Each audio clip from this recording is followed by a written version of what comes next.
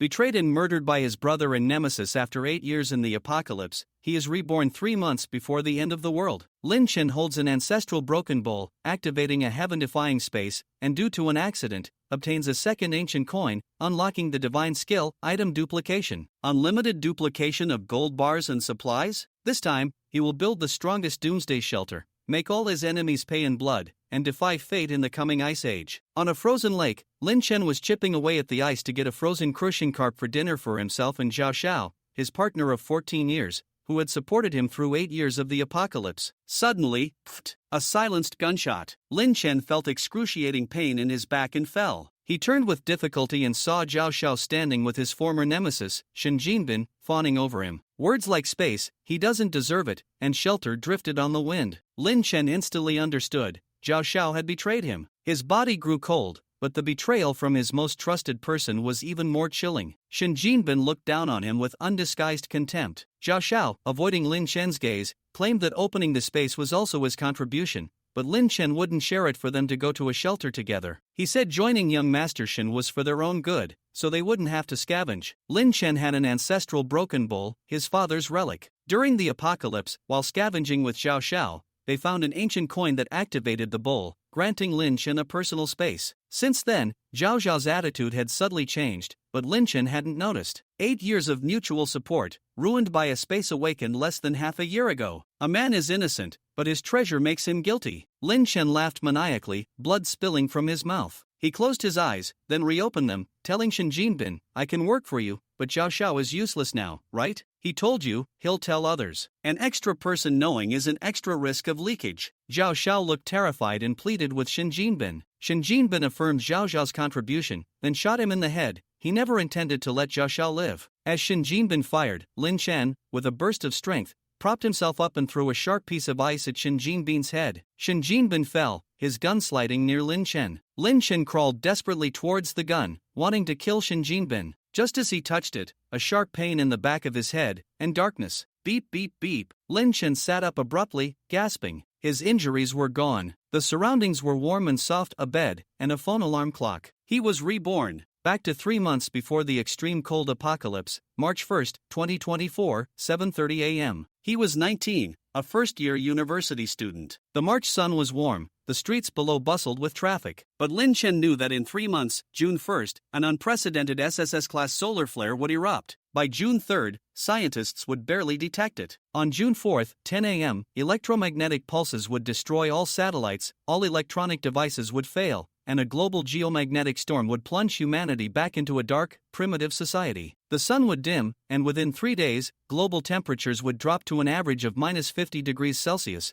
ushering in the extreme cold apocalypse, wiping out over 90% of species. Lin Chen opened his safe and took out the unremarkable, chipped, and grimy bowl, the treasure pot. In his past life, he only repaired it and gained the space in the 8th year of the apocalypse, by which time there were few supplies left to store. To open the treasure pot, he needed a specific item, a uniquely patterned ancient coin he had found in the Changnan antique market in his past life. He packed the treasure pot, had a hearty breakfast, and drove to the Changnan antique flea market. Hundreds of stalls lined the street. Lin Chen remembered finding the coin with Zhao Xiao here, but the exact location was lost. He searched for 2 hours without success, learning the market only operated on weekend mornings with varying vendors. He worried the vendor with the coin might not return. Lin Chen? A familiar voice. Lin Chen's eyes glinted with killing intent. It was Zhao Xiao. Lin Chen suppressed his murderous intent and feigned surprise. Zhao Xiao, in a city management uniform, clapped his shoulder, mockingly asking if the top student was into antiques. Lin Chen brushed his hand off, saying he was just looking around. Zhao Xiao, knowing the street was full of fakes, secretly hoped Lin Chen would be swindled but outwardly encouraged him, mentioning a story of someone finding a Han Dynasty antique for 200 yuan that sold for 500,000. Lin Chen inwardly sneered. A commotion drew them over. A young man, Qin Tai, was angrily confronting an elderly stallholder, claiming a coin he bought for 100,000 was a fake modern craft and demanding a refund. The old man insisted it was an heirloom. Onlookers watched,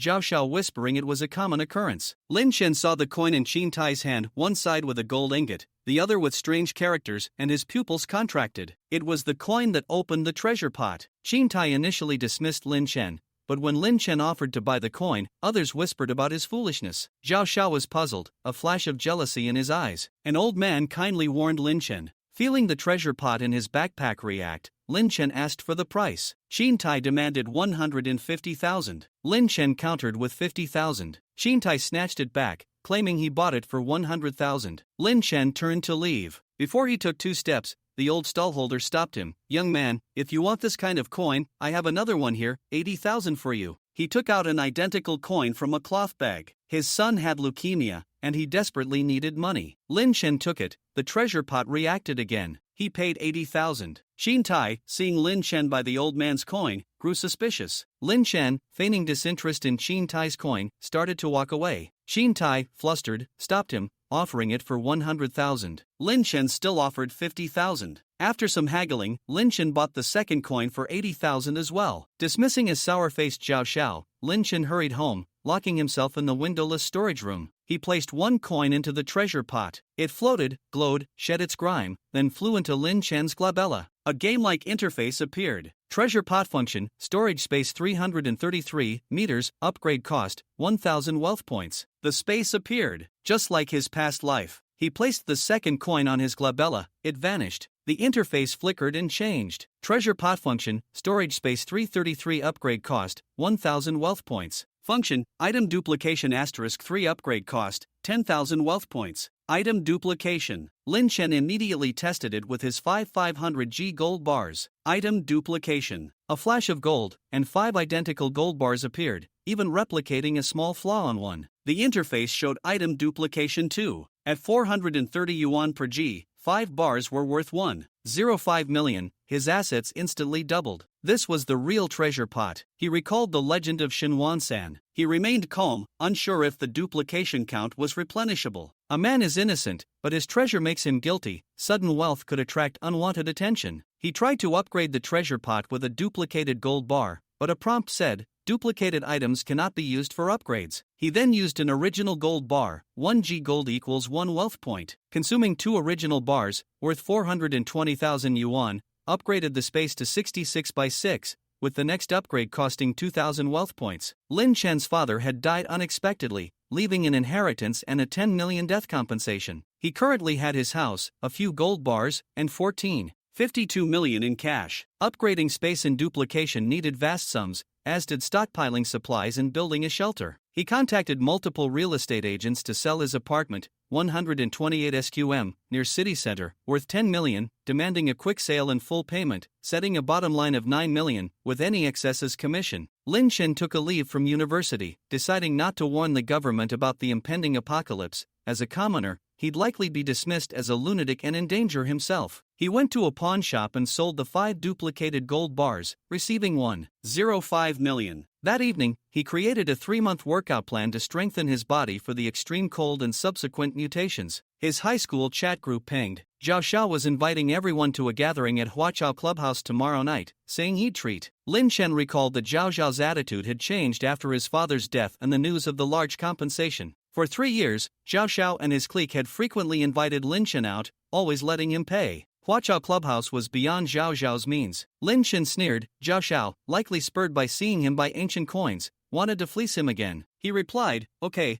but I'm only free after 8 p.m. At 5 a.m. the next day, Lin Chen woke up. The treasure pot interface was unchanged, duplication uses hadn't reset. He began his morning workout. At 8 a.m., after showering and breakfast, he made a supply list. In the afternoon, he rented a 1,000 SQM warehouse for a month, 60,000 yuan, deposit plus 1 month's rent, to store purchased supplies before moving them to his space. He planned to move into the warehouse in a few days. As evening approached, Zhao Xiao and others urged him in the group chat. Lin Chen arrived at Huachao Clubhouse around 8 p.m. Zhao Xiao, Huang Miao, and Su Feifei were already in a private room, having drunk a fair bit. Su Feifei, a sweet-looking girl, greeted Lin Chen effusively, clinging to his arm. Lin Chen subtly disengaged. Huang Miao called Lin Chen over for drinks. Zhao Xiao, noticing Lin Chen's interaction with Su Feifei, his smile fading slightly, announced he had a good show prepared. Soon, 4 scantily clad hostesses entered the room. Lin Chen raised an eyebrow, a look in his eyes. The drinks on the table alone would cost at least 10 to 20,000. He wondered if Zhao Xiao could afford it. Zhao Xiao toasted Lin Chen and Huang Miao, thanking them for being his brothers.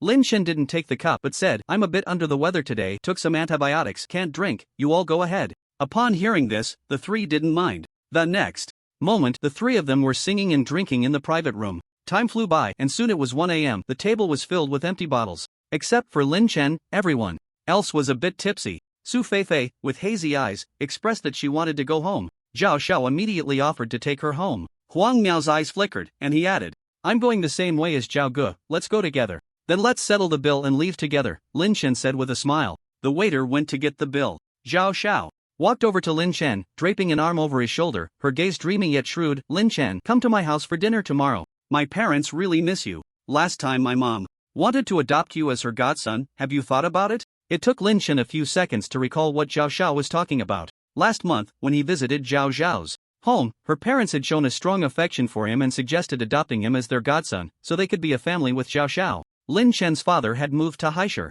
from another place, and Lin Chen had never interacted with relatives on his father's side. After his father passed away, his mother remarried and he had lost contact with relatives on her side as well. The appearance of Zhao Xiao and these people timely filled the void in Lin Chen's heart, which is why he trusted them so much. Although Lin Chen didn't agree to become Zhao's godson in his previous life, he had grown closer to Zhao Xiao. Zhao Xiao's family had bought a new house and even borrowed $1 million from him. Later, when the apocalypse struck, Zhao Xiao's parents died early on, and that money was never returned. Calculating the time, it was almost time for Zhao Xiao to ask for money again. "No, I'm not used to being someone else's son," Lin Chen smiled, but the smile didn't reach his eyes. Zhao Xiao had always approached him with ulterior motives. In his previous life, he had treated Zhao Xiao as his best friend, overlooking many things. Now, shedding the filter of friendship, Lin Chen realized that Zhao Xiao's tricks weren't that clever. He could see through them easily now. This was also related to the many treacherous people Lin Chen had encountered during the apocalypse. Zhao Xiao, taken aback by Lin Chen's rejection, was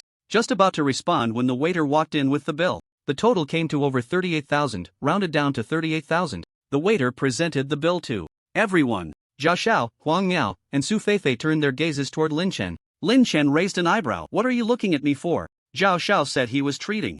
Zhao Xiao seemed to just realize this, and with a look of sudden understanding, he patted his pocket and awkwardly said, "Oh no, my phone's dead." Zhao Xiao cast a pleading look at Lin Chen. If it were the Lin Chen from his previous life, he would have gotten up to pay without a second thought. But at this moment, Lin Chen wore a half-smile, a glint of mockery in his eyes, and said to the waiter, "Get him a charger." The waiter's expression soured, casting a disdainful glance at Zhao Xiao before leaving the private room to fetch a charger. Stepping out of the room, he said to the people outside, "Keep an eye on things." The people outside immediately understood. The atmosphere in the private room became somewhat tense. Huang Miao and Su Feifei exchanged glances. They were already used to Lin Chen insisting on paying, and they had never imagined this scene today. Although Zhao Xiao had always claimed he was treating, they all knew who would end up paying. Did Lin Chen and Zhao Xiao have a falling out? Huang Miao shot Zhao Xiao a questioning look. "What's going on?"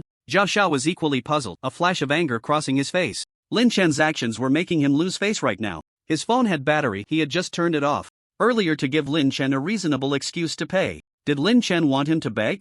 Zhao Xiao had already begun to resent Lin Chen, but he still forced a smile and said, "Lin Chen, you settle this meal today, and I'll treat next time." Lin Chen naturally wouldn't give Zhao Xiao any face, looking puzzled as he said, "Zhao Xiao, today you said you would treat us, and called everyone out, right? Don't tell me you're treating us without any money?" Zhao Xiao's smile froze on his face. Huang Miao and Su Feifei looked at Lin Chen with incredulous expressions. They had seen how good Lin Chen had been to Zhao Xiao over the past 3 years. They had never seen him like this before. At this moment, there were still 4 hostesses in the private room, and they hadn't even received their tips, yet a scene of skipping out on the bill was unfolding. Zhao Xiao had confidently declared that he was treating them, and they had all heard it, so various looks of disdain, contempt, and surprise were directed at Zhao Xiao. Just then, a waiter came in with a charger, placed it in front of Zhao Xiao, and gestured for him to proceed. Zhao Xiao looked at the charger, momentarily caught in a dilemma. The waiter urged coldly, "Please charge it, sir. We will be closing in an hour." Zhao Xiao's face was like a spilled palette, shifting from red to white to black. No matter how scheming he was still just a 19-year-old young man who had just started mingling in society. At this moment, he could no longer contain his anger. "Enough!" Zhao Xiao gritted his teeth and squeezed out a few words to Lin Chen, "I beg you to settle the bill first. Can we talk about this later?" He still thought he had inadvertently upset Lin Chen and believed that if he just went along with Lin Chen like before, Lin Chen would obediently do as he said. However, after experiencing Zhao Xiao's betrayal, how could Lin Chen still be the same pushover from his past life? Lin Chen's expression also turned cold. "So, you really are treating us without any money?" Zhao Xiao felt his pride being rubbed into the ground, his eyes reddening with anger. "Yes." Lin Chen chuckled, his gaze sweeping over the others. "Since that's the case, let's go Dutch." "What? Go Dutch?" Now Huang Miao and Su Feifei were also unsettled. Su Feifei frowned and said, "You can't expect me, a girl, to pay for this outing, right?" Huang Miao's eyes flickered as he awkwardly said, "I didn't know we were going Dutch today. I didn't bring any money." Huang Miao pushed Zhao Xiao, whose face was already as dark as a pot bottom. "Zhao Go, what did you do to offend Lin Go? Apologize to him." Zhao Xiao looked at Lin Chen's half-smiling, half-mocking face at that moment, wishing he could go up and beat Lin Chen to death. He couldn't even remember what had angered Lin Chen. Lin Chen ignored the three of them, paid for his own share, which was 30 yuan for a lemonade. Zhao Xiao exclaimed in disbelief, "Didn't you say we were going Dutch?" At this point, his mind was spinning. Lin Chen curled his lips, genuinely pleased to see Zhao Xiao like this. "Yes, we are going Dutch, everyone pays for their own part. I only had one juice tonight. You can check the surveillance if you don't believe me." As things developed to this point, the club could only check the surveillance and found that Lin Chen was telling the truth. After Lin Chen paid the 30 yuan, he left. Under the furious glares of Zhao Xiao and the others, Lin Chen pushed the door open and walked out. Only the three of them were left. Facing the waiter, who coldly urged, "You still owe 37,970 yuan, please settle the bill." Did Lin Chen really just leave like that? The three couldn't believe that the usually easygoing Lin Chen had turned so cold-blooded. By the time they reacted, Lin Chen had already walked far away. "Lin Chen, wait for me." Su Feifei wanted to follow Lin Chen but was stopped by the waiter. "Why are you stopping me? That guy in front is my boyfriend." Su Feifei glared at the waiter, her tone unfriendly. The waiter sneered, "Then you can call your boyfriend and have him pay for your share too." Su Feifei was so angry that her chest heaved, but she didn't dare to be fierce with the seemingly tough waiter. She turned and glared fiercely at Zhao Xiao. "What are you dazed about? Hurry up and pay." I don't have that much money." In front of the girl he liked, Zhao Xiao felt utterly humiliated, and had already come to hate Lin Chen. Having worked for less than a year, his savings hadn't even broken into 4 digits. How could he possibly afford 38,000? Lin Chen had guessed correctly. It was because he had seen Lin Chen spend over 100,000 in just a few minutes yesterday that Zhao Xiao felt like a sour lemon and thought of inviting Lin Chen out today to make him pay heavily. Zhao Xiao knew that Lin Chen would definitely pay, and they were the only good friends he had, so even if it hurt, he would compromise. It had always been like this before. Why did it feel like Lin Chen had become a different person today? Zhao Xiao, not believing in bad luck, called Lin Chen. Lin Chen, feeling refreshed after leaving the club, hung up on Zhao Xiao's call, blacklisted all of them, and went home. When Zhao Xiao's call was cut off, he tried again, but it was directly unreachable. Now he was truly convinced that Lin Chen would no longer care about them. Faced with the watchful eyes of the waiter and several security guards outside, Zhao Xiao whispered, "Let's split the bill." Huang Miao and Su Feifei naturally refused. One had just started working and the other was still a student, both of whom had no money.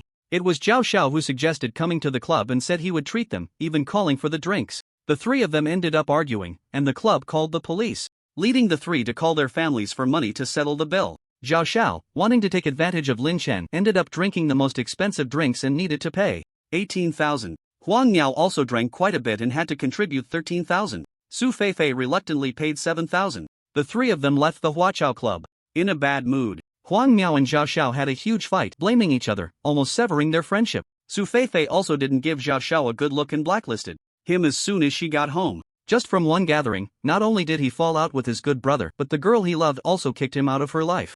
Zhao Xiao hated Lin Chen to the core. However, when he returned home, instead of comfort, he was scolded by his father, who slapped him. His father angrily berated Zhao Xiao for being inconsiderate, saying the family was preparing to buy a house and borrow money from Lin Chen, yet he went and did this, ordering him to apologize to Lin Chen immediately. Zhao's father believed that Zhao Xiao's intention to take advantage of Lin Chen was too obvious, which must have offended Lin Chen and made him angry. Lin Chen was unaware of all this. Even if he knew, he wouldn't care. The next day, Lin Chen still got up early to exercise. Not long after breakfast, he received a call from a real estate agent. The agent was a young woman named Chen Qingqing. "Mr. Lin, I have a client who wants to see a house. When would you be available?" "So soon?" Lin Chen was slightly surprised. "I have time right now, you can bring them over." A few minutes later, Lin Chen heard the doorbell ring. He opened the door to find a middle-aged man in a jacket walking in behind the young and beautiful Chen Qingqing. Chen Qingqing began to detail the advantages of the house. Lin Chen stepped aside. These agents were the professionals in selling houses, and he just needed to wait. After viewing the house, the middle-aged man readily stated that he could buy it in full cash. The price Chen Qingqing negotiated was 9.45 million. Lin Chen was somewhat astonished. This was much faster than he had imagined. Shortly after the two left, Lin Chen saw the middle-aged man making an inappropriate advance towards Chen Qingqing, and he suddenly understood what was going on. Not long after they left, Chen Qingqing returned. "Mr. Lin, I have negotiated with the client, and tomorrow we will go to handle the transfer procedures. Please prepare your things in advance." This big deal, if left too long, might lead to complications, so Chen Qingqing has really pulled out all the stops. Alright. Although Lin Chen was surprised by this woman's tactics, he was quite satisfied with the outcome. The sooner he sold the house, the sooner he could start the next step. Chen Qingqing then began to detail the preparations needed for the transfer of ownership. As she spoke, she slowly leaned her body closer. Lin Chen stepped back a few paces, casting a cold glance at Chen Qingqing. Chen Qingqing, in her mid-20s, was in the prime of her youth and had a decent figure. However, he felt no attraction to a woman who would resort to any means. Under Lin Chen's icy gaze, Chen Qingqing felt her heart chill. She had never encountered such a cold look from a young boy before. But thinking of the hefty commission, she forced herself to display her most beautiful smile. Mr. Lin, you mentioned that the portion exceeding 9 million would be considered as commission. I keep my word. Once the transaction is complete, I will transfer it to you. I have to head out soon, so I won't keep you, Miss Chen. If someone could secure a commission of 450,000 from a single deal, that was their skill, and Lin Chen naturally wouldn't go back on his word. With this money, he could also initiate his next plan. Hearing this, Chen Qingqing secretly breathed a sigh of relief and took her leave. Lin Chen was also preparing to go out. He had arranged to sign the warehouse rental contract today. After inspecting the warehouse, Lin Chen was very satisfied. Before renting, he had mentioned several requirements. He wanted a location with few people around, good confidentiality, and no visibility into the interior from the outside. The agent was attentive and had found a warehouse that met Lin Chen's criteria and even came to check it out in advance. The contract was signed smoothly. Tomorrow, once the house in his community was handed over, Lin Chen could move into the warehouse. As he was leaving, Lin Chen stopped the agent. The agent was a man nearing 30, named Liao Peng. Lin Chen found him meticulous and steady in his work. With less than 3 months left until the apocalypse countdown, he needed to gather a massive amount of supplies and upgrade his treasure trove, which couldn't be accomplished in just a few days. Building a shelter was time-consuming and labor-intensive, and he needed someone to help. Mr. Liao, would you be interested in working for me? I can offer you an annual salary of 500,000. Lin Chen painted a grand picture. Liao Peng was taken aback. An annual salary of 500,000? That was 20 to 30,000 more than his salary at the real estate agency. But he was filled with doubt, wondering if Lin Chen was joking. He cautiously asked, "What do you need me to do?" He couldn't engage in any illegal activities. Lin Chen organized his thoughts and said, "It's like this. I'm a doomsday survival enthusiast and want to build an independent safe house in Shushi, but I'm tied up in Haishur and hope someone can help me." A doomsday survival enthusiast? A safe house? Even someone as composed as Liao Peng felt a shiver at Lin Chen's words. As a real estate agent, he had dealt with all kinds of properties. He naturally knew that some wealthy people had peculiar ideas. Due to rumors online about a potential Third World War or natural disasters, some wealthy, death-fearing bosses would create extreme environment survival systems in the basements of their villas. But those were all big bosses over 40. This was the first time he had encountered a request to help build a safe house for a young man. If it weren't for the fact that this young man had just completed a deal with him, Liao Peng might have thought he was a scammer and walked away. Lin Chen also knew that words alone wouldn't suffice. He gestured for Liao Peng to take out his phone and show him the payment code, transferring him 100,000. This is over 2 months' salary. Now Liao Peng believed Lin Chen's words. Who would joke around with such a large sum of money? However, being cautious, he still requested to sign a contract with Lin Chen. Lin Chen had the same intention. The shelter was closely related to his future survival, and he couldn't expect Liao Peng to wholeheartedly work for him just based on a few words. After discussing the contract details, the two signed an agreement. The contract essentially states that Lin Chen hires Liao Peng as his personal butler with an annual salary of 500,000. Liao Peng is responsible for handling the construction of the new house in Sha City, supervising and accepting the work, as well as assisting Lin Chen with various chores. Lin Chen is to ensure Liao Peng's salary and other rightful benefits. With a tight timeline from Lin Chen, Liao Peng promptly resigned and took up the position. With this job, he could buy a house in the suburbs of High City after just a few years of work, which was infinitely better than being in real estate. He secretly resolved to work hard and show Lin Boss his capabilities. Little did he know that this job would end in just 3 months. Lin Chen never intended to keep him on for long. Once the shelter was built, Liao Peng's job would be over.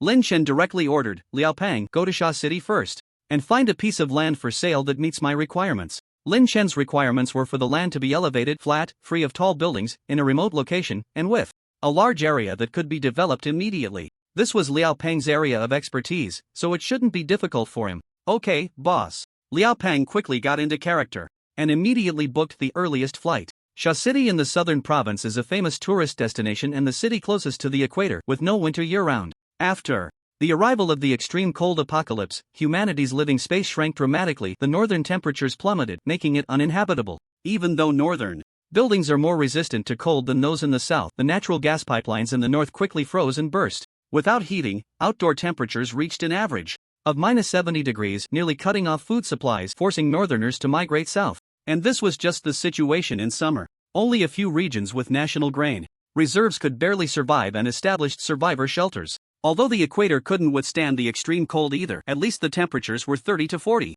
degrees higher than in the north, with average temperatures ranging from -30 degrees Celsius to -50 degrees Celsius. Moreover, Sha City is by the sea, and the authorities periodically cut through the ice to salvage frozen fish, so food is not as scarce as in the north. Lin Chen's preparations in this life were not out of greed for official supplies. With the ability to carry vast amounts of supplies in his space, safety became Lin Chen's primary concern. The most terrifying aspect of the apocalypse is not the extreme weather, but humanity itself. In the extreme cold without food, starving people resort to anything, and incidents of murder and resource theft are common. No city has stable order. Sha City has the largest official shelter in Xia country, where most of the high-ranking officials, scientific researchers, and military personnel gather. Naturally, the order there is much better than in other places. Moreover, he had heard in his previous life that Sha City had developed food that could be grown in extreme cold. In this life, he aimed to do it right and build his shelter directly in Sha City. After reminding Liao Pang of the relevant precautions for building the shelter, he returned home. The next morning, after completing his usual morning exercises, Lin Chen stored all the movable items in his space. He discarded some useless things downstairs. Before leaving, Lin Chen took one last look at the empty house and turned away without any nostalgia. It was just a house. For him, anywhere was home. Lin Chen was unaware that shortly after he left home, Zhao Xiao went to his house looking for him. Unable to find Lin Chen, Zhao's parents scolded her mercilessly over the next few days. Lin Chen went to handle the property transfer procedures at the agreed time. After that money was credited, he transferred 450,000 to Chen Qingqing. Then he headed straight to the bank. The Xia Country Bank, the largest branch in Hai City, is located in the city center. Because of the large amount of gold needed, fearing the bank might not have enough at once, Lin Chen had already called the account manager to make an appointment after confirming yesterday that the house could be transferred today. By the time he arrived at the bank, it was already afternoon. He stopped along the way to buy a suitcase to store the gold. Now Lin Chen's savings have reached 25.4 million. His original savings plus the sale of 3 gold bars, minus the warehouse rent and the money spent on Liao Pang and miscellaneous expenses, leave him with 15.4 million. He sold his house for 9 million. He borrowed 1 million through various online loan apps. If it weren't for the regulation that a person cannot borrow more than 1 million from different legitimate platforms, Lin Chen would have borrowed more. Now Lin Chen's total funds amount to 25.4 million, enough to buy 60 kilograms of gold. According to the rule that wealth doubles with each level increase in the treasure basin, 60 kilograms of gold can upgrade the space 4 times, and then duplicate items twice. Upgrading the space 5 times separately or upgrading item duplication 3 times is not sufficient. Currently, the volume of the space is 6 times 6 times 6, 216 cubic meters, which should be enough after 4 upgrades. What Lin Chen wants to know is what changes will occur after upgrading the item duplication ability. There are quite a few people in the bank, and Lin Chen, carrying a suitcase, stands out. Immediately, a bank staff member approaches to inquire, "May I ask what business you need to handle?" Lin Chen replies, "I am here to purchase gold. I made an appointment yesterday. May I ask which manager you contacted?" Last name Chu. Soon, Lin Chen is taken to the door of an office. Chu Xiaodai is the client manager at the headquarters of Haishir Xiagua Bank. Yesterday, a client with a deposit of 10 million called her, saying he wanted to purchase 60 kilograms of gold at the bank. Chu Xiaodai was quite surprised. What does 60 kilograms of gold mean? Although the international gold price has dropped a few dollars in the past couple of days, each gram of gold still costs 413 yuan plus the bank's minimum processing fee of 5 yuan, making the total for 60 kilograms of gold 25.08 million. Generally, wealthy investors buy gold stocks or gold futures. Very few would purchase such a large amount of physical gold. Moreover, in recent years, the situation has been unstable, and gold prices have remained high, making it very easy to incur losses when buying so much physical gold. Curious, Chu Xiaodai checked the client's information. The data showed that this person is named Lin Chen and is only 19 years old. Chu Xiaodai has a deep impression of this boy. 3 years ago, at Haishi's largest new energy company, Tanchi New Energy Company, Limited, an electronic power engineer unfortunately died in an accident at work. Tanchi New Energy Company, Limited generously compensated with 10 million. It received widespread praise at the time. Not long after, the son of that electronic power engineer received the compensation, and it was Chu Xiaodai who handled the business for him. Chu Xiaodai remembers that the boy's name was Lin Chen. Chu Xiaodai checked the bank's inventory of physical gold and confirmed that there was stock available before replying to Lin Chen that he could come at any time to complete the purchase procedures. She waited all morning, occasionally glancing towards the door. After waiting for a long time without seeing anyone, she planned to rest a bit more at noon when a knock came at the door. Manager, the client buying gold has arrived. Lin Chen waited in the lobby for a while. When a graceful woman in uniform walked out, he glanced at the name tag on her chest. Client manager, Chu Xiaodai. Are you Mr. Lin? Chu Xiaodai smiled appropriately and politely said, please follow me. Lin Chen nodded and followed Chu Xiaodai to the VIP lounge. Chu Xiaodai first explained the purchasing process for physical gold bars to Lin Chen. When buying physical gold, if the price hasn't increased by at least 10 yuan, it means a loss. This is because additional processing fees and service fees are added at the time of purchase. However, Lin Chen is not buying gold for investment. A loss of 10 yuan is not a big deal for him. I have already understood. Let's proceed with the formalities now. Selecting specifications, opening an account, filling out documents. Aside from the client manager's gaze making Lin Chen a bit uncomfortable, the rest of the steps went smoothly. Lin Chen's savings of 25.4 million, at today's instant international gold price of 412 per gram after deducting processing and service fees, could buy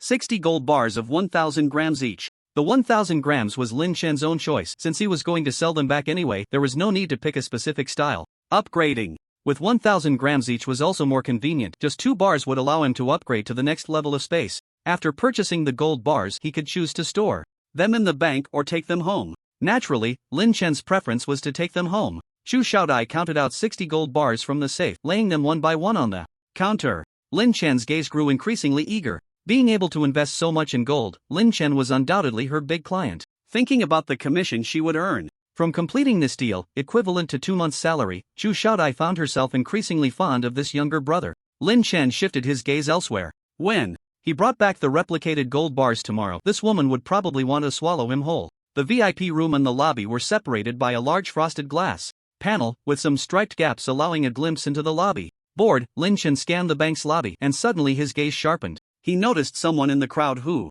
seemed out of place. Upon closer inspection, he realized it wasn't just one person, but 4. These 4 individuals were dressed normally, seemingly lounging in different spots around the bank, waiting in line. Even the bank security couldn't detect anything unusual. But Lin Chen had survived in a world filled with corpses. Over the past 8 years of the apocalypse, he had encountered many villains and had no idea how many he had killed. He could sense the murderous intent emanating from these 4. It was still a time of peace. How could ordinary people exude such killing intent? Could it be? He hadn't come here until now, and on his first visit he stumbled upon a bank robbery? Lin Chen racked his brain, trying to recall if there had been any news of bank robberies in Haishur before the apocalypse, but he couldn't think of any. Had he caused some kind of butterfly effect since his return? It seemed that one of the individuals sensed Lin Chen's gaze and turned their head, prompting Lin Chen to quickly avert his eyes. Haishur was one of the safest cities in Xia country, and as the largest bank in Haishur, how could anyone dare to rob it? Wasn't that courting death? It was well known that bank robbery was absolutely not worth the risk compared to the potential gains. Perhaps he was overthinking it. There were obstructions, and others couldn't see what was happening here. Yet, Lin Chen still felt a sense of unease. Better safe than sorry. This was all his wealth in life. If he were truly robbed, he wouldn't even have a place to cry. He turned to Chu Xiaodai, who was still counting the gold, and said softly, "Wait, I'm not buying today." He had no idea when these 4 people had entered. He had been very conspicuous with his suitcase, and he was in the VIP room. If this group had ulterior motives, he might already be targeted. What? Chu Xiaodai thought she had misheard. I said, I'm not buying today. I'll come back another day. Lin Chen lowered his voice. However, upon hearing that Lin Chen wasn't buying, Chu Xiaodai immediately felt that he was playing her. After all the trouble of bringing out the gold bars, he was now saying he wouldn't buy? Did that mean she would lose her commission? Chu Xiaodai was furious, and her voice rose. Sir, your transaction has already been completed, and the transaction amount has been deducted. If you want to return, return. Lin Chen interrupted Chu Xiaodai's words. He hoped this client manager would quickly put the gold bars away. Chu Xiaodai was so angry her face turned pale, but she still forced a smile. Instead of taking the gold bars back, she wanted to continue arguing with Lin Chen. Mr. Lin, these gold bars are already yours. If you want to return them, it would mean going through the repurchase process, and you would lose the processing and service fees. Lin Chen glanced over and saw one of the 4 men approaching the VIP room. The man was about 30 years old, dressed in black casual wear, with a buzz cut and an unremarkable appearance. However, a closer look at his eyes revealed a hidden ferocity, suggesting he had killed before and seen blood. Although he was of Asian descent, Lin Chen felt that his features did not belong to someone from their country. With this glance, Lin Chen felt even more convinced that his suspicions might be true. Chu Xiaodai was still chattering away, trying to reason with Lin Chen. Lin Chen inwardly cursed this brainless woman. He lowered his voice and said, "Quick, put away the gold bars. Otherwise, if they get stolen, it's on you." Chu Xiaodai, seeing that Lin Chen was so stubborn, was infuriated, her chest heaving. "Mr. Lin, these gold bars are still on my counter. Even if they are stolen, it's the bank's responsibility, so please don't change the subject." Lin Chen's focus shifted. "Are you saying that if they get stolen now, it's not my fault?" At that moment, the security guard also sensed something was off and walked over. VIP rooms usually hosted large transactions, and seeing someone suddenly approach, the guard instinctively became alert. The guard stepped in front of the buzzcut man, blocking his path. "Hello, please queue in the lobby for regular transactions." "Oh, I'm sorry, I didn't know," the buzzcut man replied with an apologetic expression, seemingly about to bow an apology. However, Lin Chen's pupils suddenly constricted. A black handgun was swiftly drawn from the buzzcut man's pocket and pressed against the guard's abdomen, followed by a loud bang of a gunshot. The guard fell to the ground in disbelief, blood gushing from his abdomen, staining his once clean uniform. In the next second, the other three robbers also pulled out their guns, each aimed at the guard who had drawn his baton and fired a shot. The sound of gunfire and screams echoed throughout the lobby. Then came the piercing sound of an alarm. A bank employee sitting at the counter immediately pressed the alarm button. Meanwhile, the buzzcut man had already shot his way through the VIP room door. Lin Chen's gaze met that of the buzzcut man. Seeing the greed and murderous intent in his eyes, Lin Chen immediately crouched down. He clasped his hands over his head and moved himself into a corner. If you were to ask him what to do when faced with danger, Lin Chen would confidently tell you, "If you can fight, fight. If you can't, run. If you can't run, give in." They had 4 guns, and he was unarmed. "Step forward. Don't be ridiculous, isn't it better to stay alive?" Lin Chen quietly crouched in the corner. The other people in the lobby had already been subdued by the robbers. These 4 robbers were clearly well prepared, with defined roles. One was responsible for observing the outside situation, another for watching the hostages. A third was approaching the buzzcut man with a handbag. Chu Xiaodai at the counter was already frozen in fear. Did someone really dare to rob a bank in Xia country? The buzzcut man walked straight to the counter, aiming his gun at Chu Xiaodai behind the bulletproof glass, threatening, "Get the gold bars out. Hurry." Chu Xiaodai did not comply. Instead, she began to pack the gold bars back into the safe. Although terrified, they were trained, and the bank's bulletproof glass wouldn't be penetrated by an ordinary handgun. This was the city center, and the bank's alarm was connected to the nearest police station. Within 10 minutes, officers would arrive. However, there were other bank employees outside the counter. One robber directly pressed his gun against an employee's head and dragged him to the VIP room entrance. The employee was so scared he nearly wet himself. "Get the gold bars out as fast as you can. If you're 10 seconds late, I'll kill someone." Chu Xiaodai had no choice but to comply. Lin Chen hid in the corner, quietly watching this scene unfold. He noticed that none of the robbers were going to the other counters to steal cash.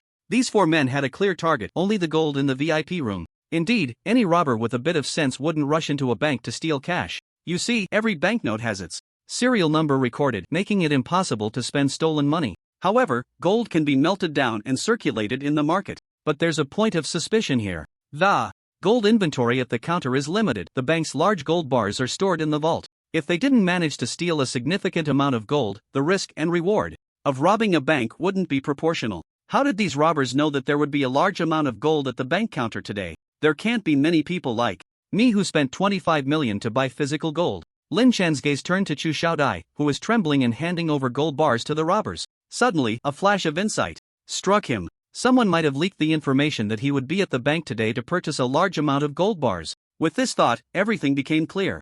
They had been waiting for this batch of gold bars to appear. Lin Chen felt a chill in his heart, and his eyes turned cold and terrifying. Fortunately, he hadn't taken the gold bars, and with the security personnel noticing something was off, he had narrowly escaped disaster. Otherwise, once the gold bars were packed into the suitcase, it would have been nearly impossible for him to leave alive without any defenses. 60 gold bars were quickly handed out of the window by Chu Xiaodai and collected by the robbers into their bags. The gold bars didn't look large, but their weight of 120 pounds was substantial, making it somewhat difficult for one robber to carry. At that moment, the buzzcut man noticed the suitcase by the counter. Lin Chen inwardly cursed. Sure enough, the buzzcut man had noticed him. The suitcase Lin Chen bought was black, not very large, and had a combination lock specifically for packing gold bars. The buzzcut man glared at Lin Chen menacingly and said, "Come here. Open that suitcase." Lin Chen feigned a scared expression and obediently walked over to open the suitcase. The robber placed the bag containing the gold bars into the suitcase. Throughout this process, Lin Chen kept a close watch on the robber's movements. 25 million worth of gold was all packed into a small suitcase if he were to use his space ability to store these gold bars. Right now. No, Lin Chen immediately dismissed the thought. The bank's surveillance equipment was still functioning normally. If this suitcase suddenly vanished right under everyone's noses, it would be too conspicuous. 25 million worth of gold disappearing into thin air would definitely be investigated thoroughly. If the treasure pot were exposed, it would be a loss greater than the gain. In the distance, the sound of police sirens was faintly audible. The robbers were quick in their actions, but the police in Xia country were even faster. Upon hearing the sirens, the robbers clearly panicked. They were ready to leave immediately. Before departing, the buzzcut man shot Lin Chen another glance. Suddenly, he reached out and grabbed Lin Chen. Lin Chen instinctively wanted to dodge and counterattack, but then he thought of something and forcibly restrained his instincts, remaining still. The buzzcut man seized Lin Chen, pressing a gun against his back, and barked, "Move." Lin Chen obediently followed the robber out of the bank. Outside, there was already a getaway vehicle waiting. Lin Chen was shoved into the car. It turned out there were 5 robbers in total. This was an SUV, and the 4 big men in the back seat were very cramped, yet not a single robber complained. They all accepted that the buzzcut man was taking Lin Chen into the car. Just as Lin Chen was being forced into the vehicle, a reporter who had been working nearby rushed over to capture the video of Lin Chen being kidnapped. The headquarters of Haishir Xia country bank was robbed, and a young man was unfortunately taken hostage. Through the short video, this news quickly became trending. Countless netizens saw the scene of Lin Chen being taken into the car. Damn, I can't believe I actually saw a fool robbing a bank in my lifetime. Damn, someone actually dared to rob the headquarters. They have some guts. I bet these robbers won't escape for a day. These robbers actually have guns. I bet half a day. I believe in the strength of our Homeland Security personnel. The guy who was taken hostage is probably in serious trouble, right? That person who was taken hostage seems to be my high school classmate. Isn't that person who was taken hostage my college classmate Lin Chen? Damn, my high school classmate is also named Lin Chen. Soon, someone realized that the Lin Chen they knew was the same Lin Chen. Thus, another short video was born. 985 top student held hostage by bank robbers, life and death uncertain. The short video was produced and quickly became a trending topic. The video even included a clear frontal photo of Lin Chen. Looking at Lin Chen's handsome yet slightly youthful face in the photo, countless older ladies and sisters felt anxious and prayed for him. They tagged the official account, insisting on a successful rescue of the hostage. Lin Chen's college classmate who posted the video gained countless followers as a result. Lin Chen was still unaware that he had become famous. The vehicle had not been moving for long when the sound of police cars behind them grew closer. The 5 people in the car were clearly breathing heavily. One of them babbled on and on. It was then that Lin Chen realized that these 5 might not be from Xia country. At that moment, a golden suitcase was placed under the foot of one of the robbers. Lin Chen could reach it with his foot. As long as his hand could touch the suitcase, he could transfer the contents to his space. That's right, Lin Chen was after this suitcase of gold. The gold was still in the counter when it was stolen, and since it never passed through his hands, the loss would naturally be counted against the bank. He could still receive 60 kilograms of gold bars as compensation from the bank. If he could store the gold that the robbers had taken in his space, regardless of whether these robbers escaped or not, the loss of the gold would be their responsibility. He would possess 120 kilograms of gold. After duplication, that would be a total of 240 kilograms. Upgrading the treasure basin with 120 kilograms of gold would double his original plan. Wealth comes with risk. As long as these 5 robbers were safe, he would be safe too. At this moment, Lin Chen was sitting close to the suitcase with the 3 robbers in the back seat.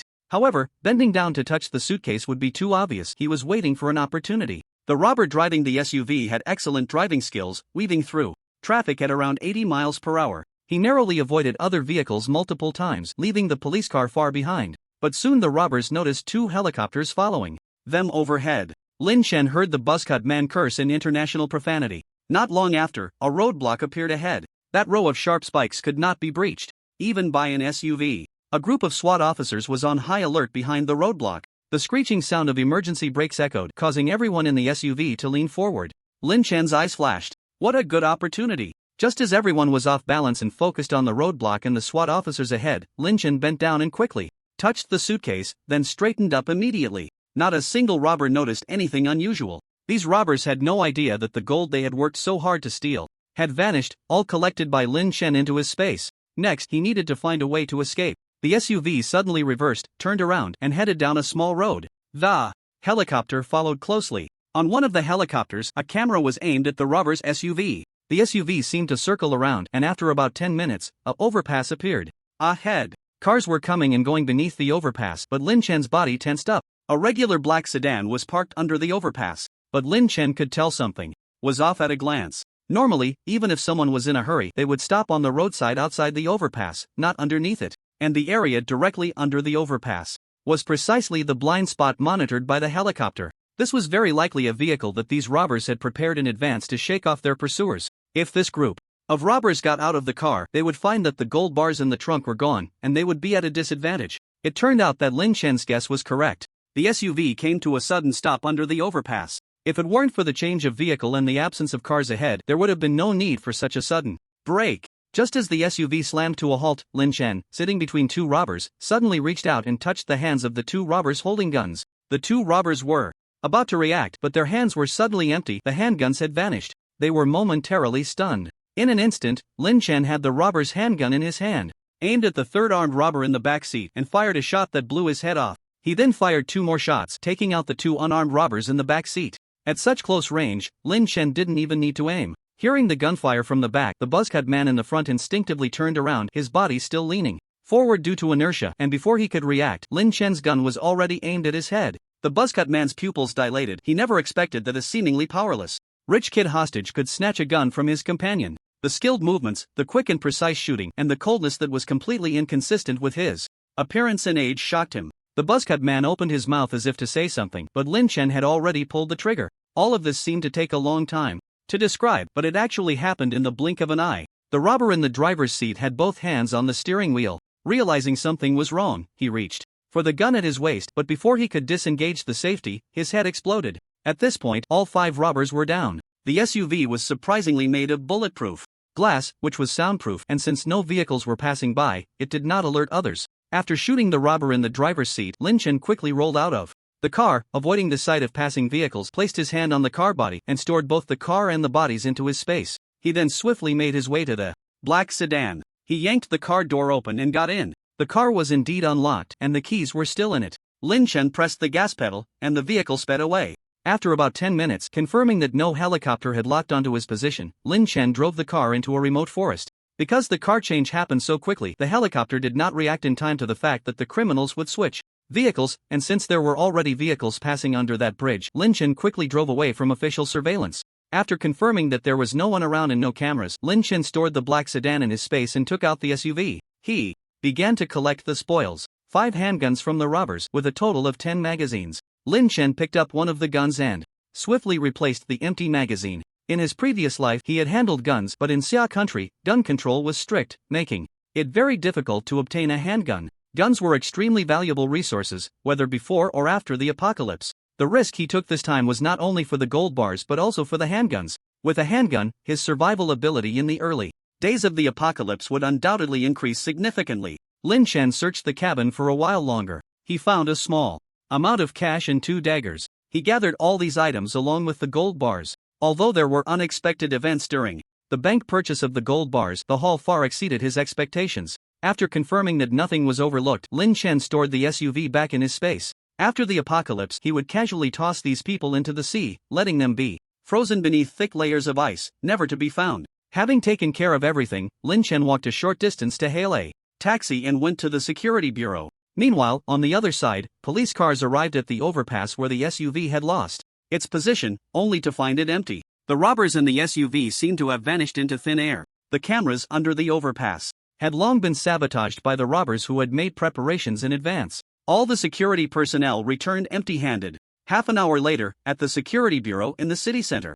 Are you saying that after they drove the car into the mountains, they let you go? Then they drove away? Do you remember the license plate number? Did you see which direction they went? The security officer asked in rapid succession. The Summer Country Bank's headquarters was robbed of gold bars worth 25 million, and a hostage was taken. This incident has drawn widespread attention in Haishur and even across the country. Although the hostage is safe now, the robbers and the gold bars are missing, which has left the leaders of the city center security department very troubled. In response to the questions from the security officer across from him, Lin Chen answered all he could truthfully. For what he couldn't answer, he innocently expressed that he didn't know, wasn't clear, and hadn't paid attention. The robbers and the car had seemingly evaporated, and the more lies he concocted, the more loopholes appeared. Lin Chen just needed to play dumb. Although he was also a suspect, as long as the security officer conducted an investigation, they would know he had never had contact with the robbers before today. It should be noted that just a few days ago he was still a proper university student.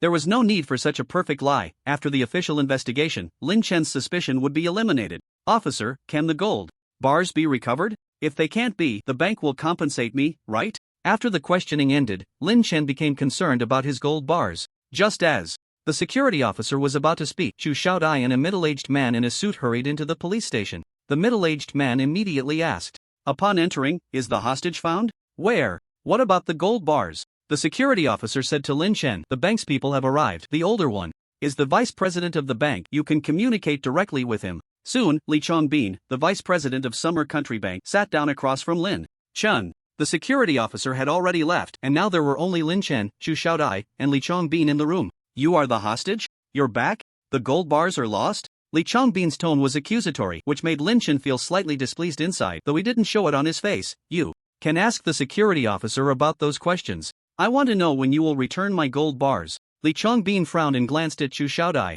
Chu Xiaodai took out a document and handed it to Lin Chen, saying, Mr. Lin, your gold bars were taken by the robbers. If this batch of gold bars cannot be recovered, our bank is willing to compensate you for 50% of the loss. If there are no issues, please sign this document. The incident of the gold bars being robbed had already spread widely online, and if they didn't want this to damage the bank's reputation, they needed to resolve it quickly. 50%? Lin Chen turned his head and looked at Chu Xiaodai with a half-smile. Didn't you say that if they were robbed, it would be your bank's responsibility? Chu Xiaodai's gaze faltered, but recalling the vice president's instructions before coming out, she still maintained a righteous expression and said, the loss of the gold bars was caused by a third party. Our bank's security personnel suffered 4 deaths and 2 serious injuries in this incident, and we have fulfilled our obligations.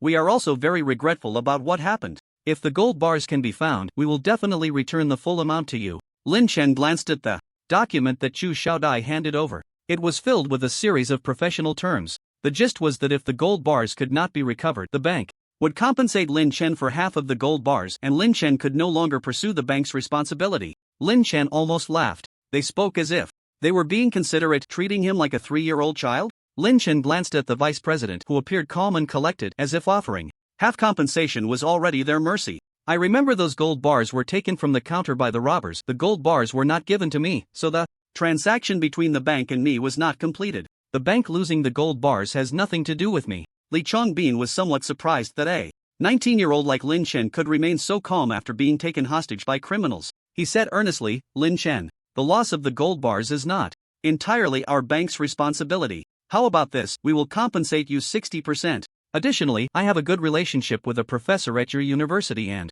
can help you apply for a graduate research position. What do you think? Not interested, Lin Chen replied bluntly. Seeing that Lin Chen was unyielding, Li Chongbin's expression darkened, and he said in a harsh tone, young people shouldn't be too greedy. I heard that there isn't an adult in your family, just you alone. You're still young, not yet in society, and you don't understand that young people today need to learn to compromise. Otherwise, offending the wrong person could affect your future.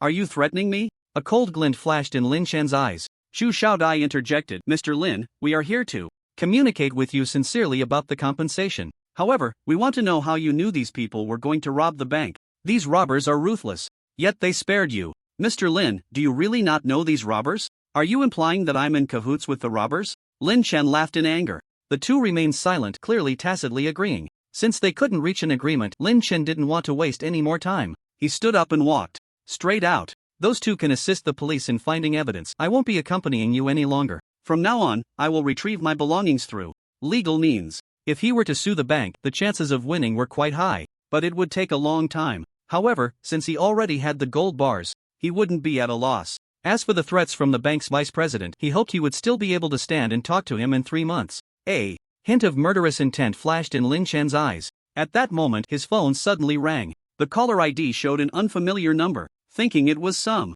advertisement, Lin Chen answered on speakerphone. The call connected, and a female voice came through. Hello, is this Mr. Lin Chen? I am a reporter from XX News in this city, and I would like to conduct a special interview with you. Do you have time? Lin Chen was taken aback. A local reporter? What did they want to interview him for? Just as he was about to decline, another call came in. Still an unfamiliar number. Sorry, I need to take this call first. After saying that, Lin Chen hung up and answered the second call. "Hello, Mr. Lin Chen, we are from XX New Media and we want to." Before the speaker could finish, another call came in. Lin Chen, puzzled, hung up this one and continued to answer. "Is this Lin Chen? I am a reporter from the Central News of Xia Country." "The Central News of Xia Country is calling him?" Lin Chen raised an eyebrow, not hanging up the phone but instead engaging in conversation with the CCTV reporter. "This is Lin Chen. What can I do for you? Do you have time for an interview, Lin? The public is very interested in how you escaped from the robbers." Lin Chen hesitated. He didn't want to become famous. Netizens in the 21st century were terrifying. If his little actions were exposed, it would be over. Although he had killed the robber in self-defense, the fact that he had taken the gold bars remained. Out of the corner of his eye, he noticed that Chu Xiaodai and the vice president were staring at him intently, seemingly nervous. The refusal that was on the tip of his tongue turned into an agreement. "All right." After agreeing on a time and place, Lin Chen hung up the phone and continued walking out. Li Changbin's eyes flashed with regret. He had wanted to act decisively before the reporter showed up. Who would have thought that Lin Chen would be so unyielding? "Wait, let's talk some more." Chu Xiaodai tried to grab Lin Chen's arm, but he dodged. Lin Chen turned to look at Chu Xiaodai, raised an eyebrow as if recalling something, and said, "By the way, I provided the police with a clue about the robber's motive for the heist." "What clue?" Chu Xiaodai instinctively asked. "When I was kidnapped, I heard the robbers say that a bank employee leaked information about my gold purchase, which is why they targeted this batch of gold bars to rob the bank." This sentence was actually made up by Lin Chen. He couldn't understand the robbers' conversation at all, but that didn't stop him from wanting to trick this woman a bit. If someone leaked his information, this woman in front of him was the most likely suspect. Chu Xiaodai felt a jolt in her heart as if she realized something, and a hint of panic flashed across her face. Seeing Chu Xiaodia's increasingly panicked expression, Lin Chen, who initially had only a 50% chance of success, now felt completely confident. TSK for security guards dead and the bank lost over 20 million. I wonder how many years that leaker will get. Looking at Chu Xiaodia's dazed and disheartened appearance, Lin Chen smiled maliciously and turned to leave. No wonder a bank robbery that didn't happen in his previous life occurred in this one. It was indeed the butterfly effect caused by his rebirth and the gold purchase. Li Changbin glared angrily, shouting at Lin Chen's back, "Stop." Seeing Lin Chen continue to walk away, Li Changbin tightly grabbed Chu Xiaodia's arm. "What's going on?"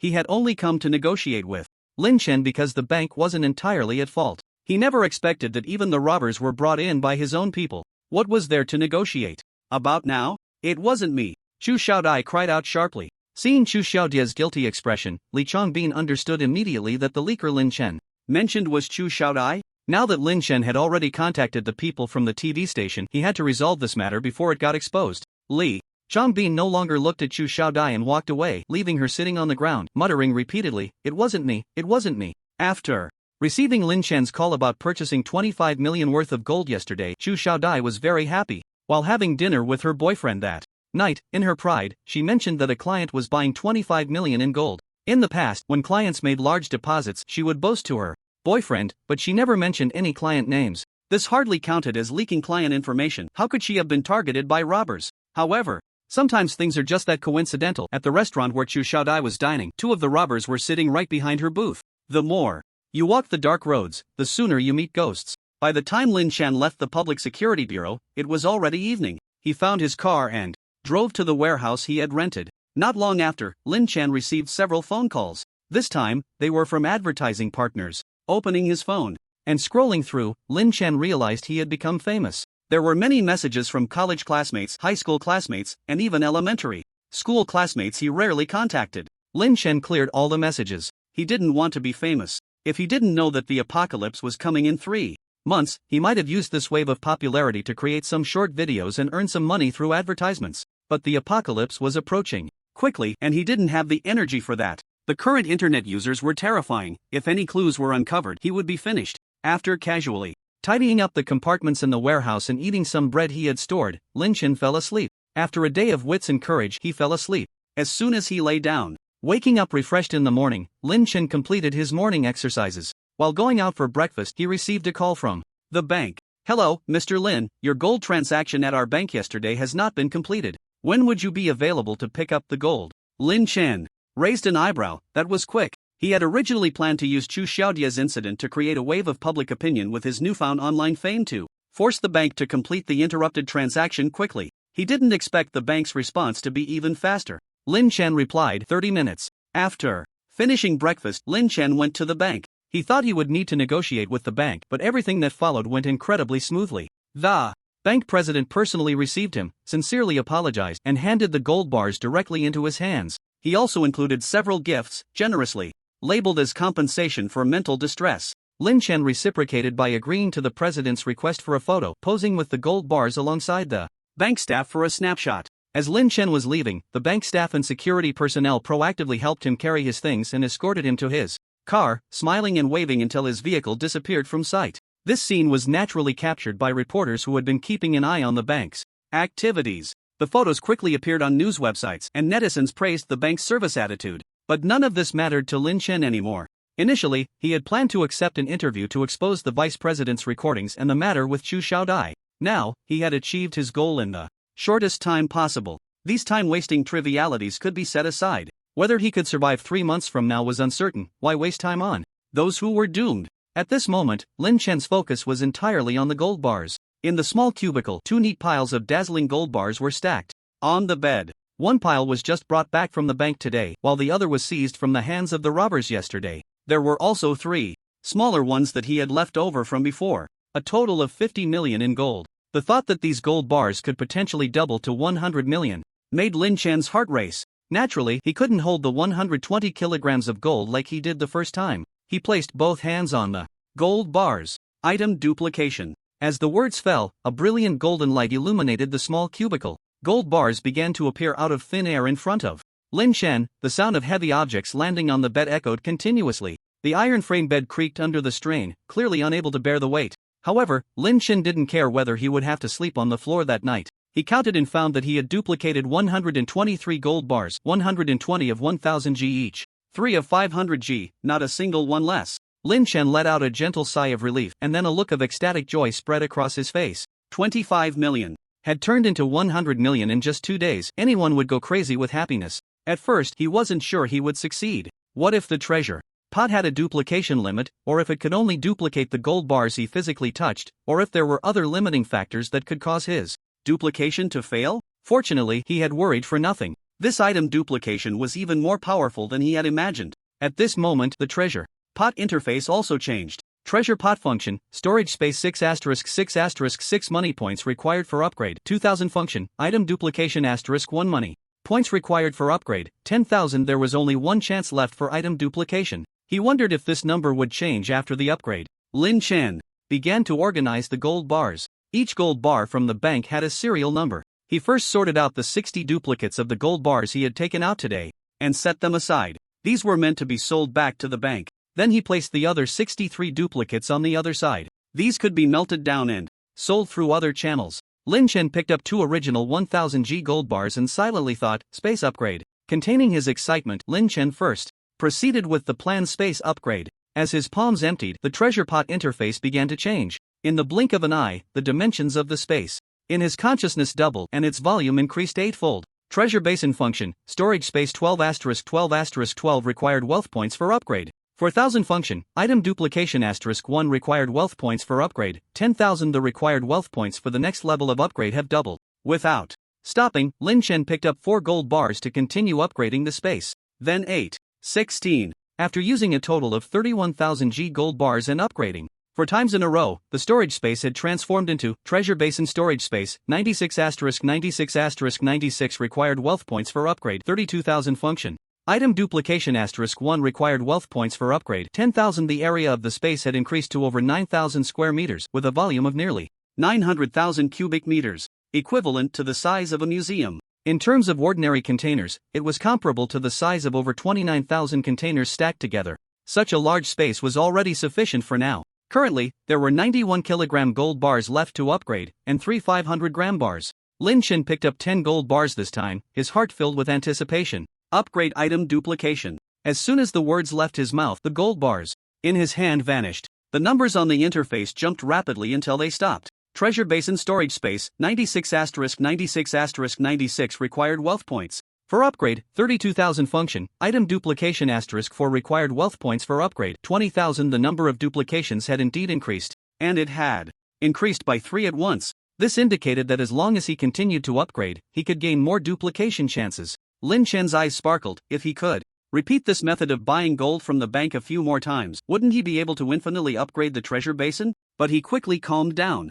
Buying gold bars from the bank and selling them back was something that could be attributed to youthful ignorance. If he lost, he lost. Doing it again would surely raise suspicions. Moreover, the duplicated gold bars could not be used for upgrades and were difficult to sell. Currently, every citizen's account in Xia country was under the government's surveillance, and a large influx of unexplained funds would quickly attract investigation from the relevant authorities.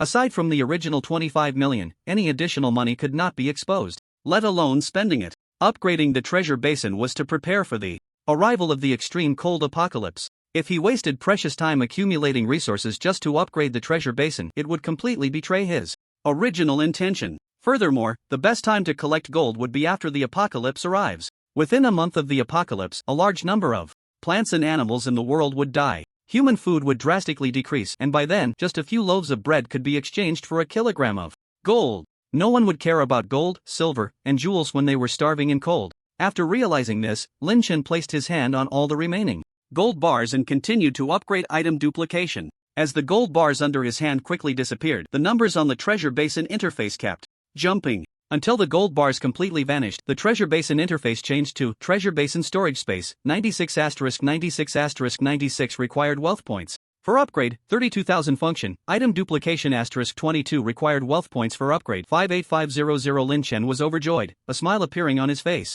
Each time he upgraded, the number of duplications gained was double that of the previous level, plus the remaining one. That equated to 1 plus 3 plus 6 plus 12, a total of 22 duplication chances. According to the current upgrade pattern, for the next item duplication upgrade, he would receive 24 duplication chances, but that was all a matter for after the apocalypse. The most important thing now was to stockpile resources. At this moment, Lin Chen still had 320,000 in hand. He needed to sell the gold bars to withdraw the duplicated gold bars from the bank to recoup his funds. Considering that the gold bars had just arrived today, Lin Chen decided to wait 2 days before selling them at the bank, as it would be more secure. Since that was the case, he would deal with another batch of gold bars that couldn't see the light of day. Lin Chen first found someone online in Haishur. It was the kind of person who spent all day idly browsing the internet, a typical recluse. He lured him with a reward of 20,000 yuan to go to a manufacturer in the suburbs of Haishur that produced high-frequency heating equipment to buy a small gold melting machine.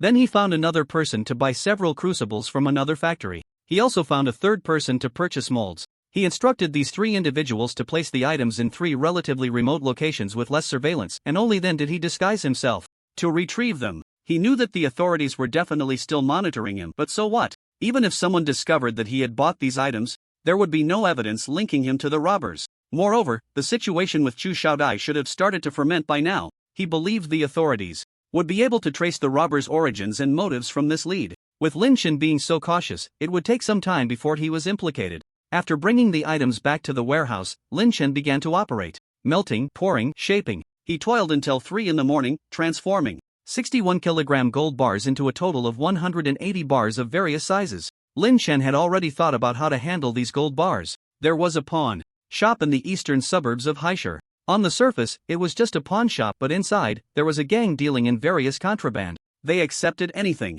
and sold anything. Lin Chen knew about it because this pawn shop still existed after the apocalypse began. It was said that someone once exchanged hundreds of pounds of rice for a 54 pistol. Lin Chen decided to take 5 kilograms of gold bars tomorrow to scout the situation. If it was just a rumor, he could still exchange these gold bars for cash. After putting away the gold bars and tools into his space, Lin Chen ended his work for the day and fell into a deep sleep. Whoosh, whoosh, whoosh. With rhythmic breathing, Lin Chen slowly stretched his body, and in the next moment he suddenly struck out with a palm. Then he gently retracted it. At times still as a maiden, at times swift as a hare. His movements flowed like clouds in water, somewhat resembling Tai Chi, yet also different. This was an exercise method designed by scientists from the Xia Kingdom in his previous life to help humans survive better in extreme cold. It required a certain level of physical fitness to begin practicing. After several days of basic training, Lin Chen clearly felt that his body's agility had improved significantly, and his strength and endurance had also increased considerably. He then began to try practicing this set of skills called resonance.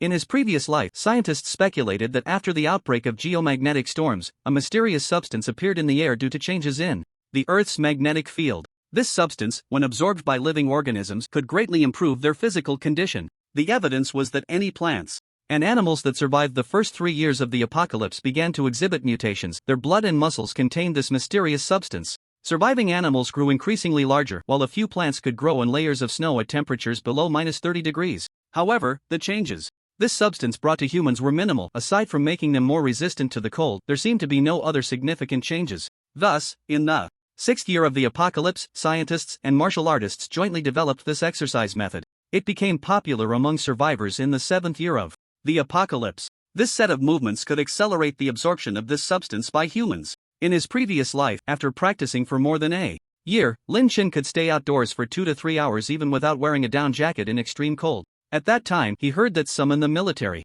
could reach the point of unlocking their genetic locks. He didn't know if it was true. As he completed a set of movements, Lin Chen felt his body warming up. After taking a shower and enjoying a hearty breakfast, he drove towards the eastern suburbs. Lin Chen drove to the eastern suburbs and searched for over an hour before finding the pawn shop next to an old apartment. Qingxin Pawn Shop. The sign was noticeably faded, and the shop door was small and opaque. Lin Chen pondered for a moment, took out a handgun from his space, checked the bullets, and then tucked the handgun into the inner pocket of his coat before getting out of the car. Better safe than sorry. With a backpack containing 5 pounds of gold already prepared on his back, he walked into the shop. Upon entering, he was greeted by a large screen with the character written on it. Beyond the screen, a man was fiddling with something behind the counter, so engrossed that he didn't notice Lin Chen's arrival. Knock, knock. Lin Chen walked over and tapped on the counter. The man looked up and, upon seeing a stranger, immediately displayed a wary expression. It was then that Lin Chen noticed the man was holding a crossbow. The entire weapon was pitch black with smooth lines, full of tension, and there was an unassembled scope and some parts on the table. Judging by its general shape, this was an intercept crossbow made in the Lighthouse country. This was a compound crossbow far more powerful than a handgun. It was said to be capable of piercing an elephant's skull from 150 meters away. Its firing rate rivaled that of a handgun, with high accuracy, low operational difficulty, and the ability to be disassembled and reassembled as needed. It was quieter than a handgun, and the arrows could be reused. In his past life, if he had such a crossbow, he could have walked through the apocalypse with ease. He had indeed come to the right place. Noticing Lin Chen's gaze, Xia Jinxin pulled over a cloth to cover the unassembled crossbow. Although he didn't think the young man in front of him could recognize it, Xia Jinxin still offered an explanation. My kid likes to play with these toys. Young man, do you need something? Lin Chen didn't expose him, instead taking off the backpack from his back and placing it on the counter. He unzipped it to reveal the gold inside. Xia Jinxin's eyes lit up as he picked up a gold bar to examine it. Sell or pawn? Cash or transfer? I want to exchange for something, Lin Chen said. Hearing this, Xia Jinxin put away his nonchalance and looked at Lin Chen seriously.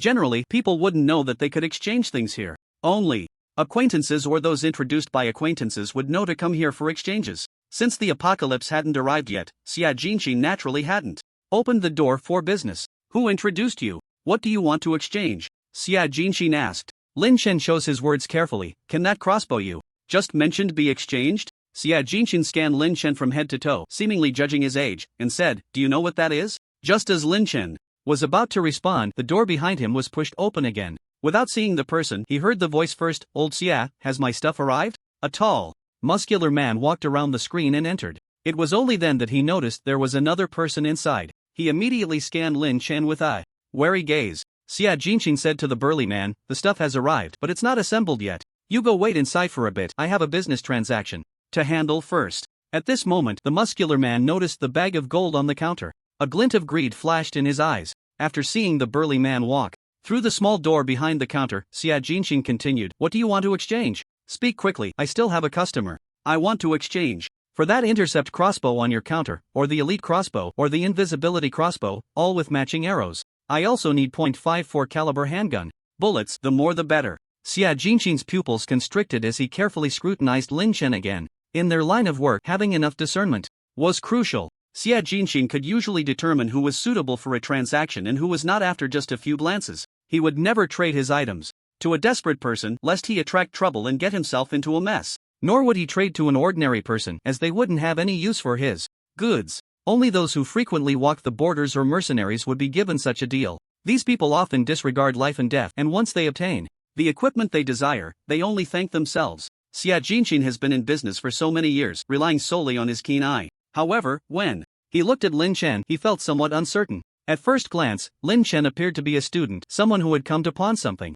Upon a closer look, he noticed Lin Chen's calm and restrained gaze, which was nonetheless very sharp. His body was tense, and although his limbs seemed relaxed, they were actually poised to strike at any moment. This level of vigilance was something Xia Jinxin had only seen in old-timers who often danced on the edge of life and death. Yet, the young man's skin and hands did not resemble those of someone who lived on the brink. They were too fair and tender. There were no calluses on his hands, nor did he carry the aura of a desperate outlaw. Yet, it was clear that what he had just assembled was an intercept crossbow. Xia Jinxin found himself at a loss for a moment. Ultimately, he decided to trust his instincts. Kid, what you want can't be covered by these gold bars. As long as you have what I want, money is not an issue. Xia Jinxin nodded. Follow me. He turned and pushed open the door behind the counter. The burly man from earlier seemed to have not gone far, as he stood by the door when it opened. Old Xia, what are you bringing this kid in for? Old Jean, wait for your stuff. I need to let this young brother choose first. It turned out this burly man was named Old Jean, and Lin Chen could sense the fierce aura emanating from him. Old Jean shot Lin Chen a sideways glance and said disdainfully, Old Xia, have you become so desperate for money that you're taking on anyone's business? Selling goods to a kid who hasn't even grown a full beard? Aren't you afraid that in a couple of days your place will be raided? Xia Jinxin narrowed his eyes slightly, his smile fading a bit. I know my own business. No need for you to chatter on the side. Lin Chen silently added the latter part of the sentence for Xia Jinxin. I'm just worried that after so many years of business, this kid will ruin it for us. Old Jean huffed unhappily, his eyes narrowing at Lin Chen, revealing a glint of menace. Lin Chen met his gaze calmly. When facing a fierce beast, one must appear unflustered to avoid being seen as prey. Xia Jinxin was unwilling to say more, waving his hand to signal Lin Chen to follow. Following Xia Jinxin, they passed through a dark corridor and arrived at another sturdy aluminum alloy door. Xia Jinxin took out a key to unlock the door, then reached inside to feel along the wall for a couple of seconds before the lights inside flickered on. Lin Chen peered through the crack of the door and saw rows of wooden shelves. Come in. Xia Jinxin stepped inside first. Inside was indeed a row of wooden shelves, stacked from high to low, each holding wooden boxes of various sizes, all sealed tight, making it impossible to see what was inside. Lin Chen followed him to a shelf where Xia Jinxin took down a wooden box and used a screwdriver to remove the iron seal on top. Opening the box, he pulled out the straw from the top layer, revealing an unassembled intercept crossbow. This is the intercept crossbow. 200,000, no bargaining. Xia Jinxin fixed his gaze on Lin Chen, not missing a single expression on his face. The price was high, but if this young man was clueless, he could make a fortune. Lin Chen remained still. His expression displeased as he said, a sniper rifle costs only a few tens of thousands, and you dare to charge me 200,000 for a crossbow? I remember the market price for interceptors in Lighthouse Country is only around $8,000. Offer a sincere price, I need quite a few things, and I won't let you lose out. He still had many items to exchange, and he couldn't be treated like a fat sheep to be slaughtered. He. Old Xia chuckled, showing no hint of embarrassment on his face. Where did you pop up from, kid? Alright, I'll give you a fair price, 100,000. I had to pull quite a few strings to bring this in, so I can't sell it at the prices of the Lighthouse Country. Lin Chen gestured with his hand to indicate a number, 60,000. 90,000. Can't go any lower. 65,000. In the end, Lin Chen settled on 80,000. He ordered 50 arrows to go with it. Since arrows can be reused, Xia Jinxin didn't have that many in stock, otherwise, Lin Chen would have asked for more. Then there were the bullets for the Type 54 pistol. Lin Chen took all of Xia Jinxin's inventory, 2,000 rounds. The items here were quite comprehensive. Various models of sniper rifles, assault rifles, handguns, and other firearms were dazzlingly displayed. But aside from the Type 54 pistol, Lin Chen only wanted 2 AK-47s along with the corresponding ammunition. Originally, Lin Chen also wanted a few rifles from Xia Country, knowing that their rifles are also world-renowned for withstanding harsh environments. However, Xia Jinxin stated that it was too difficult to get firearms from Xia Country, he couldn't manage it. Lin Chen didn't ask for any other firearms. Precision weapons like sniper rifles had become a pile of scrap metal in the extreme cold. Due to the principle of thermal expansion and contraction in extreme cold, the resistance of firearm components increases, and gun oil becomes viscous, making precision firearms more prone to jamming. Some even cracked in the extreme cold. Sniper rifles, precision rifles, and some high-precision handguns were similarly unusable. Instead, the simple and robust Type 54 pistol could still be used with some difficulty. As for the AK-47, which was designed to function normally in extreme conditions, it was even less of a concern. However, even if they wouldn't jam, the lifespan of these guns was significantly reduced. After firing a few rounds, they needed to be maintained before they could be used again. Otherwise, the moisture generated from the heating of the barrel in extreme cold would quickly freeze the barrel. In a snowstorm, snowflakes could easily get into the barrel. As a deterrent, these weapons were far more effective than practical. If it was just for self-defense, a handgun would be barely sufficient. Especially since Lin Chen had more than one. But if he were to go hunting or gather supplies, cold weapons would be more useful. The post-apocalyptic era was also a time for the rise of cold weapons. Finally, Lin Chen set his sights on 3 Nepalese military knives and 3 daggers. When faced with Xia Jinxin's pitch for a tang knife, Lin Chen declined. "I thought you young people liked this kind of knife?" Xia Jinxin muttered. The tang knife had indeed become quite popular online in recent years. Although it was very sharp, the blade of the tang knife was too straight and too long, making it prone to breaking upon impact with hard objects or weapons in extremely low temperatures. Lin Chen smiled and didn't explain, instead asking, "Do you accept pre-orders here?" Xia Jinxin confidently replied, "Just tell me what you want. As long as it's not too big, I can get it for you. I want the best military cold weather gear, along with matching cold weather boots, combat gloves, and a helmet. It needs to be top-notch, the most cold-resistant kind. Can you get that?" Xia Jinxin's eyes widened. Top-tier military cold weather combat gear consists of more than a dozen pieces capable of functioning in environments below -30 degrees. The price is not low. Each set costs at least several $100,000. Lin Chen added another number. "I want 50 sets, all tailored to my size." 50 sets?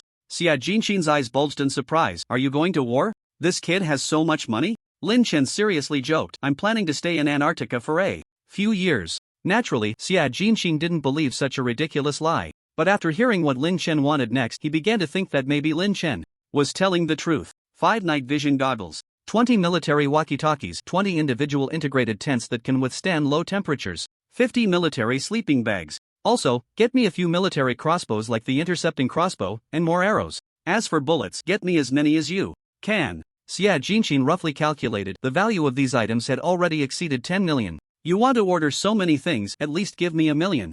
As a deposit. I only want cash and gold." Xia Jinxin's request was reasonable. Lin Chen nodded, "I'll come back tonight." There were still many gold bars in the space, but they couldn't be taken out directly. After agreeing on a time, Lin Chen left the pawnshop with a backpack that Xia Jinxin had provided. After Lin Chen left, Xia Jinxin continued assembling the crossbow for Old Jean. Old Jean asked with a hint of meaning, "Old Xia, is this sheep fat?" Old Jean, "Don't get any ideas." Xia Jinxin surprisingly spoke up for Lin Chen. He couldn't see through this young man and didn't want to stir up trouble. Just now, when he asked for the deposit, the young man showed no hesitation at all. Anyone who could easily take out that much cash or gold and buy so much equipment could not possibly be an ordinary person. Most importantly, he had never seen such calmness and composure in someone in their 20s. After hearing Xia Jinxin's words, Old Jean fell silent, a dark glint flashing in his eyes. After leaving the pawnshop and getting back to the car, Lin Chen saw that there were no surveillance cameras around and stored the items in the space. After dinner that night, Lin Chen took out 5 pounds of gold from the space and headed to Xia Jinxin's pawnshop.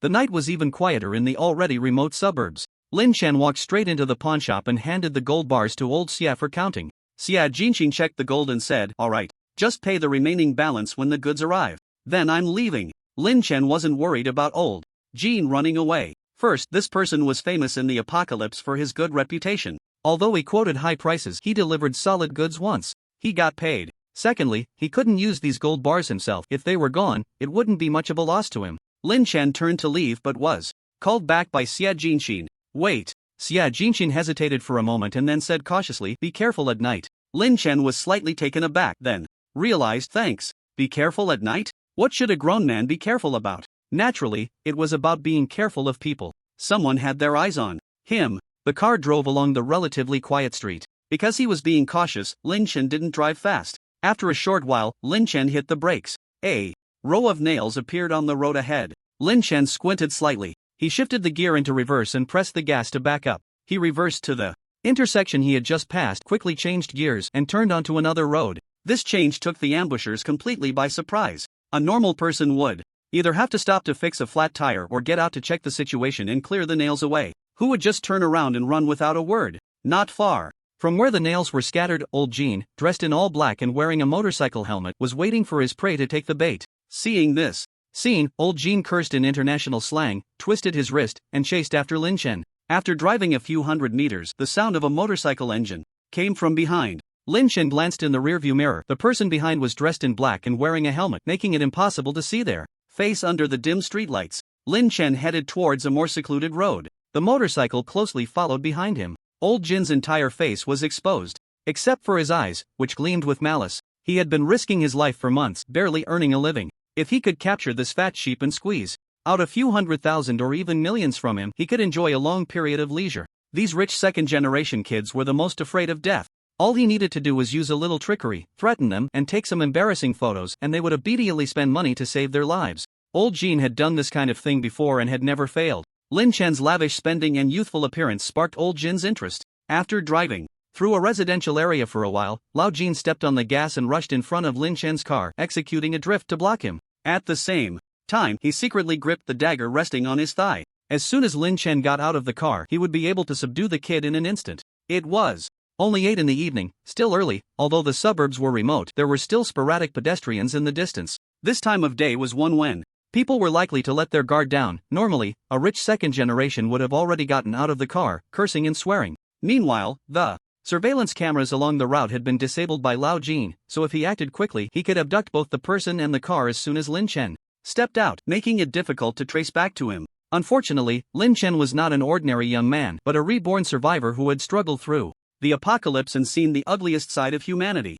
A fierce glint flashed in Lin Chen's eyes as he gripped the steering wheel. He slammed on the gas and charged forward. The speed, originally at 60, instantly soared above 100. At a distance of just a few meters, how long would it take to cover that at 100? In the next moment, Lao Jin's pupils constricted. He wanted to dodge but was far too late. Boom! A deafening crash was followed by the sound of something heavy hitting the ground. The tremendous impact sent Lao Jin, along with his motorcycle, flying several meters. The front of the car was wrecked beyond recognition, with shards of the headlights scattered everywhere and a large dent in the bumper. In contrast, Lao Jin's motorcycle was even more severely damaged. Twisted motorcycle parts lay strewn across the ground. The motorcycle, which was meant to ensure agility and a smooth escape, had become the main reason for Lao Jin's failure this time. If he had been in a car, Lin Chen might have taken some time to drive to a deserted area before making his move. But Lao Jin had chosen to block the way on a motorcycle, inviting his own demise. He had no one to blame but himself for the swift resolution. Hearing the loud noise, people in the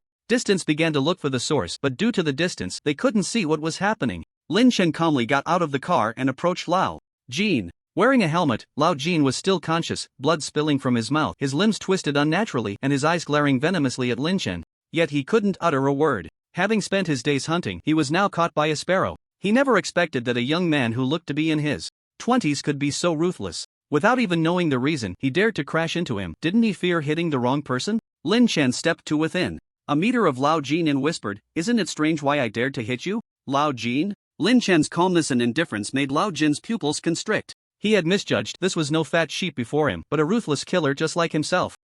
Take. Lao Jin was still struggling for breath. The recent impact had completely shattered his left thigh, and a rib had pierced his internal organs. His right hand, smashed against the ground, was twisted and deformed, leaving him unable to move. If he had any strength left to fight back, he would definitely want to kill this kid in front of him. Lao Jin silently vowed that once he recovered from his injuries, he would ensure Lin Chen met a gruesome end. However, Lin Chen did not give him that opportunity. He crouched down, picked up a steel pipe that had fallen from the motorcycle, and, in the face of Lao Jin's terrified gaze, plunged it into his throat. Lao Jin's eyes nearly bulged out, his mouth opening and closing as if he wanted to curse Lin Chen to death. Even in his dying moments, Lao Jin couldn't comprehend why he, who wouldn't dare to kill in such a place, was facing a person who had no such fears. Lin Chen murmured softly, "As I drove here just now, I noticed several surveillance cameras along the way were broken. You did that, didn't you? Thank you for preparing your own grave." Ha ha, Lao Jin struggled to say something. However, the fatal wound quickly drained the light from his eyes. Lin Chen's thoughts stirred, and he pulled Old Jin's body along with all the scattered debris at the scene, including his own car, into his space. On the deserted road, when those who heard the commotion arrived, they only saw a blinding pool of blood. A vigilant resident called the police, who collected the blood and found it was human blood. However, there was no evidence at the scene to prove that a murder had occurred. All the surveillance cameras had been destroyed, there were no victims, and no witnesses. This matter couldn't even be filed as a case, it just ended there. After walking for a while, Lin Chen took a taxi home. This wasn't his first time killing someone, so there was nothing to fear. In the apocalypse, everyone is a hunter, and everyone is also prey. He wasn't a good person. If someone dared to target him, they shouldn't blame him for being ruthless. Lin Chen returned to the warehouse, took a shower, and fell asleep. The next day, Lin Chen glanced at the time. It was already March 7th, the 7th day since his rebirth. He checked the international gold price and found that it had actually risen by $5 over the past 2 days. So he decided to sell the gold today to cash out and continue with his stockpiling plan.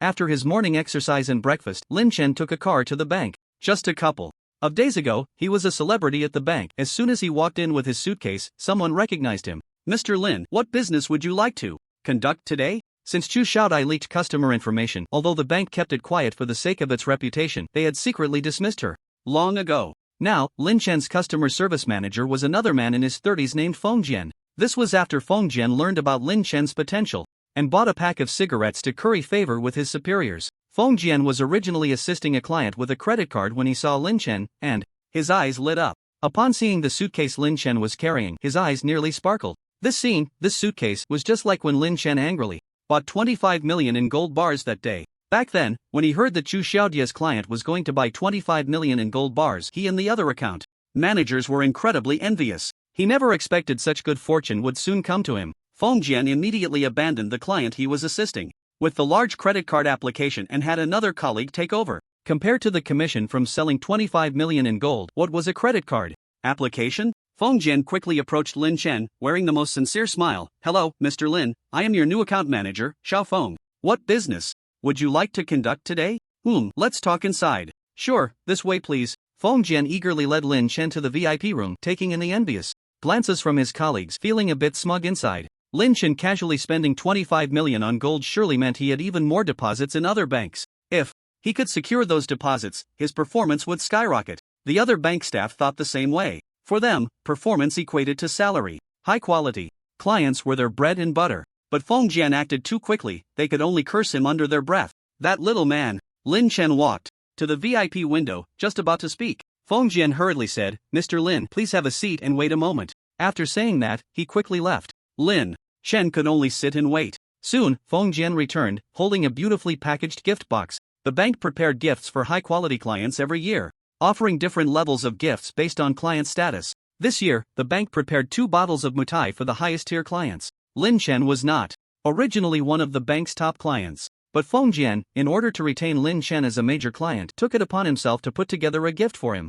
As long as Lin Chen comes to the bank to complete a large financial transaction again, he can not only recoup his losses but also improve his performance, leading to a rapid increase in his salary. Originally, he planned to call Lin Chen in the next couple of days to send it over, but unexpectedly, Lin Chen came directly. "Mr. Lin, this is a gift for you this year, and inside are some of my personal sentiments." Lin Chen paid no mind, nodding slightly. He got straight to the point. "Help me process the gold bar repurchase procedures." After saying that, he opened his suitcase, revealing a whole box of 60 kilograms of gold bars. Feng Jian was stunned. The expression on his face was extremely vivid. He confirmed once again, "You mean, you want to repurchase these gold bars?" Lin Chen nodded. Feng Jian glanced at today's international gold price and forced a smile, saying, "Mr. Lin, if you sell these gold bars now, you will incur a loss."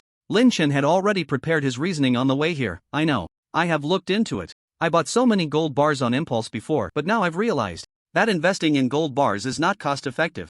I plan to use this money to invest in something else." A few attempts to persuade him did not change Lin Chen's mind. Instead, they made Lin Chen start to feel impatient. Although Feng Jian was reluctant, he could only begin the repurchase process for the gold bars. The procedures for repurchase were much more complicated than for buying. They had to verify the codes on each gold bar's certificate and the numbers on the bars themselves, confirm that the packaging was undamaged and that the bars had no scratches, etc. It was not something that could be counted quickly. Feng Jian directly called over a counter staff member to help him organize. When the counter staff heard that Lin Chen was selling the gold bars he had just bought, there was a hint of schadenfreude in their eyes as they looked at Feng Jian. Feng Jian's face darkened even more. He wouldn't get a commission for this, and instead, he had to put in the effort for the repurchase. If it weren't for the fact that he considered Lin Chen a potential client, Feng Jian would have already shot Lin Chen a few glares. It took an entire morning to complete the repurchase of all the gold bars. Lin Chen's account received 24.78 million, losing over 600,000. With the goal achieved, Lin Chen didn't mind that small amount of money. After rejecting all of Feng Jian's financial projects, Lin Chen left while Feng Jian forced a smile, watching him take away 2 bottles of Moutai. Deep down, he regretted it immensely. He had even spent over 1,000 yuan for this gift. He also spent a pack of cigarettes. What frustrated Feng Jian even more was that for a while he would be secretly mocked by his colleagues as a fool. Naturally, Lin Chen wouldn't care about any of this. After leaving the bank, Lin Chen went straight to the grain and oil wholesale market. Rice was sold in 50-kilogram bags, and Lin Chen ordered 100 tons, which amounted to 2,000 bags. He also ordered 1,000 bags of flour, 100 boxes of cooking oil, and 1,000 boxes of table salt. The reason Lin Chen hoarded so much salt was that after the seawater was frozen, extracting table salt became 100 times more difficult than it is now. Salt is very cheap now and doesn't take up much space, so Lin Chen decided to stock up. Then he ordered 100 boxes each of monosodium glutamate, chicken essence, soy sauce, vinegar, and other seasonings.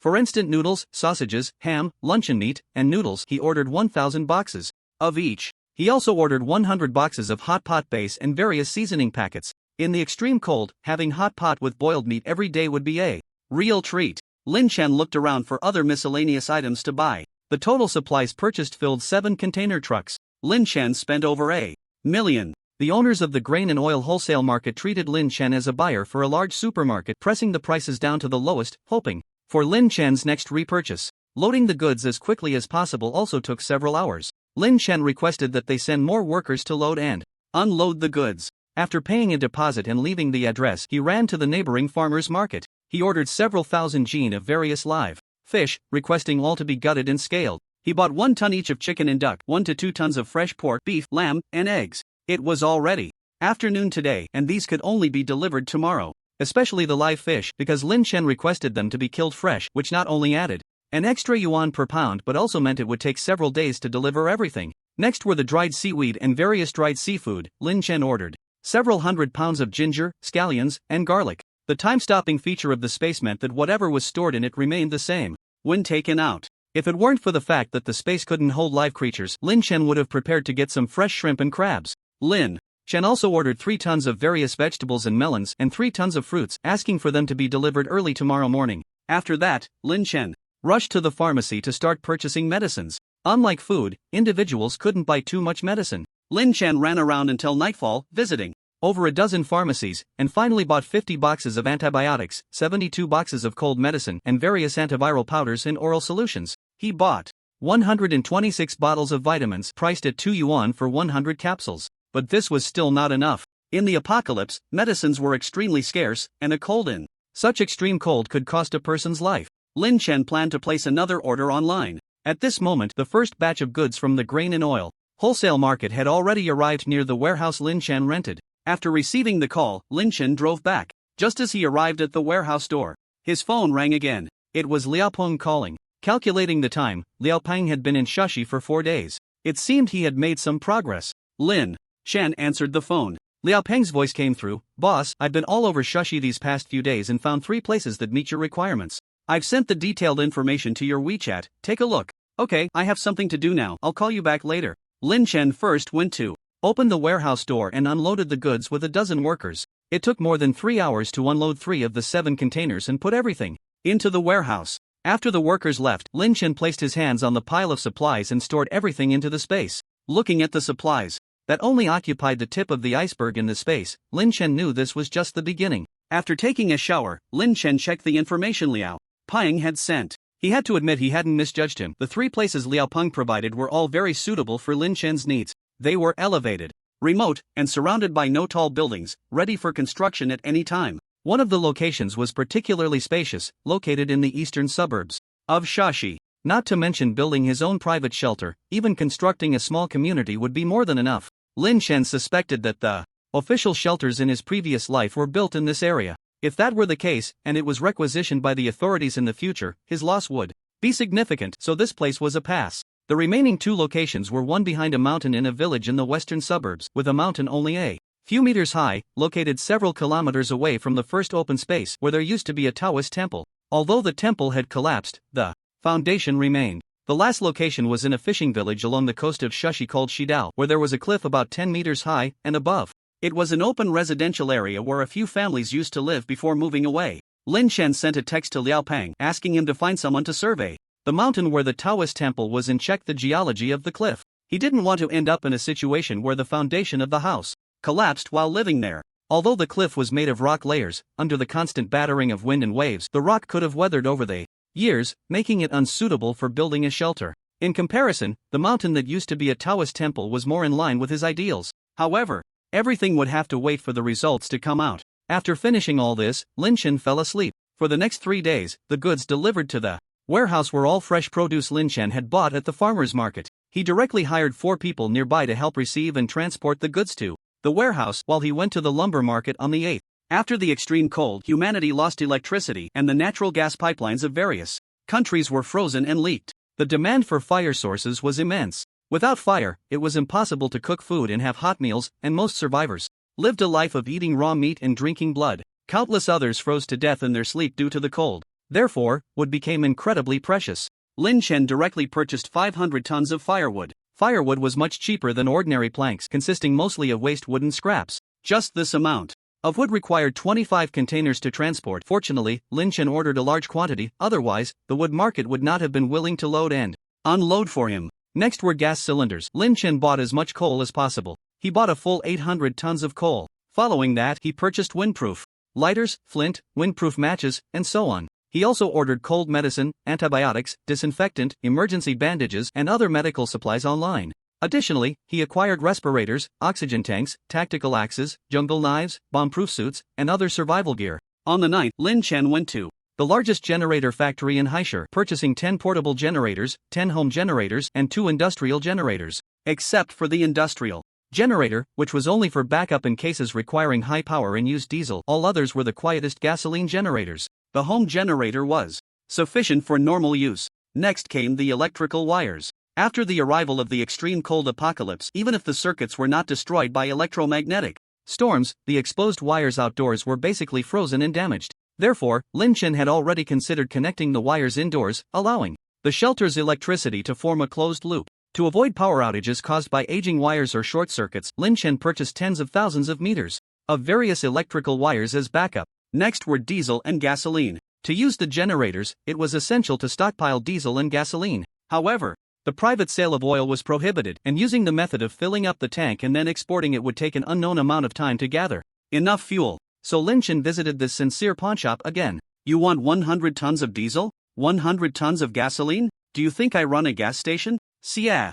Jinshin looked at Lin Chen with a "are you kidding me" expression. Lin Chen smiled wryly. 100 tons was not much at all. A large SUV's tank held 100 liters, and filling it up more than 10 times would equal 1 ton. Naturally, he wanted to stockpile as much as possible. No one knew when the apocalypse would end. At least in the 8th year of the apocalypse, there were no signs of the extreme cold ending. If Xia Jinqing couldn't manage it, he would have to buy a vehicle with a sufficiently large tank and collect fuel from different gas stations. Just as Lin Chen was about to leave, Xia Jinqing pondered for a moment and said, "However, I can manage up to 10 tons for you." Lin Chen's eyes lit up with joy, but noticing Xia Jinqing's probing gaze, he quickly concealed his excitement. "What's the price?" 10 tons of gasoline and 10 tons of diesel for 2 kilograms of gold. 2 kilograms of gold was worth over 800,000. Goodness! The price of diesel was less than 10,000 per ton, and gasoline was over 10,000 per ton. Even if both were 10 tons, it would only be around 200,000, and Xia Jinqing had directly raised the price by more than 4 times. "Don't complain about the price. I'm not in this line of work, and it's a huge risk. If you don't want it, then forget it," Xia Jinqing said. Lin Chen was naturally not someone to be easily manipulated. He still had some gold bars in his space, but the amount of the transaction had to be determined by him. 20 tons of gasoline, 20 tons of diesel, and I'll give you 5 kilograms of gold. Fortune favors the bold. Xia Jinqing gritted his teeth and agreed. Seeing Xia Jinqing agree so readily, Lin Chen's eyes flickered, and he asked, "Can you get me some medicines? The price is negotiable. You tell me, what exactly are you preparing these things for?" Lin Chen's requests were becoming increasingly strange.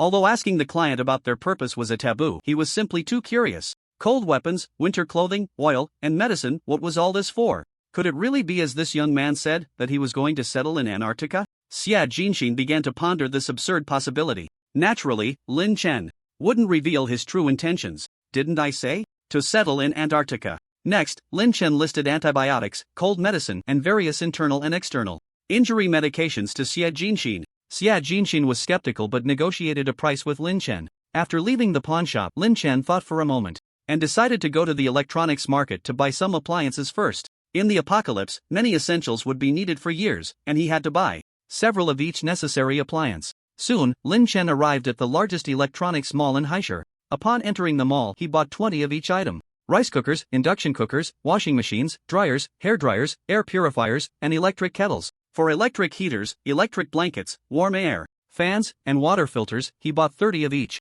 Next, he went to a nearby store to buy pots, bowls, and utensils, all made of alloy or stainless steel. On the 10th, Lin Chen ran to the largest mall in Haishur. Although he already had winter clothing, that was for hunting and gathering supplies. Lin Chen still needed to buy some everyday clothes and other warm items. He first went to a home goods store and purchased 20 sets of down comforters, 20 sets of cotton quilts, and 20 wool blankets, along with 20 sets of bedding. Then he went to a well-reviewed brand store. The down jackets and windbreakers from this store were said to be specially made for Antarctic expedition teams. They were crafted from the most advanced thermal materials with insulation performance, second only to military winter clothing. By this time, spring was approaching and all winter clothing was on sale. Most of the items on the shelves had been replaced with spring styles. Lin Chen walked to the winter clothing section to select items. Two salespeople were chatting idly in the store. Since this brand store dealt in high-end products, a single coat could cost thousands, and there weren't many customers. When Lin Chen headed straight for the discount area, both salespeople exchanged indifferent glances and continued their conversation. After watching for a while and unable to determine which was the warmest, Lin Chen asked the salesperson, "Which of your clothes is the warmest?" The salesperson, with her back to Lin Chen, rolled her eyes and turned to him, saying, "These down jackets and windbreakers are quite warm." This was not the answer Lin Chen wanted. "I'm asking which one is the warmest, capable of keeping warm in -50 degrees. The salesperson cursed inwardly at the absurdity of his request and casually pointed out a few items. Lin Chen pointed to one of the items the salesperson indicated. "Bring me the XL size to try on." The salesperson was already feeling impatient. A poor guy buying discounted goods was asking for too much. The salesperson glanced at the down jacket on the shelf, which was size L, and said, "You can try it on first. If you like it, I'll get you the XL." At this moment, Lin Chen also sensed the salesperson's obvious impatience. His brows slightly furrowed, ready to explode, when two people walked in through the store door. It was Su Feifei, accompanied by a tall, thin man. It seemed the two were regulars, and another salesperson greeted them with a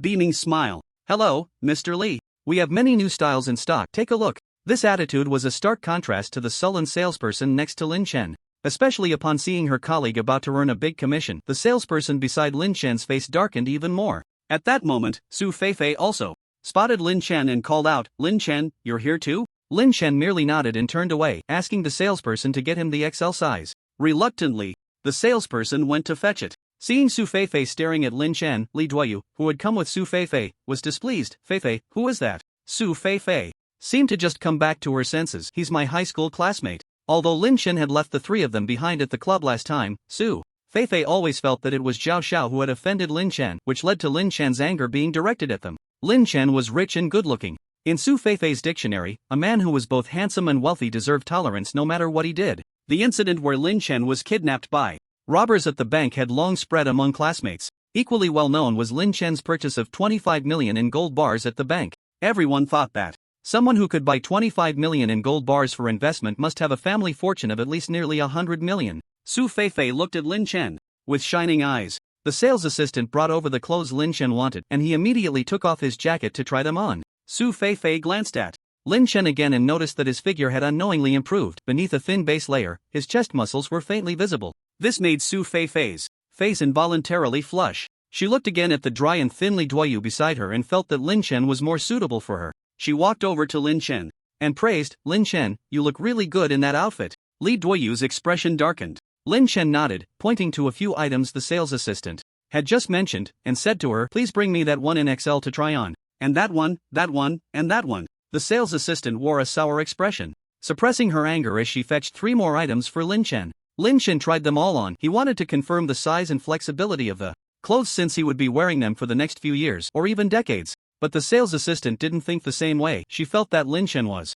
just a poor man with too many issues, wanting to try on a discounted item. She hated such customers the most. If there hadn't been other customers in the store, at that moment she would have spoken coldly to him. Su Feifei kept complimenting Lin Chen on how well the clothes fit, but Lin Chen found the woman beside him quite annoying and was about to ask her to leave when Li Duoyu, who had been ignored, finally couldn't hold back any longer. "Feifei, if your classmate can't afford to buy clothes, I can pay for him. Let's not make things difficult for the sales assistant." The sales assistant beside Lin Chen immediately shot a grateful look at Li Duoyu. Su Feifei's expression became somewhat hard to describe. Lin Chen was broke? Lin Chen had just invested 25 million in gold, for goodness sake. Although she didn't understand why Lin Chen was so fixated on discounted items, Su Feifei believed this was precisely Lin Chen's virtue of being frugal. "Li Duoyu, stop talking nonsense," Su Feifei said. Seeing Su Feifei still defending Lin Chen, Li Duoyu looked at Lin Chen with disdain and spoke, without holding back, "Am I talking nonsense? Just a poor guy who can only afford discounted items. Are you going to wear those discounted clothes to show off?" Su Feifei frowned. Lin Chen isn't. Lin Chen directly interrupted Su Feifei, addressing the disdainful Li Duoyu. Are you saying you're willing to pay for me? Lin Chen could easily detect the mockery and provocation in this man named Li Duoyu. It was clear that he was yet another suitor of Su Feifei. Li Duoyu's disdain deepened, and he threw Su Feifei a look that said, "See, I told you I was right, didn't I?" Then, as if bestowing charity, he said, "Right, the discounted items you like, I'll buy them all for you." Lin Chen looked Li Duoyu up and down and said, "Do you have money? Let's see if you mean what you say." Li Duoyu seemed like a cat whose tail had been stepped on, his voice rising a bit. "Of course. You can pick a few more styles, and I'll pay for them all." Li Duoyu, lacked nothing but money. He had a monthly allowance of 300,000, and spending 20,000 on a few discounted clothes was nothing. To maintain his rich, second-generation image in front of the girl he liked, he could afford that. Hearing that Lin Chen wanted the rich second-generation regular customer in the store to pay the bill, the salesperson beside him looked at Lin Chen with disdain. Lin Chen smiled. He wasn't just buying a few items, but dozens or even hundreds. If a big spender was delivered to his door, he wouldn't hold back. He turned to the sales assistant and said, "For the few items I just tried on, wrap up 50 of each, please." "What did you say?" The sales assistant thought she must have misheard. Lin Chen repeated himself. He said, "Pay for these styles." Both sales assistants were shocked by Lin Chen's audacity. Their faces clearly expressed, how could there be such a shameless person in this world? The sales assistant didn't move, looking towards Li Duoyu. Lin Chen glanced at the dumbfounded Li Duoyu, his face mirroring a mocking smile. "I just asked you, and you said you could afford to buy more. You can't possibly not afford it, right?" This statement was essentially a return of Li Duoyu's earlier words. Lin Chen had just tried on 4 items, each with 50 pieces, totaling 200 pieces. Even if they were all discounted, each would average around 3,000 yuan. That's about 600,000 yuan. Li Duoyu's monthly allowance was 300,000, which he usually couldn't even spend all of. Lin Chen was about to spend 2 months of his allowance in one go. "Are you messing with me?" Li Duoyu's anger surged, feeling that Lin Chen was toying with him just to embarrass him in front of Su Feifei. It wasn't that he couldn't come up with 600,000, but he would never spend that much for a man. What normal person buys 50 pieces of the same clothing? What I just said was for the few items you want to buy. Even Su Feifei felt that Lin Chen was deliberately making things difficult for Li Duoyu. Who would buy 200 pieces of such warm coats? They wouldn't even wear them all in 10 or 20 years. And after so many years they would be out of style. But she didn't say anything. Lin Chen was the man she had her eye on, so she naturally wouldn't publicly contradict him. Lin Chen said, "I want to buy 200 pieces. Li Duoyu, furious, laughed sarcastically. "You, a poor loser buying discounted goods, can afford 200 pieces? If you can afford 200 pieces, I'll kneel and call you grandpa." Lin Chen chuckled, his sarcasm unmasked. "Call you grandpa? Who knows if what you say will just be like a fart again? Oh no, at least a fart makes a sound. Your words are even less than that. Put." Hearing Lin Chen's vivid metaphor, Su Feifei couldn't help but laugh out loud. The laughter of the girl he liked hurt Li Duoyu's pride. This made Li Duoyu explode completely, raising his voice. "Nonsense. I always keep my word. But how can you prove you're not just trying to trick me by saying you want to buy 200 pieces? Li Duoyu's voice attracted the attention of a couple passing by.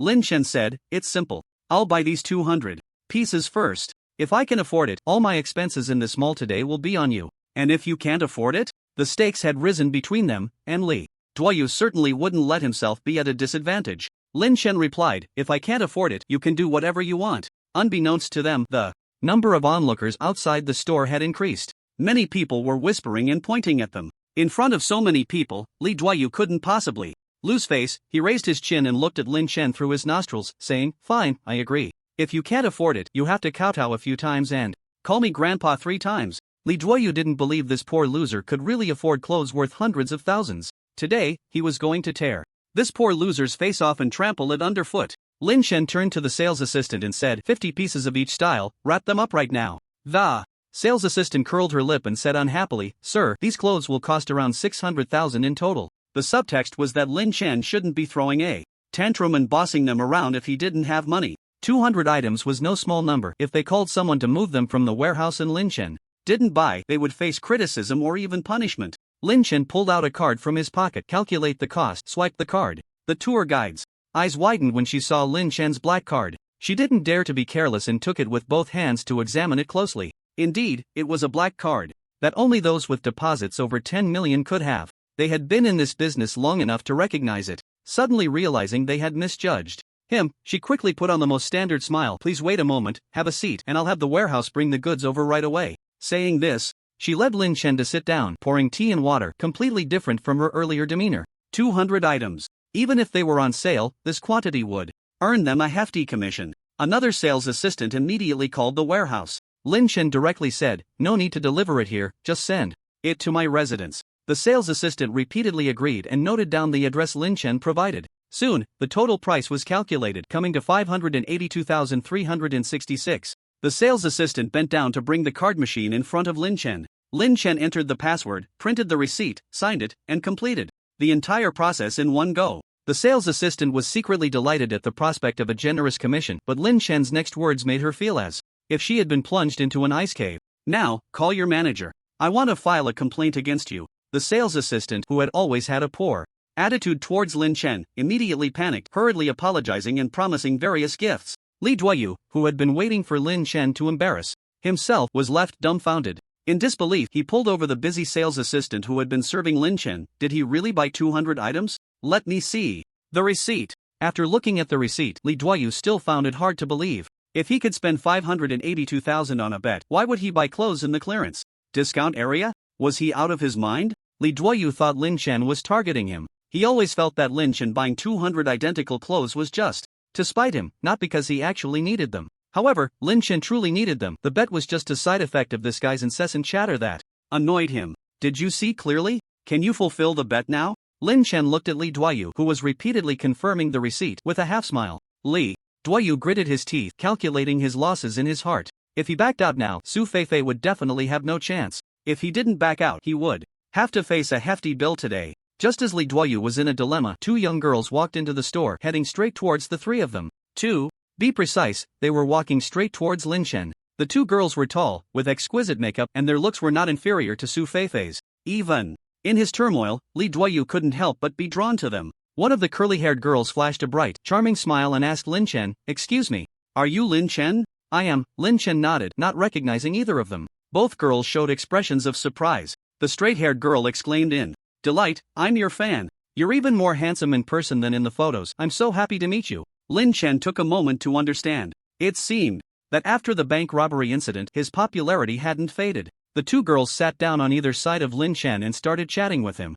Soon, several more girls entered the store, also heading towards Lin Chen. It turned out that most of the people who had been watching outside the door had recognized Lin Chen but weren't sure at first. Everyone quickly learned about the bet between Lin Chen and Li Duoyu through Lin Chen's deliberate promotion. Some girls even started filming short videos to ride on Lin Chen's popularity. This made Li Duoyu, who was still hoping to weasel out of the situation, seethe with frustration. So many people know about his bet with Lin Chen. If he plays tricks, it will spread like wildfire in Haishur tomorrow. Under everyone's watchful eyes, he, Li Duoyu, can afford to lose money, but he cannot afford to lose face. Li Duoyu decisively took out his card and threw it directly at Lin Chen. "A bet is a bet. From now on, all your expenses in this mall will be on me." Although he said this, deep down he was already furious with Lin Chen. "Oh." A few girls surrounding Lin Chen started to cheer. "Then I won't be polite. Everyone, I still have some things to buy, goodbye." Lin Chen waved goodbye to the girls and walked towards the store exit. Li Duoyu followed, and Su Feifei also trailed behind.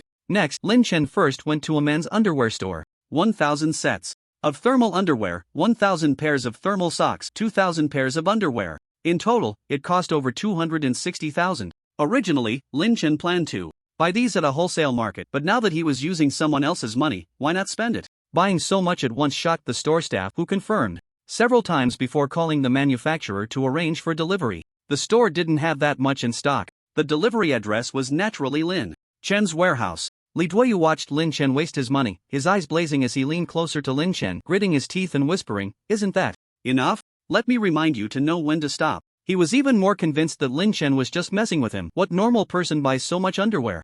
This card not only held his pocket money for the month but also had a credit limit of 500,000. Now, Lin Chen had already drained his living expenses for the month, and he would have to survive on air. Lin Chen ignored Li Duoyu's warning, squinting his eyes and flashing a bright smile. "You said it, today all my expenses in the mall are on you." "What? Are you going back on your word?" Lin Chen's voice was loud, and Su Feifei immediately looked at Li Duoyu, her eyes showing disdain and disgust. She hated men without integrity the most. Li Duoyu didn't expect Lin Chen to swipe his card without giving him any face. His expression was almost twisted as he pointed his finger at Lin Chen. "Fine, you're something. Just wait for me." Li Duoyu glared fiercely at Lin Chen. "Not even bothering to take his card back and turned to leave. That look in his eyes suggested he wouldn't let it go easily. Seeing him leave, Su Feifei reminded Li Duoyu's father is said to be a shareholder in a listed company. Oh, Lin Chen casually acknowledged, indicating he was aware. After witnessing unimaginable darkness in the apocalypse, the tactics of these young people in the peaceful world seemed trivial to him.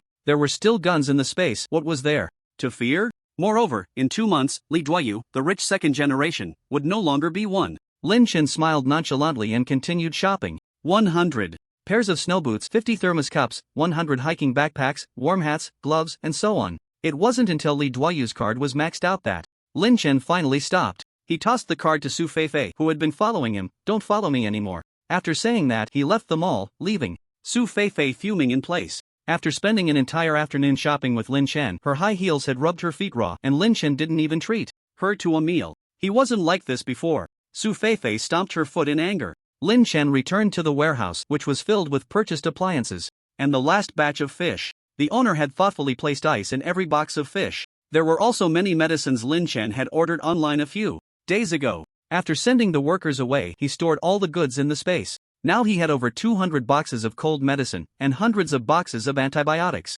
for viral and bacterial infections. He had prepared thousands of first aid supplies and bandages. He also bought 200 boxes of frostbite ointment. He took out the shopping list he had made at the beginning and crossed off the supplies he had already purchased one by one. Next, he still needed some windproof lamps, sleds, and other outdoor gear, as well as some bathing supplies. Lin Chen directly ordered these items online as well: shampoo, body wash, toothbrushes, toothpaste, towels, and so on. In fact, these items were considered a luxury in the apocalypse. Lin Chen hadn't initially planned to buy them. Survivors in the extreme cold generally avoided bathing to prevent cold exposure. The grease and dirt on their bodies could actually enhance cold resistance and protect the skin. Moreover, where would one find hot water for a bath in such extreme cold? Even drinking a sip of hot water was a luxury. In his previous life, Lin Chen had only used snow to wash himself a few times during the 8 years of the apocalypse. But now it was different. He had been reborn and had time to prepare in advance, so why not allow himself to live a little better?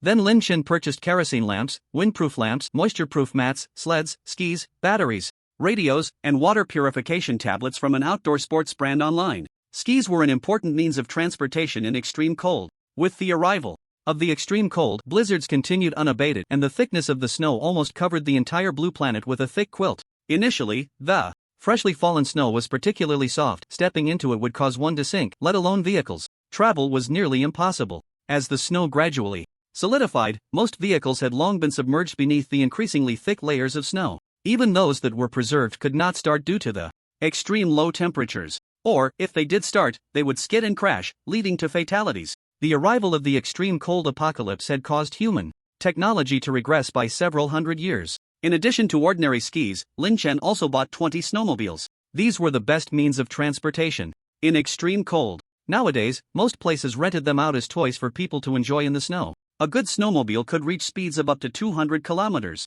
per hour in the snow. They were not expensive. A few tens of thousands of dollars was already quite good. The only downside was that they were too conspicuous, and they made a buzzing noise similar to ordinary motorcycles. Lin Chen wouldn't take them out unless he was in a hurry. After finishing all this, Lin Chen casually washed up and went to bed. In the night, Lin Chen suddenly opened his eyes. He reached for his phone and glanced at the time. It was already past 2 a.m. However, at that moment he heard the sound of a truck's wheels moving. The sound was getting closer. In the darkness, Lin Chen moved stealthily to the warehouse door like a cat. By the light of the moon, he saw that indeed a large truck was approaching from a distance. It drove right up to the door of Lin Chen's warehouse and stopped. Lin Chen's eyes narrowed instinctively, and he became alert. Although he had ordered many items in the past few days, what could possibly be delivered stealthily in the middle of the night? The image of old Xia flashed in Lin Chen's mind. Could it be the diesel and gasoline he ordered a few days ago? Sure enough, just as he thought of this, 2 people jumped down from the truck. Both were dressed in black and wearing masks. One of them had a physique very similar to Xia Jinxin. Lin Chen did not let his guard down. Instead, he took out a handgun from his space. Xia Jinxin got out of the car and checked the address at the warehouse door. Seeing that the address was correct, he gently knocked on the large iron door. Knock, knock, knock. Xia Jinxin lightly tapped on the door. The small door next to the large gate opened silently. What's the matter? Lin Chen's half body was hidden in the darkness, coldly staring at the newcomers. Oh my, you scared me to death in the middle of the night. Xia Jinxin patted his chest. I've brought your goods. Open the door. Seeing that the two did not make any sudden movements, Lin Chen closed the small door again and opened the large gate. The truck drove directly into the warehouse. Xia Jinxin patted the side of the truck and said, "Everything is here." Ah Biao. The one named Ah Biao was the truck driver, a robust and tall man. Ah Biao opened the back door of the truck, revealing a cargo hold filled to the brim with barrels of oil. "Brother, check the goods," Xia Jinxin gestured to Lin Chen. "No need, I trust you," Lin Chen replied, not stepping into the dimly lit cargo area. Xia Jinxin smiled and waved to Ah Biao, who walked into the truck alone, pulling out an unloading ramp and rolling down the barrels of oil. Xia Jinxin caught them below and arranged them neatly. Lin Chen stood by, watching, with his arms crossed. He would never expose his back to someone he didn't trust. He had traded over 10 million in gold worth of goods with Xia Jinxin. Wealth can tempt anyone. In the face of sufficient profit, anyone can turn into a devil. Naturally, Lin Chen wouldn't entrust his safety to Xia Jinxin's character. It wasn't until more than 3 hours later that they both huffed and puffed, unloading all the barrels. Xia Jinxin and Lin Chen said their goodbyes cheerfully and got into the truck with Ah Biao, driving off into the distance. Lin Chen kept his eyes on the vehicle until it disappeared from view before retracting his gaze. It seemed he had underestimated the young man, but being cautious was never a mistake. Lin Chen felt he had done nothing wrong. Inside the truck, Xia Jinxin, who had been keeping an eye on the rearview mirror, only looked away when he could no longer see Lin Chen's figure. Ah Biao, who was driving, complained, "Old Xia, aren't you being too cautious? We clearly had a chance to strike just now."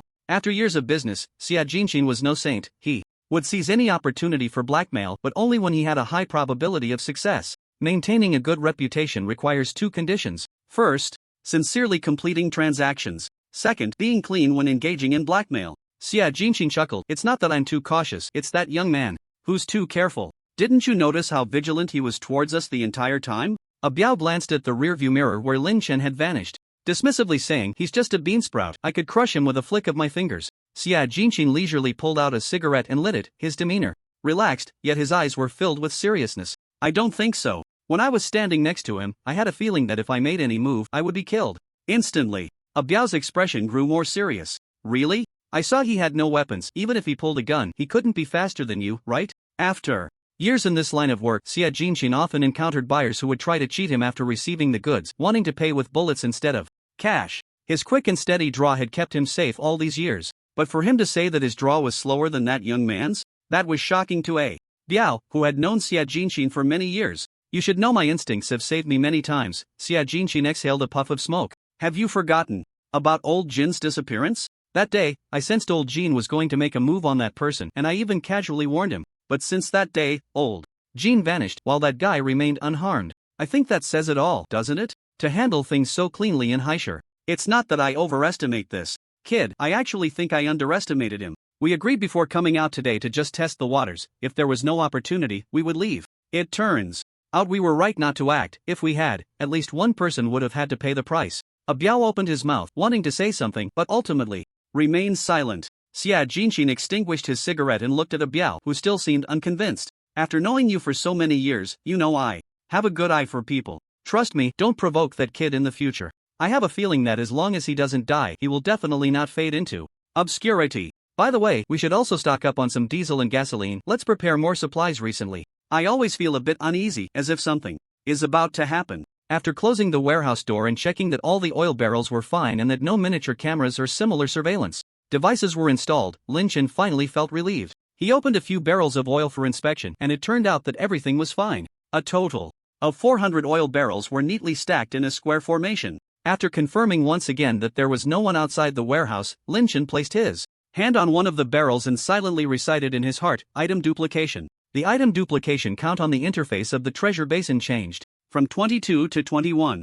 In front of him, with a flash of golden light, 400 more barrels appeared out of thin air. Lin Chen checked the duplicates from the barrels to the oil inside. Everything was perfectly replicated. 20 tons of gasoline and 20 tons of diesel turned into 40 tons of gasoline and 40 tons of diesel.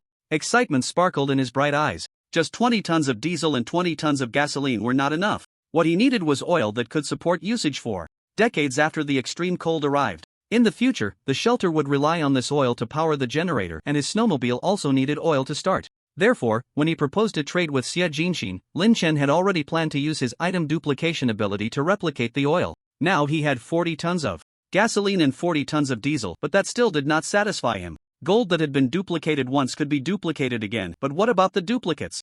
Could the duplicates be replicated again? Previously, Lin Chen had not used the gold duplicates for further replication because they were difficult to circulate. However, oil, even if it was a duplicate of a duplicate, would not affect its usability as long as the items were the same. Lin Chen connected the two piles of oil together.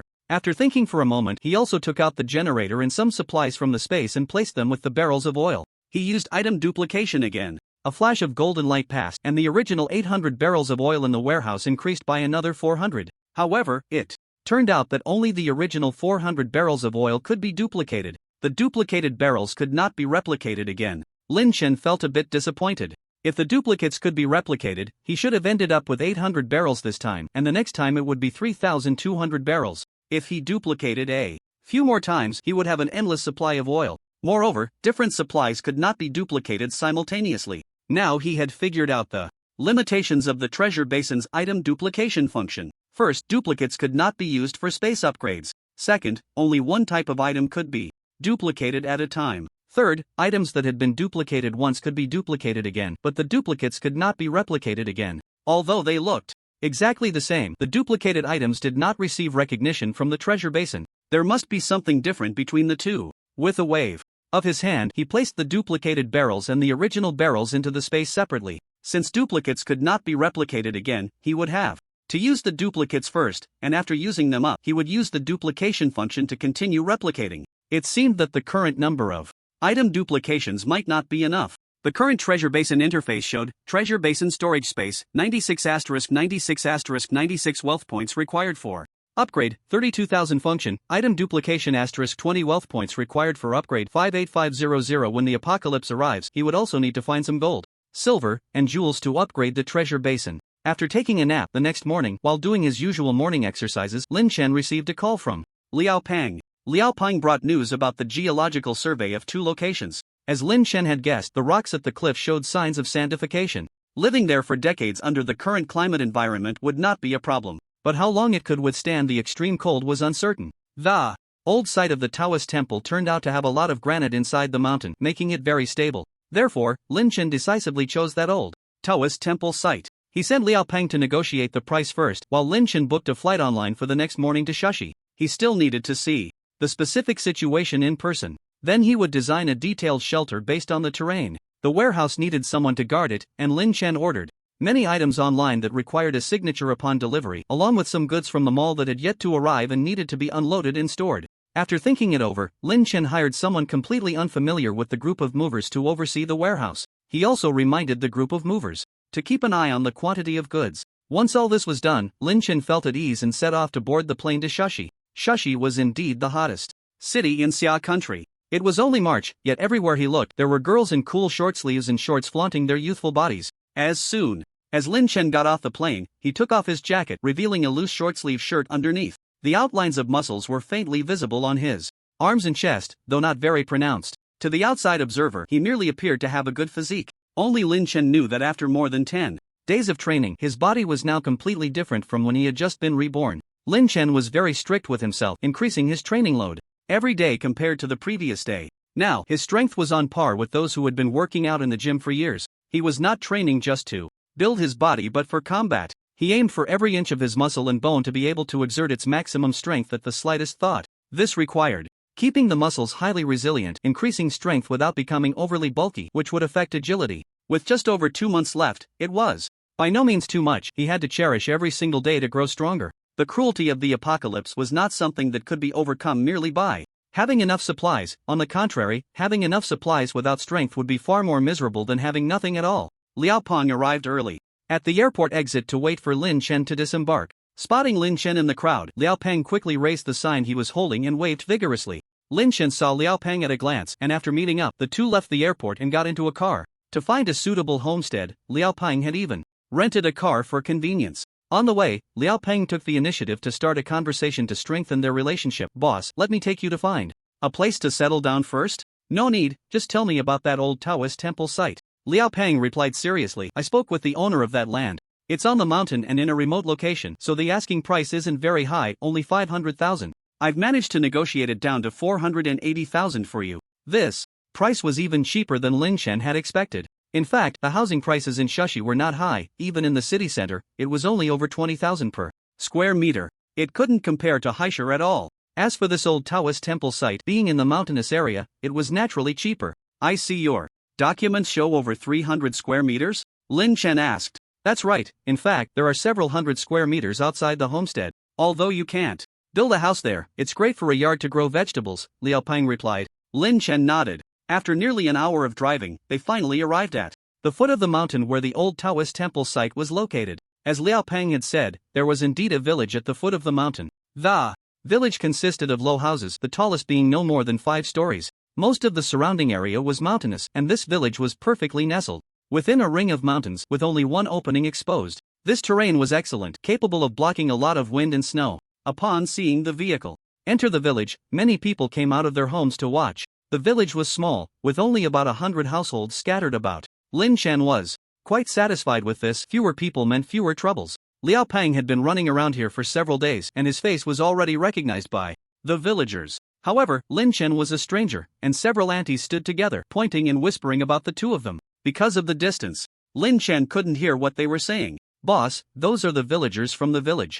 I took a look, and there are a total of 96 households in this village, with a population of no more than 400. Lin Chen nodded to indicate he understood. It takes about 10 minutes to drive up this road. Liao Peng pointed to a narrow cement road that could only accommodate one vehicle. The mountain wasn't high, only a few meters above the ground, so they arrived quickly. The mountaintop was not as uneven as imagined. Instead, it was very flat, covering an area of about an acre. The temple that had been built before had already collapsed, leaving behind some wood, bricks, and a wall that had fallen apart. This was not a problem. Rebuilding after a collapse was relatively easy. Lin Chen looked around with satisfaction. Not bad. When can we handle the paperwork? The owner of this land is out of town. I had to put in a lot of effort to find his contact information. After discussing the price with him yesterday, he said he would rush back as quickly as possible to handle the paperwork. When I contacted him this morning, he was already on the train and is expected to arrive here this afternoon. Good. Then let's head down the mountain first. Building the shelter was a big project with tight deadlines and heavy tasks. To complete the shelter in just over 2 months, they needed to arrange enough manpower. Many hands make light work. Lin Chen already had a preliminary idea for the shelter in his mind and was planning how many people to hire. The two returned to the foot of the mountain. Handling the land transfer paperwork required going to the city, so Liao Peng and the owner agreed to meet directly at the relevant department in the city in the afternoon, and they did not linger in the village. The land transfer process went very smoothly. The former owner was a middle-aged Taoist priest, lacking any ethereal demeanor, and instead appeared somewhat plump. After signing the transfer contract, he hesitated to say anything. But in the end, he said nothing and hurried away after receiving the money. This left Lin Chen with a slight sense of unease. Liao Peng, have you inquired why that temple was abandoned? Liao Peng was taken aback by Lin Chen's question. He really hadn't looked into it. Being a resourceful person, Liao Peng immediately thought of something and quickly took out his phone to call the plump Taoist priest. 30 minutes later, Lin Chen, Liao Peng, and the plump Taoist were sitting in a restaurant. The plump Taoist, while earnestly stuffing meat into his mouth, mumbled, "That's how it is. I didn't mean to hide anything. It's just that I've been short on money lately." After saying this, he glanced at Lin Chen with a hint of guilt. Lin Chen's expression remained calm, revealing no joy or anger. It turned out that the Taoist had bought that piece of land 5 years ago. According to him, he wanted to find a piece of land with good feng shui to build a temple, so he set his sights on that mountain. He first spent a large sum to build the cement road, then constructed the temple, and everything went smoothly in between. The plump Taoist thought he would retire in this temple. Unexpectedly, not long after the temple was completed, villagers from the village below came to his temple with a few people. They claimed that the mountain below was their village's dragon vein and that the plump Taoist's temple was suppressing their dragon vein. This land had originally been acquired from the villagers, and when it was purchased, the plump Taoist had made it very clear that he intended to build a temple. At that time, the villager did not say that a temple could not be built on that mountain. No one stopped the construction either. It was only after the temple was completed that they came forward to raise an issue. The construction of the temple had drained most of the plump Taoist's savings, and it was impossible to tear it down. At first, the plump Taoist ignored the group of villagers. His temple was legal and compliant, and they couldn't forcibly demolish it. However, things were not as simple as he thought. From that point on, every day, villagers stood guard at the entrance of the cement road, preventing any vehicles from going up the mountain. The plump Taoist opened the temple to attract worshippers, and without them, he lost a significant source of income. Then, there were also older women who came to the temple every day to curse and shout. Unable to drive them away, unable to scold them, the fat Taoist was greatly troubled. After several negotiations with the villagers, he finally paid 20,000 yuan, and the matter was settled. Just when he thought it was over, a month later, some villagers blocked the road again. The fat Taoist, furious, confronted the village chief. To his astonishment, the village chief shamelessly claimed that the 20,000 yuan from last time was for last month's expenses, and that they would need to pay them 20,000 every month from now on. This infuriated the fat Taoist, who immediately reported it to the police. However, when the security personnel arrived, the entire village of about 400 people, from the elderly in their 80s to toddlers of 3, all stood up to testify that the money was a gift from the fat Taoist to the whole village. This clearly indicated that the villagers had done this kind of thing before. The 20,000 yuan was enough to file a case for extortion. After receiving the money, each household divided it among themselves, giving 50 yuan per person. What was even more outrageous was that most of the villagers were elderly, mostly in their 60s, 70s, or even 80s, along with a few young children. The security personnel could do nothing about these elderly people and could only arrest a few of the young and strong villagers, but they would be released shortly after. After that, the villagers became even more brazen, with several elderly women sitting on tricycles in front of the Taoist temple every day, demanding 100 yuan each before they would leave. Report them? They would cry, claiming they had fallen in the temple and wanted the fat Taoist to take responsibility. Helpless, the fat Taoist closed the temple, rarely going out, but he could not stop these troublesome villagers. Every few days, the temple would lose power or water, either the wires were cut or the pipes were blocked. It goes without saying that it was the villagers' doing. Later, the fat Taoist spent money to buy surveillance cameras and finally caught the person who cut the wires. He sent the person to the security office thinking he had turned the tide, but he did not expect this would stir up a hornet's nest. From then on, the villagers became even more relentless. Their tricks were endless, and he was exhausted both mentally and physically fighting against 400 people. Ultimately, he had no choice but to abandon the temple and seek another way out. After listening to the fat Taoist's account, Liao Pang felt both angry and guilty, even somewhat afraid to look at Lin Chen. "I'm sorry, boss, it's all my fault for not inquiring." Clearly, he was earning a salary as high as Lin Chen's, yet he had messed things up, feeling deeply ashamed. "I'll go look for other suitable places. If I buy this land myself, you can deduct it from my salary, boss." Lin Chen glanced at him. This made Lin Chen regard Liao Pang with newfound respect. Although he had offered Liao Pang an annual salary of 500,000, it was merely a paper promise. Even before the money was in hand, he was willing to use that salary to cover this mistake, which was not something an ordinary person would have the courage to propose. Lin Chen waved his hand. "No need, just this piece of land. It's getting late today, you should contact a reliable construction team and start work tomorrow." Now it was Liao Pang and the fat Taoist who were shocked. "Boss, I have a solution, just do as I say." Lin Chen stood up, ending the meal. This matter actually didn't need to be resolved at all. Would he be afraid of finding trouble after the construction was completed? Naturally not. By the time the shelter was built, it would be at least 2 months later. When the extreme cold arrived, these villagers would be too preoccupied with their own survival.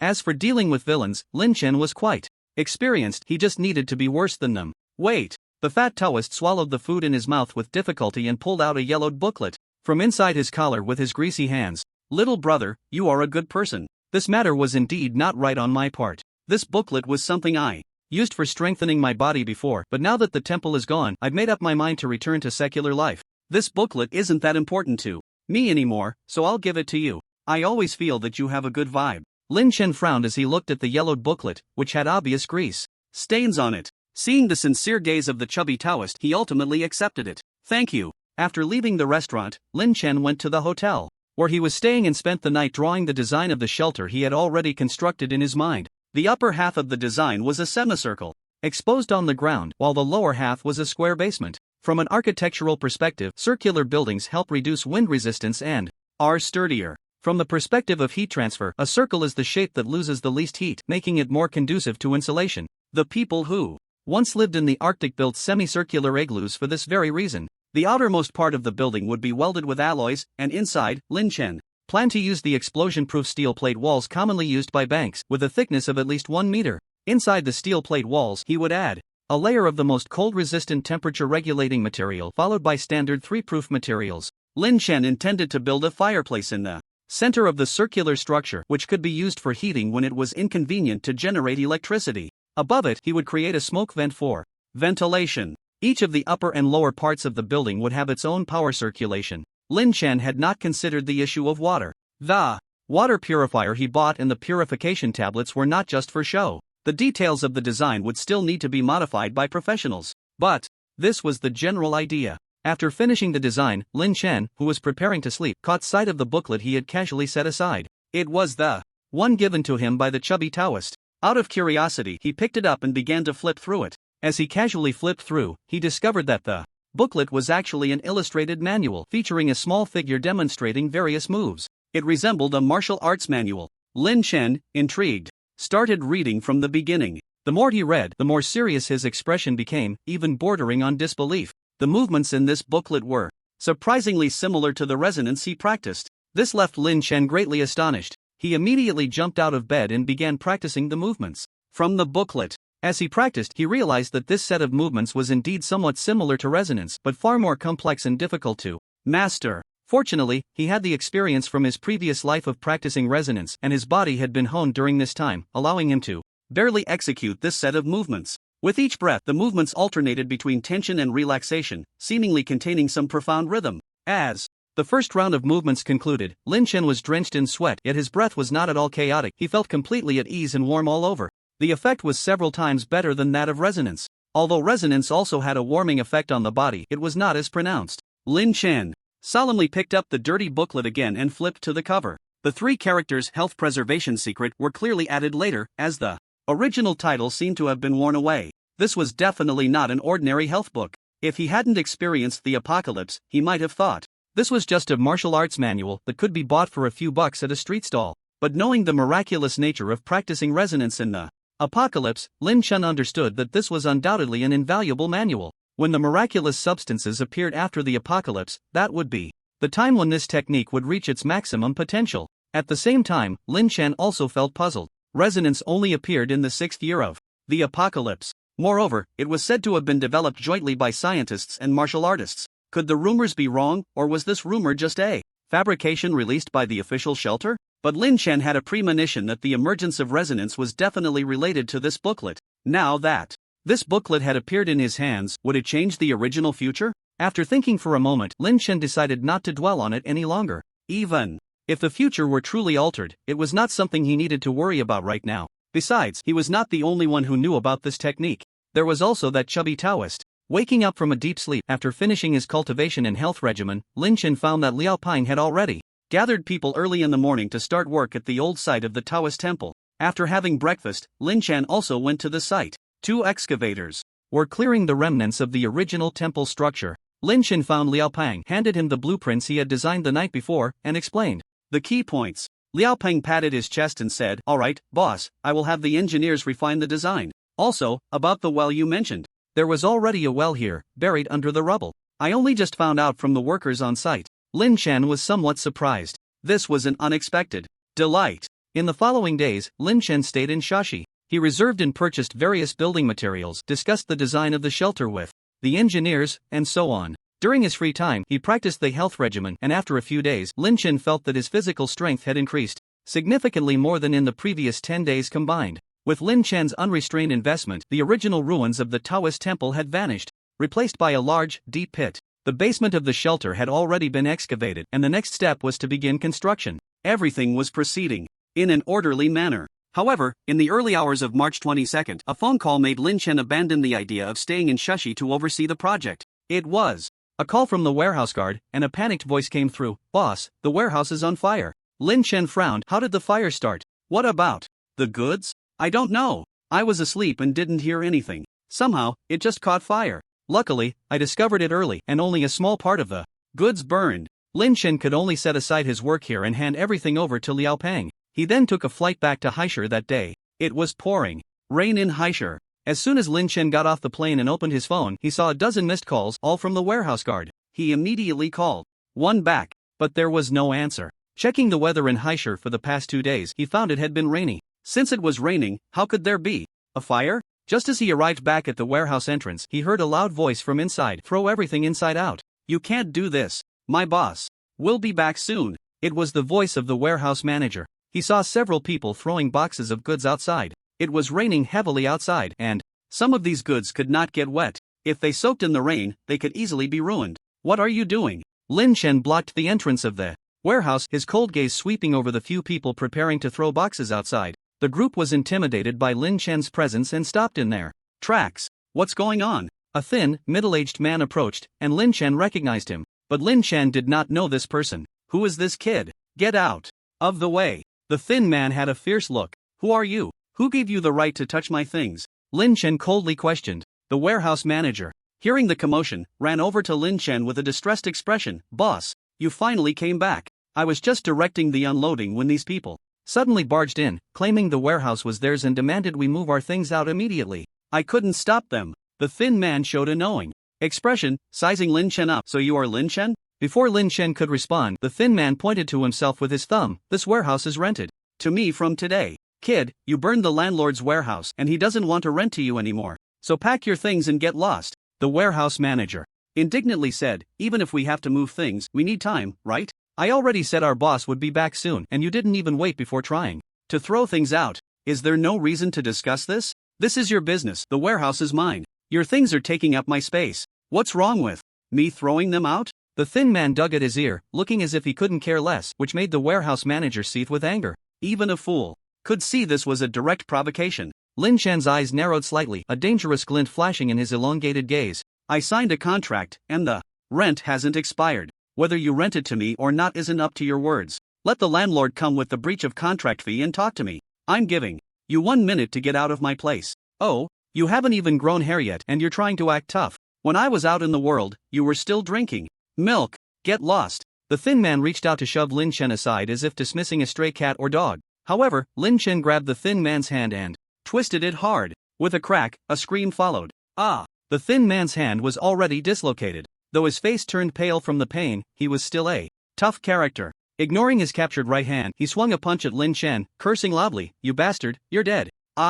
Lin Chen easily caught the punch. To him, this punch was weak and powerless. The thin man had some ferocity, but it ended there. Crack! Lin Chen twisted the thin man's left hand as well and kicked him away. Without arms to break his fall, the thin man landed face first on the ground, his teeth chipping and bleeding. Lying on the ground, the thin man yelled, Are you all blind? Kill him for me. The events unfolded too quickly. The few people who had come with the thin man, still carrying their things, finally threw down their boxes and rushed forward. But how could they possibly be a match for Lin Chen, who had been through countless real battles? Lin Chen kicked one person away, caught 2 incoming punches, and yanked hard. The 2 immediately stumbled, losing their balance, and Lin Chen grabbed their necks and slammed them together, their screams abruptly cut off. As soon as Lin Chen released them, they collapsed to the ground, unconscious. He easily sidestepped a punch coming from the side and retaliated with an elbow strike, causing that person to hunch over and fall to the ground like a shrimp. Just a few simple moves, not even a warm-up, and 4 people lay on the ground. Lin Chen had already shown mercy, not wanting to escalate the situation. If this were the apocalypse, these people would already be dead. The thin man, who had just turned over, saw this scene and realized he had hit a brick wall. He thought he was just dealing with a college student, that he could handle this with a casual gesture, and was even pleased someone was delivering money. He never expected to encounter such a tough opponent. The last remaining person, catching sight of the murderous glint in Lin Chen's eyes, fearfully took a few steps back. He didn't dare to approach again and instead turned to flee into the rain. Lin Chen didn't pursue him but walked up to the thin man, who was now sitting up. Who sent you? Did you set the fire in my warehouse? Lin Chen already had a suspicion in his heart but wanted to confirm it. Yet even in such a situation, the thin man seemed unafraid and threatened, If you have the guts, kill me. Otherwise, I will definitely make you pay. A flash of killing intent crossed Lin Chen's eyes. He turned to the warehouse manager, who was still dumbfounded and at a loss. Call the police. The order of the peaceful era saved these scumbags. The warehouse manager suddenly snapped back to reality, trembling as he took out his phone to call the police, looking at Lin Chen with a mix of awe and fear. Soon, the security personnel arrived at the warehouse, along with an ambulance. As soon as the security personnel arrived, the thin man immediately bit back. Officer, this person barged into my warehouse for no reason and attacked me. Both my hands are dislocated because of him. Who called the police? Lin Chen raised his hand. I did. Explain the situation. The security officer took out a recording pen. Lin Chen recounted how a few people had run to his warehouse, thrown away his goods, and initiated the conflict. There were still a few boxes of goods at the warehouse entrance in the rain. The warehouse manager also confirmed that Lin Chen was telling the truth. Lin Chen's actions weren't too severe. Aside from some minor injuries and mild concussions, the others quickly recovered. The dislocated hand of the emaciated man was also set back in place by the paramedic. Lin Chen pretended to take something from his backpack, but in reality he pulled out a rental contract. This is the contract for renting this warehouse. The security officer glanced at it and confirmed that the contract was valid. The situation was already very clear. One of the security officers said, "Take these people back." Wait. Even now, the emaciated man showed no signs of panic. Instead, he took out his phone and made a call. The phone rang outside the warehouse. A middle-aged man and a young man walked into the warehouse. Lin Chen squinted slightly. He recognized one of the newcomers, Li Duoyu. Upon seeing Lin Chen, Li Duoyu's lips curled into a smug smile. The middle-aged man, presumably Li Duoyu's father, pulled one of the security officers aside. After saying a few words, he made a call and held the phone to the security officer's ear. Lin Chen frowned at this scene. Just then, Lin Chen's phone rang. It was the landlord calling. "Lin Chen, your workers almost burned down my warehouse. I'm not renting it anymore. I'll refund you the remaining rent and deposit, so please move out as soon as possible." Lin Chen frowned and replied, "There's nothing in the contract about that. Besides, the fire incident hasn't been investigated yet." The landlord's voice sounded helpless and a bit urgent. "Don't investigate anymore. It's all your fault. Just move out. I'm begging you. I'll refund you all the rent for this month." After saying that, he hung up the phone. He immediately refunded Lin Chen the full amount of 60,000 yuan. It seemed that this warehouse was truly no longer available for rent. Lin Chen's belongings were already piled up, so moving out didn't matter much to him. But being forced out like this was undeniably frustrating. Li Duoyu walked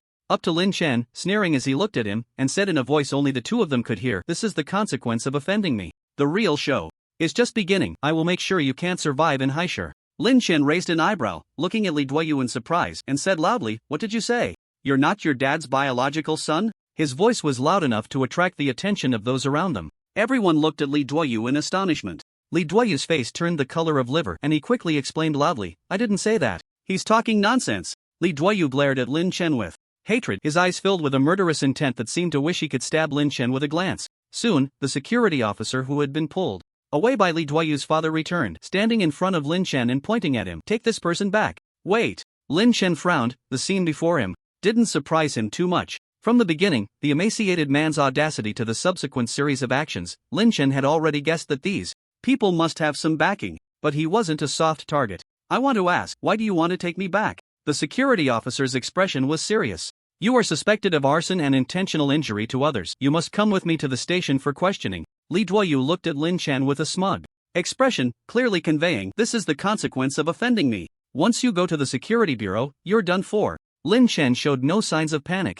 Continuing to defend himself, "I already said they were the ones who started it first. That's just your word. It can't be considered evidence." A hint of mockery flashed across Lin Chen's face. "But you didn't say that just now." The security officer's eyes flashed with anger. "The other side has more witnesses than you. We have the right to re-investigate. Come with us." "But I have evidence." Lin Chen grinned, his eyes cold as ice, picking up his phone and saying, "When I moved in, I installed several surveillance cameras in the warehouse. What you just said in the corner should have been recorded." The angrier Lin Chen got, the broader his smile became, yet the coldness in his eyes could freeze a person. He suddenly began to miss the arrival of the apocalypse. At least, in the apocalypse, evil was absolute evil. The security officer standing in front of him was pricked by Lin Chen's mad smile. Such an expression usually appeared on the faces of psychopathic killers. And what did he just say? Recording? The security officer's expression changed and he reached out to snatch the phone from Lin Chen's hand. However, Lin Chen seemed to have foreseen this, calmly stepping back 2 paces before the officer could act.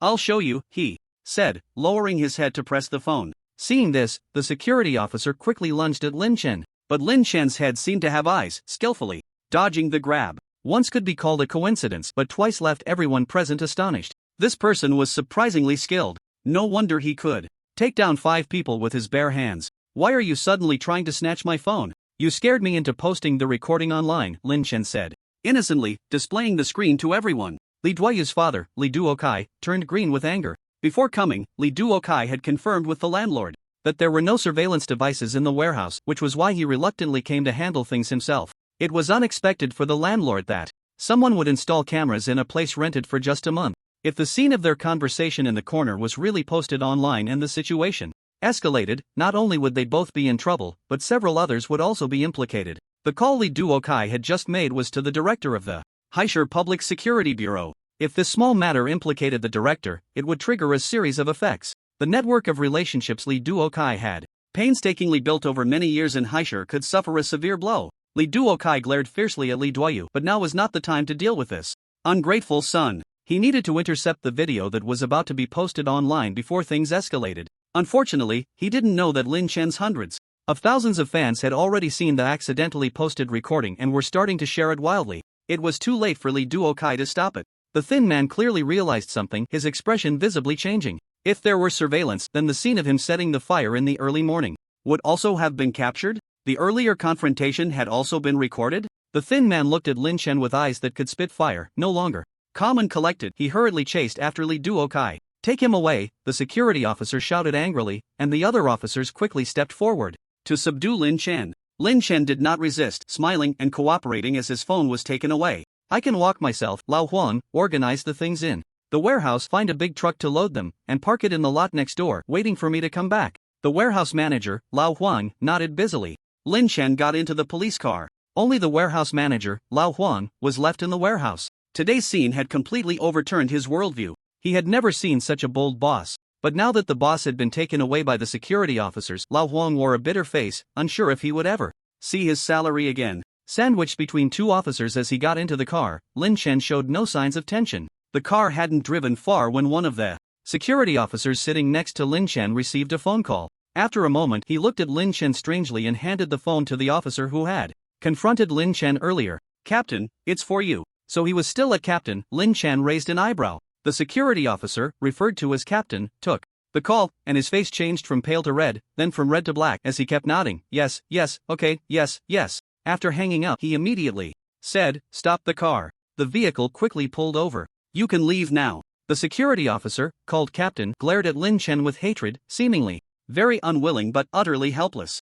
Lin Chen smiled and extended his hand, saying, "My phone? Your phone contains evidence and needs to cooperate with the investigation." Lin Chen shrugged and got out of the car, walking away. Lu Ting watched Lin Chen walk away before retracting his gaze. Lin Chen turned around to get a new card and then bought a new phone. The video he posted had indeed caused an impact. And it was a huge impact. If the apocalypse hadn't arrived, just this wave of actions would have offended countless people. As someone with no background or identity, he could disappear into the vast sea of people at any moment. But now, he feared nothing. Lin Chen took down the video and also cancelled his social media accounts. The goal was achieved. He didn't want to become more famous. Back at the warehouse, old Huang was still calling for a car, not expecting Lin Chen to return so quickly. He was also taken aback. Lin Chen settled the wages, sent old Huang away, and closed the warehouse door, counting the items inside. A small portion of the sleds he ordered online had been burned, a total of 10. Originally, Lin Chen wanted to raise a few sled dogs for the apocalypse.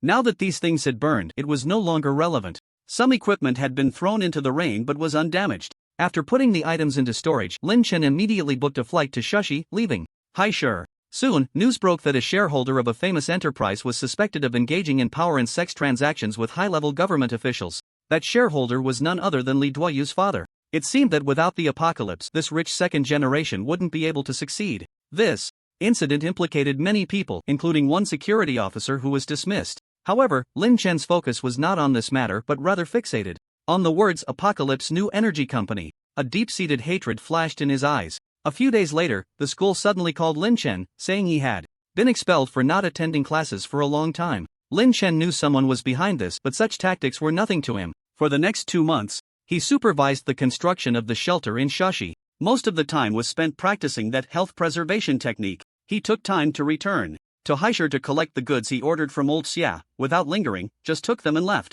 This also allowed him to avoid a conspiracy aimed at him. On May 25, the shelter was finally completed. The total construction period was over 2 months, costing Lin Chen more than 9 million, all spent on materials and labor. The semicircular shelter had no windows except for a chimney and an entrance passage. From the back, the entire shelter looked like an iron ball embedded in the earth. There were 2 doors, an outer door and an inner door, both heavy blast-proof doors. Anyone entering or exiting had to pass through both doors. Workers joked that this shelter could remain intact even under the aftermath of a nuclear weapon. Inside the shelter, there were squat toilets, heated kong beds, cooking stoves, and other designs that did not require electricity. All the wiring was done indoors, which affected aesthetics but made future maintenance more convenient. A water pipe was also made from the well to supply water to the shelter. Lin Chen had the well cover completely sealed so that the well water wouldn't freeze so easily. Next, he just needed to put the daily necessities from storage inside and it would be ready for occupancy. Only 6 days remain until the solar flare erupts. Lin Chen spent a day setting up the shelter, and aside from the electrical appliances, everything else was ready. He even bought several carpets to lay in the living room of the shelter. The electrical appliances would have to wait until after the geomagnetic storm passed to avoid damage. Once the shelter was built, Liao Peng had little to do but follow Lin Chen around. After thinking for a moment, Lin Chen said, "You should prepare some supplies and put them in your rental apartment." The apocalypse was about to arrive, and he didn't mind giving Liao Peng a hand, treating it as a reward for his diligent work over the past 2 months. There was no way he could pay him a salary afterward. Of course, if he didn't listen, Lin Chen wouldn't remind him again. After sending Liao Peng off, Lin Chen took out his phone and pulled a number out of the blacklist. Zhao Xiao. Lin Chen dialed the number. "Lin Chen? Is it really you? Where have you been lately? The last time I saw you, you were taken away by the security guards in a short video. Are you okay?" Zhao Xiao's voice sounded very surprised. It was indeed a genuine surprise. For over 2 months he had been nearly buried under his parents' complaints, and the plan to buy a new house had been delayed because he couldn't borrow money from Lin Chen. Lin Chen replied, "I'm fine. I've just been feeling down and traveling in Sha City. Do you want to come over for a few days?" Without a second thought, Zhao Xiao on the other end agreed, "Sure. I'll go ask for a few days off right now to keep you company." After chatting for a bit, Lin Chen hung up the phone. How could he possibly forget Zhao Xiao, the person who had caused his death in his previous life? He could never return to High City, but that didn't mean he would let Zhao Xiao off the hook. Luring Zhao Xiao to Sha City to deal with him was just the same. Lin Chen also stocked up on 10 tons of bottled water and some of his favorite food in Sha City. In extreme cold, water was actually the least scarce resource. Snow was everywhere. If you were thirsty, eating some snow could quench your thirst, although it would make your body colder. But compared to the hard-to-obtain food, water was indeed something survivors didn't have to worry about. Viruses and bacteria were everywhere, and whether or not one ate snow had little to do with getting sick. Most survivors had developed antibodies after a few years in the apocalypse.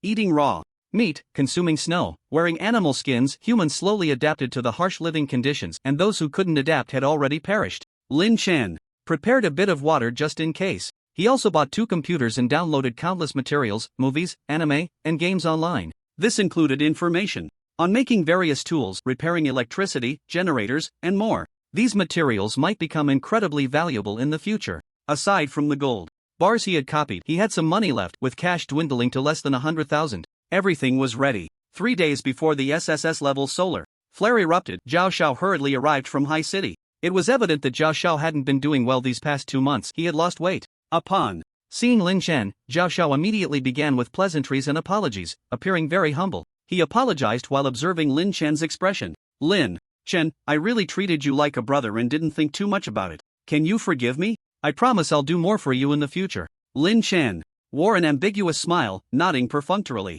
"Let's hang out here for a week before you leave. I'll cover all the expenses." Zhao Zhao's face visibly lit up with joy. Indeed, Lin Chen was still that big-hearted Lin Chen. It seemed he had indeed made it too obvious last time and angered Lin Chen. "Great." Zhao Xiao readily agreed, and he was also looking for a chance to bring up borrowing money with Lin Chen. "By the way, when did you come to Sha City alone? I heard online that you were expelled from school. Is that true?" Zhao Xiao seemed concerned, but the glimmer of glee in his eyes was poorly concealed. "It's true." Lin Chen nodded slightly, pretending not to see. Zhao Xiao feigned comfort, saying a few words to Lin Chen, then they began discussing the plans for the next few days. Lin Chen genuinely wanted to relax during this time. Before the apocalypse, the risks were high, and Lin Chen couldn't afford to wait these few days. What he needed to do was keep Zhao Xiao in Shushi, and after the apocalypse arrived, let Zhao Xiao experience the despair of the end times before dying. Lin Chen never considered himself a good person. In his past life, after losing the affection of his parents, he placed all his emotions on a few good friends, including Zhao Xiao.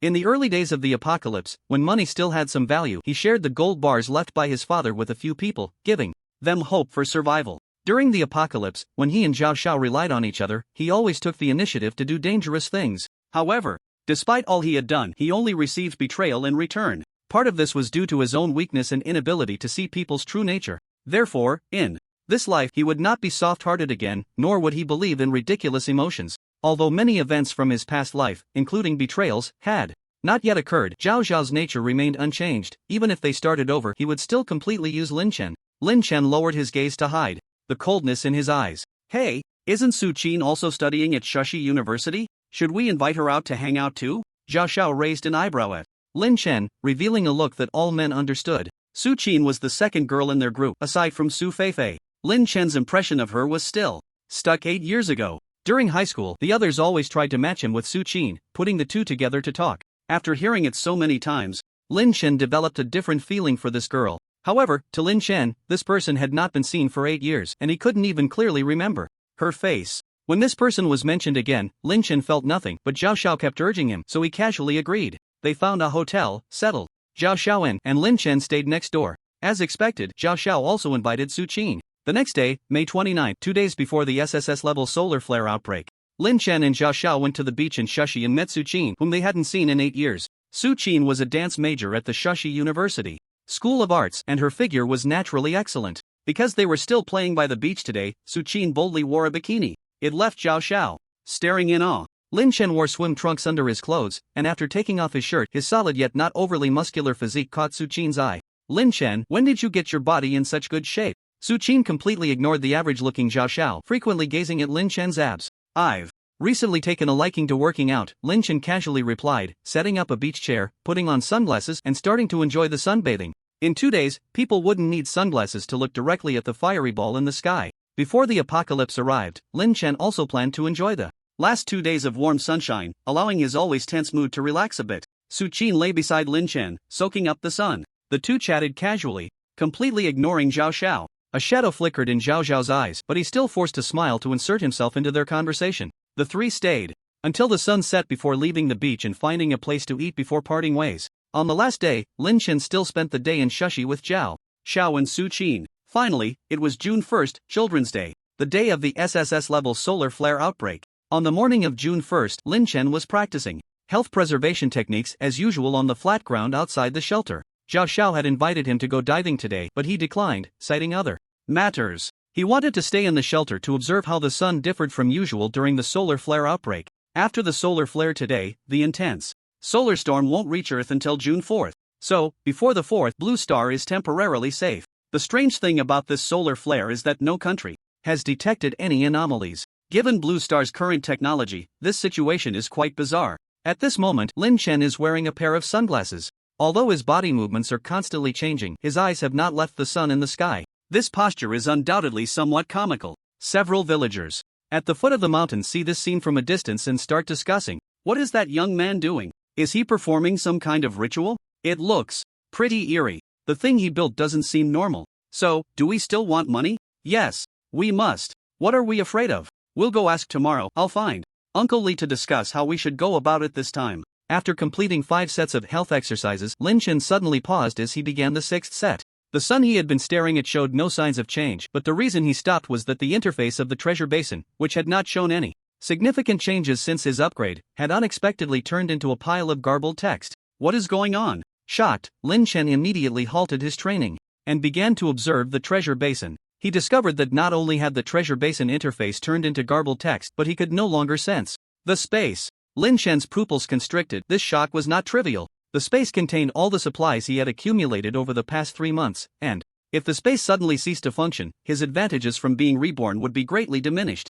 At this moment, Lin Chen suddenly realized that he was too dependent on the space. After about a few dozen seconds, the garbled text in front of him formed a series of Chinese characters. The apocalypse reset on Blue Star has been activated for the 3rd time. This process will accelerate the evolution of species. It has detected that the treasure basin recognizes intelligent life as the main entity and has initiated the host protection plan. Lin Chen's pupils trembled. The information contained in this sentence was overwhelming. Apocalypse reset? The 3rd time? He had experienced the apocalypse in his previous life, returned to before the apocalypse, and was going through it again. Does this count as 2 times? Then why does the treasure basin indicate that this is the 3rd time? Could it be that in the previous life, before his rebirth, the apocalypse had already restarted once? There was no time to ponder the meaning of the subsequent words, as the interface in front of him reformed into another message. The first wave of danger will arrive in 71 hours. Please be prepared. Lin Chen's heart raced. Is this a warning? Is this treasure basin intelligent? A few seconds later, this text disappeared, and the treasure basin interface returned to normal. The space was also sensed by Lin Chen again. However, the countdown in the upper right corner showing 71 hours and 43 minutes made Lin Chen realize that what had just happened was not an illusion. Lin Chen turned and returned to the shelter, brewed himself a cup of coffee, and took a few sips to calm down. He recalled the anomalies that had appeared on the treasure basin interface before. He speculated that this wave of anomalies was likely related to the so-called SSS-level solar flare explosion. The solar flare explosion marked the beginning of this apocalypse, and the previous message from the treasure basin, the apocalypse reset on Blue Star, has been activated for the third time. This process will accelerate the evolution of species. It has detected that the treasure basin recognizes intelligent life as the main entity and has initiated the Spark Protection Plan. Also declared that the apocalypse had begun. Lin Chen was very concerned about the number 3. Upon careful thought, perhaps apart from himself, no one in this world knew that he would experience the apocalypse again.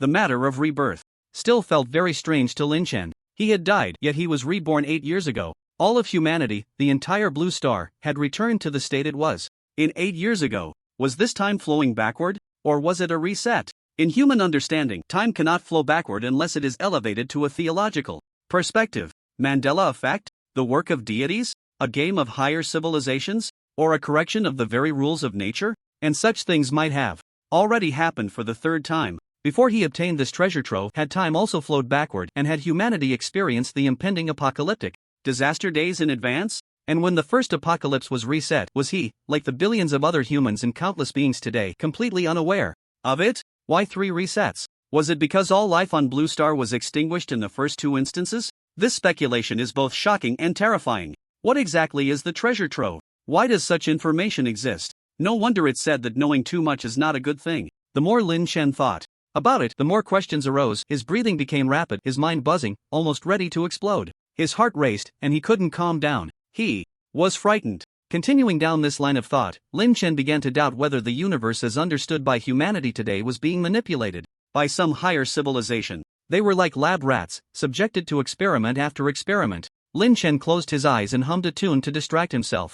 After finishing the song, he finally cast aside these bizarre thoughts. He took out his computer and began searching for information about the Ice Age. Blue Star had experienced several ice ages. Before the arrival of this extreme cold apocalypse, humanity's ancestors had endured an ice age lasting over 2 million years, which only ended about 10,000 years ago. This period is also known as the Quaternary Glaciation. Lin Chen only skimmed through the specifics of whether humans participated in the first 3 glaciations. Speaking of the Quaternary Glaciation, it nearly led to the extinction of all non-cold resistant animals. Those that survived in the icy wilderness were mostly long-haired creatures. Yet humans managed to survive. Regarding why humans could endure, some scientists speculate that it is due to humanity's strong creativity and adaptability. However, Lin Chen felt this explanation lacked a solid foundation. Those who have not experienced extreme cold cannot imagine its terror. In the 8th year of the apocalypse, fewer than 1 million of the 7.8 billion humans remained. This illustrates the horror of the apocalypse. And in that period over 2 million years ago, there was no technology and resources were extremely scarce. There were few plants and no medicines. Countless large carnivorous mammals, such as saber-toothed tigers, short-faced bears, brutal lions, and terror wolves, lived during this time. They were massive, fierce, and carnivorous. With the size and speed of a normal human, one could only become prey for these large carnivores. Even if one could survive an extreme cold, survival would still be difficult. More strangely, after the Ice Age ended, these ferocious large creatures went extinct. Yet humans continue to thrive to this day. This is hard to explain through adaptability and creativity alone. But if there was involvement and assistance from higher civilizations, then everything becomes much more reasonable. However, these are merely Lin Chen's speculations. His original intention was simply to survive in the apocalypse, regardless of the reasons. Since he had been granted a second life, he must live it well. Only by surviving can he uncover more clues about this disaster. If, as he speculated, the apocalypse resets every time all species go extinct, then as the only informed person now, he might really need to do something. Because no one knows how many times such resets can occur. If this is the last chance, will Blue Star become a lifeless planet like other planets in the solar system? Lin Chen pulled out his computer, plugged in the wireless network card, and began to surf the internet. He anonymously posted the news of the solar flare outbreak online. 3 months ago, if he had said that an SSS-level solar flare would erupt today, he would undoubtedly have been considered a madman or a charlatan. No one would believe that he could predict the future. But today, he revealed this matter based on facts that had already occurred, along with speculation about the impending ice age. This made it much easier to gain people's trust. Perhaps a scientist would discover the sun's anomalies, prompting countries to prepare in advance. And 71 hours later, all electronic devices would lose signal and become useless. Lin Chen would no longer be at risk of exposure. He just didn't know if his post would be discovered by someone with ulterior motives. Lin Chen closed his computer, unplugged the network card, and retracted his space. The rest would depend on fate. Lin Chen tried to establish communication with the treasure basin, but there was no response. To avoid another situation where he couldn't sense the space, Lin Chen took out a portion of each type of supplies from the space and placed them in the basement of the shelter. The next day, the countdown in the upper right corner had already jumped to 47 hours. Watching the apocalypse approach was excruciating. Lin Chen could only keep practicing the nourishing technique to stay calm. However, it wasn't long before a group of uninvited guests disrupted Lin Chen's peace. A tractor arrived outside Lin Chen's shelter. The shelter had no windows, so Lin Chen had installed a camera at the peephole of the blast door to check the outside situation. 4 people got off the tractor and began to survey the shelter. They were discussing who would go up to knock on the door of this big iron ball when Lin Chen had already opened the door and walked out. The older woman among the 4 peered through the crack of the door Lin Chen had opened, eager to see inside. However, there was another door inside, and even if she strained her eyes, she couldn't see what was happening inside. What do you want? Lin Chen scanned the 4 newcomers. There was a middle-aged woman in her 40s, an elderly man in his 50s leaning on a cane, a 30-year-old farmer, and a woman in her 20s. The 4 of them were also sizing up Lin Chen with different expressions. Ever since some villagers and a construction worker inquired about it, the villagers had learned that the round ball on the mountaintop cost several million. They all knew Lin Chen was wealthy, a big fat sheep. The first to speak was the farmer, Li Chang. Little brother, your round ball has disturbed the feng shui of our village. Recently, several of our chickens and ducks have died. What do you say we should do about this? Lin Chen looked towards a patch of woods. What does it have to do with me if your chickens and ducks die? Aunt Li put her hands on her hips and glared at Lin Chen. How can it not be your business? It's because of your round ball that our chickens and ducks started dying. Who knows, maybe soon people will start dying too. Lin Chen scoffed. These villagers really knew how to make excuses. They were right, in a few days, it wouldn't just be a few people dying. Then why don't you hurry up and move? If you wait too long, your village might be wiped out. Rural people are most superstitious about this, and Lin Chen's words infuriated the 4 of them. Hey, why are you such a bad kid? Are you cursing us? Aunt Li pointed at Lin Chen's nose and scolded. You little brat. What did you say? If you don't know how to talk, I'll teach you. Li Chang's eyes flashed with menace as he swung his large palm towards Lin Chen's face. It seemed reckless, but this was something they had planned before. Coming up the mountain. Young people are easily intimidated. A slap would make them obedient. They had the elderly, weak, and women with them, and they could easily fabricate some charges against Lin Chen without worrying about him calling the police. The other 3 seemed to already envision Lin Chen being stunned by the slap. Smack! A heavy slap echoed. The sound was much louder than they had anticipated. What truly surprised them was that the one who got slapped was not Lin Chen but Li Chang. Lin Chen raised his hand and caught Li Chang's hand, then retaliated with a slap to Li Chang's face. Li Chang was stunned by Lin Chen's slap, his head buzzing, and his face swelling visibly. The 4 of them clearly didn't expect Lin Chen to be so arrogant, daring to fight back 1 against 4. And at such a young age, his strength was surprisingly great. Seeing his son being hit, the elderly Li, leaning on his cane, swung it at Lin Chen, relying on his age. Lin Chen nimbly sidestepped, avoiding the cane. Old Li's eyes darted, and he let out a groan, falling to the ground and closing his eyes. This was the signal to initiate the second plan. Dad? What's wrong, Dad? Li Tsuetsue immediately reacted, glaring at Lin Chen. You hit my dad? I didn't even touch him. Lin Chen coldly glanced at Old Li, who was lying on the ground with his eyelids twitching. All 4 of us saw it. Don't think you can play tricks. Old Li's wife knelt in front of her husband, holding his body and wailing. Oh dear, how could this happen? City folks bullying us country people. If you take my old partner away, I'll just die on this iron ball. I won't live anymore. Li Tsuetsue also began to sob. My dad was already in poor health. What are we going to do now? Compensation. Just give us 50,000 and we'll let this go. Li Chang covered his face, clenching his fists tightly.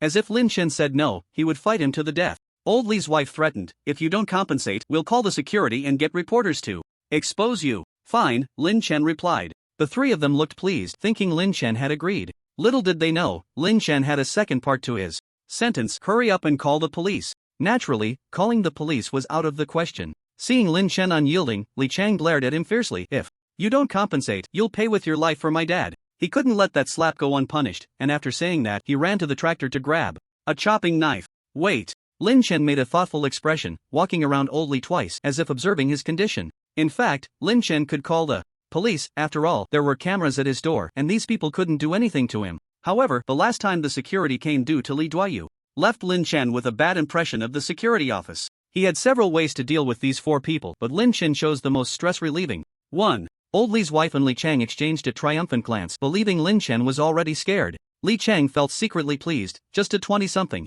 kid, a little scare would do. Suddenly, Lin Chen stepped on Old Li's hand that was hanging on the ground. Ah! Old Li screamed, opening his eyes. Lin Chen turned to Li Chang, who hadn't reacted yet, and said, I brought your dad back to life, so he doesn't need to pay with his life now, right? Li Chang Li Tsue Tsue. Old Li's wife.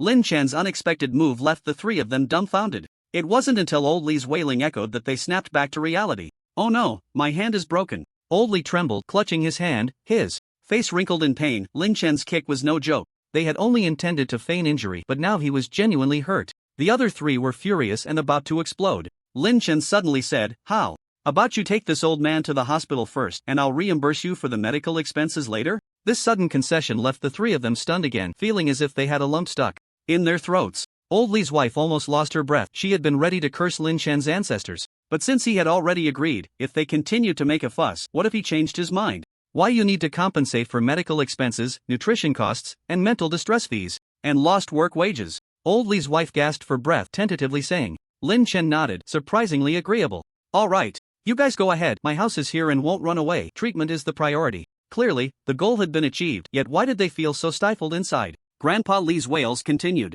Li Chang didn't dare to delay, pointing a finger at Lin Chen. Kid, if you dare not to compensate, I will make you regret it. After throwing out a few harsh words, the three of them helped Grandpa Li onto the tractor and drove down the mountain. Lin Chen watched the tractor leave. Of course, he wouldn't compensate for any medical expenses. He just wanted to send these four away. If they could still make it up the mountain in a few days when the blizzard hit, then he would consider himself defeated. Lin Chen walked towards a patch of woods. As soon as he stepped out of the shelter, he sensed a gaze watching him from the trees. Ever since his rebirth, Lin Chen had become particularly sensitive to the attention of others. He could detect any gaze within 50 meters. As Lin Chen entered the woods, his phone suddenly rang, followed by a flurry of footsteps in the distance, quickly fading away. He only caught a glimpse of a blurry shadow disappearing into the dense foliage. Lin Chen took out his phone. The caller ID read Zhao Xiao. He answered the call irritably. What is it? Lin Chen guessed that after leaving Zhao Xiao hanging for 2 days, the guy probably couldn't stand it anymore. Lin Chen, guess who I ran into here? Zhao Xiao said in a mysterious tone. Lin Chen raised an eyebrow. Who? Zhao Xiao's voice on the phone was a bit excited. The son of the richest man in High City, Shin Jinbin. Lin Chen tightened his grip on the phone. Shin Jinbin? Yeah, he even took the initiative to talk to me. He knows I'm playing in Sha City and wants to go diving with me tomorrow, asking me to bring you along. Lin Chen, you actually know such a super rich second generation. You're hiding it too well. That's really not fair. Zhao Xiao rambled on the phone, but Lin Chen's mind was filled with the words Shin Jinbin in Sha City, and he couldn't hear anything else. Shin Jinbin, one of the culprits who caused his death in his previous life. But in fact, the grudge between Lin Chen and Shin Jinbin had been formed long ago. Lin Chen's father was once an employee of Tianqi New Energy Company. On the day of his father's accident, the chairman of Tianqi New Energy Company brought his son to inspect the factory. They arrived at the power area where Lin Chen's father was responsible, and during the operation, the chairman's son suddenly splashed his drink on the electrical equipment, causing a short-circuit explosion. That killed Lin Chen's father on the spot. Shin Fanrun, the chairman of Tianqi New Energy Company, in order to quell the matter, paid a huge hush money to everyone present.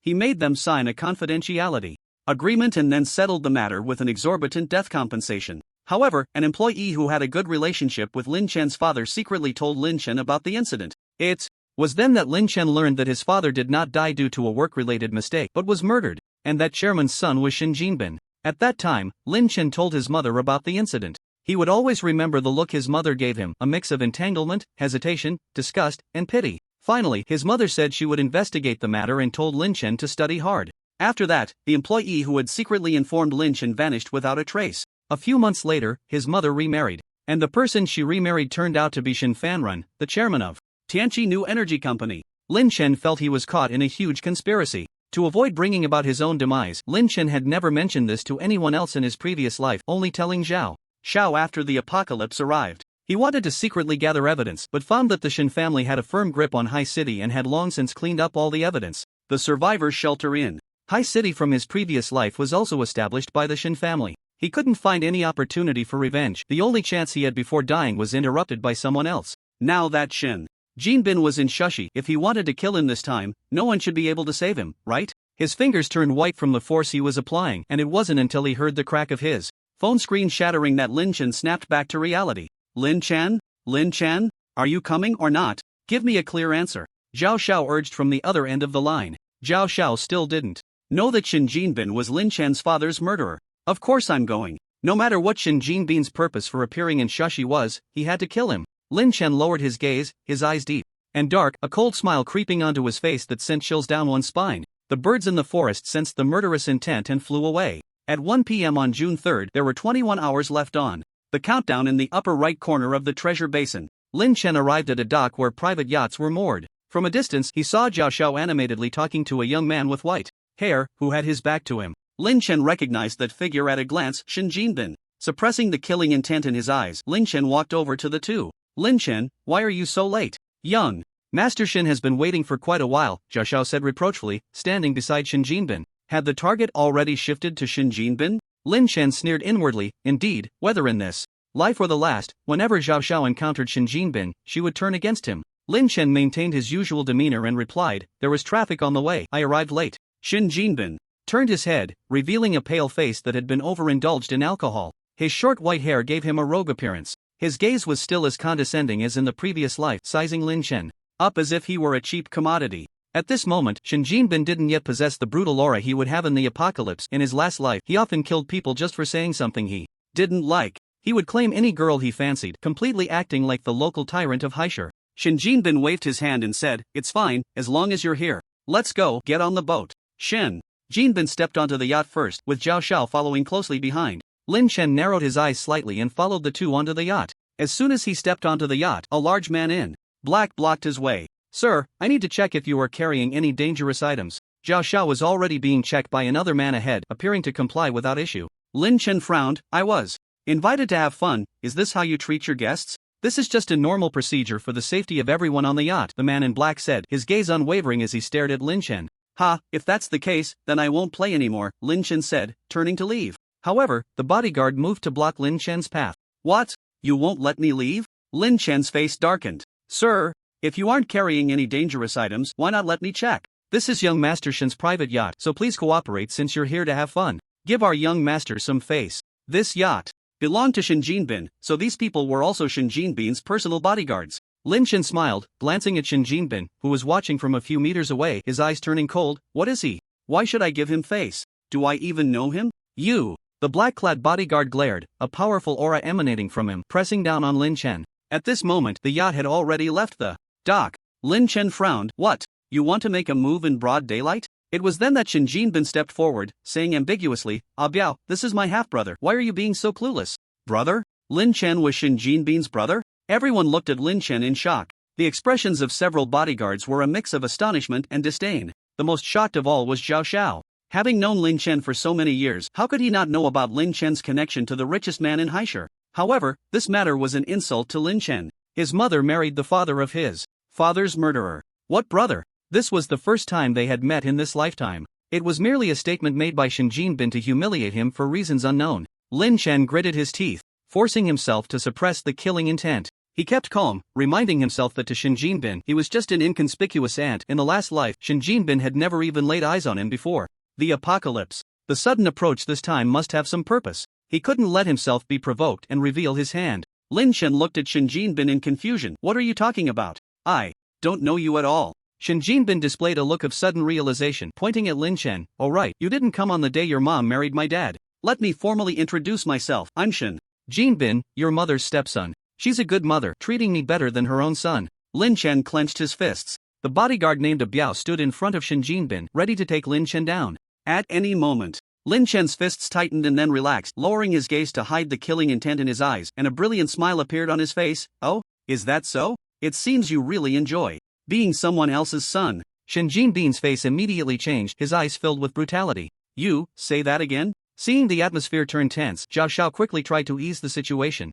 Haha, isn't this just a game? When you come out to play, you should be happy. Look, the sea is really beautiful today. Zhao Xiao wasn't trying to ease the tension for Lin Chen. The atmosphere on the yacht was indeed strange. Aside from Lin Chen and Zhao Xiao, there were Shen Jinbin and 8 burly men in black, all of whom were now glaring at the two of them. This was not a good sign. Shen Jinbin suppressed his brutality, revealing a cold smile, and turned to enter the cabin. The other men in black followed him inside. Only Lin Chen, Zhao Xiao, and the bodyguard named A Biao remained on the deck.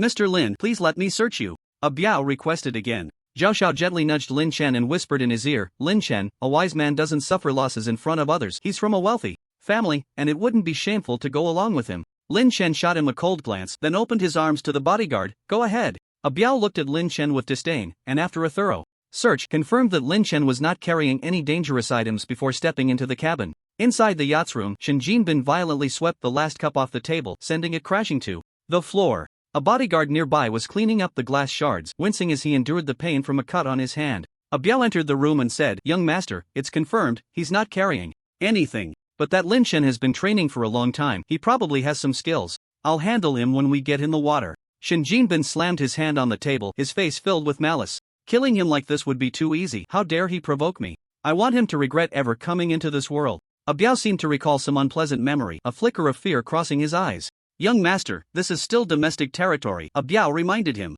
Shin Jinbin unwillingly slammed the table again, casting a cold glance at a Biao. "Take out the one who came with him too." "Yes." Lin Shen and Zhao Xiao enjoyed the sea view on the deck, while a servant brought drinks for the two of them. Before long, Shin Jinbin also came out, returning to his earlier roguish demeanor, chatting and laughing with the two. "We're going to dive a bit further this time. I know of a small island where there aren't many people nearby, and the underwater environment is particularly beautiful. I guarantee you've never seen such stunning scenery." Shin Jinbin exaggeratedly introduced the beauty of that sea area. Zhao Xiao nodded repeatedly, her face full of anticipation. "I'll follow whatever arrangements Shin Xiao makes, I'm fine with anything." Lin Shen also did not object. About 2 hours later, the yacht arrived near an uninhabited island. There were no boats around, and not a single person in sight. The sunlight shimmered on the light blue sea surface, and a few thousand meters ahead lay a clean beach, along with the lush green mountains of the island, which indeed looked picturesque. A bodyguard informed them that the diving equipment was ready and led them to the other end of the yacht. As the three walked over, a Biao had already put on his gear. Shin Jinbin directly picked up a set of diving gear and put it on. A Biao placed the other two sets in front of Lin Chen and Zhao Xiao. Zhao Xiao looked at a Biao, rubbing her hands together. "I've never been diving before, so maybe I shouldn't go?" Lin Chen glanced at Zhao Xiao in surprise. "A Biao is a diving expert, he can protect us underwater. We agreed to dive together. Are you really going to embarrass me in front of Shin Jinbin?" Shin Jinbin frowned at Zhao Xiao. Zhao Xiao waved her hands repeatedly, and upon turning her head, she saw Lin Chen had already picked up a set of diving gear, so she had no choice but to put it on as well. Watching the two gradually finish getting ready, Shin Jinbin turned around, a hint of mockery and malice flashing in his eyes. Once everyone was dressed and had their breathing equipment on, Zhao Xiao, standing behind Lin Chen, suddenly tugged at him, her eyes behind the diving mask squinting at him. Lin Chen laughed. "What are you squinting your eyes for? Did some sand get in?" It seemed Zhao Xiao wasn't too foolish. She had sensed something was off. Setting aside Shin Jinbin's identity as a top-tier rich second generation, a stranger suddenly inviting you out to play,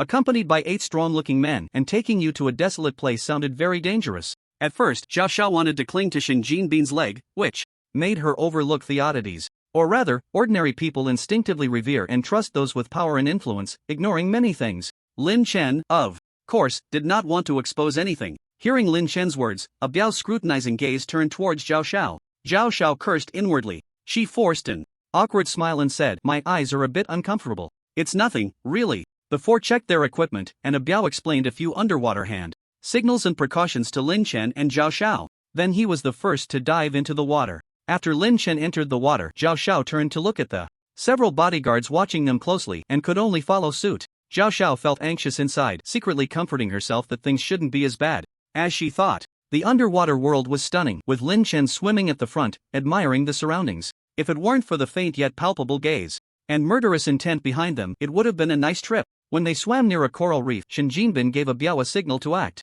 A Biao saw the command, nodded, and drew a dagger from his thigh, swimming towards Lin Chen. Watching a Biao get closer to Lin Chen, Shin Jinbin's eyes behind the diving mask were filled with frenzied excitement. Zhao Xiao, being a first-time diver, had been swimming at the back of the group, and upon seeing this scene, she was terrified. She wanted to warn Lin Chen, but as she opened her mouth, her breathing apparatus nearly fell out, so she quickly shut her mouth.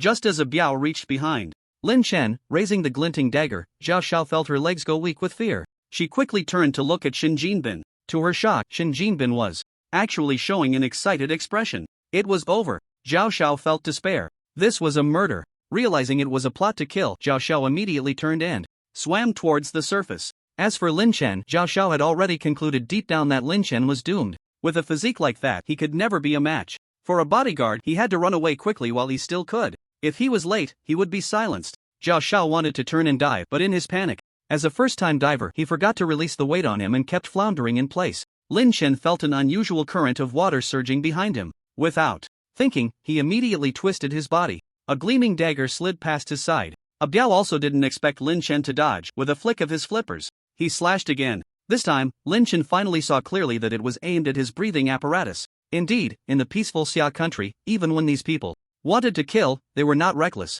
They intended to make it look like an accidental death by suffocation. Affected by the resistance of the water, Lin Chen had nowhere to hide. He reached out and grabbed a Biao's hand that was holding the dagger, preventing the breathing apparatus from being cut. A Biao's other hand reached for Lin Chen's breathing apparatus, but it was also caught by Lin Chen. The two began to struggle underwater. A Biao's face was filled with ferocity, along with a hint of shock and disbelief. He tried with all his might to break free from Lin Chen's grip, but it felt as if he was caught in an iron clamp, unable to budge an inch. This kid was surprisingly strong. Lin Chen lifted his foot and forcefully kicked a Biao, propelling himself more than a meter away. Just as a Biao was about to lunge forward again, Lin Chen reached behind him and then brought his hand back to the front, now holding a handgun. A Biao's body, which had been charging forward, suddenly froze, his eyes wide with disbelief and panic. When did this kid hide a gun? Impossible, he had clearly searched him and confirmed that Lin Chen had nothing on him. Moreover, when changing into the diving suit, there was no place to hide a gun in plain sight. This was impossible.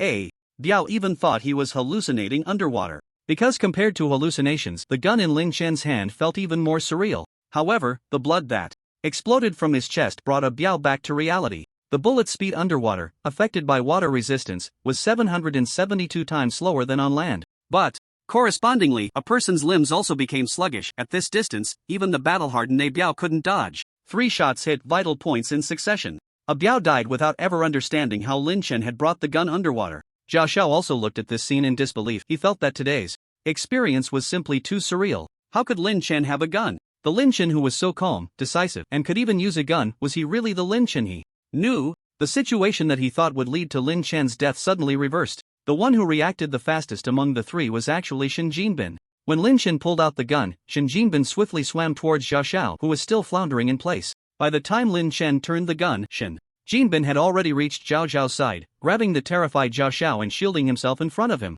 At the same time, he pressed the deflation button on his diving suit. Zhao Xiao was so scared that his soul nearly left his body, shaking his head continuously as he watched Lin Chen raise the gun during the ascent. The handgun's underwater range wouldn't exceed 1.5 meters. Seeing the distance about to widen, Lin Chen's eyes turned icy, and without hesitation, he fired. The bullet broke through the water flow. There were too many disturbances in the water, and the shot that was originally aimed at Shen Jinbin hit Zhao's neck instead. Zhao Xiao's eyes widened in terror behind his diving mask, and the breathing apparatus fell out of his mouth, blood gushing from his mouth, nose, and neck. Lin Chen wanted to fire a second shot. At that moment, a school of fish swam between the two of them. By the time the fish swam past and visibility was restored, the distance between him and Shen Jinbin had already exceeded 2 meters. Lin Chen fired again, but the bullet lost its strength and fell midway. Seeing that Lin Chen's gun posed no threat, Shen Jinbin released Zhao Xiao, whose pupils had already dilated, and swam towards the surface with greater speed. Lin Chen! A surge of malice filled Shen Jinbin's eyes as he looked at Lin Chen with an expression of deep resentment, even making a throat-cutting gesture.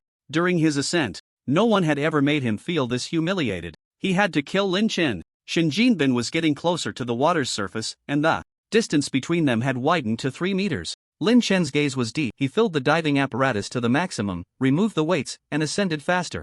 Then Shen Jinbin. He rapidly closed the distance towards Shen Jinbin. Those who often dive know that the ascent cannot be too fast, or the body will struggle to cope, leading to oxygen deprivation and tissue damage. As Lin Chen quickly approached, Shen Jinbin could see that he was still 4 or 5 meters from the surface, and panic visibly set in. Ignoring the strain on his body, he swam upwards with all his might. Shen Jinbin, too afraid to look back, failed to notice that Lin Chen had stopped pursuing him, casting a mocking glance at the panicked Shen Jinbin. This time, he no longer hid. With a swift motion, he stowed the pistol and pulled out a black weapon, a crossbow. Calmly tying a rope to the arrow's tail, he aimed at the increasingly close Shen Jinbin. An arrow was shot out. The rapid ascent made Shen Jinbin's face grow paler, but his eyes shone brightly. The water's surface was near, closer than ever. Finally, Shen Jinbin's head broke the surface. He removed his breathing apparatus, ready to call for his bodyguards to pull him up. However, at that moment, his body suddenly trembled. Looking down, he saw a sharp arrowhead protruding from his abdomen, blood quickly staining the surrounding water red. The bodyguards spotted Shen Jinbin and immediately jumped into the water to pull him up. But just as they acted, a tremendous pulling force from the arrow yanked Shen Jinbin back underwater. Shen Jinbin was abruptly pulled back into the water, the intense pain in his abdomen causing him to lose consciousness. At this moment, Lin Chen no longer had the crossbow, only a rope, which he used to pull Shen Jinbin down into the depths. The bodyguards realized the severity of the situation and immediately dove into the water to rescue Shin Jinbin. However, without breathing apparatus, they could only dive a few meters before having to return to the surface, due to oxygen deprivation. By the time the bodyguards, clad in diving suits, entered the water, Lin Chen and Shin Jinbin had long vanished from sight. Lin Chen dragged the unconscious Shin Jinbin, like hauling a dead dog, and tossed him onto the sandy beach of a small island. Having ascended too quickly, Shin Jinbin's large body was already showing symptoms of decompression sickness, with his entire upper body swollen. The wound in his abdomen, pierced through, was turning white from being soaked in seawater. An infection was merely a matter of time. Coupled with the water he had swallowed, he was nearly breathless. Lin Chen first removed his diving suit and performed several first aid measures on Shin Jinbin. He did not pull out the arrow. If he did, it was highly likely that Shin Jinbin would die immediately. He still had unanswered questions and could not let Shin Jinbin die so soon. Cough, cough, cough. Hiss. Shin Jinbin spat out a mouthful of water, coughing violently, which aggravated the wound in his abdomen, causing him to convulse in pain on the ground. Seeing Lin Chen again, Shin Jinbin no longer wore an expression of brutality and arrogance. Instead, he pleaded, "Spare me. I can give you a lot of money. Why do you want to kill me?" Shin Jinbin's eyes flickered. "I didn't want to kill you." Lin Chen's gaze suddenly turned cold as he placed his hand on Shin Jinbin's abdominal wound and pressed hard. Ah! The intense pain twisted Shin Jinbin's expression, and his body convulsed as he screamed. Lin Chen waited for Shin Jinbin to regain his composure before asking again, "Why do you want to kill me?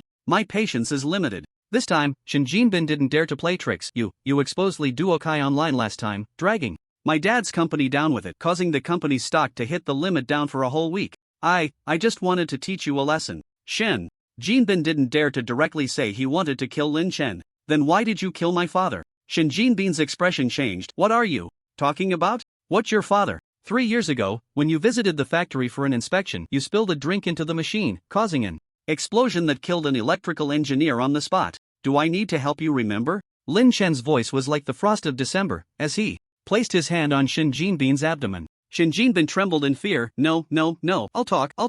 I don't know your father. It was my dad who made me do this. There's a head to every grievance and a master to every debt. Go find my dad. Please let me go." Lin Chen narrowed his eyes slightly. "You say it was your dad who made you do it? Why did he want to do that?" Shin Jinbin swallowed hard and said, "Because he had his eyes on your mom for a long time, wanting to take her for himself. But that woman said that cheating would ruin her reputation and kept refusing. So my dad ordered me to kill that engineer." The truth was so cruel. His own mother was the culprit behind his father's death. And the true mastermind behind his father's murder was the chairman of Tianqi New Energy Company, Limited. That man who had controlled the entire Haisha in the last life. As Lin Chen's gaze grew more terrifying, Shin Jinbin defended himself. "I was also forced. If I didn't do this, my dad would strip me of my inheritance rights. He has several other sons outside." At that moment, the sound of a yacht engine appeared in the distance, and a glimmer of joy and a hint of ruthlessness flashed in Shin Jinbin's eyes. "One last question." Lin Chen leaned closer to Shin Jinbin. Ask. I promise to tell you everything." The immense desire to survive filled Shin Jinbin's eyes with anticipation. He wished Lin Chen would ask a few more questions to give his subordinates time to rescue him. "What does hell look like? Go help me take a look." Lin Chen's eyes were filled with killing intent as he pulled out the arrow that had pierced Shin Jinbin's abdomen and plunged it fiercely into Shin Jinbin's heart. Listening to the increasingly close sound of the engine, Shin Jinbin's eyes were filled with unwillingness and malice. No, he couldn't die. He still had a glorious life, endless money, and countless women to enjoy. To die at the hands of an ant he wanted to toy with and take revenge on. How could he accept that? The intense desire to survive brought a moment of clarity back to Shin Jinbin's dazed eyes. Seeing the look in Shin Jinbin's eyes, Lin Chen prepared to stab again. But at that moment he felt a prickling sensation behind him. Lin Chen quickly rolled to the side, and at the same time, a loud gunshot rang out. The bullet struck the sand where Lin Chen had just been standing, sending dust flying. It was actually a sniper rifle. If he hadn't dodged just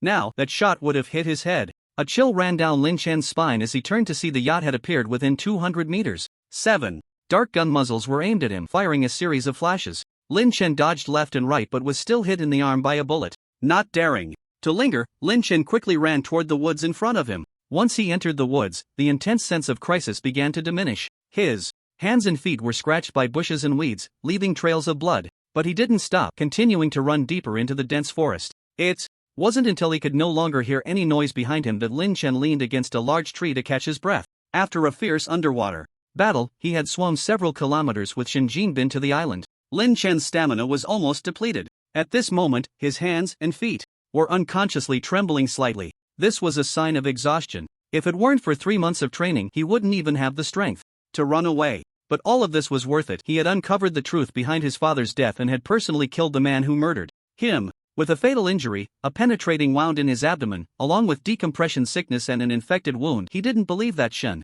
Jinbin could still be alive under such circumstances. However, he never expected the Shin family's bodyguards to be equipped with such heavy firepower. Lin Shen had always thought he hadn't underestimated the Shin family's influence, but it turned out he still had. Even in a peaceful society, they could provide bodyguards with such heavy weaponry. These bodyguards couldn't possibly be ordinary veterans. No wonder the Shin family could directly control the entire Haishur in this extreme cold apocalypse. Confirming that no one was pursuing him for the time being, Lin Shen found a secluded hollow in the mountains. He took out bandages, disinfectant, hemostatic spray, and a dagger from his space. After disinfecting the dagger, Lin Shen gritted his teeth and dug the bullet out of his left arm, sprayed on the hemostatic spray, and bandaged the wound. After doing all this, Lin Shen was already drenched in sweat. In his previous life during the apocalypse, he had suffered even more severe injuries, and at that time, without any medication, he had managed to endure it. This was nothing compared to that. He swallowed 2 anti-inflammatory pills and briefly treated the wound that had just been scratched by a branch.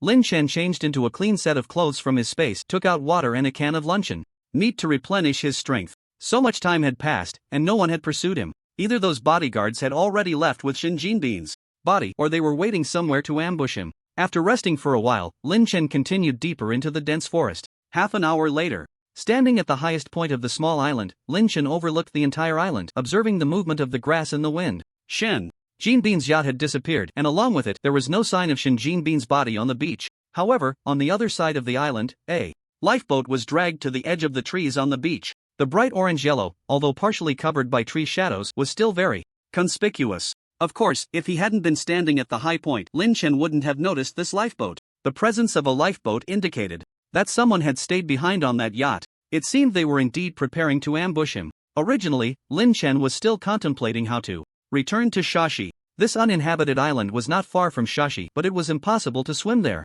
Now, this situation suited him just fine. At this moment, the sun was setting, and the countdown in the upper right corner of the treasure basin showed only 17 hours left. Lin Shen no longer delayed, took out his combat suit, and quickly put it on. This was a military cold-weather suit that Lin Shen had ordered at great expense from Xia Jinshin. The full name of the military cold-weather suit was Cold Climate Special Forces Combat Uniform. It consisted of a total of 16 pieces, with excellent insulation and waterproofing, keeping warm without hindering combat. In this weather, Lin Shen naturally didn't wear all of it. Instead, he removed a few pieces of thermal underwear and wore the bulletproof vest underneath his outer clothing, donning a tactical helmet and thermal imaging night vision goggles. Fully armed, he waited for nightfall. When night fell, it would be the best time to unleash the slaughter. The forest at night was pitch black, filled with mosquitoes. 5 figures in black crouched behind bushes in 5 positions, waiting for the right moment to move. Their exposed necks and hands were covered in mosquito bites, but they still frowned and endured. Originally, they had come out to play with Shin Jinbin, and preparing firearms was already the limit.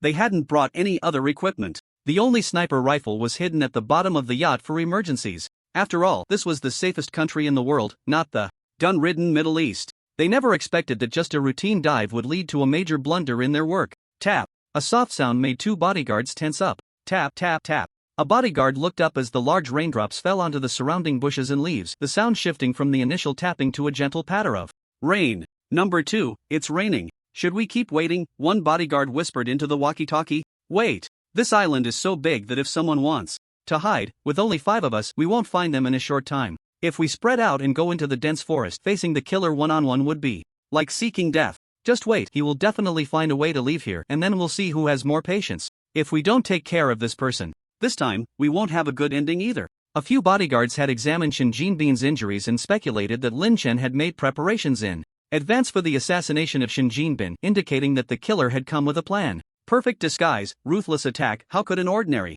person achieve that? Moreover, knowing their destination in advance and hiding things underwater to wait for the right moment was definitely a skill only professional killers or spies could possess. They could never have imagined. On the surface, Lin Shen appeared to be an ordinary person, but in reality, he was a survivor who had returned from the apocalypse, having experienced countless crises. He hadn't hidden weapons underwater in advance. Instead, he had a space from which he could retrieve items at any time. However, some of the bodyguards still felt something was off. I don't think that person looks like a killer, and didn't young Master Shin say that this person is his stepmother's son? The man referred to as number 2 fell silent for a moment before saying, Lin Chen's information was investigated by young master before it was released. He's just an ordinary college student. Do you think Shin Lao? You would believe that an ordinary college student somehow pulled out a crossbow and almost killed young master after killing Ah Biao? Are we, 8 people, who have licked blood at the edge of the knife, unable to guard against a single college student? It would be more logical to say that a killer was disguised as Lin Chen.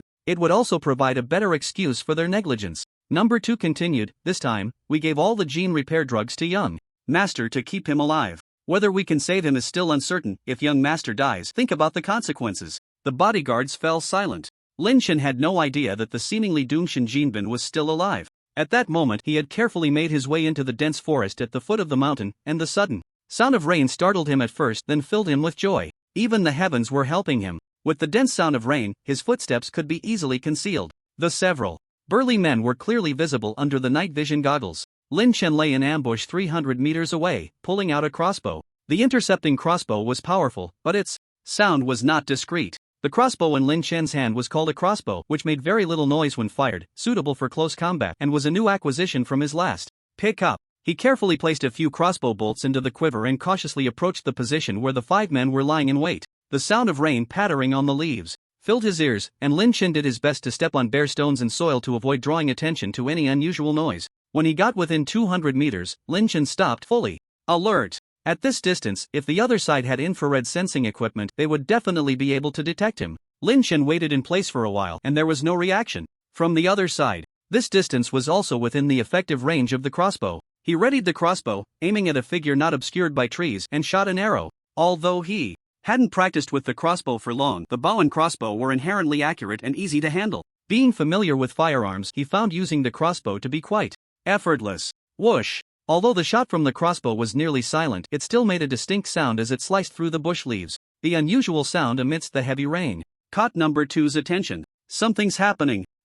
Number 2's alert call coincided with another bodyguard's muffled grunt. The arrow struck a bodyguard directly under the thermal imaging night vision goggles. The positions and movements of the 5 hiding behind the bushes were vividly clear to Lin Chen. Get down! The bodyguards reacted quickly, immediately dropping to the muddy ground. 4 of them lay still in the muck, not daring to move. With no moon tonight, the pitch-black rainforest made it impossible to know where the enemy was or where the attack was coming from. Be careful, the enemy has thermal imaging equipment. Number 2 whispered a warning. If the enemy had approached, they would have sensed it. The only possibility was that the enemy was sniping them from a distance. They had snipers among them too, but a sniper rifle was useless in this jungle. It was a crossbow. Number 2 crawled forward, reaching the team member who had been shot, and upon seeing the arrow embedded in the teammate's head, he was even more certain of this. They were truly in a dilemma. Advancing meant not knowing where the enemy was, while retreating to the beach would make them sitting ducks. The other bodyguards were also feeling desperate. They hadn't expected the assassin to be so well prepared, having set up equipment on the small island in advance. They had initially doubted Lin Chen's disguise as an assassin, but now they were shaken. In the torrential rain of the dark night, Lin Chen's sharp gaze focused on the scope, his expression cold, his thin lips slightly pursed. With a pull of the trigger, the black arrow sliced through the layers of water and brushed past a few blades of grass, shooting towards a bodyguard with extraordinary speed. Thud! The barely audible sound of the arrow piercing flesh was followed by a muffled groan. Another person had been hit. But after waiting for a moment, Lin Chen noticed that the thermal imaging night vision goggles did not show a rapid loss of body heat from this person. He wasn't dead. It seemed he hadn't hit a vital spot. The remaining 4 bodyguards were now lying in the grass. The dense underbrush on the island severely affected the accuracy of the crossbow. Lin Chen glanced around and locked onto a pine tree on the right. Retracting the crossbow into his space, Lin Chen used both hands and feet, like a nimble lynx, to climb the tree. Quickly finding a foothold and concealing his figure, a crossbow appeared in his hand, aimed, and shot. Ugh! Another short scream erupted as a sharp arrow pierced a bodyguard's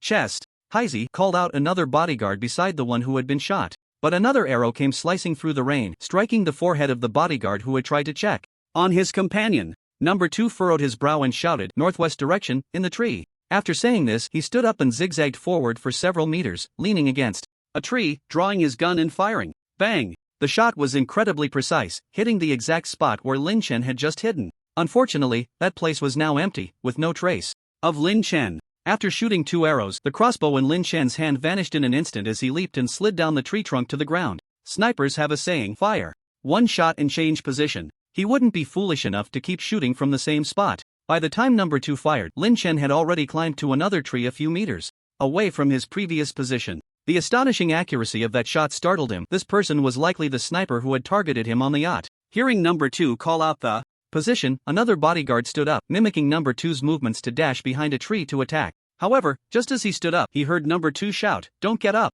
But it was too late. Swish! The last thing this bodyguard saw was a cold, dark arrowhead. Thud! The arrow struck his eye, killing him instantly. Thus, of the 5 bodyguards, only 1 remained. Number 2 crouched behind the tree. The icy rainwater slid down his resolute face. Once, he had been a somewhat famous international mercenary and a sniper. It was him who had been sniping on the beach before. It was only because of a betrayal by a comrade during a mission that he became disheartened and left that circle to become a bodyguard. Among the 8 bodyguards, he was the most out of place, accustomed to solitude, and remained silent all day. On the other hand, Biao was good at socializing, skilled in flattery, and thus earned Shen Jinbin's trust, allowing him to become the leader among the 8. From the moment he started licking blood from the blade, number 2 knew that there would come a day when he would die at someone else's hands. Now, that day had finally arrived. He knew that it would be difficult for him to leave this island this time. At this moment, an arrow was embedded in number 2's right arm, piercing through it, with a bit of his flesh still hanging from the sharp, barbed tip. Losing his right hand, which was skilled in shooting, meant losing more than half of his combat power. But there was no ripple in his eyes, nor any fear of impending death. The rain was getting heavier, and with his left hand holding the gun, he noticed that the enemy had changed positions. He wanted to warn his teammates, but it was already too late. A faint sound of air being pierced reached his ears, and the death of a teammate revealed Lin Chen's location to him. Number 2 took a deep breath, his gaze becoming as calm as a still pond, quickly calculating Lin Chen's position in his mind before swiftly darting away from cover. He resolutely fired his gun. After Lin Chen shot an arrow from the tree, an intense sense of crisis suddenly emerged. It was even more intense than the danger he felt when targeted by a sniper on the beach. He loosened his grip, leaning back just in time to narrowly avoid a bullet. But the tree was incredibly slippery, and he found himself falling through the air. This situation was extremely dangerous. Once suspended, the enemy could predict his position, and as long as they lowered their gun, they could hit him. There was no way for him to dodge in mid-air. However, Lin Chen was already prepared. He flipped over and returned to the tree. He was still holding onto a rope. The rope had long been tied to the tree. At this moment, Lin Chen was also incredibly shocked. The enemy's marksmanship was so precise that they could spot him from over 200 meters away in the pitch-black rainy night. Once could be considered a coincidence, but twice could only indicate that the opponent possessed extraordinary shooting skills. So after being discovered the first time, he was ready to evade this time. Without night vision equipment, Lin Chen didn't believe the enemy could still find his position. However, this time he was mistaken. Bang! Another gunshot rang out, and the moment Lin Chen returned to the branch, a bullet struck his left shoulder. Even though he defied the laws of physics by getting back to the tree, the enemy still found his position. How could this be possible? Lin Chen was astonished. Was it just a lucky shot? Although this bullet was blocked by his bulletproof vest, the impact caused Lin Chen to fall back down towards the ground. At that moment, a strong sense of crisis engulfed him. The intense life and death crisis made Lin Chen release the rope in his hand. But that wasn't enough. Suddenly, something appeared in front of him. A riot shield. Bang bang bang. 3 bullets almost simultaneously struck the riot shield with a hair's breadth of difference. What terrified Lin Chen was that these 3 shots were aimed at 3 fatal spots on him. Did the enemy even anticipate that he would let go? How could this be possible? With a dull thud, Lin Chen fell onto the ground covered in decaying leaves and weeds. He rolled over and concealed himself behind a tree as thick as a person. His heart raced rapidly in his chest, proving that Lin Chen, who had just narrowly escaped a lethal blow, was far from calm. If it weren't for his spatial abilities, if it weren't for his ability to retrieve items at will, if it weren't for his quick reflexes, those 3 bullets should have hit his head, neck, and heart. The other 2 spots were fine, but the neck had no protection. If he had been shot there, he might have met his end today. What terrifying marksmanship! Leaning against the tree, Lin Chen tried to calm his heartbeat. Ah! A scream suddenly echoed from 200 meters away. Lin Chen was taken aback and cautiously used the thermal imaging night vision goggles to investigate the situation. He discovered that the only living bodyguard had collapsed on the ground, convulsing. There were no other creatures around. Lin Chen suspected a trap and did not approach. Instead, he drew a crossbow and shot an arrow at the person. Hit by the arrow, Lin Chen noticed that the person continued to convulse without any reaction to dodge. Only then did Lin Chen carefully move closer. Upon closer inspection, he found that the bodyguard was bleeding from his mouth and nose, his expression twisted, seemingly enduring immense pain. His body was spasming uncontrollably. The previous arrow had struck his thigh. There was another arrow lodged in his arm, but it seemed he could no longer care about these injuries. Upon seeing Lin Chen's figure, the second man's eyes flashed with shock, as if he couldn't believe Lin Chen was still alive. He struggled to control his mouth. How could you not be dead? Lin Chen picked up the handgun that the second man had dropped on the ground and aimed it at his head. What's going on with you? It's gene collapse. Gene collapse? Lin Chen frowned. The after effects of unlocking the gene lock. The second man wanted to say something more but coughed up a mouthful of blood. Gene lock? Even in peacetime, someone could unlock the gene lock? Shocked. Internally, Lin Chen asked, how can I save you? He didn't genuinely want to save this person, he wanted to learn the secret of the gene lock. This was the first human he had encountered who had unlocked a gene lock. The apocalypse was approaching, and danger was everywhere. If he could extract some information from this person and unlock the gene lock in advance, he would have a stronger means of self-protection. Pocket. The second man's eyes were already starting to roll back. Lin Chen crouched down, rummaged through the lining of the man's coat, and found a box. Is this it? The second man nodded weakly. Lin Chen opened the box to reveal a blue pill inside. Out of the corner of his eye, he glanced at the second man, who was staring intently at the pill in his hand. Lin Chen broke the pill in half and placed one half in the second man's mouth. He stepped back 2 paces and raised the gun again, aiming at the second man. The second man swallowed the pill with the blood, and his body slowly began to calm down. He lay there, without moving. Do you have any questions? Go ahead, I don't have much time left. The second man's voice was hoarse, clearly aware of Lin Chen's ulterior motive for helping him. Lin Chen asked, how do you unlock the gene lock? Tell me, and I'll give you this half of the pill. The second man smiled faintly and countered, do you know what a gene lock is? Lin Chen shook his head. He only knew a little, having been an ordinary person in his past life. Even after surviving 8 years into the apocalypse, he had only accumulated some combat experience. The gene lock, I don't know who specifically named it. I only found some information after unlocking the gene lock. There are a total of 5 gene locks in the human body. Unlocking the first stage of the gene lock allows your brain to block out all external distractions. Things you would normally forget after seeing once can be recalled instantly. In this state of combat, you can utilize everything around you. Your brain operates like a computer, calculating with incredible calmness. Unlocking the second stage allows you to perfectly control every ounce of strength in your body, managing every muscle. Even if you only have 50 pounds of strength, you could defeat a boxing champion. I don't understand the later stages. I've only unlocked the first stage. To unlock the first stage of the gene lock requires pain, extreme pain. Lin Chen frowned. Pain? Can you be more specific? I don't know the specifics. When I unlocked the gene lock for the first time, I was already in a state of shock and didn't even know how I got through it. The second man's eyes were vacant, as if recalling some memory. So the shots you fired earlier were in the state of unlocking the gene lock? Is your current state related to the activation of the gene lock? Lin Chen asked quickly.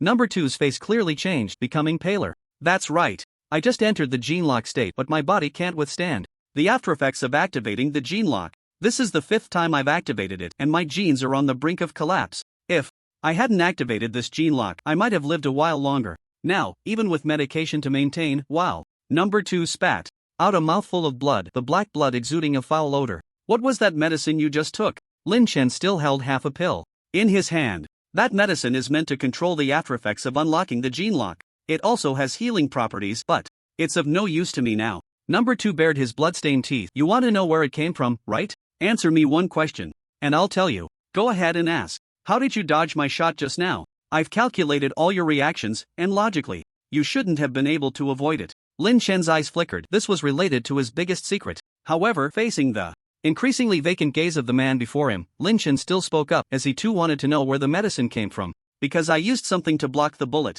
A look of confusion flashed in Number 2's eyes, not understanding what Lin Chen had used to block it. However, he had already received the answer he wanted, knowing it wasn't his mistake. A faint smile appeared on Number 2's face. It's nothing to tell you. This was made by the Shin family. The outside world thinks the Shin family is just an energy research company, but they actually dabble in many fields. They are much larger than you can imagine. Number 2 said slowly. Why are you telling me this? Lin Chen stared intently at the man whose life was nearing its end, assessing the truth of his words. Number 2 smiled bitterly. I'm all alone, not one of the Shin family. They pay me, and I work for them, that's all. After I die, what happens to the Shin family has nothing to do with me. You managed to dodge my 3 shots while activating the gene lock, which is impressive. But unfortunately, once you get out of here, you won't live long. The Shin family won't let you go, and you absolutely can't escape their eradication. Number 2's nostrils began to bleed, but his complexion improved. He knew his time was up. I'll Tell you one more thing, Shin Jinbin isn't dead.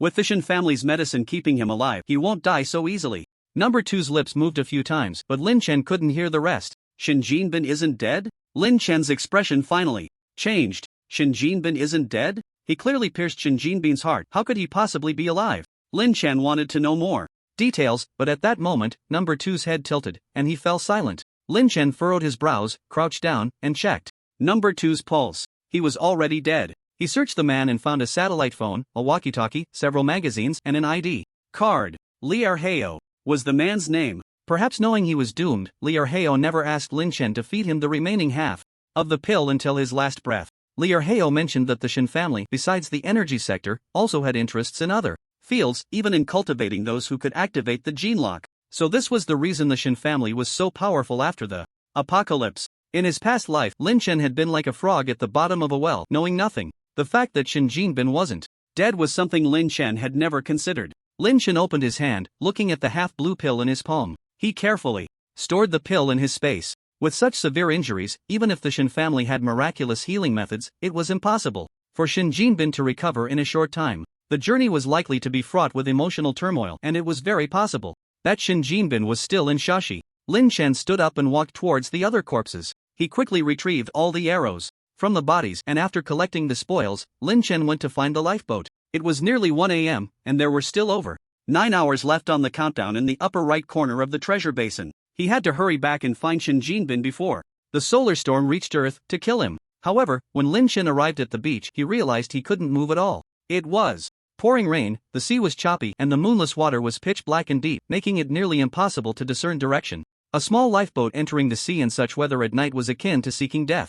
Lin Chen could only retreat back into the woods. By the time dawn broke and the rain stopped, he would return to Shashi and search for which hospital Shin Jinbin was in. Time might run out. He had to get back to his safe house before the solar storm reached Blue Star. Lin Chen recalled the satellite phone he had found on Li Erheo, took it out, and dialed a number. Su-Chin, I need your help with something. After hanging up, Lin Chen found a slightly elevated spot to set up a tent and closed his eyes to rest for the night. In such a place, he didn't dare to enter deep sleep. When the faint light of dawn broke, he packed up the tent, took out some water and food from his space, and ate a little. The rain had stopped. It was now 5 a.m., and there were still 5 hours left on the countdown in the upper right corner of the treasure basin. Lin Chen changed into a fresh set of clothes. On the way to the beach, he happened to pass by yesterday's battlefield and glanced at Li Erheo's corpse again. To his shock, the body had already begun to show signs of severe decay. Just one night had passed, or rather, it had only been about 4 hours. Much of the skin had fallen off, revealing the muscles underneath, and, in some places, white bones were faintly visible, extremely horrifying. Was this the result of genetic collapse? He recalled the few shots fired during the battle with Li Erheo. The predictions were incredibly precise, the marksmanship was exceptionally accurate, and the computational ability was extraordinary. Without external assistance, it was difficult for humans to achieve such a level. The genetic lock, a terrifying double-edged sword. Lin Chen walked towards the beach. The sea had calmed down, and he pushed the lifeboat into the water, boarded it, started the engine, and headed towards Shashi. More than 3 hours later, Lin Chen finally approached the coast of Shashi. At this point, there was just over an hour left on the countdown in the upper right corner of the treasure basin before the solar storm reached Earth. Lin Chen took out his phone to contact Su-Chin. Su-Chin, have you found that person? Lin Chen told Su-Chin that a friend of his was seriously injured and was on the verge of death. He couldn't reach him and was out at sea, rushing back to see him for the last time. He asked Su-Chin to help look for him in the major hospitals in Shashi, promising to send her a big red envelope.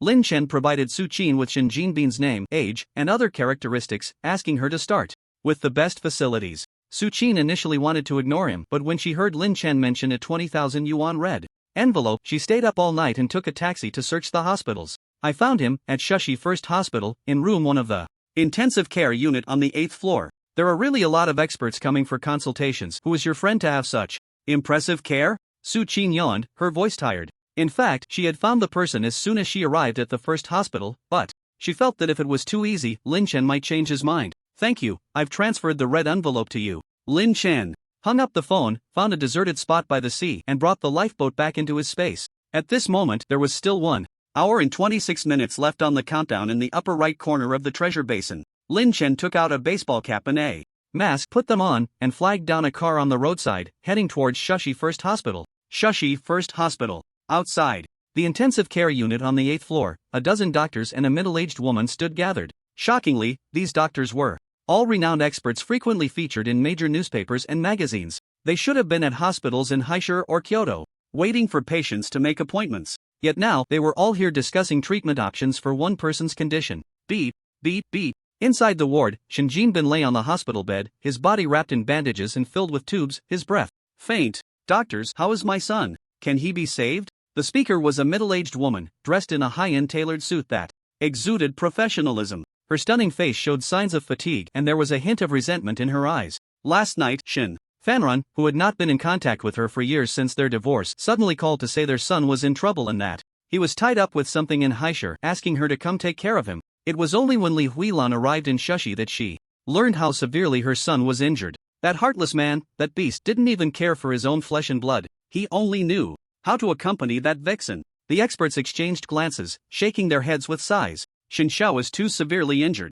Although we don't know what is keeping him alive, his will to survive is strong, but with these injuries, most people would. We can only do our best. Their words were gentle, but the meaning was clear. It was already a miracle he hadn't died yet. How could they save him? Li Huilan broke down, crying out in despair. Please, you are experts, aren't you? You must save my son. One of them cautiously asked. We found a special substance in Shin Xiao's body that is maintaining his last breath of life. Do you know what he took before? The experts' eyes lit up. They wanted to know too. What? I don't know. Li Huilan turned to the bodyguard who had brought Shin Jinbin to the hospital, as if grasping at a lifeline. What did you give Jinbin? Is there any left? Hurry, bring it out. The two bodyguards exchanged glances. It's gone. That was the life-saving medicine Mr. Shin asked us to keep, only one pill. But the person delivering the medicine is already on the way. At that moment, one of the bodyguards answered a phone call. Hello, yes, on the 8th floor. After hanging up, the bodyguard looked at Li Huilan, the person delivering. The medicine has arrived, they're downstairs. Li Huilan's expression turned excited. Great, Jinbin is saved. Countdown, 48 minutes. Lin Chen arrived outside the first hospital and walked towards the inpatient department. The hospital was filled with people wearing masks, and Lin Chen's attire did not attract any attention. The intensive care unit and the general ward were in two separate buildings and there weren't many people around. Soon, Lin Chen reached the elevator entrance of the inpatient department and pressed the button. A person approached from the side, seemingly also waiting for the elevator. Just then, the elevator doors opened with a ding. As Lin Chen was about to step inside, he caught a glimpse of a figure reflected in the elevator's mirror and paused slightly. In the elevator's mirror, he saw a person standing slightly behind him. Dressed in black, with a strong build and a cold expression, he was holding a box. This person's demeanor resembled that of Shin Jinbin's bodyguards. Lin Chen didn't stop his steps and walked into the elevator as usual. The man in black followed him in. The elevator doors slowly closed, and Lin Chen pressed the button for 7. If this person was related to Shin Jinbin, he would likely go to the 8th floor. Sure enough, the next second, the man in black stepped forward and pressed 8 on the elevator panel. A glint flashed in Lin Chan's eyes beneath his duckbill cap. Now he was certain this person was one of Shin Jinbin's men. The elevator ascended slowly. There weren't many people in this building, and the elevator went straight to the 7th floor without stopping. Lin Chen suddenly clutched his chest, bending over as if he were having an episode. The man in black turned to glance at Lin Chen but ignored him, instead taking a step back. Ding! The 7th floor arrived, and the elevator doors opened. Usually, there was no one outside the hospital's inpatient elevator. To visit a patient, one had to exit the elevator and walk through a door to enter the inpatient department. At this moment, Lin Chen was already painfully face down on the ground, stuck right in the middle of the elevator doors, preventing them from closing. Aside from the man in black, it seemed no one could help Lin Chen. If he didn't lift Lin Chen up, the elevator couldn't operate normally. The man in black frowned, tightening his grip on the suitcase. Ultimately, he walked over to Lin Chen, bent down, and reached out a hand to pull him up and throw him out of the elevator. However, just as the man's hand touched Lin Chen suddenly lunged into the man's arms, a dagger appearing in his hand out of nowhere, stabbing it into the man's abdomen. And he twisted it fiercely. The man in black's eyes widened in disbelief as he collapsed into Lin Chen's embrace. He never expected someone would dare to kill in such a monitored place. Lin Chen did not pull out the dagger to avoid splattering blood everywhere. Uncertain of how many of Shin Jinbin's men were upstairs, he figured one less was better. At this point, he wasn't afraid of being discovered. In less than an hour, the entire world would descend into chaos. He just needed to deal with Shin Jinbin before the hospital security reacted. He laid the man in black down outside the 7th floor inpatient department. Lin Chen noticed the suitcase tightly clutched in the man's hand and reached out to grab it. Then he swiftly stepped into the elevator just as the doors were about to close. Ding! The elevator opened on the 8th floor and Lin Chen quickly walked into the inpatient department. Li Huilan saw Lin Chen in all black and hurried over, extending her hand. You're here to deliver medicine, right? Where's the medicine? Lin Chen glanced at the woman who bore a resemblance to Shin Jinbin, confirming her identity. He didn't answer and walked straight toward Shin Jinbin's hospital room. Wait! A bodyguard of Shin Jinbin noticed something was off and blocked Lin Chen. I haven't seen you before. Another bodyguard stood behind Lin Chen, sealing off his escape routes. The two were the same bodyguards who had escorted Shin Jinbin back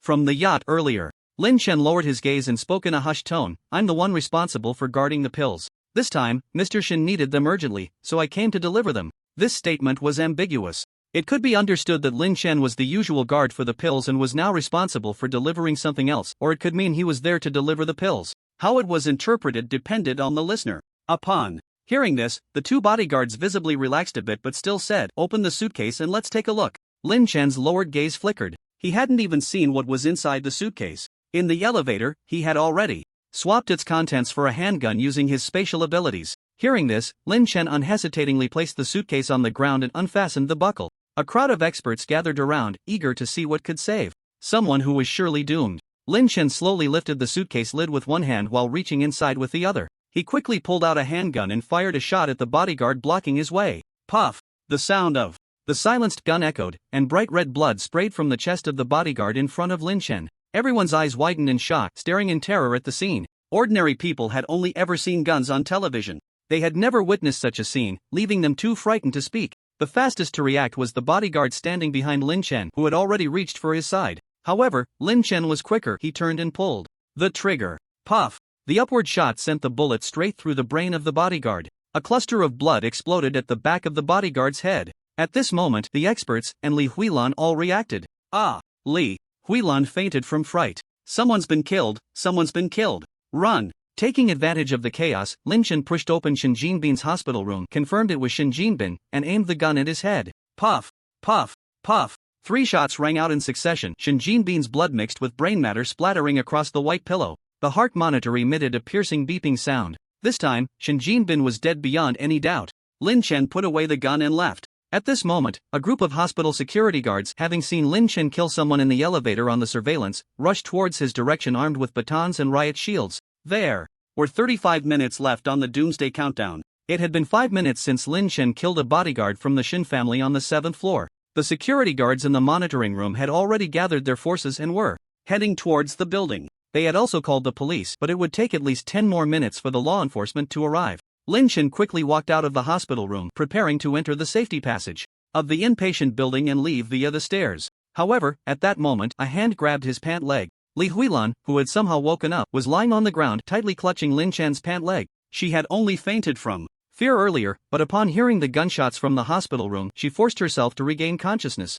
With her eyes red and filled with tears, she stared desperately and angrily at Lin Chen, her voice filled with despair and rage. You killed my son, didn't you? You killed my son, didn't you? Lin Chen struggled but couldn't break free. He looked down at this desperate mother, feeling not a shred of pity. Your son has killed many people, you know that, right? He deserved to die. If you want to blame someone, blame yourself for not raising him well. Li Huilan screamed. He could be punished by the law for killing someone. How dare you kill him? How dare you? And even if my son killed someone, they were just some lowly ordinary people. My son was born noble. Killing a few commoners and giving their families money is their honor. You, executioner, give my son back to me. If it weren't for these venomous words, her heart-wrenching appearance of losing a beloved child would indeed be moving. Lin Chen sneered, his exposed eyes filled with mockery. If that's the case, then let the law punish me too. After saying that, he kicked the woman away and ran towards the emergency exit. Li Huilan's expression twisted, looking at Lin Chen's back with resentment. She shouted hoarsely, you killed my son, I will make your parents, brothers, and all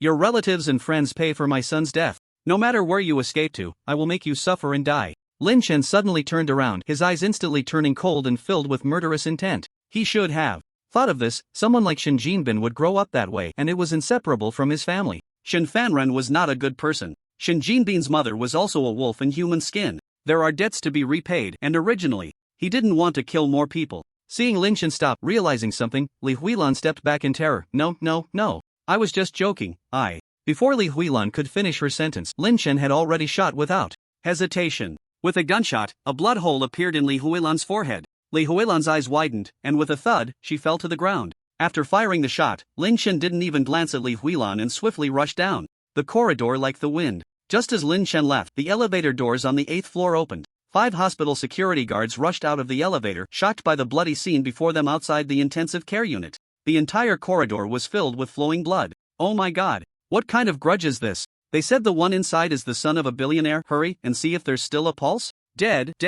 These are all gunshot victims. What should we do? Should we chase? At that moment, a voice came through the intercom. The killer escaped through the emergency exit. Chase. No need to run too fast, just hold him back. When Lin Chen rushed to the 2nd floor, he heard the sound of hurried footsteps coming from downstairs. They're quick to respond. He murmured, opened the window in the hallway, took a glance, and jumped down. A roll helped to reduce the impact, and he got up and ran into the registration hall. The killer jumped out the window and ran to the registration hall. Those downstairs quickly surround him. The registration hall was crowded, and just a few security guards couldn't possibly contain him. Lin Chen quickly evaded the guards and slipped into the restroom. When he came out, Lin Chen was dressed casually, having removed his mask and hat. He left the hospital openly. If today weren't the apocalypse, the security personnel could have used surveillance to track the people entering and exiting the hospital to locate Lin Chen. The world-renowned Tianyan of Xia country is not just for show. However, screening suspicious individuals through surveillance takes time, and now there was no time left. Lin Chen hailed a taxi and glanced at the top right corner of the Jubao pen. The first wave of danger will arrive in 28 minutes. Please be prepared. He looked through the car window at the ordinary people on the street, completely unaware of the impending danger. The apocalypse was about to arrive. This should be the last moment of peace and tranquility. It seemed his last post had no effect. The era of peace and prosperity was about to vanish. Lin Chen kept a close watch on the countdown timer on the Jubao pen interface. When there was still nearly 4 kilometers to his safe house, the taxi's radio suddenly crackled to life. ZZZZ. All vehicles please pay attention, this is the National Security Bureau. At 10:05 a.m. local time, a wave of solar storms will reach Blue Star. For driving safety, all vehicles must pull over and stop for 10 minutes immediately. No traffic penalties will be imposed for illegal parking within these 10 minutes. All vehicles please pay attention, this is the National Security Bureau. The broadcast repeated this message over and over.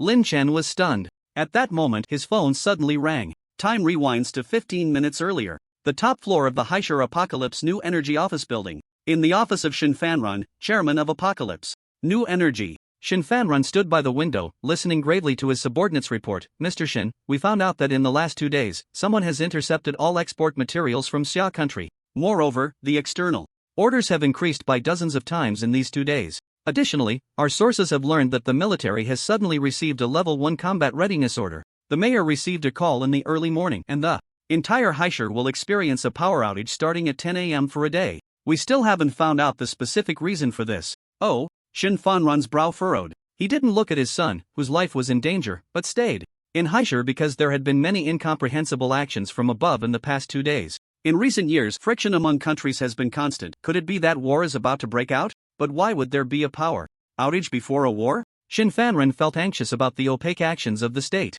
At that moment, his private phone rang suddenly. The call from the Security Bureau's dedicated number made Shin Fanrun's heart skip a beat. He answered the call, and a serious voice came through. Mr. Shin, this is the Shushi Security Bureau. We regret to inform you that your son Shin Jinbin, your ex-wife Li Huilan, and 3 bodyguards were killed just a few minutes ago. Shin Fanrun's body shook. What did you say? The voice on the phone continued. Additionally, we found handguns, daggers, and other illegal weapons on these 3 bodyguards. We have already notified the Public Security Bureau of Haisher. Please do not leave Haisher in the next couple of days to cooperate with our investigation. After listening to the call from the Public Security Bureau, Shin Fanrun's expression had turned somewhat sinister and terrifying. He slammed his phone hard onto the ground and turned to his capable subordinate, forcing himself to suppress his anger as he said, "You said last time that it was that Lin Chen who caused Jin Bin to be severely injured, and on the brink of death?" "Yes. However, the report from number 2 is that this Lin Chen is disguised as a killer. Number 2 sent a message yesterday afternoon saying they would deal with this person, but there has been no news yet."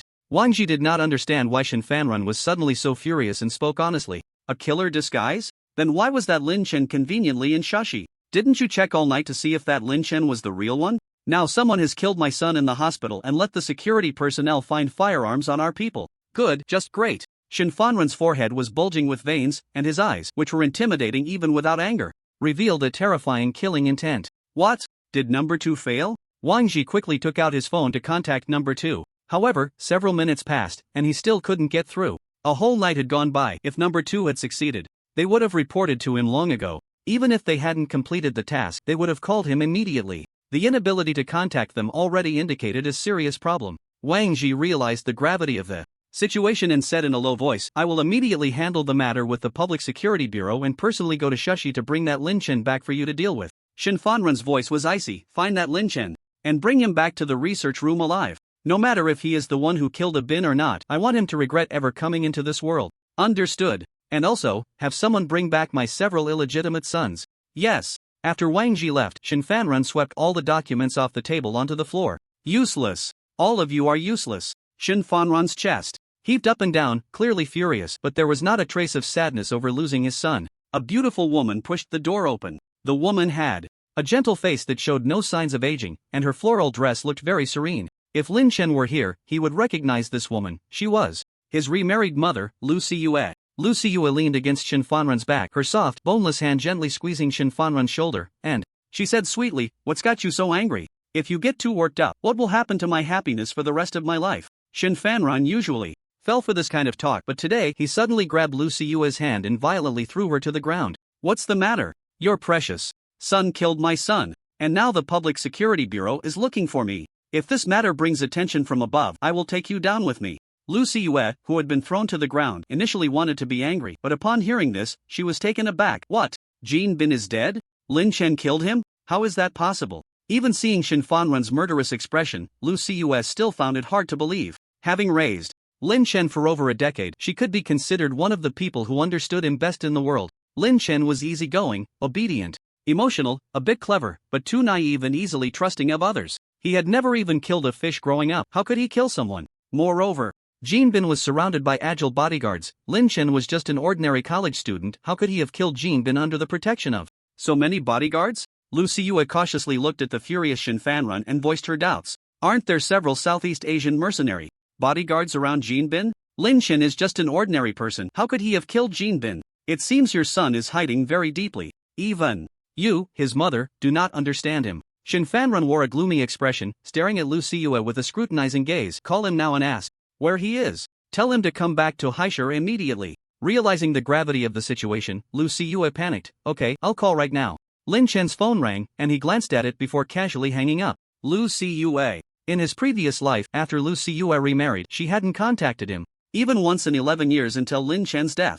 It had been a full 11 years since Lin Chen last saw this woman. He had only heard scattered rumors about Lu Siyue. She was living high and mighty as the wife of the director of the Haishur shelter. Meanwhile, he was outside the shelter, fighting stray dogs for scraps. It was only through experiencing the apocalypse that Lin Chen realized there could be such a heartless mother in the world. Now he had learned that this woman was responsible for his father's death. Even though she was his mother, Lin Chen had already drawn a line between them in his heart. Just after he killed Shin Jinbin, Lu Siyue suddenly reached out to him. The reason was all too clear. A bitter mockery suddenly appeared on Lin Chen's face. As Shin Jinbin had said, this mother of his treated him worse than her own biological son. However, Lin Chen was unaware that because he had been reborn and killed Shin Jinbin, from this day forward, Shin Fanran would no longer trust Lu Siyue and would not dote on her as he had in his previous life. The taxi radio continued to repeat warnings for all vehicles to pull over. The taxi driver looked bewildered at the announcement. What the heck? Solar storm? Goodness. I've been driving my whole life and never heard of such a thing.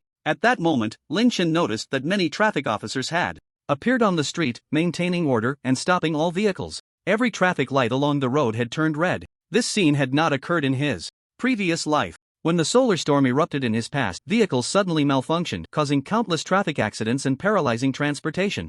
Many people had died in that wave of solar storms. Was it the post he had made earlier that had an effect? Or had his rebirth triggered a butterfly effect? This scene was not only happening in Shushi but across the country. Soon, all vehicles on the street began to slow down and come to a stop, including the taxi Lin Chen was in. Lin Chen glanced at the top right corner of the treasure bowl. The first wave of danger will arrive in 7 minutes. Please prepare accordingly. He tossed a 100 yuan bill onto the seat, opened the door, and ran. He was the only one who knew that this wave of danger was not as simple as just a solar storm. The electromagnetic pulse from the solar storm indeed had no effect on the human body. But there was also the super strong geomagnetic storm triggered by the solar storm. It would cause drastic changes in the magnetic field of Blue Star. Almost everyone would experience discomfort, dizziness, nausea, and other symptoms. Those who were particularly sensitive to the magnetic field could even fall into a coma. Lin Chen himself had fallen unconscious on this very day in his previous life. He had to return to his safe house to be completely secure.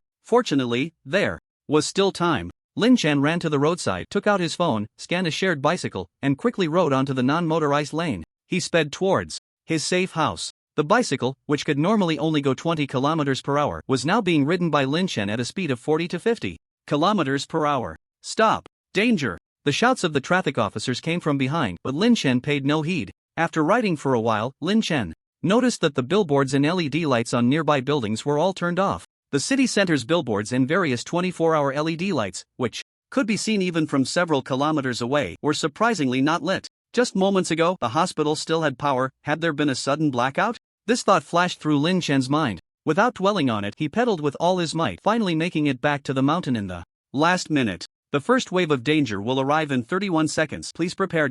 He tossed the shared bicycle in his hand aside and quickly walked to the door, opening it as fast as he could. Entering the first door, he locked it securely behind him. He casually removed the surveillance camera facing the door and stored it away. The first wave of danger will arrive in 5 seconds. Please prepare.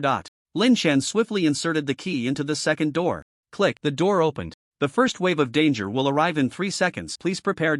He stepped inside. Lin Chen forcefully shut the door behind him and threw himself onto the lazy sofa. The first wave of danger will arrive in 1 second. Please prepare. The solar storm has arrived. Geomagnetic storms are forming, and source material is rapidly generating. In that instant of darkness, Lin Chen thought, source material? What is that? At the same moment, an invisible solar storm swept toward the entire blue star. Over 1,000 satellites, large and small, outside the blue star erupted into sparks of varying sizes, like a grand fireworks display. All satellites were destroyed, even those that didn't explode ceased to function. Fragments from the exploding satellites rained down like bullets on various countries' manned spacecraft. The screens of all space stations around the world went black in an instant, then suddenly erupted with electricity and sparks. All astronauts still working in the space stations were the first to face destruction under this wave of solar storm. Even though they had received news about the solar storm the night before, they ultimately had no time or opportunity to return home. At that moment, all devices on Blue Star suddenly lost signal. But this was just the beginning. The super-strong electromagnetic pulse from the solar storm swept across the entire blue star. A terrifying energy unleashed an invisible ripple that instantaneously destroyed all electronic devices containing circuits worldwide. The electromagnetic pulse would not only destroy devices in use but also damage those not in use. In this technologically advanced era, almost all items contain circuits. All planes in flight plummeted straight down from the sky at that moment. Ships, aircraft carriers, submarines, all turned into heaps of scrap metal without exception. Countless household appliances suddenly sparked and exploded. Those lucky enough emitted black smoke, while the unlucky ones caught fire directly. People fled their homes in panic, but some, like Lin Chen, fell into a coma under the geomagnetic storm, swallowed by the sea of flames. Those near transformers were horrified to discover a burnt smell around them, and the wires connected to the transformers began to catch fire. All power stations in the world, whether hydroelectric or nuclear, experienced energy overload at that moment, with fuses burning out rapidly and even catching fire. Some nuclear power plants even exploded, obliterating everything within hundreds of kilometers. The entire world suddenly lost all power supply. Most countries on Blue Star, in the midst of night, were plunged into darkness in an instant. Countless people lying in hospitals, reliant on medical machines for life, drifted into death in their comas. This was not the end. All vehicles in motion, energy cars and electric cars, without exception, suddenly malfunctioned. The streets were filled with dozens, even hundreds, of chain reaction car accidents. When people sought rescue, they were horrified to find their phones either overheating and burning out or displaying a black screen. They could not contact anyone or receive any help, only able to escape desperately from the spreading flames. In just a few minutes, the entire blue star was engulfed in a sea of fire. If someone could stand in outer space, they would witness the fleeting moment marking the end of the technological era of Blue Star. The results of humanity's explosive technological development over the past few centuries came to an end on this day. Lin Chen had experienced all of this in his previous life. At this moment, Lin Chen had fallen into a coma, just like many others sensitive to the magnetic field due to the drastic changes in the blue star's magnetic field. Because the power was not turned on and all electrical appliances had been stored in his space, this danger had no effect on him. He was unaware that, thanks to his warning, the entire Xia country had shut down the national power supply that morning. Compared to other countries engulfed in flames and turmoil, although Xia country also suffered casualties, the number was significantly reduced. The butterfly effect triggered by his rebirth began to change the trajectory of the entire future from this moment on. In his coma, Lin Chen could not see the changes happening on the treasure basin interface before him. This restart of the source is generating in large quantities, which will accelerate the evolutionary speed of all life forms on Blue Star. Detected that the spark is in a safe environment. Quickly absorb the source to complete evolution. Detected that the spark has lost consciousness. Auxiliary program activated. Treasure basin autonomously started, initiating, completed, beginning to absorb source. Lin Chen kept his eyes tightly shut. A faint golden light emanated from his forehead. Invisible tiny substances were gathering around him, merging into his body, his cells, his genes. If Lin Chen's genetic chain were observed at this moment, it would be seen rapidly absorbing this substance. The genetic chain broke apart quickly, then reassembled in an instant. This state was remarkably similar to unlocking the genetic lock. However, during normal times, the reassembly speed after the genetic break was nowhere near as fast. Thus, at this moment, the comatose Lin Chen felt no pain from unlocking the genetic lock. Meanwhile, other beings on Blue Star were also unconsciously absorbing the source. The fastest absorbers were animals, followed by plants, and lastly, humans. There were individual differences among humans as well, but even the most powerful animals absorbed far less than Lin Chen at this moment. After a day and night, the geomagnetic storm was nearing its end. The formation speed of source material in the air also slowed down. Those who had fallen into a coma or felt unwell due to the magnetic field changes were slowly returning to normal. The golden light on Lin Chen's forehead was also gradually fading. At the same time, a new prompt appeared on the treasure basin interface. The apocalypse has officially begun. The next wave of danger will initiate a countdown within 72 hours.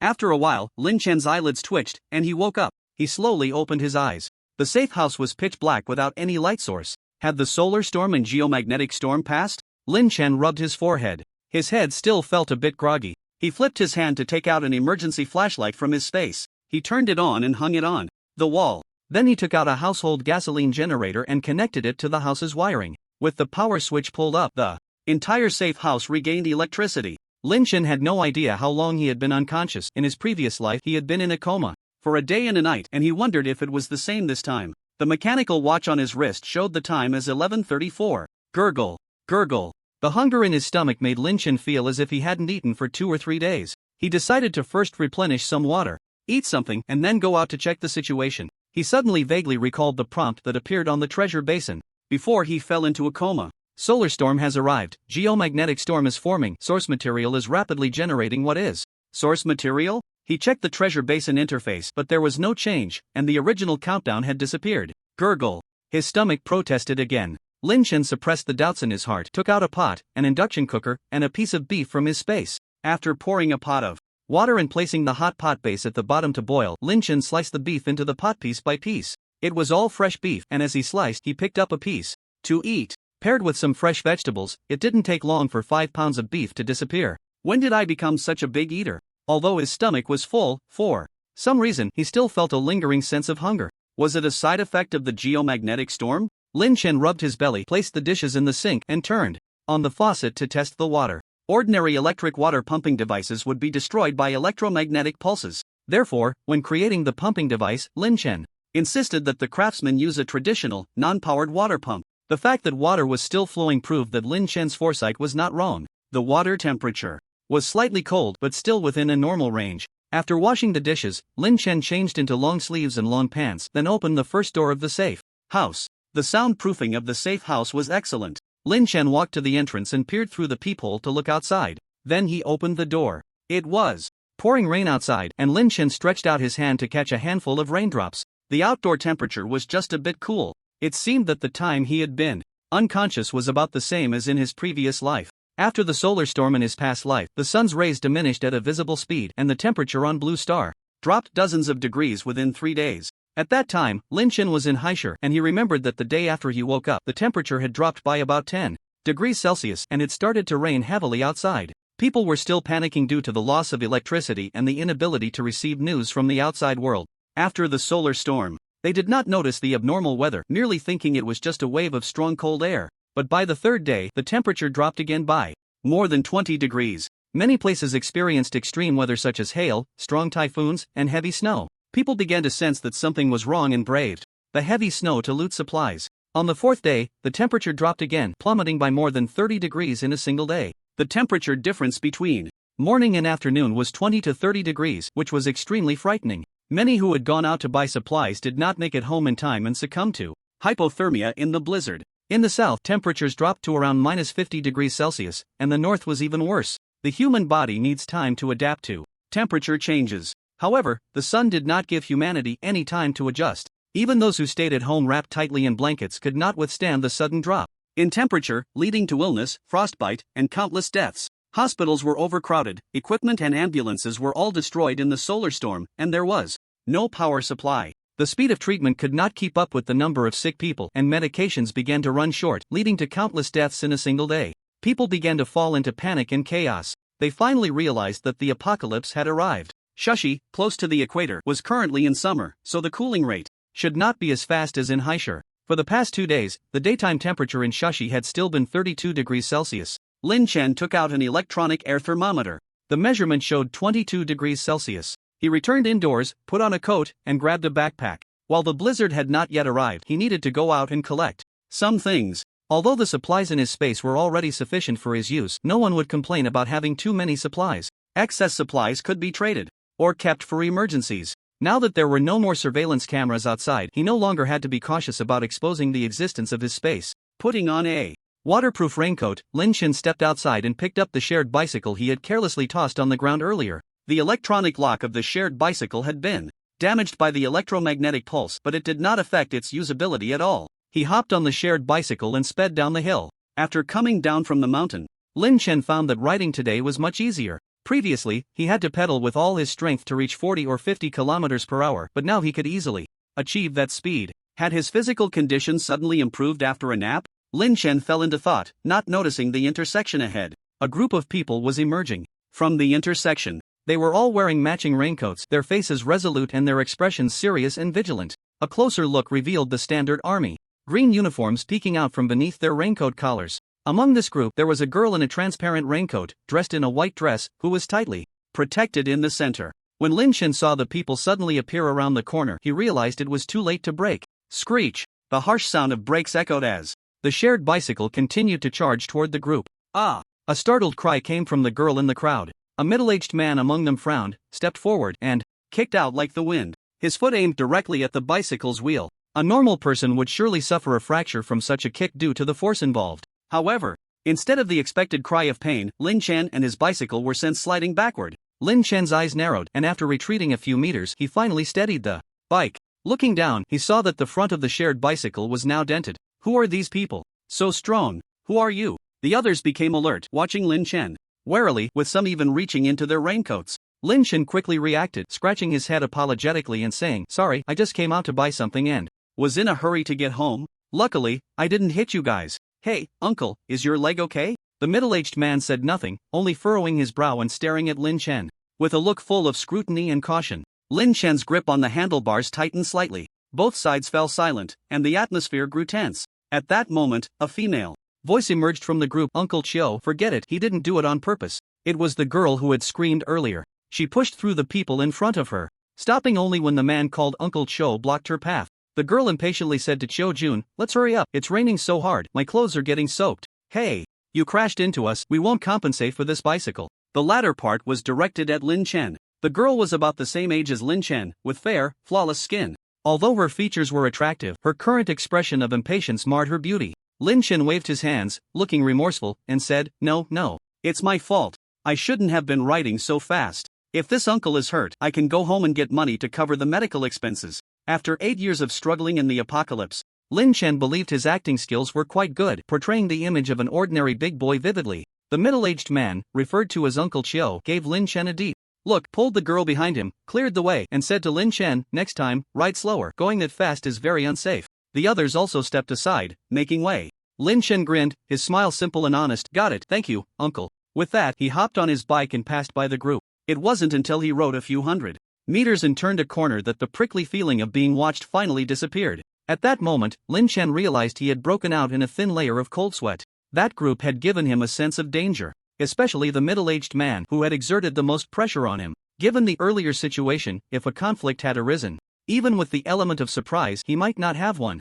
Fortunately, it was a close call without any real danger. He didn't care who those people were or what they were planning. He was just out looking for supplies and didn't want to stir up trouble. After what had just happened, Lin Chen slowed down a bit. Once he hit the main road, he saw that the streets were filled with abandoned vehicles. Unlike in his previous life, the cars were neatly parked along the roadside without the scene of dozens or hundreds of vehicles crashing into each other and blocking the road. Pedestrians were scattered about, some hurrying along, while others carried bulging bags, returning home with their spoils. Now the entire city has plunged into a state without electricity and is unable to receive any external information. Many people have consciously begun to purchase supplies. There are also those who, out of luck, believe that the power supply issues are only affecting their city and will soon be restored. But when people realize that electricity will never be restored, that the electronic devices they took for granted can no longer be used, and that the environment has turned harsh with dead bodies lying around unattended, they will come to understand that this city has become a lawless place. By that time, the dark thoughts buried deep within human nature will break through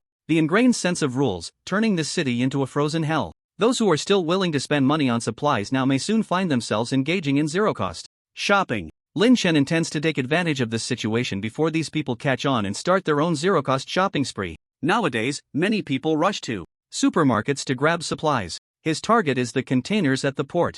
More than an hour later, Lin Chen finally arrived at the southern port of Shashi. Countless containers and cranes were spread out across the entire southern port. There were also many cargo ships neatly docked at the port. The number of cargo ships was even greater than Lin Chen had anticipated. Indeed, since the notice had been issued to halt vehicle traffic, it was possible that ships had also been instructed to dock temporarily. Perhaps his post had not been in vain and had truly made an impact. Lin Chen looked around to ensure no one was watching him, then retrieved his bicycle back into his space. This port usually had a considerable number of management personnel, but after the solar storm, operations had been forced to stop, and many people had been scared back home by the sudden change. Even if there were still some guards, there wouldn't be many. With such a large port now devoid of surveillance cameras, as long as Lin Chen was careful, it would be hard for him to be discovered. The only sound in the entire port was the raindrops falling on the containers. There were no other noises. Lin Chen walked towards a container and placed his hand on it. With a thought, the contents inside were transferred into his space.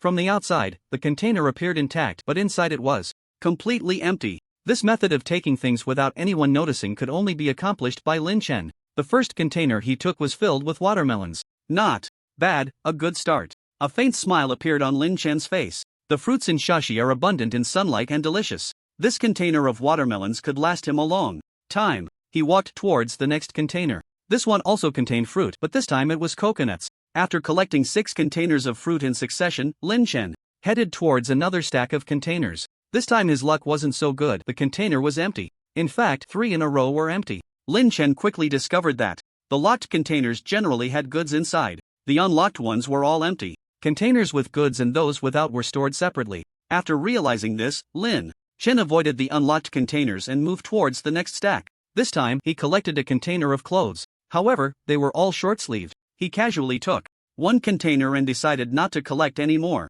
He suddenly thought that Shashi experiences summer all year round, so most of the clothes in the local residents' wardrobes should also be summer attire, with at most a few spring and autumn pieces. When the extreme cold arrives, who knows how many of these locals will freeze to death? Perhaps even more than in Haishur. Next, Lin Chen collected 3 boxes of snacks, 4 boxes of frozen seafood, and 2 boxes of daily necessities. In one of the containers, Lin Chen discovered several imported cars. Their market prices ranged from tens to hundreds of thousands. The sealed metal boxes could somewhat shield against electromagnetic pulse effects. These cars might be intact or might have been damaged, but since there was still plenty of space available, Lin Chen continued to collect them without hesitation. Electrical appliances, crafts, daily necessities, food, industrial goods. A port with nearly 10,000 containers, Lin Chen walked past one container after another, like opening blind boxes, collecting the items inside into his space. But it wasn't long before a group of uninvited guests arrived at the southern port. "Brotherly, are we really going to be okay doing this?" 5 young men, around 25 or 26, swaggered over to the port area. The one speaking was a bald young man, looking timid. As he glanced around, seemingly afraid of something, Li Kuei slapped the bald young man's head hard, his face full of displeasure. "What are you afraid of? Didn't I tell you? The entire city is out of power, and all those surveillance cameras are down too. There are so many containers here, if we empty one, no one will notice." These guys were actually eyeing the containers. "But what if there are still cameras and they have power?" the bald young man said cautiously, his eyes filled with worry and a hint of fear. Li Kuei, exasperated, pointed his finger at the bald young man's nose and angrily said, "That's why I say you won't get rich. You have no observational skills. Look around. Where in the whole city of Sha is there still power? Even the traffic lights are out. Li Kuei glanced at the four brothers who had been hanging out with him for 2 years, taking in their struggling expressions, and gently persuaded them. I brought you out to make money because I've seen you stick with me for so long. If I were to betray you, would I be betraying myself too? This is a great opportunity to make money. Once the power is restored, we won't have this chance again. Think about those who look down on you. Why do they look down on you? Isn't it because you have no money? Now that the chance to make money is right in front of you, do you want to be poor and looked down upon for the rest of your lives? Li Kuei spoke passionately, spitting as he talked. The reason he was so eager was that a few days ago he had lost a lot of money gambling and owed a hefty loan shark. Those who lent money at high interest were not like him. They had powerful backing, and dealing with him was like child's play. If he couldn't pay back the money, he would soon be missing an arm or a leg. He was already anxious, and then the entire city of Sha lost power. Wasn't this heaven helping him? So he decisively set his sights on this port near his home. Knowing he couldn't do much alone, he called on these four cowards. Seeing that the four seemed swayed by his words, Li Kuei seized the moment. There are so many boxes here, if we empty one, no one will notice, and now there are no cameras. Even if someone finds out, they won't know it was us. What are you afraid of? If we really get caught, just say I instructed you to do it. Seeing that Li Kuei made a good point and even patted his chest to take responsibility, the other four finally set aside their worries, their eyes flashing with varying degrees of greed. They were all in their 20s and had no proper jobs, spending most of their time living off their parents. That's why they had come together in this stinky camaraderie. A blonde guy spat on the ground. Let's do it. This is all the wealth that capitalists have scraped off the backs of us common folks. We're just robbing the rich to help the poor. Brother Li is right. There are no cameras now. What are we afraid of? After the score, I'll throw the money in front of my old man and show him that his son isn't just a useless spender, said a chubby guy with a neck like 4 layers of meat. The last one, a young man with a buzz cut and ear piercings, shouted, let's do it. The bald young man, seeing his companions had made up their minds, gritted his teeth.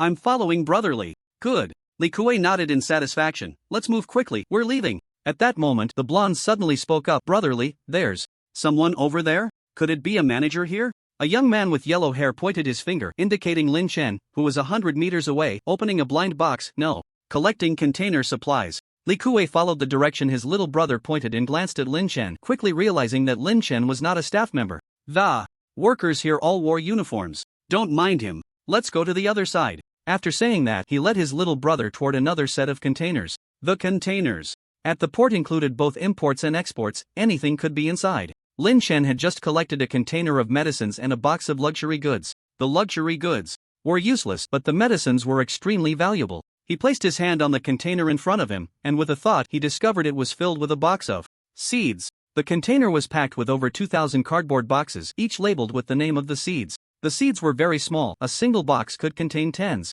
of thousands of them. This entire container held at least 100 million seeds. If he didn't take them, these seeds would freeze in a couple of days and become unusable. However, even if he took them, in the apocalyptic environment, they wouldn't be able to be planted again. In this extreme cold apocalypse, apart from a few mutated plants, most plants would freeze to death. Green plants were nowhere to be seen. The entire world was devoid of color except for white. Lin Chen shook his head in regret but still stored them in his space. After collecting supplies from over 100 containers, his space had only occupied a small corner. With the current size of his space, storing supplies from over 20,000 containers was not a problem. Lin Chen continued toward the next container. Bang! Bang bang! Suddenly, metallic clanging sounds came from a distance. Lin Chen frowned and looked in the direction of the noise. A container blocked his view, preventing him from seeing what was happening a few hundred meters away. He cautiously approached, hiding behind a container to peek. He discovered 5 masked individuals wielding a fire axe, which they had apparently stolen from somewhere, chopping at the lock of a container door. A look of surprise flashed across Lin Chen's face. Someone had reacted so quickly and shared the same goal as him. However, these people didn't have a space. They could only break the lock to move the items inside, and without a vehicle, they couldn't carry much. Moreover, although the sound of rain masked the noise, it was very likely that nearby staff would hear it. Sure enough, after a few glances, Lin Chen saw 2 staff members in raincoats jogging over from a few hundred meters away. It's open. The door is open. Quick, let's see what's inside. Holy crap, isn't this the bag that female celebrities often carry on TV? This is a donkey brand. I have an X-brand one here. This whole big iron box is filled with valuable stuff. We're going to get rich. The 5 of them rushed into the container, tearing open boxes, completely oblivious to the 2 staff members who were getting closer. Lin Chen quickly hid behind the container to conceal himself. He casually stored the supplies from this container into his space. The 2 port staff members quickly discovered the opened container following the sounds. Hey, what are you doing? The 5 were startled. one of them jumping in fright. The bald young man dropped the box containing the donkey brand bag onto the ground. Li Gu, we've been discovered. Shut up, you fool. Li Kuei snapped. The two staff members, holding batons, pointed at the five and shouted, come out. Li Kuei glanced at the container filled with luxury goods, his eyes filled with greed. With this box of items, he could not only pay off his high-interest loans but could even buy a house in the suburbs, living a stable life in the future. If today's operation failed, he wouldn't be able to repay the hundreds of thousands in loans and would end up with his hands and feet broken and thrown into jail. There are no surveillance cameras here. If these two are dealt with, no one will know it was him. A fierce look flashed across Li Kuei's face as he picked up the fire axe that had been set aside and charged at a port manager. The two managers hadn't expected these people to be so ruthless, and in their moment of shock, one was directly cut down. One person fell to the ground, blood spilling everywhere. The other, terrified, collapsed on the ground, his face filled with fear, desperately trying to crawl away. And no, don't kill me. Li Kuei swung the axe down on this person's leg, his bloodshot eyes fiercely scanning the four behind him, still holding the dripping fire axe. Aren't you going to make a move? This scene was a tremendous shock to those who had always lived in a world governed by safety and peace. The four, fearing that Li Kuei would kill them too, mustered their courage and stepped forward to the two managers who were still alive. After that, Lin Chen couldn't bear to watch any longer. Such scenes would soon be commonplace everywhere. Not wanting to get involved, Lin Chen changed direction and continued to gather supplies. More than 2 hours later, Lin Chen had collected most of the supplies from the containers in the port into his space. It was already a rainy day. The sky was overcast and the evening light was very dim. The temperature had dropped a few degrees from noon and the humid air carried a slight chill. With no streetlights at night and no moon due to the weather, Lin Chen prepared to head back. Perhaps it was just an unlucky day. As he was about to leave, he unexpectedly ran into those five people again. The five had completely lost their previous demeanor. 3 of them had lost their raincoats, revealing their true appearances. Their clothes were stained with a lot of blood, especially the one who had attacked first. His bloodstains had almost obscured the original color of his green clothing. Li Gu, it's that kid from before. The yellow-haired one immediately recognized Lin Chen's attire. After Lin Chen left, they had moved things for less than half an hour when they encountered 3 staff members looking for them. Killing 2 is the same as killing 5. This time, the 5 didn't even need to speak to coordinate their actions. Having experienced 2 killings, the 5 had mostly overcome their psychological fear, their eyes bloodshot with rage, and they killed anyone they saw. Spotting Lin Chen again, the buzzcut man charged at him with a fierce expression, wielding the fire axe. Lin Chen reached into his raincoat, actually pulling out a silenced pistol from his space, and fired directly. Put! A blood hole appeared in the buzzcut man's forehead, and he stumbled forward a couple of steps before dropping the fire axe and collapsing to the ground. The remaining 4, including Li Kuei, suddenly snapped out of their bloodlust. Thud! The bald young man knelt on the ground, clutching his head with both hands. Don't kill me, I'm willing to surrender, don't kill me. Lin Chen smoothly drew his gun and fired. The bald man instinctively regarded Lin Chen as a law enforcement officer. Li Kuei, with a fierce expression, shouted, "What are you afraid of? The people we've killed today are enough to fill a grave. He's just one person with one gun, let's go together." Saying this, he charged forward. The fat man and the yellow-haired one, seeing this, flashed a fierce look and also lunged at Lin Chen. Lin Chen decisively fired 3 shots in quick succession, and the 3 fell one after another. The last yellow-haired man almost grabbed Lin Chen's arm, but how could the unsteady yellow-haired man be Lin Chen's match? In just one encounter, 4 corpses lay on the ground. The 5-person team that robbed the rich to help the poor was left with only the bald young man, who was now kneeling on the ground, terrified to the point of wetting himself. Lin Chen turned the gun towards the bald young man. In despair and fear, the bald man rolled his eyes back and fainted. Just as Lin Chen was about to take a few steps closer to silence him, he suddenly heard a noise. A dense sound of footsteps echoed nearby. The footsteps sounded very orderly, and Lin Chen instinctively felt something was wrong, quickly retreating behind a container. A squad of fully armed soldiers came running out from behind a pile of containers, only a dozen meters away from Lin Chen. Who's there? Lin Chen furrowed his brow. Are they from the military? He had learned about the troops stationed in Shushi when he came here. They were based on a small island. Now that there were no boats, did that mean these soldiers had rowed over? As evening approached, with heavy rain and dim light, Lin Chen hadn't even noticed if there were any boats on the sea just moments ago. These thoughts flashed through Lin Chen's mind as he lowered his footsteps and quickly retreated, using the containers to conceal his figure as he made his escape. However, Lin Chen's luck today was really not great. Just after dodging one wave of soldiers, he hadn't run far when another group of soldiers emerged from behind a container a few dozen meters ahead. A dozen dark gun muzzles were aimed at Lin Chen. Who goes there? Lin Chen immediately stopped, raised his hands, and feigned a panicked expression, saying, "I'm a student." Upon hearing he was a student, the soldiers lowered their guns slightly but still did not relax their vigilance, surrounding Lin Chen. "Don't move. They had just landed at the port and discovered several corpses nearby, as well as signs that the container locks had been tampered with and goods were missing. This was undoubtedly a serious murder case. As the military of Xia country, although their mission was to take over the supplies here, they also had the obligation to capture the murderer. 1 soldier stepped forward to search Lin Chen. Lin Chen had already stashed his handgun away and complied obediently. Report. No dangerous items. The soldier returned to the group. A man who appeared to be the officer of this group approached Lin Chen with a serious expression. After confirming Lin Chen's age, he asked, "Which school are you from, and why are you here?" Shashi Art Academy. Lin Chen reported Su Qin's school. The identity of a student made it easier for them to lower their guard. Moreover, Lin Chen had indeed been a student before. "I was trying to get back to school, but I got lost without navigation," Lin Chen said. Without taxis and navigation, this explanation made logical sense. "Show me your student ID." "I didn't bring my student ID." Lin Chen displayed a somewhat anxious expression. "Is my ID card okay?" Seeing the person in front of him nod, Lin Chen took out an ID card from the phone case compartment that hadn't been searched by the soldiers. It was a small habit of Lin Chen to keep his ID or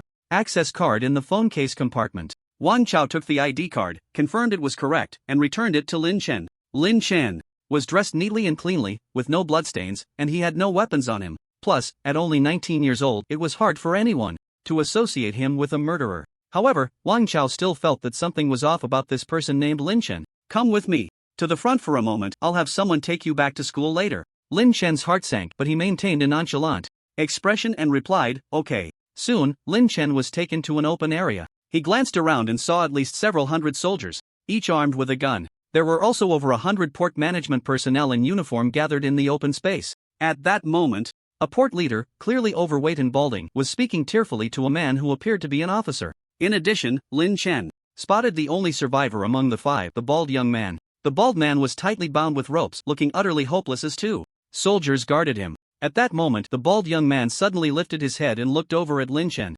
Realizing the bald young man had raised his head, Lin Chen quickly turned away and hid behind a tall figure to avoid being recognized. "What are you hiding from?" A somewhat familiar voice rang out from behind him. Lin Chen's body stiffened slightly, and when he turned his head, he noticed that the person he had used as a shield was the officer who had brought him here, Wang Chao. Wang Chao's gaze was sharp, staring directly into Lin Chen's eyes as if trying to discern something. Lin Chen knew he was being suspected. Before Lin Chen could answer Wang Chao's question, another group of soldiers arrived at the clearing. "Report. We found 2 students at the port exit claiming to be lost." Upon hearing the voice, Lin Chen turned to look. The moment he saw one of the 2 students being brought over, his expression immediately became somewhat intriguing. Wang Chao glanced at Lin Chen and walked towards the 2 students. For some reason, his years of military instinct told him that this boy named Lin Chen was not simple. Wang Chao approached the 2 female students and asked the soldier who had brought them, "Which school are they from? Have their identities been verified?"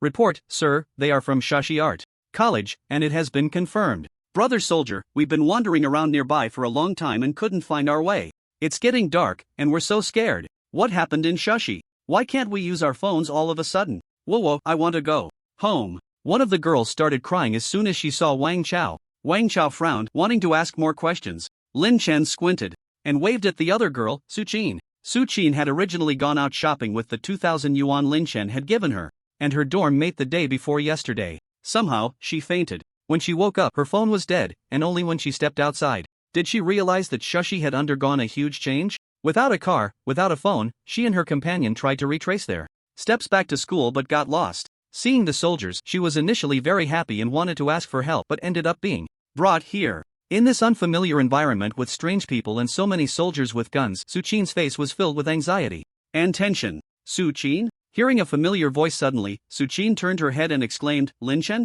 Su Qin responded with a face full of surprise. "What are you doing here?" In such a strange and solemn environment, having a familiar boy around undoubtedly greatly increased her sense of security. Wang Chao noticed the 2 were familiar with each other and asked Su Qin, "Do you know each other?" Su Qin nodded repeatedly, her expression very happy. "Yes, we are classmates." In her excitement, Su Qin spoke faster and accidentally omitted the words high school. She intended to say high school classmates, but since it was out there, it didn't matter anymore. Wang Chao's gaze softened as he looked at Lin Chen. It seemed he had overthought things. "You 2 wait here, I'll find a comrade familiar with Shashi's terrain to take you back to school." After saying that, he turned and left. Lin Chen secretly breathed a sigh of relief. "Xiao Qin, who is this?" asked Li Xiaoxiao, still sniffling beside her. I'm a student in the sculpture department. Lin Chen winked at Su Qin. Su Qin was puzzled about when Lin Chen became a sculpture department student, but upon meeting his eyes, she immediately understood. He wanted her to cooperate. Since Lin Chen was so generous, this small matter was something she could help with.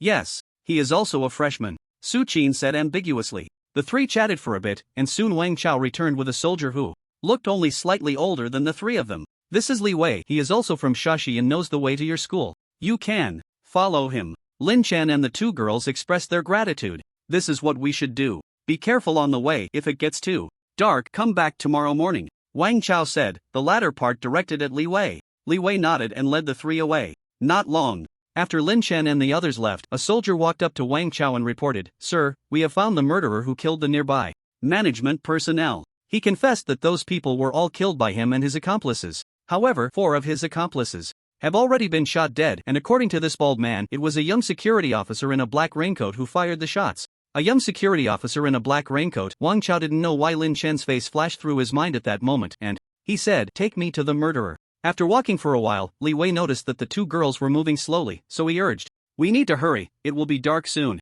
The city is out of power, and there are no streetlights. It's unsafe to walk at night. Lin Chen glanced at his mechanical watch. It was already 5:27 p.m. He remembered the map of Shashi City, and it was about 5 kilometers to the Shashi Art Academy on foot. At their current pace, it would take them about an hour to walk back. Lin Chen was currently disguised as a student of the Shashi Art Academy, and to avoid exposing his identity, he had to return to the academy with Su Qin before leaving. The previous officer had already suspected him, and if he left midway without going to the academy, his identity would be exposed. Once the soldier returned, Shashi was small, and if he ran into trouble again, it would be a hassle. Forget it, it was just a few kilometers, and he had a flashlight, so he wasn't afraid of walking at night. Su Qin and Li Xiaoxiao quickened their pace a bit, trailing behind Li Wei. Lin Chen walked beside Li Wei. Brother soldier, why is there a power outage in Shashi? Li Xiaoxiao asked. Li Wei thought. For a moment, since they weren't instructed to keep it a secret, he replied, there was a solar storm 2 days ago that damaged the city's electrical circuits. How long will it take to fix? How are we supposed to live without power? My phone was also damaged. Can you help fix it? If it can't be repaired, I don't have money to buy a new one. Li Xiaoxiao seemed to be quite the chatterbox, rambling on as soon as she opened her mouth. Li Wei was a bit taken aback by the barrage of questions and replied, the leaders have already sent people to repair the power. Before the electricity is restored, you all should stay in the school and not come out. In a couple of days, other troops will come to the school to distribute emergency supplies. What emergency supplies? Food, candles, matches, lighters, and so on. What? Candles? Oh my god, I can't believe I'll have to live by candlelight. How scary it will be at night. Xiaoqin, what are we going to do? Su Qin's face was also filled with worry.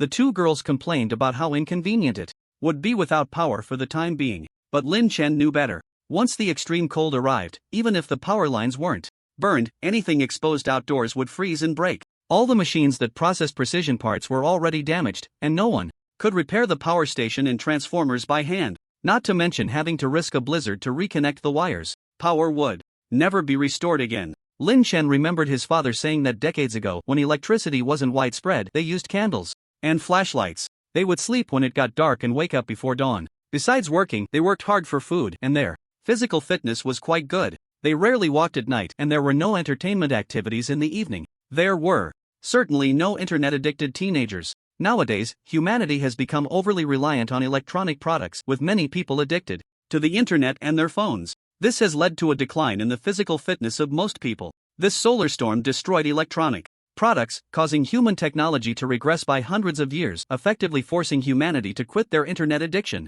And with the arrival of the extreme cold made survivors increasingly value physical exercise. A flash of inspiration suddenly struck Lin Chen's mind, a thought flickering by too quickly to grasp. The third restart, accelerating evolution. While Lin Chen was lost in thought, the two girls behind him shifted from complaining about the power outage to talking about Lin Chen. Lin Chen, you're so handsome, do you have a girlfriend? Li Xiaoxiao asked. Seeing that Lin Chen wasn't responding, she stepped forward, preparing to pat him on the shoulder from behind. Lost in thought, Lin Chen instinctively grabbed Li Xiaoxiao's outstretched hand, surprised by his current reaction speed. Ah, it hurts, Li Xiaoxiao cried out in pain. Seeing Li Wei turn his head to look, Lin Chen let go of his hand, a feigned apologetic smile on his face. Sorry, I was just lost in thought. The two were very close, and Li Xiaoxiao's gaze swept back and forth across Lin Chen's face. Lin Chen didn't resemble either of his parents. His father had ordinary features, and his mother was overly gentle. Lin Chen's face was more three-dimensional, as if it had been carved with the most precise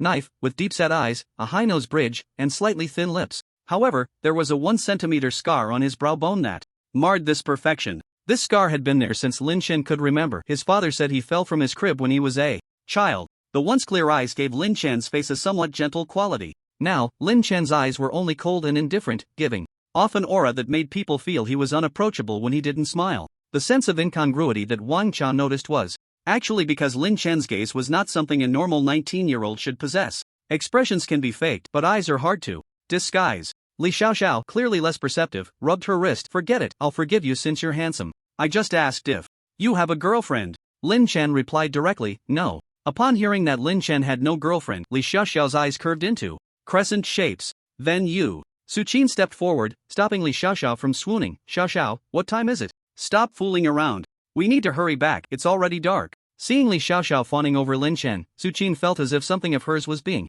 eyed by someone else. Li Xiaoxiao pouted in a spot where Su Qin couldn't see. Lin Chen paid no attention to the thoughts of the two girls. With the apocalypse looming, survival was already difficult, and Lin Chen naturally had no thoughts about romantic relationships. After all, the ones who can hurt you the most are often the ones you trust the most. Li Wei glanced at the darkening sky and urged, let's move faster. After walking for half an hour, the sky grew darker, and the rain had stopped. The temperature around them was lower than it had been in the afternoon. Lin Chen took off his raincoat to feel the air, estimating that the temperature had dropped at least 5 degrees since they had come out at noon. Su Qin and Li Xiaoxiao were both wearing cool shorts and short sleeves, now huddling together to keep warm. Li Xiaoxiao looked at Lin Chen's long-sleeved jacket and whispered to Su Qin, Su Qin, aren't you familiar with this guy? Ask him to lend us his jacket. Even if Li Xiaoxiao hadn't said anything, Su Qin was already preparing to speak up. With her charm, getting a guy to lend her his jacket would be a piece of cake. Not to mention Lin Chen, who had liked her since high school and had followed her to Shushi? That's right, Su Qin had already imagined that Lin Chen came to Shushi for her. Su Qin confidently said, Lin Chen, can I borrow your jacket? Lin Chen flatly refused. No, he wouldn't take the risk of possibly catching a cold for an unrelated woman. The smile on Su Qin's face froze. Li Xiaoxiao glanced at Su Qin's awkward expression. She didn't show it, but a hint of schadenfreude flashed in her heart. It turned out that even the beautiful Su had her off days. How can you have no gentlemanly demeanor at all? Su Qin said, somewhat angrily. Lin Chen didn't even turn his head. Gentlemanly demeanor? Can it be eaten? Put. Li Xiaoxiao couldn't help but laugh out loud. But soon, Li Xiaoxiao couldn't laugh anymore. Because it was too dark, she didn't know what she had stepped on and tripped, falling to the ground. Ah! Li Xiaoxiao screamed. Seeing this, Li Wei took out a flashlight from the bag he had been carrying and turned it on. Li Xiaoxiao fell into the dirty mud, angrily shouting, why didn't you take out the flashlight earlier? Li Wei explained, there are very few flashlights and batteries left in the army that can still be used. We must conserve them. Flashlights and batteries had become extremely precious resources now. Li Xiaoxiao's chest heaved with anger, yet she dared not confront the soldier. Half of her body was soaked in muddy water, and standing up made her feel even colder. She hugged her arms and shivered. Li Xiaoxiao approached Lin Chen, her face full of grievance and pity. No way. Lin Chen knew what she was about to say and decisively refused. Li Xiaoxiao, exasperated, exclaimed, what's wrong with you? Are you even a man? However, no matter how she pleaded, Lin Chen remained unmoved. When the four of them reached the entrance of the Shushi Art Academy, the sky had completely darkened, and it was nearly impossible to see anything. The school's automatic doors were broken and locked at that moment. The four walked to the security room and knocked on the glass. The security guard, seeing Li Wei in military attire, asked a few questions and, upon learning they were returning 3 students to school, let them in through a small door. Hey, do you have any flashlights left? I can't see anything in this darkness, the security uncle asked, staring at the flashlight in Li Wei's hand. Sorry, I only have one flashlight. Someone from the army will come to distribute lighting supplies in the next few days.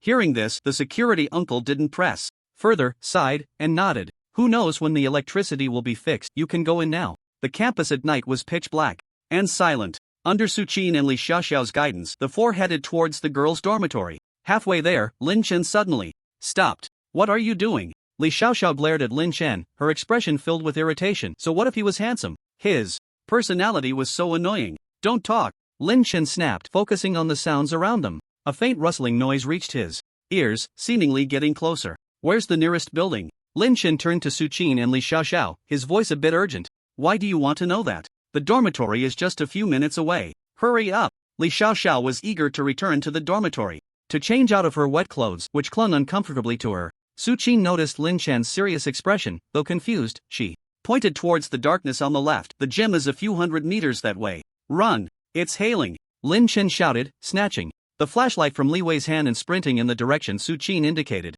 As for whether they would follow him, he couldn't care less. What? The two girls hadn't reacted yet when Li Wei had already started chasing after Lin Chen. Wait for us. In the surrounding darkness, without a light source, Su Qin and Li Xiaoxiao had no choice but to keep up. However, Lin Chen quickly became just a small point of light from the flashlight, and the two couldn't catch up at all. What a lunatic! Why are you running? Wait for us. We can't see! Li Xiaoxiao yelled in a fit of rage. The rustling sound grew louder. Something was indeed getting closer. Remembering Lin Chen's words, Su Qin panicked as well, desperately pushing her physical limits as a dance major, racing towards the gym based on her memory. The gym! The gym! Su Qin ran with all her might, completely unaware that Li Xiaoxiao had fallen far behind her. Ouch! A cry of pain came from behind her. Xiaoqin, I fell. Where are you? Wait for me. I'm so scared. Su Qin hesitated for a moment, but the increasingly clear sound of ice blocks hitting the ground made her grit her teeth and continue running forward. Before long, a scream echoed from behind.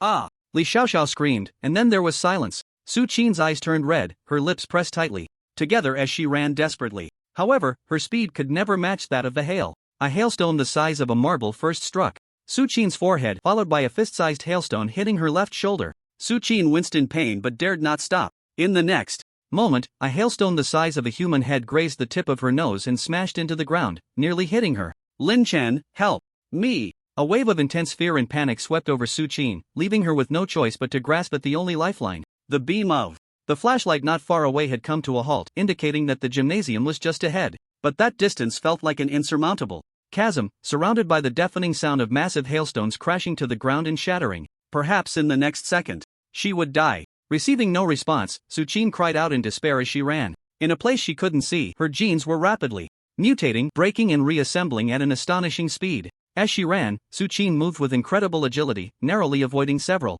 hailstones the size of human heads. But just a few meters away from the gymnasium, she suddenly felt weak. Her limbs went limp and her vision began to blur. Just before she lost consciousness, she suddenly saw a figure appear in front of her, hoisting her onto their shoulder and running. Then she knew nothing more. Lin Chen stood at the entrance of the gymnasium, watching as Li Wei carried Su Qin back. Huff, huff, huff. Li Wei gasped for breath. A hailstone had just fallen on his head, but fortunately, he was wearing a helmet, allowing him to make it back. However, he had inevitably sustained several injuries. Su Qin's clothes were also stained with blood. Only Lin Chen remained neatly dressed, having taken refuge under the eaves of the gymnasium before the hail began to fall. He coldly observed the struggling individuals in despair. Li Wei looked at Lin Chen with indignation. Aren't you classmates? Why did you just stand by and do nothing? Lin Chen let out a cold laugh filled with mockery. Isn't this woman a classmate of that woman too? Why didn't she help? They had naturally heard Li Xiaoxiao's cries for help from hundreds of meters away. The fact that Su Qin could make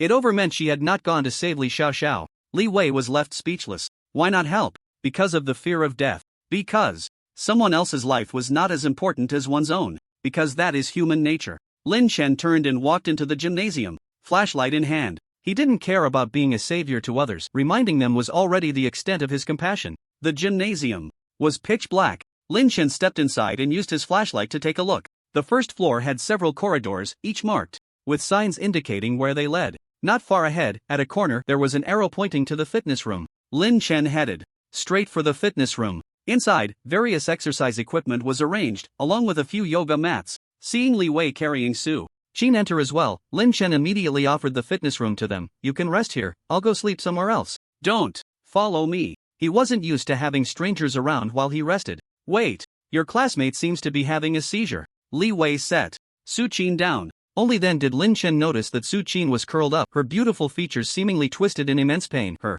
limbs twitching involuntarily. Lin Chen's expression tightened slightly. Su Qin's current state resembled the aftermath of the gene lock being released in the previous incident. He nudged Su Qin. Su Qin? Su Qin? However, Su Qin was unable to respond to Lin Chen. She gritted her teeth, every cell in her body seemingly moaning in agony, unable to even faint from the pain. Li Wei pulled out a piece of cloth from somewhere, folded it, and stuffed it into Su Qin's mouth, explaining, this will prevent her from biting herself. It looks like she's having a seizure, probably triggered by running too fast just now. Lin Chen could not deny it. He had known Su Qin for several years and had never heard her mention epilepsy, although it was not impossible that she was hiding her medical history. Li Wei laid Su Qin flat, turning her head to one side, and then began to massage her hands and feet. His technique was quite appropriate. Lin Chen placed the flashlight higher up so that most of the gym could be illuminated. Time passed second by second. Su Qin bit her gums so hard that they bled. Lin Chen wanted to confirm whether Su Qin's current state was a side effect of unlocking the gene lock. He recalled that number 2 had taken the remaining half of a blue pill, but after thinking it over, he dismissed the idea of giving it to Su Qin. Number 2 had previously said that he would experience gene collapse only after unlocking the gene lock for the 5th time. That meant he had endured through the first 4 times. At least according to number 2, the first time he had definitely managed it on his own. Although Lin Chen still harbored doubts about an ordinary person being able to unlock the gene lock with the apocalypse now upon them, the information from the treasure trove indicated that this reboot of species would accelerate the pace of evolution. Therefore, it was not impossible for an ordinary person to unlock the gene lock in a life and death situation. Lin Chen pondered. Are we just going to watch her like this? Li Wei looked at Su Qin in pain, feeling a pang of sympathy. What do you want to do? Lin Chen scoffed. Are you planning to take her to the hospital? Without any means of transportation, carrying someone on foot to the hospital would take who knows how long. It was still hailing outside. Going out would be tantamount to seeking death. There's a school doctor. 2. Where are you going to find one at a time like this? And you are you. Don't drag me into it, Lin Chen corrected him. Aren't you classmates? How can you just stand by and do nothing? Li Wei was exasperated. As a soldier, the duty to protect ordinary people was ingrained in him. If he could curse, he would have already let loose. This is the second time you've said that. I think I'd made myself very clear before, Lin Chen said coldly. He glanced out the window. In just a moment, the hail outside had lessened considerably. Li Wei took a candle from his backpack and lit it, taking the flashlight away. I can't just stand by and watch her die. You take care of her here, I'll go see what's happening. Lin Chen watched Li Wei leave, muttering under his breath, there's no one left in this world for whom I would risk my life to save. After Li Wei left, Lin Chen sat cross-legged nearby, observing Su Qin's changes. Even though Su Qin was in great pain, he remained unmoved. The sweat pouring from her pain had soaked her hair and clothes. The thin white t-shirt clung to her body, her curvaceous figure faintly visible. If it were an ordinary young man in a room alone with a woman, faced with a beautiful girl who showed no resistance, even if he didn't make any inappropriate moves, he would still be flushed with excitement. However, Lin Chen felt no such thoughts at this moment. 10 minutes later, the look of pain on Su Qin's face faded, and her body gradually calmed down. Once she regained her strength, she weakly opened her eyes and looked around. Where is this? Am I not dead?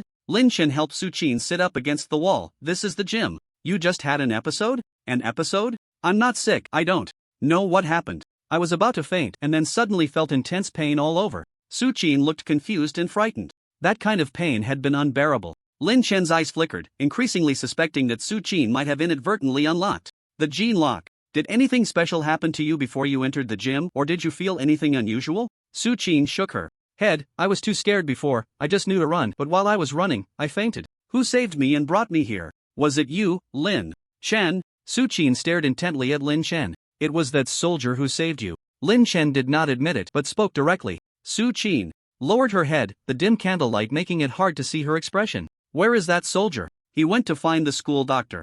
After hearing this, Su Qin fell silent, and the atmosphere remained quiet for a long time. Suddenly, she spoke softly. Why? Lin Chen looked at her. Why didn't you save me? Why didn't you wait for us? If you had run a little slower, shining the flashlight on the road, Xiao Xiao wouldn't have died. Why have you become so cold-blooded? You caused Xiao Xiao's death. By the end of her sentence, Su Qin almost shouted. During that painful time, she had been fully conscious. She had also heard the conversation between Lin Chen and Li Wei, but she couldn't speak. After going through a series of life and death experiences, Su Qin's mind was already in a state of being stretched to its limit. And that last question was the last straw that broke the camel's back. Before her death, Li Xiao Xiao had called her name, but she did not turn back, not even stopping. Her conscience could not accept that she was responsible for Li Xiao Xiao's death, so she pushed all the blame onto Lin Chen. Su Qin's face was filled with accusation and resentment, her red eyes fixed fiercely on Lin Chen. Lin Chen's gaze turned cold, a hint of murderous intent flashing in his eyes. He had experienced too much of this kind of thing. Whether they called him cold-blooded and heartless or selfish and self-serving, the apocalypse had taught him a bloody lesson. Do not give your heart and kindness to anyone. Even though it was Lin Chen who had saved Su Qin, she still felt that he was the one who caused Li Xiao Xiao's death. But Su Qin did not consider that Lin Chen had no connection to Li Xiao Xiao. Why should he risk his life to save her? With a thought, a dagger appeared in Lin Shen's hand, which had been behind his back. He could not allow someone who resented him to live in this world, especially someone who might have unlocked the genetic lock. That was a threat to him. Su Qin was frightened by Lin Shen's gaze, her body retreating, but behind her was the cold wall. A hurried sound of footsteps came from outside the gym, and Lin Shen put the dagger away. Li Wei hurriedly walked into the gym, pulling someone along with him. Seeing Su Qin, he exclaimed, "You're awake?" Lin Shen stood up and noticed a man in a white coat holding a medical kit behind Li Wei. The man quickly approached, squatting down to check on Su Qin. "Su Qin, are you okay? Is there anywhere else that feels uncomfortable?" This man actually knew Su Qin. Su Qin's expression was slightly surprised. "Dr. Chu?" Lin Shen and Li Wei stepped aside, watching Dr. Chu inquire about Su Qin's condition and examine her physical state. Lin Shen did not ask the already bruised Li Wei how he found the school doctor, instead listening carefully to Su Qin's words. Su Qin's account was the same as what she had just told Lin Chun. Dr. Chu suddenly turned to Lin Shen and Li Wei and said, "Su Qin has many external injuries. I will treat and bandage her. You two gentlemen, please step outside for a moment." Su Qin shyly lowered her head. Lin Shen turned to leave, and Li Wei followed him out of the gym, closing the door behind them. As soon as the gym door closed, Su Qin threw herself into Dr. Chu's arms, beginning to cry softly. It turned out that just moments ago, when Dr. Chu leaned in to examine Su Qin, she had used his figure as a cover to secretly tug at his clothes and wrote the words "Help me" in his palm. "Whoa, Dr. Chu, someone wants to kill me." Just now, Su Qin had seen Lin Shen's silhouette reflected in the glass by the candlelight. She had also seen a dagger appear out of thin air in Lin Shen's hand. Lin Shen had wanted to kill her just now. Dr. Chu felt the softness in his arms, a hint of lust flashing in his eyes. Gently patting Su Qin's back, he comforted her. "Take your time, what happened?" Lin Shen and Li Wei stood outside the door. Li Wei hesitated for a moment and said to Lin Shen, "The escort mission is complete. I should head back now." Hearing that Li Wei was leaving, Lin Shen nodded. Li Wei took out his only individual ration from his backpack and handed it to Lin Shen. "You can share this later. When you go to sleep, blow out the candle. Don't waste it. Candles will be very precious in the future." After saying this, Li Wei left, not giving Lin Shen a chance to refuse. He had just taken a few steps when Lin Shen's voice came from behind. "Actually, you don't need to blame yourself. If you hadn't run with me back then, all three of you would have died." Upon hearing Lin Shen's words, Li Wei stopped in his tracks, his eyes immediately reddening. Li Wei thought no one knew how tormented he felt inside. The question he had asked Lin Shen was no different from questioning himself. Why didn't he save them? The moment he heard the hail was coming and saw Lin Shen grab the flashlight and run, Li Wei felt fear. Running away was his instinctive reaction. He had been in the army for less than 2 years, originally just serving his military duty, when suddenly he received a first-level combat readiness order and became a formal soldier. Suddenly, he was informed that the outside world had changed drastically and that unexpected changes might occur in the future. He was only 21 years old. He could be afraid, he could fear death, but he was already a soldier. Protecting ordinary people was a soldier's duty, and he had essentially fled from the battlefield. After reaching a safe place, he remembered that there were still 2 female classmates behind him. So when he heard Su Qin's cry for help, he risked his life to run out and carry Su Qin back. He even risked his life to find the school doctor when Su Qin seemed to be having a seizure. Saving one person could lessen his guilt a little. Lin Shen was right. If he hadn't run, all 3 of them might have died under the hail. Although it still couldn't completely erase his guilt, he felt much better inside. A flash of gratitude crossed Li Wei's eyes as he nodded to Lin Shen with his back turned and walked away. Lin Shen looked at the individual ration in his hand. His originally cold gaze softened slightly. He put the item away into his space. Some people are drawn to the light, while others fall into darkness. Although Lin Shen questioned himself as not being a good person, he did not reject true good people, because good people always die quickly, and with each death, there's one less. After a while, the gym door opened, and Dr. Chu said, "It's ready, you can come in now." Lin Shen stepped into the gym, found a corner, and sat down. Su Qin stared at the door, noticing that no one else was coming in for a long time. Her gaze drifted to Lin Shen as she asked, "What about that soldier?" He went back. Lin Shen replied casually, "He just left like that? Not even a word of farewell?" Su Qin's voice was slightly sharp. When he reached the school gate, his mission was already complete. "Do you expect him to offer himself to you just because he saved your life?" Lin Shen retorted. Su Qin's expression stiffened slightly. Ignoring Su Qin, Lin Shen closed his eyes and began to rest. A look of panic flashed in Su Qin's eyes as she turned to Dr. Chu. Dr. Chu shook his head slightly at her and said loudly, "Let's rest here for the night. Su Qin, find a place to lie down. I'm going to blow out the candle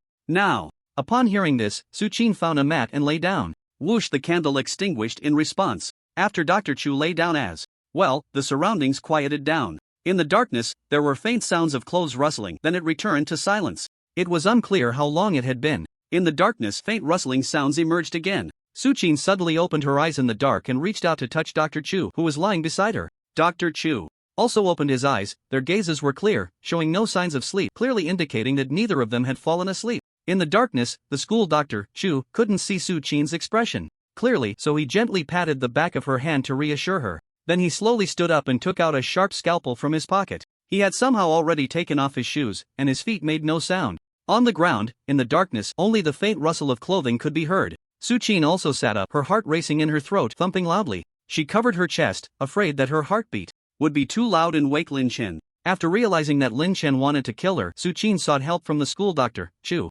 Originally, her best option for help was Li Wei, but he had left quietly, without giving her a chance. Chu told Suchin that for the past 2 days, neither the Public Security Bureau nor the hospital could be contacted. The entire city's communications and power were completely cut off. He even suspected that the entire Xia country, or even the whole Eastern Hemisphere or Northern Hemisphere, had been hit by a solar storm. Today, the principal had gone to the nearby Public Security Bureau for help, but it was overcrowded and there were not enough security personnel. The school could not get any effective assistance. Perhaps the collapse of order was just a matter of time. Suchin was frightened by Chu's words. She recalled what he had said, Xiaoqin, I like you. I can't let anyone hurt you. I can help you kill him. As long as you are with me, I am willing to do anything for you. The look in Chu's eyes made Suchin feel uneasy. But thinking of Lin Chen wanting to kill her, she realized that if she did nothing, she would be killed, and she didn't want to die. Why did Lin Chen dare to kill? Why was he so cold-blooded? Wasn't it because there was no order now? Even if someone died, even if someone was killed, no one would care? Then if they killed Lin Chen, no one would know. Suchin found a good reason for herself and ultimately agreed to Chu's plan. However, Suchin did not consider why Chu dared to kill. In the darkness, a cold smile appeared on Chu's face. These past 2 days had been like paradise for him. Since the school suddenly received news of the solar storm outbreak yesterday, by 10 a.m., most students had developed various unexplained symptoms of dizziness and vomiting. Many students had even fallen into a coma, including several school doctors. Yet Chu was the only one who showed no reaction, feeling only a bit nauseous. In the urgent situation, the teachers who had not yet fainted sent the students to the school hospital, most of whom were treated by Chu. At first, he treated them properly, but later he found that no matter what methods he used, those who had fainted would not wake up, and after confirming they were not in life-threatening danger, Chu Su that night, when Dr. Chu was continuing his work on a certain girl in the school hospital, he suddenly heard someone shout. Seeing the military uniform on Li Wei nearly scared him out of his wits, thinking that the secret had been exposed. Unexpectedly, Li Wei was just there to ask for help. Following Li Wei to the gym, the next thing that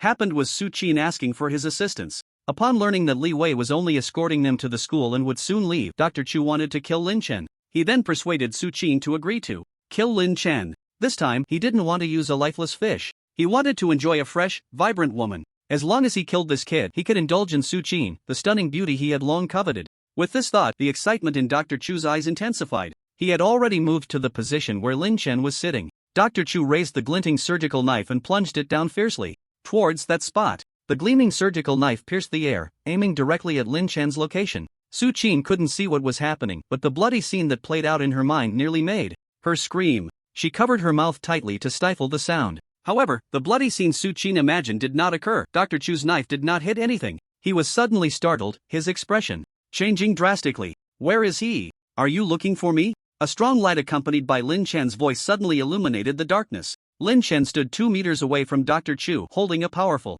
flashlight that dispelled the darkness of the entire gym. Ah! This time, Suchin truly couldn't help but scream. How could you be there? I distinctly remember you were sleeping in this spot. Doctor. Chu shielded his eyes from the blinding light with one hand while pointing the surgical knife at Lin Chen with the other. Oh, because I changed my sleeping spot after blowing out the candle, Lin Chen replied. Impossible. We didn't hear you move at all. And where did you get that flashlight? Suchin's face was filled with panic at being discovered. Lin Chen shrugged and answered Suchin's question. I really don't know whether to say you're smart or too foolish. I just moved to a different spot before this school doctor lay down, and his movement would cover the sound of mine. The flashlight was naturally taken out of my backpack. By the way, are you two planning to kill me in the middle of the night? Lin Chen turned to Suchin with a smile. But I have a habit of not sleeping in the same room with strangers. If I did, I would definitely not fall asleep. After struggling through the apocalypse, he was all too familiar with the malice of human nature. The first time he saw Dr. Chu, he noticed a ruthless aura about him, as if he had just killed someone. He had cautiously changed his position when the candlelight went out. Moreover, after his rebirth, Lin Chen was particularly sensitive to the gazes of others. Even in the dark, he could still sense the faint killing intent.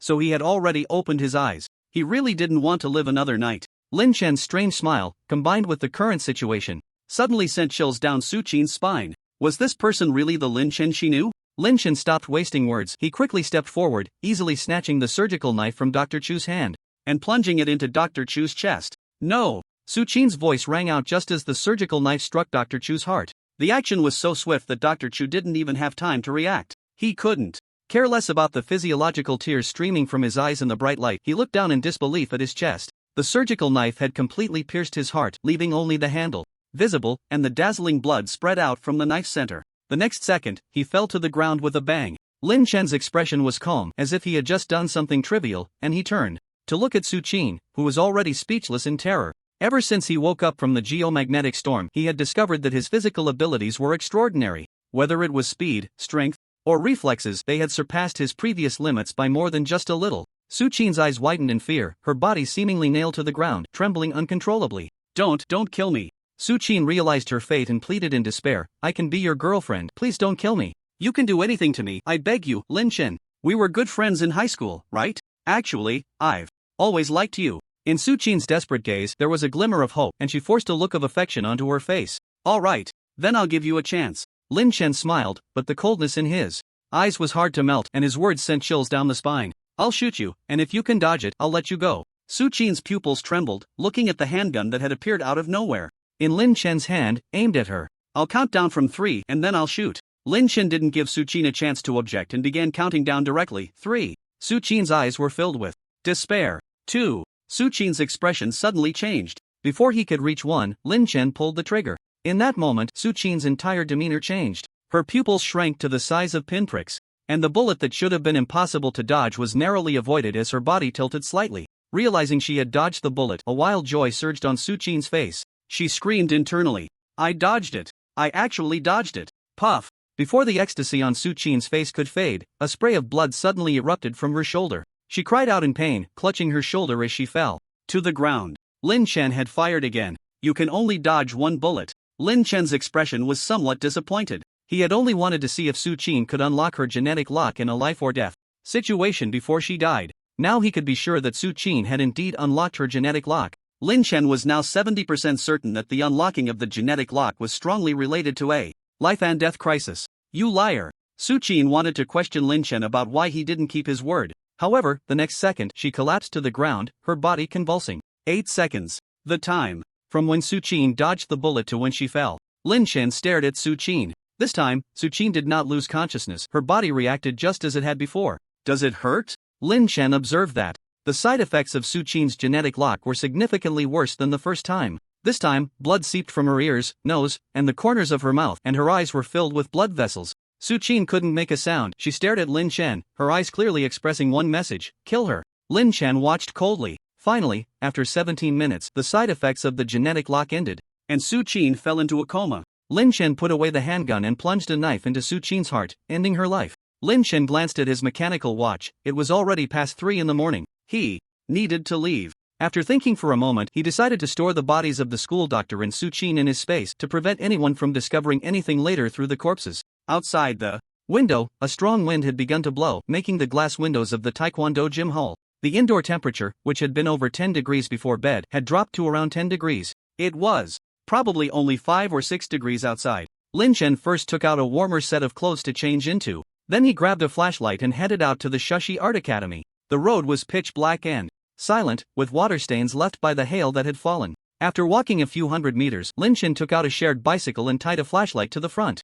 He rode towards the cross-sea bridge of Shashi. Nowadays, there were several corpses stored in the space, although the space preserved them from rotting. Having so much food around was always unsettling. Lin Chen planned to take advantage of the dark night to dispose of these bodies. After riding a few kilometers, fog began to rise around him, reducing visibility. Occasionally, he could see 1 or 2 stark white corpses that had been killed by the hail. Some corpses had half their heads smashed in, with brain matter splattered everywhere. Others were a bloody mess, with blood flowing everywhere. On such a dark and silent night, it looked particularly eerie and terrifying. Lin Chen didn't show much change in expression. He had seen so many corpses in the apocalypse that he was already immune to such scenes. The hailstorm in Shushi had occurred at night. If it had been like the one in his previous life in Haishur during the day, there would have been many more people killed. 20 minutes later, several corpses were tossed into the sea by Lin Chen with a thud, like dumplings being dropped. He also took the opportunity to wash the bulletproof SUV. After cleaning the blood from inside the vehicle, he drove the SUV towards the safe house. At this hour, there would hardly be anyone outside. Even if someone heard the sound of the vehicle, they wouldn't be able to see who was driving. The SUV had a high chassis, so he didn't need to get out to move the bodies. He could just run over them. It was much more convenient than the shared bicycle. Naturally, Lin Chen wouldn't be foolish enough to ride a bike in the cold wind. As the vehicle passed through the urban area, some people heard the sound of the car passing below their building. "Honey, wake up, I think I heard a car. Stop messing around, go back to sleep, you must be dreaming." "A car? Are there still cars that can run?" Someone opened the window to look down but was hit by a blast of cold wind and quickly shut the window. There were occasionally some corpses and obstacles on the road, so Lin Chen didn't drive too fast, maintaining a speed of 50 to 60 kilometers per hour. As dawn broke, Lin Chen returned the vehicle to the space and switched back to the shared bicycle. With the day getting brighter, he noticed that there were more hurried pedestrians than yesterday. Almost all of them were young adults. Yesterday, many were wearing short sleeves, but today everyone was dressed in long-sleeved jackets.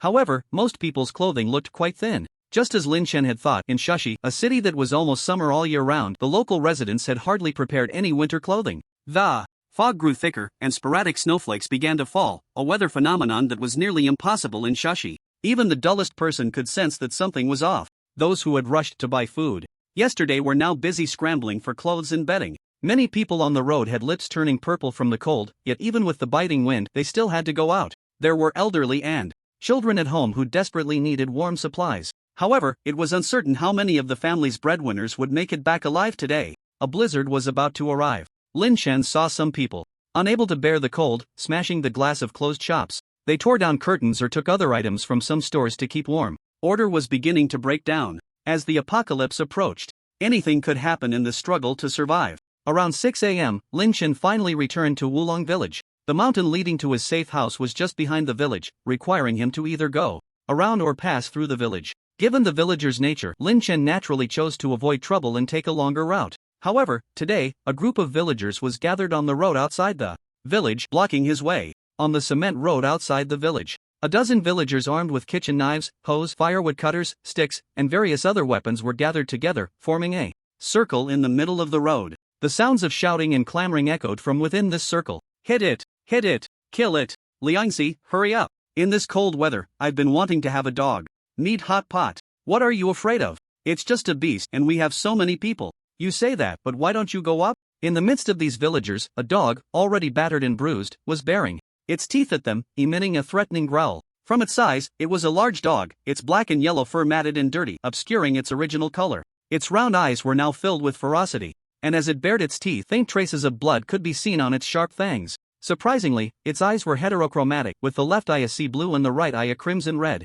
"It's just a beast. With so many of us together, can it really bite someone to death? If we kill this beast, we can each get several pounds of meat. You can't buy meat at the market now." The speaker was Li Chang, who had tried to extort money outside Lin Chen's safe house a few days ago. Although Li Chang made a valid point, no one was willing to take the lead. They were all waiting for someone else to distract the dog so they could safely subdue it. Who would want to get bitten for nothing? It was the village chief, the oldest among them, who made the decision. "All right, Xianzi, Liangzi, you two are the strongest here, you go." Li Chang and Wang Liang exchanged glances, both understanding the unspoken message in each other's eyes. Wang Liang complained, "Uncle, if you say that, I'm going home. How can it always be me and Xianzi taking the lead?" Li Chang echoed Wang Liang's sentiment. "Exactly. Last time I had to go up the mountain, and it got my dad's hand broken. I still haven't gotten a dime from that bastard." Just yesterday, Li Chang had been shouting and banging on the door of Lin Chen's safe house, exhausting himself without seeing Lin Chen come out, and he was already quite displeased. Now, without any money, he had spent several thousand on medical expenses. Li Chang had secretly vowed that the next time he saw Lin Chen, he would make him pay. Who would have thought that just as he was thinking this, Lin Chen would appear? A harsh screech of brakes pierced the air, and through the wind, snow, and fog, Lin Chen only realized there were people a dozen meters ahead when he got closer. Lin Chen saw the villagers, and naturally, the villagers saw him too. Li Chang, brandishing his firewood cutter, shouted angrily, "You little brat, finally found you." Li Chang no longer cared about the dog and quickly walked up to block Lin Chen's path. He said fiercely, "Pay up. My dad's medical expenses, compensation for mental distress, lost wages, nutritional expenses, A total of 500,000. I remember you said it was 50,000. Last time? Lin Chen raised an eyebrow, leisurely dismounting from his shared bike. Li Chang glared. Last time was last time. Look at the situation now. A few days ago, meat was only $12 a pound. And now you can't even buy a pound for $50. Can it be the same? The other villagers also began to close in on Lin Chen. According to village rules, no matter how much was owed, the villagers would split it evenly. Compared to 500,000, a dog was nothing. What if I don't pay? Lin Chen, surrounded by a group of people, showed no fear and calmly asked. Don't pay? Heh, why don't you ask? The weapon's in our hands if they agree. You wouldn't want to call the police for help, would you? Go ahead and try. One villager, clearly aware that all electronic devices were ineffective now, said boldly. Kid, this village and the nearby hills are under our control. If you can't come up with the money, don't even think about leaving today. Right. Hurry up and pay, or do you believe we'll break your legs? Another villager with a stick shouted menacingly. Young man, if you don't pay, each of them with a stick might just beat you to death. You better think it through. The village chief seemed to be advising. Gently, but his hands behind his back were making gestures. Seeing the chief's gestures, Li Chang understood that it meant to show some color. He immediately felt a surge of joy in his heart. He could finally take revenge for the slap he received last time. Times had changed. With a dozen of his own people standing behind him, Li Chang was not worried that Lin Chen would dare to fight back like last time. This time, he was determined to teach this kid a lesson, to let him know his own strength. Li Chang grinned savagely and took 2 steps closer to Lin Chen, slapping his palm towards Lin Chen's face. The large palm swung through the air with a whoosh, and he put all his strength into it. If this slap landed, an ordinary person would definitely be knocked to the ground. The other villagers showed expressions of anticipation. However, Lin Chen was destined to disappoint them. He grabbed Li Chang's hand. Smack! A resounding slap landed on Li Chang's face. This scene felt so familiar that it left Li Chang momentarily stunned. He was spun around half a circle and fell to the ground, the chopping knife slipping from his hand. His head buzzed. There seemed to be something in his mouth. When he spat it out, it turned out to be 2 bloody teeth. It was clear that Lin Chen had not held back this time. The dozen or so villagers fell silent. The atmosphere became eerily quiet for a moment. There were 13 of them, and Lin Chen was just one person. They had an absolute advantage, all still holding their weapons. They had never considered that Lin Chen would dare to fight back surrounded by so many of them, and that he would be so ruthless in doing so. Li Chang went mad. The last time he was beaten by Lin Chen, no one had seen it except for his family, but Li Chang had always remembered it. This time, however, he was slapped in front of the villagers. The pain on his face deeply stimulated Li Chang, and a surge of furious impulse rushed from his heart to his head. I will kill you. Li Chang quickly got up, picked up the chopping knife, and swung it towards Lin Chen's head. It turned out that a small number of people could be driven by momentary emotions to act irrationally, leading to lifelong regret. At that moment, Li Chang was blinded by rage. Li Chang, stop! The voices of 2 people rang out in unison. However, Li Chang seemed to have not heard at all, and the chopping knife continued its trajectory towards Lin Chen. Lin Chen stood still, watching the chopping knife come at him, seemingly frozen in fear. The scene made the more timid villagers too afraid to look directly. But just then, a shadow flashed by. Ah! Bang! The sound of a gunshot startled the birds within 100 meters. Li Chang's scream and the gunshot rang out simultaneously. Just before the gunshot, Li Chang's left leg was firmly bitten by a dog. It was the same dog that had just been surrounded by the villagers. It turned out that after breaking free from the encirclement, the dog had not left but had carefully circled around to the weeds next to the cement ground. Lin Chen was somewhat surprised. He had noticed the dog earlier but had not paid it any mind. He did not expect it to help him when Li Chang attacked. Li Chang was shot in the side, and the chopping knife fell to the ground with a clang. He collapsed onto the ground. The dog immediately darted aside. The gunshot startled everyone present except for Lin Chen. The villagers were in an uproar. Don't move! Put down your weapons! Raise your hands! 2 security officers walked out from the village. Both had extremely serious expressions and were holding service pistols. They had been dispatched to notify each village and county to pay attention to keeping warm and storing supplies. After finding that everything was fine in other villages, they came to Wulong village looking for the village chief but couldn't find him. When they asked the villagers, they heard that the chief was outside dealing with a dog. When they came over to take a look, they unexpectedly witnessed a knife attack. The one who just fired was one of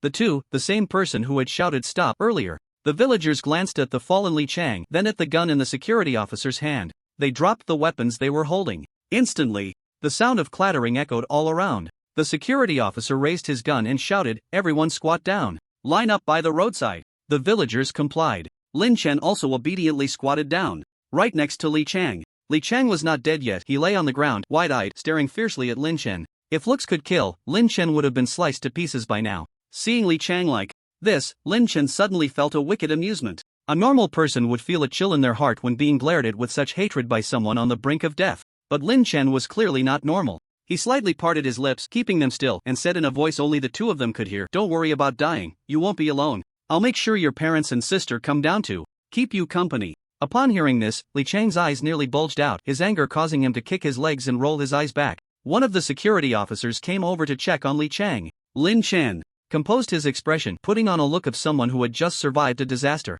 The security officer discovered that Li Chang was already dead and said to another officer, "The assailant is dead." "Are you okay? Are you hurt?" the officer asked Lin Chen. Lin Chen replied, "No, luckily you arrived in time. These villagers were extorting me." The village chief rolled his eyes, squeezed out tears, and knelt on the ground, interrupting Lin Chen. "Oh heavens! What sin have we committed?" The village chief, tears streaming down his face, pounded his chest and cried out, "Oldly, your hand was broken by this scoundrel, and your son Chang was killed by this villain. How can I face your whole family?" The village chief knelt in front of the villagers, gesturing with one hand behind him. The villagers immediately understood. Wang Liang, filled with grief and anger, pointed at the two teeth Li Chang had lost on the ground and said, "This bastard broke Chang's father's hand, and we asked him for medical expenses, but not only did he refuse, he even knocked out Chang's teeth. Officer, look at these two teeth on the ground, and then look at Chang's face." The security officer indeed saw the two teeth on the ground, checked Li Chang's face, and confirmed it was badly beaten, his entire face swollen and purple. It was a fact that Li Chang had committed murder, and since that was the case, they should drag this stubborn kid down with him and see if he dared to be so arrogant. A sinister glint flashed in Wang Liang's eyes. The village chief looked at Wang Liang approvingly. He was indeed his most favored successor. Yes, Chang only fought back when he was pushed to the edge. You beat someone to this extent and still don't allow them to fight back? Chang died so tragically. What about his two elderly parents and his unmarried sister? Is there no justice left in this world? The villagers, having cooperated dozens or even hundreds of times over the years, were already skilled at this and spoke up immediately. The two security officers frowned. They asked, "Did you hit someone?" Lin Chen did not deny it. "He came at me with a knife first, I only fought back." Next time you encounter such a situation, run first. Protecting your own life is the most important thing, understand? The security officer patted Lin Chen on the shoulder. This village was well known far and wide, and the two security officers had heard of it before. Naturally, they did not believe the villagers' words. They had seen the murderer wielding a knife and a group of villagers surrounding Lin Chen with weapons, glaring at him. Most importantly, Lin Chen had no weapons in his hands. He looked like the victim in every way. Lin Chen's expression was slightly stunned. This time it was not an act. He had thought he would have to argue with these villagers. However, he quickly understood what was happening. The villagers were left dumbfounded. On ordinary days, they relied on their numbers and teamwork, and there were countless times when the security officers couldn't do anything about them. Unfortunately, this time, it wasn't just about having more people. "Officer, he hit someone, why are you still favoring him?" Wang Liang questioned indignantly. "Even if it was a fight, that's not a reason to kill," the security officer replied. "With so many of you holding weapons against just him, even if he fought back, it would be self-defense. We saw it with our own eyes when we arrived. You all surrounded him with those things. Were you planning to commit a crime in the street?" another security officer added. "We brought these things to deal with dogs," a villager argued. "Where are the dogs?" The villager looked around. The dog had long since run away. There were no dogs left. The security officer looked at the villagers sternly and said, "You all need to stay in the village and wait for the investigation, understand? Times have changed. If it were a few days ago, they would have thoroughly investigated this matter and dealt with it seriously. They would have taken all these people back to the station. But now, they had more important things to do." A dozen villagers looked resentful. The ordinary people's fear of the security officers couldn't be erased in such a short time. Although they knew there were no cameras now, they didn't dare to openly confront the security officers. Seeing that the dozen villagers were just staring in silence, the two security officers exchanged glances, both relieved. As people within the system, they understood better than ordinary folks that order was beginning to spiral out of control. Although the truth was clear, the two security officers still pulled Lin Chen aside to ask about the situation. They took a simple statement. Lin Chen truthfully recounted how Li Chang's family had first tried to scam him at his doorstep, how he had accidentally broken Grandpa Li's hand, and how he had agreed to compensate 50,000 only to be demanded for 500,000 today, leading to the conflict. The two security officers nodded. The situation was as they had suspected. One of the officers said to Lin Chen, "Why don't you come with us to the town? We can arrange a place for you to stay. It's not safe here, and it's hard for us to look after this remote area right now." The implication was clear. They were worried the villagers might retaliate against Lin Chen. The villagers gritted their teeth in anger. Those damned officers. To everyone's surprise, Lin Chen refused. "I'm not going. The security officer pulled Lin Chen aside and whispered, "Once we leave, if these villagers cause you trouble, we won't be able to help you." Lin Chen looked into the officer's eyes and saw that he was genuinely concerned for him. But he could only decline the good intentions, saying, "I can take care of myself, I've learned some martial arts. Besides, my home is very safe, they can't do anything to me." After a few more attempts to persuade him, seeing Lin's firm attitude, they had to give up. "If anything happens, hurry to the nearest town security office for help, understand?" Lin Chen nodded. Seeking help was impossible, it was these villagers who needed help. The two security officers, with their backs to the villagers, didn't see it. At that moment, the dozen villagers all showed malicious and fierce expressions as they looked at Lin Chen. Some even made a few provocative gestures towards him. The village chief also glared at Lin Chen. Their village had never suffered such a great loss. Lin Chen nearly curled his lips in a cold smile in the face of their malice. One security officer noticed Lin Chen's gaze and turned to look. The villagers immediately returned to normal. However, this officer still caught sight of a few unfriendly looks. "You all can go back to the village now. Remember not to go out these days, village chief stay." The security officer had made up his mind to give this village chief a good warning. The other villagers shot Lin Chen a fierce glance before dispersing. "You should go back too, try not to go out recently and be sure to keep warm and store some food," the security guard advised Lin Chen. Lin Chen acknowledged it. He mounted the shared bicycle, and before leaving, he glanced at the thicket where the dog had been hiding. It was now completely empty. Perhaps his arrival had inadvertently helped the dog escape. The dog had jumped out to save him when Li Chang attacked. It truly was a grateful dog. Lin Chen suddenly felt that it was a pity he had given up on the idea of raising a dog. The journey back up the mountain was smooth. However, when he reached the top and saw the dark dog sitting in the open space at the entrance, his mood brightened. "Are you waiting for me?" The dog simply looked at Lin Chen without making a sound. Lin Chen casually returned the shared bicycle to his space. He felt no need to hide anything from a dog. Still, he instinctively glanced at the dog's expression. The dog stared at the hand that was returning the bicycle to the space, tilting its head slightly, a hint of confusion in its lively, unusual eyes. It seemed unable to comprehend how that hand could make things disappear into thin air. It was quite amusing to see such a large dog making that expression. It also indirectly proved that the dog was quite intelligent. Lin Chen had originally planned to raise a sled dog, but he had abandoned that idea after the sled was burned in a previous warehouse fire. A dog wouldn't talk, wouldn't reveal his secrets. It wouldn't betray him. Although he had never raised a dog, he had heard that dogs were very loyal to their owners. Perhaps this dog was a good choice? Lin Chen tentatively took a few steps closer to the dog. The dog stood up and took a step back, looking a bit uneasy. He immediately stopped, feeling a bit disappointed. This dog was clearly a stray, perhaps abandoned by humans, and had likely been hurt, so it was normal for it not to like being approached. If it couldn't accept him, he wouldn't force it. Yesterday, there had been a container of pet supplies at the port, and Lin Chen casually took out a bag of dog food from his space and placed it in front of the dog. "Food. Go home." He then walked around the dog towards the entrance. After taking a few steps, he felt a familiar gaze behind him. Lin Chen turned to look, and the dog was actually carrying the dog food, eagerly following him. His eyes flickered, and he remembered something, saying, "Was it you who peeked at me in the woods last time?" After saying this, Lin Chen chuckled to himself. How could a dog possibly understand what he was saying? However, this dog was surprisingly intelligent. It dropped the dog food from its mouth and opened its mouth. "Woof. Is it really you? Do you want to come home with me?" Lin Chen was skeptical. "Woof." The dog took a few steps closer to Lin Chen while holding the dog food, then paused to look at Lin Chen's expression, as if confirming that Lin Chen didn't mind its approach. Finally, it slowly walked up to Lin Chen, lay down on the ground, cautiously wagging its tail, and looked up at Lin Chen. At this point, Lin Chen no longer doubted that the dog could understand his words. He bent down, reaching out to touch the dog's head. The dog instinctively tried to dodge, but ultimately didn't move, accepting Lin Chen's hand on its head. These reactions all indicated its subconscious rejection of human contact. Lin Chen understood that if he hadn't inadvertently saved its life, with the dog's hostility and wariness towards humans, it wouldn't have accepted him so quickly. "It seems we have quite a connection." Lin Chen smiled, looking into the dog's unusual eyes, and said earnestly, "Let's go home. From now on, we'll rely on each other." The dog also looked at Lin Chen seriously, as if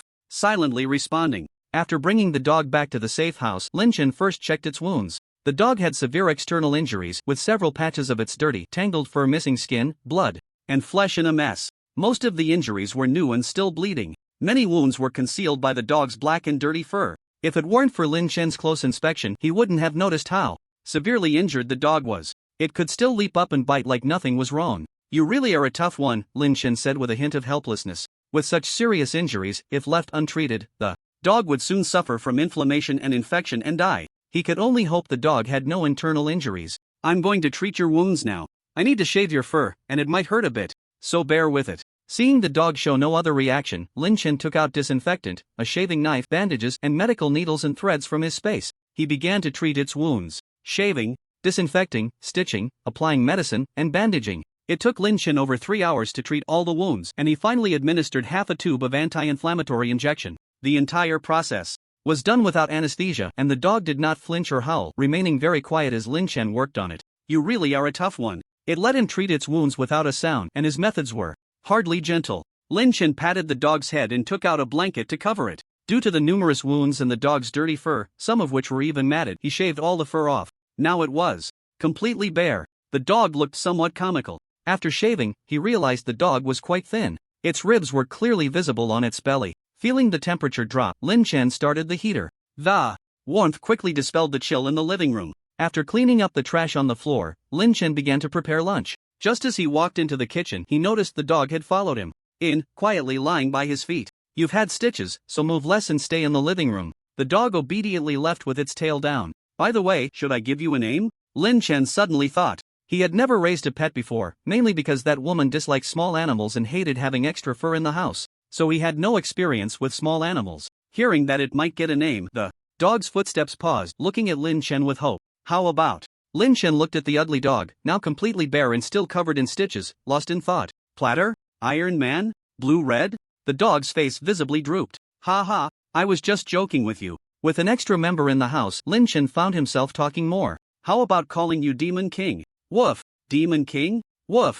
Demon King. Woof. For lunch, he prepared a lot of meat, and after discovering that the Demon King preferred raw meat, Lin Chen directly took out a large piece of raw beef from his space for it. After both man and dog were well fed and resting, there was a commotion outside the door. Bang bang bang, bang, bang bang. It was the sound of someone banging on the door. Dozens of villagers, young and old, male and female, stood at Lin Chen's safe house door, all holding farming tools or sticks, looking fierce. At the front were the dozen or so young villagers he had encountered outside the village in the morning. Wang Liang and another villager were forcefully banging on the door with hoes. However, after banging for a while, there were only a few marks on the door, with no signs of it being broken open. My son, you died so tragically. Why is my life so bitter? Sending a white-haired person to a black-haired one. Aunt Li, supported by Li Tsuetsue, cried out in the crowd. We must tear down this door today to avenge Xiangzi. That kid must pay with his life. Avenge Xiangzi. The angry shouts of dozens of villagers echoed through the mountains. Although Li Chang was not killed by Lin Chen, they dared not provoke the security officer, so naturally, they placed the blame on Lin Chen. For over a decade, the villagers had successfully extorted many outsiders without failure, let alone suffering such a significant loss. Not long after the security officer left, the village chief gathered a third of the villagers to seek revenge. He paid no heed to the security officer's warning. He had heard that things outside had already descended into chaos. Didn't that mean the people of their village could be bolder now, with no one to oversee them? The village chief silently calculated in his heart. In fact, if Lin Chen hadn't arrived, Wulong village would have become a small survivor gathering place in the apocalypse, with the village chief at the helm. These villagers had been brainwashed by the village chief over the years, united and responsive. As long as they didn't confront the authorities head-on, they could do as they pleased in this small area. When someone found the door unbreakable, they raised a hoe and struck the outer wall. With a loud bang, a shallow mark appeared on the wall, and the hoe flipped back. The person who struck the wall lost grip due to the recoil and nearly hit someone standing behind. Chief, this thing is too sturdy, we can't break it. Wang Liang gasped for breath. The village chief stared thoughtfully at Lin Chen's explosion-proof door. Keep smashing. I don't believe he won't come out eventually. Wang Liang could only continue smashing with another villager. Just when the villagers thought Lin Chen was going to be a turtle hiding in its shell, the door lock made a click sound and opened. Lin Chen stepped out, glanced at the scratches made by the hoe on the door, and a cold glint flashed in his eyes. What are you doing? The villagers, who had been waiting impatiently in the cold wind, were eager for Lin Chen's appearance. A middle-aged villager in his 40s stepped forward before the village chief could give instructions, pointing a finger at Lin Chen and shouting, "What do you mean by asking? Debts must be repaid, and lives must be paid for. You." Before the villager could finish, Lin Chen, seeing the finger so close, frowned slightly and grabbed it, twisting it forcefully. Ah! The crisp sound of a finger breaking coincided with the villager's scream, and the middle-aged man's face turned pale from the pain. Lin Chen released the finger and kicked the middle-aged man in the abdomen, sending him sprawling, while the other villagers quickly dodged. The man on the ground clutched his stomach, his face contorted in pain, unable to stand up. Lin Chen's gaze swept over the dozens of villagers. If you want to talk, speak properly. I dislike it when others point fingers at me. The The villagers were intimidated by Lin Chan's ruthlessness. However, they were not good people either, and soon their eyes glinted with malice. Again, the village chief stepped forward and said, "Young man, you struck first this time. Hitting someone can lead to jail time." Lin Chen found this particularly amusing. No wonder there's a saying online. Some people, when you reason with them, they act like a rogue. When you act like a rogue, they reason with you. Seeing Lin Chen silent, the village chief thought he was scared. He rolled his eyes and said, "You're so young. If you have a criminal record, it could affect your entire future." The village chief feigned concern for Lin Chen. Noticing Lin Chen did not refute him, he continued, "We can choose not to report this. As long as you compensate for the losses in our village, this matter and the one with Chang can be considered settled." "What do you think?" "It can't be settled. Kill him. Kill him to pay for my son's life. He's the only heir of the Li family." Upon hearing the village chief's words, Aunt Li became agitated, crying and shouting. The village chief signaled to the people behind him, and someone immediately covered Aunt Li's mouth. "So, what do you think? Will you consider it?" The village chief rubbed his hands together, his gaze shifting toward the safe house behind Lin Chen. He was more aware than the other ignorant villagers that things outside were spiraling out of control: power outages, cars unable to move, snow in June. If these situations worsened, it could very well turn into the end of the world. He had to plan for himself. I have to say, the village chief of Wulong village is quite clever to lead the entire village to prosperity. Lin Chen looked at the chief with a half smile and asked, "Do you want me to pay you?" A glint of cunning flashed in the chief's eyes as he smiled and said, "Money? Well, just a token amount will do. We don't need much, just give us the house behind you." The ATM was broken, and the banks were packed with people. The chief surely knew that money couldn't be withdrawn now. What he wanted was a place to settle down before chaos erupted. The coldness in Lin Chen's eyes deepened. It turned out he had his eyes on Lin Chen's safe house. How naive. He immediately turned cold and said, "Get lost." The smile on the chief's face froze, and anger rose in his eyes. "Young man, you better think this through. If it weren't for those two meddling security guards this morning, you would have been chopped to death by Chang." The implication was that Lin Chen was lucky to escape a disaster. That morning, the other villagers thought the same way. They were many, and even if Lin Chen was strong, weren't they all used to heavy labor? There's a saying, no matter how skilled you are, you fear a kitchen knife. They had seen Lin Chen almost get killed by Li Chang that morning. You still don't know, do you? It's already chaotic outside.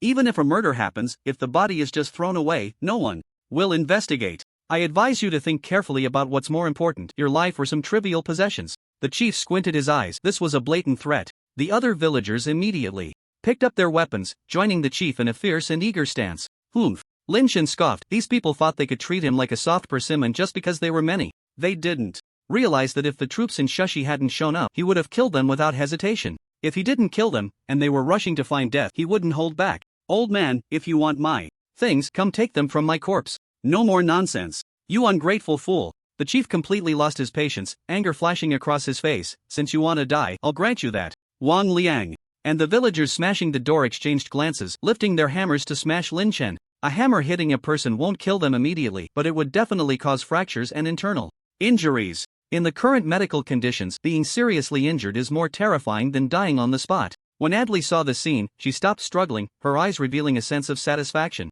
at revenge. However, before her smile could fully bloom, the situation took a sharp turn. As the two moved, Lin Chen also acted. He swiftly grabbed Wang Liang's hammer handle, pulling both him and the hammer over. In Wang Liang's shock, he forcefully crashed the hammer he held against another villager's hammer. The other villager's hand split open, and Lin Chen kicked him away, causing the hammer to fly out and hit another villager on the head. The villager struck by the hammer fell straight down, unconscious. Several women among the villagers screamed in shock. Seeing this, the chief retreated into the crowd, directing the other villagers, "You five, go together and chop him." The 5 villagers pointed out, grabbed their axes and surrounded Lin Chen. The 5 villagers charged at Lin Chen with all their might. Lin Chen shook off Wang Liang, drew the knife from his back, and his gaze instantly turned sharp as he faced the attacking villagers. He sidestepped, his body agilely slipping into the gaps of the 5's attacks, and with a swift motion he slashed the sharp blade across the neck of the nearest villager. Avoiding the splattering blood, he turned and appeared behind the 4, stabbing one villager in the back.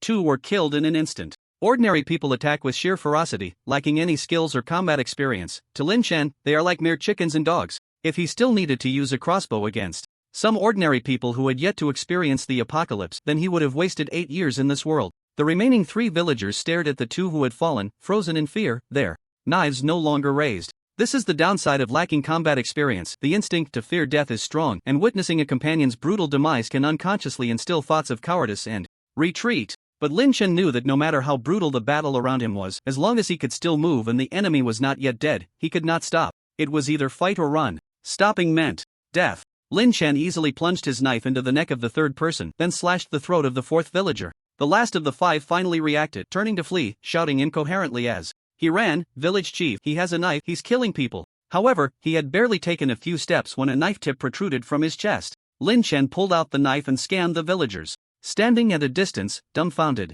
Seeing Lin Chen's fierce assault, the village chief felt a sense of foreboding rise within him and shouted angrily, "So what if he knows martial arts? A flurry of punches can still take down a master. He only has 2 hands and 1 knife. Everyone, attack together." The other villagers exchanged glances, looking at the village chief, then at Lin Chen and the still-bloodied knife. They were still ordinary people who had never seen blood. Faced with such a terrifying scene, their instinctive fear overpowered their respect for the village chief. "Oh my god, he's killing people." One villager dropped his farming tool and ran. Like a chain reaction, the other villagers also dropped their tools and fled in panic. "Don't run," the village chief shouted loudly. But the villagers, already in a state of panic, could not hear him at all. Dozens of people crowded together, knocking the village chief to the ground. "You all, hey, don't push." Under the trampling of the crowd, the village chief quickly found himself covered in footprints, unable to speak. After the villagers had all fled, the village chief was left with footprints all over him, looking as if he had been tortured, and he was already gasping for breath. Lin Chen did not pursue the rabble. His gaze remained firmly fixed on the village chief.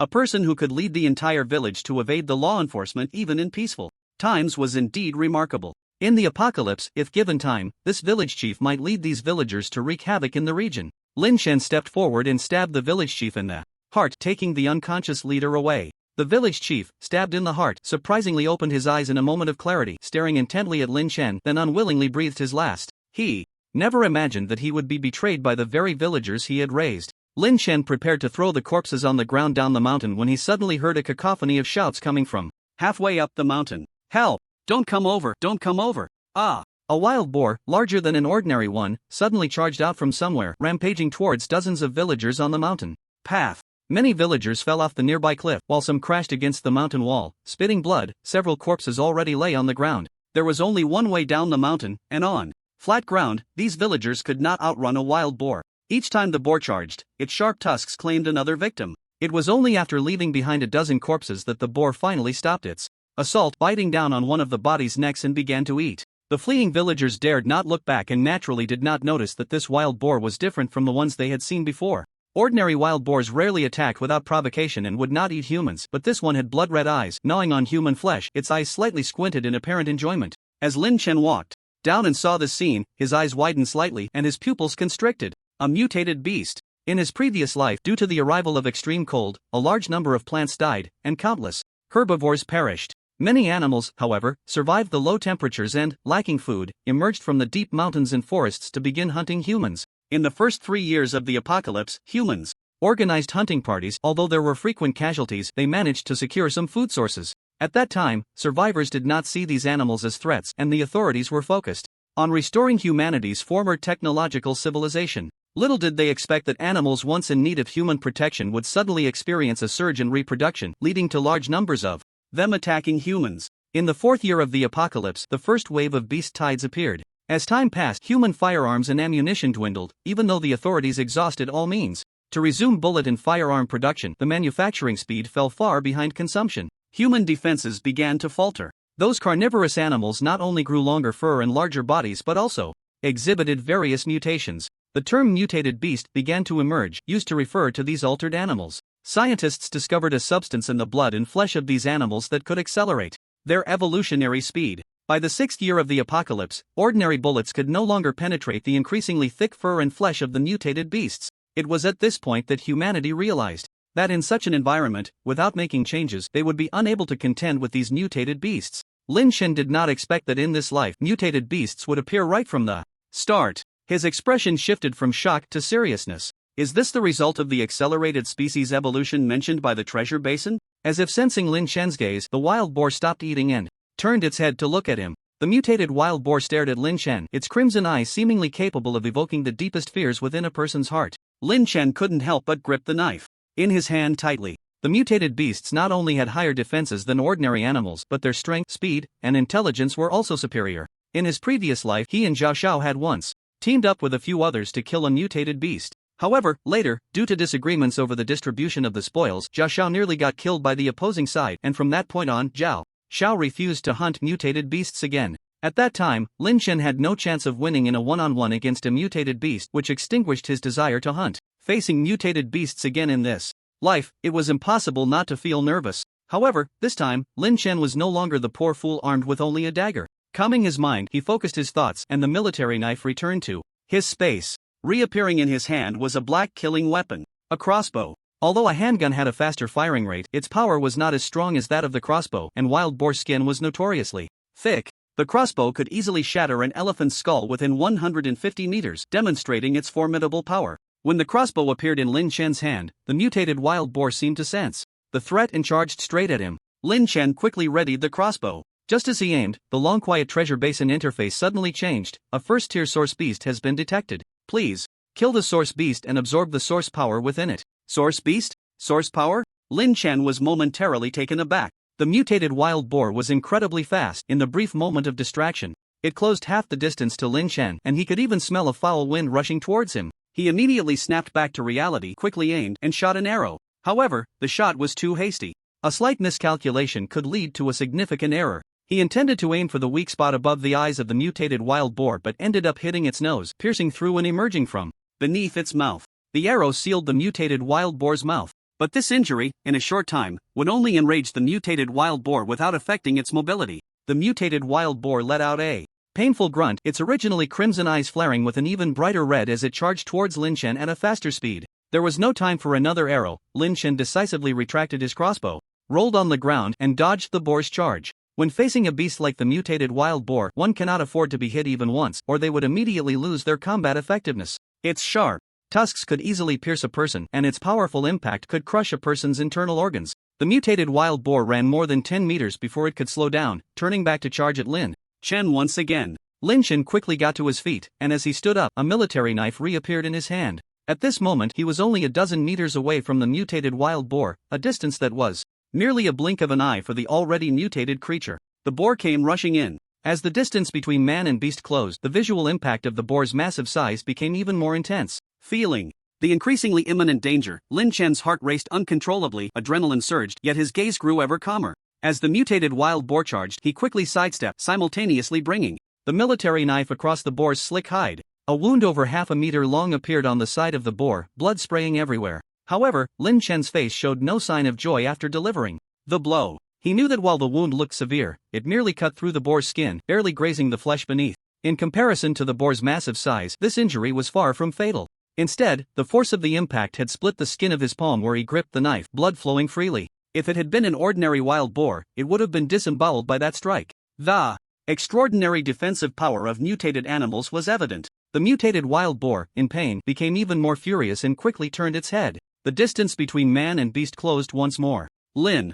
Chen's palm began to sweat slightly from gripping the knife. The boar's speed was too fast, and at such a close distance, dodging was nearly impossible. He could only fight back. A resolute look flashed across Lin Chen's face as he unexpectedly advanced instead of retreating, charging directly at the mutated wild boar. The boar's form loomed larger before him, its sharp tusks seeming to be right in front of him. A strong sense of life and death crisis made Lin Chen's scalp tingle, and the adrenaline in his body peaked. Just as he was about to collide with the boar, Lin Chen felt something shatter within him. The boar's speed suddenly slowed, and the surrounding sounds all seemed to slow down as well. All the knowledge and combat experience he had learned in the past flashed through Lin Chen's mind. His brain entered a high-speed calculation mode. Current wind speed, level 4, northeast wind. The slope of the concrete road, 27.6 degrees. The mutated wild boar's speed, 19.8 meters/second. His own explosive speed, 13 meters/second. In 0.7 seconds, a collision with the mutated wild boar would occur, with a 99.99% mortality rate.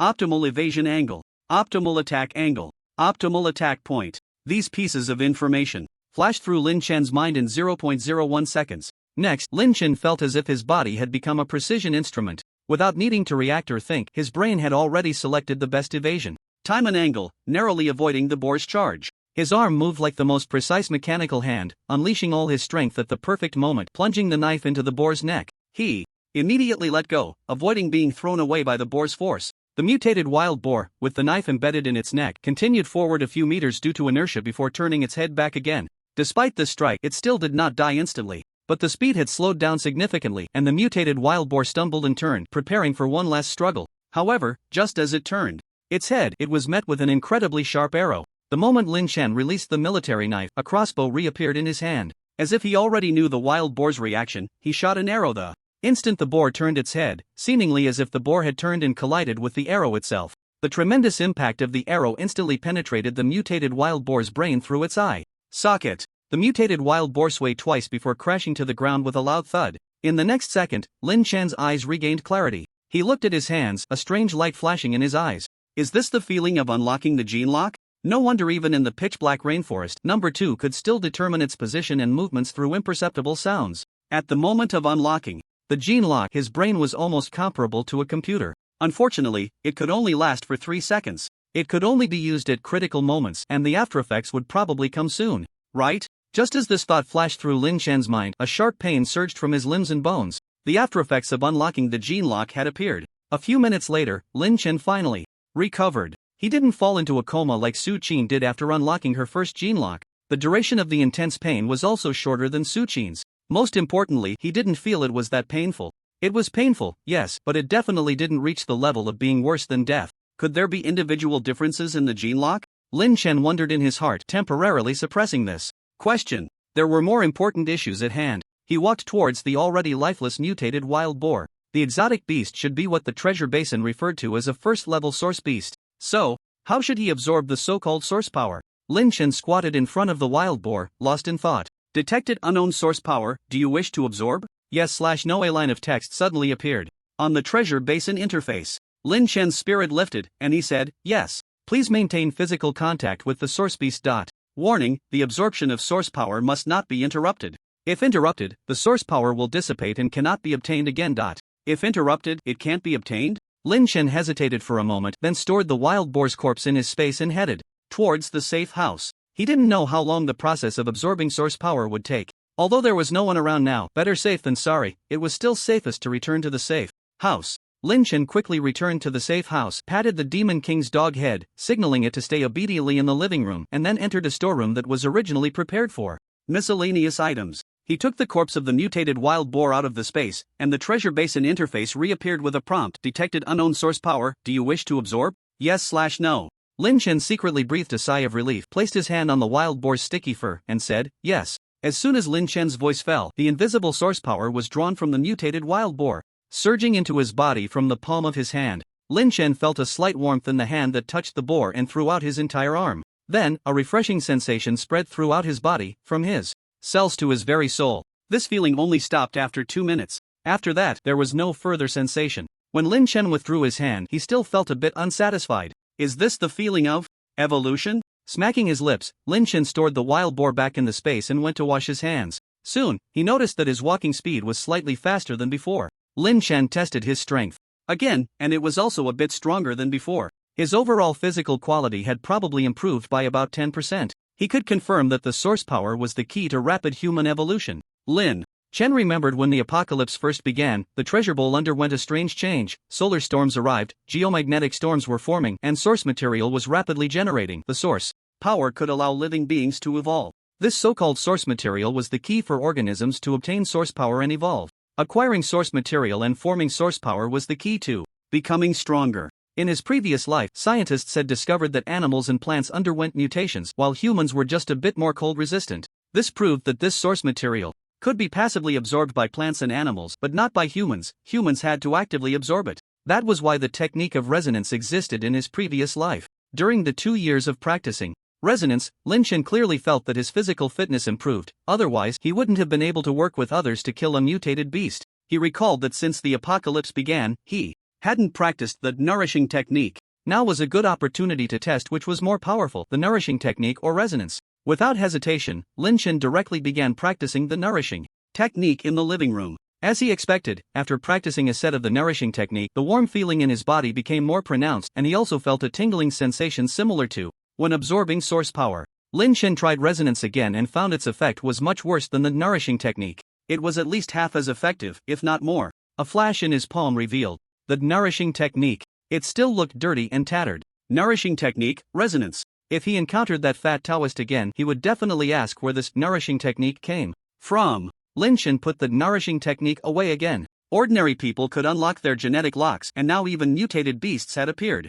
This apocalypse was no longer like the one in his previous life. The outside world would soon become fraught with danger. Lin Chen turned to look at the Demon King, who was lying on the carpet, curiously staring at him, and patted its head, saying, "Demon King, let's work hard to become stronger together. Woof, we'll have wild game for dinner tonight. Woof." That evening, Lin Chen dealt with a mutated wild boar. The enormous corpse of the mutated wild boar looked to weigh at least 400 pounds, very large. He had heard in his previous life that the meat of mutated beasts was delicious, and he had long wanted to try it. Lin Chen first cut a large piece for the Demon King, then cooked a few pork chops for himself. To his surprise, the meat of the mutated wild boar was not as tough as regular wild boar meat and had no fishy smell. It was chewy and full of flavor. Lin Chen ate 7 pieces in one go before stopping. Even the Demon King had 2 extra pieces, licking its lips in satisfaction. This might be related to the source power altering the very essence of the mutated beasts. After finishing his meal, Lin Chen wanted to go outside for a walk. The Demon King wanted to follow, but it had no fur now, and Lin Chen worried it would get cold, so he found a piece of clothing, modified it a bit, and put it on him. The Demon King seemed a bit uncomfortable but accepted Lin Chen's wrapping. Outside, it had started to snow heavily. In just a few hours, there was no trace of blood on the ground. Looking down from the mountain at half the county town, it was pitch black. Occasionally, a household would have a faint light, likely from a candle being lit. "Demon King, there will be no more lights in 10,000 homes," Lin Chen said softly, gazing at the dark world. He now understood the meaning of this apocalypse. Humanity had been comfortably at the top of the food chain for far too long. This apocalypse might be a forced restart for humans and other creatures to compete again. He also had his guesses about why the previous 2 apocalypses had restarted. Humans had become accustomed to relying on external forces and had forgotten to improve themselves. In the years leading up to the apocalypse in his previous life, humanity still sought to restore technological civilization. Lin Chen could imagine that after his death, in the decades following the apocalypse, the evolution speed of plants and animals far surpassed that of humans, and their reproduction rate was several times faster than that of humans. Humanity fell one step behind, and with each step, it fell further, ultimately heading towards extinction. As the only one in the know, Lin Chen felt as if a heavy stone was pressing down on his heart. What should he do? The Demon King looked up at Lin Chen, seemingly sensing the weight on his heart, and walked over to nuzzle against Lin Chen's leg. The man and the dog stood silently in the pitch-black snow. The next day marked the 4th day of the apocalypse. Early in the morning, Lin Chen was practicing the health preservation technique in the living room. Knowing that practicing this technique could make him stronger, he naturally devoted more time to training. After returning to the safe house last night, Lin Chen also practiced the health preservation technique for several hours, stopping only when his limbs were too exhausted to lift before going to sleep. After a night's rest, he had come to a realization. He was just one person, unable to influence the entire world. Even if he went to the authorities and told them it was the 3rd apocalypse and that humanity needed to start improving itself from now on, rather than trying to restore technological civilization, they would not believe him. They might even capture him and interrogate him about how he knew all this, or worse, kill him in an attempt to seize the treasure. The best outcome would be for him to be controlled and turned into a tool for the powerful. Lin Chen was not great enough to sacrifice himself for all of humanity. With the treasure, the health preservation technique, and knowledge of the truth of this apocalypse, he had already positioned himself ahead of everyone else. What he should do most was to continuously grow stronger. Only by becoming strong enough to instill fear in the authorities could he gain the power to speak to them on equal terms. An ant cannot influence the world, but a giant can. Moreover, he needed to see if this world was worth saving, how far he should go. After all, the worst outcome would merely be mutual destruction. With this thought, Lin Chen's mind flashed with the faces of the Shin family. His eyes turned icy in an instant. People like Shin Fanrun did not deserve to live well. The Demon King, who had been watching Lin Chen practice, noticed the sudden terrifying expression on Lin Chen's face, widened its eyes, and instinctively leaned back. After finishing his training, Lin Chen took a break, made 2 ham sandwiches, boiled 30 or so eggs, and brewed 2 cups of milk, sharing half with the Demon King. In this regard, he and the Demon King were quite compatible.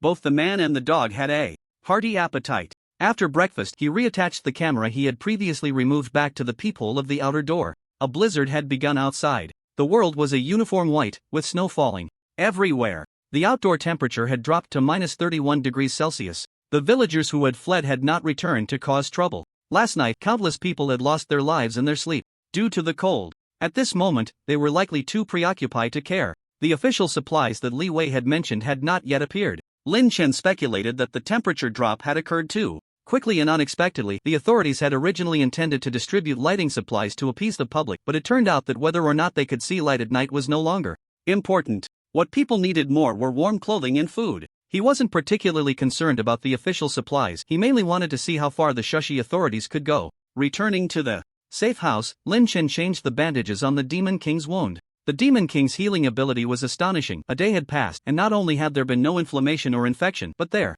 were also signs of scabbing. To be safe, Lin Chen administered half a tube of anti-inflammatory injection to the Demon King. After the injection, the Demon King paced around the safe house, frequently glancing towards the door, seemingly with excess energy. "I'll take you out once your injury is healed," Lin Chen said helplessly. He thought for a moment and remembered that among the pet supplies he had collected earlier, there were some pet toys that he could bring out to help the Demon King pass the time. "I'll find some toys for you to play with." Lin Chen communicated with the space using his mind, his consciousness sweeping through the vast area. Suddenly, he noticed a box. Oh, a box appeared in his hand. This is the box that Shin Jinbin's bodyguard was going to take into the hospital in the suitcase. Lin Chen had completely forgotten about the existence of this box after he swapped it out with a handgun and hurried back to the safe house. It was only when he saw it just now that he remembered. The Demon King, noticing the box in Lin Chen's hand, leaned in with his bald head and sniffed. "Not this one." Lin Chen pushed the Demon King's head away and tossed a ball he had in his other hand to him. "Play with this." However, the Demon King merely glanced at the ball before turning back to stare at the box in Lin Chen's hand, appearing more interested in the box. Lin Chen had no way to deal with it, so he said, "Then let's look at it together, but I don't know what's inside, so you stay back a bit." The Demon King obediently sat on the sofa beside Lin Chen. Lin Chen carefully opened the box. Inside, 6 blue pills were neatly arranged. They looked very similar to the blue drugs he had obtained from number 2, but they were a different shape and slightly larger. The Demon King had somehow moved closer, sniffing at the blue pills. These pills were originally meant to be delivered by the security guard to save Shin Jinbin. What exactly are they? Lin Chen picked one up. The moment he touched the pill, the treasure basin suddenly displayed a prompt: detected trace amounts of source material, do you wish to absorb? Yes/no. Lin Chen was slightly startled. These pills actually contain source material? He knew all too well what source material represented nowadays. Shen Fanrun was able to extract this kind of material even before the apocalypse? Lin Chen's expression turned serious as he said directly, "Yes, absorb." The next second, a faint warm current flowed into Lin Chen's body from the point of contact with the pill. Lin Chen felt a slight warmth in his arm, then nothing more. He sensed it. The feeling of absorbing the pill was somewhat similar to the sensation of absorbing source power before, but the effect was not even 1,000th of the source power. The amount of source material contained in the pills left by No. 2 was even more pitiful. The treasure basin didn't even provide a prompt when he held it. This made Lin Chen feel a slight sense of relief. If these pills contained a lot of source material, he would have to reconsider whether to seek revenge on the Shin family. Number 2 had mentioned before dying that Shin Fanrun was cultivating gene warriors. If there was a lot of source material in these pills, it would mean that Shin Fanrun had likely succeeded. But it seemed that he had not yet. Moreover, these pills appeared to be very precious to Shin Fanrun. Otherwise, he wouldn't have only brought 6 when his own son was about to die. Turning to see the Demon King still sniffing at the pills, looking very eager, Lin Chen asked, "Do you want to eat it?" The Demon King, woof. Source material is useful for both humans and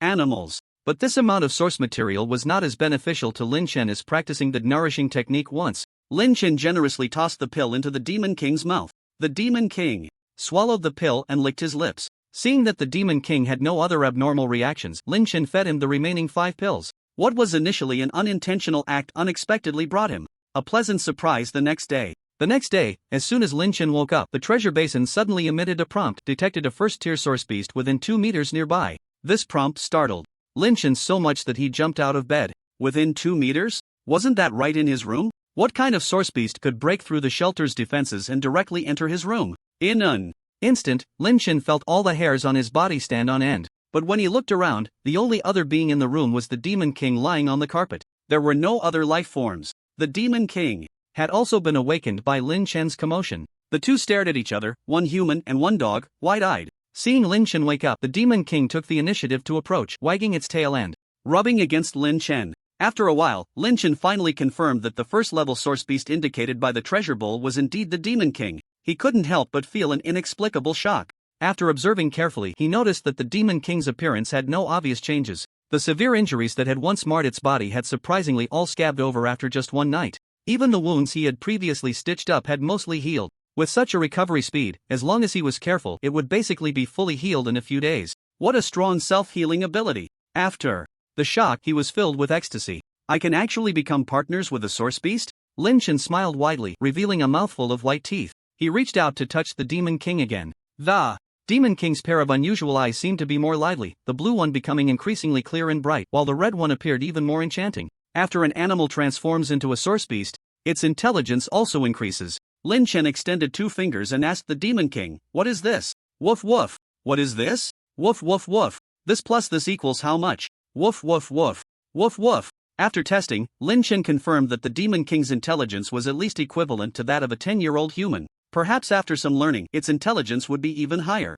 Lin Chen carefully removed the stitches from the Demon King. He speculated that the Demon King had already absorbed a considerable amount of source material, reaching the critical point of evolution. That was why it had directly evolved after consuming the pill he had fed it. After removing the stitches, the Demon King licked Lin Chen. "Good dog." Lin Chen reached out to pat the Demon King's head. As before, upon hearing Lin Chen praise it, the Demon King wagged its tail vigorously. Transforming into a source beast had not affected the Demon King's temperament. Throughout the entire day that followed, Lin Chen was even more certain of this after observing it. He had a premonition that the Demon King would be his greatest support, aside from the treasure bowl, in the future. 3 more days passed. The blizzard gave this city, which had never seen snow, a thorough lesson in what it meant to be in a frozen world. The temperature had dropped to over -30 degrees, and at night it was even lower, reaching over -50 degrees. Lin Chen had not been to Shushi in his previous life, but he remembered that the temperature in Haishur on the 4th day was over -50 degrees, with the lowest at -80 degrees at night. At this time in the north, the temperature had likely dropped to around -70 to -90 degrees, right?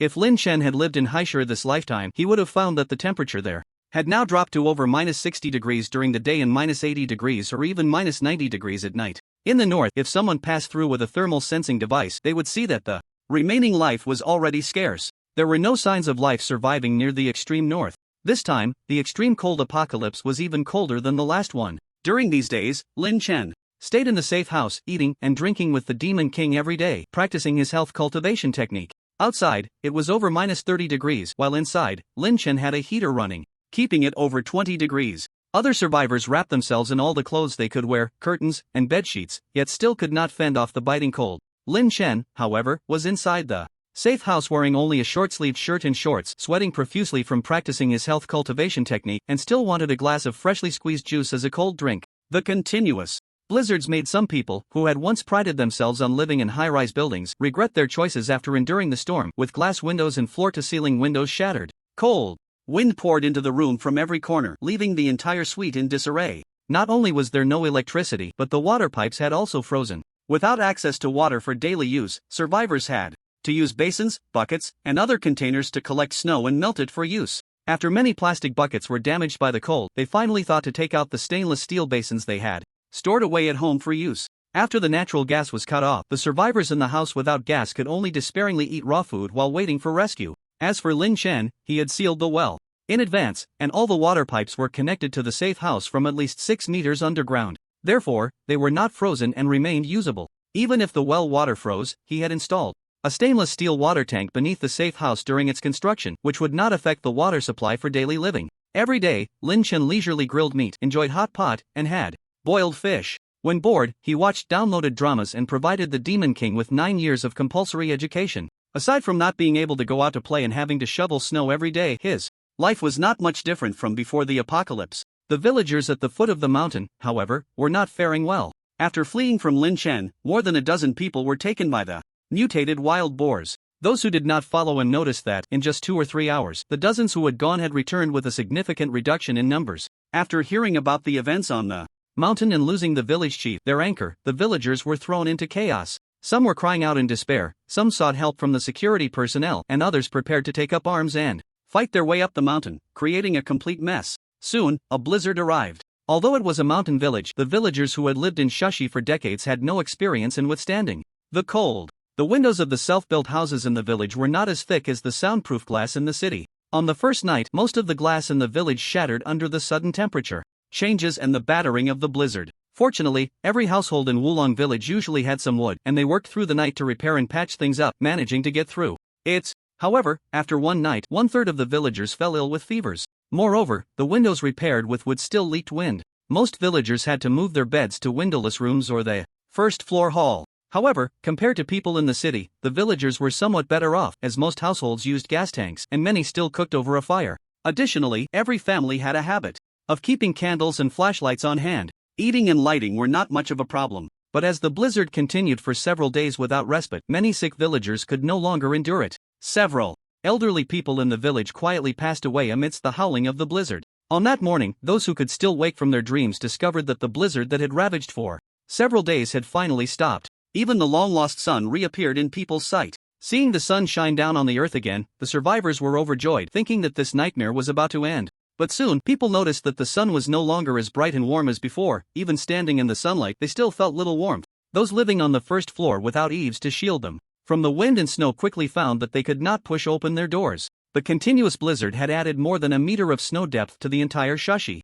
Those with windows could only climb through to clear the snow at their doorsteps, while those without windows had to find a way down from the second floor. However, this was not a problem for Lin Chen. When designing the safe house, he drew from his past experiences and had the doors installed to open inward. Even if the snow piled thick outside, the door could still be opened, though it required regular clearing to prevent being buried inside. At this moment, the door of the safe house was opened. Lin Chen and the Demon King stepped out. The Demon King's injuries had healed, the originally bloody wounds had turned into a layer of soft pink scars. The fur that had been shaved off had grown back, and in just a few days, a layer of fuzz had appeared on his body. However, the outdoor temperature was still insufficient, so he wore the ugly clothes that Lin Chen had personally modified. Lin Chen, on the other hand, was dressed in a waterproof and cold-resistant jacket with a set of thermal underwear and a high-neck fleece top underneath. The shoes were non-slip snow boots, his hands were clad in insulated, waterproof gloves, and on his head was a windproof hat with a windproof mask covering his face. Finally, he put on a pair of ski goggles to protect his eyes from the glare of the sun reflecting off the snow. He was fully armed, one might say. Lin Chen took out a set of skiing gear from his space, strapped on his skis, and after getting ready, he said to the eager Demon King beside him, "Let's go. Don't run too fast, watch out for turns." Upon hearing the word go, the Demon King immediately took off running, like a wild horse that had broken free, racing wildly across the snow. Lin Chen smiled helplessly and chased after him. The man and the dog quickly descended the mountain. After reaching the bottom, Lin Chen put away his skis and walked towards the city with the Demon King, stepping through the snow. Along the way, many people bundled up in layers emerged from their homes. It was clear they had put on every piece of clothing they could find. Compared to them, Lin Chen was dressed quite lightly. But who was warmer? Just look at those people with their lips turning purple and their faces and hands red from the cold. A young man, noticing Lin Chen's outfit, called out enviously, "Hey, big brother with the dog." Seeing that Lin Chen seemed not to hear, the young man jogged over, tripped on the snow, and fell into it, but quickly got back up and ran towards Lin Chen.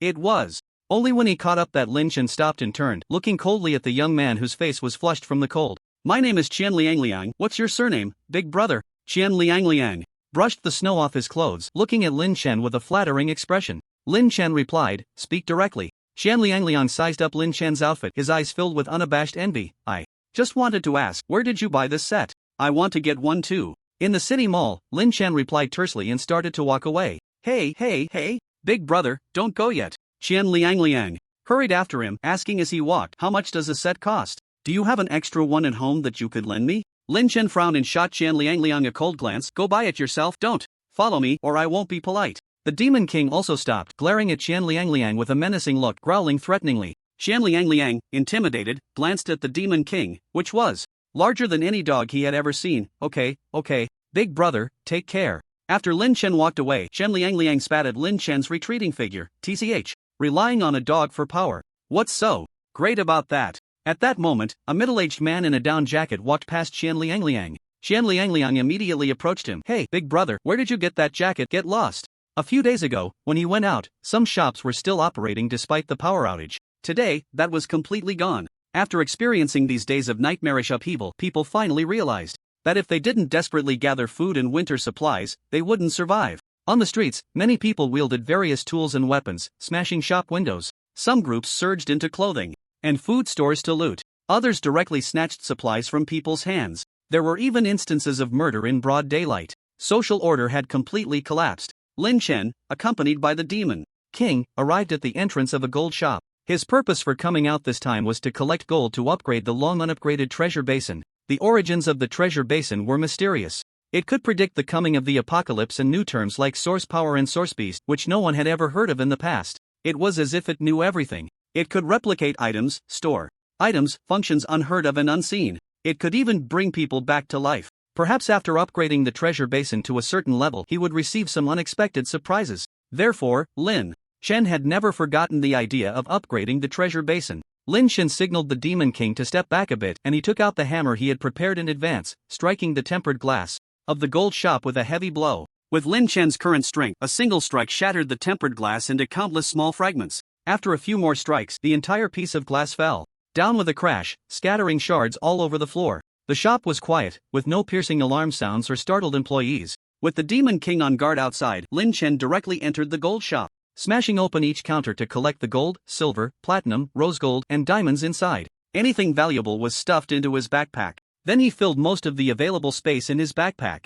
The entire process took less than half an hour. He didn't directly use spatial storage to collect the gold from the counters because if someone came in later and saw the counters intact while the gold had vanished, it would increase the risk of exposing his possession of the treasure basin. After cleaning out one shop, he took the Demon King to the next gold shop. Before the apocalypse, Lin Chen had visited the city center and knew there were many gold shops. Along the way, Lin Chen raided 8 gold shops in a row, including 3 large ones. The collected gold and silver jewelry was worth at least hundreds of millions before the apocalypse. The city center was filled with numerous shops and malls, and many people came here to see supplies. Some saw Lin Chen breaking into the gold shop to loot gold and silver, and wanted to join in, but they were all scared off by the Demon King guarding outside. Others saw Lin Chen stealing these non-edible, non-wearable gold and silver and secretly mocked him for being foolish. At noon, Lin Chen had a meal with the Demon King in a gold shop he had already emptied. He used his backpack as a cover and took out some pre-made beef patties from his space, sharing them with the Demon King. Although there were no other people in the shop, he still had to be cautious. The lessons from his past life taught him never to let his guard down. Just as he and the dog were enjoying their meal, a sound of footsteps came from the entrance of the gold shop. A middle-aged couple, along with a girl who looked about 17 or 18 and a boy in his early teens, passed by outside and entered Lin Chen's line of sight. The 2 middle-aged people and the girl were carrying a large bag, while the boy had his hands empty. They looked like a family of 4 out searching for supplies. When they reached the entrance of the gold shop, they glanced inside the brightly lit store, seemingly preparing to come in and take a look. Lin Chen spoke up to remind them, "There are people here, you should go rest somewhere else." Upon hearing Lin Chen's words, the 2 middle-aged people prepared to leave, but the boy stopped in his tracks. "Is this your house? I want to go in, so I will." The boy had a sullen face, as if the whole world owed him 5 million, and his tone was very aggressive. He kicked at the glass shards and was about to step inside. The girl beside him quickly pulled him back. "Akiu, don't cause trouble." However, this statement seemed to trigger something in the young man. He shook off the girl's hand and, while cursing, walked into the store. "I'm going in. What do you care, you stinky girl? This isn't his place. So what's wrong with me coming in?" The boy named Akiu walked straight up to Lin Chen. It was only when he saw the Demon King that he couldn't help but take a few steps back. However, upon seeing the beef patties in Lin Chen's hand and in the Demon King's mouth, Akiu's steps halted again. He stared intently at the beef patties. At this moment, the 3 people outside also followed them in. The middle-aged couple, who had originally planned to call Akiu out, couldn't take their eyes off the beef patties. Although it had only been a few days since they lost electricity and gas for those accustomed to cooked food, and who couldn't go without meat, these days felt like eating dirt. "Young man, feeding such good meat patties to a dog is too wasteful, isn't it?" The middle-aged woman looked regretfully at the beef patty near the Demon King's mouth and couldn't help but speak up. Upon hearing her words, the Demon King immediately became displeased. It raised its head, revealing a fierce glare at the middle-aged woman, as if ready to forego the patty and go after a human instead. The middle-aged woman quickly shut her mouth in fear and hid behind the middle-aged man. The middle-aged man swallowed hard as he looked at the beef patty, then turned to Lin Chen and said, "Young man, you really should have your big dog on a leash when you take it out. What if it bites someone? Why don't you tie it up first? If you're afraid of being bitten, you can leave. You've already interrupted our meal," Lin Chen replied nonchalantly. The middle-aged man was momentarily taken aback by Lin Chen's words, his face showing displeasure, but after glancing at the Demon King, he ultimately said nothing. At that moment, the boy named Chiu spoke up, "Mom, I want to eat a meat pie." The middle-aged woman shot an awkward glance at Lin Chen and pulled the boy along, saying, "Mom will make it for you at home. Let's go." "There's no meat at home, not even a hot meal. I want to eat a meat pie. I want it now." The boy tugged at the middle-aged woman's clothes and stomped his feet, declaring, "If I don't get a meat pie, I'm not leaving." Annoyed by the boy's noise, Lin Chen glanced at him, a flash of murderous intent crossing his eyes. The boy immediately fell silent, frightened. "Young man, can we trade these things for 4 pieces? No. 3 pieces, just 3 beef patties?" The girl among the 4 had been staring longingly at the meat pie and lowered her head upon hearing this. Without a second thought, Lin Chen refused. "No. The woman's bag was filled with summer clothes, curtains, carpets, and other items that were of no use to him. Then 2 pieces would be fine, or even just 1. Please, my son hasn't eaten meat in days, he's starving and losing weight. The Demon King glanced at the boy's round belly and face, tilting its head as if puzzled by the woman's nonsense. Seeing that Lin Chen was unwilling to trade, the middle-aged man snapped, "They'd rather feed their dog than trade with you. Don't embarrass yourself here, let's go." The middle-aged woman sighed helplessly, pulling the boy along as the family walked out. Lin Chen ignored them and continued his lunch, casually feeding another piece of the beef patty to the Demon King, who, however, did not accept it but suddenly raised its head and looked outside. Following the Demon King's gaze, Lin Chen turned to look at the street outside. At that moment, the boy named Chiyo suddenly broke free from the middle-aged woman's grip and rushed over to snatch the meat pie Lin Chen was about to feed to the Demon King. "Give it to me." Lin Chen noticed the boy charging over to grab the meat pie, a flash of killing intent crossing his mind. At the same time, the Demon King's aura shifted instantly, lunging at the boy in front of it. It bit down on the boy's hand. "Ah!" 2 screams rang out simultaneously, one from the boy and the other from the middle-aged woman. The middle-aged woman rushed over to hold the boy, who had fainted from the pain, desperately calling his name. The Demon King spat out the bloodied hand as if discarding something filthy. At this point, commotion could be heard outside. Lin Chen prepared to step out to see what was happening. "Stop!" The middle-aged man glared at Lin Chen, questioning, "Your dog bit off my son's hand, and you think you can just walk away?" Lin Chen didn't even look back. He rushed over to grab something. It's a miracle he wasn't killed. "My dog showed mercy." He patted the Demon King's head and said, "Next time you encounter someone who rushes in to grab, just bite them to death." The Demon King obediently nodded, turning back to look at the boy, seemingly contemplating whether to go over and kill him now. "Do you have any humanity left? Feeding food to a dog is one thing, but treating human life so carelessly?" The middle-aged man shouted, yet he didn't dare to step forward to avenge his son. At this moment, clear screams and the sound of frantic footsteps echoed from the street outside. "Help!" A group of people was madly fleeing down the street, pursued by a large tabby cat, black and brown, the size of a bobcat. The cat moved with incredible speed, its eyes gleaming with a sinister light, clearly devoid of the lazy and docile traits of an ordinary cat. Its sharp claws pierced through each person it caught, tearing off chunks of flesh from their bodies. After knocking someone down, it would continue to claw at them until they were a bloody mess before pouncing on the next victim. It seemed to have turned humans into mere mice beneath its claws. After killing another person, it leaped forward, using its extraordinary jumping ability to land right in front of the fleeing crowd, mockingly gazing at the desperate humans. As the cat approached within 100 meters of a shop, Lin Chen's treasure bowl interface emitted a warning, detected a first-tier source beast within 100 meters. Another source beast appeared.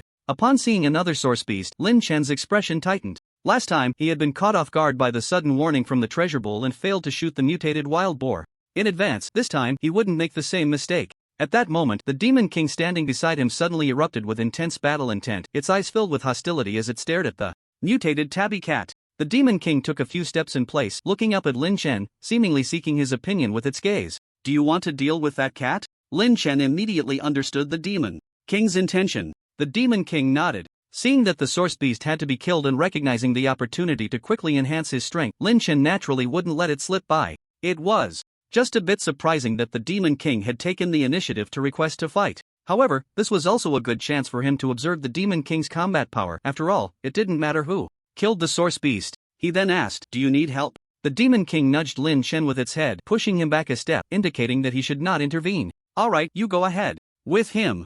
On the sidelines, it would ensure the Demon King wouldn't get into trouble. The Demon King glanced at Lin Chen gratefully and slowly approached the cat. At the same time, the mutated tabby cat seemed to sense something and turned to look at the Demon King. Upon seeing the Demon King, the cat abandoned the group of humans and focused intently on the approaching Demon King. Its entire body arched, letting out a warning cry, meow. The Demon King quickened its pace and suddenly pounced. Both were source beasts. The Demon King was slightly larger, but the tabby cat's speed was astonishing. The battle between cat and dog was about to erupt. While Lin Chen focused on the fierce battle outside, a family of 3 inside the jewelry store was embroiled in an argument. "Hurry, kid's dad, take Ichio to the hospital." The middle-aged woman covered the boy's wound with her clothing, carefully wrapping his severed arm. "Do you even know what the situation is at the hospital right now? Where are there any doctors? So many people have died in the hospital these past few days, and now there's a giant cat outside. How can we get out?" After these few days, the hospital had become one of the most chaotic places in the city. In the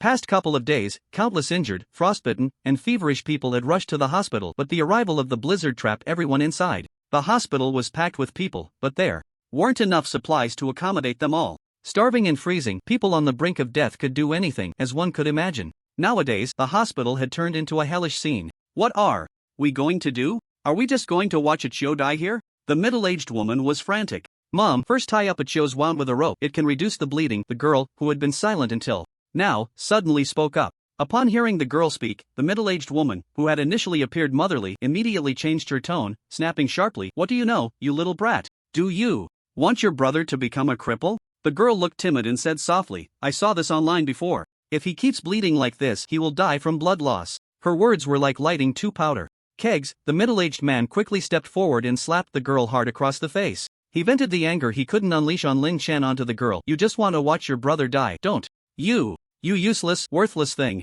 Why didn't you stop a Chio from coming in? Why didn't you help your brother grab the meat pie earlier? Why weren't you the one who got bitten?" The girl was knocked to the ground, shards of glass embedding painfully into her palm. However, the middle-aged couple turned a blind eye to the scene, with the middle-aged woman still cursing the girl with sharp, bitter words. "If anything happens to your brother, don't expect to be fine." The girl numbly got up, silently picking out the shards of glass deeply embedded in her palm, looking at her bleeding hand with a dark, inscrutable expression in her eyes. The battles between animals are the most primal and brutal. In just a few minutes, the cat and dog had both sustained injuries. Those being chased by the tabby cat took advantage of the fight between the two beasts to escape without a trace. The tabby cat was now limping, its right leg bitten by the Demon King at some point. Meanwhile, the Demon King had 3 bloody gashes under its eyes from the tabby cat's claws, nearly scratching its eyes out. Its legs were also marked with several deep wounds that exposed bone. Lin Chen's heart sank. If the Demon King faced life-threatening danger, he was ready to pull out a ranged weapon at any moment.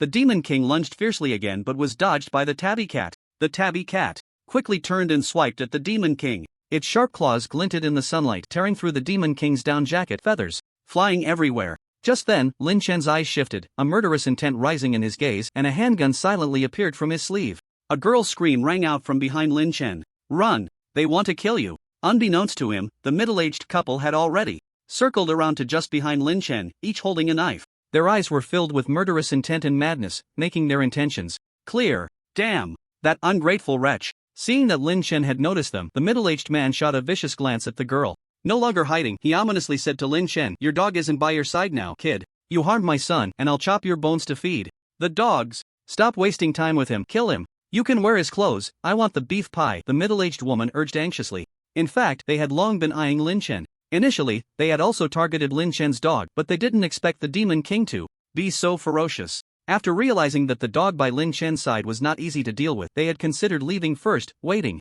until dark to ambush, using the girl to lure the dog away before striking. They never expected their own son to get into trouble first. However, it was the same now. Taking advantage of the dog being absent, they would kill this kid. Woof! Seeing Lin Chen threatened, the Demon King let out an angry roar, slapping the lunging tabby cat to the ground with a paw, and with even more ferocity, it lunged at the tabby cat's injured right leg. This bite sealed the victory. The tabby cat's right leg was bitten off in one go, letting out a heart-wrenching scream. The Demon King then pounced on the tabby cat. The overwhelming advantage of strength was displayed at that moment, as its sharp claws pinned down the tabby cat, which still tried to get up. In its dying struggle, the tabby cat clawed at the Demon King's leg, but the next second, its neck was brutally crushed under the Demon King's foot. Meanwhile, an unexpected change occurred on Lin Chen's side. Just as the middle-aged couple charged towards Lin Chen with knives, the girl who had been trembling in the corner suddenly brandished a cleaver. She had pulled from who knows where and swung it at the couple. No one present expected such a sudden turn of events. The girl, who had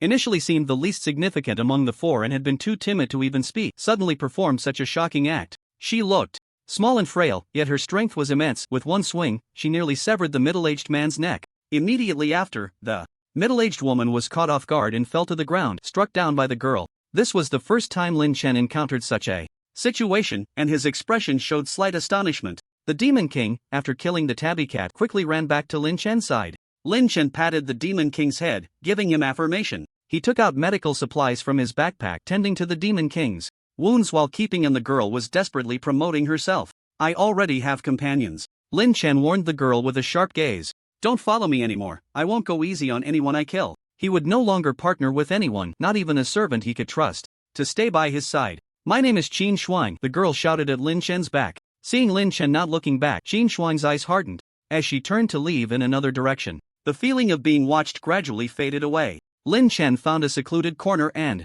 stored the corpse of the tabby cat into his space. In the afternoon, Lin Chen took out the previously marked map and continued to raid gold.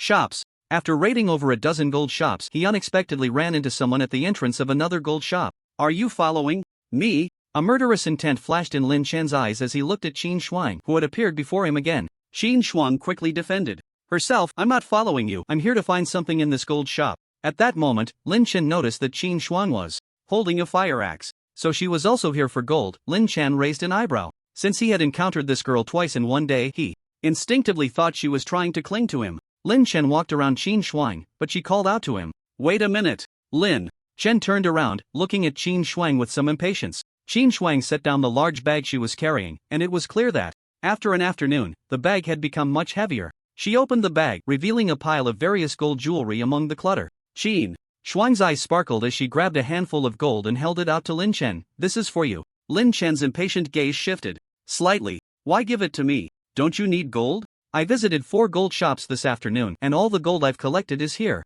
Lin Chen coldly replied, I need to collect it myself. Even if you waste your time looking for these things, I won't take you in. I know. Qin Shuang's hand dropped, tightening around the gold jewelry, and she lowered her head, saying, I know my worthless life can only rely on myself. I just want to thank you for not pushing me away when I was at my most desperate. No need to thank me. I did nothing, Lin Chen stated matter-of-factly. However, Qin Shuang looked at Lin Chen firmly and said, I believe that what is. This gold is useless to me. You should just take it. Lin Chen wanted the gold, but he wouldn't owe anyone a favor for free. If you insist on giving it to me, I'll trade you something for it. Lin Chen took out a pack of anti-inflammatory medicine, a bottle of iodine, and a roll of bandages from his backpack. To exchange so much gold for these few medical supplies would have made someone think Lin Chen was crazy before the apocalypse. But now, with all the medicine in pharmacies and hospitals having been snatched up at the first opportunity, medical supplies were definitely worth much more than gold. Qin Shuang's arm had been stabbed by a middle-aged woman. If not treated, the wound could easily become inflamed and infected, which could lead to death in the current environment. These medical supplies were priceless to her. For Lin Chen, trading a little medicine for 30 to 40 pounds of gold was a good deal. Moreover, he could also gain this girl's gratitude. A glimmer of light appeared in Lin Chen's eyes. He realized this girl was not simple. A girl who could carry so much gold, along with a bag full of supplies, and wield a fire axe weighing several pounds. Such strength couldn't simply be summed up with a comment about being strong. Furthermore, Lin Chen had seen the girl get stabbed in the arm, yet she continued to gather supplies as if nothing had happened. He glanced down at the wound on the Demon King. It had stopped bleeding. Thinking of something, Lin Chen took out a few packs of instant noodles he had collected from the container earlier and handed them to Qin Shuang along with the medical supplies. Qin Shuang's eyes were slightly red, and she trembled as she took the bag from Lin Chen's hands. Thank you. Lin Chen put the gold from Qin Shuang's bag into his own backpack and said, I'm leaving. It will be dark soon. At this moment, it was still not even 4 in the afternoon, yet the sky had already begun to darken. The arrival of the extreme cold made the nights much longer than the days. Without light, the night was far more dangerous than the day. What's your name? Came Qin Shuang's voice from behind. Lin Chen thought for a moment and replied without turning his head, My name is Li Erheo. Lin Chen returned to the safe house with the Demon King before it got dark. After arriving, he first checked the wounds the Demon King had sustained today. The wounds had indeed healed quickly and were no longer bleeding.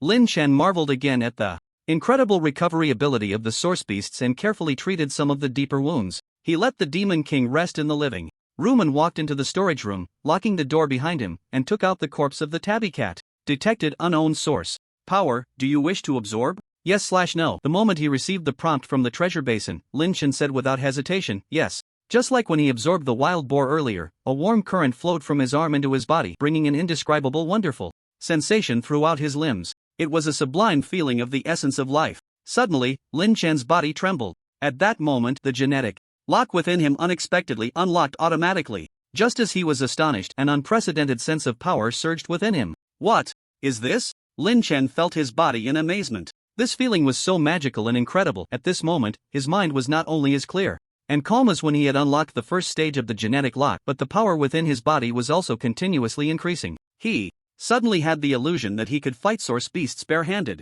Lin Chen tentatively threw a punch at the air. The punch actually sliced through the air with a whistling sound. His brain calculated the force of this punch at that moment. It was actually 10 times stronger than before. It had far exceeded the strength a normal human could achieve. And this was just a casual punch from Lin Chen. Is this the second stage of the genetic lock? Lin Chen was extremely shocked and jumped up on the spot. He easily touched the ceiling. He tried to jogged a few steps and, to his surprise, instantly ran from one end of the storage room to the other. At such a fast speed, in a room that wasn't particularly spacious, Lin Chen accelerated from a standstill to a stop, managing to halt just before crashing into the wall. This could only be achieved with perfect control of strength. If a normal person's strength and speed suddenly increased, they would not only struggle to adapt to their newfound power in a short time but could also become uncoordinated, even injuring themselves. It would require time to practice and adjust. But in the state of having unlocked the genetic lock, Lin Chen's brain could precisely control every bit of strength in his body, while the power within him seemed to flow endlessly.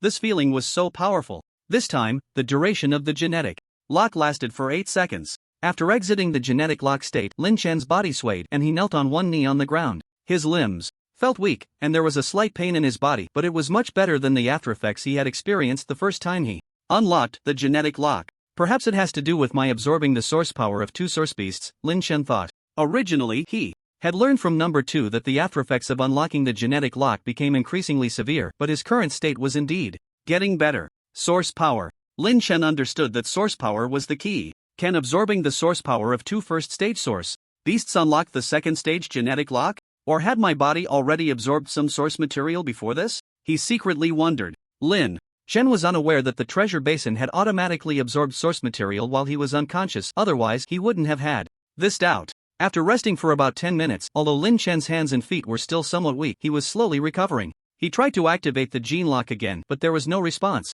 When he had unlocked the gene lock, he had indeed felt very strong, but Lin Chen still couldn't figure out how to activate the gene lock on his own. Apart from life and death situations or when his emotions reached a certain peak, Lin Chen had not found any other way to actively unlock the gene lock. Moreover, after observing the battle between the Demon King and the Tabby Cat, Lin Chen discovered that, apart from humans, other animals seemed to lack the concept and ability to unlock the gene lock. They directly enhanced their physical strength and exhibited some external changes in size. The evolutionary paths of humans and source beasts were not the same. Everything was still in the exploratory phase, and Lin Chen could only slowly understand and uncover the mysteries within. He retrieved the Tabby Cat's corpse back into his space and opened the door to the storage room. The Demon King was waiting for him at the door, though Lin Chen didn't know when it had gotten there. Waiting for me, huh? Lin Chen was slightly surprised, squatting down to reach out and pet the Demon King. The Demon King circled around Lin Chen twice, its nose constantly sniffing him, as if confirming something. What's wrong?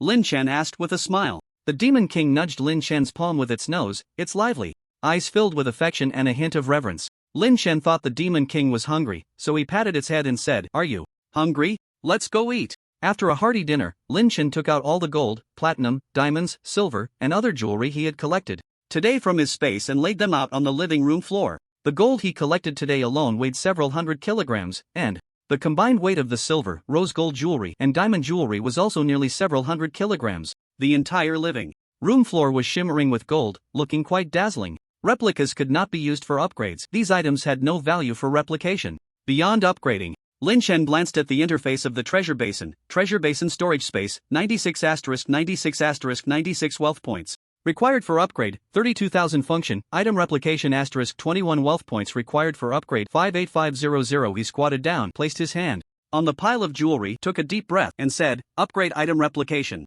As soon as Lin Chen's voice fell, the golden light on the interface flickered slightly, and a portion of the jewelry that had formed a small mountain immediately decreased. The numbers on the treasure basin interface quickly jumped and then settled down to treasure basin storage space, 96*96*96 wealth points required for upgrade, 32,000 function, item replication *45 wealth points required for upgrade, 160000. The pattern for upgrading item counts was that the first upgrade added +3, the second +6, and the third +12. This was Lin Chen's fourth upgrade, which added a full +24. At the same time, the amount of precious metals required for the next upgrade also increased. It had previously been 80,000, and after Lin Chen fed the excess gold to the item replication, it became 58,000, but this time it jumped directly to 160,000. 160,000 wealth points equated to 160 kilograms of gold. Rose gold and platinum could also be consumed, but none could match gold's 1:1 ratio. Silver required 100 G to exchange for 1 wealth point. As for diamonds, the treasure basin seemed to not recognize these stones that had skyrocketed in price. Or perhaps only precious metals could be consumed by the treasure basin? Lin Chen set aside these thoughts and continued to upgrade item replication. Fifth upgrade. Item replication count +48. The next upgrade required 320,000 wealth points. Sixth upgrade. Item replication count plus 96. The next upgrade required 640,000 wealth points. Lin Chen glanced at the gold and silver jewelry on the floor, which had already decreased by more than half. Following this upgrade pattern, the next upgrade would require over 1,000,000 wealth points. The gold and silver in front of him should not be enough. He silently recited the upgrade again. This time, it increased the item duplication count by a full 192 times. Treasure basin storage space, 96*96*96 wealth points required for upgrade. 32000 function, item duplication *381 wealth points required. For upgrade, 1.24 million. The remaining gold and other jewelry, Lin Chen roughly estimated, could still be exchanged for 400 to 500,000 wealth points. Indeed, he was still far from upgrading to the next level of item duplication. Lin Chen chose to upgrade the storage space. After upgrading 5 times before, the space had reached its current size. The amount of gold required for space upgrades was much less than for item duplication. He estimated that if he upgraded 4 or 5 more times, he wouldn't need to upgrade the space again in the future. Upgrade all storage space, Lin Chen said decisively. As his words fell, all the accessories except for the diamonds disappeared without a trace. This time, the upgrade time for the treasure basin clearly lengthened significantly. After 4 changes, the numbers on the treasure basin became treasure basin storage space 1456*1456*1456 continued to accumulate 985,755 wealth points to obtain complete storage space. Function, item duplication *381 wealth points required for upgrade, 1.24 million complete storage space? Lin Chen was slightly taken aback. He had always had a suspicion in his heart that if the treasure basin was upgraded to a limit, perhaps some unexpected changes would occur. He didn't expect it to happen so soon. Lin Chen's heartbeat quickened slightly. The storage space had been upgraded 5 times before. With the current 4 upgrades, it meant that he could upgrade at most 10 times? Lin Chen took out paper and pen and silently calculated. According to the pattern that each upgrade of the treasure basin required wealth points to double, the wealth points needed for the 10th upgrade of the storage space should originally be 512,000 points, but now, after absorbing the excess gold and silver, it still required over 980,000. Lin Chen frowned slightly. This meant that the wealth points required for the last upgrade were no longer doubled but quadrupled. Item duplication had already been upgraded 7 times, if it also needed to be upgraded 10 times. To reach the maximum level, then he would still need 20.82 million wealth points. In other words, he needed to collect over 20 tons of gold or more precious metals. Lin Chen immediately opened the map of the Sand City to check. The gold shops he had previously looted had already been crossed off. There were not many gold shops left on the map. The downtown area of Sand City was not large. In just one day, he had already visited 60% of the gold shops. The remaining ones were mostly in the suburbs, which would not only slow down the collection speed but also had a limited number of gold shops. It was far from being able to collect 20 tons. Lin Chen pondered for a moment and immediately thought of the bank vault. But he quickly dismissed this idea. When he went out to collect supplies today, Lin Chen had already seen that most banks were completely locked down. Although there was no one guarding them, the walls of the banks were blastproof, and the glass was bulletproof. Not to mention the bank vaults, which were said to be impervious to bombs. Even if there was no one guarding, with the little firepower he had stored in his space, breaking through the bulletproof glass was already extremely difficult, let alone opening the bank vault. That was simply a pipe dream. Lin Chen glanced at his hand, wondering if the space of the treasure basin could collect the gold inside the bank vault through the walls. With this thought, he immediately stood up and walked towards the wall to find out if it was possible. It was simple. He would just try it with his safe house. The outer wall of his safe house was over 3 meters thick, but the inner walls separating the rooms were not that thick, about 30 centimeters thick. Let's try it with his own room first. Lin Chen placed his hand on the wall connecting to the bedroom. He closed his eyes and focused all his thoughts to communicate with the space. When his thoughts connected with the space, there was always a feeling of consciousness that could drift and scatter. Previously, when he took things from the container and suitcase, he had a vague sense that his consciousness could touch the items inside. But at this moment, as soon as the thought of taking something from the room arose, a sharp pain like a needle pierced through his brain. Lin Chen immediately severed his connection with the space, squatting down on the ground. Woof! The Demon King, seeing this, trotted over to Lin Chen's side, anxiously circling around him. Lin Chen forced a smile, despite the sudden wave of nausea and dizziness, and said, "I'm fine." After resting for a while, the nauseating discomfort finally subsided. At this point, his heart had already grown cold. He stubbornly tried to take other items. From cups to iron boxes to cabinets, he tried everything he could think of. Lin Chen finally figured out the limitations of telekinesis. The success of telekinesis depended on the thickness of the container separating the objects and also on the density. To take Something from within a container. The maximum thickness of the container could not exceed 5 centimeters, regardless of what the item was. Furthermore, the greater the density of the container, the lower the thickness limit. For example, after Lin Chen pieced together a box shaped with several alloy plates, he found that exceeding 3 centimeters would result in the same situation as when he tried to take something from the living room to the bedroom. It seems this path won't work. Lin Chen rubbed his swollen temples. To collect items through a container, it had to be something thin and of low density. A bank vault clearly did not meet this condition. It seemed he could only take another route. After collecting all the gold shops in Shushi, he would go to other cities around Shushi to gather gold. The next day, Lin Chen, still unwilling to give up, made a trip to the bank. After spending most of the day breaking through several locks, he arrived at the vault door. Once again, Lin Chen experienced the feeling of having his head hit hard, still dizzy and nauseous. This time, he was completely disheartened. The bank vault was not only thick but also had many layers and a complex structure. Ordinary external force could not open it at all. Just the lock on the vault door was extremely complicated. Even if it were destroyed, opening the door would be impossible. Helpless, he could only obediently collect gold from one jewelry store to another. That day, Lin Chen swept through all the remaining gold shops in the city, gathering less than a few dozen kilograms of gold and various other jewelry. It was even less than he had anticipated. After exchanging all of this for wealth points to upgrade his storage space, treasure basin storage space 1456*1456*1456 continue. To accumulate 153,673 wealth points to obtain complete storage space. Function, item duplication *381 wealth points required for upgrade, 1.24 million. He still needed over 150 kilograms of gold to max out his storage space. Lin Chen couldn't help but feel a surge of excitement. The third day after the snowstorm. After practicing the health-preserving technique early in the morning, Lin Chen discovered that it was snowing heavily outside. Although the heavy snow affected visibility for travel, fortunately, the wind was not strong, and he could still go out to search for gold. The Demon King's injuries had not fully healed. Lin Chen had not taken it with him yesterday, and today he still left it at home. Considering that the snowfall might intensify and he could get trapped somewhere in a blizzard, Lin Chen left enough food for a few days before heading out. Today, Lin Chen's target was the suburbs. As soon as he arrived in the suburbs, he sensed a different atmosphere. Perhaps it was not just the suburbs, but the entire atmosphere of Shushi had changed. Today, there were noticeably fewer people outside searching for supplies compared to the previous 2 days. In the past 2 days, whenever a lone person carrying supplies walked down the street, someone would rush over to snatch them away.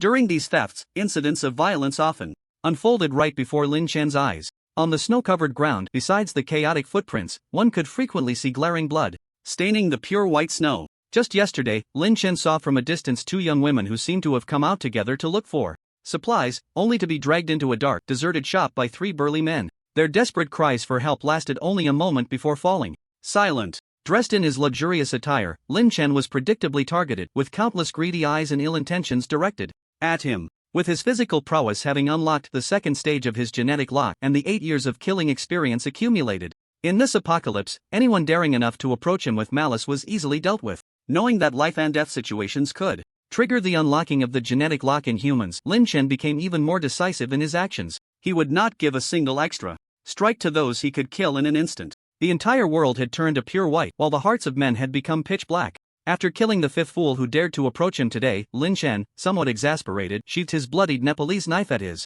waist. Sure enough, fewer people with sense came looking for trouble. However, during lunch, an oblivious person still appeared. "Young man, please, could you spare some food? I haven't eaten in 2 days." A kind-looking woman in her 50s, dressed in a patchwork cotton coat, walked into the printing shop where Lin Chen was resting. Lin Chen coldly glanced at the approaching woman, his tone icy. "Take one more step and you'll die." The woman halted, wiping her eyes. "God has left me no way out. My children are all far away, leaving me, an old woman, to suffer here. Young man, I don't need much, just a bite will do. I'll trade you this coat for some food." The woman stood at the door, refusing to give up. A bite of food for a reasonably warm cotton coat sounded like a fair deal. Perhaps someone would grit their teeth and make the exchange. Lin Chen's gaze grew colder as he stood up and walked towards the woman. She thought he had agreed, her face lighting up with joy. But as Lin Chen approached, a fierce glint flashed in her eyes and she revealed a sharp steel spike hidden in her coat. However, before she could raise her hand, a cold light flashed at the corner of her eye. Her vision suddenly spun, and the last thing she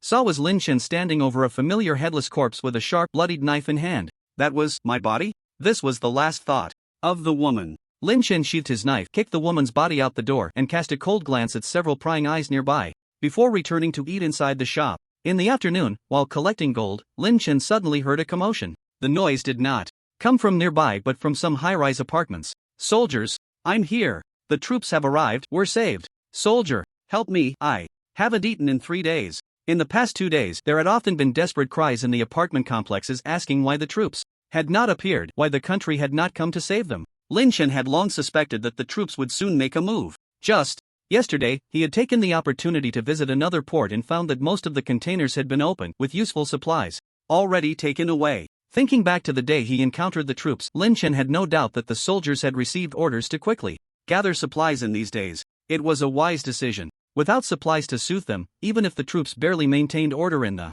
city, the survivors on the brink of starvation and freezing would still be discontent. Driven by cold and hunger, they might even oppose the troops, inciting riots and uprisings. This also indicated that the highest commander of the Shashi troops was not a pedantic person. Sure enough, the troops finally took action. Teams of soldiers, armed with real weapons, appeared throughout Shashi, fully equipped. Disappointingly for the survivors, these soldiers were not holding the supplies they longed for, but rather sheets of paper that looked like flyers. These soldiers ignored the corpses visible on the streets and went about their business as if they were posting advertisements before the apocalypse. They plastered these papers in prominent places all over the city. Some soldiers directly handed the flyers to people they encountered. Lin Chen also received a flyer that looked handwritten, or rather, a notice. He held the flyer and began to read it carefully. Recently, the climate has been abnormal and communication with other cities has been interrupted. Special circumstances require special treatment. This troop will take the following measures in response to extreme weather. Notice 1, starting tomorrow, citizens can go to the Shanghai apartments in the eastern suburbs with their ID cards to queue and register personal information to receive a week's worth of survival supplies. Those with elderly or children at home can bring proof of identity for the elderly and children to collect on their behalf. Those who fraudulently collect or take more than allowed will have their supplies confiscated and will permanently lose the right to receive supplies. Notice 2, the troops will build shelters in the eastern suburbs of Shashi. All participants in the construction of shelters for 100 days will receive a qualification to reside in a shelter. Every participant can additionally receive 2 work meals per day, and an extra set of cold-resistant clothing each month. Requirements, ages 16 to 45, physically fit and without underlying health conditions. Those with special talents will be given priority. Notice 3, due to the need for shelter construction, those who submit various building materials will receive contribution points based on the quantity submitted. Those who meet 500 contribution points will gain the right to reside in a shelter. Contribution points can be exchanged for supplies, and the details of the exchange will be posted outside the Shanghai apartments in the eastern suburbs. Notice 4, starting today, there will be a squad of soldiers patrolling with real guns and ammunition in each district every day. Citizens are prohibited from robbing supplies from each other, committing murder, or violently coercing women. Any such incidents will result in immediate execution. There was a long section of official language following that, which Lin Chen skimmed through. His earlier speculation was correct. The eastern suburbs had indeed caught the attention of the authorities. When he had Liao Pang look for land earlier, he had noticed that area in the eastern suburbs. After all, there weren't many places that met the requirements for building shelters. The small hill of his safe house was located in the western suburbs of Shashi, quite far from the eastern suburbs. With its high terrain and small area, even if land was requisitioned, they wouldn't be able to take the little over 300 square meters of his place. That's why he felt at ease building the safe house. Before long, people began to emerge from their homes in the streets and alleys, surrounding the soldiers distributing the flyers. Comrades, is there any food? I'm about to starve. I'm so cold. Do you have any extra clothes? Hey, my kid is sick. Do you have any medicine? The surrounded soldiers could only keep explaining. We didn't bring any supplies. You can go to the eastern suburbs tomorrow to collect supplies. It's all written on the flyer. Please step aside, we need to complete our mission first. Seeing that these soldiers really hadn't brought any supplies, the crowd immediately became agitated. What are you doing handing out useless flyers when lives are at stake? You came so late, my dad has already passed. If you had come earlier, maybe my dad wouldn't have died. He was only in his 60s. Don't you soldiers bring food when you go out? Do you have any idea how hard it is for us common folks? What kind of soldiers are you? Strip them of their clothes. The crowd was growing larger, clearly intent on not letting the soldiers leave without taking something. Bang! A gunshot rang out. The crowd fell silent in an instant. But soon, the noise of curses erupted, and some even started to fight. A burly man with a buzz cut pushed the soldier who fired the gun, glaring as he said, "If you have the guts, kill me. I'm telling you right now, if you don't take out something, don't even think about leaving. Let's see if you dare to fire that gun." Exactly. No one gets to leave. Your guns are meant to be aimed at the Enemy, not at us civilians. Let's see if they dare to make a move. The crowd echoed in agreement. The conflict seemed ready to explode. Lin Chen watched the scene leisurely from the roadside, curious to see what kind of orders the commander of the Shashi troops would give to these soldiers. To turn Shashi into the largest official shelter, the commander must be quite capable. Bang! As the gunshot rang out again, the burly man who had been the loudest fell to the ground, staring in disbelief at the blood oozing from his chest. the crowd finally quieted down. The leading soldier's cold expression swept over everyone as he said, "Rioters, kill. If you want supplies, go to the eastern outskirts tomorrow. Now, clear out immediately." The crowd hurriedly dispersed. Lin Chen took all of this in. He glanced at the sky and left the area with the flow of people. The gold he had collected today was enough to upgrade his storage space. He planned to return first and check out the eastern outskirts tomorrow. Now that he had settled in Shashi, he needed to understand the rulers of this place. On his way back, passing by the entrance of Wulong village, Lin Chen discovered that the villagers were actually holding a funeral. He had been coming and going early and late these past 2 days, and had hardly seen the villagers. From a distance, he could see that almost every household in the village had hung up white cloth, indicating that many people had died in the village. But at this critical moment, with the next blizzard uncertain, these villagers still had the mind to hold a funeral. Lin Chen didn't know whether to call them ignorant or foolish. He quickened his pace, eager to return to the safe house. After greeting the Demon King, he took out the gold and other precious metals he had collected today. He felt a mix of nervousness, excitement, and apprehension, but mostly anticipation. Lin Chen took a deep breath and softly said, "Upgrade storage space." The gold jewelry in his hand vanished by more than half. A dazzling golden light suddenly burst from his brow. The entire interface of the treasure basin flickered like garbled text. Lin Chen's pupils contracted, intently watching the changes before him. The last time the treasure basin interface had such a drastic change was when he absorbed the second ancient coin. Lin Chen's heartbeat involuntarily quickened. The Demon King was already staring in awe beside him. Although he had become somewhat accustomed to Lin Chen's casual transformations, this time it was actually glowing. It was the first time in its dog life to see a human who could emit light. The Demon King's mouth hung open wide, completely oblivious to the drool pooling at its feet. In its eyes, Lin Chen was now visibly filled with admiration. After a while, the treasure basin interface finally reappeared. Treasure basin, storage space, complete. The volume of space can increase with the user's internal source power, capable of storing living beings. Function, item duplication *381. Funds required for upgrade, 1,240,000. Capable of storing living beings. Lin Chen quickly skimmed through the previous text, fixating on the 5 words. Capable of storing living beings. He understood what those words meant. He hurriedly used his consciousness to check the space. What met the eye was an endless expanse, the entire space having been expanded to the point where even the things inside appeared minuscule. The nearly 10,000 containers of supplies collected at the port had originally occupied a third of the entire space. After being upgraded 4 times yesterday, those supplies now only occupied a corner of 1/10,000th of the space. But now, the entire area seemed to have been split in two by some force. One side remained as vast as before, a vacuum area, while the other side surprisingly revealed a piece of land the size of a football field. The newly appeared land was barren. It resembled wasteland, with nothing but gray-black soil scattered across it. Lin Chen immediately wanted to give it a try. Of course, he wouldn't use the Demon King for this. The Demon King was already his partner, and he would surely regret it if anything went wrong. Lin Chen stepped out of the safe house and glanced around for a moment. Apart from the vast white snow, there seemed to be no other living beings in sight. He quickly set his sights on the villagers down the mountain. Wulong village. Wang Liang moved through the villagers' homes with a gloomy expression. "Uncle Wang, the outside world has turned chaotic. Do you think we can postpone the funerals for the elders, or at least simplify the arrangements?" Wang Liang said as he entered a villager's home. The man referred to as Uncle Wang replied angrily, "Postpone it to when? What if a blizzard hits again? Should I let my old man stay at home for 10 days or half a month? That's not acceptable. When someone dies, they must be buried properly, and with so many elders passing away, holding just one funeral is already quite simple. What more do you want?" Wang Liang, frustrated, retorted, "A person is dead, and that's that. We who are alive still have to carry on, right? We can't let the dead obstruct the living. How much did my dad do for the village when he was alive?" Liangzi, the village chief, often tells us that we shouldn't be selfish. We are a community, and we must stand together. Do you want my dad's body to be left out in the wild? Don't say such heartless things. Wang Liang ran from house to house, receiving nearly identical responses. He cursed inwardly, his face darkening as he turned to leave. The village chief had always wanted to groom Wang Liang as his successor, and if given a few more years, once the chief passed on, he would undoubtedly become the next village chief.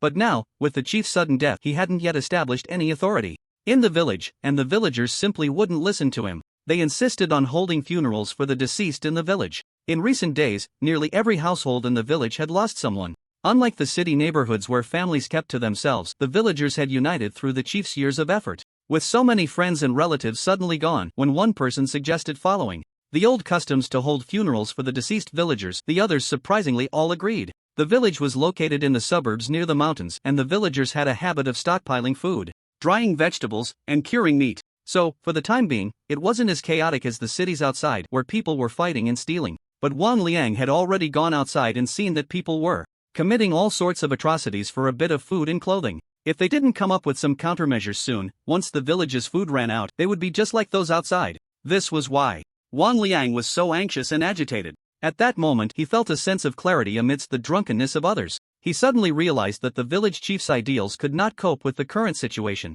Angrily, Wang Liang walked out of Uncle Wang's house, kicked the snow on the ground hard at the foot of the mountain, and cursed, "It's all that bastard's fault up on the mountain. One day, I'll make him pay." Wang Liang spat a string of curses, cursing Lin Chen's ancestors in the process. It seemed that only by doing so could he vent the frustration in his heart. If it weren't for encountering Lin Chen, he would still be waiting in the village to become the chief's successor. Suddenly, Wang Liang noticed a shadow of another person behind him. Just as Wang Liang was about to turn around, a hand slapped his shoulder. Lin Chen had just come down the mountain and spotted a lone villager. He intended to use this villager from the village to test the space. The people in this village were hostile towards him, making it convenient for him to try. Coincidentally, Lin Chen overheard Wang Liang cursing at him. A cold smile crept across Lin Chen's lips as he placed his hand on Wang Liang's shoulder, and with a thought, Wang Liang turned around to meet Lin Chen's gaze. Both were momentarily taken aback. Lin Chen, why isn't the space reacting? Wang Liang, this person looks familiar. Wang Liang's eyes suddenly widened in terror. Before Wang Liang could react, Lin Chen struck him with a knife hand, knocking him unconscious. He communicated with the space again. This time there were no obstacles, and Wang Liang disappeared from Lin Chen's grasp. The living being placed into the space must be an unconscious one? Lin Chen frowned, examining the situation. Within the space, he saw a person lying on the previously empty ground of the space. It was Wang Liang, who had just been knocked out by Lin Chen. With a thought, Lin Chen made Wang Liang reappear in the snow. He took Wang Liang to a secluded corner and grabbed a handful of snow, stuffing it into Wang Liang's clothes. Wang Liang soon woke up from the cold, and upon seeing Lin Chen, he instinctively wanted to scream in terror. Lin Chen was already prepared. He punched Wang Liang in the mouth, silencing his scream. "No noise, or you'll die immediately." Lin Chen's eyes were filled with murderous intent, making Wang Liang nod repeatedly. Just from that punch, several of Wang Liang's teeth were knocked out. Lin Chen tried to bring Wang Liang back into the space again. This time, he clearly felt a resistance when he attempted to pull the person into the space, making it impossible to succeed. Wang Liang, with blood filling his mouth, looked at Lin Chen in terror as he kept his hand motionless on him. The unknown fear was the most terrifying, as he had no idea what Lin Chen intended to do. "I say, you listen. No matter what you feel next, do not resist, or I will kill you, understand?" Lin Chen said coldly, staring at Wang Liang. Wang Liang nodded desperately. Lin Chen communicated with the space again. This time the resistance was noticeably less, but it still felt like something was missing, and he still couldn't succeed. In the next moment, Lin Chen grabbed Wang Liang by the throat. His grip tightened slowly, and Wang Liang's eyes bulged as he desperately tried to pry Lin Chen's hand off. Lin Chen used his other hand to break Wang Liang's wrist to prevent him from struggling. With his current strength, breaking a person's bone with bare hands was a trivial matter. Lin Chen's grip grew tighter. Throughout the process, he maintained a mental connection to the space, trying to pull Wang Liang into it. Just as Wang Liang's eyes rolled back, Lin Chen's hand suddenly relaxed, and he succeeded. Wang Liang wasn't dead, he had nearly suffocated. Suddenly released from the grip around his neck, he began to cough violently, and,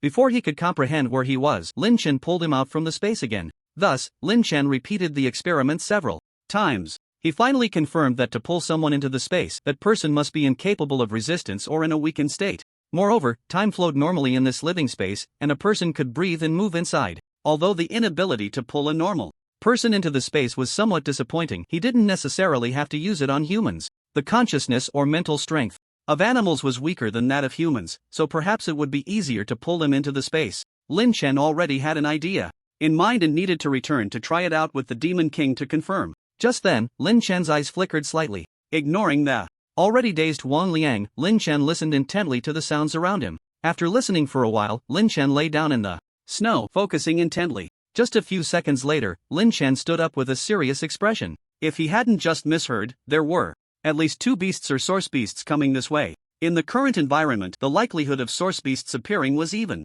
greater. Lin Chen took one last look at the nearly lifeless Wang Liang and snapped his neck. At the moment his neck was broken, there was even a hint of relief in Wang Liang's eyes. Today was more terrifying for him than a nightmare. If there were a next life, he would definitely not dare to curse people behind their backs. That was Wang Liang's final thought. Lin Chen quickly ran back to the safe house. It was just about the time when night was about to fall. The villagers of Wulong village were mostly at home preparing dinner. The homes of the living villagers had lit their stoves, sending up cooking smoke. Previously, Liao Pang had counted 96 households in this village, with a total population of no more than 400 people. Over the past few days, nearly half of the villagers had died, but there were still quite a few left. Because food was abundant compared to those scattered in high-rise buildings, the number and scent of humans in the village were noticeably more concentrated. If no source beasts appeared steadily, the people in this village would live a little longer. Unfortunately, perhaps due to the bloody scent that had appeared before, an unwelcome guest showed up in the village that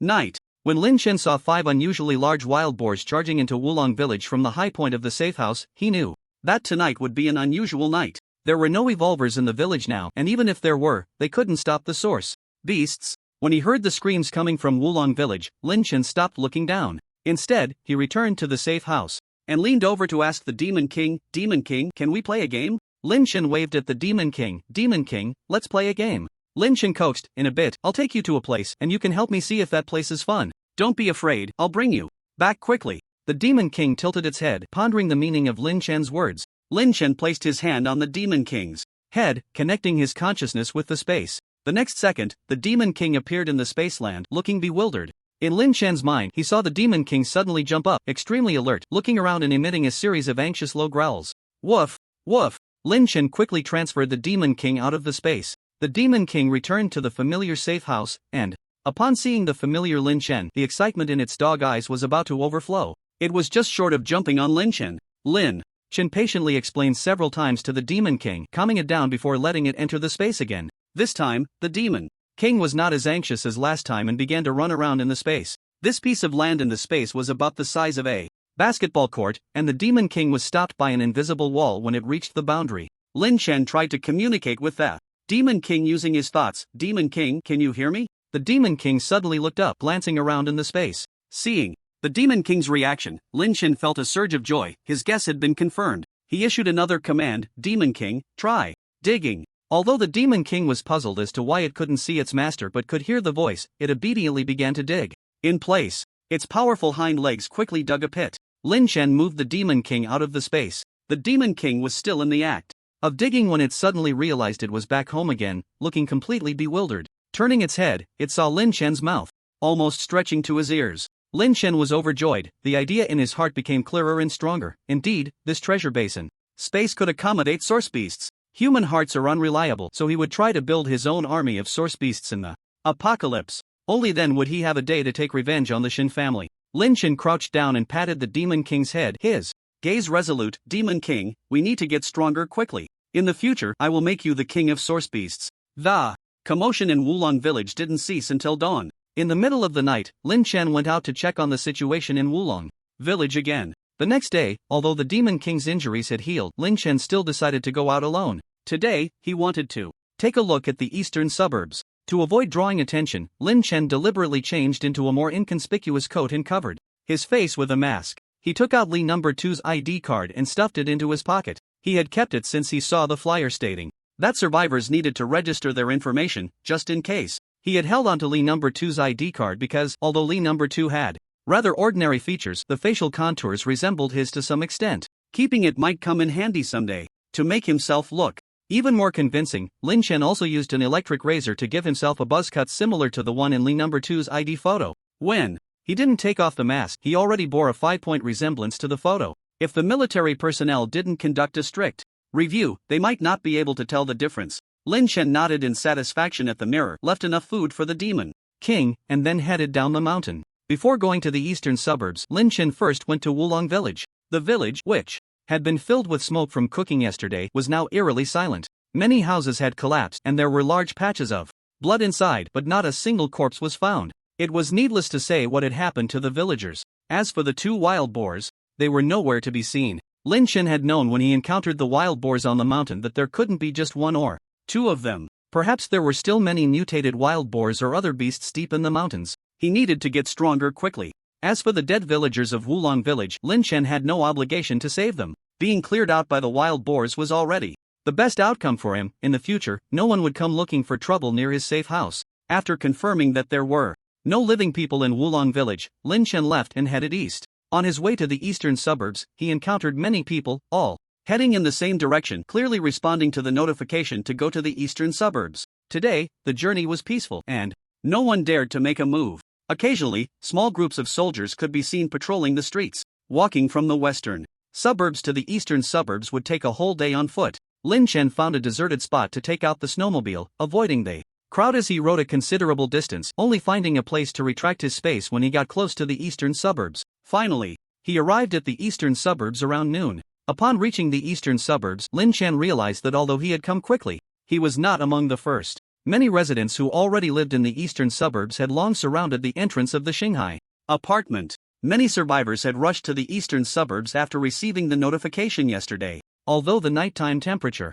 was 10 to 20 degrees lower than during the day, some people with sick family members or those on the brink of starvation and freezing had no time to worry about the cold and had desperately made their way to the eastern suburbs. Many survivors were already emaciated and weak, their steps unsteady. Amidst the throng of people and the clamor, Lin Chen couldn't even see the entrance of the Shanghai apartment. He was there to gather information, so he wasn't in a hurry to approach. He quietly stood at the edge of the crowd, observing the situation. After a while, a piercing horn blared from the front of the crowd, followed by a rough voice that reached everyone's ears. Silence. Everyone, listen up. All of you, stand in 5 lines and queue up. Anyone causing trouble will be killed. The word kill carried a chilling aura. If that didn't directly intimidate the survivors, nothing would. The orderly sound of soldiers loading their weapons at the entrance of the apartment finally quieted the noisy crowd. Moments later, some quick-witted survivors squeezed to the front to form a line. Others hurriedly joined the queue. Lin Chen also fell in line at the back of one of the groups. At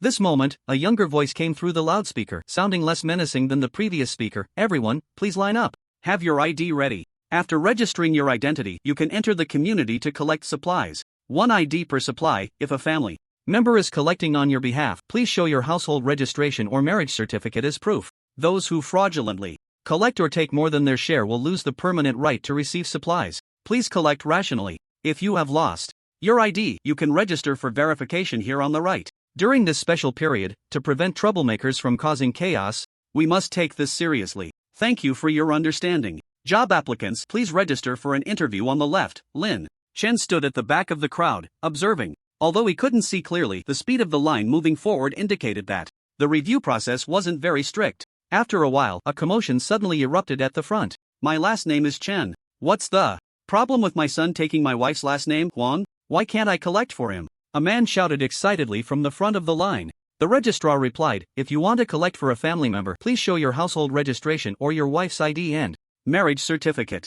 I came all the way from the South District, and I didn't bring those documents. Without proof, you can only collect your own supplies. Hey, I thought you were here to serve the people? What kind of service attitude is this? Do you believe I'll file a complaint against you? The man was about to say more when suddenly a cold gun barrel pressed against his forehead. Can't you understand what he's saying? If you have ID, you can collect for someone else. If not, you can only take your own. Now, either go collect your own supplies or go home and get the documents. Troublemakers, die. The voice belonged to the rough man who had spoken through the loudspeaker earlier. The man in the green military coat looked exceptionally sturdy, with a square, rugged face. One of his eyes had an abnormal murky color, suggesting it had been injured, adding a touch of ferocity to his otherwise stern features. The combination of his murderous tone and the cold touch of the gun barrel made the troublemaker's legs go weak, and he dropped to his knees. I understand. The troublemaker got up, took the tag from the registrar, and scrambled through the right passage into the apartment. Many others who had harbored similar thoughts as the troublemaker saw the scene and quickly abandoned their intentions.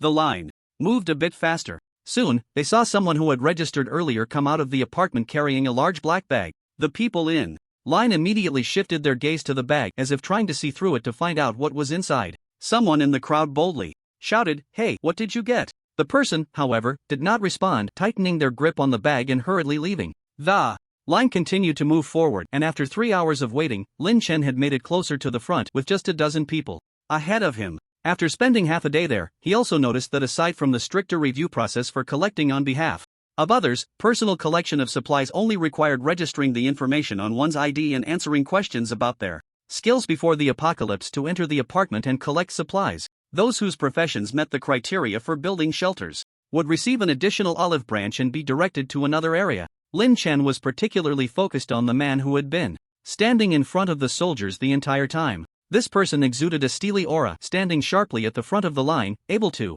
match the intimidation of a row of soldiers holding guns. Earlier, a soldier had rushed to report to this man, and Lin Chen vaguely heard the soldier call him Major General Lin. Could this person be the leader of the Shushi troops? Lin Chen didn't dare to look too closely, fearing he might be noticed. Soon, it was finally Lin Chen's turn. He took out the ID card of Lier Heo and placed it in front of the registrar. The registrar glanced at Lin Chen, noted his age and gender from the ID, and asked, "What was your previous job? Why are you wearing a mask?" Cough, cough, cough. I've been coughing quite badly these past few days. I'm afraid I might have caught some flu. Do you have any medicine in your supplies? Lin Chen coughed a few times forcefully, his voice a bit hoarse as he said, "I was an accountant before." The staff member looked at the ID and Lin Chen again, then handed the ID and a metal tag back to Lin Chen, saying, "Go in and take the tag to collect supplies." Next, Lin Chen took it and walked into the apartment through the passageway separated by soldiers. Once inside, he wouldn't get lost at all. There were 2 soldiers with guns standing every meter along the sides of the path.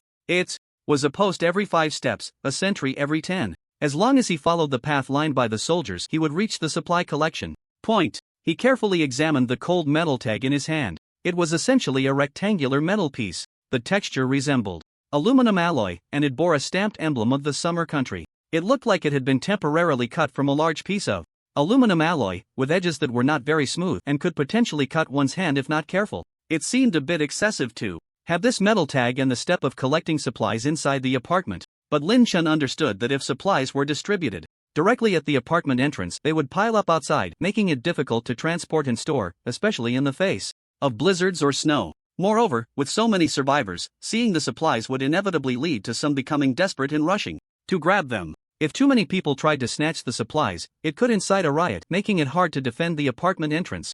Now, this method effectively diverted the crowd and deterred ill-intentioned individuals. If someone tried to seize supplies inside the apartment, they would not escape the tight security. This minimized the occurrence of chaos and accidents, achieving a balance of tightness outside and looseness inside. This was just what Lin Chen could think of. Perhaps there were even more reasons. Turning a corner, he encountered someone returning with supplies. Lin Chen casually glanced over and, coincidentally, found the person somewhat familiar. Xian Liang, with a wary expression, clutched the supplies in his arms, fearing they might disappear. He had truly suffered these past few days. Although he initially managed to con his way into 2 pieces of clothing and a bit of food with his cleverness, he soon found it impossible to trick anyone further. Not only that, but he had also been robbed, nearly losing his life. Xian Liang had gone hungry for 2 whole days, running here before dawn, and finally managed to get supplies. At this moment, Xian Liang noticed the person walking towards him was looking at him. That day, Lin Chen had been masked and wearing a hat, along with a devilish appearance, so Xian Liang did not recognize him.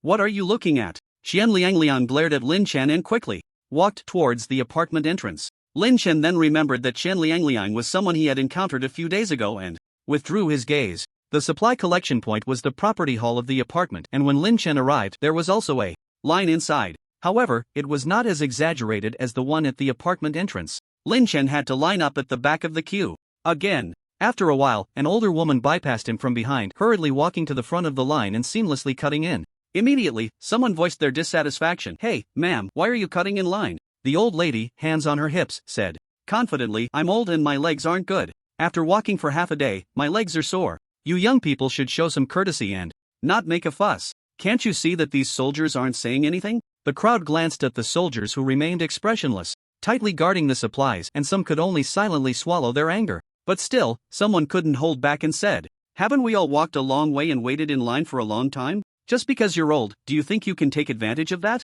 Look at you, you've walked so far, your stamina isn't any better than ours." The old lady looked at the speaker with disdain. "Young man, everyone else is quiet, and you're the only one still clinging to this issue. Can't you be a bit more broad-minded? Making a fuss won't do any of us any good. Just stay quiet and remember, ignoring the advice of the elderly will lead to trouble, understand?" The old lady wasn't scary. What was scary was when an educated old lady spoke. This made the other person seem unreasonable, and he gritted his teeth, too angry to respond. "Humph. Ignoring the advice of the elderly, and you've been happy for years, right?" At that moment, A young man in front of Lin Chen suddenly laughed and stepped forward, pulling the old lady out of the crowd. Everyone was quite surprised that someone would stand up at such a time. All those who had been displeased by the old lady cutting in line showed expressions of delight. Although they didn't want to cause trouble, they were pleased to see someone deal with this annoying old lady. Lin Chen also watched the scene with great interest. "What are you doing? Why are you pulling me?" The young man's strength was clearly considerable,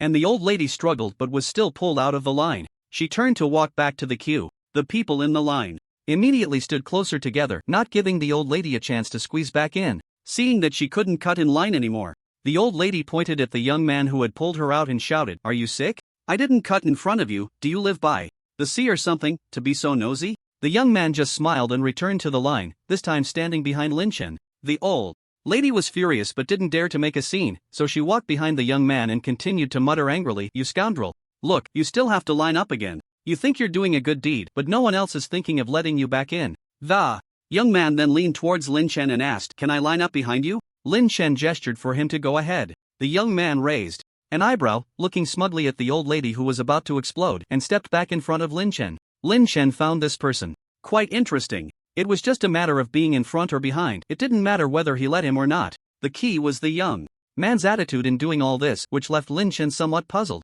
The young man didn't carry the same sense of sudden despair that everyone else around them had fallen into in this apocalyptic world. On the contrary, he exuded a kind of nonchalance and positivity, reminiscent of the peaceful times before the apocalypse. Lin Chen hadn't noticed this when everyone was standing in line, but after this action, he immediately felt the difference in the young man. Perhaps it was because Lin Chen's gaze was too intense. The young man suddenly turned his head, looked at Lin Chen, and blinked. His eyes were clear and bright, devoid of the emotions of despair, hopelessness, and vigilance that almost everyone around them had. Yet there was an emotion Lin Chen couldn't quite grasp. "Thank you," the young man said with a smile. Lin Chen nodded, lowering his gaze and no longer looking at the young man. No matter how special he was still someone unrelated to him. After waiting for more than half an hour, it was finally Lin Chen's turn to receive supplies. Like everyone else, he handed over his metal tag, and after the staff checked it, they took a black bag from the cart behind them and handed it to Lin Chen. The bag was fluffy and weighed about a dozen pounds. On the other side of the line, someone opened their supplies on the spot and angrily threw them on the ground, shouting, "Is this all we get to eat for a week? Are they trying to starve us?" Lin Chen glanced around. The bag contained several packs of instant noodles, 3 loaves of bread, a sausage, 2 candles, a box of matches, a few packs of cold medicine, and some vegetables and fruits that had already been frozen and ruined. Discontented voices immediately rose from the crowd. Perhaps someone had caused a scene about this earlier, as soldiers quickly stepped forward to pick up the bag, coldly stating, "If you don't want it, go find it yourself." These items were brought back at the cost of our men's frozen limbs. Even the troops in Shashi were not equipped with clothing that could withstand such extreme cold. Even if they had enough clothing collected, waterproof snow boots and gloves were practically non-existent in Shashi. In the past few days of collecting and transporting supplies, many soldiers in the unit had suffered frostbite or even lost fingers and toes. Everyone was well aware of the situation outside, and that person ultimately couldn't utter a defiant no. He angrily snatched his bag and walked out. Having these items was already a blessing. In a few months they wouldn't even be able to eat these. Lin Chen thought to himself. He hadn't left yet when a huge notice was posted on the wall of the hall. It listed the details of material exchanges for contribution points and the reverse exchange of contribution points for materials. There were also paper and pens available for everyone to copy a version to take back. Lin Chen picked up the paper and pen and copied a list. 100 kilograms of sand exchanged for 5 contribution points. 100 kilograms of cement exchanged for 10 contribution points. 100 kilograms of rebar exchanged for 20 contribution points. A list of building material exchanges. Below that were details for undamaged circuit boards, undamaged electrical appliances, or car parts, various precision components, wires, and so on for contribution points. What caught people's eyes was the list of materials that could be exchanged for contribution points. Contribution point exchange list. 5 contribution points can be exchanged for a pack of instant noodles, or a loaf of bread, or a sausage. 10 contribution points can be exchanged for 5 pounds of charcoal, or a liter of diesel, or a candle. 20 contribution points can be exchanged for a cotton coat, or a cotton quilt, or a 5th battery. 200 contribution points can be exchanged for a military flashlight, or a military horn. 500 contribution points can be exchanged for the right to reside in a single-person shelter. 1,000 contribution points can be exchanged for a cold weapon. Types include entrenching tool, military knife, bayonet. 2,000 contribution points can be exchanged for a dagger gun, with power close to a pistol within 10 meters. 3,000 contribution points can be exchanged for a bow and crossbow, exclusive to the summer country troops, or a pistol. 5,000 contribution points can be exchanged for a gene pill, repairs genes, strengthens the body, can accelerate the repair of internal and external injuries in small amounts. 10,000 contribution points can be exchanged for a gene tablet, repairs genes, strengthens the body, can accelerate the repair of internal and external injuries to a certain extent. The supplies listed earlier could be exchanged for as long as survivors were willing to spend time and effort collecting contribution points. Especially some electronic components. One piece could be exchanged for dozens of contribution points.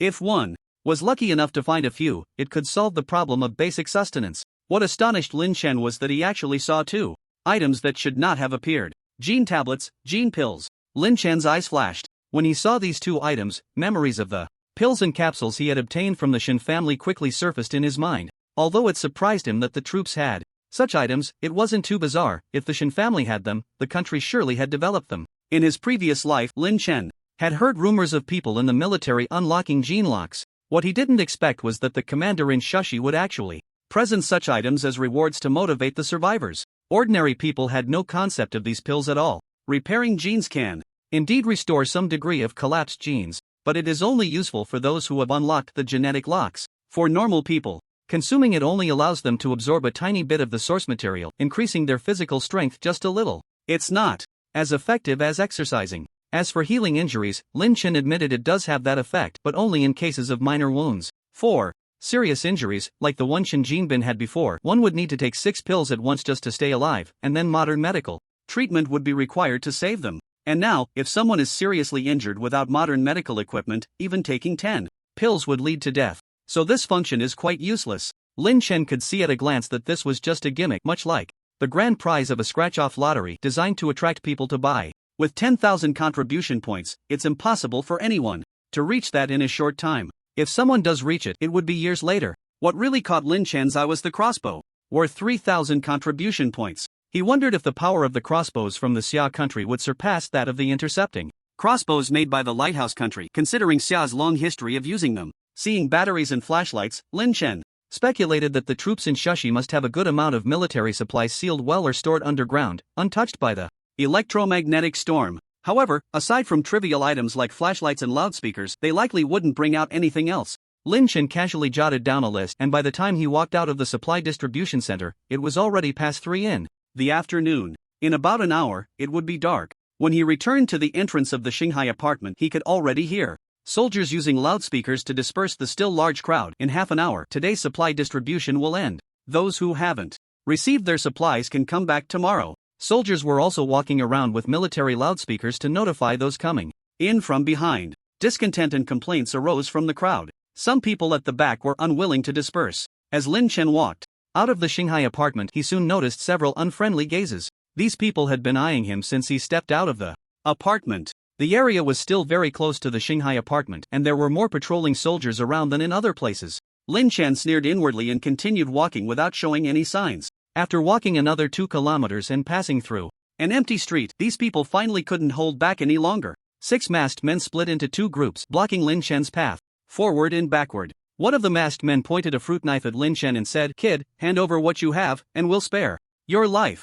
Lin Chen raised the bag in his hand and shook it. "Here you go." A flash of joy appeared in the masked man's eyes as he stepped forward to take the bag. However, as the masked man approached, Lin Chen took a step forward, grabbed the masked man's right hand, and drove the fruit knife into his abdomen. He quickly pulled out the knife and charged at the 2 men who hadn't reacted yet. Moments later, 6 silent corpses lay on the cold snow. Ever since the incident with Shin Jinbin, Lin Chen made sure to confirm that a body had completely lost all signs of life before leaving, or he would directly store the body in his space. Because of the previous characteristic that the space couldn't hold living things, any body that could be stored in the space was definitely dead beyond any doubt. He had originally planned to store these men's bodies in his space, but for some reason, after killing these 6, he still felt as if someone was watching him, yet he couldn't pinpoint where that feeling was coming from. Lin Chen remained alert, refraining from using the space, and after confirming that these men were completely dead, he got up and left. Long after he had gone, a figure appeared in the snow, holding a distorted head. If Lin Chen were here, he would recognize that the head with unclosed eyes belonged to the ant who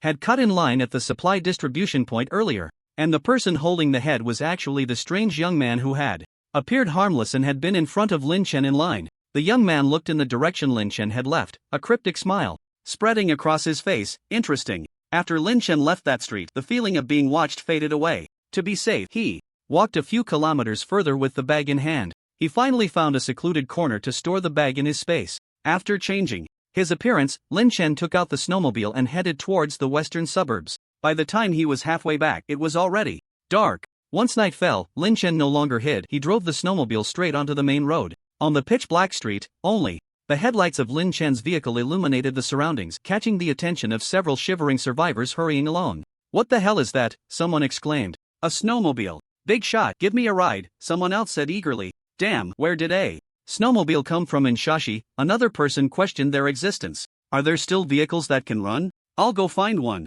tomorrow," someone thought hopefully. Lin Chen's face was hidden behind goggles and a mask, so no one could see him clearly. They could only watch enviously as he sped away. After reaching the western suburbs, Lin Chen stored the snowmobile in his space to avoid being tracked by the traces it left in the snow. After clearing his footprints, he returned to the outskirts of Wulong village, and it was nearly 7 in the evening. As soon as he stepped into Wulong village, Lin Chen sensed something was off. Since the arrival of the extreme cold, the nights had been devoid of the chirping of insects and the calls of birds, making the already silent nights even more eerily quiet. The entire Wulong village was shrouded in darkness under the night sky. In the dark, the dim entrance of the village seemed like a monster opening its gaping maw, waiting for Lin Chen to enter. A sense of danger subtly rose within Lin Chen as he gazed into the darkness. Although there were no living villagers left in Wulong village, the threats of the night typically did not come from people but rather from beasts or even source beasts that had run out of food in the deep mountains. Wulong village was originally a mountain village, surrounded by mountains, so the chances of encountering wild animals or source beasts were inherently higher than in other places. With every advantage comes a disadvantage. Since he chose a location far from the crowd, the likelihood of encountering source beasts would be somewhat increased. Lin Chen took out his infrared night vision goggles from his space. In the darkness, any warm-blooded animal within 200 meters would be visible under the infrared night vision. He then drew his weapon and walked along the path outside the village. One side of the path was a field, while the other side was lined with the village's houses. Tonight, with no wind and snow falling, the field, filled with wild grass, was clearly visible without any buildings obstructing the view. Lin Chen focused his attention on the village side. He advanced cautiously, step by step. After walking for a few minutes, he still saw nothing suspicious in his line of sight. The only sound was the faint crunch of his feet in the snow. Could it be that he was being overly suspicious? Lin Chen thought to himself. But he did not let his guard down. Caution was the key to survival in the apocalypse, even if it meant wasting some time and energy being overly cautious. It was better than dying due to carelessness. After walking for a few more minutes, a flash of red light suddenly appeared in the infrared night vision. It was there for just a moment before disappearing behind a building. What was that? Lin Chen stood still, on high alert. A gun was now firmly in his hand. Seeing the red light confirmed his instincts were correct. There was indeed life in Wulong village. That red light had swept through the air, and it was definitely not human. Lin Chen held his breath slightly, focusing intently on the spot where the red light had just vanished. About 3 or 4 minutes later, with a strange sound, a flash of red light suddenly appeared and disappeared in the infrared night vision scope. This time it was closer to his position. Time passed second by second, and Lin Chen stood ready. Just as the red light reappeared in his line of sight, he quickly aimed at the red light and fired. Bang! The gunshot caused the creature that was pouncing to stumble and fall from midair, landing with a dull thud in the snow. It quickly got back up as if nothing had happened and charged towards Lin Chen. This time, Lin Chen clearly saw what it was. It was actually an ape-like creature. In the infrared night vision scope, the ape's arms looked particularly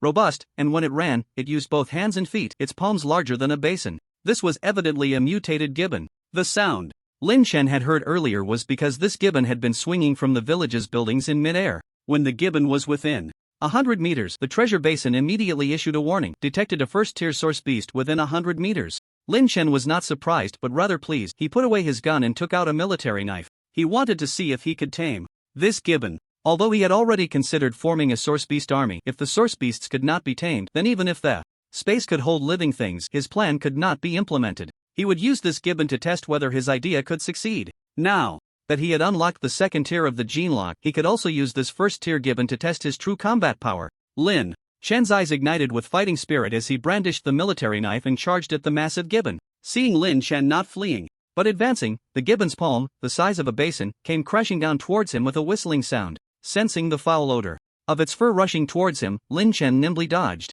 He swung his knife down at the gibbon's arm. The blade sank an inch into the flesh but was then clamped by the gibbon's muscles, unable to go deeper. What strong defense! His current strength was several times greater than when he had unlocked the first tier of the gene lock. The wound he inflicted on this gibbon was even less than that on the previous mutated wild boar. The pain in its arm made the gibbon roar in anger, and it swung its other arm down at Lin Chen. Lin Chen directly abandoned the military knife and leaped back to evade. Snow flew up from where he had been standing. He had no doubt that if that blow had landed on his forehead, it would crack open like a watermelon in the safe house. The gene lock quietly activated in an instant. Lin Chen's demeanor changed, and he entered a mysterious state, the power within him surging forth. His mind quickly assessed the gibbon's strengths and weaknesses. As an ape, its defense was not as strong as that of a wild boar, but the gibbon's arms appeared to be extremely powerful in both strength and defense. Clearly, its arms had undergone mutation. To subdue this gibbon, he needed to target its body. The gibbon missed its strike and quickly spread its arms wide, lunging to embrace Lin Chen.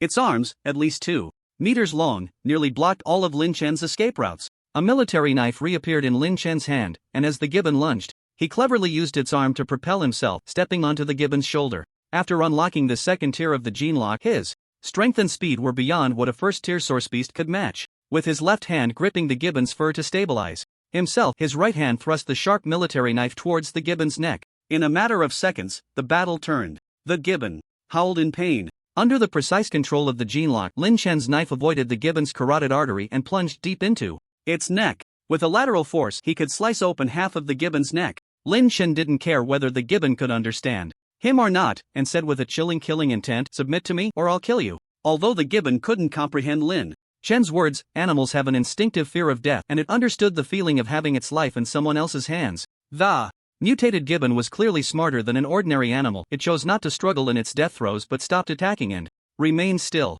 If Lin Chen could see the gibbon's eyes, he would notice the round, panicked fear reflected in them. Lin Chen immediately attempted to communicate with the space to pull the gibbon inside. However, it wasn't as smooth as when he had drawn the Demon King into the space. He felt a resistance when trying to pull the gibbon in. Lin Chen increased the pressure in his hand, pushing the military knife in a bit deeper, and threatened with a voice full of murderous intent, "Do not resist." Time was of the essence. The gene lock could only be opened for 8 seconds, after which he would fall into weakness. If he couldn't succeed, he would have to kill the gibbon immediately to avoid any threat to himself. He knew wild animals couldn't understand human speech, so he could only release his killing intent to make the gibbon understand his meaning. If that didn't work, he would have to think of another way next time. Lin Chen silently counted down in his heart. 5, 4, 3, 2. In the next moment, the gibbon beneath his feet vanished from the snow. Lin Chen landed. "I did it." He quickly entered the space with his consciousness to check. The gibbon appeared bewildered on the ground of the space. Noticing that its neck was still bleeding profusely, it reached out to grab a handful of dirt and pressed it against its wound, then began to look around anxiously. Lin Chen withdrew his consciousness. In the next instant, a wave of weakness washed over him. This time, Lin Chen didn't stumble and fall to his knees. Instead, he steadied himself on his legs. He took out his gun, holding it in his hand, and continuously scanned the surroundings with the infrared night vision goggles. Although his body was weak, he didn't dare to let his guard down. After all, he was still outside, in the darkness. It was still possible for another source beast to appear. If only the Demon King were here, Lin Chen thought at that moment. The reason he hadn't brought the Demon King into the space when he left was that he was worried about potential hazards of keeping a living creature in there. For instance, a lack of oxygen over time, or the inability to keep living creatures for long periods, or other drawbacks. Originally, Lin Chen had planned to go into the mountains in the next few days to find a wild beast to experiment with. Now, he could just use this gibbon to test it out. Once he confirmed that the space could indeed hold a source beast for a long time, he would always take the Demon King with him on his outings. With the Demon King's vigilance, he wouldn't have to worry about safety issues after unlocking the gene lock like he did now. Lin Chen regained his composure and stepped towards the safe house, one step at a time. Half an hour later, he finally returned to the safe house. The Demon King, hearing the sound of the door opening, quickly rushed over, sniffing curiously at Lin Chen. Lin Chen habitually reached out to pet the Demon King, ruffling the short fur that had grown before heading to take a shower and change out of his blood-stained clothes. Successfully capturing a source beast was a huge gain for him. Whether he could completely make this source beast as useful as the Demon King would depend on the developments to come. After dinner, Lin Chen first tried to communicate with the gibbon in the space. However, although the gibbon was smart, having lived in the wild all its life, it didn't understand human language at all. Instead, it was startled by the sudden voice and began to dart around anxiously in the space.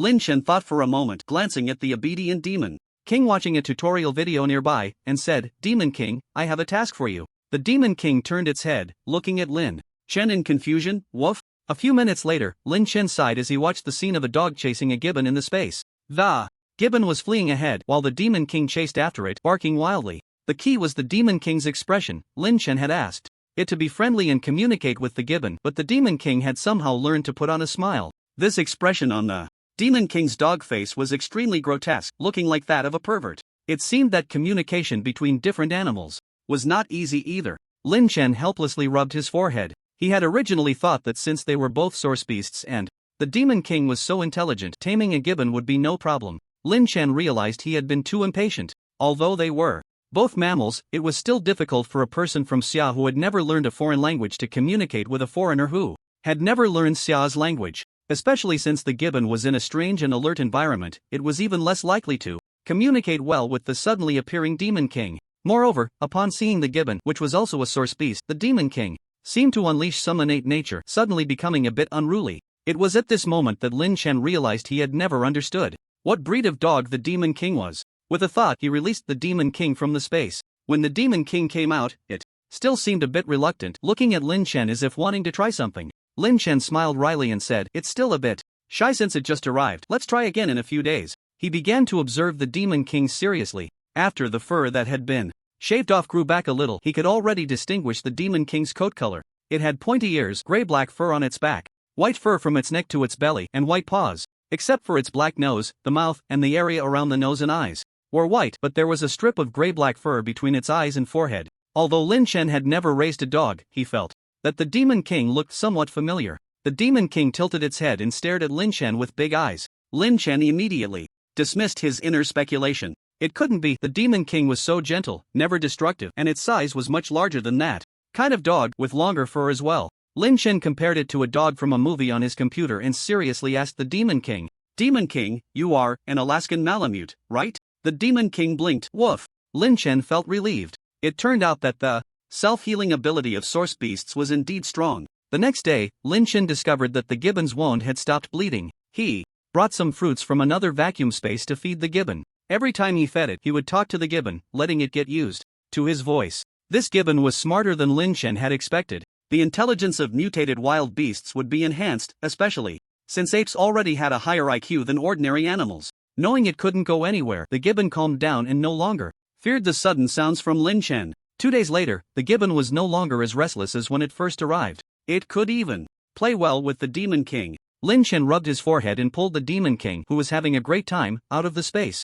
Over the past 2 days, Lin Chen had also confirmed that keeping living things in the space for a long time posed no problems. Today, he was going to the eastern suburbs to collect gold. When he went to the eastern suburbs a couple of days ago, he had only gone to scout the situation and had no time to collect gold. In the past 2 days, he had visited all the gold shops in the other 2 suburban directions. He had collected over 100 kilograms of gold and other jewelry in total, just in time to upgrade the item replication. After the upgrade, the data for the treasure pot was as follows: treasure pot storage space, complete the volume of the space can. Increase with the source power within the user, capable of storing living things function, item replication * 765 wealth points. Required for upgrade, 2.48 million. The number of item replication attempts increased by 384 and the required wealth points had doubled. Again, this was the 8th upgrade. Lin Chen took the time to replicate various types of supplies in the space, using up 15 replication chances. He replicated items like generators, medicines, outdoor survival tools, and cold-resistant clothing, which were relatively few in number. He also replicated quickly consumed coal and wood. There were still 750 replication chances left for the remaining items. After once again reminding the Demon King and the gibbon not to fight, Lin Chen stored the Demon King in the space, got dressed, and went out. It was snowing heavily outside today, so Lin Chen wore a waterproof and warm outfit, with everything from his hat to his boots being waterproof. On a snowy day, if your clothing isn't waterproof, no matter how thick it is, it won't keep you warm. Snowflakes landing on you, melting into your clothes, and then freezing again can chill you to the bone. On the way, he saw survivors carrying umbrellas, their feet wrapped in nylon and plastic bags to prevent their shoes from leaking. After walking a bit, they had to shake off the snow from their umbrellas to avoid the burden of extra weight. The survivors out on the road couldn't help but envy and be jealous of Lin Chen's outfit. Ever since the troops in Shashi distributed supplies, families from surrounding villages and counties that got the news had been rushing towards Shashi. The blizzard and low temperatures had caused many deaths in the city in less than half a month. Those who came from nearby would knock on windows, and once they confirmed that a household was empty, they would directly pry open the locks or break the windows to enter. They would throw the frozen bodies inside, which had turned into ice pops, out onto the street, fix the windows, and move in as if it were their own home. As a result, the number of survivors in Shashi was visibly increasing. The slightly improved order was deteriorating again. While there might not be anyone daring enough to act directly on the main road, in alleys, or deserted places, there were always a few bodies lying in the snow, unable to close their eyes in death. After a night, these bodies would be buried under the heavy snow. No one knew how many corpses lay beneath the paths they walked. Lin Chen dealt with a few who were blind to the situation and prepared to find a deserted place to take out the snowmobile as usual. Just as he entered an alley, he heard a cry for mercy not far away. This situation had become quite common, and he didn't want to get involved, so he turned to leave, looking for another place. "I'll fight you to the end." A loud shout rang out, followed by hurried footsteps approaching Lin Chen, getting closer and closer. "Hurry, chase!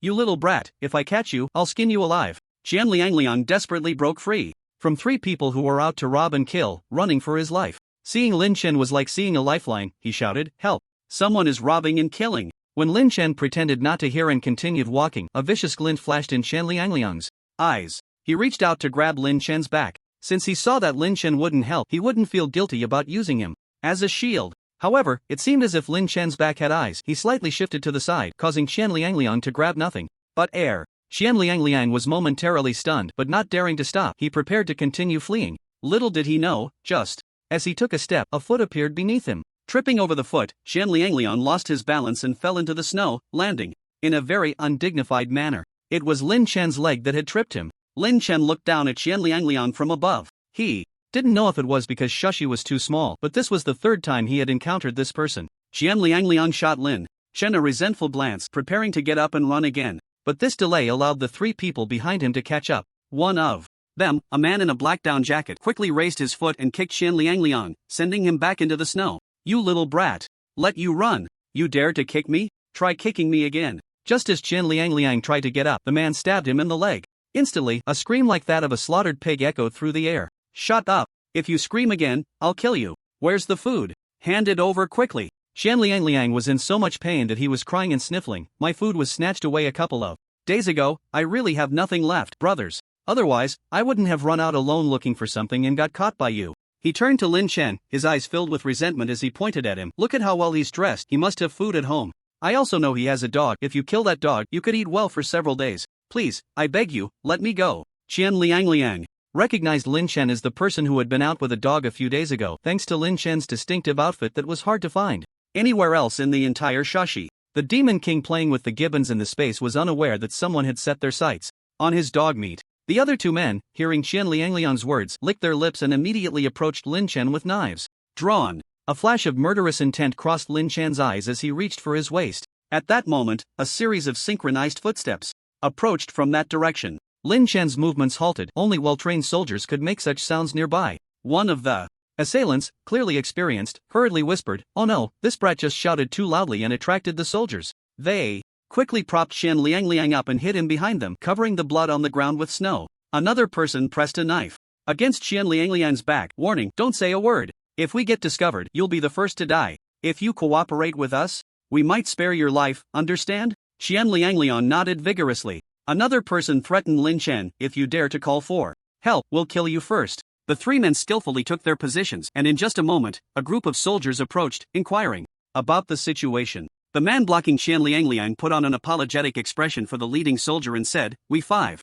came out together to look for supplies. My brother just fell and cried out a bit too loudly. I'm really sorry." Qian Liangliang was tightly blocked behind one of the assailants and tried to subtly signal by turning his head, but felt the knife tip pierce his clothing from behind, making him freeze in place. The other two quickly put on harmless expressions. The leading soldier scanned the group with suspicion. Noticing Lin Chen, who was clearly dressed differently from the others, he asked, "Is that so?" It was evident that these soldiers were aware of the current situation in Shashi. The three thugs immediately broke into a cold sweat upon hearing this. If the soldiers discovered a robbery, they would directly take the perpetrators to the nearby security office. The security office had been overcrowded these past few days. Anyone thinking that the current security office was the same as before the apocalypse was mistaken. Those caught would be crammed into a cell with dozens of others, without food or bedding, while they wouldn't freeze to death huddled Together, the filth, chaos, and constant hunger, along with the uncertainty of how long they would be locked up, were truly terrifying.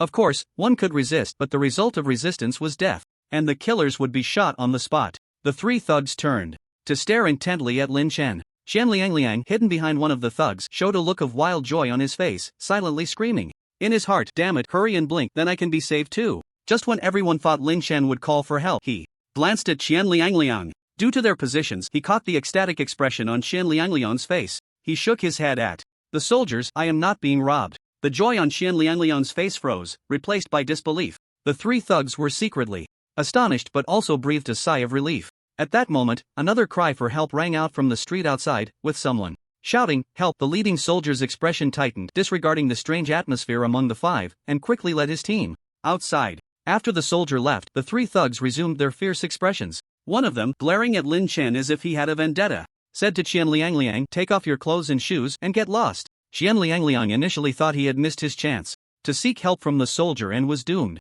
Seeing that the three were really going to let him go, he didn't care about the cold and quickly stripped off his clothes and shoes. He could guarantee that he had never undressed this quickly even the first time he got into bed. As he undressed, he shot a triumphant glance at Lin Chen and mouthed, "Deserved it." Another thug said to Lin Chen, "Kid, you see, we only want money, not your life. You performed well just now. Take off your clothes and hat, and then your dog." However, before he could finish his sentence, he felt a sharp pain in his neck and the rest of his words were lost forever. Qian Liang was focused on undressing when suddenly he heard a heavy thud as something fell into the snow beside him. He turned his head to look, only to witness a scene he would never forget. The three men, who had just been looking fierce, were now all lying on the ground, their bodies and heads permanently separated. The expression on one of the heads still bore a fierce look, as if it hadn't realized it was dead. In an instant, Qian Liang understood why Lin Chen hadn't sought help from the soldier earlier. Because it was completely unnecessary. Seeing the cold, emotionless gaze from Lin Chen, Qian Liang, even halfway through taking off his pants, dropped to his knees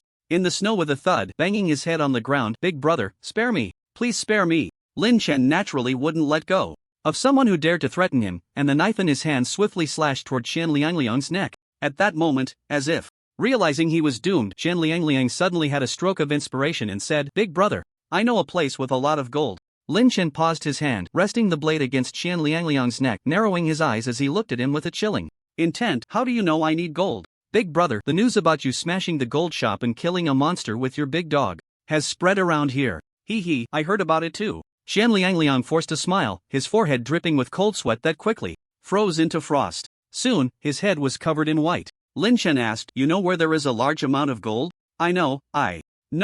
I used to work at a unit, and my boss has a habit of buying gold," and, at this point, Qian Liang hesitated slightly. Lin Chen impatiently interrupted, "Are you messing with me? How much gold can one person buy? The gold that person has is more than what's in the gold shop?" Qian Liang immediately remembered that his life was in the hands of Lin Chen and quickly replied, No, not just a little, definitely a lot. I've heard many people have given him gold. He is my big boss." He glanced up at Lin Chen, knowing these words were not supposed to be spoken. But now that the world was like this, what did it matter if he said it? If he lost his life, who would care about retaliation from his boss? Seeing that Lin Chen indeed retracted his killing intent, Qian Liang knew his life was temporarily saved. "Where is it?" Lin Chen asked. Originally, he planned to collect gold in the eastern suburbs today and then check out other nearby cities. But since he hadn't scouted those cities in advance, the collection speed would be much slower than in Shashi. If he could speed up the process, that would be even better. Qian Liang's eyes darted around as he forced a smile.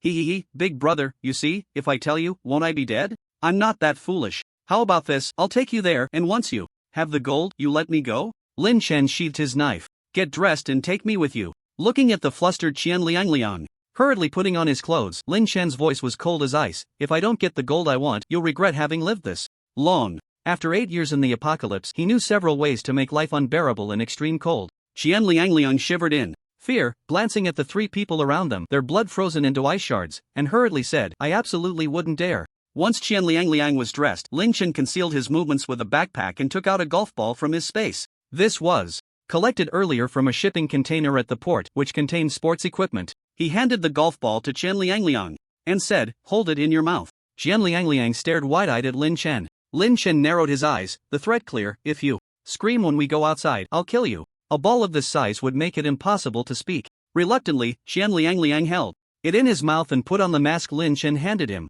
From the outside, nothing seemed amiss. Originally planning to wait for an opportunity to escape once they reached the street, Shen Liangliang now felt an urge to curse but didn't know if he should say it. More than 2 hours later, Lin Chen and Shen Liangliang arrived at a villa area near the eastern suburbs. After walking for a while, Shen Liangliang was almost in despair. Lin Chen's vigilance was astonishing. He hadn't found a single chance to escape. The houses in the entire villa area looked shorter than usual. In the low-lying areas of Shushi, the first floor was no longer habitable. The continuous snowfall had accumulated over 3 meters deep. The first floor was completely submerged in snow. The villas, which were on average only 3 stories high, now stood at just 2 stories. Following Qian Liangliang's directions, they arrived at a villa. Is it here? Lin Chen pointed at the door, which was buried with only a small part visible. Qian Liangliang nodded with a whimper. After looking around and seeing no one nearby, Lin Chen grabbed Qian Liangliang and, amidst his terrified whimpers, threw him onto the second-floor balcony, which was just over a meter high from the snow. Then he leaped up himself. Qian Liangliang crashed onto the balcony, stars dancing in his eyes. Just as he was about to get up, his eyes met another pair of eyes through the balcony glass. A pair of murky, yellowed eyes were staring intently at him. Woo woo woo. Qian Liangliang was so frightened that he stumbled backward, nearly falling off the balcony. Again, seeing Lin Chen come up, he quickly pointed at the room. As soon as Lin Chen arrived, he saw the person lying inside the floor-to-ceiling window. It's a corpse. He pulled open the window. The door wasn't even locked. Inside was a bedroom with 2 corpses. One lay on the bed, a middle-aged woman. The other lay on the floor, a middle-aged man. The man's eyes were wide open, staring in the direction of the balcony. There were obvious external injuries on the body, clearly a homicide. Qian Liangliang recognized the middle-aged man's face and pointed at him, whimpering incessantly. Lin Chen instructed Qian Liangliang to take the golf ball out of his mouth. To speak. After some effort, Qian Liangliang finally managed to remove the golf ball and, with an excited expression, said, "This is my boss." Looking at the signs in the room, Lin Chen frowned. Someone has been here. What? Qian Liangliang looked at the signs of the room being ransacked, fear creeping into his gaze as he looked at Lin Chen. He was terrified that Lin Chen might kill him in a fit of anger. Why don't we look around some more? Maybe the gold hasn't been taken yet. He didn't even believe his own words. How could someone who ransacked the place leave behind anything valuable? Although gold was of little use now, what if one day the world returned to its former state? Qian Liangliang only hoped to find something and see if there was a chance to slip away. Lin Chen glanced at Qian Liangliang, whose eyes were darting around, and said, "You go look, I'll watch you search." Realizing his little scheme had been seen through, Qian Liangliang weakly began rummaging through the room. The clothes, bedding, and even curtains in all the bedrooms of the villa had been torn away by someone, and there was nothing valuable in sight. It was cleaner than if a flood had swept through. The more Qian Liangliang searched, the more his heart sank, and he couldn't help but sneak a glance at Lin Chen's expression behind him. "Hurry up and find it, or I'll kill you right away," Lin Chen urged. Qian Liangliang could only grit his teeth and continue searching, finally exclaiming in surprise after opening what seemed to be a study, "The safe is still here." The safe was not large, but it was heavy, and without power or cutting tools, it couldn't be opened violently anytime soon. Perhaps that was why the bandits hadn't taken it. Lin Chen coldly shot a glance at the excited Qian Liangliang. "Even if this place is filled with gold, it won't hold much." Upon hearing this, the originally happy Qian Liangliang immediately broke into a cold sweat, flailing his arms in an attempt to convince Lin Chen there must be other places with gold. It can't be just this much. He often saw news about corrupt officials hiding money in walls or mattresses. Lin Chen's gaze swept across the entire study, and he knocked on the wall. There was nothing unusual. "Does your leader have any strange habits or quirks?" Lin Chen asked. "Strange habits or quirks?" Qian Liangliang scratched his head, deep in thought, and suddenly remembered something, looking up to say, "He likes to listen to rock music. Does that count?" "Likes to listen to rock music? A middle-aged bureaucrat enjoying rock music?" "Yes, I heard he even built a soundproof room just to listen to rock music, and he invites people over to enjoy it together. But he treasures his sound system and never lets anyone touch it," Qian Liangliang said. In the room they had just searched, there were several huge speakers. "Let's check that room we were just in." The two walked back to the room with the speakers. The room was luxuriously decorated, with a massive screen on one wall and 6 oversized, extravagantly designed speakers on either side. Opposite was a genuine leather sofa. Lin Chen suspected there was gold in this room. He directed Qian Liangliang, "Dismantle the sofa and see." Qian Liangliang approached the sofa while Lin Chen headed towards the speakers. With such large speakers, it should be easy to hide something, right? He placed his hand on one of the speakers and shook it. The first speaker was normal. The second was also normal. Upon reaching the third, Lin Chen immediately noticed something unusual. The speaker felt particularly heavy, more than double the weight of the first two. Lin Chen quickly communicated with the space using his mind, extending his consciousness into the speaker. Sure enough, he discovered gold inside, and it was all square gold bars. These bars were about the same size as the ones Lin Chen had previously bought from the bank, each weighing around 10 kilograms.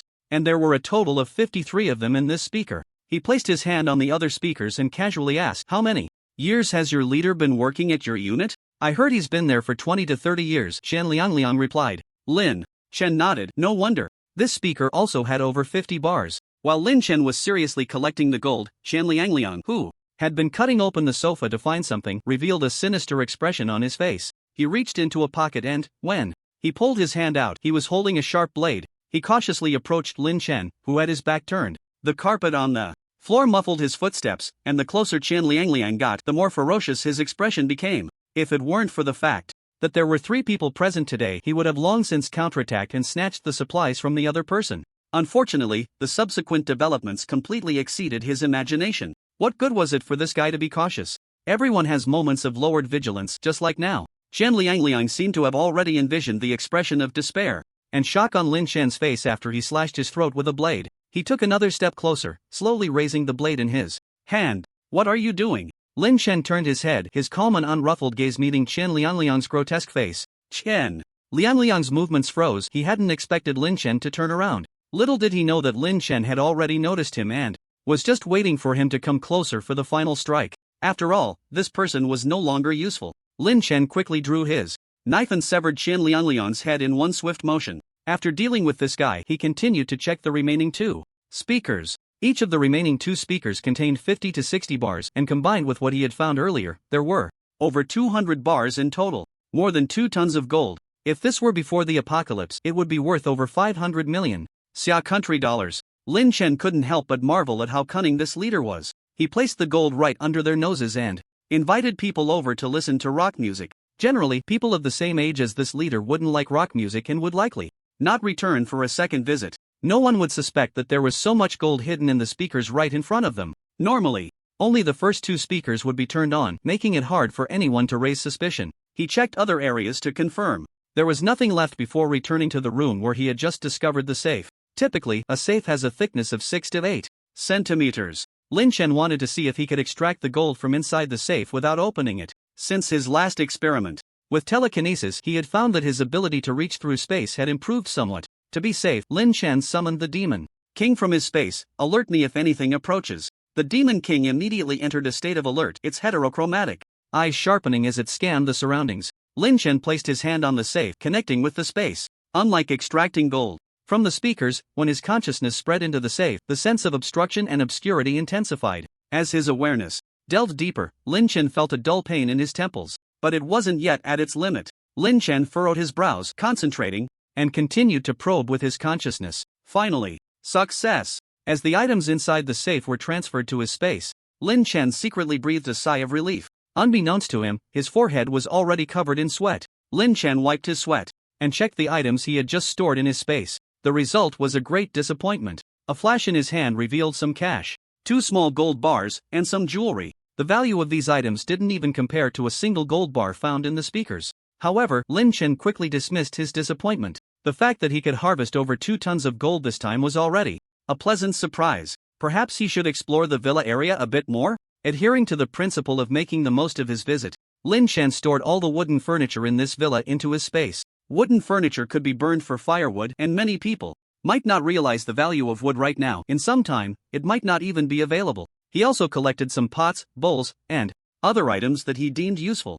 "Let's go." Lin Chen cleared out the villa and returned the Demon King to his space as he left. Through the balcony, landing lightly, and seeing that it was still early, he planned to check if there were any other gains in this villa area. To see if a villa was occupied, he could tell by whether the snow at the entrance had been cleared. Some villas had their snow cleared to the sides, while others were completely buried in snow. Lin Chen was looking for those villas with doors buried in snow. Within half an hour, Lin Chen searched 2 more unoccupied villas. One building had everything that could be taken removed, leaving no signs of clutter. It looked as if the owner had moved out themselves. Another building showed no signs of habitation at all.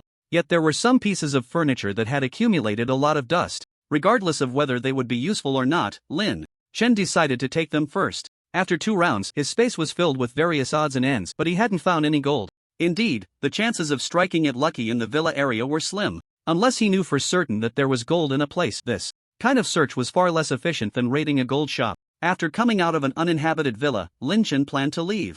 At that moment, a faint sound of something falling into the snow caught his attention from not far away. Then came the sound of something crawling out of the snow. Lin Chen turned his head warily to look. A young girl dressed in a beige down jacket was climbing out of a snow pit, brushing off the snow from her body. The bulky down jacket couldn't hide the girl's curvaceous figure. A fluffy fox fur trim on the hood obscured half of her face. Lin Chen's gaze, hidden behind his goggles, shifted slightly, and he immediately recognized her. This girl was the one he had almost collided with while riding a shared bike, heavily protected by her entourage. After encountering the port troops that day, Lin Chen was even more convinced that the people he nearly bumped into were military personnel. They were not ordinary soldiers. The man named Uncle Chiu had given Lin Chen a strong sense of threat at that time. Now that he had unlocked the second stage of his gene lock, Lin Chen realized just how powerful that man named Uncle Chiu was. The kind of strength and reaction speed he possessed. At the very least, he was a strong individual who had unlocked the first stage of the gene lock. Moreover, he was the kind of strong person with trained enhancements. With such a protector, this girl might very well be a relative of some important figure in the military. If the girl was here, it was very likely that the man referred to as Uncle Chiu was nearby as well. Although Lin Chen's strength was now completely on par with that of Uncle Chiu, he didn't want to get involved with troublesome people. Lin Chen turned and quickened his pace to leave. After just a few steps, he felt someone had followed him from behind. He stopped, turned around, and saw that the girl had indeed followed him. Lin Chen looked at Lu Pianran, his brows furrowing beneath his goggles. Unable to help himself, he quickened his pace, trying to shake her off. The last time he had seen this girl, the weather hadn't turned cold yet. He had been dressed lightly, with half of his face obscured by a raincoat. This time, he was fully covered, with even his eyes hidden, and he was wearing much more clothing than before. Therefore, even judging by his figure, it was impossible for the girl to recognize him. Lin Chen glanced around again, but this time he didn't see the man named Uncle Chiu. To his surprise, despite his acceleration, the girl still kept up with him. Hey, wait a minute, don't run, Lu Pianran gasped, finally managing to catch up to Lin Chen. Originally, she had been confined in the villa and wanted to step out for some fresh air. After leaving the villa, Lu Pianran found the world around her was a vast expanse of white. There wasn't a single figure in sight, which made her a bit scared. Hey, why do you run away when you see someone sneaky like a ghost? Stop right there. Lu Pianran pouted, seeing that Lin Chen still had no intention of stopping. Angered, she pulled out the gun Uncle Chiu had given her for self-defense. If you run again, I'll shoot. Feeling the threat coming from behind, Lin Chen finally stopped. He turned to look at Lu Pianran, his tone impatient. Why? Are you following me? Lu Pianran replied irritably, is this road yours? Who says I'm following you? I just think you look sneaky and don't seem like a good person, so I wanted to ask you a few questions. Her tone made Lin Chan's brows furrow even tighter. This is clearly a haughty young lady who has just stepped out of the campus. She still fails to recognize that she is currently in a world fraught with danger. She even speaks to others in such an arrogant and condescending tone. He didn't want to waste words and directly warned with a murderous intent, if you follow me again, I'll kill you. Kill me? Lu Pianran was startled by Lin Chan's killing intent and couldn't help but take 2 steps back, followed by a wave of embarrassment and anger. No one had ever dared to speak to her like that. Right now, I have the gun, so if anyone is going to die, it will be you. I command you to take me away from here, or I will shoot. Indeed, Uncle Chiu was right, there wasn't a single good person outside. Since that was the case, she felt no psychological burden in threatening this sneaky guy with a gun. Lin Chen stood still and said nothing further. What he hesitated over was whether to deal with this girl. The forces behind her were clearly not small. Even if he resolved the issue, it would still be a hassle. Lin Chen didn't want to deal with such people and turned to leave. At that moment, hurried footsteps approached quickly from a distance. Xiao Jun had just visited an old friend in the villa area and, upon returning, found Lu Pianran missing, which scared him into running out at full speed. He rushed to Lu Pianran's side, checking her for injuries, his tone filled with concern yet stern. Xiaoran, are you okay? How could you sneak out like this? Where are you going? Lu Pianran stuck out her tongue. Sorry, Uncle Chiu. You keep me cooped up in the villa every day. I was just too bored and wanted to take a walk. Other guards protecting Lu Pianran quickly ran over, surrounding her and providing heavy protection. Xiao Jun pulled Lu Pianran behind him, watching Lin Chen warily, and asked, who is that? Lu Pianran glanced at Lin Chen with disgust and twisted the truth. I was walking just fine, and he said he was going to kill me. At that moment, Lu Pianran hoped Xiao Jun would teach the oblivious Lin Chen a lesson. Little did she know, her words escalated the tension between the two parties. Upon hearing this, Xiao Jun's brows immediately furrowed, and a wave of killing intent surged towards Lin Chen. The others also reached into their clothes to grip their firearms. Lin Chen's eyes, hidden behind his goggles, flashed with murderous intent. Was this guy deliberately looking for trouble? Seeing the atmosphere turn sour, Lu Pianran quickly tugged at Chiu Jun, feeling a bit guilty. Forget it, Uncle Chiu, look, I'm fine now. Let's just let it go. However, her words did not dispel Chiu Jun's killing intent. Lu Pianran was unaware of the dangers of the outside world, but they were well aware. How could someone dare to lay hands on the person they were protecting? Even if there was a murderous intent, it was unacceptable. After hearing Lu Pianran's words, Chiu Jun and the others looked at Lin Chen with even more hostility. Xiaoran, step back. Chiu Jun was confident he could handle this little thief. He could easily subdue him. With that, he stomped on the snow, leaving a deep footprint, and shot towards Lin Chen like an arrow. Lin Chen was not slow either. He quickly reached behind him to draw his handgun. The reason he didn't defend himself was that, having experienced the apocalypse, he knew that at this moment, explanations were useless. Even if the other party was skeptical, they would first subdue him before anything else. Lin Chen would never entrust his safety to someone else's conscience. As Chiu Jun moved, Lin Chen had already drawn his gun and fired directly at the oncoming Chiu Jun. At such a close distance, a normal person would not be able to dodge a bullet. But at that moment, Chiu Jun's eyes widened, and in an instant, his expression turned blank, narrowly avoiding the bullet. Killing intent surged in Chiu Jun's eyes. The thought of capturing Lin Chen for questioning was immediately dismissed. This young man was unexpectedly dangerous and armed. He had indeed come prepared. Kill him on the spot. Chiu Jun approached Lin Chen while commanding him. Lin Chen narrowed his eyes slightly, and in the brief moment when the others were drawing their guns, he unhesitatingly fired a second shot, then a third. However, this time he did not aim at Chiu Jun, but at the 6 men standing in front of Lu Pianran. The 6 men, protecting Lu Pianran, dared not dodge, and 2 of them fell instantly. At that moment, the bullets from the other 4 finally shot towards Lin Chen. In the split second, the bullets flew towards him. Lin Chen's demeanor changed dramatically. The genetic lock within him automatically unlocked, and he dodged the 4 incoming bullets at a speed that left after images. This scene unfolded like a cinematic spectacle, strikingly visual. When Chiu Jun saw that Lin Chen had also unlocked his genetic lock, his pupils suddenly constricted, and he shouted loudly, "Wait, this is a misunderstanding." He never expected Lin Chen to be a powerful individual who had unlocked his genetic lock. Those who could unlock their genetic locks were beings that stood above 99% of humanity. If such a person truly wanted to kill Lu Pianran, they would never give him the chance to reach her. The other 4 also stopped shooting, staring at Lin Chen in shock. Clearly, they understood what it meant to dodge so many bullets. However, at this moment, Lin Chen was already filled with murderous intent. Once he made a move, it was too late to talk about misunderstandings. He did not believe that killing their people would leave no grudges. Without hesitation, Lin Chen unleashed a barrage of bullets from his gun. There was no need to take time to aim. 3 shots in quick succession took down 3 men. Chiu Jun drew his gun and aimed it at Lin Chen, trying to stop him. "Stop. It was just a misunderstanding. Let's talk this over. If you can join us, everything that happened before can be wiped clean." Although Lin Chen had already killed a few of his subordinates, 100 ordinary subordinates were not as important as a genius who had unlocked their genetic lock. "Ha!" Lin Chen responded with a cold smile. He could not possibly join any organization. At this moment, with the genetic lock activated, once the time was up, he would fall into a passive position. Therefore, it was either his death or theirs. Moreover, they had provoked him. First, Lin Chen's killing intent only intensified. He shot down the last man blocking Lu Pianran. He then aimed the gun at the already frightened Lu Pianran. "Stop!" Chiu Jun became anxious, shooting down the bullet Lin Chen had fired at Lu Pianran, then charging towards him. Chiu Jun was not far from Lin Chen, and with the speed boost from unlocking his genetic lock, he rushed to Lin Chen's side.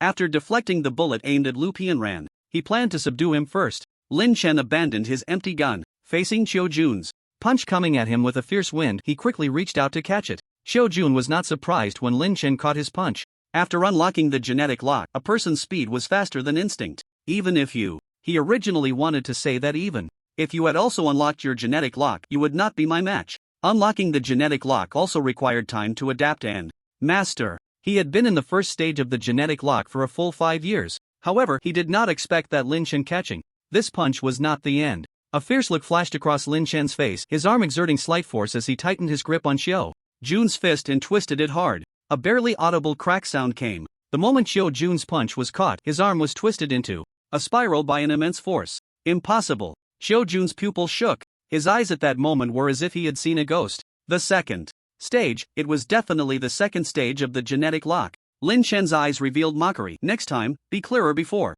you make a move." In the blink of an eye, before Chiu Jun even felt the excruciating pain of his arm being disabled, Lin Chen's other hand also struck. No, Chiu Jun still wanted Lin Chen to listen to him properly. He didn't want to be at odds with a genius who had independently unlocked the second stage of the gene lock. He wanted to explain that everything earlier was a misunderstanding. But Lin Chen was no longer giving him the chance. Since he had already offended someone, he had to eliminate all threats. On this point, Lin Chen would never hesitate. He grabbed Chiu Jun by the neck and expressionlessly squeezed hard. Crack! Chiu Jun's eyes widened in disbelief as Lin Chen directly snapped his neck. Even in death, he continued to stare at Lin Chen, seemingly unable to understand why he had encountered someone capable of independently unlocking the second stage of the gene lock, and why such a misunderstanding had occurred. The scene before her finally jolted Lu Pianran, who had been frozen in shock. Ah! Lu Pianran's scream rang out. Everything had happened too quickly, so fast that she still thought she was dreaming. After Lin Chen broke Chiu Jun's neck, he tossed him to the ground like garbage. What had just happened seemed to have taken a long time. In reality, from Chiu Jun's outburst to Lin Chen firing his gun, and then to Lin Chen killing Chiu Jun in an instant, it had only been a matter of seconds. In fact, Lin Chen was also somewhat surprised. He discovered that Chiu Jun had maintained the gene lock for more than 3 seconds. He had originally thought that the higher the level of the unlocked gene lock, the longer it could be maintained. Now, that idea was dismissed. It turned out that even without raising the level of the gene lock, one could still extend the duration of its maintenance. This was something he needed to study further when he returned. At this moment, Lin Chen exuded a murderous aura, like a Shura emerging from hell. Lu Pianran never imagined that by merely saying 2 sentences she would cause Uncle Chiu, who had watched her grow up, to die tragically before her eyes. It also led to the immediate deaths of several figures who had protected her like older brothers. If this had been before the apocalypse, her previous unreasonable and upside-down remarks might have only caused a small misunderstanding, perhaps just leaving someone with a grudge, which would be harmless. But she was unaware that the apocalypse had come, the rules and order had collapsed, and her words at such a time were like a fuse igniting explosives. With a bang, it had detonated 2 parties that were originally unrelated. The mistake was that she had always been overly protected, always excessively pampered, and had only spoken and acted according to her own whims without considering others or the consequences. Such a personality would inevitably pay a price in the apocalypse. After Lu Pianran's scream, her eyes rolled back and she fainted from the intense emotional turmoil. Apart from Lin Chen, no one else was standing. The cold wind howled and the ground was covered in blood and corpses. In the icy snow, blood burst forth in clusters of blood-red ice flowers. Lin Chen was dealing with the aftereffects of the gene lock when, after a while, 3 sneaky figures emerged from the villa at the end of the road. After carefully observing for a moment, they quickly approached the battlefield where Lin Chen was. The 3 consisted of a middle-aged man and 2 young men, each holding a weapon. They had a tang knife, a broadsword, and a sword. It seemed that someone in this family had a hobby of collecting cold weapons. One of the young men, somewhat timid, said, "Dad, that person is so scary. Do we really have to go over? What are you afraid of? That person's gun is out of bullets. Didn't you just see him throw it on the ground with the binoculars?" The middle-aged man replied. The timid young man bit his lip, fear flashing in his eyes. But when I just set up the binoculars, I saw him twist another person's head off with his bare hands." The middle-aged man looked at his son as if he were an idiot upon hearing this, then fixed his piercing gaze back on the motionless Lin Chen and said, "Have you watched too many movies? At this distance, you just caught a glimpse. You must have seen it wrong. Look, that person is standing there motionless. It's clear he can't move. He must have been seriously injured just now." The older youth patted his younger brother's shoulder. "Ahua, the world outside is too chaotic now. Nothing is more dangerous than this. Didn't Dad always teach us that risk is proportional to reward? I'm telling you, once those poor people run out of food, they'll come to rob us. If we don't prepare some means of self-defense, our neighbors will eventually turn against us." This older youth clearly understood the treachery of human nature. He continued to encourage his brother, "We've all learned martial arts. Just think of it as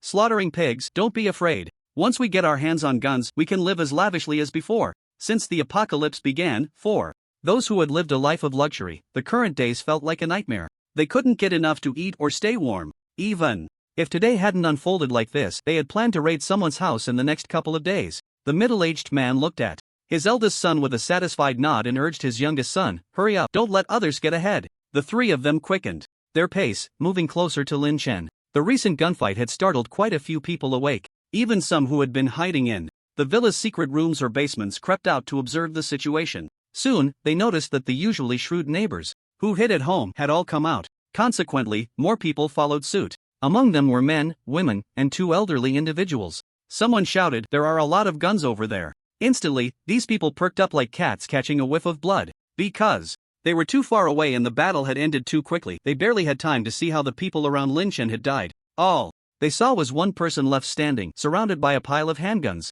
Fortune favors the bold. If they didn't take a chance now, when would they? If no one stepped forward, they might not dare to go. But now, with so many people emboldening them, they wouldn't feel so unlucky as to die before others. Run faster, we absolutely cannot let the Wang family get their hands on the guns. One rotund, middle-aged man, panting heavily, shouted as he saw the three men getting very close to Lin Chen. Honey, run faster. I'm right behind you, we must not let anyone else grab the guns first, or we'll be at their mercy later. A woman shouted from the other side. Many shared similar thoughts, although not many lived in this villa area. Over 20 people rushed out. People have a herd mentality, especially greedy ones who are even more likely to let greed cloud their judgment. This group had already regarded Lin Chen's spoils as their own. Lin Chen naturally noticed the commotion around him. He wasn't particularly surprised by the crowd closing in. Before the apocalypse, anyone who saw a scene of blood and corpses would have run as far away as possible. But in the apocalypse, there were plenty of instances where someone was caught off guard while waiting for the right moment.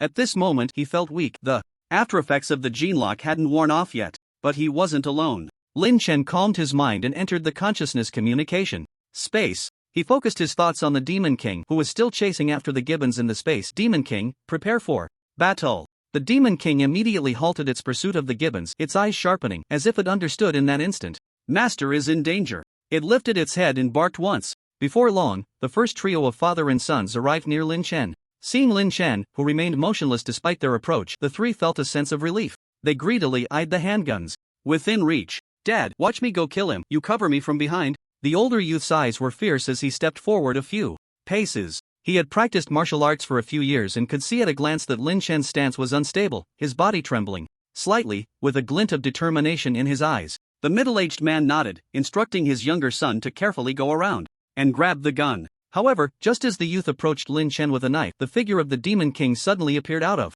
thin air. The older youth only saw a massive shadow lunging towards him. He didn't even have time to see what it was before his neck was bitten off. The middle-aged man and the youth preparing to grab the gun finally realized that a fierce large dog had appeared out of nowhere. Clear the area, kill them all. Lin Chen's emotionless voice came from behind the mask. The Demon King, upon hearing this, pounced without hesitation. It bit off one person's neck and then raised its head to pounce on the middle-aged man. The Demon King looked at the humans who dared to target Lin Chen. Its gaze seemed to carry the oppressive force of a higher life form over a lower one. At the moment they met the Demon King's unusual eyes, everyone who saw it felt a chill run down their spines. The middle-aged man had no chance to dodge as the Demon King violently knocked him down into the snow. Its sharp claws pierced through his chest. The younger son of the terrified middle-aged man, pale with fear, saw the Demon King withdraw its claws from his father's body, the tips still dripping with blood. He knew in his mind that he was about to die and wanted to escape, but his legs trembled uncontrollably. A foul liquid flowed from beneath him. The Demon King, with a look of disgust in its agile eyes, swatted the stinking human away. It landed right in front of the middle-aged fat man who had shouted the loudest. The middle-aged fat man looked down and saw that the person at his feet had half of their head smashed in, brain matter mixed with blood oozing from the shattered skull. The trio he considered his formidable rivals had vanished in an instant. Ah, there's a monster! He screamed in terror and fled at a speed even faster than before. Others, witnessing this scene, had their greed vanish in an instant, turning to flee in a frenzy. Those who had rushed forward, fearing someone would get ahead of them, now wished they hadn't run so fast and longed to sprout 4 legs. But their speed was far too slow compared to the Demon King. With each pounce, the Demon King took down one person, its white claws quickly stained with crimson. Some, realizing they couldn't escape, attempted to fight back with the weapons in their hands. However, this meager resistance posed no threat to the Demon King. Humans were no match for a ferocious beast, let alone a source beast that had already evolved once. After killing over a dozen people, the Demon King's originally crimson eye became even more red and eerie. At that moment, it seemed to revert to its form before meeting Lin Chen, exceptionally fierce. There was no trace of the docility it displayed while interacting with Lin Chen. The scene was almost a one-sided massacre. Some attempted to sneak over to Lin Chen to grab the handgun on the ground while the Demon King was busy chasing others. But upon seeing someone approaching Lin Chen, the Demon King abandoned its original target, which it was about to swat dead, and lunged at the person near Lin Chen. It bit off half of the person's shoulder. In its eyes, apart from Lin Chen, the only human it acknowledged, the rest were merely walking 4-legged beasts. Ah! The shrill scream abruptly stopped the moment the Demon King's claw sliced through this person's neck. After killing the one who dared to approach Lin Chen, the Demon King turned to continue hunting down the remaining humans. The one-sided slaughter quickly approached its end. With the Demon King's speed and keen sense of smell, none of these people could escape. They all became corpses that would never make mistakes again. Watching this scene, Lin Chen finally revealed a smile. Forming a partnership with the Demon King was the best decision he had ever made. The genetic lock had explosive power but lacked endurance. I must find a way to resolve this fatal issue, otherwise, I won't be able to easily unlock the gene lock in life and death situations in the future. After the side effects of the gene lock faded, Lin Chen was surprised to discover that this time the duration of the side effects was actually shorter than the last. Lin Chen recalled the changes he experienced after absorbing the source power the previous 2 times. A glimmer of light flashed in his eyes. Perhaps, as long as he had enough source power, he could resolve the side effects of unlocking the gene lock. Lin Chen walked up to the root cause of all this trouble, Lu Pianran. With a flick of his hand, a military knife appeared, ready to end this woman. But a thought suddenly flashed through his mind. This woman's identity was not ordinary. He was certain that he had already made a deadly enemy of Lu Pianran. However, it was best to first determine who was behind her to avoid falling into a passive position in the future. With this in mind, Lin Chen decided to let this woman live a little longer and stored her in his space. He then collected all the bodies in this villa into the space, erasing all traces.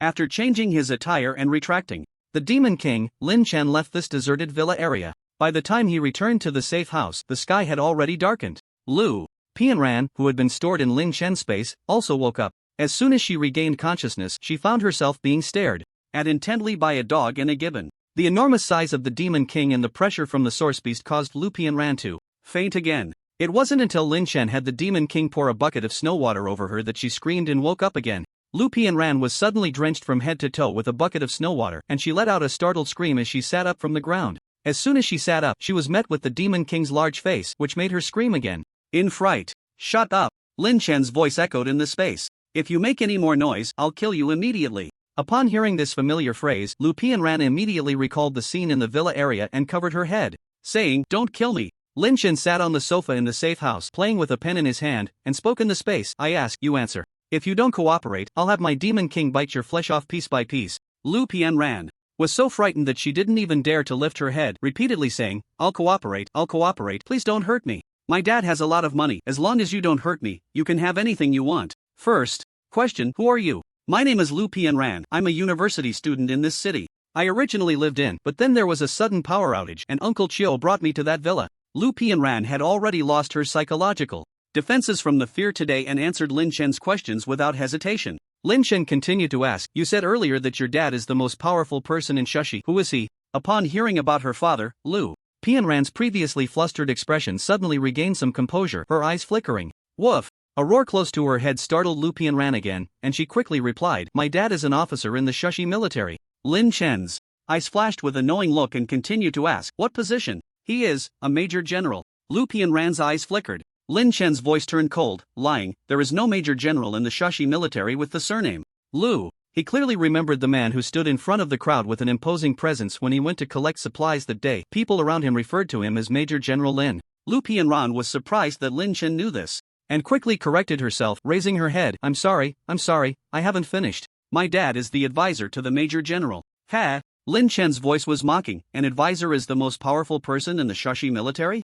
Upon hearing this, Lu Pianran instinctively raised her head to retort, my dad saved that Major General's life. This relationship is different. Even the Major General has to listen to my dad. My dad is the most powerful. At that moment, she realized she was in a strange place. What is your father's name? Lin Chen asked. Lu Pang. My father's name is Lu Pang. Lin Chen then asked several more questions, such as what Lu Pang looked like and whether Lu Pianran had any other relatives. Lu Pianran was able to answer each one. But when Lin Chen inquired about the information regarding gene locks in the military, Lu Pianran was completely clueless. By this time, Lu Pianran had already stood up, surveying the space. However, she dared not move around freely under the constant gaze of the Demon King. Curiosity overcame a part of her underlying fear, and she retorted to Lin Chen, I really don't know anything about the gene locks you mentioned. Where is this? Where are you? Can you let me go? You can ask my dad for money, anything, my dad will definitely give it. She clenched her hand tightly under her somewhat dirty down jacket. Once I get back, I must have my dad execute you to avenge Uncle Chio and the others.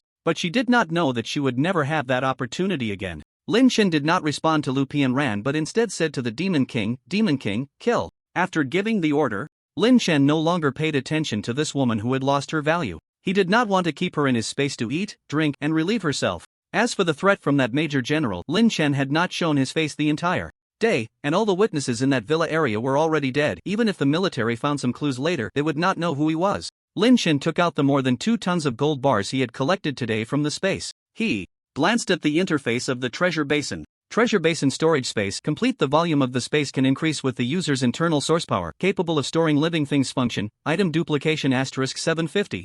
Money points required for upgrade 2 for 80,000. This would be the 9th upgrade of item duplication. Lin Chen silently recited, upgrade item duplication. As a familiar golden light flashed before his eyes, the treasure basin interface changed to treasure basin storage space. Complete. The volume of the space can increase with the user's internal source power, capable of storing living things. Function, item duplication * 1478. Money points required for upgrade 8,400,000, an increase of 728 times. Lin Chen felt that this 1478 times should last him at least 20 to 30 years. As long as he kept duplicating the resources he already had, then used the duplicates while preserving the originals, he could have resources for unlimited use. If this pattern of upgrades continued, the next time should increase by 1456 times. However, the last time the space upgraded to the 10th level, there was an anomaly. It did not expand the original space. Instead, it transformed the space that could only store dead things into one that could store both dead and living things. Therefore, Lin Chen was very much looking forward to what the 10th upgrade of item duplication would become. The upgrade process took only a few minutes. When Lin Chen returned his consciousness to the space, he saw that Lu Pianran was dead beyond any doubt. To his surprise, Lu Pianran had actually been killed by the gibbon. At that moment, the gibbon's arm was still smeared with red and white brain matter. The Demon King stood beside the gibbon, looking at it with an encouraging gaze. The Demon King can actually command the gibbon? Lin Chen raised his eyebrows in surprise. Demon King, is this what you made it do? Lin Chen asked directly. Woof. The Demon King raised its head high, as if responding to Lin Chen. It extended a paw, pointing at Lu Pianran, and then called out to the gibbon. The gibbon's fist, as large as an iron pot, came crashing down on the already lifeless Lu Pianran once more. This was truly an unexpected delight. Lin Chen transferred Lu Pianran's corpse to the vacuum space. He released the Demon King and treated it to a rewarding dinner. He also treated the gibbon in the space to a lavish fruit feast. This gibbon, even after its mutation, did not change its taste to meat like the previously mutated wild boar. The Demon King, on the other hand,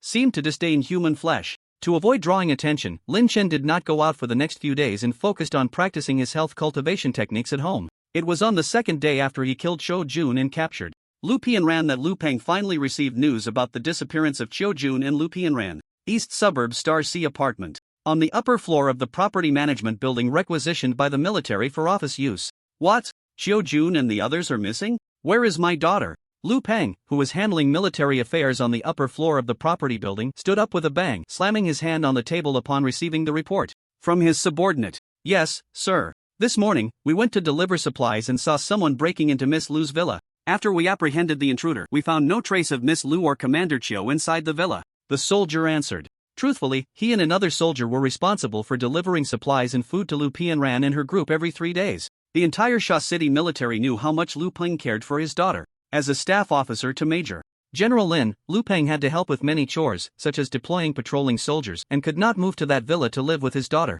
However, he was particularly concerned about her well-being. Lu Peng was a middle-aged man in his 40s. Years of military service had made his appearance look a few years older than his actual age. His skin was dark, his features ordinary, and the only striking aspect was an eagle-hooked nose that was out of harmony with his other features, giving him a gloomy and stern demeanor. At this moment, his face was filled with urgency, and the deep furrow on his forehead was tightly knitted. Where is the person who broke into the villa? Have you interrogated him? The soldier replied. He is just outside the corridor. We have already interrogated him on the way here. He claims to have come from another area, wanting to enter the villa district to look for supplies, and ended up breaking in. When he found no one, bring him in. Lu Peng's expression was grim, and there was a hint of murderous intent in his tone. Sitting in this temporarily requisitioned office was another person, also dressed in military officer attire. He looked much younger than Lu Peng, but from his relaxed posture, he did not seem to be Lu Peng's subordinate. If Lin Chen were here, he would recognize this person as the officer he encountered at the port last time, Wang Chao. Seeing Lu Peng's demeanor, Wang Chao reassured him, Officer Lu, don't worry, let's send someone to look for them. It might just be that the little girl was playing and ran out. You know Qiu Jun's skills, there shouldn't be any problems. Upon hearing this, although Lu Peng was still anxious inside, his expression did soften somewhat. He knew his daughter well, she indeed had a playful nature, and perhaps Qiu Jun couldn't refuse her and went out with her. However, based on his understanding of Qiu Jun, if they had left normally, they wouldn't have left anyone behind in the villa. Now that everyone was missing, Lu Peng felt a deep sense of unease. Xiao Jun was not Lu Peng's subordinate but his comrade. A few years ago, the country suddenly called for a batch of soldiers to experiment with a new type of genetic pill that could cultivate super soldiers. Lu Peng, worried about potential risks, did not participate, while Xiao Jun signed up and became one of the first in the national army to unlock the genetic code, being promoted 2 ranks. This time, Xiao Jun was able to protect Lu Pianran not only because of their long-standing friendship but also thanks to Lu Peng having saved Major General Lin once a few years ago, which allowed him to easily borrow someone from him.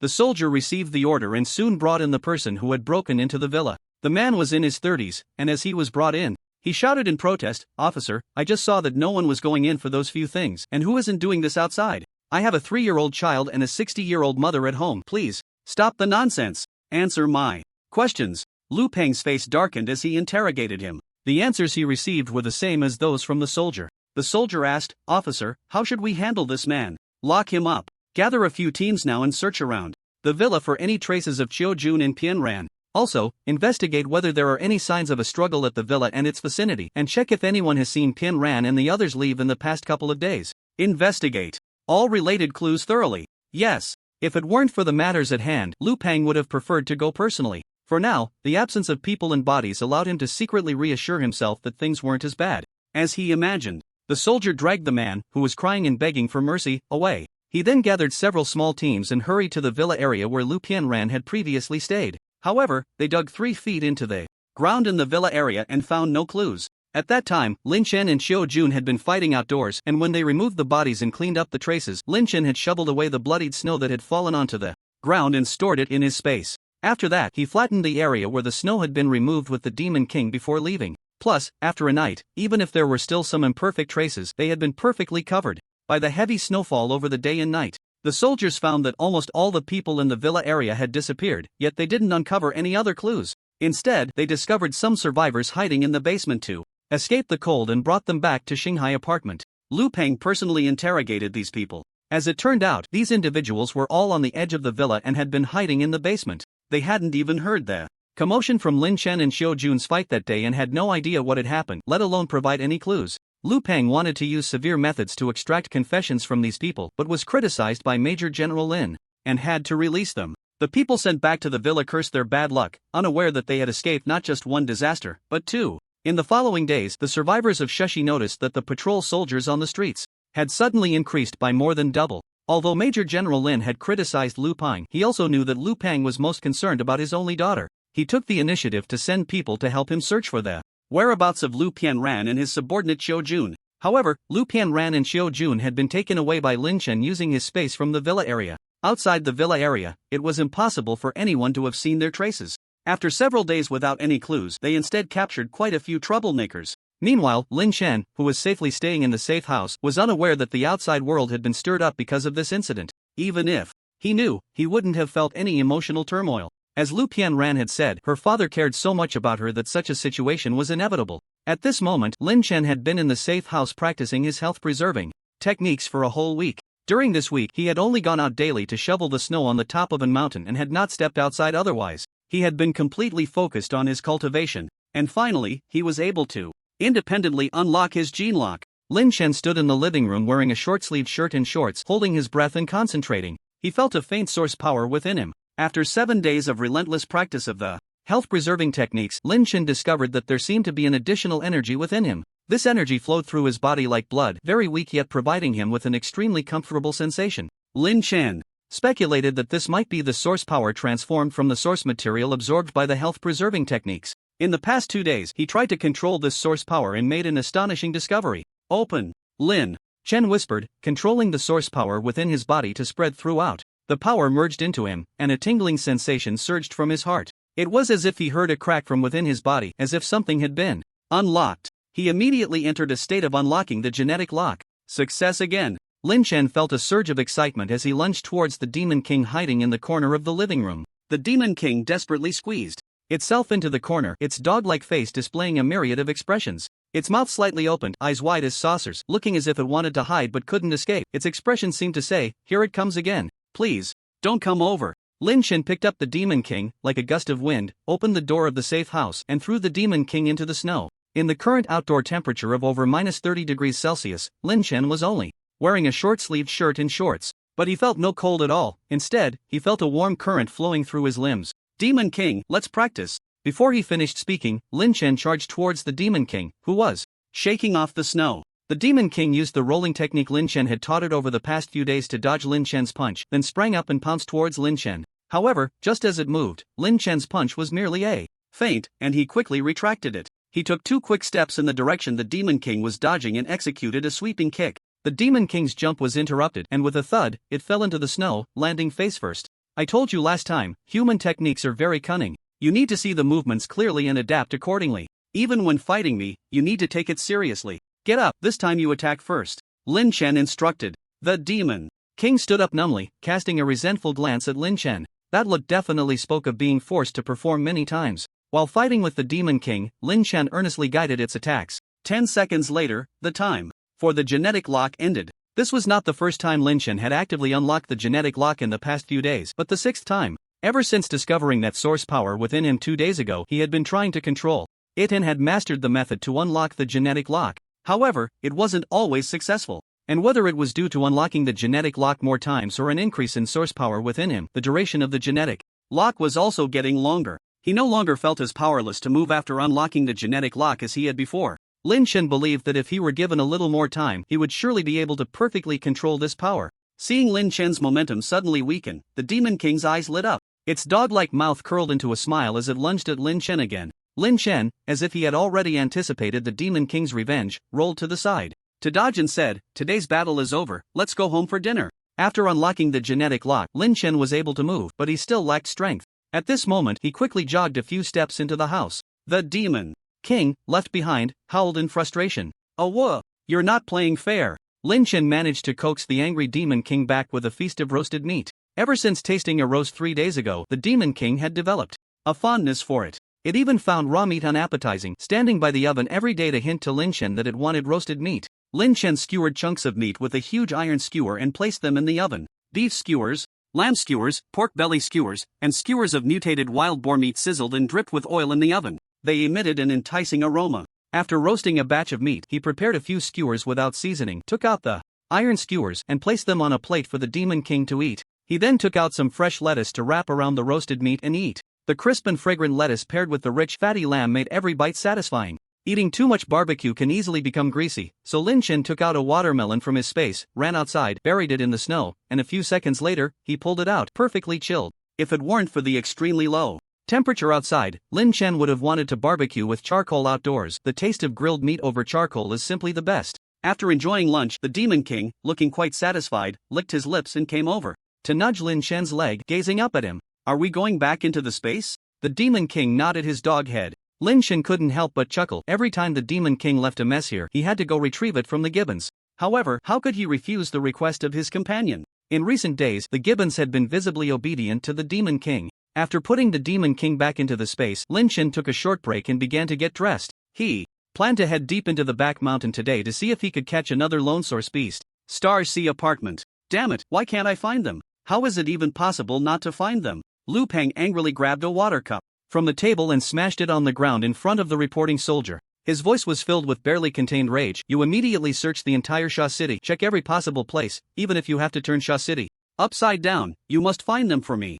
"Yes, Chief Lu." After the soldier left, Lu Peng slumped into a chair, his chest heaving violently. As the days passed, the feeling of dread in his heart grew stronger with the absence of any news about Lu Pianran. He hadn't closed his eyes for even a moment since last night. So many soldiers had searched for 7 consecutive days, practically turning Sha City inside out, yet there were still no clues. The lack of any news was already telling enough. Lu Peng had a sinking feeling that his daughter was very likely dead. Most of the soldiers sent out to search yesterday had been called back, returning to their posts. This made the hope of finding Lu Pianran even more remote. A flash of resentment crossed Lu Peng's eyes. At this moment, he was furious with Major General Lin Tianrui. He had saved Lin Tianrui, this ingrate, and now, asking him to help find his daughter was met with such evasion, truly heartless and ungrateful. But as long as there was a glimmer of hope, Lu Peng would never give up. He had to see his daughter alive. If she was dead, he would make the person responsible pay with their life. He would tear them to shreds. At this moment, consumed by hatred, Lu Peng didn't consider how heavy the soldiers' tasks were.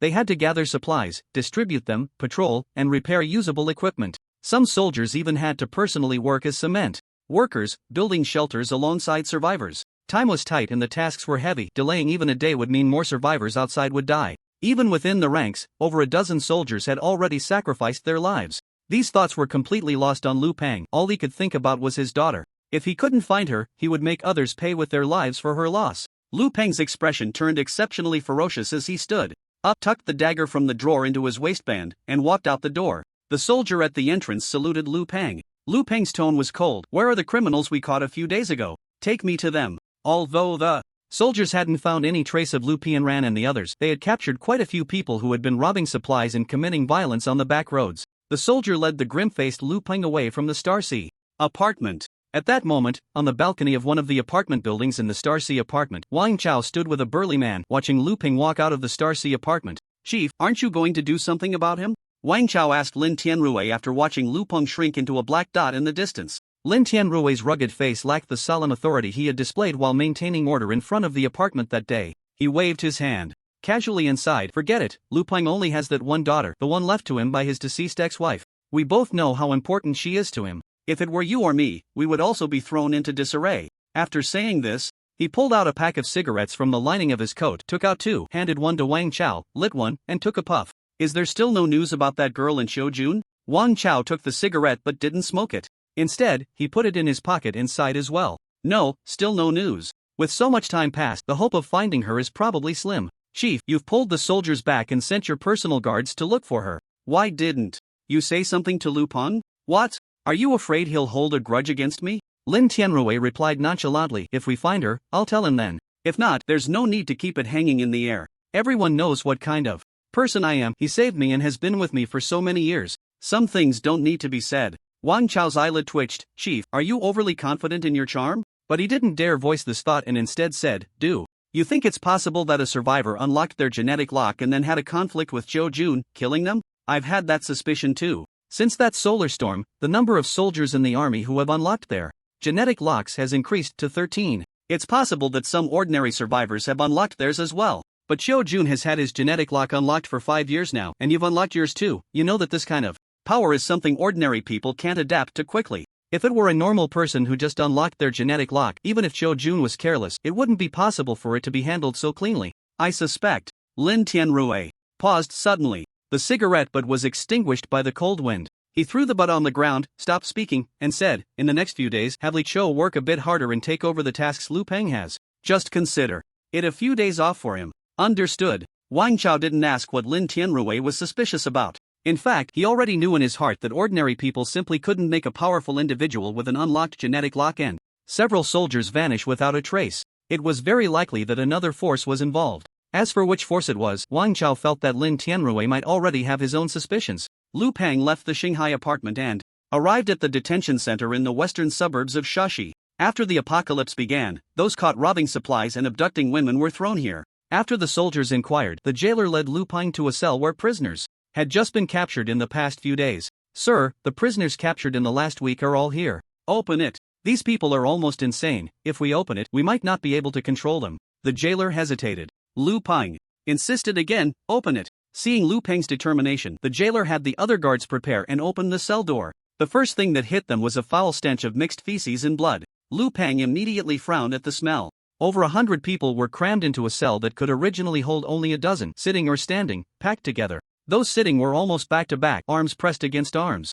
There was no space to lie down. The floor was covered in feces and dark brown clots of blood, which, although frozen in the low temperature, had reduced the smell significantly. Yet, the stench was still unbearable for anyone who suddenly entered. The prisoners all had wild, hungry eyes, desperate to gnaw on anything. On ordinary days, some prisoners, unable to bear the hunger, would directly bite other prisoners. Incidents of mutual slaughter occurred every day. The jailer didn't care, only dragging out the bodies inside at regular intervals to dispose of them. The end of the world has come. They can't even manage the good people, so how can the bad ones expect to have the same opportunities to reform as before? Unless they can survive until the day this damned world returns to normal. Seeing the door open, a dozen inmates near the entrance rushed forward. "Food. Is there any food? Let me out. I'm starving. Kill these guards and run out. Charge out." The guards were clearly experienced with this scene. One drew a baton and struck the first inmate who rushed forward. The man fell to the ground with a thud. The other two guards were equally unyielding, drawing their weapons and striking without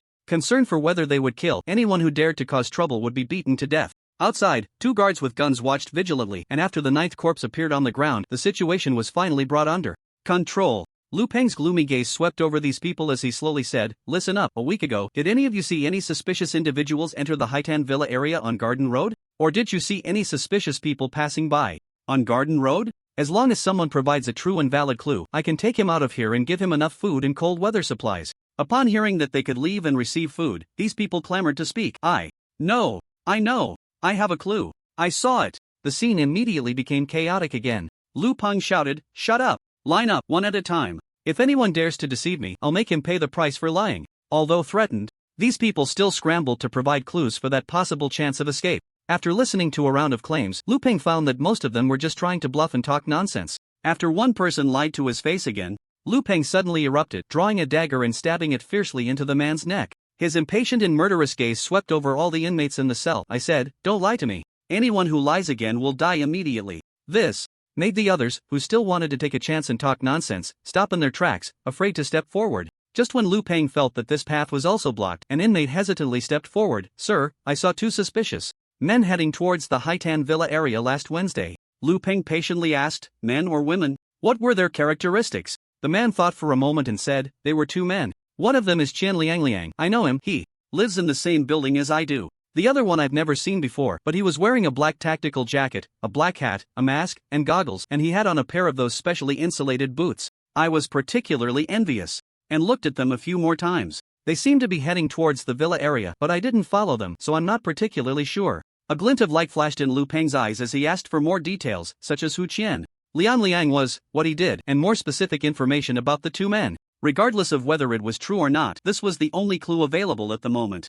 After returning to the unit, Lu Peng immediately had someone investigate Qian Liang's background. As for the person providing the clue, Lu Peng had no intention of fulfilling his promise. He was just a prisoner who would die in a few days. Was he worth wasting effort on? That afternoon, Lu Peng received the basic information on Qian Liang. When he saw the name of the leader of Qian Liang's workplace, Lu Peng suddenly stood up. He had seen this name when Lu Pianran moved into the villa area. This person was one of the residents in the villa area. "Take people with me to the Haitan Villa area immediately." At this moment, Lin Chen was dressed in a lightweight, flexible white combat suit, holding a crossbow, carefully searching in the dense forest. The reason for not using a gun is that, compared to firearms, a bow and crossbow are much more discreet. A handgun lacks sufficient firepower, while an AK could easily attract the attention of wild beasts in other areas. If a herd were to come, even he would have to run for his life. The bow and crossbow were designed as killing tools for jungle warfare. In jungle hunting, as a hunter, one must conceal oneself well and then deliver a silent, lethal strike to the prey. For this, Lin Chen even specially sprayed a layer of white paint on the bow and crossbow in his hands. However, it's uncertain whether it's because the animals in the mountains of Shashi are all tropical species, but not many survive. After more than 3 hours deep in the back mountains, Lin Chen still had nothing to show for it. Suddenly, Lin Chen paused, crouching low and cautiously moving toward the left front. Several hundred meters away on the snow-covered ground, a clouded leopard was tearing into a deer that had been dug out of the snow. This clouded leopard was larger than a Siberian tiger, and Lin Chen was almost certain that this leopard had mutated. But to be completely sure, he would need to get within 100 meters, as the treasure bowl only provided alerts for source beasts within that range. Lin Chen approached the clouded leopard step by step. The deer beneath the leopard was clearly unable to withstand the sudden extreme cold. When it was dug out, its entire body was stiff and frozen solid. It was fresh meat, but the clouded leopard seemed to be having a hard time biting into it, as if it was straining its teeth. Taking advantage of the clouded leopard's focus on gnawing the frozen meat, Lin Chen had already closed in to within 100 meters. The treasure bowl indeed emitted a prompt, detected a first-tier source beast within 100 meters. It was a source beast. A smile appeared on Lin Chen's face. The clouded leopard, being a speed-type beast, would surely have its already fast speed enhanced after mutating into a source beast. In his past life, there had been a cheetah that had mutated. This cheetah was elusive, killing without a trace. Many had tried to hunt it but failed. If he could tame this clouded leopard, it would definitely be a formidable fighting force. At that moment, the clouded leopard seemed to sense something and lifted its head. Lin Chen quickly concealed himself behind a dead tree. With the dry tree blocking him and Lin Chen's camouflage, the clouded leopard did not notice anything unusual and lowered its head to focus on the meat again. Just as it bowed its head, a white arrow sliced through the air and pierced its hind leg. This was still Lin Chen's intention to capture the clouded leopard alive, otherwise he would have aimed for its head. The clouded leopard let out a painful cry and tried to escape. However, the injury to its hind leg severely affected its speed, and Lin Chen readied another arrow and shot again. Whoosh! The other hind leg of the clouded leopard was also hit. The clouded leopard fell into the snow and could no longer get up. Everything seemed too easy, but this was based on the premise that Lin Chen had equipment in this life. If he were still an ordinary person like in his past life, with only a kitchen knife or a fruit knife in hand, he might not even dare to approach a wild beast, let alone a source beast. Lin Chen retracted the bow and crossbow and quickly approached the injured clouded leopard with a broadsword in hand. This sword was left behind by the 3 fathers and sons he encountered in the villa area. The clouded leopard finally saw the one who had hurt it, and its crimson beast eyes revealed a fierce light. It tried to stand while fiercely roaring to deter Lin Chen from coming closer. The sound of the clouded leopard was very similar to a cat's meow, lacking any real intimidation. Lin Chen stood a meter away from the clouded leopard, his gaze filled with killing intent as he stared directly into its eyes. "Submit to me, and I won't kill you." Meow. Meow. The clouded leopard let out a threatening roar. It lacked the intelligence of a gibbon and could not understand human speech. Even when faced with a life and death threat, its ferocity remained undiminished. When Lin Chen attempted to touch it, the clouded leopard snapped its jaws. He was not in a hurry. If one plan failed, there was always another. Lin Chen retracted his killing intent and directly released the demon king. Demon King, show it who's more ferocious. The Demon King landed, and upon hearing Lin Chen's words, its eyes sparkled with excitement as it bared its teeth and let out a roar at the clouded leopard. Woof! And step by step, it approached the cloud leopard. In terms of size, the Demon King had the upper hand. The cloud leopard looked like a mere kitten in front of the Demon King. The cloud leopard struggled to stand up, only to fall back into the snow. It let out a threatening cat-like growl. The Demon King stepped forward and pressed the cloud leopard's head into the snow with a paw. No matter how much the cloud leopard struggled, it could not break free from the Demon King's grip. "Good dog," Lin Chen praised. He placed his hand on the cloud leopard, trying to communicate with the space to bring the cloud leopard inside. The cloud leopard struggled fiercely, and for the first time, it unexpectedly failed. Lin Chen looked at the Demon King and said, "Show it who's boss." Upon hearing this, the Demon King lifted its paw, and as the cloud leopard raised its head, it slapped down hard on the cloud leopard's forehead. The cloud leopard was directly knocked down into the snow by the Demon King's paw and couldn't get up for a while. After practicing with the Demon King so many times, Lin Chen had a very intuitive understanding of the Demon King's strength. The Demon King's speed might not be an advantage among source beasts, but its power was immense. Even after unlocking the second stage of the gene lock, Lin Chen was only slightly stronger than a first-stage Demon King in terms of strength. If he were to take such a paw head-on, he would probably be knocked out too. This blow rendered the cloud leopard defenseless. Lin Chen communicated with the space again, and in the next second, both the cloud leopard and the Demon King disappeared from the snow. Feeling a bit pleased, Lin Chen communicated with the Demon King in the space. "Demon King, this cloud leopard is up to you now, make it behave." The Demon King responded excitedly with a couple of barks. Lin Chen also prepared to head back. He needed to tame the source beasts one by one. Having too many might lead to fights in the space. Like now, after bringing the cloud leopard into the space, the gibbon would only obediently watch the Demon King torment the cloud leopard. If the gibbon had not been tamed yet, it would have been a scene of 3 source beasts battling it out. To complete a source beast army, one cannot rush it. On the way back, Lin Chen took out an axe from the space and chopped down dozens of dead trees to bring into the space. The next day, Lin Chen still wanted to go into the mountains for some luck, but unfortunately, the weather turned against him, and a blizzard started again. He could only practice the health-preserving technique in the safe house for now. This blizzard lasted a full 3 days before it finally stopped, and every few hours, Lin Chen had to go out to clear the accumulated snow from the mountaintop. The Demon King would also come out to help shovel the snow. To Lin Chen's surprise, the gibbon could now follow some simple action commands. Although it wasn't as easy to command as the Demon King, it was a good start. Many trees were half buried in the snow. The situation in the city was easy to imagine. In the self-built houses of Wulong village at the foot of the mountain, the first floor was completely invisible, and the second floor was mostly submerged. This wave of blizzards had reduced the number of survivors in Shashi again. On the 4th day, the blizzard stopped and turned into light snow. Lin Chen stood at the door, looking at the sky, and patted the Demon King, who was squatting beside him, its head already at his chest level,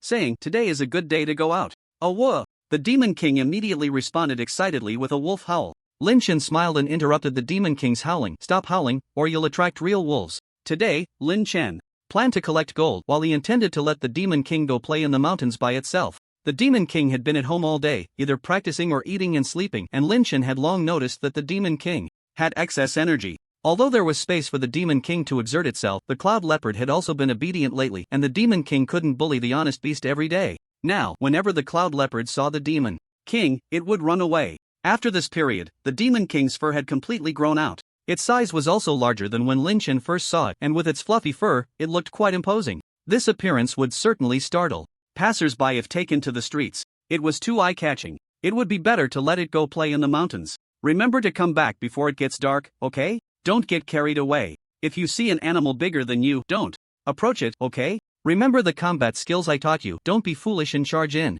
If the snow gets heavier, find a place to take cover first, don't rush back, and don't get lost. Lin Chen earnestly advised the eager demon king. At that moment, Lin Chen inexplicably felt like a mother warning her child before going out. Ahem, that's it, go on. Lin Chen coughed to cover up his strange nagging. The demon king paced back and forth in front of Lin Chen, waiting for his command. Then it took off running. Just when Lin Chen thought the demon king would dash into the woods without looking back, unexpectedly, after running a few dozen meters, the demon king suddenly stopped, turned around, and looked at Lin Chen with its tail drooping. Lin Chen was puzzled. A few seconds later, the demon king suddenly ran back. Woo! The demon king nuzzled against Lin Chen and lay down at his feet, refusing to leave. What's wrong? Don't you want to go play anymore? Lin Chen asked in surprise. The demon king looked at Lin Chen with its big, watery eyes, affectionately nuzzling against his feet again. In that cautious gaze, Lin Chen suddenly understood. It was afraid of being abandoned and didn't dare to go. The demon king couldn't speak, and Lin Chen didn't know how it had become a stray dog before they met. At that moment, Lin Chen felt a tug at his heart. He squatted down and hugged the demon king. Alright, I really just want you to go out and play for a day. You're my good partner, and I will never abandon you. Lin Chen repeatedly assured it that he would return home before dark and would absolutely not leave it behind. The demon king then ran into the mountains, looking back 3 times. Lin Chen returned to the house, changed into an outfit similar to that of the survivors outside, and left the safe house. He wasn't as afraid of the cold anymore. His internal source power would recover a few hours after being consumed. As long as his body had source power, Lin Chen wasn't afraid of the cold. Dressing like this was just to blend in and avoid standing out too much. Of course, this was only in a place like Shushi, where it was over 30 degrees below zero during the day. If it were in the north, where it could be 50 or 60 degrees below zero, or even 70 or 80, he wouldn't be able to handle it. To conceal his face, Lin Chen put on a mask. As he walked into the city, Lin Chen noticed many changes had occurred. The streets were not only less crowded with survivors, but the atmosphere also felt tense. He saw a notice posted on a wall by the roadside, with several people standing in front of it. Lin Chen leaned in to take a look.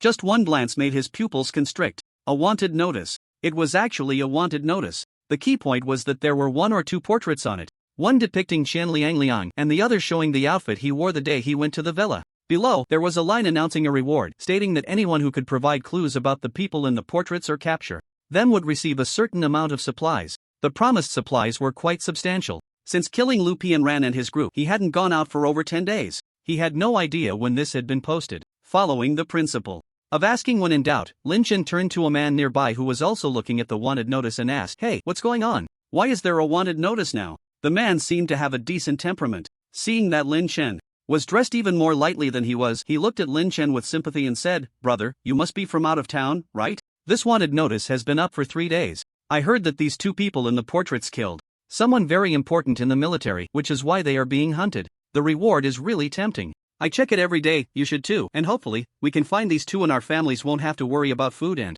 drink." Upon hearing this, Lin Chen chuckled casually. Without surveillance or cameras now, finding someone is like looking for a needle in a haystack. It's better to go look for supplies. Standing right in front of this person, he couldn't even recognize him. The body of the other one on the wanted poster was still in his space. Those who hoped to find someone to obtain these supplies would have no hope in this lifetime. The man sighed heavily. Who doesn't? No? I just take a look. Isn't it just dreaming of getting rich without buying a lottery ticket? In this world, it's too hard to survive. How can one not give themselves a bit of hope? Lin Chen glanced at the hurried people on the street and asked, "Why are these people in such a rush?" The man lowered his voice. "Isn't it because of this wanted notice? As long as you see someone wearing goggles or a black windbreaker on the street, they will be taken to the eastern suburbs by those looking for supplies. Now everyone has to be careful not to dress like the person on the wanted poster when they go out." Lin Chen raised an eyebrow, thankful that he hadn't brought goggles today, otherwise, it would have been another hassle. He guessed that the people behind Lu Pianran would strictly investigate this matter, but he didn't expect it to cause such a stir. Seeing the bright image of Qian Liangliang on the wanted poster, he knew he must have been seen while taking Qian Liangliang to the villa. Qian Liangliang had nothing to do with this. Putting him on the wanted list indicated that no substantial evidence had been found, just because they were seen entering the villa area. Together, they were charged with a crime. It was clear that someone named Lu Peng preferred to kill wrongly than to let anyone go. Lin Chen and the man chatted casually about recent events among survivors. He wasn't worried at all about the wanted notice. At worst, he just wouldn't wear that outfit anymore. The man seemed to be quite talkative, constantly complaining that the supplies available in the eastern suburbs were dwindling, and nowadays, apart from a little food, There was nothing in the weekly distribution. Candles could only be exchanged for contribution points. Without candles, one would be left in the dark at night, having to be careful even when going to the bathroom. A few days ago, there was a sensational event among the survivors. The military had somehow acquired several excavators and had already started digging in the open space of the eastern suburbs. It was said that most of the shelters would be built underground. The man also mentioned that he had signed up to be a laborer, but the other side said he was too thin and weak, so he wasn't accepted. Survivors signing up were endless, mostly strong young men and some technicians being accepted. There's one more thing. The man suddenly became mysterious, pulling Lin Chen aside and leaning in to say, "I'm only telling you this because I find you likable, so don't spread it around." Lin Chen nodded. "I heard that the military is recruiting evolved individuals, you know, those who are exceptionally strong, like the superheroes in movies?" Lin Chen was slightly taken aback, then realized that the man might be referring to those who could unlock their genetic locks. His eyes widened. The military is recruiting evolved individuals? So, the military has already discovered that ordinary people can unlock their genetic locks? But when did unlocking the genetic lock make one a superhero? If they were superheroes, it would only be for a few seconds. He nodded in agreement, saying, "Like those superheroes in Marvel?" "Exactly." The man gave Lin Chen an affirmative look. "I heard that as long as these people enlist in the military, they can immediately enter the officer reserve. Not only will they gain permanent residency in the shelter, but they will also receive supplies from the military, ensuring they never have to worry about food and clothing again, gaining promotions and titles, reaching the peak of life." The man spoke passionately about the benefits of becoming an evolved individual, his eyes filled with envy and jealousy. Lin Chen casually agreed a few times, but without gaining any other useful information. He bid farewell to the man. The last time he went to the eastern suburbs to collect gold, he had changed his target because of Qianliangliang and hadn't collected anything. Originally, he planned to go to the eastern suburbs to collect gold today. This wanted notice made him abandon the idea of collecting gold in the eastern suburbs altogether. He had once swept through the city with the Demon King, dressed similarly, looting gold. It was inevitable that some would make that connection. Perhaps someone was already waiting for him near the gold shop in the eastern suburbs. Lin Chen turned directly west, planning to advance his plan to collect gold from the cities around Shashi. First, he would head to Lunan City, west of Shashi. As usual, he needed to take a secluded path to retrieve his snowmobile. As he walked, Lin Chen pondered the recent matter of the military recruiting evolvers. He was somewhat curious about the proportion of ordinary people who had unlocked their genetic locks. Aside from himself, since the apocalypse began, he had only encountered Su Qin, another ordinary person who had unlocked her genetic lock. Of course, this was also related to the fact that he had interacted with relatively few ordinary people. Lost in thought, he caught sight of a short, thin man approaching him. The man wore an old-fashioned felt hat and a mask, revealing only his eyes. His cotton coat, ill-fitting, looked like a quilt draped over him. The two exchanged a glance, then quickly averted their eyes, continuing on their separate paths. As they drew closer, the man, who was supposed to brush past, suddenly leaned toward Lin Chen. Lin Chen was already prepared, swiftly grabbing the man's hand as it reached for the military knife at his waist, his gaze icy. Before he could speak, the man shot Lin Chen a sly look and shouted first, "Help! Someone is trying to rob me." Hearing the cry for help, a squad of patrolling soldiers immediately jogged over to their location. Taking advantage of the soldiers' arrival, Sun Kangwen glared at Lin Chen with malice and whispered, "You little bastard. Let go." Before the apocalypse, Sun Kangwen had been a habitual thief, but after being caught too many times due to the abundance of surveillance, he had finally washed his hands clean. Unexpectedly, with the onset of the apocalypse, he was given a chance to return to his old ways. He targeted lone individuals on the streets, stealing when he could and making a scene when he couldn't. After all, there were no cameras now. As long as he wasn't caught red-handed by the soldiers, he couldn't be proven to have stolen anything. Sometimes, after the soldiers left, he would follow the person he had targeted to continue stealing. If he couldn't steal, he would ambush them, killing them and taking everything they had, leaving nothing behind, not even their underwear. In the past few days, several souls had perished at his hands. A cold light flashed in Lin Chen's eyes. "What's going on?" The soldiers arrived. "Sir, this man is trying to rob me. Look, he's holding my hand and he has a knife on him." Sun Kangwen feigned panic, pointing at Lin Chen to accuse him first. Lin Chen could tell at a glance that this man was no stranger to such antics. The soldiers saw that Lin Chen was indeed holding the man's hand, but they didn't jump to conclusions. One of them asked Lin Chen, "Is that so?" Lin Chen narrowed his eyes slightly and replied, "He just tried to steal from me, and I caught him." "Steal from you? Look at how well I'm dressed. Why would I steal from you? Look at your rags, you can't even keep warm. What could I possibly steal from you?" Sun Kangwen exclaimed, his expression agitated, spitting out his defense. Yet, deep down, he suddenly wondered, how could this person, dressed so lightly, still have such warm hands? "Do you have any evidence?" Lin Chen glanced at the soldiers and released his grip. No, a look of triumph immediately flashed in Sun Songwen's eyes. The soldiers then asked Sun Kangwen, "You say he's trying to rob you, do you have any evidence?" "His knife is evidence, isn't it?" Sun Kangwen pointed at the knife at Lin Shen's waist. The soldiers were speechless. Who didn't carry a knife when going out these days? If that counted as robbery, the Shushi detention center would have been overflowing long ago. "Without evidence, we can only send you home to ensure your safety," the soldiers told Sun Kangwen. Sun Kangwen pretended to be reluctant and nodded. "Fine then." After saying that, he shot Lin Shen a defiant look and mouthed, "We'll see." Lin Shen's lips curled slightly beneath his mask, his gaze extremely cold. Those familiar with him knew he was angry. "Since there's nothing wrong, can I leave now?" Lin Shen said, looking at the soldier. The soldier nodded. Lin Shen reached into his pocket, making a gesture of putting both hands in his pockets, when suddenly, something fell out. A large piece of beef jerky thudded onto the pristine white snow. This was something Lin Shen had baked in the safe house during his free time. Sometimes when he didn't want to cook or go out, he could just take it out and eat it directly. It was sprinkled with some spices like chili and cumin, making it particularly tempting against the white snow. Both the soldier and Sun Kangwen looked down at the enticing jerky. The moment Sun Kangwen saw the jerky, his eyes were glued to it, staring intently as Lin Shen tucked the jerky back into his pocket. Saliva was continuously secreting in his mouth. He hadn't eaten meat in over half a month. Lin Shen quickly picked up the jerky and put it back in his pocket, leaving without looking back. After turning a corner with the soldier, Sun Sangwen's eyes darted around and he stopped, saying, "Commander, since that person has already left, I don't need you to escort me home. I still have to go to my second uncle's house, thank you." After saying that, he jogged away, disappearing in the blink of an eye. After leaving that street, Lin Shen slightly slowed his pace. Not long after, a malicious gaze followed him, barely perceptible. A flash of killing intent crossed Lin Shen's eyes. The fish had taken the bait. After walking for another 2 minutes, he turned into a narrow path flanked by old houses. The malicious gaze soon disappeared. Lin Shen's eyes flickered as he continued walking forward. After another 2 minutes, suddenly, a heavy thud sounded from behind him. Lin Shen turned around to see a piece of wood. Sun Kangwen, hiding around the corner of an old house, revealed a triumphant smile. This ambush tactic had never failed him. As long as the opponent turned around, they were doomed. As Lin Shen turned, Sun Kangwen lunged out with a polished, gleaming dagger, a sinister grin on his face, aiming for Lin Shen's back. Sun Kangwen was full of confidence. Even though he was in the act of committing murder, he couldn't help but lick his lips, already thinking about how to divide that piece of jerky into several meals. Unfortunately, this time, he had hit a brick wall. Lin Shen had been waiting for him to show himself. Just as Sun Sangwen's knife tip was about to pierce the plump lamb, his hand holding the knife was suddenly seized. Lin Shen had turned around at some point, grabbing Sun Sangwen's hand and squeezing it hard. An overwhelming force appeared on Sun Sangwen's wrist, instantly contorting it. The knife fell to the ground. Sun Kangwen couldn't help but let out a pig-like scream, but Lin Shen wouldn't give him the chance. He delivered a powerful punch to Sun Sangwen's face. Lin Shen's current strength was terrifying, directly shattering Sun Sangwen's entire face, his nose caving in. Despite such a severe blow, Sun Kangwen was not dead yet. He couldn't believe that the plump lamb he had just seen had suddenly transformed into a ferocious wolf.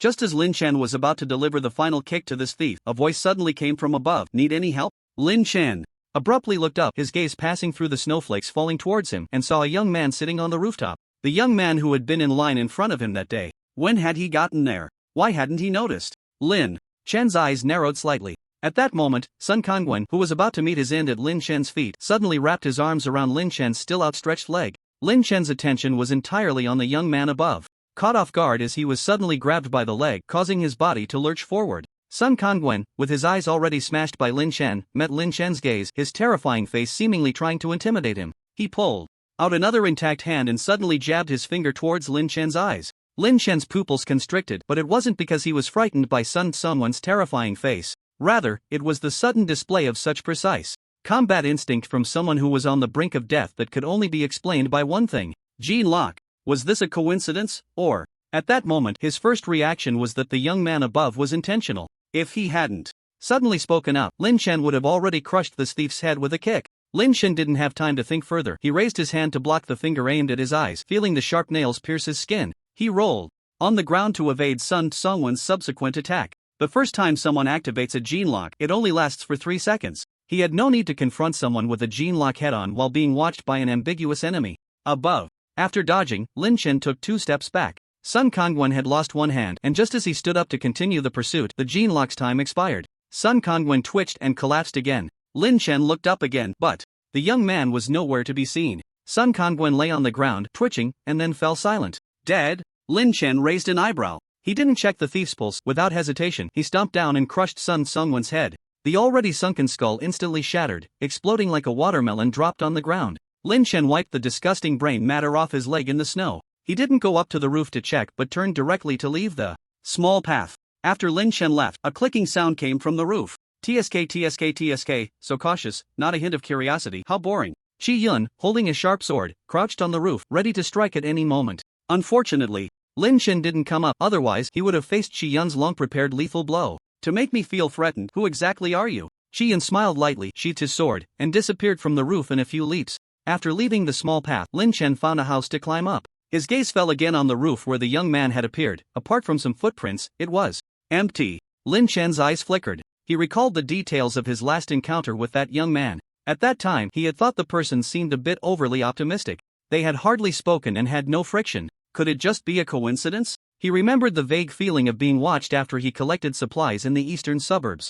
Last time, Lin Chen didn't think it was a coincidence. There aren't that many coincidences in the world. Most so-called coincidences are created by those with intent. He needed to be more careful next time. Lin Chen climbed down from the roof and headed towards Lunan City. In the evening, Lin Chen finally returned to the safe house before dark. Today's harvest was predictably poor. He had only collected about 30 kilograms of gold. As soon as he reached the mountaintop, the Demon King sensed his presence and pounced over. Along with it came a strong smell of blood. Lin Chen caught the pouncing Demon King and examined it. Are you hurt? The Demon King's fur was matted with blood, some of it already congealed. After checking, he found that the Demon King had only sustained minor injuries. The blood wasn't its own. The Demon King licked its lips, looking somewhat unsatisfied. Lin Chen chuckled. Did you go hunting in the mountains today? That's good. You can go out to eat by yourself every day from now on, saving me some meat in the space. The Demon King's appetite was growing larger, and since he himself was now a big eater, the little meat in the space was indeed not enough for them. Fortunately, Lin Chen had already planned to rely on the mountains before the apocalypse.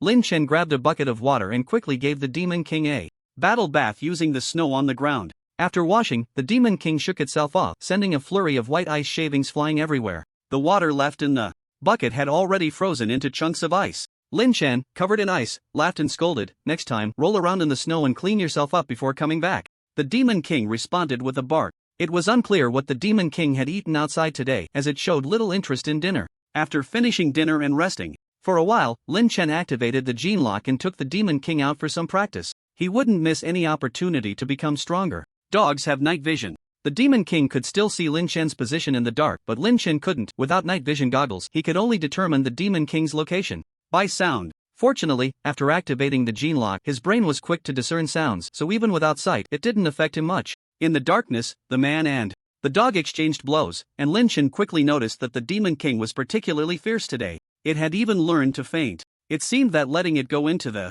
mountains alone was the right decision. Engaging in more battles allowed it to effectively apply what it had learned. After finishing, Lin Chen discovered that the duration of the gene lock had increased to 11 seconds. This was another pleasant surprise. The next morning, after practicing his health regimen, the man and the dog once again went their separate ways. Lin Chen continued to collect gold while the Demon King ventured back into the mountains. Thus, half a month passed. During this time, whenever the weather was good, Lin Chen would go out to gather gold. In total, he collected over 500 kilograms of gold along with various other precious metal jewelry, getting very close to upgrading his last item, duplication. The Demon King had gone wild in the mountains for half a month, waking up early and returning late, thoroughly enjoying itself. It always came back with a full belly. Once, when it hadn't returned home by nightfall, Lin Chen almost took a flashlight into the mountains to look for the dog. Fortunately, the Demon King returned just before Lin Chen went in. After being scolded by Lin Chen that time, the Demon King became much more restrained, usually returning early and waiting for Lin Chen at the door. Over the past half month, the Demon King had grown significantly larger. Lin Chen speculated that the Demon King had eaten a lot of wild beasts or source beasts, digesting their source power. When a snowstorm hit, Lin Chen didn't idle either. He and the Demon King chopped trees nearby to collect wood. After more than a month of extreme cold, the tropical plants in Shushi had mostly died off. Some trees were still not dry enough, so Lin Chen chopped them into sections and placed them by the fireplace to dry. During this process, Lin Chen discovered the Demon King's new skill, gnawing on trees. With a few bites, a medium-thick tree was snapped in half by the Demon King, and surprisingly, it was quite fast. Most of the low shrubs had long been buried under the snow. The rate of snow accumulation had slowed down. At first, the snow layer was relatively soft, but as the snow above became thicker, the snow below became more compact and settled. Therefore, although the snow was getting thicker, the accumulation rate was not as fast as it had been at the beginning. Now, it only submerged 2 floors. Over the past half-month, Lin Chen's self-cultivation and his skillful activation of the gene lock had not fallen behind. He was busy from morning till night, feeling very fulfilled.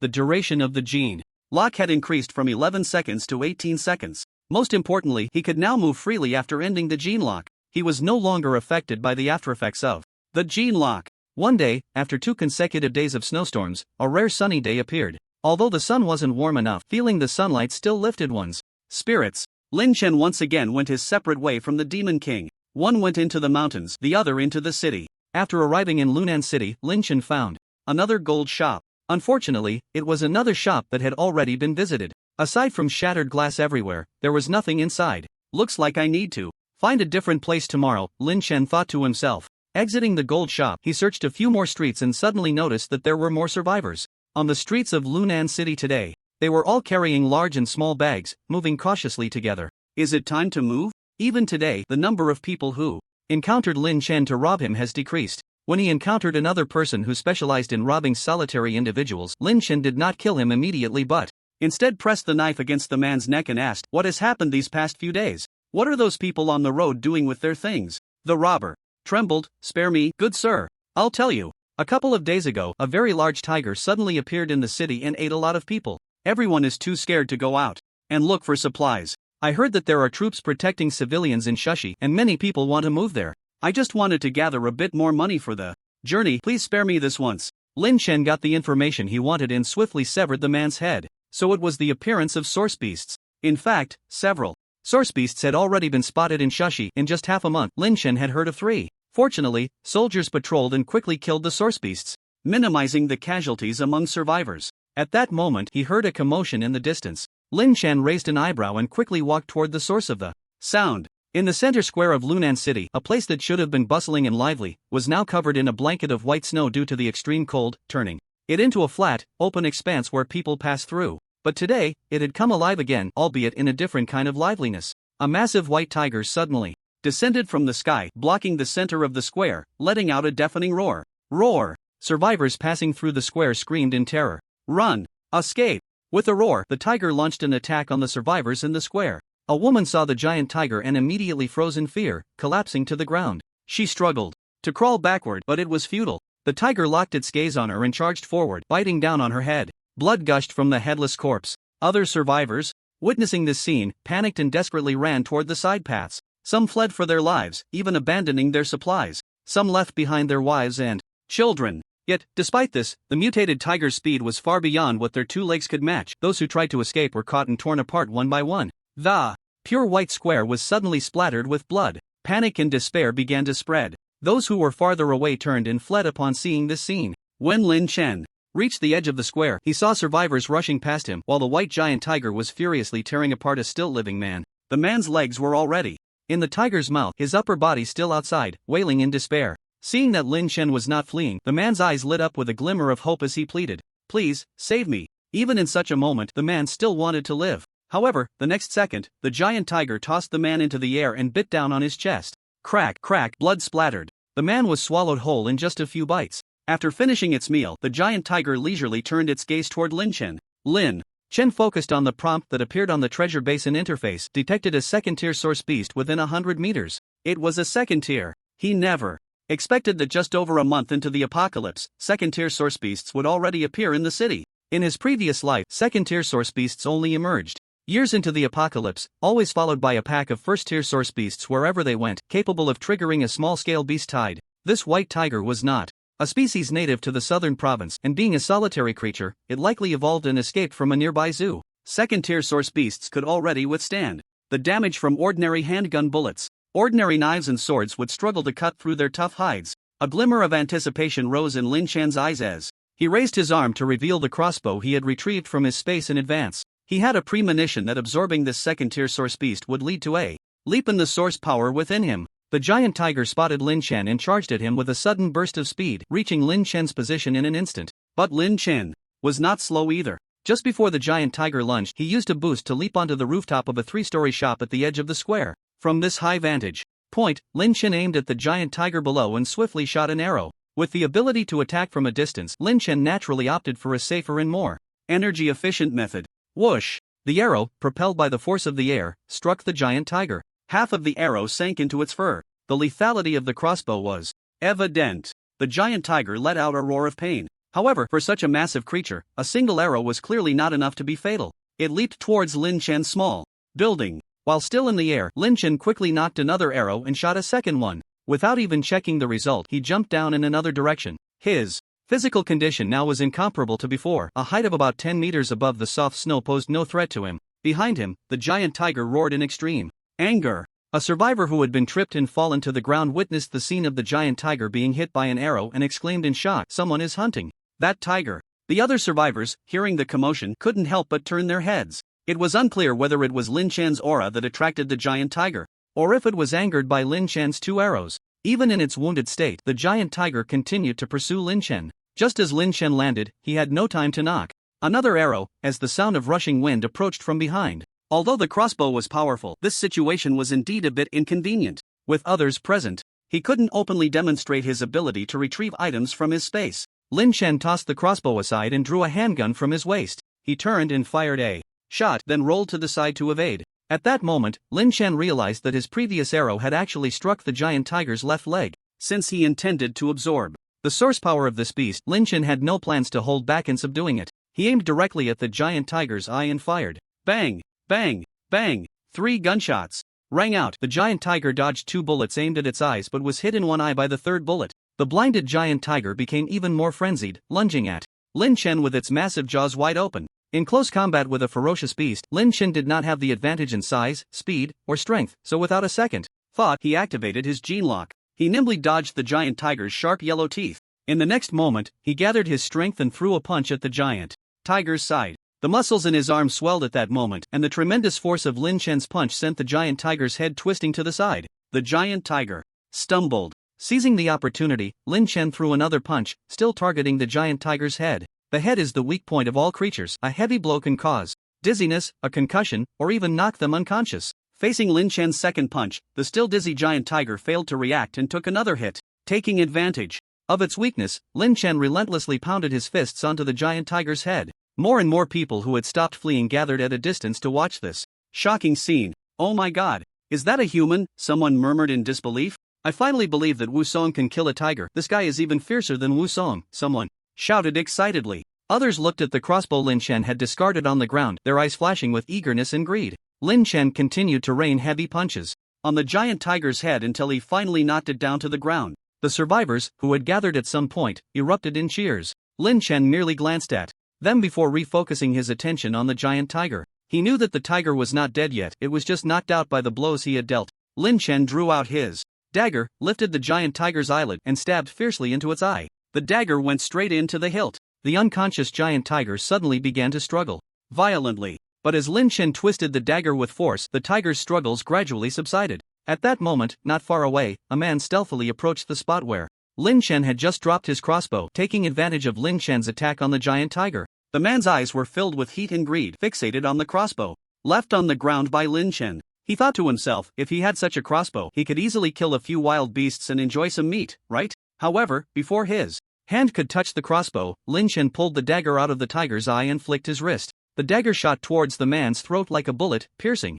through the back of his neck. It was even more powerful than a bullet. The man stiffened, clutching his throat, his eyes wide open as he fell to the ground. The others who had similar thoughts immediately abandoned their intentions, not daring to move again. After all, someone who could kill such a mutated giant tiger, wouldn't they just be delivering themselves to death? Lin Chen withdrew the dagger, wiped it on the snow, and sheathed it at his waist. He picked up the crossbow, quickly disassembled it, and stowed it in his backpack. After pulling out an arrow and looking at the massive tiger's corpse, Lin Chen glanced at the survivors who had formed a circle around him. The process of absorbing source power could not be interrupted. He absolutely could not absorb it in front of everyone. Lin Chen chose to take the giant tiger's body away first.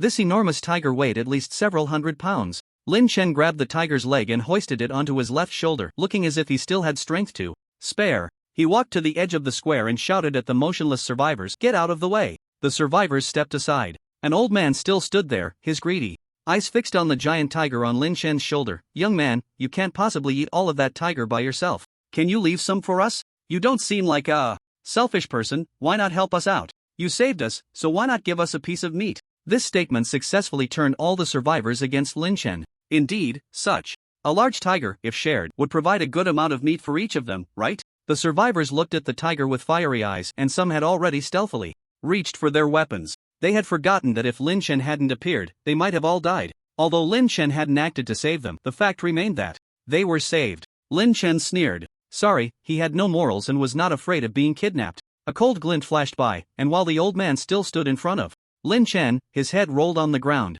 At such a moment there could be no hesitation, otherwise, these survivors would swarm him like hyenas. He understood their thoughts all too well. Lin Chen's killing intent radiated as he scanned the crowd and asked, "Who else wants some? I can send him down to fight the tiger himself." The survivors, seeing this, quickly waved their hands and stepped back, fearing they would meet the same fate as the old man. Lin Chen walked step by step through the 2 rows of survivors, holding the bloody knife until he was far away. After Lin Chen left, one of the survivors said to a thin man with yellow hair, his face obscured by a mask, "Brother Huan, that kid seems to be the target that Boss Li wanted us to deal with earlier. Why didn't we act just now?" Huang Niao looked at his subordinate as if he were an idiot and said, "The apocalypse is here, and you still want to do a damn task? That old dog Li Duokai can't possibly come here. Let's go, follow him and see if we can get some meat." Brother Huang is wise. Several younger brothers followed Huang Niao in the direction Lin Chen had left. Lin Chen walked out of a block and into an alley, where no one passed by, before storing the giant tiger into his space. He then took out a broadsword from the space and sat in the shop, wiping the blade.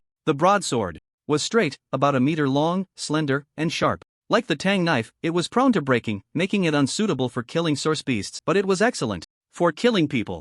After wiping it twice, faint footsteps echoed from the alley entrance. Along the way, many had set their sights on the giant tiger. A burly man with a square face and a sharp-nosed, monkey-faced man walked into the alley. They glanced around the narrow space, not seeing the giant tiger, and focused their gaze on Lin Chen. "Brother, we don't want much, just give us a leg, and we'll leave." Lin Chen smiled, but the smile held no warmth. "If you want my things, come and take them by force." The two exchanged glances, and one of them pulled out a handgun from his waist, saying, "I advise you not to refuse." Lin Chen disliked listening to nonsense. With a flick of his wrist, a shard of glass struck the gunman's forehead like a bullet. The glass shard embedded deeply into the man's brow, and he fell straight to the ground. The handgun clattered to the ground. The other sharp-nosed man was frightened by this display, his lips quivering as he tried to plead for mercy, but he soon followed in his companion's footsteps. Lin Chen stood up, lowering the tip of his sword, and said to the alley entrance, "Since you're here, let's all come at me together." As soon as he finished speaking, a dozen survivors who had been hiding in the shadows emerged. "Don't be afraid. No matter how strong he is, he's just one person with 2 hands. Let's go together." The survivors, armed with makeshift weapons, charged into the shop. Just a few minutes later, the alley was littered with corpses. Lin Chen delivered a finishing blow to each body, severing their heads before leaving through the back of the alley. A dozen meters away from the alley, Huang Miao hesitated as he watched a group of people rush into the alley and not come out for a while. At that moment, the narrow alley seemed like the gaping mouth of an abyss, waiting to swallow them whole. "Huang, brother Huang, should we still go in?" one of the younger men asked. "Let's go take a look." Huang Miao swallowed hard and cautiously led the younger men to the alley entrance. Upon seeing the ground covered in corpses and heads that would not close their eyes, Huang Miao felt a chill shoot from his feet to the top of his head, and he instinctively took 2 steps back, falling onto the ground. The others were not much better off than Huang Miao, nearly scared out of their wits. "Huang, brother Huang, should we still follow?" "Follow what? Let's get out of here." By the time Lin Chen returned to Shashi on a snowmobile, it was already afternoon. He didn't expect Shashi to be in turmoil as well. As soon as he returned to the western suburbs, he saw a group of people surrounding a wild boar, shouting and yelling. From a distance, he took a look. It was a normal wild boar, of regular size, likely just having run down from the mountains, not a source beast. 3 people lay on the snow, groaning in pain, but it didn't dampen the hunters' enthusiasm. In their eyes, all they saw was the green light of meat. Recently, the occurrences of beasts and source beasts had been increasing. Lin Chen understood what this meant. The beasts running out of the mountains indicated a greater threat within. It also meant that the source beasts would soon emerge from the deep mountains or other places to hunt humans. When the beast tide came, corpses would litter the ground. For survivors, opportunities to openly search for supplies on the streets like this were becoming rare. This world would increasingly respect strength. Lin Chen's gaze was resolute. He needed to grow stronger quickly. When Lin Chen returned to the safe house, the Demon King had not yet returned. He took the giant tiger's massive corpse out of the space and placed it in the storage room. Placing his hand on the giant tiger, he looked at the prompt from the treasure basin before him. "Detected unknown source power. Do you wish to absorb it?" "Yes/no." Without hesitation, he said, "Yes." As Lin Chen's voice fell, the sensation of source power surging from his arm into his body reappeared, more pronounced than the previous 2 times. The arm that Lin Chen had in contact with the giant tiger began to heat up. Like a hot spring, the source power flowed into his body, merging with Lin Chen's own source power into a single force. As this power coursed through his arm and into his body, Lin Chen felt his entire temperature rise in an instant. A wave of heat radiated outward from him. When Lin Chen entered the safe house, he had already taken off his coat. At this moment, a large amount of sweat poured from his skin's pores. Along with it came some grayish-brown dirt. Immediately after, an unprecedented sense of strength filled his entire being. A glint flashed in Lin Chen's eyes as he activated the gene lock. As he mobilized the source power, this time the activation of the gene lock was faster than before, almost opening at the mere thought. A stronger force than before erupted from his body. Lin Chen took out a steel rebar as thick as his wrist from the space, gripping both ends with his hands, and effortlessly twisted the steel pipe into a spiral. The nearly 1,000-pound giant tiger could now be lifted with one hand. If he were to fight this giant tiger again at this moment, Lin Chen was confident he could knock it out with a single punch. What delighted Lin Chen the most was that this time the gene lock activation lasted for 32 seconds. As the saying goes, in a duel between experts, every millisecond counts. Having an extra second means an extra chance of victory. With his current speed after activating the gene lock, there was so much he could accomplish in 32 seconds. Before he could even celebrate, the treasure basin in front of him suddenly changed its prompt, detected a second-tier source beast within a 100 meters. Lin Chen thought to himself that this was perfect. He could test his current combat power against this source beast. He opened the door like the wind and rushed outside, and came face to face with the Demon King, who had something in its mouth. Both man and dog were momentarily stunned. Demon King? Lin Chen scanned his surroundings but saw no other animals. Is it you again, you silly thing? The Demon King? The Demon King spat out what it had in its mouth, which turned out to be a green fruit. Ignoring the fruit, Lin Chen grabbed the Demon King's head and looked left and right. You leveled up? Its size had indeed increased a bit since he left. In the morning, Lin Chen observed closely and noticed that the Demon King's eyes had also changed slightly. The originally blue and red pupils had deepened in color, and human-like irises had appeared in its eyes. Its teeth and claws looked sharper too. The Demon King wore a face of utter disinterest as Lin Chen inspected it like livestock.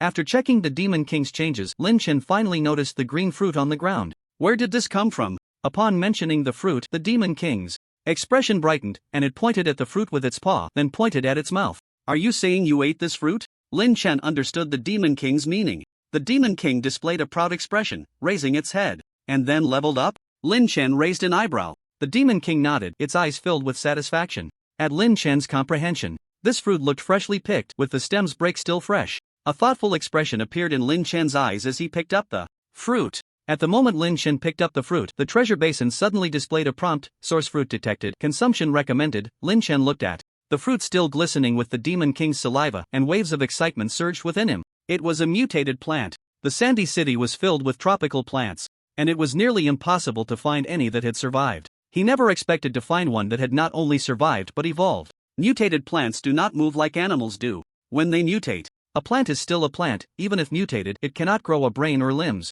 However, some mutated plants are either extremely cold resistant with strong vitality, or incredibly tough, making it difficult for even source beasts to bite through, or they may contain deadly toxins. The plants that can bear fruit are extremely rare and precious. In the previous life, there was official news that if one found a mutated plant and submitted it to the authorities, they would receive a substantial reward. Finding a mutated plant that could bear fruit not only promised a huge reward but could even secure a lucrative position in the shelter. From then on, one could become a person of importance in the shelter. It turned out that the fruit contained source power. Lin Chen took out a bottle of water, rinsed off the saliva of the Demon King from the fruit, and brought it to his mouth for a small bite. In this weather, the fruit surprisingly had not frozen. The flesh inside was still crisp and tender. The fruit was sweet and crunchy, tasting like juju but infinitely more delicious. After swallowing it, a warm sensation spread from his stomach throughout his body. It was source power. Lin Chen finished the fruit in a few bites and looked eagerly at the Demon King, who was staring intently at the fruit, saying, "Where did you find this? Take me there." The Demon King seemed to have been waiting for Lin Chen to say this. It took a couple of steps forward, then returned to Lin Chen and lay down. Now lying down, the Demon King was at Lin Chen's waist level. Lin Chen was puzzled. Why aren't we going? The Demon King stood up, looked at Lin Chen, then lay down again, indicating with its head. Are you asking me to ride on your back? Lin Chen guessed. The Demon King nodded. Lin Chen felt a bit excited. He wondered if other boys had ever dreamed of having a cool mount like those in anime when they were young. He certainly did. Lin Chen had envied the mounts of characters in anime since he was a child. He even begged his father to enroll him in horseback riding lessons. For a time, he was particularly fond of riding horses and wanted to gallop across the grasslands, but his father would not let him go to another province no matter what. Lin Chen carefully climbed onto the Demon King's back, suppressing his excitement, and said, "Let's go." Upon hearing the command, the Demon King took off running. Lin Chen lay on the Demon King's back, quickly grabbing the fur around its neck to avoid falling off. The scenery around him changed rapidly, and the cold wind howled in his ears. The Demon King was incredibly fast and could ignore the terrain. It ran across the snow, weaved through the deadwoods, jumped over streams, and skimmed past lakes. It wasn't until dusk that they stopped beside a frozen waterfall. "Is this the place?" Lin Chen got off the Demon King. The Demon King gave Lin Chen a look and walked toward the waterfall. Lin Chen followed. The frozen waterfall was adorned with icicles, arranged in a pleasing manner. As Lin Chen approached, he discovered another world. Beneath the waterfall, there was actually an opening. It looked as if it had been excavated. The Demon King went in first and turned back to wait for Lin Chen. The opening had been concealed by the waterfall before freezing, and now it was well hidden by the rapidly formed icicles. Lin Chen approached the entrance, looking at the Demon King with a strange expression. "How did you find this place? What on earth was this guy doing in the mountains every day?" The Demon King stood tall and proud, signaling for Lin Chen to follow it inside. As it got darker, the cave was already dim. Lin Chen took out a headlamp and carefully followed. The ground was not covered in snow but was made up of icy stones, very slippery. However, the cave was not deep. After walking a dozen meters, light appeared ahead. Lin Chen followed the Demon King into a cavern. Upon seeing the scene inside the cavern, a look of astonishment flashed in Lin Chen's eyes.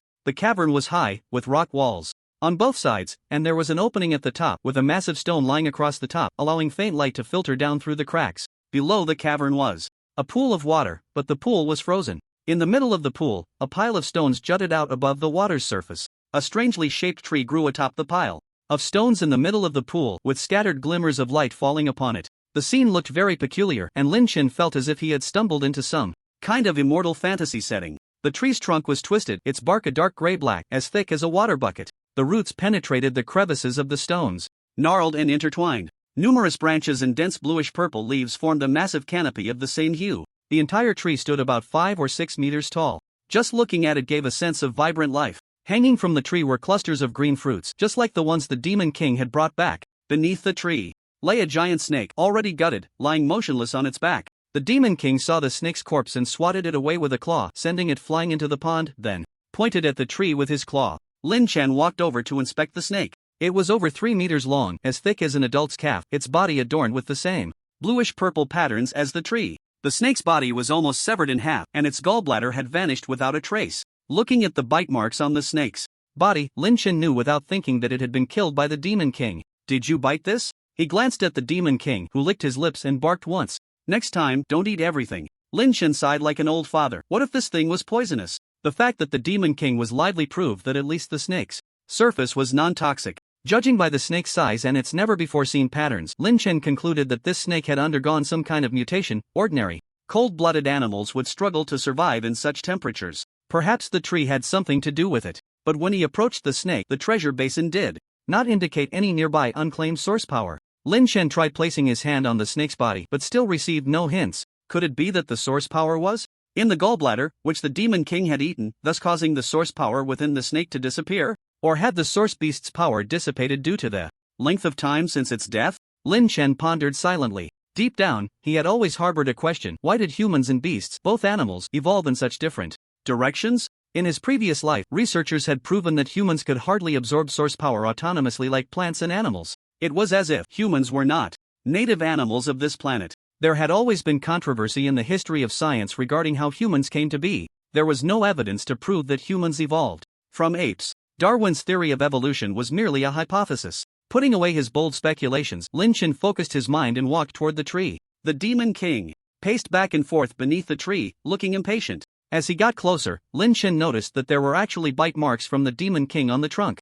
Given the Demon King's nature, it was no surprise that he had brought the tree back. Now, he had only brought back the fruit to let Lin Chen come and pick it, which showed just how tough this tree was. He reached out and plucked a fruit, handing it to the Demon King. The Demon King wagged his tail happily as he accepted it, then placed it on the ground, continuing to watch Lin Chen. "You, my friend, are getting smarter by the day." Lin Chen patted the creature's head and nimbly climbed up the tree. As his body made contact with the trunk, the treasure basin displayed a prompt: detected a large amount of source power in this plant. Do you wish to absorb it? Yes/no, Lin Chen raised an eyebrow, feeling little surprise. The treasure basin had been able to absorb source power for quite some time now. He continued to pick fruits. Before long, as he descended, there were already over a dozen green fruits in the space around him. Confirming that there were no more fruits left on the tree, Lin Chen said to the Demon King beside him, "Don't let anything disturb me." The Demon King immediately perked up, pacing back and forth in the cave. Lin Chen placed his hand on the trunk, looking at the treasure basin interface and silently said, "Yes, absorb.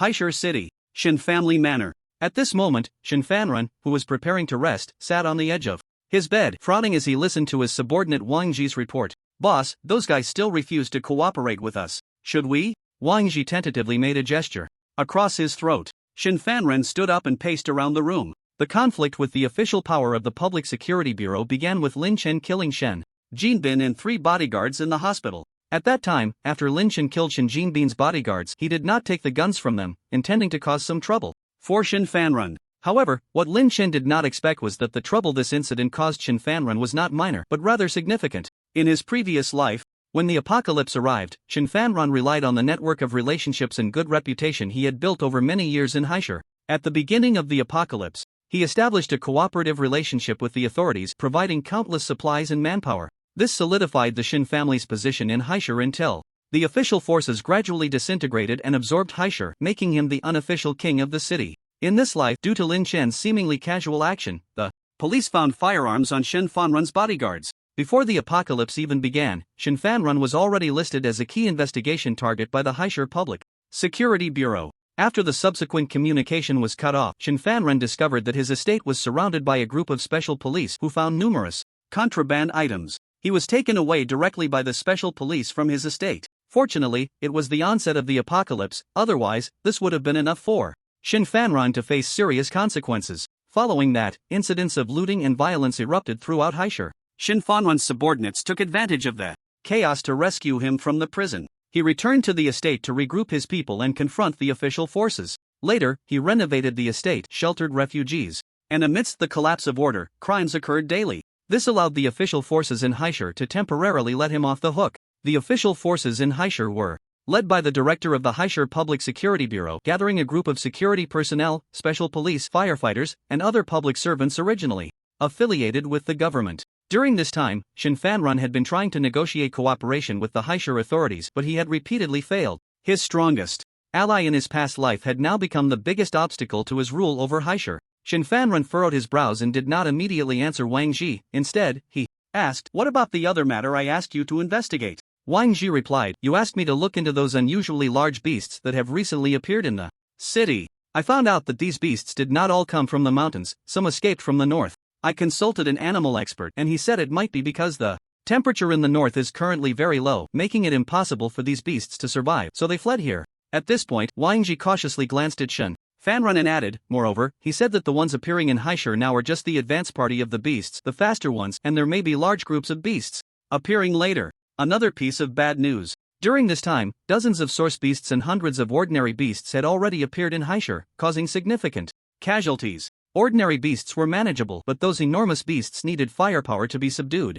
If these beasts continued to multiply without official cooperation to provide ammunition, their reserves would definitely be insufficient. Without firearms and ammunition, Shin Fanrun's position in Haishur would become precarious. Shin Fanrun's expression darkened. "Have we received any news from the people we sent north to scout the situation?" "No. Currently, none of our people who went north to scout have returned," Wang Ji replied. Since the solar storm erupted, the magnetic field of Blue Star has remained unstable and radio communications have been impossible. Shin Fanrun's biological research lab was located in the north, and now, with transportation paralyzed and no news, he could not access the gene drugs he had developed before the apocalypse. Shin Fanrun's expression could no longer be described as difficult. He closed his eyes and pondered for a long time before opening them to say, "In the next few days, pay attention to the beasts and have the people below gather some supplies, preparing to evacuate Haishur at any moment. Let's not worry about Pang Jangwo and his people for now." Pang Jangwo was the current leader of the official forces in Haishur. Upon hearing this, Wang Ji's eyes flashed with a different color as he replied,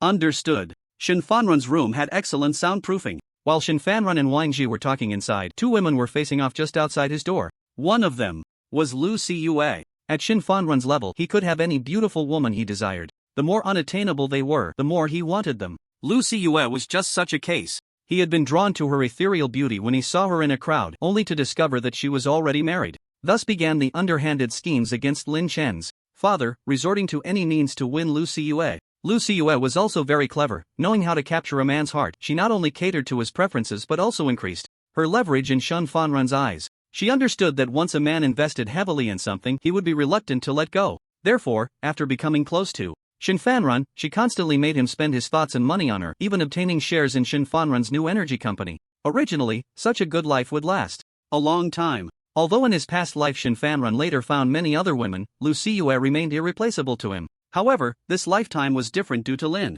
Chen killing Shin Jinbin. This led to Lu Siyue being distrusted and neglected by Shin Fanrun, and she found a new love. At this moment, the other woman facing Lu Siyue was voluptuous, with wavy hair and stunning features, exuding a completely different aura from Lu Siyue. She was Shin Fanrun's new lover, the former A-list star, Hua Lingrong. "Miss Lu, this yesterday's flower, what are you doing here? Trying to be a nuisance?" Hua Lingrong said mockingly, twirling her hair. Lu Siyue smiled indifferently, but her eyes were cold. "This isn't your call to make Fanrun likes you now just for novelty." Hua Lingrong rolled her eyes. "At least I'm still fresh, unlike some people who have gone stale." After saying this, she even covered her nose while looking at Lu Siyue, as if there were indeed a foul smell about her. Lu Siyue's face turned pale, and she wanted to retort, but at that moment, a commotion and gunfire suddenly erupted near the estate. "What's going on? The wolf pack is here. Stop them. Help!" A pack of over 100 giant wolves had actually invaded the estate. Unlike the source beasts that had previously scattered throughout the city, this time the wolves seemed to have been drawn directly to the estate by the strong scent of blood and flesh. The 3-meter-high wall, built not long ago to fend off the cold wind, was easily leaped over by the giant wolves. The patrol team at the estate was no match for the claws of the 100-strong wolf pack. One wolf, larger than the others, came to a wall surrounded by several wolves and struck down with a paw. A hole was smashed into the several dozen centimeters thick concrete wall, revealing terrified survivors inside. With a single swipe, it eviscerated them. From the window in the corridor, Lu Siyue and Hua Lingrong exchanged glances, both seeing the panic in each other's eyes. At that moment, the door at the end of the corridor opened, and Shin Fanrun and Wang Ji stepped out of the room, quickly heading towards the stairs. Lu Siyue and Hua Lingrong hurriedly followed. Shin Fanrun and Wang Ji moved swiftly. Hua Lingrong shouted while running, "Honey, wait for me." But it seemed Shin Fanrun didn't hear her, even quickening his pace to a jog. Suddenly, the sound of shattering glass echoed. A giant wolf suddenly sprang out onto the path in front of Hua Lingrong and Lu Siyue. Both of them screamed in fright. Just as the giant wolf lunged at them, Lu Siyue grabbed Hua Lingrong's hair and, amidst her screams, pushed her towards the oncoming wolf. She then took off running towards the direction where Shin Fanrun had left. Finally, at the last moment, she reached Shin Fanrun, who was opening the basement door. "Jin Bin, I want to be with you forever," Lu Siyue said, her eyes brimming with tears. It was hard to tell if it was exceptional acting or sheer terror. Shin Fanrun glanced at her and ultimately took Lu Siyue with him into the basement. All night long, a bloody massacre unfolded throughout the manor. When the three emerged from the basement the next day, the wolf pack had already retreated. The manor was unrecognizably destroyed, with blood and severed limbs everywhere, and not a single living person in sight. Shin Fanrun looked at the remnants of the shelter he had painstakingly built and nearly collapsed on the spot. Once he regained his composure, Shin Fanrun made a firm decision and said to Wang Ji, "See how many people escaped yesterday, gather the survivors, and leave those who are not needed. Bring over the snow vehicles you repaired last time, take whatever we can, and we will head south." In the cold cave, after Lin Chen absorbed the source power from the strange tree, he felt that the source power within him seemed to have reached a saturation point. There was a sensation in his body that was hard to describe in words, a feeling of fullness as if he had overeaten. He touched his stomach. It wasn't a feeling of satiety. He hadn't unlocked the third stage of the gene lock either. It was as if the source power had become excessive, yet something crucial was missing. At that moment, a gentle breeze blew through. The dense, bluish-purple leaves on the tree fell rapidly like snowflakes. The entire tree seemed to lose its life essence, leaving only bare branches in an instant. Both Lin Chen and the Demon King were taken aback. The Demon King curiously bit into the trunk again, leaving another tooth mark showing a grimace. The Demon King's bite force was now so strong that he could leave a mark on steel, which demonstrated the tree's sturdiness. Lin Chen thought this tree might be a good material. The roots connected to the pond below, making it impossible to store in his space. After spending over 10 minutes and breaking 2 axes, he finally used a chainsaw to cut down the tree and store it in his space. Looking up at the sky outside, it had completely darkened. The wilderness at night was even more dangerous, as many predators hunted at night. Lin Chen immediately decided to spend the night in this water-curtained cave and return the next day. He took out several moisture-proof mats from his space and laid them on the flat ice surface of the pond, setting up a tent on top of the mats. He also placed blankets inside the tent. His and the Demon King's temporary little nest was ready. The Demon King seemed excited, running in and out, as if he had never stayed in such a nest before. This was also Lin Chen's first night spent outside since his rebirth. He checked the temperature inside the cave, minus 61 degrees. The temperature seemed to be dropping increasingly. After Lin Chen and the Demon King had something to eat, they crawled into their sleeping bags. The Demon King was very alert, but he still didn't dare to sleep too deeply. He wasn't sure if it was because he wasn't used to the place, but he found it hard to fall asleep. His mind began to wander. Many things had changed in this life. The apocalypse had only just begun, and humans and other creatures had undergone large-scale evolution. Source beasts and evolved beings had appeared ahead of time. The beast type in this life would surely be more terrifying than the last. Looking back now, building a safe house was the best decision he had made. If he had lived in an ordinary residential building like in his previous life, the thick concrete walls might not withstand an attack from a powerful source beast. His safe house was 3 meters thick, with walls made of steel plates and an alloy structure, and it had 2 levels. Even if the dinosaurs from the Jurassic era were to reappear, with the sturdiness and structure of his safe house, there would be no problem. He also lacked for nothing in terms of supplies. With the safe house as his refuge, all he needed to do was continue to grow stronger. Moreover, after the beast tide emerged, the more people there were in one place, the easier it was for the keenly scented beast packs to discover and target them. His safe house was comparatively safer. It was just a pity that he still hadn't avenged his father in this lifetime. Lin Chen closed his eyes. He was not the kind of person blinded by hatred, otherwise he would have acted impulsively the first time he learned that his father did not die by accident in his previous life. Now that the apocalypse had arrived, Shin Fanrun was likely developing his power in Haishur, just like in his past life, but he didn't know if it would go as smoothly this time. If one day he could subdue thousands of source beasts, perhaps there would still be a day to return to Haishur for revenge. Lost in thought, Lin Chen slowly fell into a half-dreaming state. In his dream, he saw himself back in the struggle of the apocalypse from his previous life. He saw himself and Zhao Xiao digging up that ancient coin, inadvertently opening the treasure pot. But this time, when opening the treasure pot, he unhesitatingly killed Zhao Xiao. Looking at Zhao Xiao's disbelieving, unblinking eyes, he surprisingly felt a deep satisfaction in his heart. When he woke up, Lin Chen was still savoring this dream. If the him from his previous life could have been as selfish and ruthless as he was in this life, perhaps he wouldn't have ended up in such a fate. Therefore, in this life, he would never trust anyone again. When the sky outside brightened, Lin Chen packed up his things and returned to the safe house with the Demon King. After having a warm breakfast in the safe house, Lin Chen went out again. This time, he wasn't planning to toil away searching for gold in the surrounding cities. A few days ago, he heard that survivors were organizing a trading market in the eastern suburbs, which might have taken shape by now. He decided to go take a look today. It would be best if he could directly exchange supplies for gold. Lin Chen rode the Demon King straight into the town. The appearance of the Demon King inevitably caused some panic. People who had already been frightened by source beasts and wild animals fled in terror. The Demon King didn't attack them at all. Instead, he looked at the humans running around with a disdainful gaze. By the time the patrolling soldiers heard the commotion and rushed over, the Demon King had already taken Lin Chen away without a trace. They arrived at the eastern suburbs, where Lin Chen finally let the Demon King stop. He grabbed a survivor who was paralyzed with fear on the ground and asked, "Is there a supply trading market nearby?" The person, terrified and barely coherent, almost thought he was going to die. Yes. At the park by the bridge, 1 kilometer north of the supply distribution apartment. After learning the location, Lin Chen searched for about 10 minutes before finding the park by the bridge that the person had mentioned. After instructing the Demon King to stay nearby on standby, Lin Chen walked into the park alone. The park, once filled with greenery, was now buried under thick snow. Only a few taller trees had half of their trunks exposed, indicating that this had once been a park. The park was bustling with people, and it seemed there were quite a few. There were also 2 teams of soldiers maintaining order here. As Lin Chen walked in, he saw makeshift stalls haphazardly set up on the snowy ground of the park. Some stalls had wooden signs that read "willing to pay handsomely for medicine." Others displayed useless mechanical parts just to trade for some food. Some stalls had fabrics and clothes that looked only moderately warm for sale. There were even stalls with tattered cloths that read, "Please, kind people, give me something to eat, may you live a long life," and so on. Almost anything could be found. There were more vendors than buyers. Lin Chen walked around for a bit and found what he was looking for at one of the stalls. A frail boy with frostbite all over his hands had about 10 pounds of gold and silver jewelry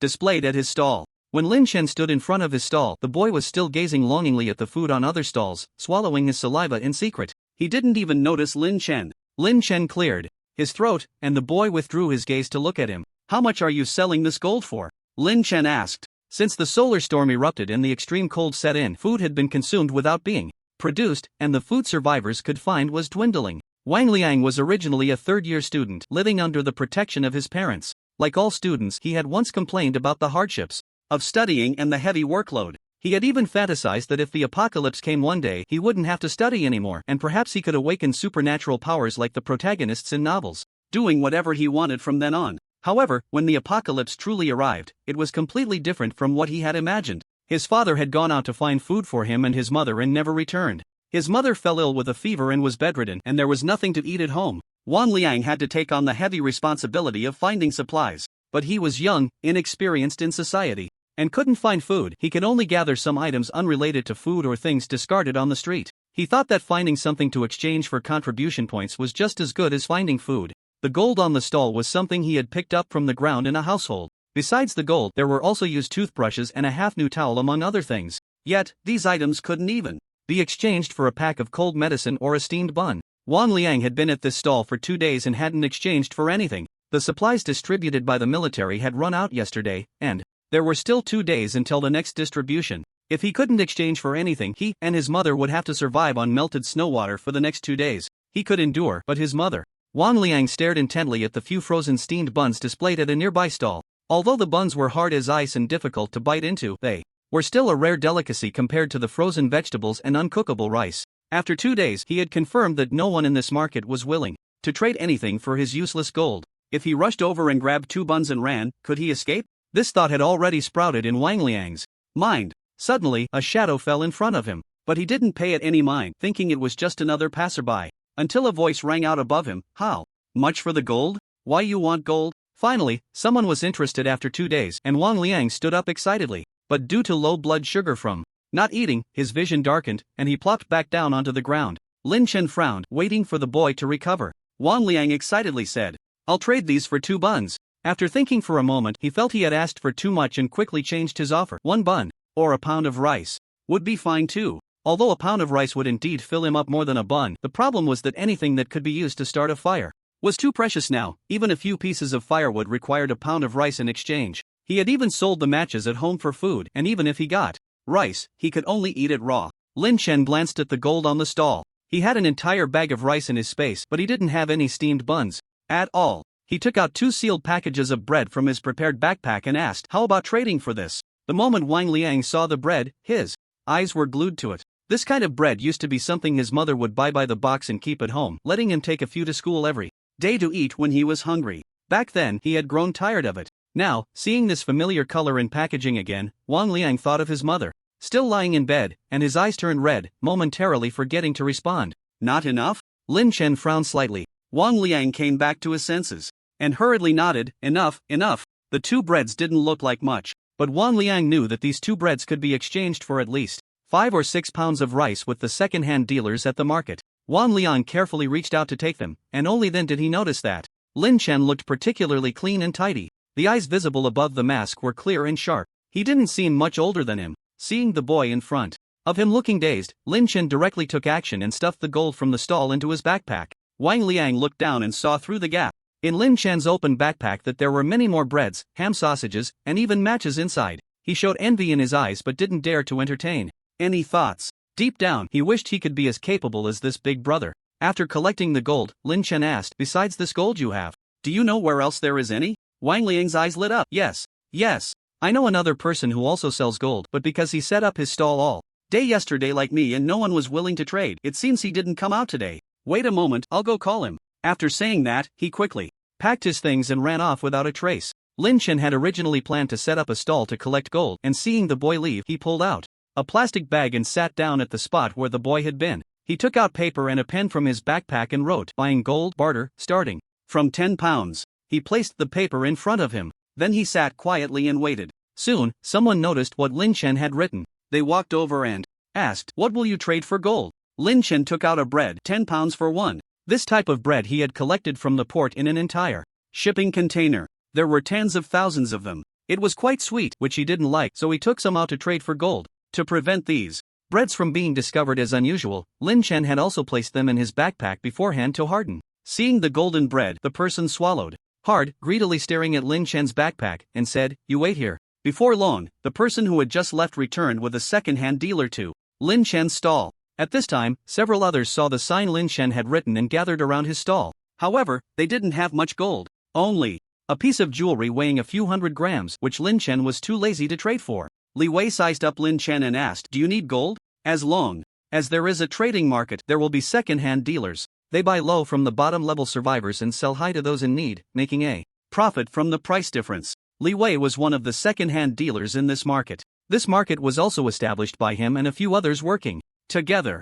"That's right, do you have any?" Lin Chen tossed the small bread in his hand. He still needed over 200 kilograms of gold to upgrade his item. Duplication for the 10th time. He believed many people must have stockpiles, especially those wealthy individuals before the apocalypse who would definitely be reluctant to part with their assets. "Let's go somewhere without people to talk," Li Wei said, his eyes darting. Lin Chen stood up and followed Li Wei as they walked to a deserted area. "How much gold do you want?" Li Wei asked. 220 kilograms, do you have it?" Lin Chen directly stated the total amount he needed. Li Wei was somewhat surprised. It was the apocalypse now, food was the universal currency and gold was useless. "What do you need so much gold for?" Li Wei asked. He couldn't figure out what Lin Chen wanted with so much gold. Did he want to get some gold to make a statue for himself because he had too many supplies? Lin Chen replied, "That's something you don't need to know. Do you have it?" Li Wei squinted and thought for a moment, then said, "There is, but I need 2 days. Also, what will you offer in exchange?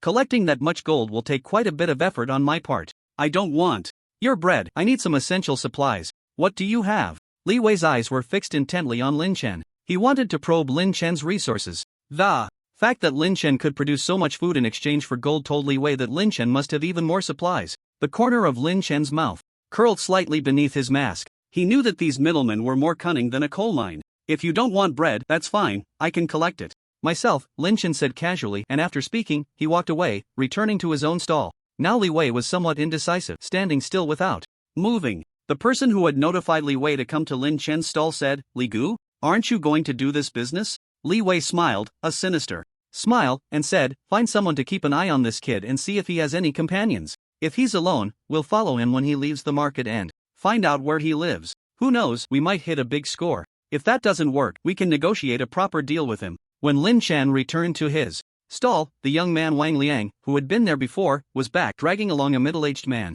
Both of them looked out of breath. "Look, he's back." Wang Liang thought Lin Chen had already left when he returned. The man he hurriedly brought over, Chen Xiaodong, stared at Lin Chen for a few moments.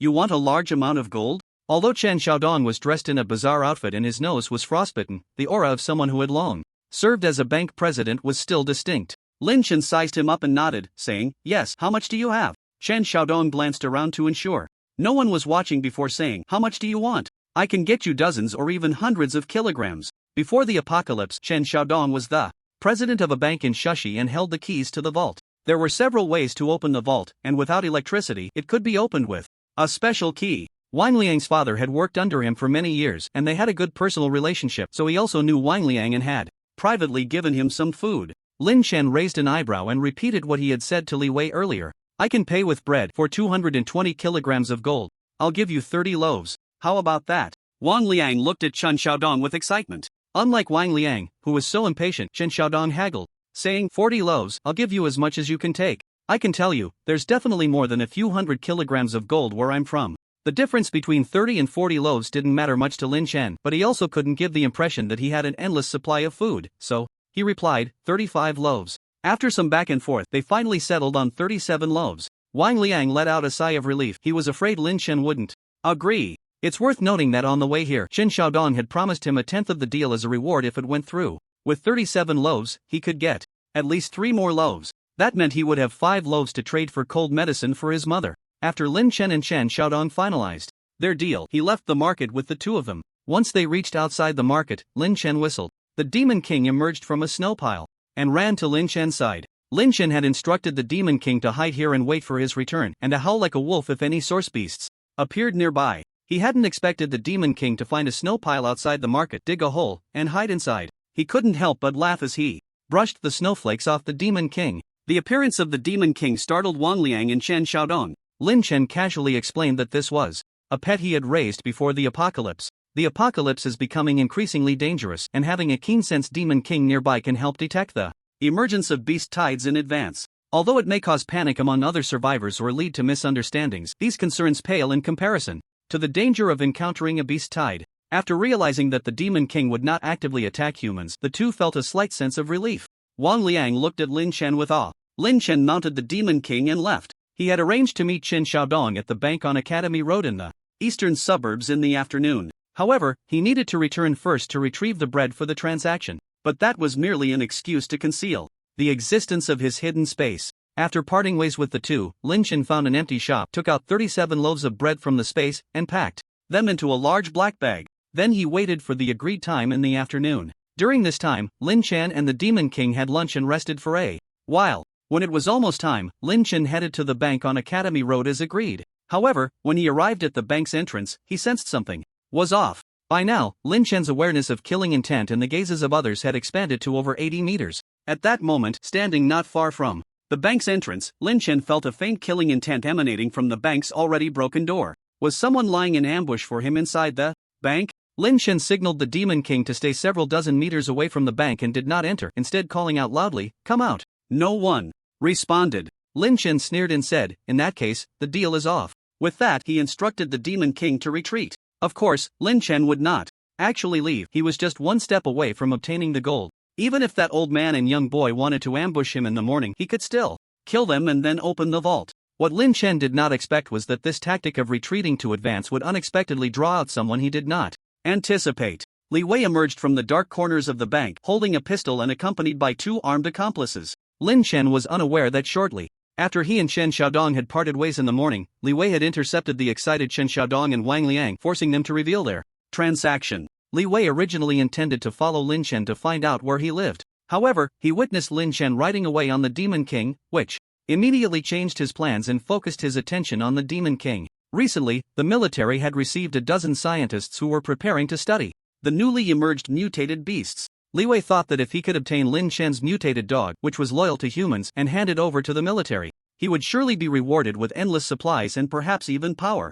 As he entertained such dreams, his gaze towards the Demon King grew greedy. Li Wei spoke loudly, "We meet again. I've figured out what I want to trade with you. How about I exchange all the gold in this bank vault for your dog?" Upon hearing someone plotting against his master, the Demon King bared its teeth and let out a threatening growl. Before Lin Chen could respond, Li Wei continued, "Oh, by the way, I've hidden the vault key. If you don't agree to the trade, don't even think about getting this gold. You, and the two people trading with you, all three of you will die. I think you can weigh the seriousness of the situation, right?" Li Wei shook the gun in his hand. "If this dog cooperates, I'll let you go." One of Li Wei's accomplices pulled out a tranquilizer and wrote from behind, eyeing the eager Demon King. Lin Chen smiled. He could find gold again. The lives of those two had nothing to do with him, but he hated being threatened. Li Wei thought Lin Chen had agreed, a look of joy spreading across his face. However, that joy did not last long as he heard Lin Chen's cold voice say, "Kill everyone except the one speaking." The Demon King had been waiting for Lin Chen's command and, upon hearing this, pounced forward like a gust of wind.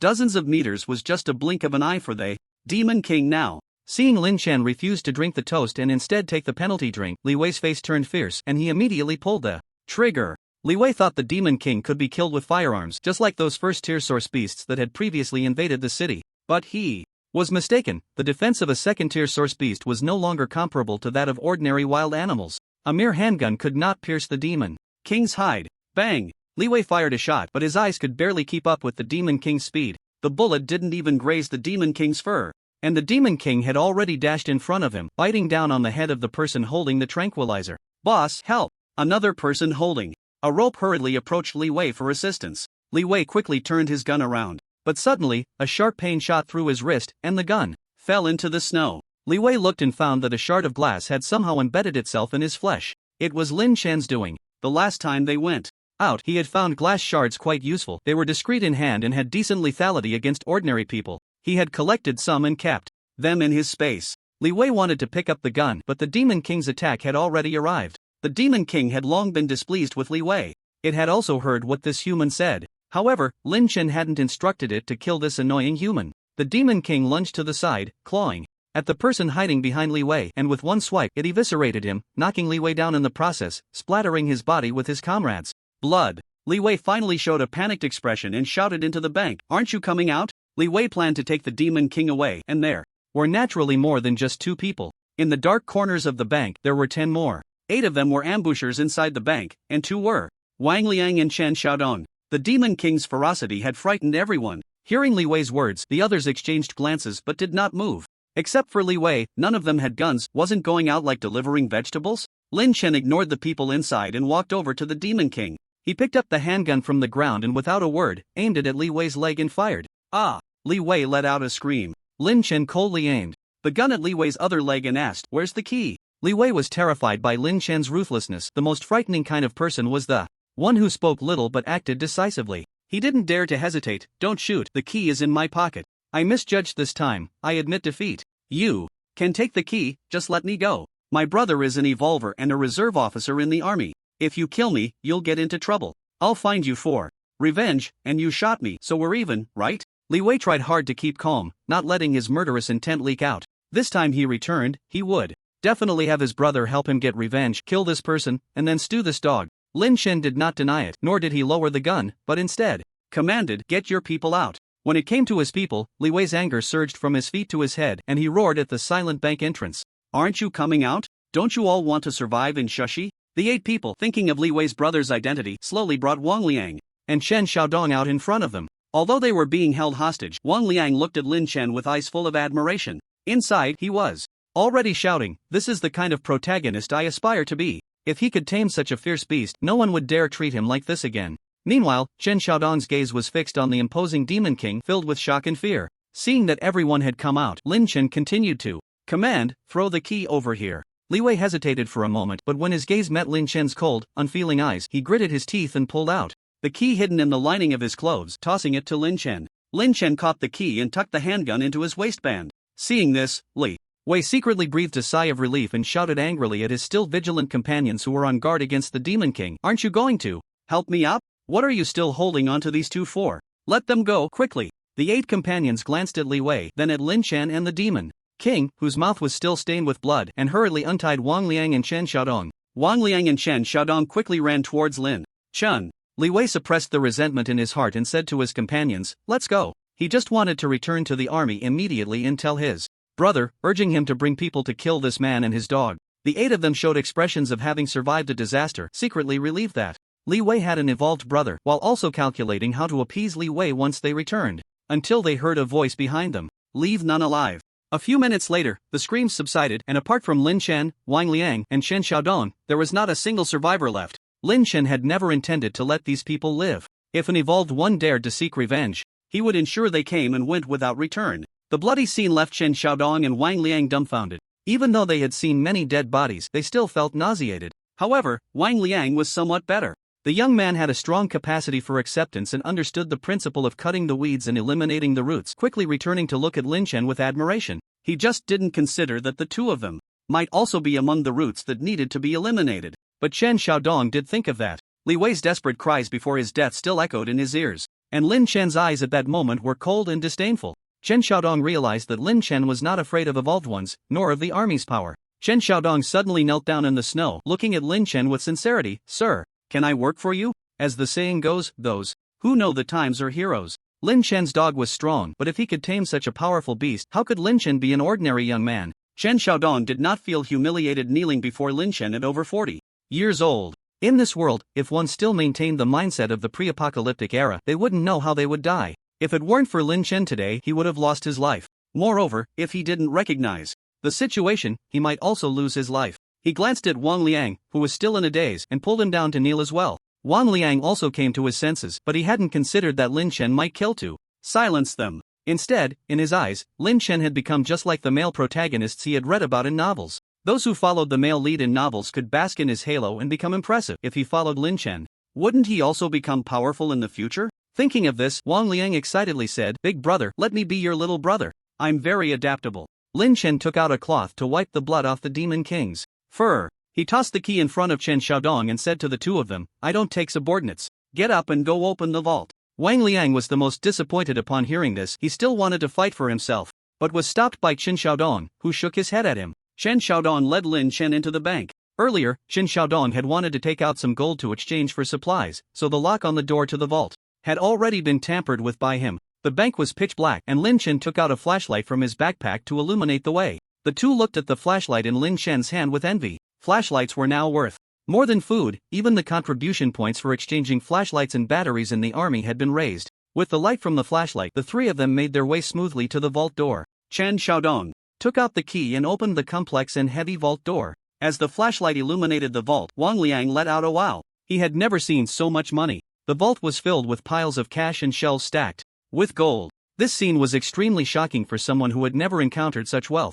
Chen Xiaodong secretly observed Lin Chen's expression and, seeing that Lin Chen remained remarkably calm, felt increasingly odd. He respectfully said to Lin Chen, "There's probably about 100 million in cash here and around 20 tons of gold. Consider this gold as a reward for saving us. I don't need the bread. You can take it, here's the key. We'll wait for you outside the bank." After saying this, he cautiously glanced at Lin Chen's expression. Noticing that Lin Chen had no intention of silencing them, Chen Xiaodong secretly sighed in relief and pulled Wang Liang out.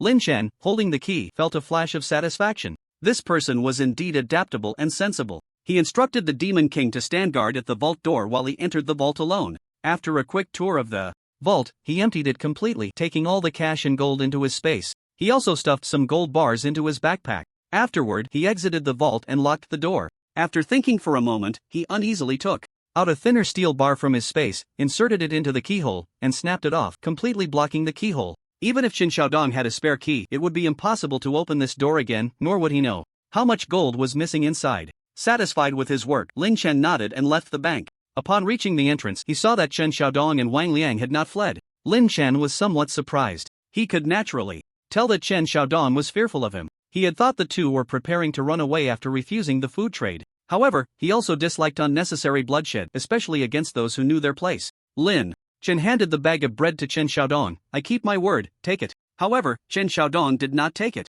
Instead, he pulled Wang Liang down to kneel in the snow, looking up at Lin Chen. "Sir, I want to work for you. With this child, please don't rush to refuse. We can help you with some chores. For instance, if you need gold like this in the future, you can arrange for us to do it. We'll take a small fee from you, and you'll save time. We'll still go about our own business and won't ask you for any supplies or request anything from you. If you're worried we might leak your secrets, you can have your dog remember our scent. Dogs have the keenest sense of smell, and we absolutely won't escape." One had to admit this person was clever and very tactful. This entirely self-serving reasoning made Lin Chen's heart stir. "So you just want to get some food from me?" Lin Chen raised an eyebrow and asked. Chen Xiaodong smiled, his expression brimming with blatant ambition. "Of course, I also want to take a gamble. I want to bet that one day you can soar to great heights and gain power in Shushi, allowing us lowly ones to rise with you. If not, I won't regret it. I have nothing to lose, just a worthless life. In 18 years, I'll still be a good man." Wang Liang, feeling fired up, chimed in, "Me too." Lin Chen narrowed his eyes. After a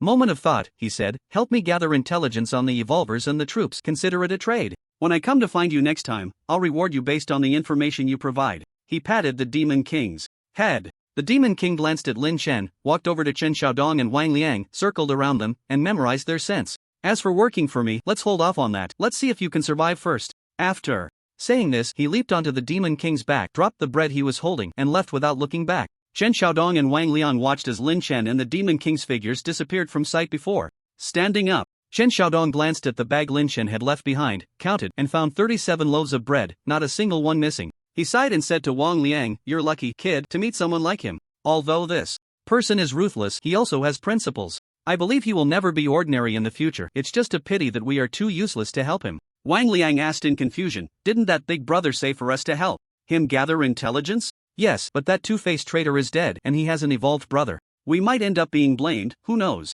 Let's go, we need to hurry back and help your mom move. Surviving comes first, only then can we think about the future." The Demon King moved at incredible speed, and within an hour, Lin Chen returned to the safe house. Now that he had enough gold, he could upgrade his item duplication for the 10th time. Lin Chen returned to the safe house, recalled the Demon King into his space, and played with the gibbon and clouded leopard. As usual, he took off his outer clothes, pulled the power switch, turned on the lights in the room, and took out 20 tons of gold to place in the living room. The gold he had collected recently had all been fed into the treasure basin, and the current interface of the treasure basin displayed as follows. Treasure basin storage. Space. Complete. The volume of space can increase with the user's internal source power, capable of storing living beings. Function. Item duplication * 1478 wealth points required for upgrade. 2203 432. Lin Chen stared intently at the interface and softly said, "Upgrade item duplication." As soon as Lin Chen's words fell, a batch of gold bars disappeared from the ground, and just like the last time he upgraded the storage space for the 10th time, the entire treasure basin interface turned into a jumble of garbled text.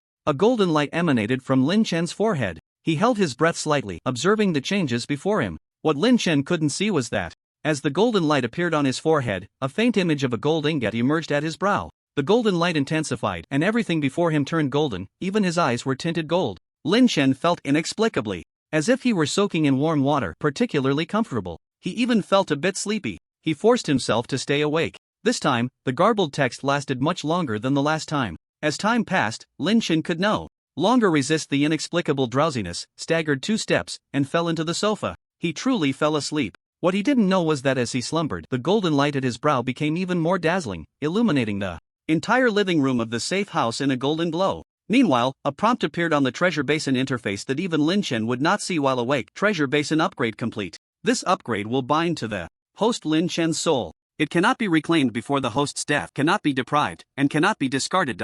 Intelligent mode activated, extracting host data. After the golden light disappeared for a long time, Lin Chen slowly awakened. He opened his eyes and sat up abruptly. Did I fall asleep? Normally, no matter how tired he was, as long as he didn't want to sleep, it was impossible for him to do so. He immediately understood that his sleep was definitely related to the treasure basin. Lin Chen hurriedly focused his gaze on the treasure basin interface. The originally simple treasure basin interface had undergone a significant transformation. Instead of the details about the treasure basin, 4 different icons now appeared. One was a human figure. One was a gold ingot icon. One was an exclamation mark icon. And the last was a circular icon with a dot in the center. Lin Chen concentrated on the first human figure icon. In an instant, the interface before him changed. Host data Lin Chen, 19 years old, male. Evolution level, Gene Lock Stage 2 internal source power, 400 source power. Units mental power, 80 thought power units detected that the host has reached the required 400 source power for the next evolution, but is still short of 20 thought power units needed for the upgrade of 100 thought power units. Please enhance mental power strength as soon as possible to complete the Gene Lock Stage 3 evolution. What is this? Lin Chen's pupils shook violently. He even forgot to breathe, feeling that the interface before him was fantastical. Is this the change of the treasure gathering pot after the upgrade? Although he had always suspected that the treasure gathering pot was a product of some advanced civilization's technology, this game-like interface still exceeded his understanding. Lin Chen focused his thoughts, and the interface returned to the 4 icons. This time, he concentrated his mental power on the golden ingot. The screen flashed again, and the interface changed to treasure gathering pot, complete, storage space, complete. The volume of space can increase with the source power within the user, capable of storing living beings. Item duplication, complete, increases the number of item duplication attempts by 1 each day. Current attempts 1479. Seeing this, Lin Chen's breathing became a bit rapid. He suppressed his excitement and returned to the 4 icon interface. This time, he focused his mental power on the 3rd exclamation mark. The next danger will appear in 95 hours and 36 minutes. This danger is virus outbreak. Please prepare in advance. Virus outbreak? Upon seeing this, Lin Chen suddenly snapped out of the ecstatic transformation of the treasure gathering pot. How could he have forgotten this matter? In his previous life, at this time, as the temperature dropped, viruses began to breed. Some viruses that had never appeared before emerged and spread among the survivors. Due to a lack of medication and preventive measures, the virus spread rapidly and mutated quickly. Lin Chen remembered that around this time in his previous life, a large-scale virus outbreak would occur. This virus was pervasive, capable of spreading through almost every conceivable method known to humanity. No matter how strong one's constitution, as long as one needed to breathe, they could not escape being infected by this virus. Symptoms included high fever, coughing, and body aches. Those who could endure would develop antibodies, while those who could not would die. However, during the last solar storm, the treasure gathering pot had warned of danger within 72 hours, and this time it had turned into 96 hours. Moreover, it could specify what the danger was. Just as he was about to click on the 4th icon, an untimely knocking sound came from outside the door. Lin Chen raised an eyebrow slightly and glanced at the mechanical watch on his wrist. He had returned around 2 o'clock. Now it was close to 3, meaning he had been unconscious for about half an hour. Lin Chen looked at the surveillance camera facing the door. He hadn't had the chance to clear the snow at the entrance today, and the peephole was blocked by snowflakes, making it impossible to see the situation outside. 3 middle-aged men holding axes and machetes, accompanied by a middle-aged woman carrying a basket, were standing outside Lin Chen's safe house. The man knocked on the door a few times, then leaned against it to listen for a while, but heard nothing. "Brother Chang, there's no one inside, right? Didn't we knock on the door once this morning?" The middle-aged woman, with her head and half her face wrapped in a cloth, stood in the cold wind, hugging her arms in confusion as she looked at the man knocking on the door. The man called Brother Chang, Liang Chang, replied to the puzzled trio, "I just saw a shadow moving on the mountain. I think the owner of this house might have returned." Upon hearing this, another man's eyes lit up. "There's not a single person in that village down the mountain. They must all be dead. We've been in the mountains all day today and haven't managed to gather much firewood. It must be the person in this strange house who has been chopping it."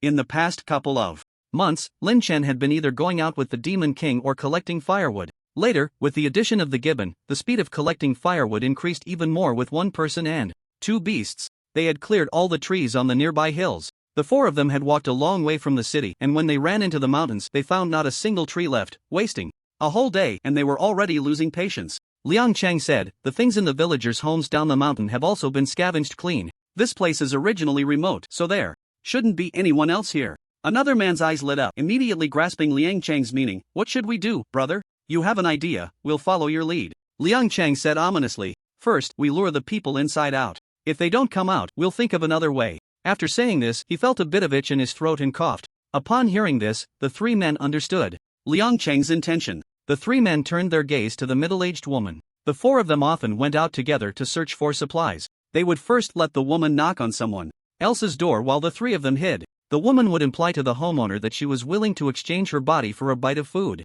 Then, taking advantage of the homeowner's rising interest, when they opened the door, the other 3 would rush in, kill, and steal the supplies. This method was particularly effective against survivors living alone. It was also devised by Liang Chang. The middle-aged woman understood Liang Chang's meaning as well and took off her warm headscarf, revealing a still charming face. The other 3 nodded to each other and quickly moved aside to hide. However, today the middle-aged woman seemed to be in poor condition. As soon as she took off her headscarf, she started coughing. The middle-aged woman held back her cough and knocked on the door for a long time, but there was still no response from inside. Just as the 4 of them were growing impatient, suddenly, a blood hole appeared in the middle-aged woman's head and she fell straight down. Lin Chen did not pay attention to the people at the door. His focus returned to the treasure bowl. He discovered the 4th icon, but it wouldn't open. He tried several more times, but it still didn't work. Not being fixated on it, he redirected his attention back to the first 3 icons. First was the information about the treasure bowl. Treasure bowl, complete, storage space, complete. The volume of space can increase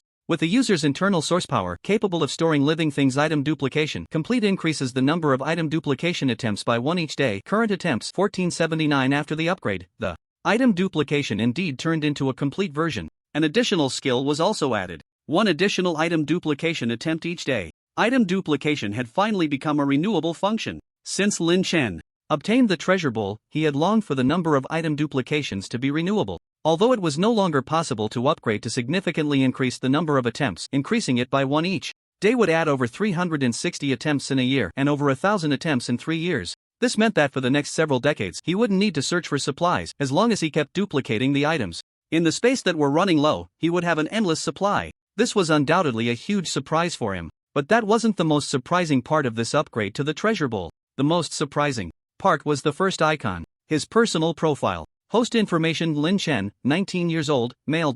Evolution level: Gene Lock level 2. Internal source power: 400 source power units. Mental power: 80 thought power units. Detected that the host has met the required 400 source power units for the next evolution, but is still lacking 20 thought power units to meet the 100 required for the upgrade. Please enhance mental power strength as soon as possible to complete the Gene Lock level 3 evolution. The treasure bowl could actually detect his body information. After absorbing that strange tree, Lin Chen felt that the source power within him was already full, but he did not unlock the gene lock as he had before. He knew that something crucial was missing. Now, with this hint, he finally understood that what he lacked was mental power. Without this hint, he would never have thought of it. He actually had 80 units of mental power. At this moment, Lin Chen recalled how since his rebirth he had been extremely sensitive to the gazes of others, which should be the effect of his mental power. Moreover, he thought he knew how to increase his mental power. Ever since he failed to use remote collection to retrieve gold from the bank, after multiple attempts and practice, Lin Chen had managed to increase the distance of his remote collection with the treasure basin from the original 5 centimeters to 8 centimeters. His sensitivity to the gazes of others and the intent to kill had also improved in both sharpness and distance. So, frequently overextending his mental power could enhance its strength. Now that he knew how to unlock the 3rd stage of the gene lock, the next thing he needed to do was to increase his mental power. He rubbed his forehead. The feeling of overextending his mental power was quite uncomfortable, but to unlock the 3rd stage of the gene lock he had to do it. At this moment, Lin Chen was completely immersed in the world of the treasure basin, entirely oblivious to the commotion at the door. It wasn't until several gunshots rang out from the entrance that he refocused his attention outside. A flash of killing intent crossed Lin Chen's eyes. At this time, those appearing outside his safe house were mostly not friendly. However, when he opened the door with full vigilance, what he saw was not a survivor ready to commit murder, but rather a few corpses on the ground and an unexpected person. Liao Peng? Lin Chen raised an eyebrow, his gaze sweeping from the several corpses to Liao Peng's scruffy face, and then to the handgun in his hand. In just 2 or 3 months, Liao Peng, who had once appeared to be a sharp and capable man in his 30s, now looked like a vagabond. He wore a dirty, ill-fitting cotton coat, his hair greasy enough to fry something, and his face bore the marks of hardship. It seemed a lot had happened during this time. He almost didn't recognize Liao Peng. Seeing Lin Chen, Liao Peng's face was filled with surprise. "Great.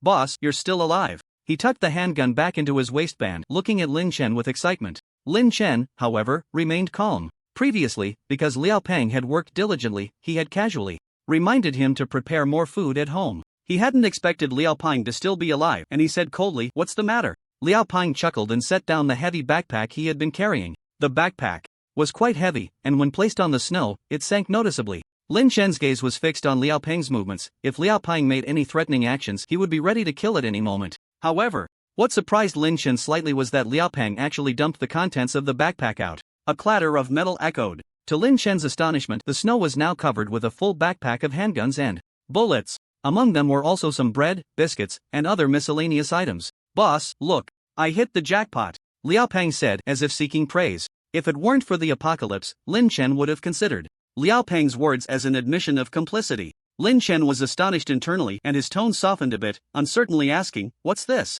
Are you back to work?"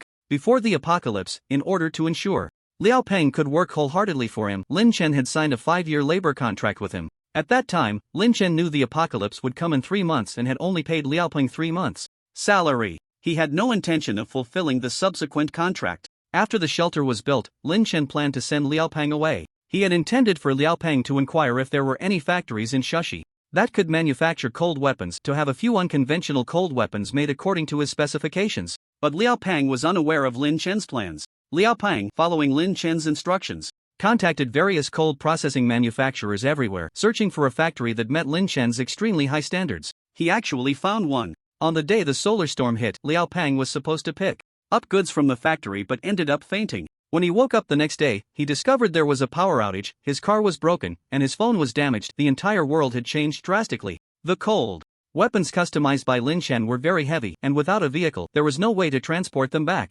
That day, it was pouring rain, and Liao Peng walked for half a day to reach the safe house to find Lin Chen. However, Lin Chen had left early that morning to go to the port for a $0 purchase. After failing to find Lin Chen and returning, that night hail fell, and the next day it started to snow. Unlike other survivors who held on to a glimmer of hope, Liao Peng immediately thought of the safe house Lin Chen had built, and his first reaction was that the apocalypse had arrived. With Lin Chen's reminder, when Liao Peng noticed the temperature was off, he quickly went to buy some warm clothing while other survivors rushed to grab food. Following Lin Chen's advice, he also bought several boxes of food and water for his rental place, quickly getting through the first half-month of adaptation. He had no relatives in Shushi. It was Lin Chen who had given him a job and helped him survive in the early days of the apocalypse, and his gratitude towards Lin Chen was beyond words. Later, when the weather was good, Liao Peng knocked on the door of Lin Chen's safe house again. Unfortunately, Lin Chen was usually out searching for gold when the weather was nice. Liao Peng did not give up. He felt that if someone like him could survive, then Lin Chen, who was originally a doomsday survival enthusiast, was even less likely to die.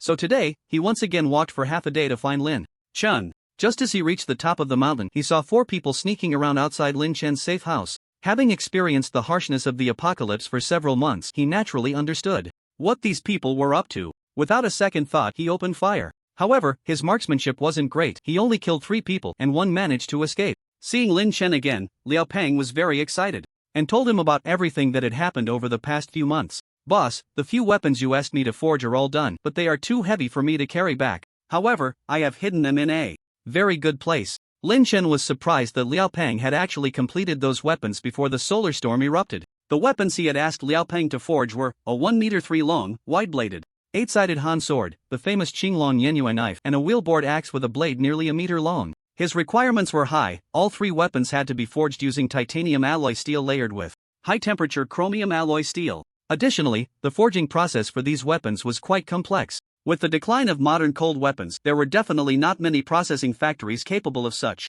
craftsmanship. At the time, he just wanted to give Liao Peng something to do and never thought he would succeed in forging them before the solar storm arrived. After all, Lin Chen didn't know that this apocalypse would be different from the last one, with source beasts appearing so early, and that he would unlock the gene lock in a series of events. The lightest of the 8-sided Han sword weighed at least 40 to 50 pounds, while the Qinglong Yenyue knife and the wheelboard axe weighed dozens to hundreds of pounds. For an ordinary person, even a martial arts master, it would be very difficult to wield such heavy weapons. He never thought he would have a use for them. But now that he had unlocked the gene lock, his strength allowed him to lift things weighing 600 to 700 pounds, and handling a 100-pound weapon would be absolutely no problem. Hearing Liao Pang say that the weapons were already forged, Lin Chen couldn't hide his excitement. He even asked urgently, where are these weapons? These 3 deadly weapons, with their power proportional to their weight, were formidable in battle. Especially in group fights and against large source beasts, they would definitely elevate Lin Chen's combat power to a new level. Liao Pang then provided the address. The location is in the North Industrial District, and the sky is already darkening, making it unsuitable to go out. Lin Chen decided to wait until tomorrow to retrieve the weapons. He looked at Liao Pang with satisfaction and said, you should know that we are in the apocalypse now, and our labor contract is no longer valid. You've helped me a great deal. Tell me what you need, and I'll find a way to get it for you. Liao Pang was very happy to see that Lin Chen was truly alive. He had his own plans and immediately said, boss, if it weren't for your reminder, I wouldn't have survived. Let's forget about the reward. I owe you my life. I see that the villagers down the mountain are gone, and there are many empty houses. I want a tidy one up to live in, so if someone comes looking for trouble, we can have each other's backs. Liao Pang's rental house was almost buried in snow, and even if he hadn't found Lin Chen today, he was prepared to find a place to stay in Wulong village. Hearing this, Lin Chen thought for a moment and replied, alright. As long as he didn't have to live with him, it was fine. If it weren't for Zhao Zhao's betrayal, Liao Pang would indeed be a good teammate. Unfortunately, he no longer dared to trust anyone. Wealth stirs the heart. He carried the secret of a treasure trove, and anyone who knew would not remain indifferent. Liao Pang was very pleased and pointed to the guns scattered on the ground, saying, by the way, boss, take some of these guns, I can't use so many by myself. Lin Chen glanced at them and refused, saying, no need, I have some. Upon hearing this, Liao Pang's expression changed slightly. He felt increasingly that Lin Chen was unfathomable. To know in advance that the apocalypse was coming, in Liao Pang's imagination, Lin Chen had already become a high-ranking official with connections in the Xia country. Now seeing that Lin Chen didn't even care for a handgun, Liao Pang looked at him with a hint of awe. Alright, then I'll put them away for now. If you need anything, just let me know. Lin Chen nodded. Liao Pang put the handguns back into his backpack and prepared to head down the mountain to tidy up a house to live in. Suddenly remembering something, Liao Pang turned back and said, oh, boss, there were 4 people ambushing outside your safe house just now. My shooting isn't very good, and I let one man escape. Liang Chang had managed to escape, rolling down the mountain all the way. It was hard to say whether he was lucky or not, as all the trees on the mountain had been cut down by Lin Chen, and he rolled down into the soft snow, landing halfway down the slope. Thus, he escaped a disaster. It took Liang Chang a while to recover from his dizziness. He glared up the mountain and then limped away. After hearing Liao Pang say that someone had ambushed him outside his safe house, Lin Chen said, since one got away, he's likely to come back next time, so we need to be more careful. If he dares to come, let him come and go without return. Liao Pang felt that he had a gun, so he didn't take it too seriously. Watching Liao Pang head down the mountain, Lin Chen returned to the house to start preparing dinner. Tonight's dinner was a pot of boiled meat slices. The thin slices of meat floated in a pot full of red oil and ingredients, looking quite tempting. While eating the meat slices, Lin Chen didn't forget about the Demon King preparing to roast meat. The Demon King was getting bigger and bigger, and it was becoming a bit cramped in the safe house. To solve this, Lin Chen came up with a plan. In the space for storing living things, he had the Demon King instruct the gibbons to build a few wooden houses. The gibbons were clumsy at first, but after being beaten by the Demon King dozens of times, they finally got the hang of it. The wooden houses were furnished with blankets, water bowls, and food bowls. Although they didn't look great, at least they had a nest. Among them, the Demon King's wooden house looked the most orderly, while the Clouded Leopard's wooden house was the most haphazard. The 3 source beasts already had a noticeable hierarchy. The Demon King was naturally the boss. Although the gibbons lacked social experience, they were smart and learned quickly, making them the undeniable second in command. The Clouded Leopard had the lowest intelligence, arrived the latest, and became the little brother. Lin Chen also prepared some food for the gibbon and the Clouded Leopard. After the meal, he continued to have the Demon King study the 9-year compulsory curriculum on the tablet. As for the gibbon and the Clouded Leopard, Lin Chen only asked them to remember his scent and voice, then switched to a taming mode. After evolving to the second stage, the Demon King's intelligence had significantly improved. Now, it could not only easily understand Lin Chen's words but also express its intentions to Lin Chen through actions. Seeing the Demon King enter a serious learning state, Lin Chen returned to his room to try to exercise his mental strength. He placed his hand on the wall connecting the living room to the bedroom, using his mind to communicate with the space. As his mental strength extended into the wall, his consciousness immediately felt an insurmountable resistance. The sensation of being struck on the head with a heavy hammer returned. Along with it came a wave of nausea. Lin Chen gritted his teeth and persevered. It wasn't until his vision started to darken that he withdrew his mental strength. After retracting his mental strength, Lin Chen squatted on the ground and began to retch, barely managing to keep his dinner down. The feeling of mental exhaustion was extremely uncomfortable, and it would take 2 or 3 hours to ease. Opening the personal interface of the treasure basin, seeing a slight increase in mental strength, Lin Chen felt a bit better. It was still early, so he rested for 3 hours and then overexerted his mental strength once more before collapsing into sleep. The next morning, Lin Chen woke up feeling refreshed, and his mental strength had fully recovered. He first opened the personal panel on the treasure basin interface. Host information: Lin Chen, 19 years old, male. Evolution level: Gene Lock Stage 2, source power 400 source power units, mental strength 82 thought power units, only 18 more points of mental strength needed. In just a few days, he would reach the 100 points of mental strength required as stated on the panel and enter Gene Lock Stage 3. Lin Chen got up, washed up, and had a hearty breakfast. Ever since absorbing the source power from the alien tree the day before yesterday, his internal source power had reached a saturation point. Yesterday, practicing the health cultivation technique no longer gave him the feeling of increasing source power. Now that he had the numerical values on his personal panel, Lin Chen could see his source power more directly, so he didn't waste much time on cultivation. He directly rode the Demon King out as the sky was still dark. Taking out a paper map, Lin Chen studied it for a while and directed the Demon King towards the location mentioned by Liao Pang. After more than an hour, the man and the dog finally arrived at the southern industrial area of Shushi. More than a month ago, Liao Pang had come here once, but without a vehicle, and since the 3 weapons were too heavy, he had hidden them and left. The southern industrial area was filled with various large factories. Once a gathering place for migrant workers, it was now completely deserted. It was already 7 a.m., but the sky was still very dim, giving a sense of an impending snowstorm. Upon reaching this industrial area, they needed to slowly search for the target factory. Southern Industrial Area number 234, Tianzhu Cold Processing Factory. Lin Chen silently repeated the address Liao Pang had mentioned. Getting off the Demon King, he said to it, "Be careful." The Demon King nodded silently. The morning wind was cold, howling as it brushed against their faces. Lin Chen took out a powerful flashlight and walked slowly with the Demon King along the streets of the industrial area, shining the light on the factory signs ahead. Southern Industrial Area number 65. Keep going forward. The industrial area was a maze, and with some signs covered by snow, Lin Chen and the Demon King ended up going the wrong way. Number 168. Number 165, wrong way, this way. After spending more than half an hour, they finally found number 228. So number 234 should be nearby. Continuing forward, they reached the edge of the industrial area, and Lin Chen pointed the flashlight to the left. "Go this way," Lin Chen said. However, the Demon King did not move. Instead, it stared intently ahead, emitting a warning growl. In the dim light, Lin Chen could not see clearly beyond 100 meters and did not notice anything unusual there.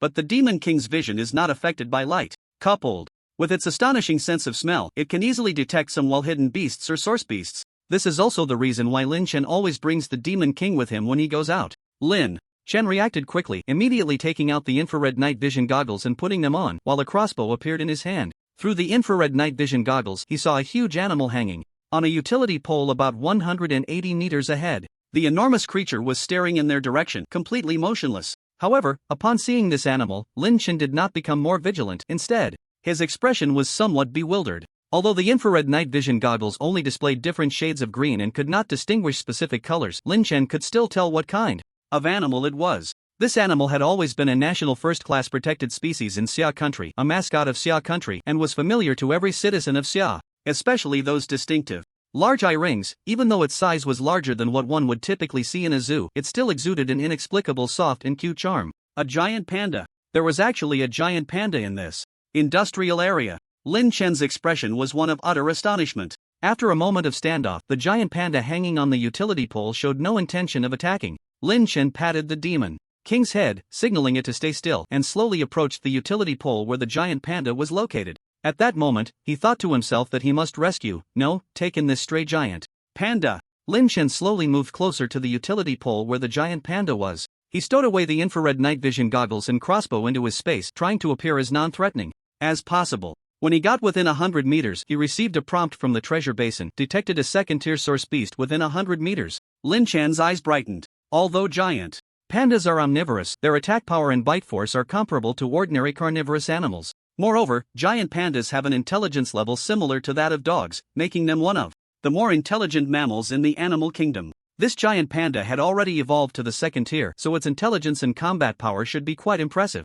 It is said that giant pandas were once mounts of Qiyu in ancient times, following him on the battlefield to wreak havoc, though it's hard to say if that's true. Lin Chen walked to about 10 meters below the utility pole. using the gentlest tone possible to call out to the giant panda, "Hello, I'm a passing tourist. Are you lost?" In the distance, the Demon King. At this distance, he could see the giant panda hanging on the utility pole clearly in the dim light. The giant panda clung to the top of the pole, its round eyes meeting Lin Shen's gaze, seemingly a bit anxious. Judging by its size, this should be an adult giant panda, but knowing it was a second-tier giant panda, Lin Shen felt it was still a juvenile. If it were an adult giant panda, its size, combined with the second evolution, should be much larger than it currently was. Climbing so high is dangerous, it's very cold up there. Can you come down? Lin Shen gently urged from below. As he spoke, he continued to approach. He was sure he was using the gentlest tone of his life. But the giant panda remained unmoved, appearing even more anxious. Perhaps this giant panda had escaped from a very distant place, or maybe it had come from some zoo. Regardless of which, it must have faced many hardships and encountered the malice of people along the way. Otherwise, it wouldn't be hiding in this deserted industrial area. There was nothing to eat here. Lin Shen thought for a moment and took an apple out of his space. He held it up high for the giant panda to see, then tossed it onto the snow below the utility pole. "How about coming down to eat something? I won't hurt you." Upon seeing the apple, the giant panda's eyes showed a noticeable decrease in vigilance, but it still seemed hesitant and did not come down. Lin Shen directly unleashed his trump card. He pulled out a can of milk powder and a small stainless steel basin from his space. He poured hot water into the stainless steel basin, added the milk powder, and stirred it up. Lin Shen placed the prepared milk 3 meters away from the utility pole, grinning like a big bad wolf as he looked at the giant panda and said, "Little cutie, do you want to drink some milk from the basin?" Upon seeing the familiar basin of milk, the giant panda's eyes immediately lit up, and it scrambled down using all 4 limbs. Lin Shen felt a surge of joy. It really worked. But whether it was because the utility pole was too smooth or the giant panda had been hungry for too long, it suddenly slipped and fell from the more than 10-meter-high utility pole.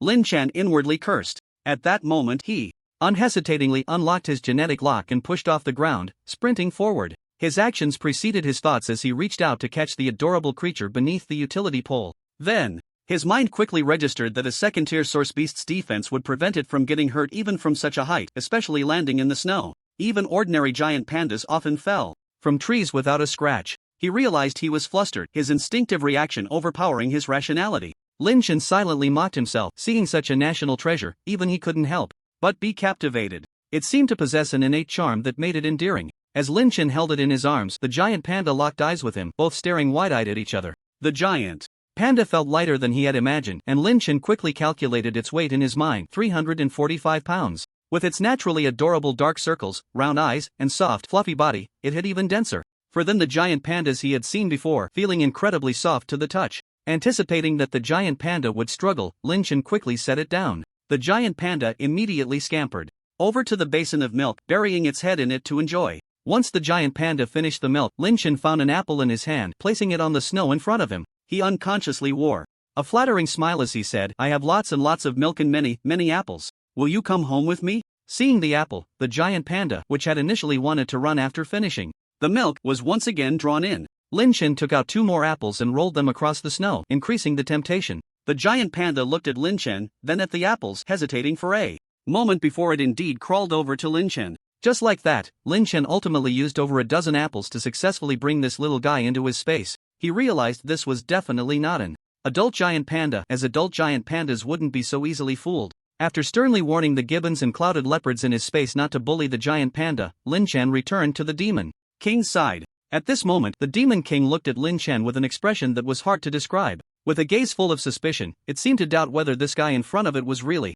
its master. Lin Shen's recent actions were no different from a bad uncle coaxing a little girl with a lollipop. He knew that his recent behavior was vastly different from his usual self. As a citizen of Xia country, seeing a giant panda so close was simply exhilarating. How could he possibly resort to violence against such a cute creature without needing to deceive it? Ahem. Lin Shen coughed to cover his embarrassment, patting the Demon King's head. "What are you still dawdling for? Let's go." 2 minutes later, Lin Shen found number 234, at the entrance of the Tianju Cold Work Factory. The factory was about several thousand square meters, and Liao Peng said that the 3 weapons were in the workshop on the first floor to the east of the factory. He had covered them with a rainproof tarp and placed some miscellaneous items on top. Lin Shen quickly located the spot Liao Peng mentioned. Originally, Lin Shen's face had been filled with joy at the sight of the giant panda, but now his expression darkened. The clutter that Liao Peng mentioned to cover up had already been removed, and the rainproof cloth was nowhere to be seen. Only 2 weapons remained in place. The 8-sided Han sword was missing. Someone had been here. Lin Chen understood in an instant. The Qinglong Yenyue knife and the wheelboard axe, even if someone could lift them, would be too unwieldy to swing, so they were left behind. But the 8-sided Han sword, weighing only 40 to 50 pounds, was likely taken by someone who discovered these 3 weapons and found the 8-sided Han sword convenient to carry away. Moreover, after taking one, they didn't bother to restore the disguise. They left these 2 weapons exposed to the air without care. This indicated that if this person could not take all 3, then at this moment, all 3 should not be present. Lin Chen's gaze immediately turned cold. To dare take his belongings, one must consider whether they have the life to use them. Lin Chen said to the demon king, go up and sniff around. Remember the scent of the person who has touched these things recently. The demon king stepped forward to sniff and nodded its dog head at Lin Chen. After having the demon king memorize the scent, Lin Chen walked over to pick up one of the weapons, the Qinglong Yenyue knife. The Yenyue knife is a type of long knife named for the blue dragon depicted on its blade.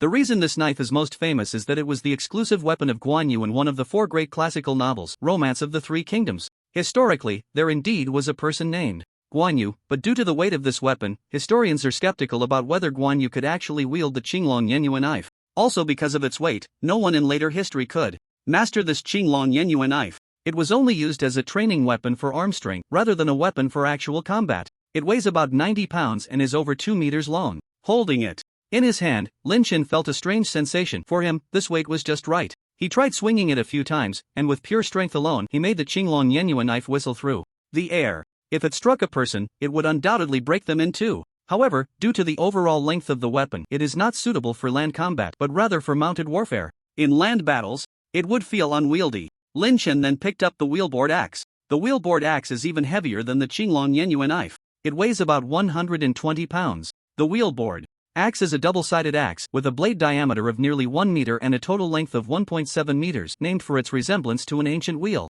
The top of the axe head has a sharp spike. It can chop, sweep, and stab, and can also be used for self-defense, allowing for both offensive and defensive maneuvers. If swept by it, even a warhorse could be cleaved in two, making it extremely powerful. However, due to its weight, it can only be wielded by someone with innate strength. Both weapons had already been sharpened, and after trying them out, Lin Chen stored them back in his space. He then looked back to see which one felt more comfortable to use. Glancing around at the forging equipment in the workshop, Lin Chen decided to store everything, regardless of its usefulness. He then mounted the Demon King's back and said, "Go find the person who took my things." Without needing Lin Chen's command, the Demon King darted out like the wind. After running for a while, the Demon King would stop to sniff again, confirming the direction. Liao Peng had come here once last month, and at that time, the weapons were still there, hidden by him. Lin Chen didn't know how many days the person who took the 8-sided Han sword had been gone, or if he could still find them. He could only trust the Demon King's sense of smell. Thus, the Demon King walked and stopped, taking nearly 2 hours, and surprisingly led Lin Chen to the eastern suburbs,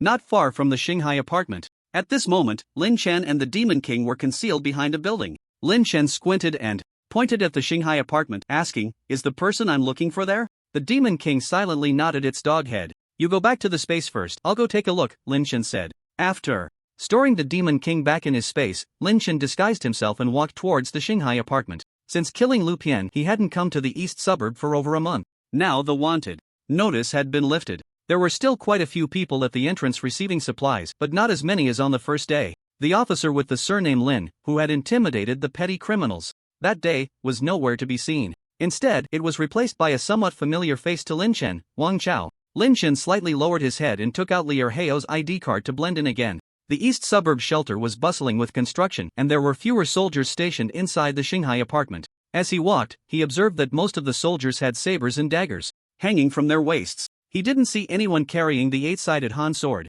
Even after he finished collecting supplies and came out, he still couldn't find any trace of the 8-sided Han sword.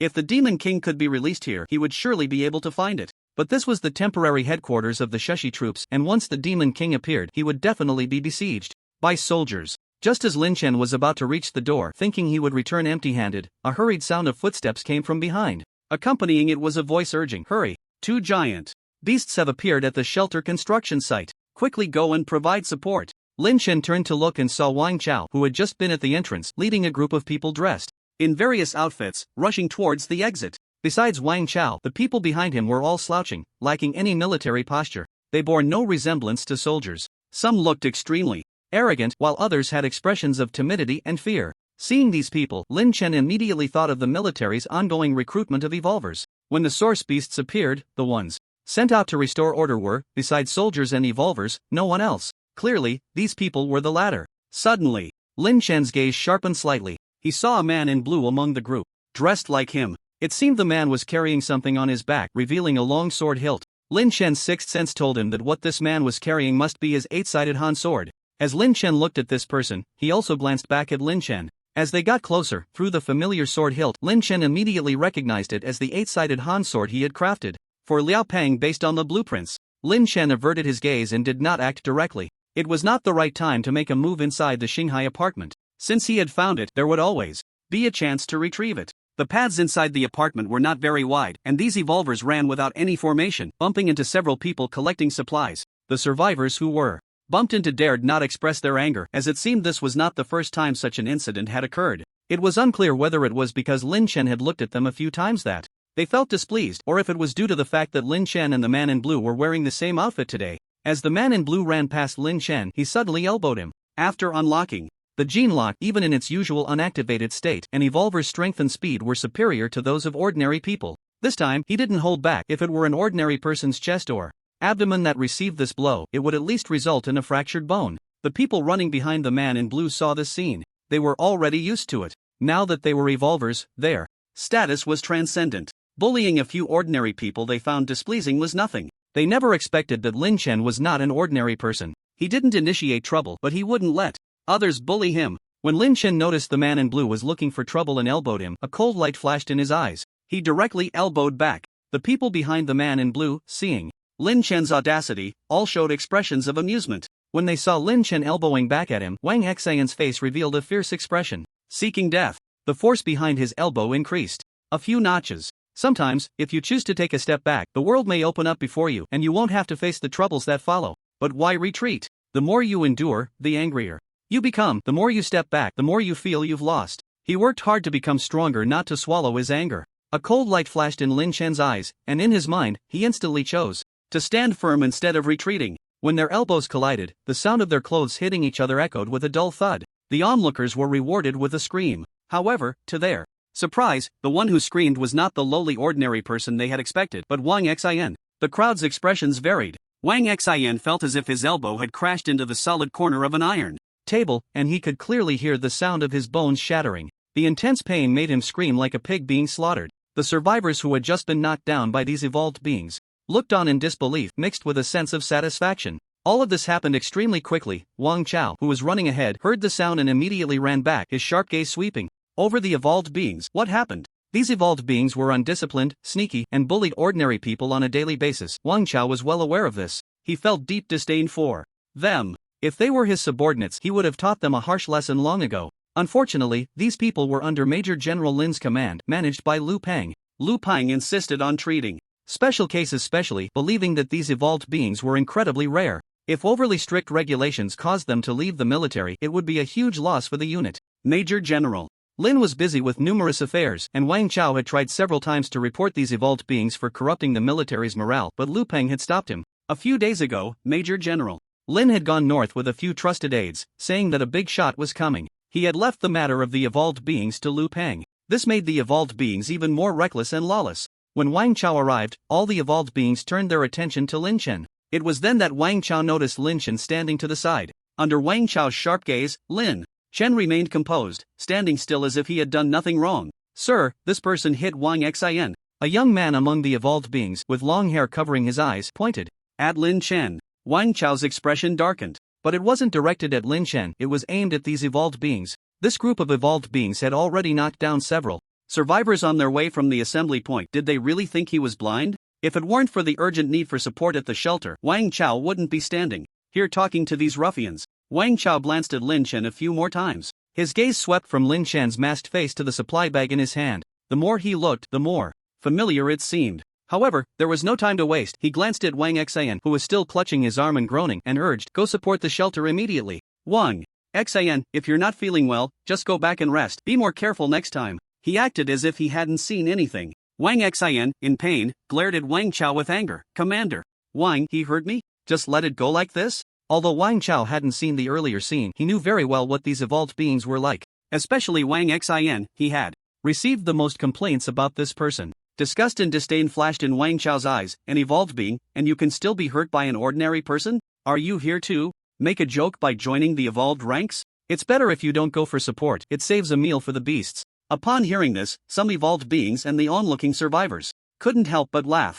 Even a survivor whispered, an evolved being, acting all high and mighty usually and now crying like a baby. An embroidered pillow looks good but is useless. It just bullies us ordinary people, and any random person who's trained a bit could definitely knock them down. I really don't know what these ancestors are doing in the army. Oh, right, they're here for laughs. Hey, you didn't see it, I saw it clearly. He elbowed someone, and when that person hit him back, he screamed like he lost his mother. Wang Chao's merciless words made Wang Xian grit his teeth in anger, his face flushing red and then pale, and with the pain in his arm, his features twisted. The whispers of the surrounding survivors, though Wang Xian couldn't hear what these lowly people were saying, he could tell from their expressions that it wasn't anything good. Wang Xian, furious, glared fiercely at those ignorant survivors, trying hard to remember the faces of those who mocked him. Unfortunately, with the recent flu outbreak, many survivors were either wearing masks or wrapped in cloth. Wang Xian could only focus all his resentment on Lin Chen. Good, very good. Kid, if you have the guts, don't run away. He actually threatened Lin Chen in front of Wang Chao. Wang Chao frowned, but he didn't have time to waste. He told the soldier standing guard beside him, take Wang Xian back. He shot a warning glare at Wang Xian and swept his gaze over the unmoving evolvers. Everyone else, now, immediately, go support the shelter. Don't make me say it a second time. The other evolvers had no choice but to start moving. Seeing Wang Chao leave with his men, the onlooking survivors hurriedly dispersed, fearing trouble. Lin Chen also prepared to turn and leave. But it wasn't going to end like that. Instead, it was better to act outside the Shanghai apartment. Before leaving, Lin Chen raised an eyebrow at Wang Xian, revealing a provocative look. Wang Xian couldn't take it. He had no intention of letting Lin Chen off. Wang Xian glared fiercely at Lin Chen's back, clenched his other fist, and wanted to chase after him to vent his anger. But the soldier named by Wang Chao blocked Wang Xian's path. Speaking in a neutral tone, the officer asked me to take you back. Get lost. Who do you think you are? Seeing a low-ranking soldier daring to block him, Wang Xian was furious and pushed the soldier aside, chasing after Lin Chen. The soldier wanted to pursue Wang Xian, but his arm was grabbed by someone. Turning around, the soldier's eyes lit up, and he spoke somewhat haltingly, Qin, Officer Qin, you're back? The newcomer was in civilian clothes, not wearing a military uniform, and was small and slender, despite being a girl. She was addressed as an officer by the soldier. If Lin Chen were still there, he would recognize this person as Qin Xuan, the girl who had killed a family of 3 last time. He probably didn't expect that shortly after parting with her, Qin Xuan had unlocked her genetic lock and entered the army as an evolver. Moreover, due to her hard training and obedience to orders, she had made great contributions during a source beast attack. She successfully stood out among a group of evolvers and was officially selected as an officer. Through the officer reserve selection, Qin Xuan not only trained alongside the soldiers but also never complained of hardship or fatigue during missions, being even more proactive than these veterans, almost reckless. The soldiers went from initially looking down on her to later recognizing her, and then to being amazed. If you were to ask which evolver the soldiers liked and respected the most, the answer was obvious, it was Qin Xuan. Additionally, since Qin Xuan was a girl, some young soldiers couldn't help but focus their attention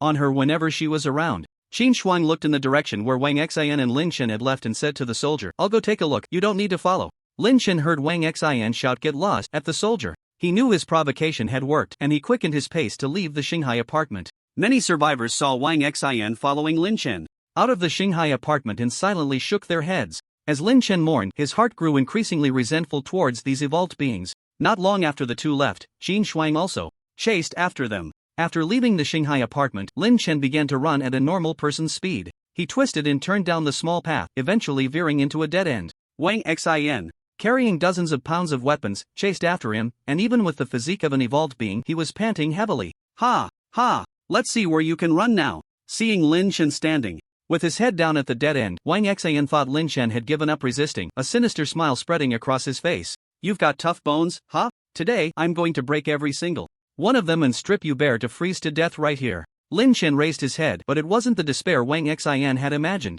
There was a smile in his eyes. You really are stupid, aren't you? You dare to chase me into a dead end? Wang Xian's heart skipped a beat at this, thinking there might be an ambush in the alley. He looked around but found nothing. Instantly relieved, Wang Xian believed Lin Chen was just someone who had practiced some external martial arts, which made him so fearless. He approached Lin Chen, his tone unabashedly arrogant and contemptuous. You don't really think that just because you've practiced a bit, you can stand against an evolved being, do you? Let me tell you, I possess godlike power, something a mere ant like you can't contend with. Lin Chen sneered. He really dared to say that. Even he wouldn't dare claim to possess godlike power. A person who had merely unlocked the first stage of the gene lock was bold enough to boast like this. No wonder he was so arrogant in front of so many soldiers. Lin Chen didn't want to waste any more words on such a fool and asked one last question. Where did you get that sword? Behind you? Wang Xian was momentarily taken aback, his brain finally kicking in. Is this sword yours? Oh, no wonder you looked at me with such a disgusting gaze before. You've reminded me, it's just right to use this sword to break your bones.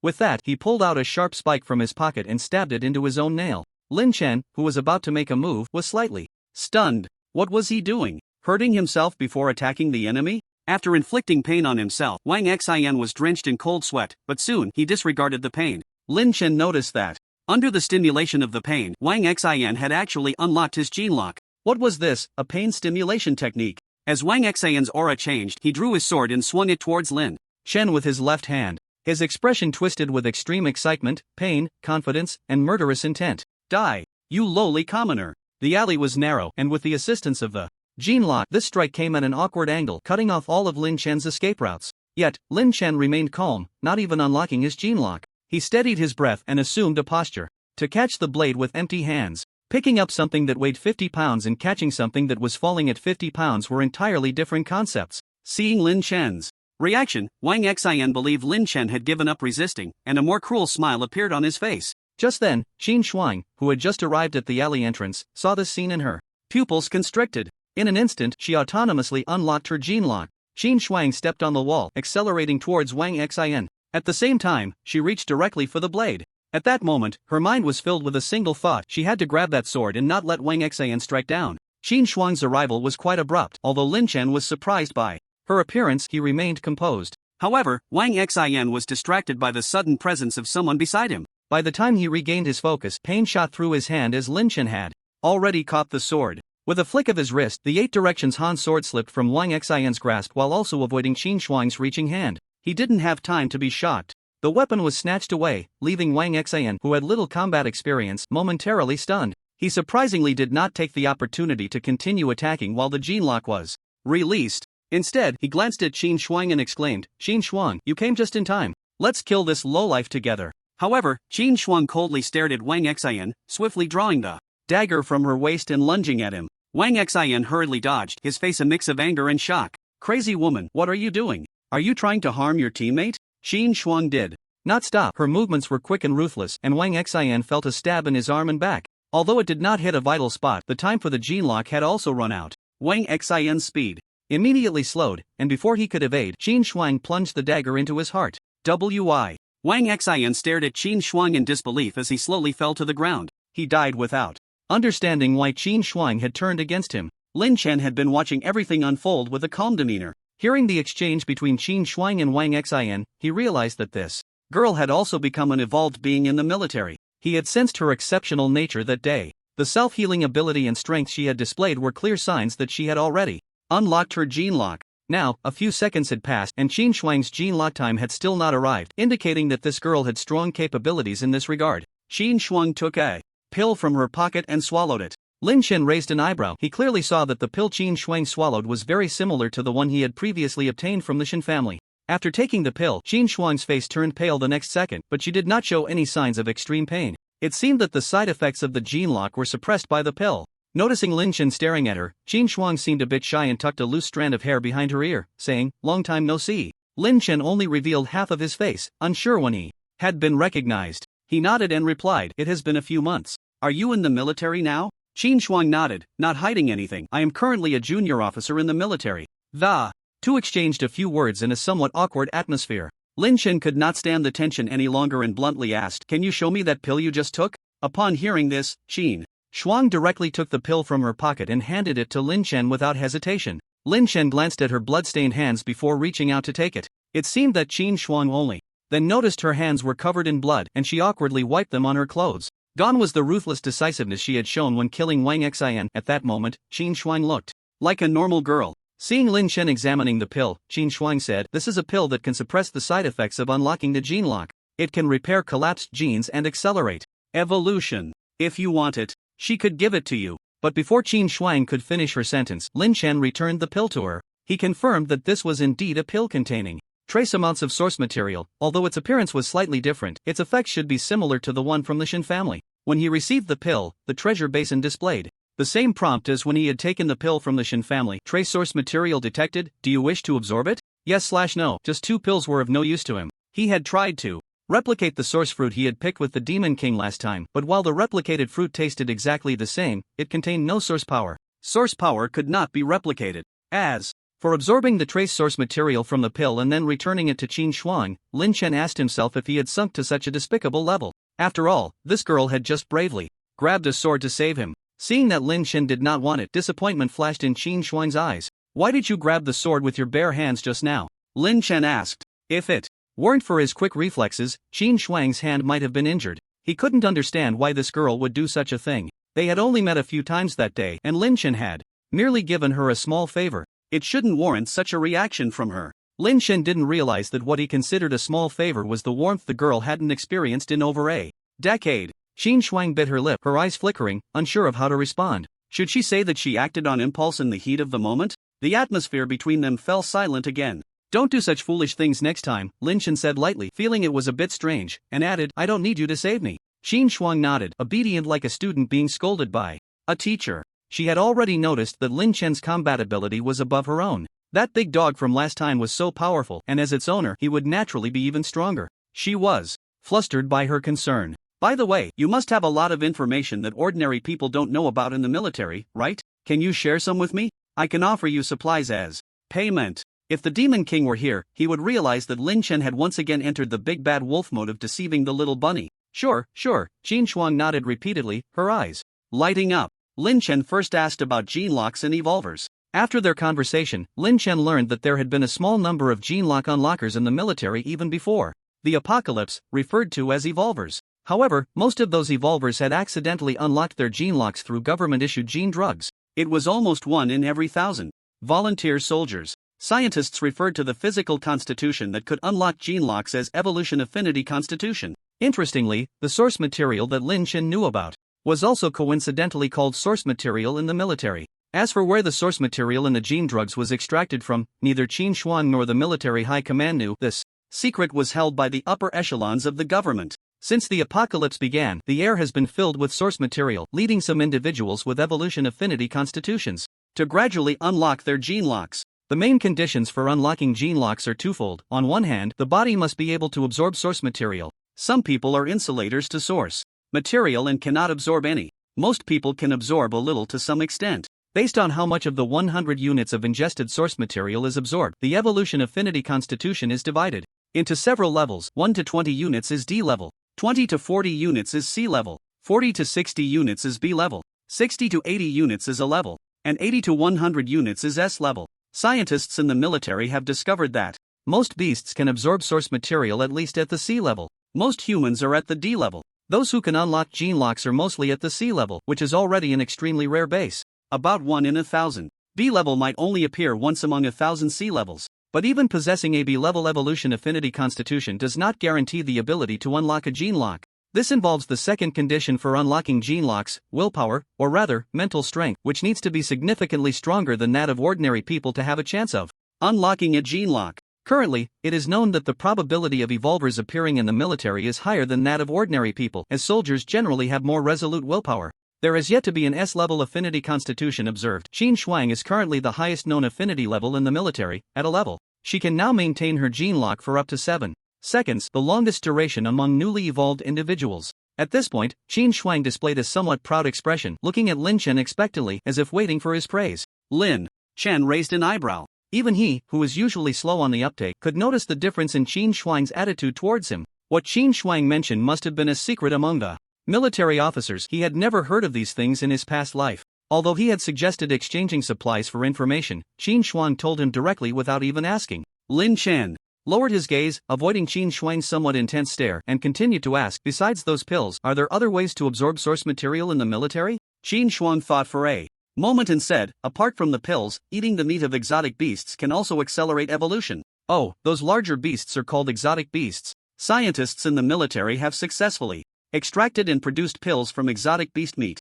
Also, exercising. I've heard that working out can speed up evolution and increase affinity levels, with a maximum increase of about 10 points. Lin Chen nodded. In his previous life, he had heard that some soldiers in the military had unlocked their genetic locks. It turned out to be true. From the hints of the treasure basin and his own experiences, the rate of species evolution in his past life was far slower than in this one. The soldiers in the military had stronger physical qualities and willpower than ordinary people. No wonder they could unlock their genetic locks ahead of regular folks. Lin Chen said earnestly, "Thank you for telling me this. If you need any supplies, just let me know, and I'll get them for you." This information was something that ordinary people couldn't gather. It was extremely valuable. "No need, I'm just talking, it's nothing." Qin Shuang waved her hand repeatedly, feeling happy just to help Lin Chen. Suddenly remembering something, Qin Shuang said, "All right, there's a piece of news I don't know if you're interested in." Lin Chen raised an eyebrow and asked, "What news?" Qin Shuang looked around to ensure no one was nearby before leaning in closer and whispering, "The senior military officers have received word that a big shot is coming south from the north to Shashi,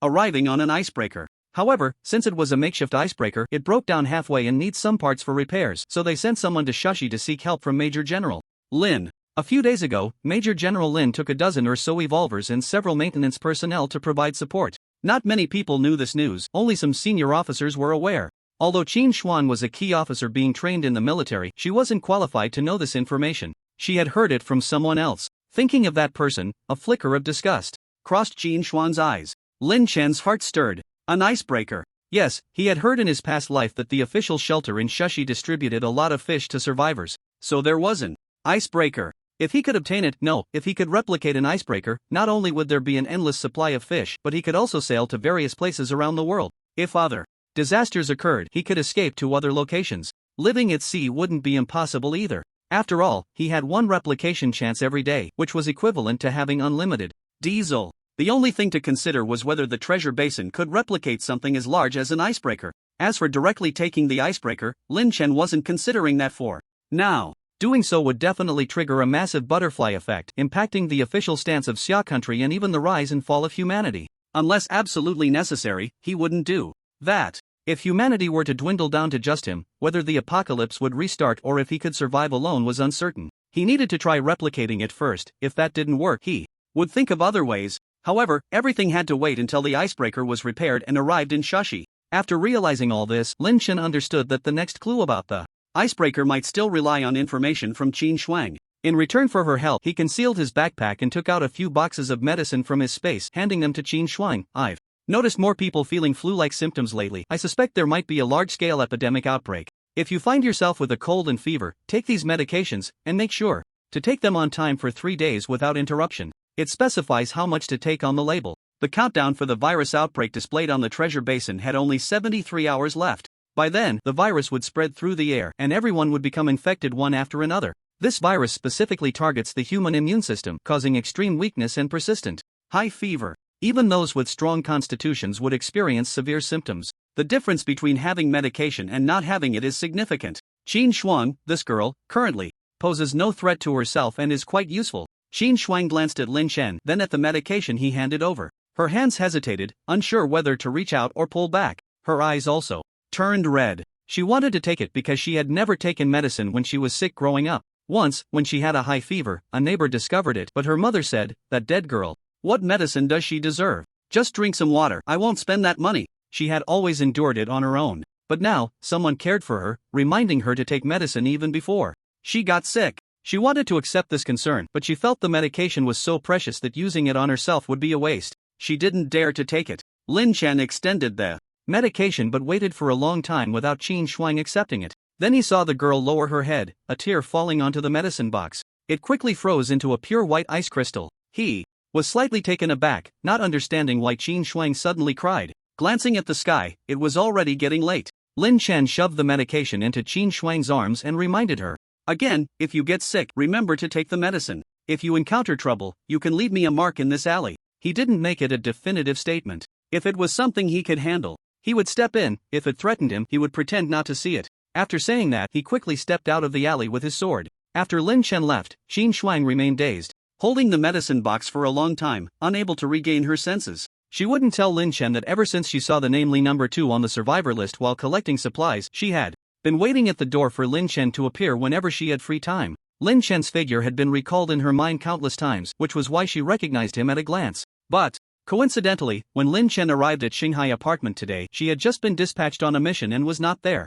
The moment she saw Lin Chen's back, she was relieved that she returned, quickly, allowing her to spot him at once and chase after him. Qin Shuang tightened her grip on the medicine box and whispered in a voice only she could hear, "Thank you." When Lin Chen returned to the foot of the mountain, it was already 3 in the afternoon. The sky had completely darkened. The cold wind howled, and the snow swirled in the fierce wind, making it hard to open one's eyes. A blizzard was approaching. Fortunately, he was not far from the safe house. Lin Chen did not take a detour and went directly through Wulong village. He happened to run into Liao Pang, who was reinforcing the doors and windows. Liao Pang chose the tallest house in the village, a 5-story building, to settle in. He had found some wooden boards from somewhere and was hammering away. Seeing Lin Chen, Liao Pang greeted him and asked, "Boss, you're back. Did you find those 3 weapons?" Lin Chen nodded at him. He also told Liao Pang about the potential flu outbreak he discussed with Qin Shuang. He tossed a portion of medicine through the window gap, considering it a reward for helping him obtain the weapons. "This is good stuff. Thank you, boss,"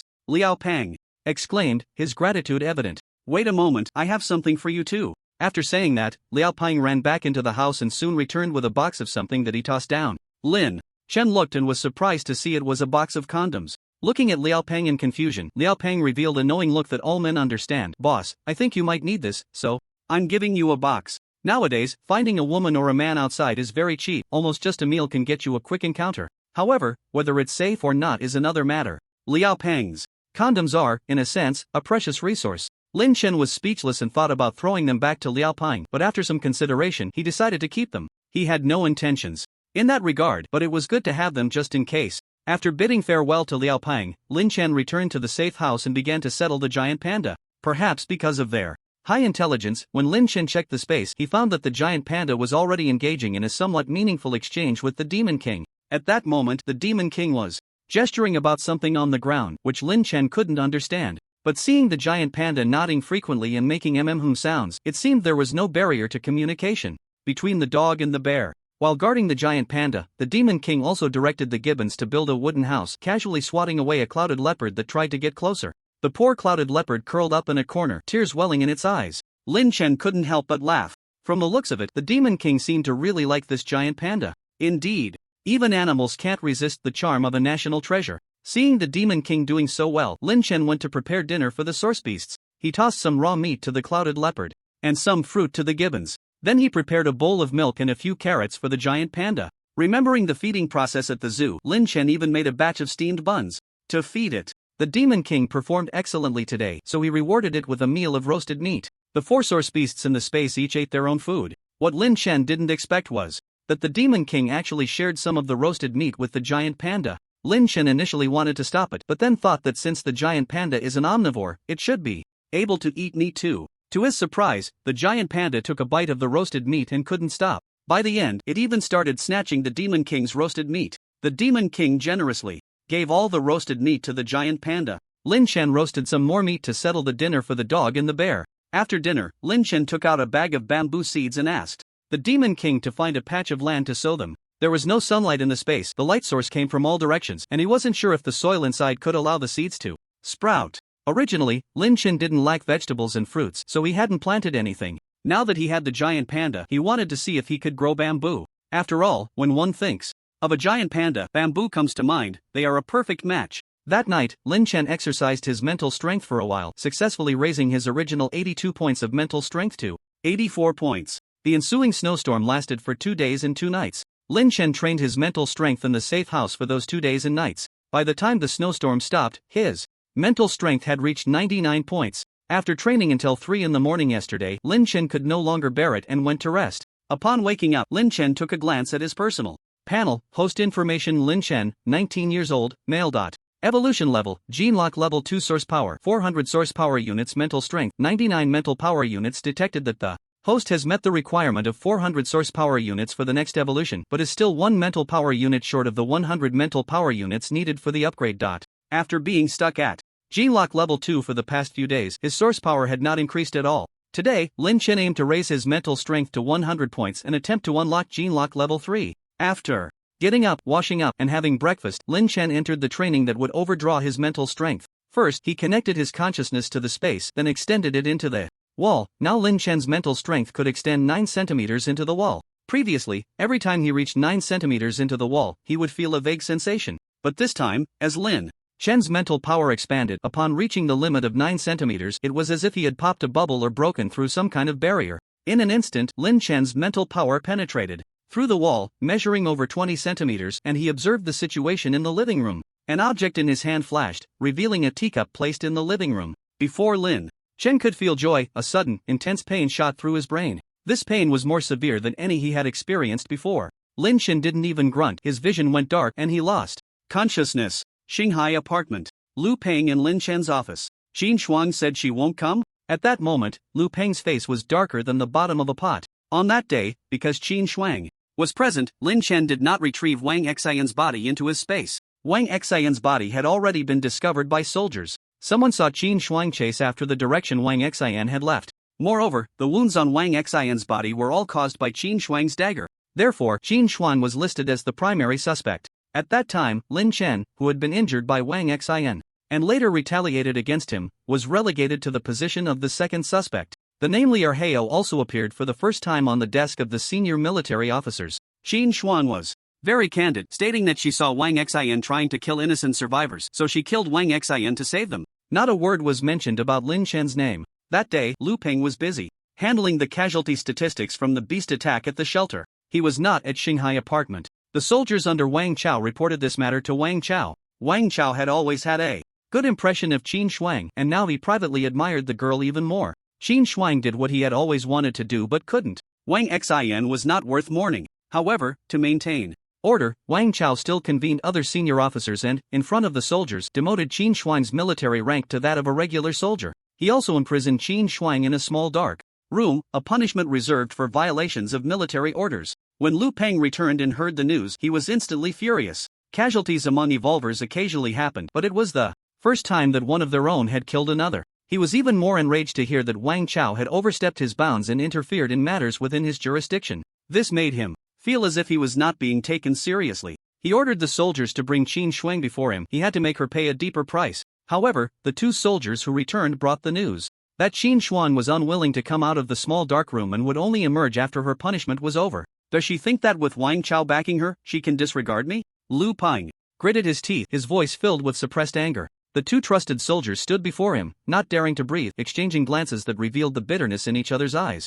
Ever since the incident of his daughter's disappearance and the unresolved search for the murderer, their advisor Lu's temperament had become increasingly erratic. Since she won't come, then I'll go see for myself just how tough she is. A strange emotion flickered in Lu Peng's eyes, alongside the fierce light. The disappearance of his daughter had nearly caused Lu Peng to lose his direction in life. Until he saw Qin Shuang, a girl the same age as Lu Pian, with a fair and clean appearance. Lu Peng twisted his obsessive love for his daughter into a perverse possessiveness over Qin Shuang. He had tried to show kindness to Qin Shuang several times, but she had always rejected him. She even intentionally avoided him. This made Lu Peng feel as if a pot of oil was constantly boiling inside him. The more Qin Shuang avoided him, the more he wanted to pour that boiling oil over her. He wanted to ruin her beyond recognition, to make Qin Shuang belong to him alone. Open the door. In the cold, dark room, Qin Shuang suddenly heard Lu Peng's voice coming from the doorway. Then a soldier at the door spoke. Advisor Lu, Commander Wang has ordered that Qin Shuang violated military discipline and must remain in the small dark room for 3 days before she can come out. 3 days of confinement means no food or water, leaving a person in complete darkness for a full 3 days. Some people simply cannot endure it for that long. This is already a severe punishment. It is a new regulation established by the military after the apocalypse. For minor offenses, one is confined to a small dark room, but for serious crimes, they are executed on the spot to avoid wasting precious resources. Qin Shuang's act of killing a colleague is considered a very serious incident. Although there were reasons behind it, a death sentence can be avoided, but a living punishment cannot. Qin Shuang herself is willing to accept the punishment. Wang Chao, fearing the loss of a promising recruit, has secretly allowed soldiers to sneak food and water to Qin Shuang over the past 2 days. Today marks the 3rd day. Qin Shuang has been keeping her body active, fearing that if she falls asleep in the cold little dark room, she might never wake up and freeze to death. 2 days and nights without closing her eyes, combined with constant movement and the biting cold, have already reduced her physical condition to a very low state. She could fall asleep at any moment, and her hands, feet, and ears are covered in frostbite. Hearing the soldiers' words, Lu Peng can hardly control his reason, suppressing his anger as he says, "My people, I decide how to deal with them. No matter how high Wang Chao's status is, he cannot deal with my people. Open the door." The soldiers guarding the door are all Wang Chao's men. He wanted to say more, but a cold gun barrel was pressed against his head. Lu Peng's tone had turned deadly. "I'll say It one last time, open the door. Another soldier had no choice but to open it. After Lu Peng entered, one of the soldiers signaled another to go find Wang Chao to report. The sudden brightness made Qin Shuang's eyes sting, and she instinctively closed them. Hearing footsteps approaching, Qin Shuang unconsciously moved towards the corner of the wall. Lu Peng's cold voice rang out, "Come with me obediently, and this matter will be forgotten. The punishment will end here." "I won't go. Today is the last day," Qin Shuang said coldly. Tomorrow morning she would be able to leave this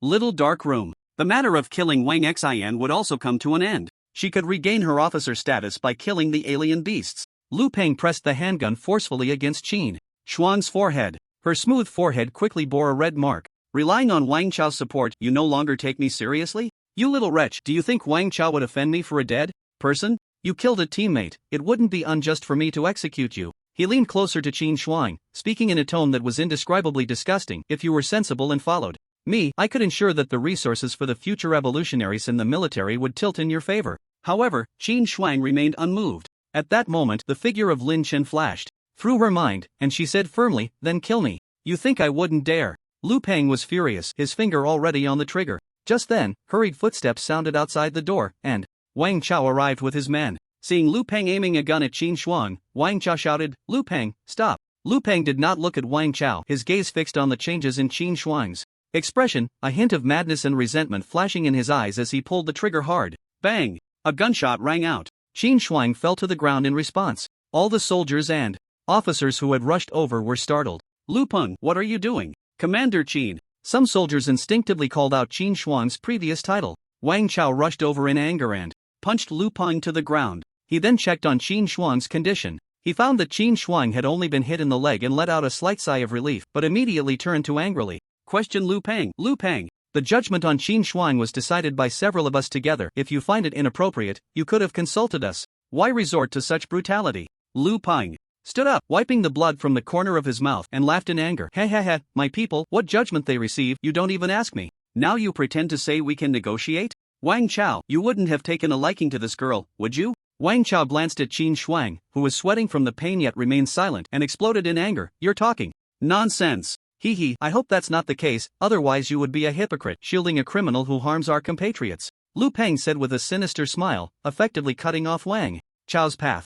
"If you privately harm Major Lin's subordinate, you might also face punishment," Wang Chao retorted without holding back. "Then it's not up to you to dictate," Lu Peng replied. Just as it seemed a fight was about to break out, the other two officers quickly intervened to separate them. All right, stop arguing. First, take her to treat her injuries." The bullet had struck Qin Shuang in the mid-thigh, lodging itself inside, requiring surgery to remove it. Qin Shuang had not uttered a word from beginning to end. The soldiers brought a stretcher to carry Qin Shuang away for treatment. Before she was taken away, Lu Peng leaned close to her ear and whispered in a voice only they could hear, "You little vixen, you will definitely be mine." Qin Shuang turned her face away in disgust. After Qin Shuang received treatment from the military doctor, Lu Peng came by once more. However, he only glanced at her before leaving. That evening, after having dinner, Qin Shuang lay resting in the temporary infirmary for injured soldiers. In a daze, she suddenly heard a faint sound of the door opening. She immediately became alert, opened her eyes, and found it was indeed Lu Peng's haunting face.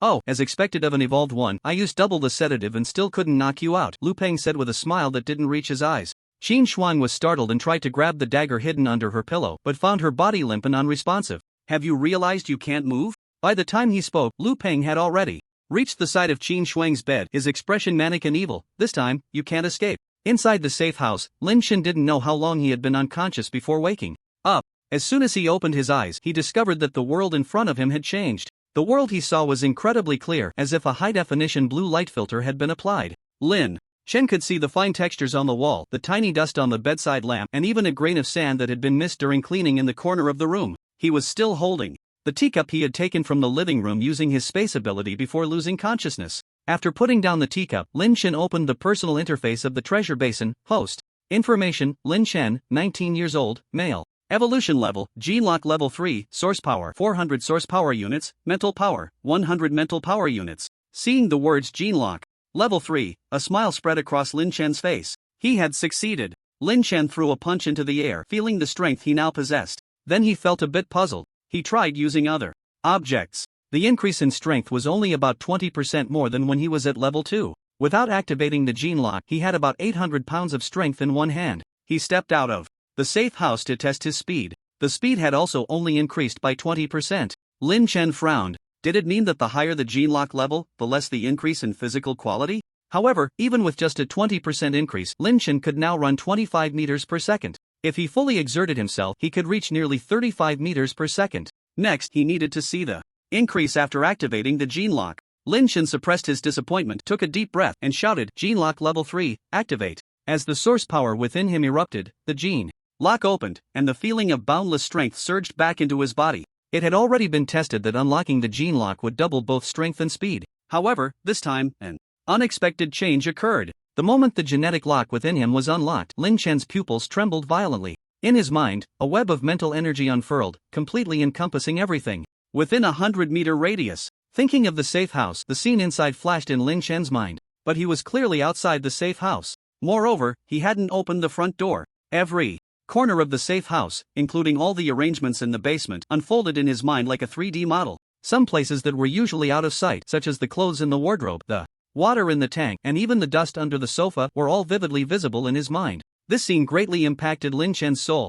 Incredible! This was the ability gained from unlocking the third stage of the genetic lock. At this moment, the shock in Lin Chen's heart was beyond words. While the enhancements from the first two stages of the genetic lock could still be explained scientifically, what was this now? Mental scanning? Telekinesis? It was simply a method reserved for deities. At this moment, Lin Chen thought about how powerful the third stage was, and how terrifyingly strong the fourth and fifth stages would be. This was the power that the Apocalypse reboot sought to grant humanity. So, was there a possibility that the immortals who once lived in ancient legends were actually those who had unlocked high-level genetic locks in the Apocalypse? For the next 2 minutes, Lin Chen continuously experimented with this ability. This mental scanning could cover all situations within a 50-meter radius centered on Lin Chen, a diameter of 100 meters. It could also form a straight line, scanning the situation within 100 meters in a certain direction. Moreover, it could penetrate underground, within buildings, and even in the air. However, penetrating underground or through buildings or even denser objects would significantly reduce the scanning range. Lin Chen then discovered another characteristic of this mental scanning: it could bypass certain objects during the scan. For example, when Lin Chen scanned outward from the safe house in front of him, if the mental energy passed through the safe house, the scanning range would shorten by 20 meters due to the need to penetrate the safe house only, allowing him to scan 80 meters ahead. But he could control the mental energy to bypass the safe house and not scan the interior, thus still being able to scan the full 100 meters around him. 2 minutes later, the time for unlocking the genetic lock ended. The mental energy image in Lin Chen's mind vanished in an instant. He immediately felt an uncomfortable sensation, as if his ears were covered and his eyes were blindfolded. Having experienced that miraculous power of omniscience within 100 meters, returning to seeing things with his eyes left Lin Chen feeling somewhat lost. The source energy within him was completely depleted, and his head felt slightly swollen. Lin Chen knew this was because he had not fully mastered the power of the third stage of the genetic lock. Like before, practicing more source energy and mental energy would remedy this.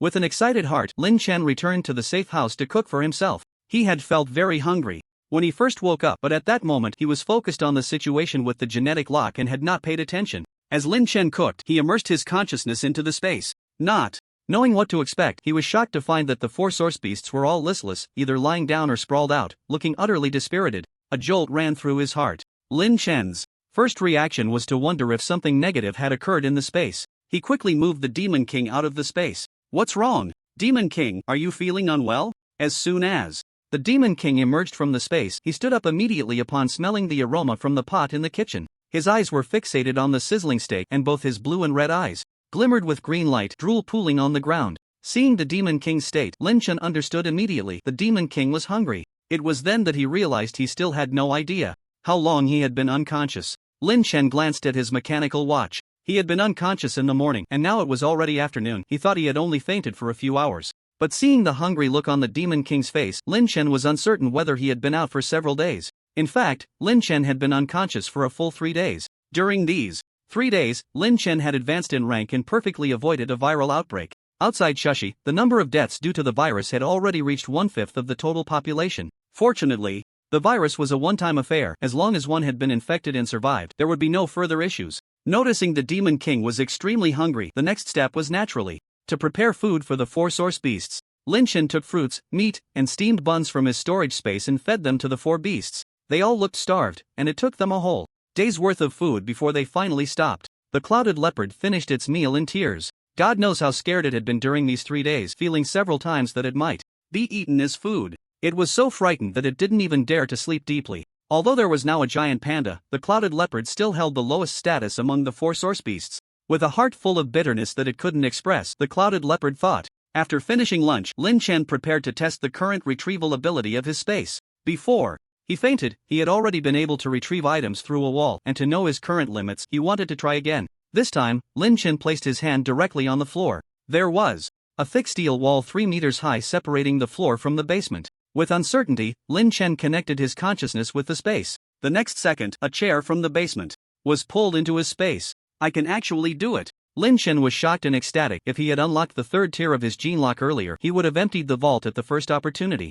But it wasn't too late now. From now on, anything he wanted, regardless of whether it was locked or how tightly it was secured, would be as easy as reaching into his pocket. As he continued to experiment, Lin Chen unexpectedly discovered a new ability: night vision. He could see things in the dark, and it was clearer than through a night vision device. No wonder when he woke up, he sensed that the world he saw with his eyes was somewhat different. This was another pleasant surprise. Aside from not being able to fly, Lin Chen felt he was getting closer to being superhuman. After messing around for a while, the sky outside gradually darkened. It was snowing heavily tonight, with no wind. Lin Chen, having gained a new ability, was in high spirits. He planned to take advantage of the moonlight to see if he could retrieve a few crossbows from the Shanghai apartment. He also wanted to ask Qin Shuang if that icebreaker had arrived in Shushi yet. Before going out, the Demon King insisted on not returning to the space and insisted on going out with Lin Chen. It seemed it was scared from hunger. Lin Chen couldn't help but laugh as he rode the Demon King towards the eastern suburbs. The night in Shushi was incredibly quiet and pitch black, with not a single shadow on the streets. For Lin Chen, the feeling of seeing in the dark as if it were daytime was quite novel. Along the way, he didn't see any building with candlelight glowing. Compared to the beginning of the apocalypse, the survivors now understood the preciousness of candles and the horror of human nature. The fools who would light candles at night to guide others wouldn't survive to this point. Halfway through, Lin Chen heard faint chewing sounds coming from a small alley. Some source beasts would dig up human corpses buried under the snow for food at night. As Lin Chen guided the Demon King over, he saw a black cat, the size of a leopard, digging into the abdomen of a corpse in the darkness. Lin Chen could clearly see a small piece of liver hanging from the cat's whiskers. Whether it was intimidated by the aura of the 2nd-tier source beast from the Demon King or the 3rd-tier aura from Lin Chen, the black cat quickly abandoned the corpse and fled upon spotting the man and dog from a distance. In just 2 leaps, they disappeared into the layers of walls. Lin Chen did not pursue. The source beasts at night were definitely not limited to just this one. His purpose for going out tonight was not to deal with these source beasts. However, as he made his way towards the eastern suburbs, Lin Chen noticed an increasing trend in the number of source beasts. By now, he had already encountered the 4th one. Yet, these source beasts kept their distance from Lin Chen and the Demon King. It seemed that source beasts had a keener sense of danger than humans. It wasn't until Lin Chen was close to the Star Sea apartment that he realized why there were so many source beasts tonight. Dense gunfire echoed through the pitch-black sky at the entrance of the Star Sea apartment. Outside the Star Sea apartment, 2 massive searchlights illuminated the bloody scene in front of the entrance. Dozens of wolf-like source beasts and several others were attempting to break through the apartment's defenses. Among this small wave of beasts, there were 2 that were significantly larger than the others, a wolf and a black bear. The ground was already littered with dozens of scattered soldier corpses and a few source beast bodies. The soldiers at the front line held blast shields, forming 2 walls to fend off the source beast's attacks, providing an opportunity for the soldiers stationed higher up to shoot. However, the disparity in strength between ordinary humans and source beasts was too great. With each pounce from the source beasts, a soldier would fall. The human wall crumbled, blood and severed limbs flying everywhere. After the first line of defense collapsed, the second line of soldiers quickly moved to reinforce. At the same time, more soldiers rapidly formed a new defensive formation behind the second line. Each time the human wall fell apart, a source beast would go down. The scene was exceptionally brutal. Lin Chen stopped a few hundred meters away from the Star Sea apartment and did not approach any closer. It seemed he had arrived at an unfortunate time. But since he was already there, Lin Chen found a concealed spot and began to observe the battle with the Demon King. On a building near the entrance of the Star Sea apartment, an officer spoke to Wang Chao, who was commanding the battle. Let the evolvers take action. There are too many exotic beasts. At this rate, how many soldiers' lives and bullets will we waste? Wang Chao pressed his lips together. He knew all too well the sacrifices of the soldiers. Major General Lin was not present, and any orders for the evolvers had to go through Lu Peng. Thinking of Lu Peng, Wang Chao's brows furrowed deeply. 3 days ago, Wang Chao discovered that Lu Peng had been injured at some point. When the military doctor treated the wound, they found a deep gash on Lu Peng's abdomen that nearly reached a vital area.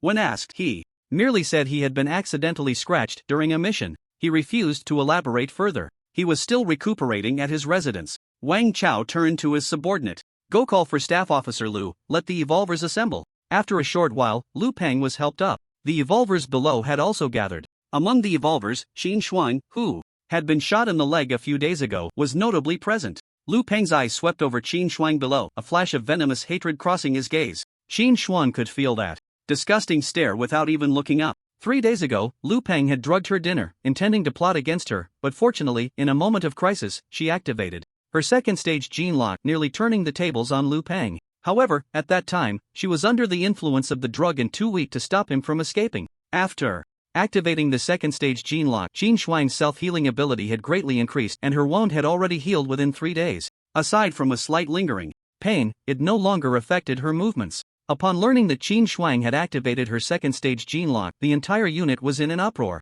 Everyone believed that once Major General Lin returned, Qin Shuang would definitely be given a significant role. The one who felt the worst was Lu Peng. Not only had he failed in his scheme, but he also couldn't tell anyone why he was injured. An officer said to the pale-faced Lu Peng, whose expression was clouded, Staff Officer Lu, we hope the evolvers can join the fight to reduce the sacrifices of ordinary soldiers. Lu Peng had recently become notorious for his unpredictable moods, making communication difficult. Sure, we recruited these evolved ones for moments like this, didn't we? Initially, it was thought that he would need some persuasion, but this time Lu Peng agreed without hesitation. He looked down, a forced smile on his face, and said with a gloomy expression, not only should they go, but they should also be at the front lines fighting. With great power comes great responsibility. It's time for them to sacrifice for the troops. The officer who had just asked the question did not echo Lu Peng's words. Sending the evolved ones to the front would undoubtedly result in heavy casualties. After all, apart from Qin Shuang, the other evolved ones had only unlocked their genetic locks for a few seconds. Once the genetic lock ended, they would fall into weakness, making it easy for them to be killed before help could arrive. Then they would have no way to report back to Major General Lin upon his return. Their original proposal was to have the evolved ones stand back and unlock their genetic locks for precise shooting. Several senior officers frowned at Lu Peng, then silently looked to Wang Chao for his opinion. Besides Lu Peng, Wang Chao was the one most favored by Major General Lin and was now the temporary commander. Do you want them to go to their deaths? Wang Chao questioned coldly. Faced with Wang Chao's inquiry, Lu Peng's expression darkened, secretly resenting Wang Chao for always opposing him lately. We provide these evolved ones with food, clothing, resources, and training opportunities so they can demonstrate their value at critical moments. They have only been in the army for a few months. We can't treat them as superior just because they are evolved ones, can we? Wang Chao, which soldier down there hasn't been a comrade with us for several years? Can you just stand by and watch your brothers die in front of you? If this batch of evolved ones dies, we can just recruit more from the ordinary people. Lu Peng's words were brutally heartless. Wang Chao's face turned ashen. He certainly felt the pain of these soldiers' sacrifices. But were the lives of ordinary people not lives? Their mission and responsibility as soldiers before the apocalypse were to protect their homeland. However, watching the soldiers continuously dying and getting injured at the entrance of the Shanghai apartment, some officers began to waver. One officer hesitated, saying, how about we let these evolved ones give it a try? I will have my soldiers rescue them at the first opportunity. Isn't Qin Shuang already at the second stage of her genetic lock? With her combat power combined with a dozen or so evolved ones here, it should be fine, right? A glimmer of triumph flashed in Lu Peng's eyes. He had been waiting for this statement. Now, Qin Shuang had become a significant threat to him, and he wished to eliminate her as soon as possible. Once Major General Lin returned to promote Qin Shuang, he would have no chance to act or take revenge. As long as Qin Shuang went to her death, what did it matter if a few more evolved ones died? After observing outside the Shanghai apartment for a few minutes, Lin Chen patted the Demon King and prepared to sneak in from the side. Most soldiers had been deployed to defend the main entrance, leaving the interior likely vulnerable. Lin Chen approached the side of the apartment, where the reinforced wall stood 7 meters high. But this height was nothing to him now. First, he stored the Demon King in his space, then with a few powerful leaps, he reached the top of the 7-meter-high wall and jumped down lightly. After releasing the Demon King, Lin Chen moved stealthily through the night, searching for storage areas within the Shanghai apartment. Aside from the entrance, the rest of the apartment was shrouded in darkness. The troops had spent the last few months gathering all the resources from the entire Shashi city, managing to repair only 2 large generators. However, due to insufficient diesel and the fact that lights would attract nocturnal predators, they generally did not turn on the lights.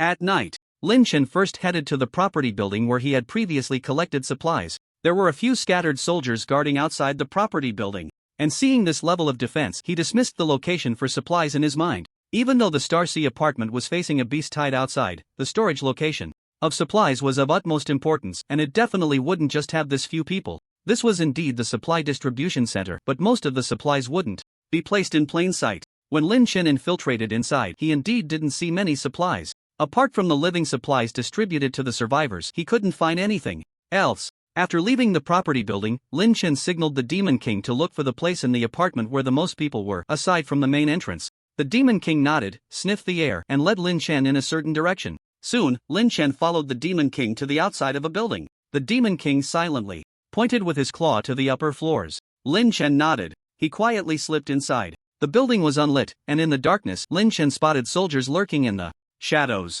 There were 2 soldiers guarding the stairwell just across from the hallway, and he couldn't determine which floor the supplies were on. Lin Chen first exited the hallway, letting the Demon King wait for him downstairs while he directly climbed up an exterior wall that had no windows. With each floor he climbed, he connected his consciousness to the space to check if there were any supplies on that level. Finally, on the 5th floor of this building, he found what he was looking for. Inside the 5th floor room, there were piles of handguns, rifles, various firearms and ammunition, crossbows, military knives, and other military supplies stacked up to the ceiling. Moreover, Lin Chen also discovered RPG rocket launchers in this warehouse. This was a powerful tool for breaching and anti-tank operations. He didn't see any food or cold-resistant supplies, which might be stored elsewhere. It seemed that tonight was still lucky, having found what he wanted so quickly. With a thought, 3 crossbows and 200 arrows appeared in Lin Chen's space. There were also some small amounts of firearms and ammunition. He also took a few rocket launchers. Then he thought, if these rocket launchers could fire, the troops would have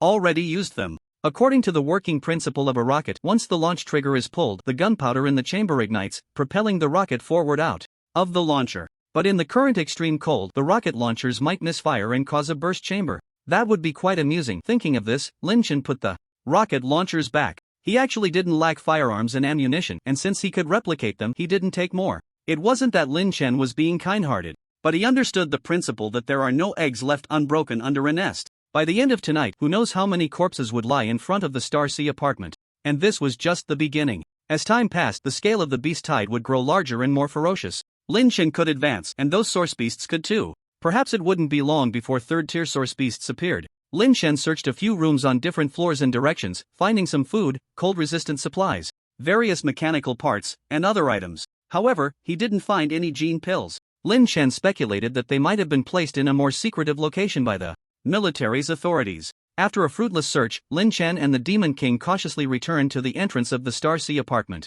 He still needed to find Qin Shuang to ask about the icebreaker ship. If nothing unexpected happened, Qin Shuang should also be on the battlefield ahead. Lin Chen's guess was correct. Qin Shuang was not only on the battlefield but at the very forefront of it. Lu Peng's proposal had been adopted. Lin Chen had only been gone for a little over 10 minutes, and the battle in front of the Star Sea apartment had already undergone a significant change. At this moment, there were again over 100 soldier corpses lying at the apartment entrance, and the number of source beasts had been reduced to 8. But the 2 second-tier source beasts that were most feared had only sustained minor injuries. Ordinary bullets were difficult to harm them, especially that black bear, which had withstood the concentrated fire of hundreds of rifles with its own fur. As soldier casualties continued to rise, a vote among a dozen senior officers led to the decision that the evolvers would join the battle. When Lin Chen returned to the vicinity of the battlefield, he saw Qin Shuang wielding dual blades, fighting fiercely alongside several evolvers. Qin Shuang did not activate her gene lock and fought alongside the evolved ones who had. A wolf-type source beast was gutted by Qin Shuang's fierce strike, its entrails spilling out, clearly on the brink of death. This was the second first-tier source beast that Qin Shuang had killed. Many soldiers who already admired this girl secretly cheered for her. However, at that moment, a second-tier wolf king set its sights on Qin Shuang. Meanwhile, 2 first-tier source beasts were also killed by other evolved ones, with the remaining ones being shot down by the soldiers. Following this, the gene lock ended, and the aftereffects for the evolved ones erupted. The soldiers were unable to rescue them in time, and several evolved ones were immediately bitten to death by the source beasts. Only 3 were saved at the cost of the soldiers' lives. In just a short while, only 2 second-tier source beasts remained on the battlefield, along with a blood-soaked Qin Shuang who was being held back by the Wolf King. Without activating her gene lock, Qin Shuang soon sustained some minor injuries under the Wolf King's claws. As other evolved ones either died or were rescued, only Qin Shuang remained in the center of the battlefield. Another second-tier source beast also targeted Qin Shuang. Be ready to assist at any moment, let the firepower push back the black bear, and give Qin Shuang time to take down the Wolf King. Wang Chao quickly issued the command.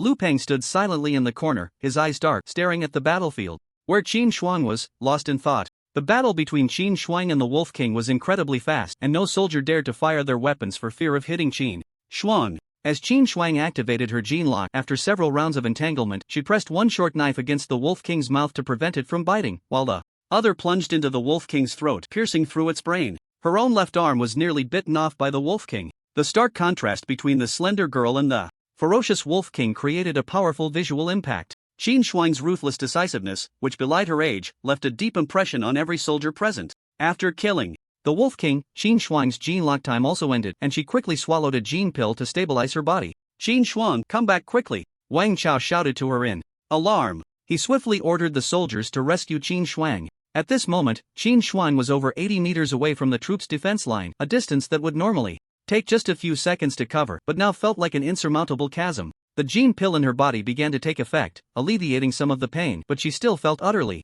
drained. She moved slowly, her steps heavy. A dozen soldiers rushed out of the defense line, running towards Qin Shuang, ready to bring her back. However, at that moment, the black bear was shot in one eye amidst a hail of bullets, going into a frenzy and charging at the soldiers rushing to assist Qin Shuang. There were also those in the troop who did not want to see Qin Shuang return alive. Lu Peng, who had been lurking in the shadows, slowly left the observation balcony and approached the front line of the defense. He snatched a rifle from a soldier, a look of madness and cruelty flashing across his face, and aimed at Qin Shuang, who was still slowly approaching. He fired. At the moment Lu Peng pulled the trigger, Qin Shuang seemed to sense something, but her body was too weak to dodge. She was shot in the leg and fell into the blood-soaked snow. Lu Peng hated Qin Shuang intensely. He wanted her to watch as the black bear tore him apart. Lu Peng, what are you doing? Wang Chao looked at Lu Peng in disbelief, shouting angrily, grab him. The soldiers nearby immediately reacted and subdued Lu Peng. Lu Peng relaxed his body, a false look of urgency on his face. I just wanted to shoot that black bear, but I was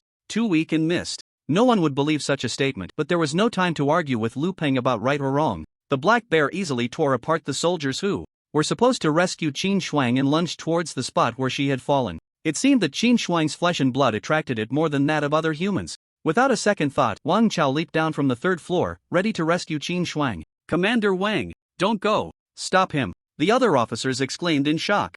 They knew Wang Chao was also one of the evolved beings who had unlocked their genetic locks. But on the battlefield, a commander must control the situation from behind the scenes, remaining calm and decisive. Putting oneself in danger was an extremely unwise act. Although they regretted losing such a promising talent as Qin Shuang, it was clear that Wang Chao's military prowess was more important. However, even though Wang Chao moved quickly, someone was faster. Lin Chen, fully armed and wrapped tightly, not even a hint of his eyes visible, darted like the wind in front of the black bear. He swung the wheel axe down at the black bear, creating a whistling sound as the wind broke. The black bear seemed to sense the danger and extended its paw to block. The bear's paw, which could only be grazed by bullets, was cleaved in two by that single axe strike. The massive paw flew up and crashed down at Wang Chao's feet, who had just run out of the defensive circle. Everyone was stunned by this scene. In a full-speed burst without unlocking his genetic lock, Lin Chen appeared in front of the black bear in just 3 seconds. What is that thing? A soldier stammered. It's a person. Oh my god. What kind of weapon is that?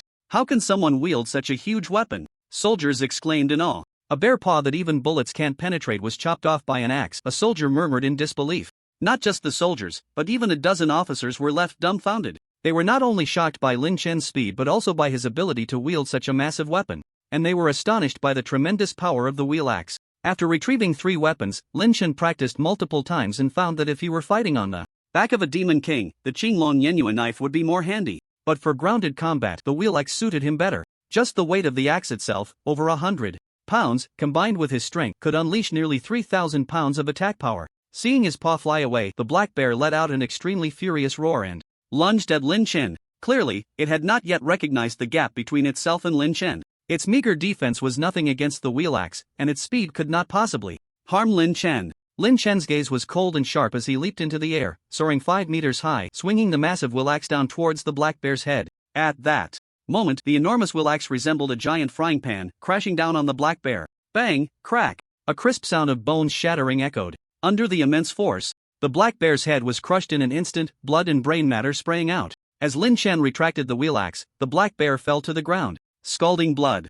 gushed forth, rising a thick stench of blood in the snow. the entire scene fell silent. The massive axe blade dripped with blood under the spotlight, sending a chill through the hearts of all who witnessed the strike. Almost everyone felt a question arise in their minds. Is this still a human? Lin Chen stood tall, gripping the enormous wheel axe, beside the massive corpse of the black bear, resembling the Grim Reaper in the night. He turned his gaze towards the apartment entrance. A sense of tension rose in the hearts of all the soldiers, including the officers. No one knew that at this moment Lin Chen was contemplating whether he should retrieve that bear paw that had flown so far away. Qin Shuang looked at Lin Chen's tall figure with tears streaming down her face. Although Lin Chen was wrapped tightly, she still recognized him. She knew Lin Chen had appeared to save her. Her heart was filled with emotion and gratitude, along with an indescribable sweetness. Her lips moved slightly, afraid to call out and expose Lin Chen's identity. Thousands of words and all her feelings were pressed deep within her heart. A longing, like the sunlight before the apocalypse, illuminated the gloom that had shrouded Qin Shuang for over a decade. Lin Chen did not know that from this day forward, Qin Shuang would regard him as more important than her own life. After being stunned by Lin Chen, the scene fell into a momentary silence, with no one daring to speak. The soldiers, shocked into silence, hesitated to break the quiet when their commander remained silent. The officers, intimidated by Lin Chen, were also uncertain whether he was friend or foe, so they too remained silent, observing Lin Chen's next move. They could not see Lin Chen's expression, they only felt the man with the giant axe glaring at them as if he were ready to charge at any moment. It was Wang Chao who had the sharpest perception. Wang Chao noticed Lin Chen's gaze and picked up a bear paw from the ground, tossing it in front of Lin Chen. Here, there were already scientists in the unit capable of extracting source material from source beast meat, and the value of a second-tier source beast was beyond doubt. However, it was clearly unwise to offend such a powerful individual over a second-tier source beast. Lin Chen reached out to take it. Lowering his voice, he said in a hoarse tone, "Thanks, I'll take my spoils." Lin Chen pointed at the corpse of the black bear. Wang Chao nodded. "Feel free." Deep inside, Wang Chao was already stirred by a storm. The power and speed Lin Chen had just displayed surpassed any evolved being he knew. At the very least, he was a second-tier evolved being. Wang Chao secretly speculated about who Lin Chen really was and began to consider what conditions he could offer to recruit him. Lin Chen whistled, and the massive figure of the Demon King came rushing from a distance. Another beast is coming. The appearance of the Demon King made the soldiers' nerves tense up again. Lin Chen pressed his voice down, saying hoarsely, "This is my partner." Wang Chao quickly ordered the soldiers to lower their guns. Upon hearing Lin Chen refer to it as his partner, everyone present was shaken to the core, filled with disbelief. The unit had previously captured 2 first-tier source beasts, but wild beasts were notoriously difficult to tame. They would rather die than submit to humans, let alone follow orders. In the world of source beasts, strength was revered, and beasts captured by the unit using firearms and numbers would not bow to humans weaker than themselves. The gibbons and clouded leopards had also been forcibly subdued by Lin Chen, or perhaps they had captured source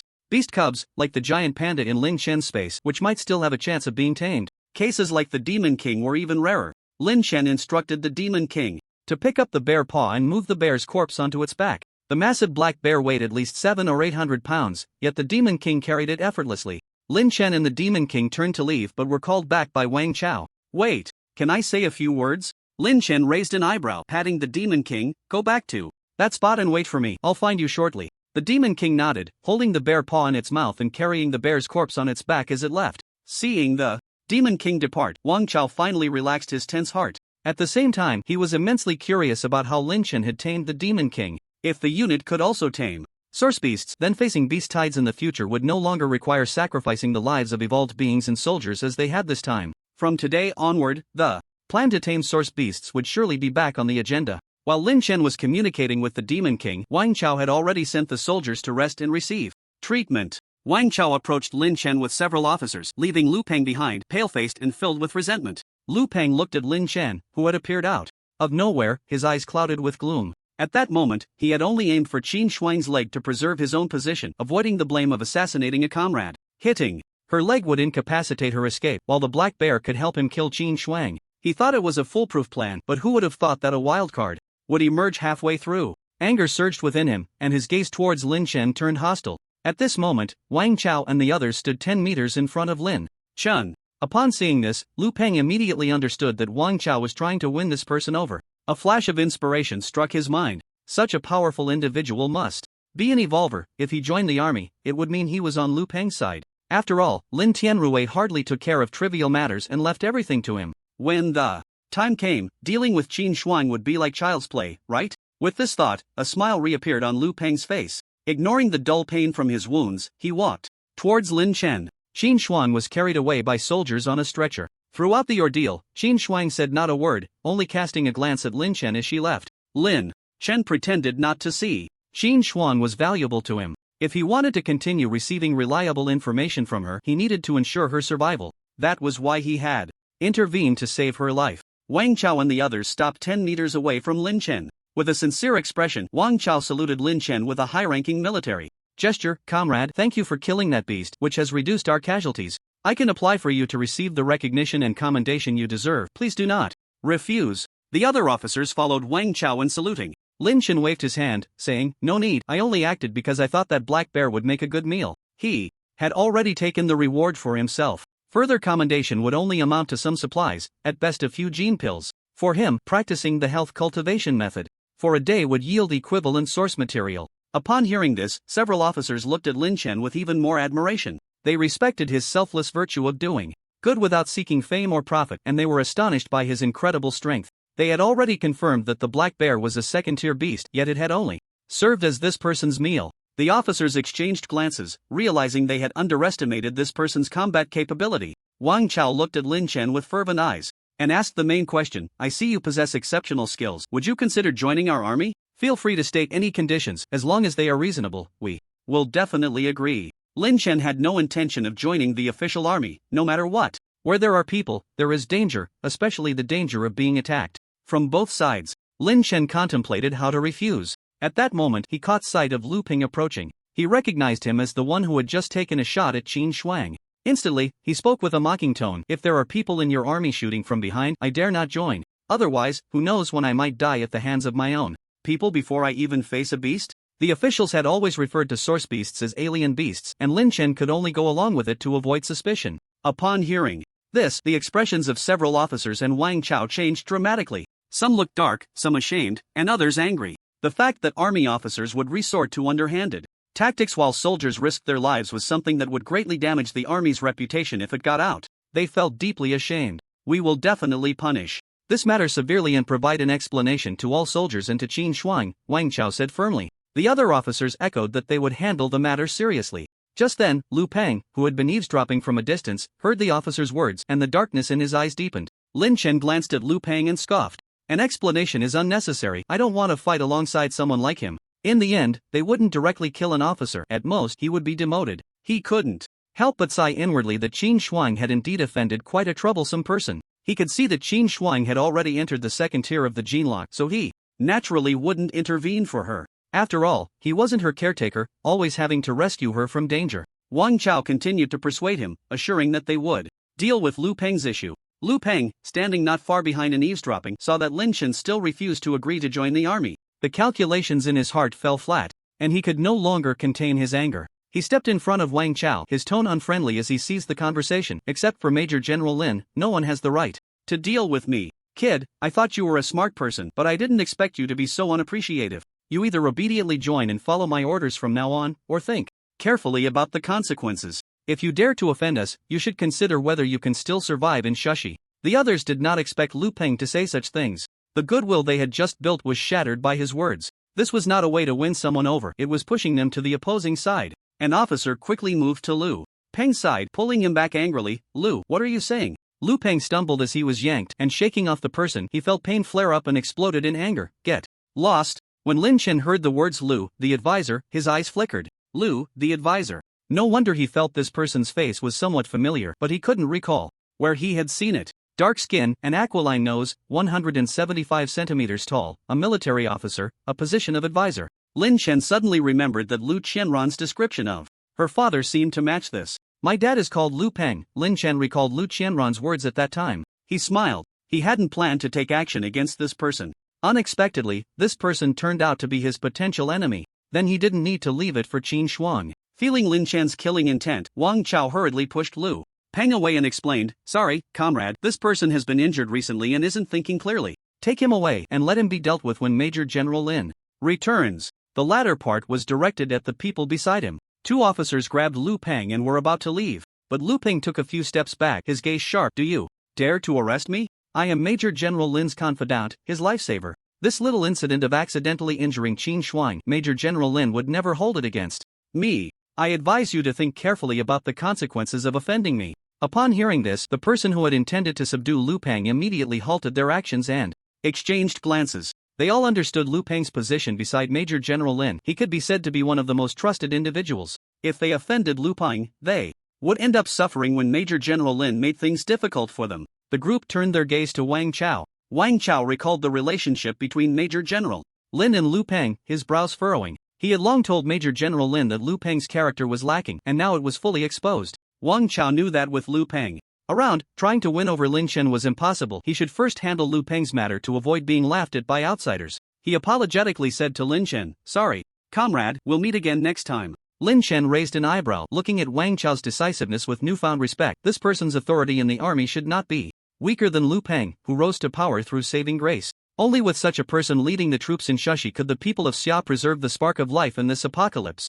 Lin Chen nodded. "All right, I'll take my leave." In Lin Chen's heart, Lu Peng was already a dead man. He wouldn't bother with a dead man for a moment. However, Lu Peng did not intend to let it go. He drew his sidearm, his eyes filled with killing intent as he pointed it at Lin Chen. "Stop. Did I let you go?" Lin Chen's eyes, hidden beneath his mask, narrowed slightly, revealing a dangerous glint. "Lu Peng, are you crazy? Put the gun down," an officer shouted. At that moment, a whoosh sound pierced the air. Lin Chen, not knowing when he had taken a glass marble in his hand, flicked it out like a bullet. In the darkness, the glass shard flew silently over a distance of several meters, hitting one of Lu Peng's eyes. Lu Peng suddenly felt a sharp pain in his eye socket, letting out a scream as the gun fell from his hand to the ground. Wang Chao and the others were also startled, looking towards Lu Peng. They saw him clutching his left eye, blood continuously flowing through his fingers. The sudden scream drew everyone's attention to Lu Peng. No one knew what had just happened. They hurried to check on Lu Peng's condition. Only Wang Chao turned to glance in the direction Lin Chen had left, but there was no trace of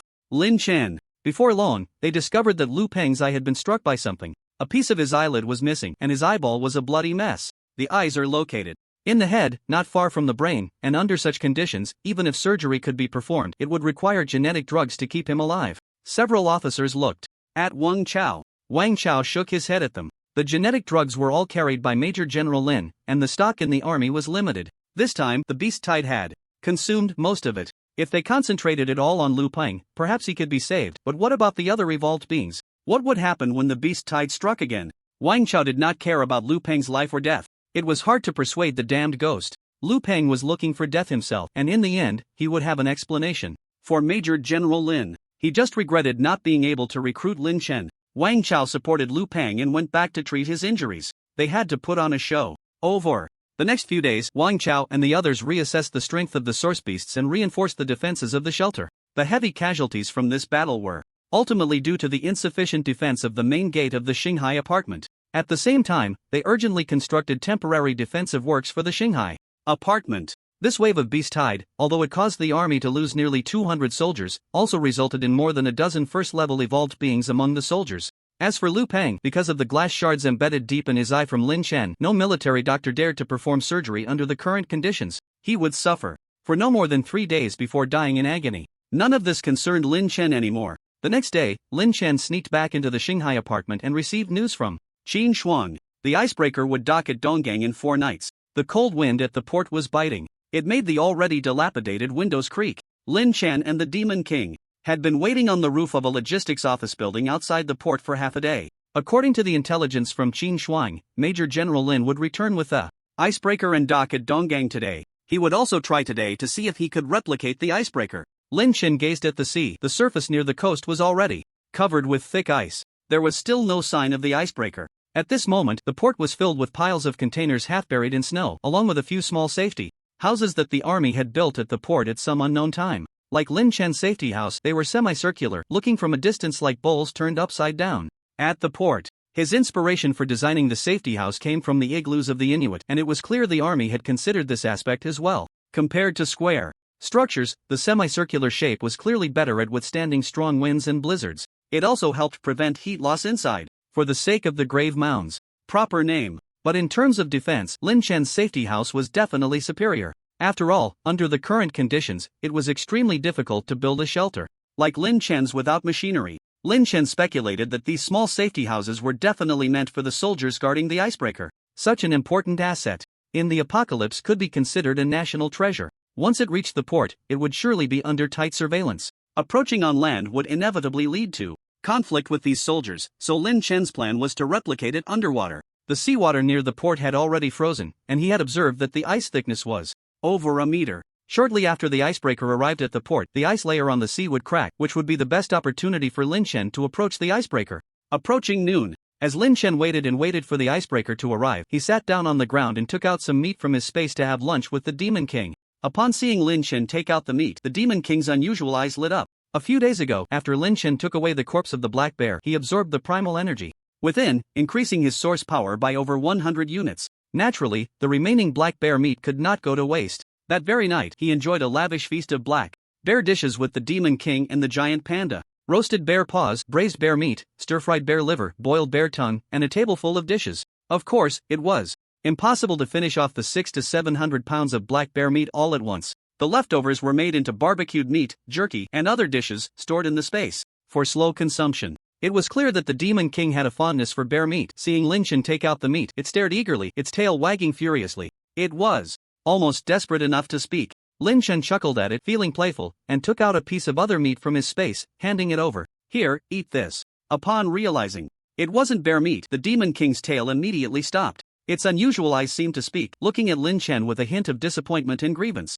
Ha ha ha. Lin Chen couldn't help but laugh out loud. He stopped teasing it and took out a piece of roasted bear meat for it. The Demon King's intelligence was now comparable to that of a young person. Although it couldn't speak, communication between Lin Chen and the Demon King was very easy, and they interacted like friends. Moreover, since Lin Chen and the Demon King often fought together, they had developed a strong tacit understanding. Whenever Lin Chen moved, the Demon King knew how to cooperate. It had already become Lin Chen's best partner. In the past few days, Lin Chen and the Demon King had hunted 5 first-tier source beasts, 3 of which Lin Chen killed, while the other 2 were taken down by the Demon King. The source power of a first-tier source beast ranged from 10 to 20 points, and after practicing the health-preserving technique for a day, Lin Chen would have about 10 points, which was hardly worth mentioning. He let the Demon King eat 3 of them, hoping it would advance faster. He also wondered what abilities a third-tier source beast might possess. While they were having lunch, they suddenly heard some sounds carried by the cold wind. Lin Chen's eyes shifted, and he immediately stood up, moving to the window to check.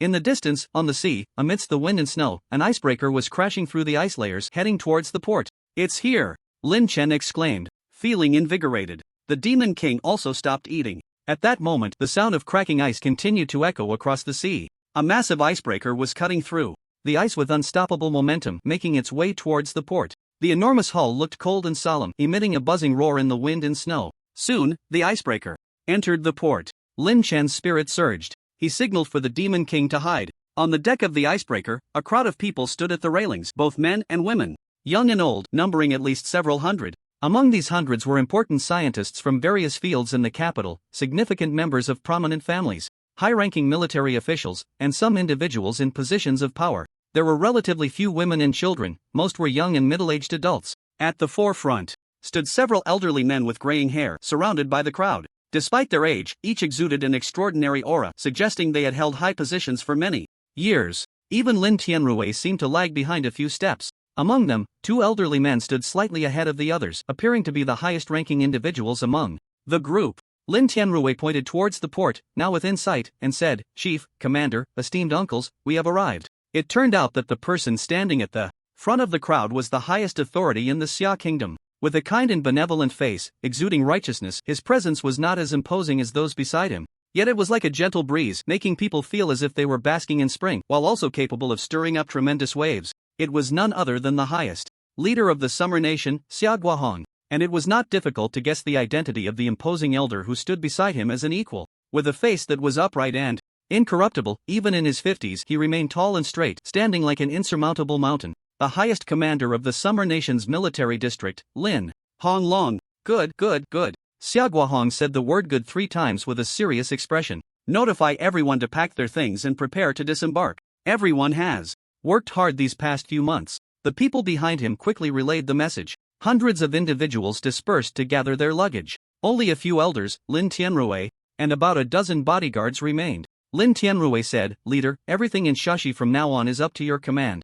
"No, just continue doing what you were doing before." Xia Guohong waved his hand. "Now that the troops in other areas are acting independently, Shashi was under your management before, and it still is now." The elders' expressions varied upon hearing this. The icebreaker had traveled along the coast, stopping multiple times along the way to seek supplies. They quickly discovered that after the apocalypse, many military leaders had developed other intentions. Throughout history, when the authority of monarchs weakened and they lost control over various regions, it was the time when different factions declared themselves kings. When Xia Guohong set out from the capital, he had originally prepared 3 icebreakers, but now only one remained. What had happened in between was not something that could be explained in just a few words. Everyone still on the ship understood what it meant for human nature to be tested by the apocalypse. Some military commanders wanted to bring their troops south with the leader. However, the icebreakers simply could not accommodate so many soldiers. Moreover, the survivors could not be settled. Xia Guohong could only ask them to hold their ground, and if they could no longer persist, they would regroup with him in the south. In fact, everyone knew that this was impossible. In ancient times, marching and fighting required provisions and horses. Now, with nothing available, harsh weather, and the emergence of strange beasts, traveling south on foot would likely lead to countless deaths. It was better to let them hold those places, waiting for the day when the extreme cold apocalypse would end, perhaps allowing for a reunion. Lin Tianrui, upon hearing this, looked shocked and quickly bowed, saying, "Leader, what are you saying? I am just a junior, how can I bear such a heavy burden?" Xia Guohong patted Lin Tianrui's shoulder and smiled kindly. "We are all old now, the future belongs to you young people. I should step back and take a back seat." One of the elders beside Xia Guohong quickly said, "Leader, you are still very young and need to lead the summer nation to rise again." "Yes, leader. Leader, you." Several elders spoke up in unison. Xia Guohong glanced at his old companions, each with their own thoughts, and waved his hand. "No need to say more. I have confidence in the child trained by Honglong." Lin Tianrui was the nephew of Commander-in-Chief Lin Honglong. Here, apart from Xia Guohong, Lin Honglong held the highest position. Before they arrived, Shashi had already been managed by Lin Tianrui, who was under his command. The Shashi troops were primarily managed by Lin Tianrui, with Lin Honglong as the overall commander of the Summer Nations troops. Although Xia Guohong held an irreplaceable position in the hearts of the Summer Nations people, his influence over the military was slightly weaker than that of Lin Honglong. If they rashly changed the leader of Shashi, it might disrupt the morale of the troops. Many people on this icebreaker had their own agendas, eager for chaos to create opportunities for themselves. Shashi needed a unified voice. "Tianrui, since the leader has said this, then you should do your best," Lin Honglong said with an imposing tone that brooked no dissent. Clearly, he thought the same as Xia Guohong. "Yes." Lin Tianrui, who feared Lin Honglong the most, could only respond with a stiff resolve. If the previous Shashi could be considered a calm surface of water, then the arrival of this group was like dropping a large stone into that water, causing not only the surface to be disturbed but also stirring up hidden currents beneath. After Lin Chen spotted the shadow of the icebreaker, he took out his binoculars to observe for a moment. The Demon King quickly flew away from the port, heading in another direction.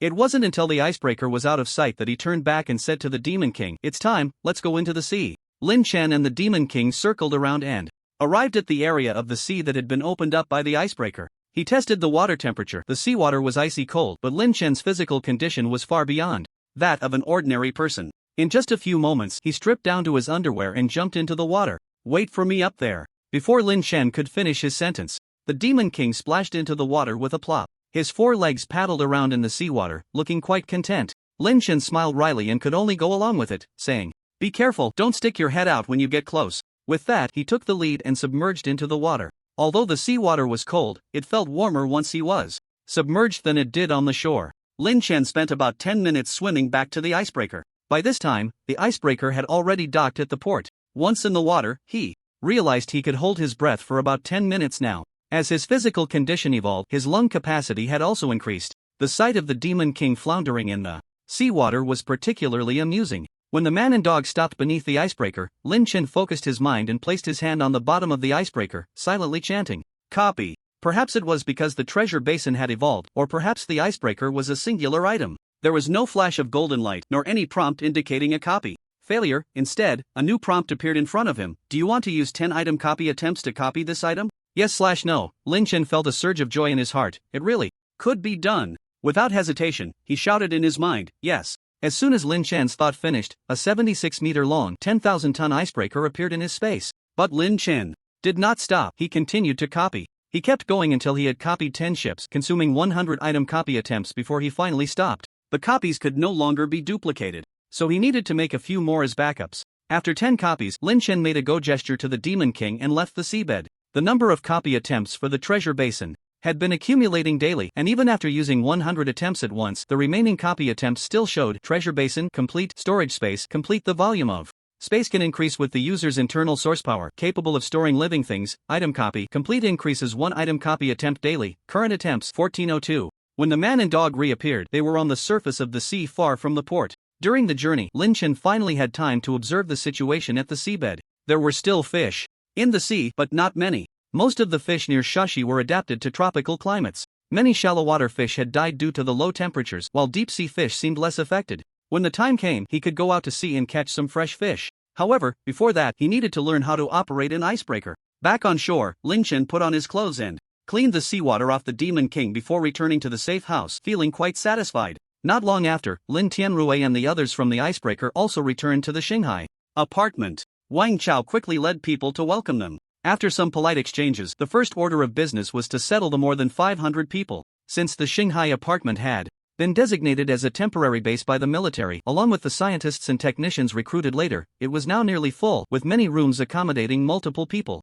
Many soldiers took their bedding to find other comrades to squeeze in with, barely freeing up around 80 rooms. The group that had rushed from Kyoto thought that once they disembarked, their nightmarish journey would come to an end and they could return to a comfortable life. To their surprise, they found themselves assigned to rooms with 4 walls, no beds, only floor mats, and 6 or 7 people crammed together.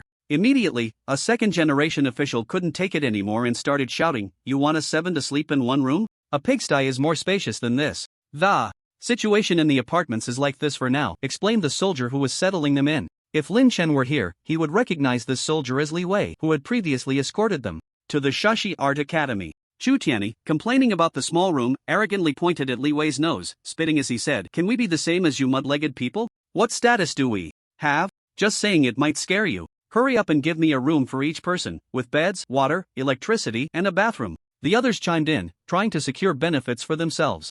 Those who could board the icebreaker were either extremely valuable individuals or high-ranking officials from Kyoto. But now, the military was implementing a contribution system. Those without contributions, no matter how distinguished their past status, were treated equally. Li Wei coldly replied, "Sorry, the commander instructed that aside from a few leaders and scientists, everyone is treated the same. Once the shelter is completed in a few days, rooms will be redistributed based on contributions. If you want better accommodations, go earn some contribution points." With that, he left, taking the others to the next room. "Stop, did I let you go? I haven't finished speaking yet. Stand still." Chu Tianyi rushed up and grabbed Li Wei. Li Wei frowned and shook off Chu Tianyi. Just a few days ago, during the battle, Li Wei was one of the evolved individuals who had unlocked their genetic locks. His physical fitness and strength were no longer comparable to before. Chu Tianyi was thrown back, crashing into the wall beside him, his head hitting hard against it with a loud bang. It sounded painful. "Xiao Tian, are you okay?" A woman who resembled Chu Tianyi rushed to check on him, glaring at Li Wei and saying, "How can you hit someone?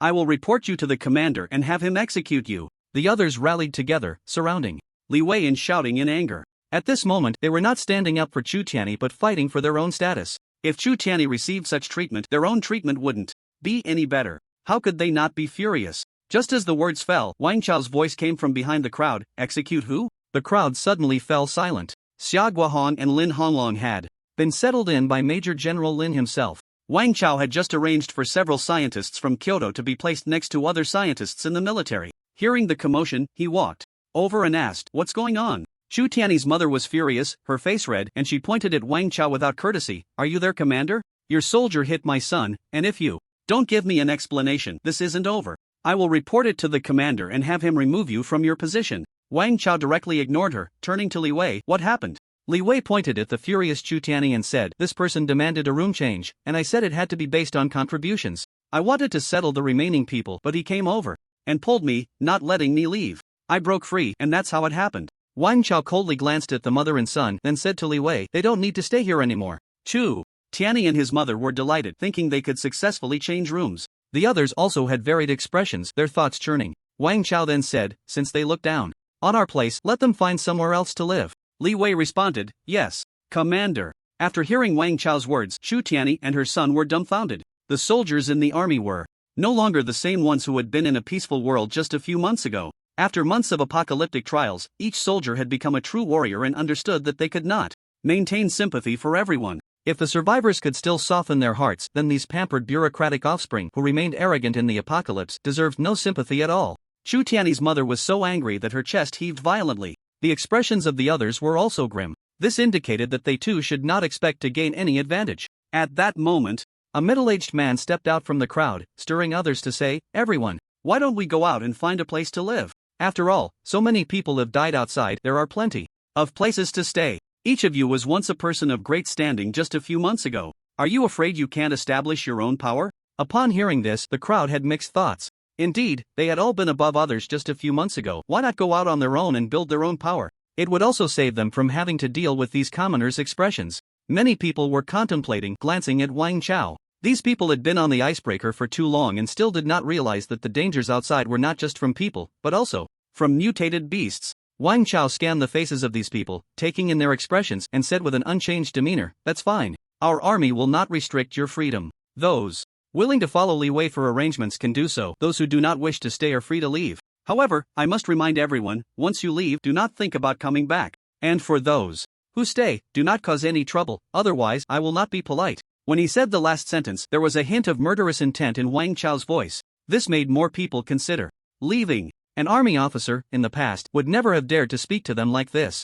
Chu Tiany and her son were the first to say, "I agree with this proposal. I will go too. Then let's go out and explore. When I was successful before, some people didn't even know where to drink milk." Exactly. After deciding to leave, some people began to speak in a sarcastic tone. Wang Chao paid no mind. Lin Tianruwei had warned him when he returned that if anyone among these people wanted to leave to form their own power, let them go. Li Wei continued to arrange accommodations for the others. In the end, more than 30 people left the Shanghai apartment with the supplies just distributed by the army. Meanwhile, Chu Tiany and her son, who had previously looked furious, now left the Shanghai apartment with expressions of humility and joy. Chu Tiany quietly asked the middle-aged man who had stirred the crowd earlier, "Brother Fanren, how did I perform just now?" It's turned out that everything that had just happened was a self-directed play by a few people. A hint of mockery flashed in the middle-aged man's eyes, but he wore a confirming expression. "Sister Chu, you did very well just now. Don't worry, I will definitely take care of you and your son." Beside them, a disheveled woman, her skin red and cracked from the cold, shot a fierce glare at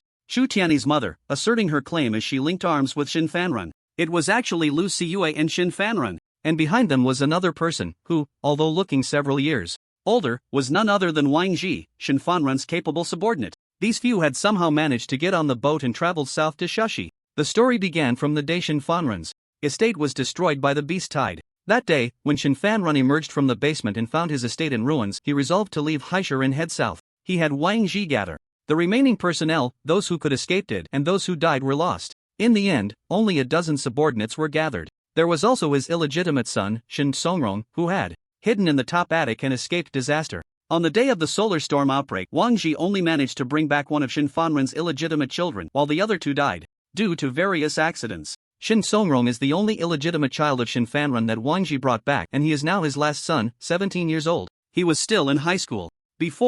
After confirming their southward journey, Shin Fanren gathered supplies and prepared to leave Haishur with his illegitimate child and Lu Siyue. However, just as he was about to set off, he heard news that an icebreaker had arrived at the Haishur port. At that time, there were 2 icebreakers, not just one as later. Shin Fanren immediately sent someone to investigate the situation.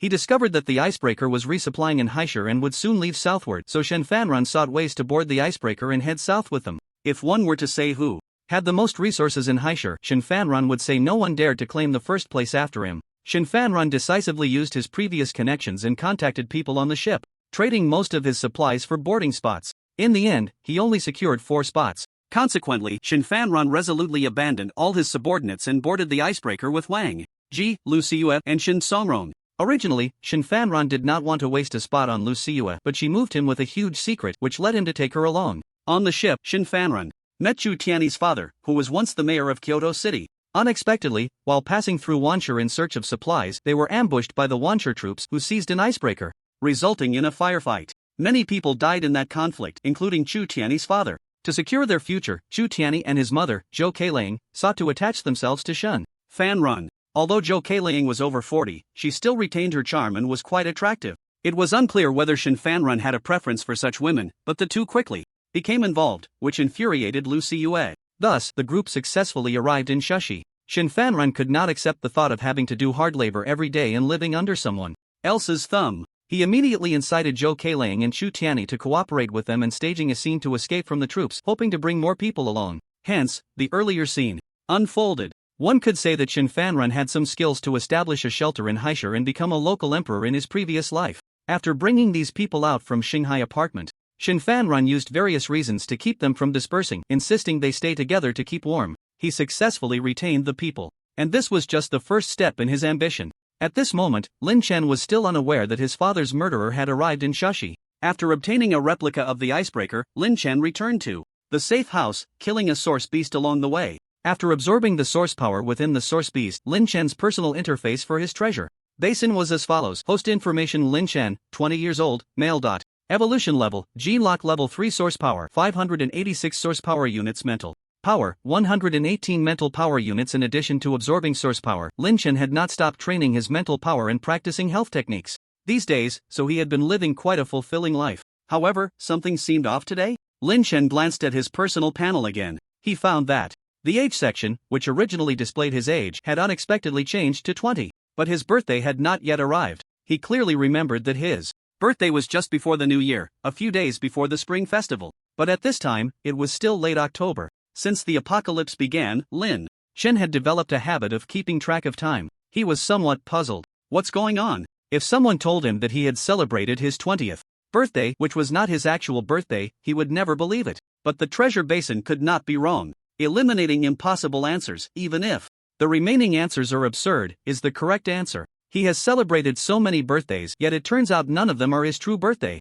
Lin Chen felt a mix of emotions he couldn't articulate. There was shock, confusion, sadness, and bewilderment. Was he not the child of his father and Lu Siyue, or had they simply remembered his birthday wrong? He couldn't wrap his head around this question, to the point that he had no appetite for dinner that night. The Demon King, keenly aware of Lin Chen's unusual mood, nestled beside him, resting his head on Lin Chen's lap in silent companionship. The next morning, Lin Chen's spirits had returned to normal. Last night he had recalled every detail related to his family from childhood to now. He even unlocked his genetic memories to retrieve those long-forgotten recollections buried deep in his mind. Ultimately, he arrived at a conclusion that was hard to accept. He might truly not be the son of the father he had called dad for over a decade in Lu Siyue. Moreover, it wasn't a case of being switched at birth in the hospital. It seemed both his father and Lu Siyue knew he wasn't their child. The details had to start from his early years. His father's name was Lin Mingjin. Since Lin Chen could remember, Lu Siyue had always treated him with great indifference.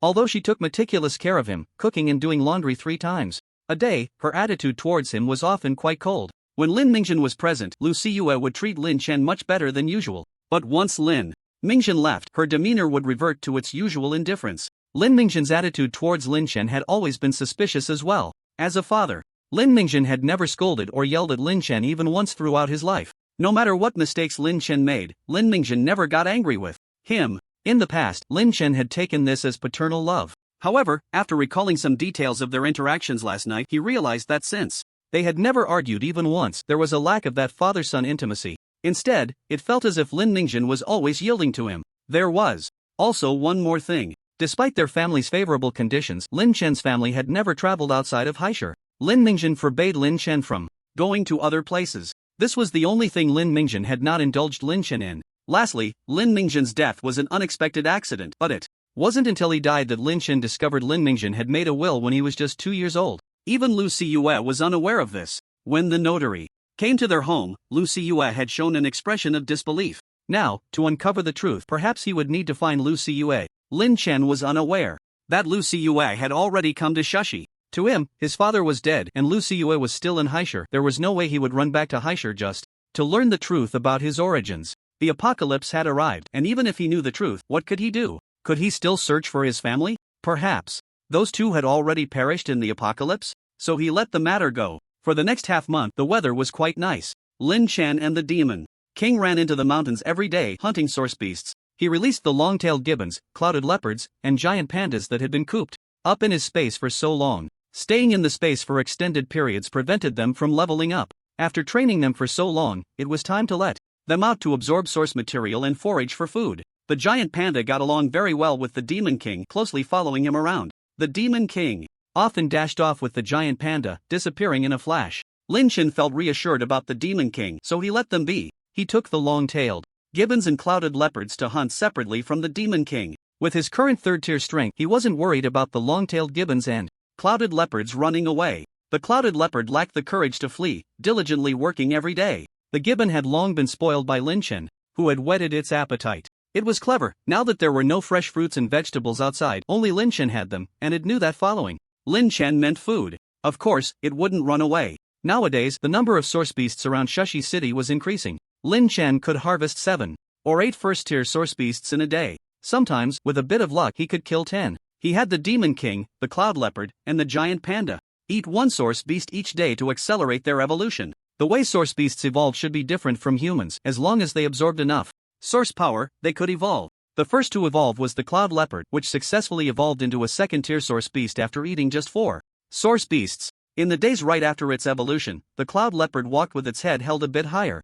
It was no longer the lowest in status among the beasts, which made the gibbon anxious. The gibbon was somewhat picky, only liking to eat fruits and vegetables. However, mutated plants were harder to find than mutated animals, so it had yet to evolve. A few days later, the Demon King also evolved. The Demon King usually had a little extra to eat, and with its big appetite, it could eat one more source beast each day than the Cloud Leopard and the Giant Panda. On the 8th day, it successfully evolved into a third-tier source beast. After the evolution, the Demon King's size was even larger than before. It was much taller than Lin Chen, who was 1.8 meters. Its weight was at least 800 or 900 pounds. It looked more and more like a wolf, a giant wolf that no one had ever seen before, and just standing there was enough to intimidate. Now, the door of the safe house required the Demon King to squeeze through like a dog. It could no longer walk in proudly like before. The Demon King's eyes, now filled with the light of wisdom, looked more agile than ever. To test the Demon King's intelligence, Lin Chen asked a question. Demon King, what is 11 times 11? The Demon King rolled its eyes at Lin Chen. Don't think you can trick me into saying 121. Besides intelligence and size, the Demon King's bite force had also greatly increased, easily capable of biting through steel plates. Its combat power had significantly improved. When Lin Chen fought the Demon King, he had no advantage in speed or strength, although the Demon King still lost to Lin Chen for various reasons. Each time, the Demon King wondered, are humans really this cunning and treacherous? After a few days of gloom, the gibbon successfully discovered a mutated plant which might even be poisonous. Originally, Lin Chen planned to absorb the source power directly. Unexpectedly, the gibbon dared to eat the poisonous plant. After eating that toxic plant, the gibbon fell into a deep sleep for 3 days. Lin Chen almost thought it had died. To his surprise, on the 4th day, it woke up and evolved. This time, the gibbon's originally black fur had actually started to turn slightly purple. It had transformed into a purple gibbon. Only the giant panda, due to its lack of enthusiasm for eating raw source beast meat, took half a month to evolve into a third-tier beast. Meanwhile, the source power within Lin Chen had changed dramatically compared to half a month ago. After continuously absorbing the source power from dozens of source beasts for half a month, Lin Chen's personal interface for his treasure trove was as follows. Host information: Lin Chen, 20 years old, male. Evolution level: Gene Lock Tier 3 source power, 1539 source power units. Mental power, 163 thought power units. Lin Chen had not neglected his mental power training. He had discovered that for every unit of thought power he increased, the scanning range of his mental power after unlocking the gene lock would increase by 1 meter. Now, after unlocking the gene lock, Lin Chen's mental power scanning range had reached 163 meters. On this day, it was still a bright, sunny day. Lin Chen stepped out of the safe house, looked up at the unchanged sun in the sky, and prepared to continue hunting source beasts in the mountains. Before entering the mountains, Lin Chen glanced down the hill and unexpectedly discovered that a few uninvited guests had arrived in Wulong village. Hee, bastards. Finally caught you this time, huh? Liang Chang said with a smug smirk, casually toying with a handgun in his palm. Last time, Liang Chang had ambushed Lin Chen outside his safe house but was discovered by Liao Peng, who happened to be climbing the mountain, resulting in several of Liang Chang's accomplices being shot dead. Only Liang Chang managed to escape. After returning, the more he thought about it, the angrier he became, feeling he couldn't swallow this humiliation. He was someone who could do anything. First, he scouted Wulong village, and after confirming that Liao Peng was home alone, he stole a baby just a few months old from someone else. He quietly left the baby at Liao Peng's doorstep early in the morning. To his surprise, it really lured Liao Peng out. This time, Liang Chang brought 5 people with him, one of whom was pointing a gun at Liao Peng. The other 2 were beating Liao Peng with fists and kicks. Inside the house, 2 others were rummaging through things. Liao Peng woke up early in the morning and heard noise outside, so he opened the door to check, only to see a baby crying loudly at the entrance. Without thinking, he opened the door, only to be struck on the head as soon as he did. When he woke up, his gun was gone, and his dagger had been taken away. Last time, why didn't I aim better and send you straight to the afterlife, saving the world from your pollution? Liao Peng spat out a mouthful of blood. Liang Cheng's face flashed with a fierce light as he kicked Liao Peng in the mouth, knocking out 2 of his teeth, and viciously stepped on Liao Peng's head, saying, "I had several plans to lure you out, but I didn't expect that just a wild child from someone else's family would make you obediently fall into my hands. Don't you know there's a saying, good people don't live long while disasters last for 1,000 years? I'm the kind who can live to be 100. I'll let you watch the child die first, then chop your flesh into pieces and sell it at the market." Liao Peng glanced at the baby that Liang Cheng had used to manipulate him. At that moment, the baby, left unattended in the snow, was already turning red from the cold, unable to cry anymore. It wouldn't be long before it froze to death. Liao Peng wanted to save the child, but he was powerless. At that moment, Liao Peng felt deep regret. If he had chased Liang Cheng down last time and wiped him out, this wouldn't have happened. An innocent child wouldn't have been harmed. But now, it was too late to say anything. The cruelty of the apocalypse lay in the fact that human hearts were more treacherous than the environment. Just then, the 2 men rummaging through the house exclaimed, "There are so many guns and bullets here. Damn, there's a lot of food too. Brother Chang, come quick." Liang Cheng, not caring about Liao Peng beneath his feet, hurriedly instructed the others to keep an eye on Liao Peng and rushed into the house. Liang Cheng entered Liao Peng's house with the other 2. Only 1 man remained to watch Liao Peng. As soon as Liang Cheng left, Liao Peng felt a slight relief. He was just about to lift his head from the snow. A man with yellow teeth and dark circles under his eyes, grinning maliciously, forcefully stepped down on Liao Peng's head again. This was the one who had been the most brutal among those who had just beaten Liao Peng. Seeing the humiliation and hatred in Liao Peng's eyes, the man ground his shoe on Liao Peng's head. Ah! Liao Peng's face was immediately a bloody mess, unable to suppress a scream. The man, seeing Liao Peng in this state, wore a pleased expression and said coldly, "Kid, I heard you were quite arrogant with a gun in front of Brother Cheng last time. Why don't you try being arrogant again? I'll tell you, even if you scream your throat raw today, no one will come to save you." With that, he kicked Liao Peng again. Liao Peng curled up in pain, his abdomen throbbing. After the apocalypse, many people developed varying degrees of psychological disorders.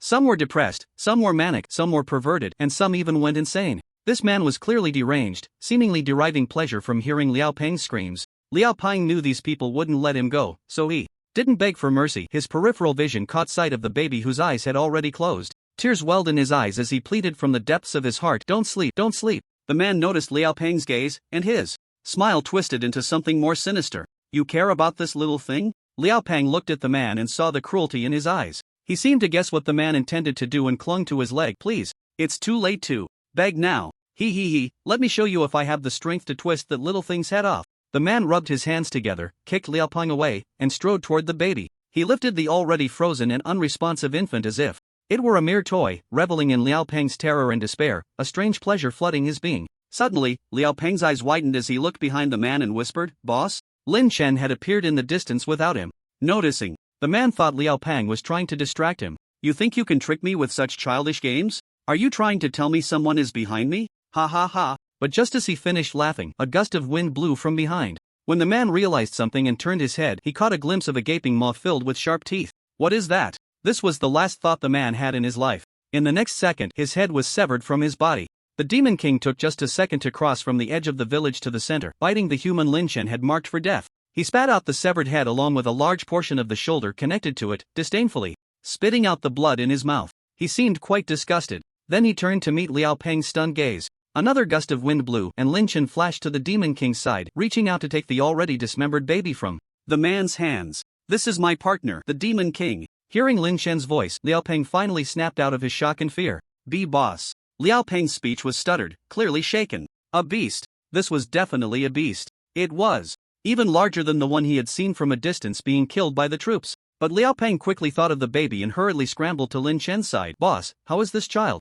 Is there any breath left?" Lin Chen looked at Liao Peng with confusion, then checked the baby in his arms. The breath was barely perceptible. Outside, it was over 40 degrees below zero, with only a small amount of fabric covering the baby. An adult couldn't withstand it, let alone an infant just a few months old. Lin Chen shoved the baby into Liao Peng's arms, saying, "Still alive, but not for long." The fact that a baby had survived this long in the apocalypse showed that its parents had fought desperately to protect it. Liao Peng, in a daze, took the baby, took off his own clothes to wrap it up, murmuring, "It's all my fault, it's all my fault." "What happened?" Lin Chen asked. "You were right, the person who escaped outside your door last time has come back." Liao Peng recounted how he had been lured out by the baby earlier that day. Just as Liang Chang and his 4 companions emerged from the house, beaming and carrying several large bags from Liao Peng's place, they heard a cold, bone-chilling voice say, "Kill them, except for the one in the middle." Then a massive shadow lunged forward, and in the blink of an eye, all four of them were dead, their bodies unrecognizable. Blood splattered all over Liang Chang. He looked at the Demon King, whose teeth were still dripping with blood, and at Liao Pang and Lin Chen, who had already risen a few meters away.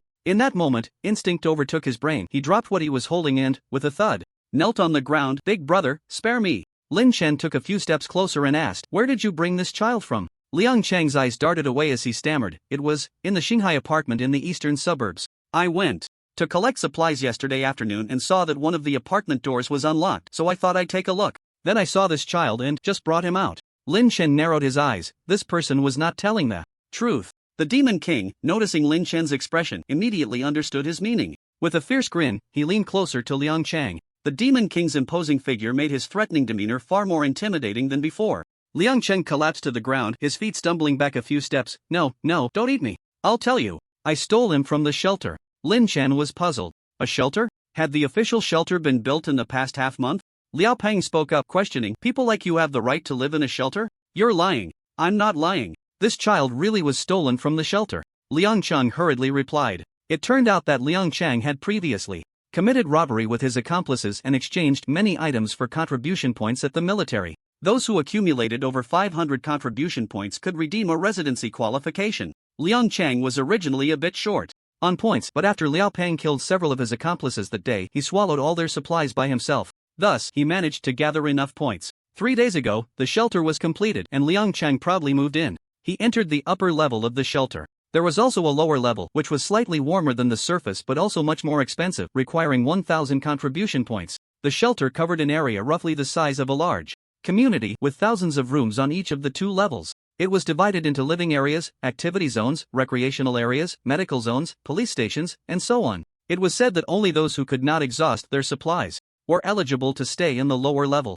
The facilities there were even more complete. The lower level also provided 8 hours of electricity daily, but it could only be used for lighting, not for other purposes. After moving in, Liang Cheng dared not be too brazen and rob openly as he had before. The shelter had rules. Anyone found with malicious intent, harming survivors, or committing theft and robbery would face punishments ranging from expulsion to immediate execution. However, this was under the premise of being discovered, so Liang Chang still engaged in petty theft. Yesterday evening, while wandering around the shelter, he saw a woman chatting with a few others while pushing a baby stroller. An idea struck him. Taking advantage of the woman's distraction, he snatched the baby and ran away. Today, that baby became bait to lure Liao Pang out of his room. Hearing this, Liao Pang was furious and kicked Liang Cheng down. "Are you even human? If you have a problem with me, come at me directly. Why harm such a small child? Do you know how hard it is to keep a child alive in this damned world?" Lin Chen glanced at the agitated Liao Pang and asked Liang Cheng, "Did you see what the baby's mother looked like? Where exactly did you take him from?" "How could I dare to look closely? I just thought she was someone with money. I was in the leisure area at the time. I picked up the child and ran without taking a good look," Liang Cheng said, his face filled with regret as he knelt on the ground before Lin Chen again. "Big brother, I've told you everything I know. Can you let me go?" This submissive posture was a far cry from his earlier arrogance. Lin Chen smiled lightly. In that instant, Liang Cheng quickly pulled out a handgun from behind him and, as Lin Chen pulled the trigger, shouted, "I know I can't live, so you can die with me." With a loud bang, the gun fired and Liao Pang was filled with shock and anger. He shouted, "Boss." In the next moment, Liang Cheng looked at Lin Chen with disbelief, his expression more incredulous than seeing a ghost. At that instant, Lin Chen reached out with his arm as Liao Peng's gun went off, and the bullet vanished. "Impossible, how could this be? You are an evolver?" Lin Chen spread his hands in front of him, revealing a bullet resting in the palm of his gloved hand. In the next moment, the Demon King struck down with a claw, and Liang Cheng's head instantly shattered like a watermelon hit with great force. All the villains were eliminated. Liao Pang was also stunned by Lin Chen's earlier action. "Boss, you are an evolver?" Lin Chen nodded. There was nothing to deny about that. Nowadays, there were more and more evolvers outside, but most of them were only first tier. Liao Peng's gaze towards Lin Chen grew increasingly respectful. If it were someone else becoming an evolver, he would be surprised, but with Lin Chen, it felt so natural. Liao Peng had always believed that Lin Chen was extraordinary. "What do you plan to do with this child?" Lin Chen's gaze flicked to the baby in Liao Peng's arms. Liao Peng glanced at the snow-white infant in his embrace and resolutely said, "I want to save this child and see if I can return him to his mother." Lin Chen nodded, saying nothing more. They were all adults, everyone could make their own choices and had to bear the consequences of those choices. Liao Peng knelt in the snow. "Boss, you saved me once again. From now on, my life belongs to you. Don't worry, if I can't save this child, I will give him a proper burial. I know that if I return To the shelter now, those people might think I stole the child. I will find an opportunity to leave the child at the military gate and they will take him back to his mother. As long as you know, I will take my leave now. Lin Chen helped Liao Ping to his feet, then bid him farewell and headed back into the mountains. Before leaving, he made sure to clean up the bodies of Liang Chang and the others with the Demon King to avoid leaving any trouble behind. Once he reached a deserted area in the mountains, Lin Chen released the giant panda, clouded leopard, and gibbon from his space. As usual, the Demon King moved alongside the giant panda while Lin Chen took the clouded leopard and gibbon with him. However, not long after Lin Chen and the Demon King separated, the Demon King encountered an unexpected situation. While barking joyfully and running in the snow with the giant panda, the Demon King suddenly stopped, alertly scanning the surroundings. The giant panda looked puzzled. Woof woof. Something's wrong. Suddenly, more than 20 massive wolves and a slightly smaller gray wolf appeared on the path ahead of the Demon King. In no time, they surrounded the Demon King and the giant panda. The Demon King's eyes sharpened instantly, emitting a threatening growl. Meanwhile, Lin Chen was also facing some situations. He encountered a group of people on the mountain. This group was dressed in military uniforms. Both men and women, all radiating source power fluctuations. After reaching the third tier, Lin Chen became very sensitive to the presence of source power in people and animals, and the leader of the group was none other than Qin Shuang. Upon seeing Lin Chen, Qin Shuang was momentarily taken aback and stopped in her tracks. Since the last time they repelled the beast tide, Qin Shuang had been unexpectedly promoted and became the captain of the second team of evolvers. The first team consisted of evolvers from the military, led by another person. They had come out this time on orders from above to search for isolated source beasts and to try to find mutated plants. They had just entered the mountains when Qin Shuang did not expect to see Lin Chen here. The others, upon seeing Lin Chen, drew their guns warily and shouted, "Who are you?" Lin Chen calmed the restless clouded leopard and scanned the 9 people, not lingering on Qin Shuang, and said, "Just passing by." Qin Shuang came to her senses and quickly ordered the others, "Put down your guns, don't harm the innocent." But only 2 people put down their guns while the rest remained poised to shoot at any moment. One of the girls trembled as she spoke. "Captain Qin, there are 2 exotic beasts." Lin Chen squinted and explained, "They are my companions, they won't attack unless provoked. However, if you keep pointing your guns at me, that could change." "Enough, put your guns down quickly." Qin Shuang ordered again, and this time the others finally lowered their weapons, though they still held them tightly, faces filled with vigilance. A pale young man who looked like a hollowed-out gentleman leaned close to Qin Shuang's ear and said, "Captain Qin, didn't the higher-ups order us to find exotic beasts? If we kill this person and take those 2 already tamed beasts, wouldn't that be a great achievement?" Jin Tao finished speaking with a smug expression, seemingly proud of his clever idea. Qin Shuang hated it when others got too close to her. Frowning after hearing Jin Tao's words, her expression of disgust deepened and she coldly replied, "Please remember that you are now a soldier, stop thinking about engaging in petty theft." Qin Shuang's voice was unhidden, spoken directly. The other members of the evolutionary team looked at Jin Tao with surprised and strange expressions. This made Jin Tao's face flush red. Before joining the evolutionary team, he had indeed been involved in robbery, murder, and the abduction of women. He never expected to accidentally encounter a source beast. His companions had all died, and by a stroke of luck, he awakened his gene lock, which allowed him to join the military. It had been less than 10 days. Qin Shuang's words struck at the most sensitive part of Jin Tao's heart, making him feel as if he were stripped bare in front of everyone. A fleeting glimmer of hidden resentment flashed in Jin Tao's eyes. At that moment, Lin Chen's voice broke the tension. "Can I leave now?" Qin Shuang pretended not to recognize Lin Chen and nodded lightly. "Yes, you can go." Lin Chen nodded slightly. It was best to avoid conflict with the military. After all, he wanted to live in Shushi for a long time. He turned to leave in the opposite direction of Qin Shuang. Qin Shuang then addressed the other survivors, "Let's go." The group glanced at Lin Chen and the long-armed gibbon that had been closely following him several times before they left. Qin Shuang's team consisted of 10 people, 4 women and 6 men, including Qin Shuang, the girl who had been trembling with.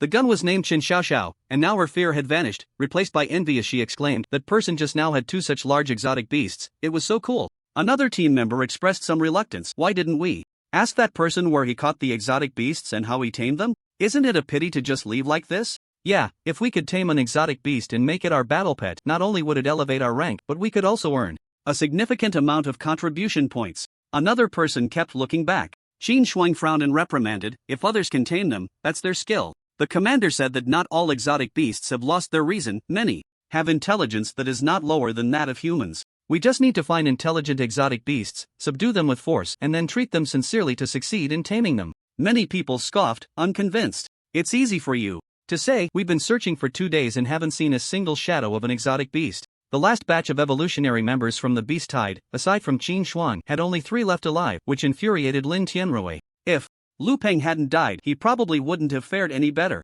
Thus, the matter of Lu Ping being killed was not pursued. Most of the people in Qin Shuang's team had only recently joined the evolutionary team in the past half-month. They had not yet witnessed Qin Shuang's abilities, and being led by a girl who was barely 20 naturally bred some discontent. Especially when opinions diverged among the group, the conflict erupted immediately. It was just bad timing. The place where Qin Shuang and the others were searching for the source beasts happened to be the area that Lin Chen had already swept through, so naturally, they couldn't find any trace of the source beasts. At that moment, Jin Tao suddenly clutched his stomach and raised his hand, saying, "Hiss, Captain, my stomach hurts a bit. Can I go take care of it?" And the female team members in the group immediately showed disgusted expressions. "Jin Tao, why do you have to go so much?" Jin Tao smiled awkwardly. "Everyone has their urgent needs, it's not something I can control." Qin Shuang frowned and said, "Don't go too far, come back quickly." "Alright," Jin Tao replied, then hurriedly ran off in the opposite direction.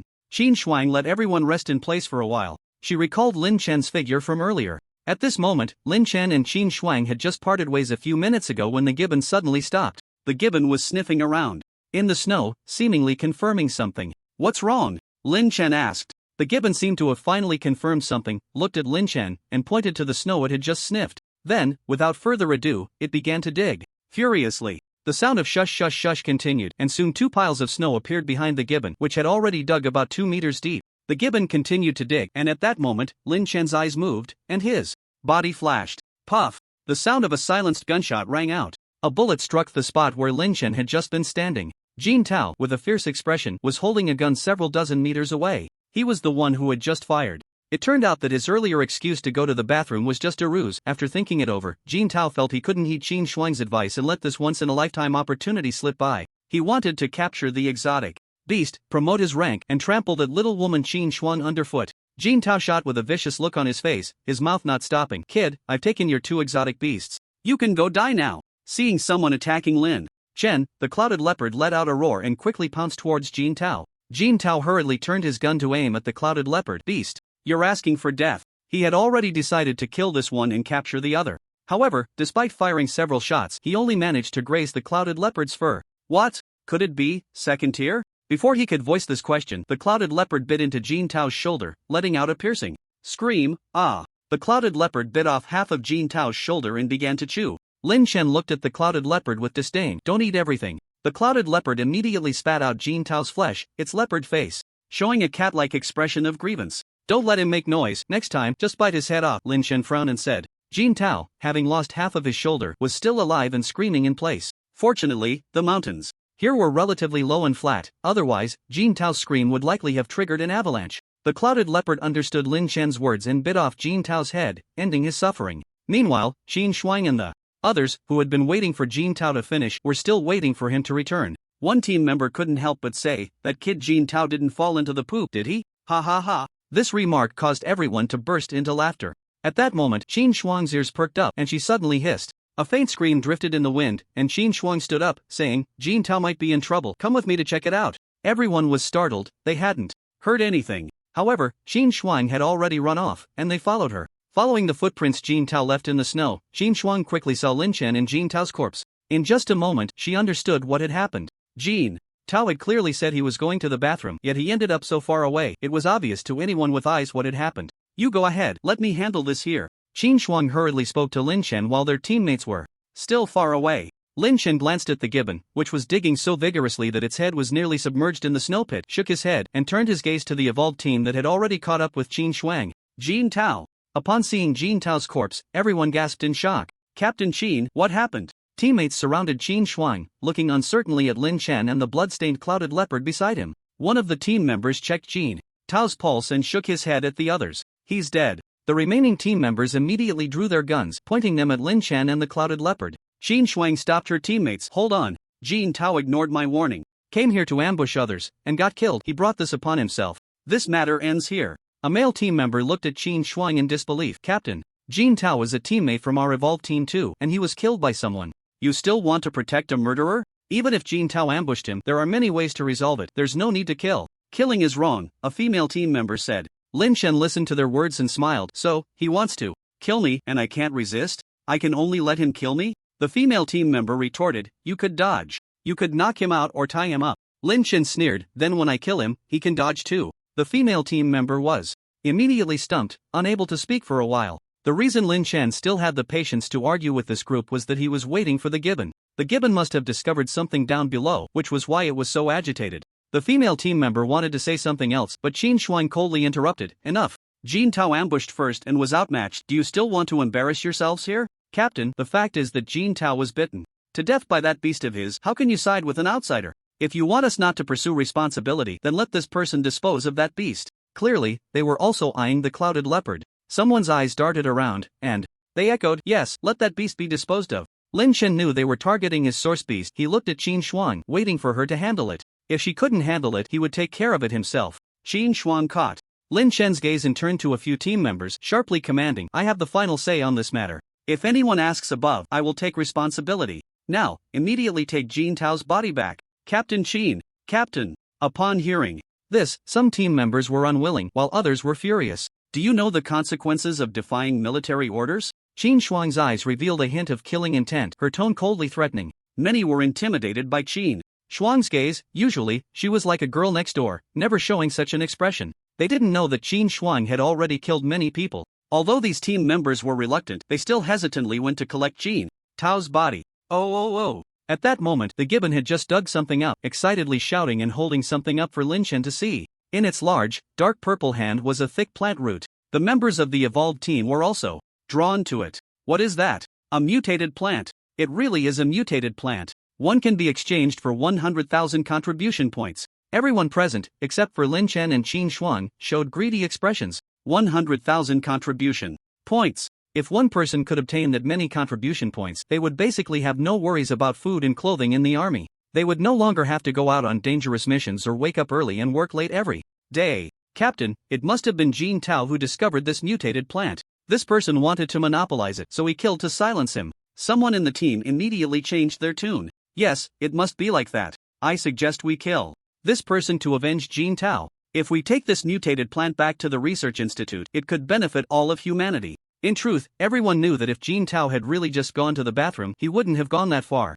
And this mutated plant hadn't even been dug up before Jin Tao died. They were merely looking for an excuse for their own vile intentions. Someone had already pulled out a handgun, intending to shoot while Lin Chen was unguarded. However, the gun in his hand was snatched away by Qin Shuang in the next moment. Qin Shuang raised the gun, aiming it at the few who were already blinded by greed. I said, we are soldiers, not bandits. This mutated plant was discovered by someone else. It belongs to him. Whether he sells it or not is his business. Anyone who dares to kill innocents, don't blame me for being rude first. The 8 evolvers fell silent, but the greed and unwillingness in their eyes were still clearly visible. After a long pause, the usually meek Shen Xiaoxiao stepped forward, grabbing Qin Shuang's hand. Alright, Captain, don't be angry. They're just talking big. Since it's like this, why don't you help us ask that person if he can sell us the plant? Qin Shuang thought for a moment and found this to be a good idea. She didn't know that Lin Chen could absorb the source power from the mutated plant. Thinking about selling it to the military in exchange for some things Lin Chen needed, it was a win-win situation. So she turned to Lin Chen and asked, can you? However, just as she turned her head, before she could finish her sentence, a sharp pain shot through the back of her head. Qin Shuang's vision went black, and she lost consciousness. It was none other than Shen Xiaoxiao, who had just appeared so innocent, who had knocked Qin Shuang out with the butt of her gun, and she had hit her with great force. Qin Shuang's head was smashed, blood pouring out and staining the snow beneath them. A glaring red spread out. Xiaoxiao, you're impressive. Several team members stepped forward to praise her. Shen Xiaoxiao smiled shyly, then showed a fearful expression, saying, I didn't kill the captain, did I? The other team members immediately rushed forward to check on Qin Shuang's condition. She's still alive. This damn woman, I've tolerated her for too long. Even if she dies, it doesn't matter. Today, we'll take this mutated plant back and then we'll say she died in battle against the alien beasts, just like Jin Tao. You don't want to keep her around to settle scores with us, do you? The other team members silently agreed to this suggestion. Some even said, should we take advantage of the situation? What are you thinking at a time like this? First, let's kill that person. He saw everything. Everyone turned their attention back to Lin Chen, who had been silent and motionless. Lin Chen had witnessed everything that had just happened. He had the chance to warn or even save Qin Shuang. But as the old saying goes, he wasn't Qin Shuang's babysitter. If she wasn't careful, even if he saved her once, she would still die next time when he wasn't around. If this time didn't teach her a lesson, then this piece on the chessboard would be useless. The gibbon was still digging with all its might. The plant seemed to be quite large. The piece they had just broken off was only a segment of the plant's stem. It would take some time to completely excavate it. Lin Chen wasn't in a hurry. Unfortunately, those seeking death were already anxious. Kid, why don't you just kill yourself? Otherwise, Once we get our hands on you, it won't be so easy to die. You look like you might be an evolver too. We have 8 people, and you only 1. If you don't want to be tortured and sold at the trading market as dried meat, you better cooperate a bit. After you die, we'll take good care of your battle pet. These people were exchanging words, and if one didn't know better, they might think they were being considerate. But in the end, they were still wary of Lin Shen's source. Beast, afraid that it would be themselves who ended up dead. If they could achieve their goals without bloodshed, that would be best. One can only say they were thinking too beautifully. Lin Shen scoffed, a smile spreading across his face. Yunbao, you remember what I taught you last time, right? Seeing Lin Shen's smile, Yunbao shivered, knowing Lin Shen was angry, and hurriedly nodded.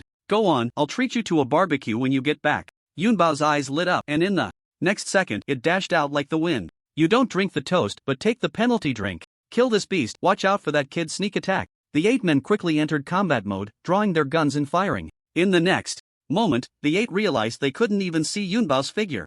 Yunbao was a source beast with a talent for speed, and after reaching the 2nd tier, its speed was incredibly fast. It was almost a blur. They wanted to shoot, but they had to hit their target. In their panic, some began to fire wildly at the afterimages. Under the intense life and death crisis, 3 of the 8 activated their gene locks. However, it was still futile. Even if they could see Yunbao's movement trajectory, ordinary bullets still couldn't harm it. One person was lost from their formation. Then, in the next second, another person fell. Yunbao immediately focused on biting heads, taking 1 head with each bite. It didn't allow these humans to make a single unnecessary sound. It's a 2nd tier. Quick, switch to armor-piercing rounds. Someone realized. They had come out to hunt source beasts. How could they not know that 2nd tier source beasts were not afraid of ordinary bullets? Since the last beast died, the troops had found it difficult to harm higher tier source beasts with regular bullets, so they began to produce armor-piercing rounds to the maximum extent. The members of the evolution team were also equipped with them. Previously, Jin Tao hadn't had time to change his bullets before Yunbao bit him to death.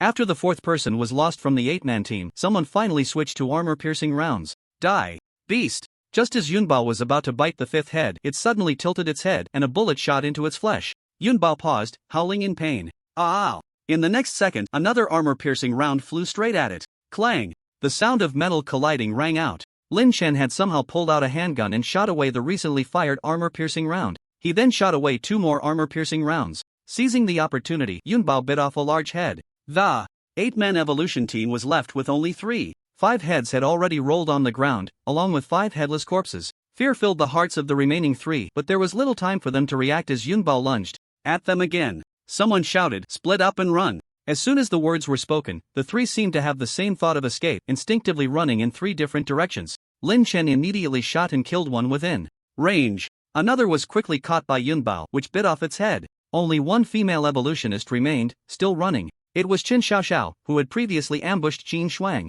It seemed that the gene lock's time had ended. As Qin Xiaoxiao ran, her body swayed, and she rolled down the mountain. Go chase! Lin Shen put the gun back into space, speaking coldly. Yunbao chased down the mountain furiously. Lin Shen stayed in place, waiting for the gibbon to dig. After a while, Yunbao still hadn't returned, and Qin Shuang woke up first. Hiss! The awakened Qin Shuang instinctively touched the back of her head, then quickly noticed the corpses around her. Her eyes widened in panic as she hurriedly searched for Lin Shen's figure. It was only when she saw Lin Shen still standing in the same spot, seemingly not having moved, that she let out a long sigh of relief. Did they just attack you? Qin Shuang found it hard to look at Lin Shen. Originally, Lin Shen entrusting the team to her was a sign of his trust, but she not only failed to handle it well but was also ambushed by her teammates. For Qin Shuang, it was both embarrassing and frightening to think of disappointing Lin Shen. When Qin Shuang woke up, Lin Shen recounted what had just happened, including everything her teammates had said after knocking her out, leaving nothing out. Upon hearing this, Qin Shuang felt a mix of anger and shame. She was angry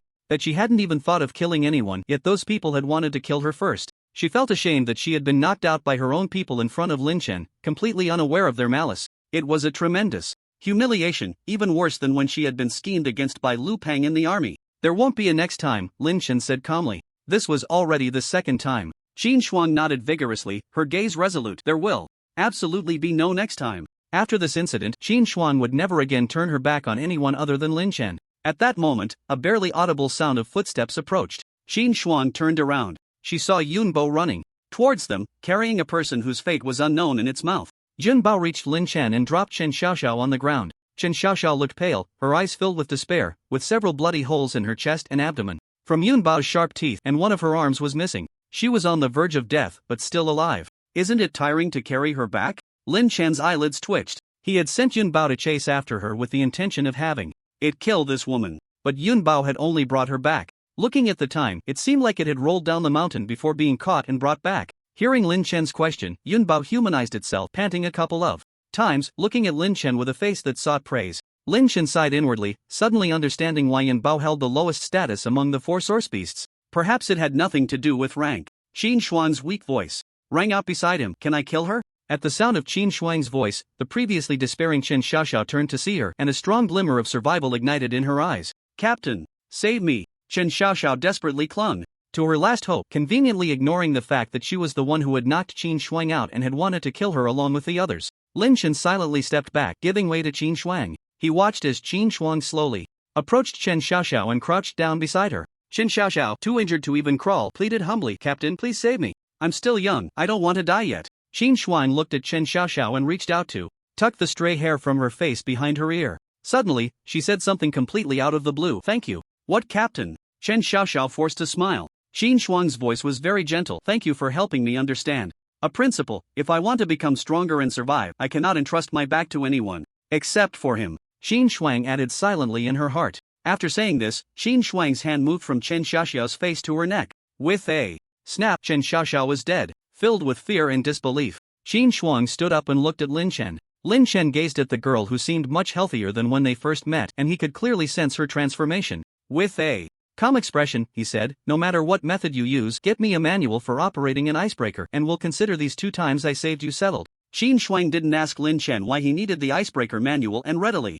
agreed, okay. As she turned to leave, she softly added, but the debt of saving my life can't just be settled like this. After saying that, she quickened her pace, as if she feared Lin Chen would say something she didn't want to hear if she lingered a moment longer. Lin Chen watched Qin Shuang walk away, retracting his calm gaze. In his 2 lifetimes, how could he not see through Qin Shuang's thoughts? Unfortunately, all he could do was say sorry. If it were peacetime, Lin Chen wouldn't mind having a proper romance and then getting married and having children when the time came. But with the apocalypse upon them, feelings had become superfluous. Not just him, but everyone else was fighting for survival. Every day, who had the heart to talk about love? In the apocalypse, men and women together mostly followed their physiological instincts. In the face of survival, even the continuation of the species had to take a back seat. Moreover, having one more person around meant one more vulnerability. It also meant one more danger. Lin Chen was very clear about what he wanted: to become stronger and to live well. He would never repeat the same mistakes. The gibbon was still digging diligently.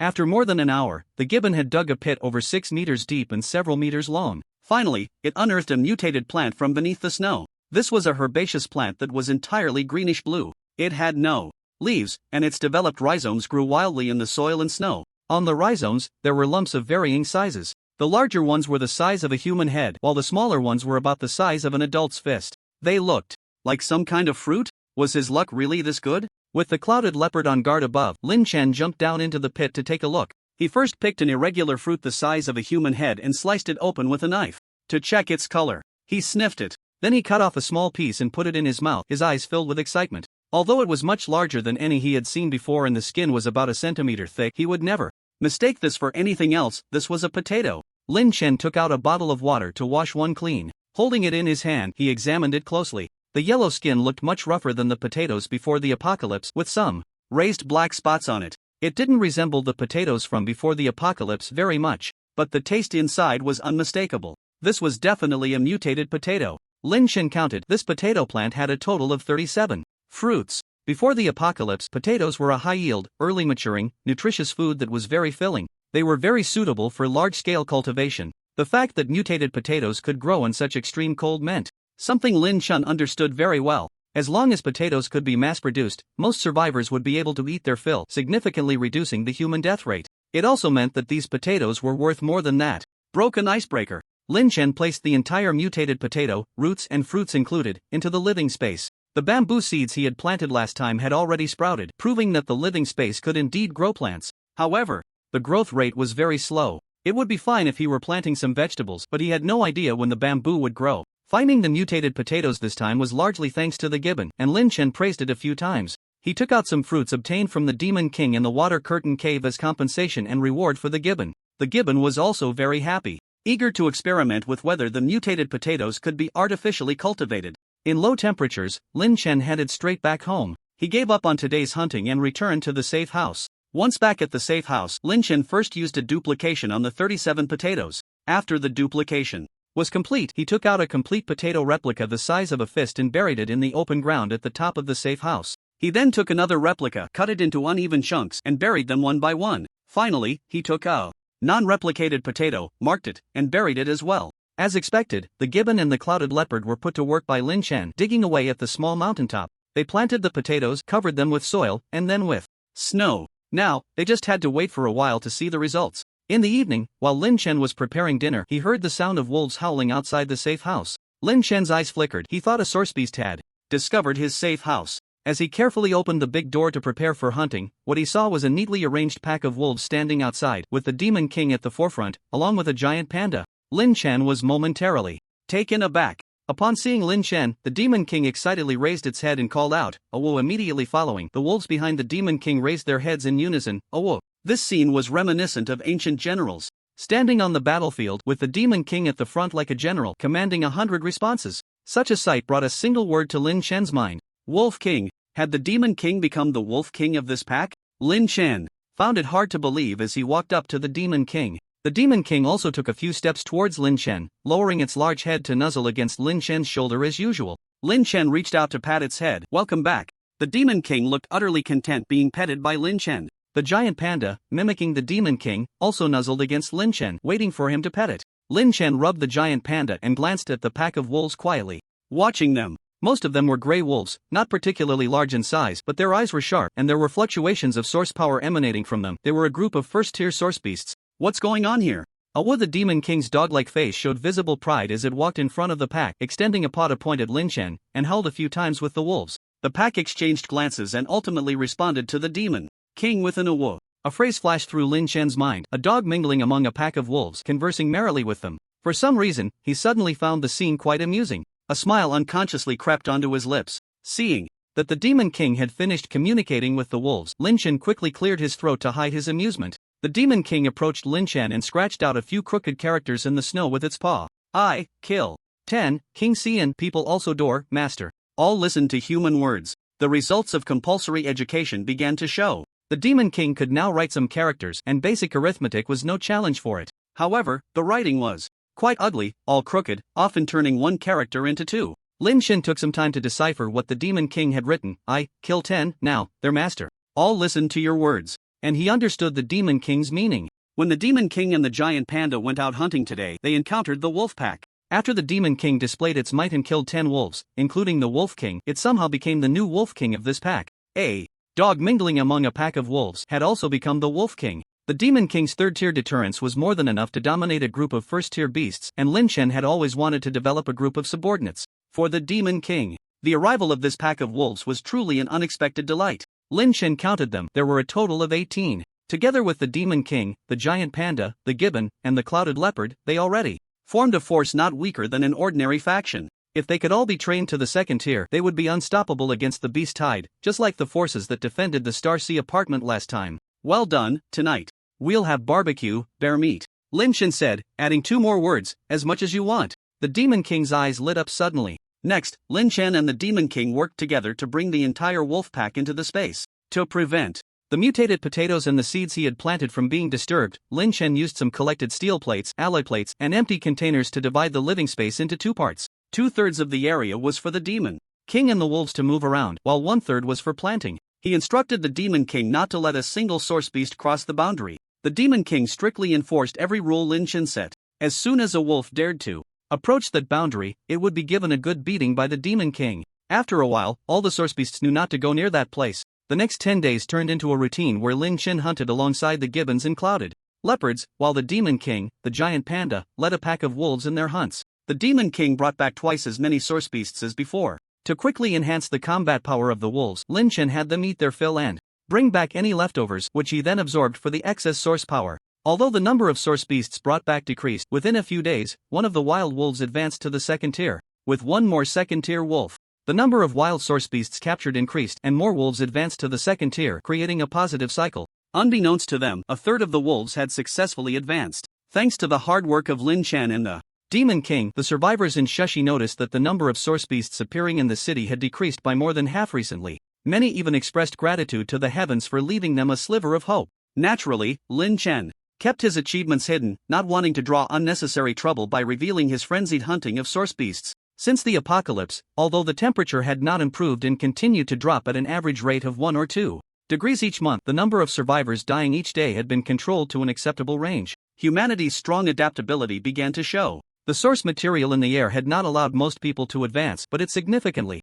improved their cold resistance and physical fitness. The arrival of the icebreaker meant that the survivors in Shushi could receive just enough frozen fish and other supplies to last a week. People slowly began to fantasize about restoring their former lives. From Liaopang, Lin Chen learned some news. 10 days ago, an official evolution team had suffered total annihilation except for the captain, who was reportedly stripped of his rank and assigned to the icebreaker to maintain order. Lin Chen knew that Qin Shuang was starting to take action to secure the operational methods for the icebreaker. There was another piece of news. A group of officials from the north had established a civilization restoration project in the official shelter dedicated to restoring the former technological civilization. However, this project reportedly did not receive the approval of the original Shashi military, and there were already 2 conflicting voices within the Shashi officials regarding this matter. Internal conflicts were intense. This was different from the previous life. In the last life, without the pressure of source beasts, the officials had always focused on restoring technological civilization. In this life, if humanity continued to think about restoring civilization without striving to strengthen itself against source beasts, then humanity becoming food for source beasts or even facing extinction would happen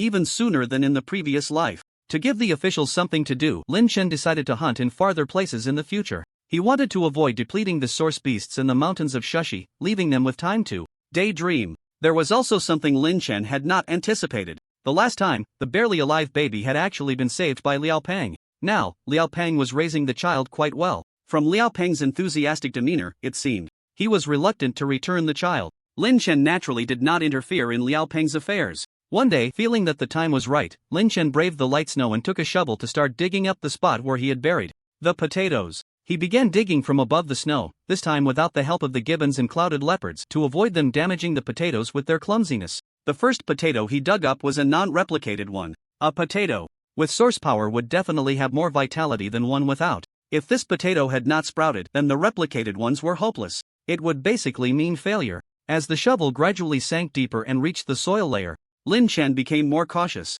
He carefully dug away the frozen, hard soil bit by bit, and slowly, a mutated potato the size of half an adult's fist came into view. Lin Chen took a deep breath and carefully excavated the soil around the mutated potato. As all the soil surrounding the mutated potato was cleared away, when Lin Chen pulled the entire potato out of the mud, he clearly saw a tiny sprout growing from the lower right side of the potato. Success! The joy in Lin Chen's eyes couldn't be contained. He carefully set the potato aside and lightly buried it in the snow to prevent it from freezing. If these mutated potatoes were properly cultivated, they would yield a continuous supply of powerful mutated potatoes in the future. This would accelerate the evolution of the gibbons or other source beasts to come. Lin Chen suppressed his excitement and continued digging. The sprouting of the mutated potatoes with source power could only be considered half a success. Next, he needed to see if the non-source replicas of the potatoes could sprout. This was crucial for him to maximize the value of these mutated potatoes. Lin Chen then dug up the potatoes he had previously cut into pieces for planting. However, the results this time were clearly not as good. The potatoes he unearthed had not sprouted and were frozen solid. Undeterred, he continued to dig, unearthing all the cut-up mutated potato replicas. But the outcome was disappointing. None had successfully sprouted. There was only one complete mutated potato replica left. Lin Chen had little hope left, but he still carefully dug it out. When he had excavated half of the potato, Lin Chen sensed something was off. The color was wrong. This potato had turned green. Lin Chen's eyes lit up, and he calmed himself to carefully dig out the entire mutated potato replica. It sprouted too. Looking at the 2 tiny tender shoots on top, Lin Chen was overjoyed. Although the mutated potato had lost the characteristic of being able to be planted in pieces, it was still possible to plant a whole potato. It would just significantly reduce the yield. This type of mutated potato without source power was, of course, meant for trading. However, to maximize profits, he still needed to let these potatoes sprout and grow a bit first. Last time, Lin Chen had heard that a mutated plant could be exchanged for 100,000 contribution points. He buried the potatoes again. Although they could be planted in the space, there was no source material in the space. Mutated plants could absorb source material from the outside world to convert it into source power, but they couldn't do so in the space. Therefore, these potatoes still had to be planted outside. Lin Chen chose to plant them directly around the mountaintop of his safe house. The roots of the mutated potatoes would grow in the snow and soil, so there was no need to awkwardly build a fence. However, he would need to keep a lookout in the future. He didn't want any source beasts that could detect mutated plants, like the gibbons, to come and wreak havoc. Lin Chen called out the gibbons and clouded leopards and began digging holes. After planting most of the mutated potatoes, half the day had already passed. In the morning, the Demon King had gone out with the wolf pack and the giant panda. Lin Chen didn't plan to hunt in the afternoon. Instead, he prepared to head down the mountain for a stroll. The official shelter had been built for quite some time, and he hadn't had a chance to check it out yet. Lin Chen took out his long-unused snowmobile, twisted the throttle, and sped down the mountain. As soon as he reached the bottom, he saw Liao Peng on the rooftop hanging out blankets with a swaddled baby on his back, looking very much like a doting father. Hearing the noise, Liao Peng looked down and spotted Lin Chen. The two waved at each other as a greeting. Lin Chen didn't stop and drove straight into the city. There were very few pedestrians on the road, and Lin Chen didn't take any detours, heading directly onto the main road. Occasionally, someone would see Lin Chen speeding by on his snowmobile and show a greedy expression, but they couldn't catch up. Soon, Lin Chen arrived at the eastern suburbs and found the shelter. At this point, the wasteland looked completely different from when Lin Chen first came here. From a distance, he could see the shelter's walls rising up. Lin Chen found a spot to park his snowmobile nearby. The walls outside the shelter were 10 meters high, enclosing the entire shelter and its activity space, resembling a fortress. There were 5 2-meter-wide gates set at different positions along the walls for survivors to enter and exit. At every entrance, there was a line of soldiers questioning every survivor trying to enter the fortress. Lin Chen observed for a while and then walked towards one of the doors. He was quickly stopped by a soldier. "Halt, show your residence permit." Lin Chen blinked. "I haven't been here in a long time. I'm here to collect supplies." The soldier replied, "Collecting supplies is through the first door on the left." The person standing behind Lin Chen scoffed. "Where did this bumpkin come from? This door is for entering the shelter. If you don't have a residence permit, stay far away and don't block the way." Lin Chen turned around to see a gaunt middle-aged man, his down jacket patched in 2 places, looking quite destitute. Yet, even so, it seemed that living in the shelter made him feel superior. He looked down on Lin Chen, who was dressed neatly and cleanly, with disdain. He resembled those who, before the apocalypse, looked down on outsiders due to regional advantages. And he wasn't the only one. A woman standing behind him also cast a scornful glance at Lin Chen. Lin Chen paid them no mind and turned to walk towards the left door. The line at the left door was noticeably longer than at the other entrances. Lin Chen stood at the back of the queue. He guessed that the door for collecting supplies and the door for entering the residential area of the shelter led to different places. The authorities must have separated an area for collecting supplies. What he saw next confirmed Lin Chen's suspicions. After entering the supply collection door, he found himself in a corridor, with city walls on both sides. The walls appeared to be at least 3 meters thick. So, the real shelter was within the second city wall. What? Amused Lin Chen was that along this corridor, some rational quotes were painted on the walls, reading, "The secret to successfully living in the shelter is to work a little harder than others.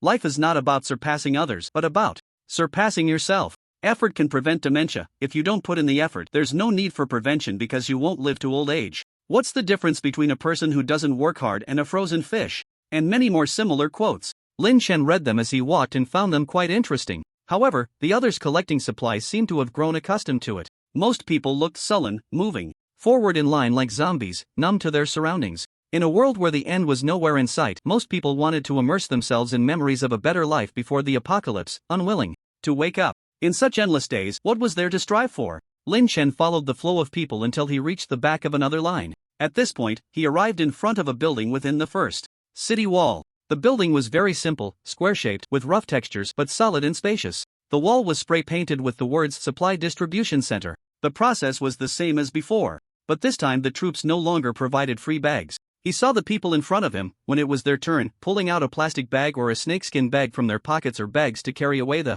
supplies. There was also a middle-aged woman at the front of the line with a broken bag, looking distressed as she stared at the plastic bag that had broken at some unknown time. The man distributing supplies. "I had said, if you don't have a bag, then buy one. It's 2 fish for a bag." Lin Chen was taken aback by the price. A plastic bag costs 2 fish? He heard the woman with the broken bag pleading, "Sir, could you please give me a bag? My daughter and I rely on this food to survive." Upon hearing the word "sir," the man's face visibly lit up with pleasure. It seemed he enjoyed being addressed that way. However, he scolded her, "Don't call me that, I'm just a staff member." Nowadays, the people distributing supplies are no longer soldiers. I don't know when it changed to ordinary people, but there are still soldiers guarding the supplies and preventing riots at the distribution point. The woman wanted to say something nice to soften the heart of the staff in front of her. It was extremely dangerous to go out now, and she didn't know if she would be able to come back alive next time. However, the man, seeing that the woman had no substantial offer, immediately lost his patience and waved his hand, saying, "If you're not buying a bag, don't delay others from getting their supplies. Move aside." Next, the middle-aged woman gritted her teeth and finally agreed to trade 2 fish for a plastic bag. Soon it was Lin Chen's turn, and he directly chose to exchange 2 fish for a plastic bag. Upon receiving the supplies, he could clearly feel that the weight in his hands was significantly heavier than the last time he collected supplies. Lin Chen stepped aside to take a look. There were various types of sea fish, shrimp, and even a small crab. Although they were all frozen under low temperatures, they still looked very fresh. However, there were no frozen vegetables, fruits, candles, or matches like the first time he saw. This meant that nowadays, apart from these frozen seafood, if one wanted other items, they would need to exchange contribution points or obtain them through other trades. After leaving the supply distribution point, Lin Chen wandered around nearby. Next to the supply distribution point was a labor hall. Inside, there were some recruitment notices, such as electromechanical engineers, mechanics, various maintenance personnel, and so on. The most eye-catching was the recruitment notice for evolvers, placed in the largest and most prominent spot.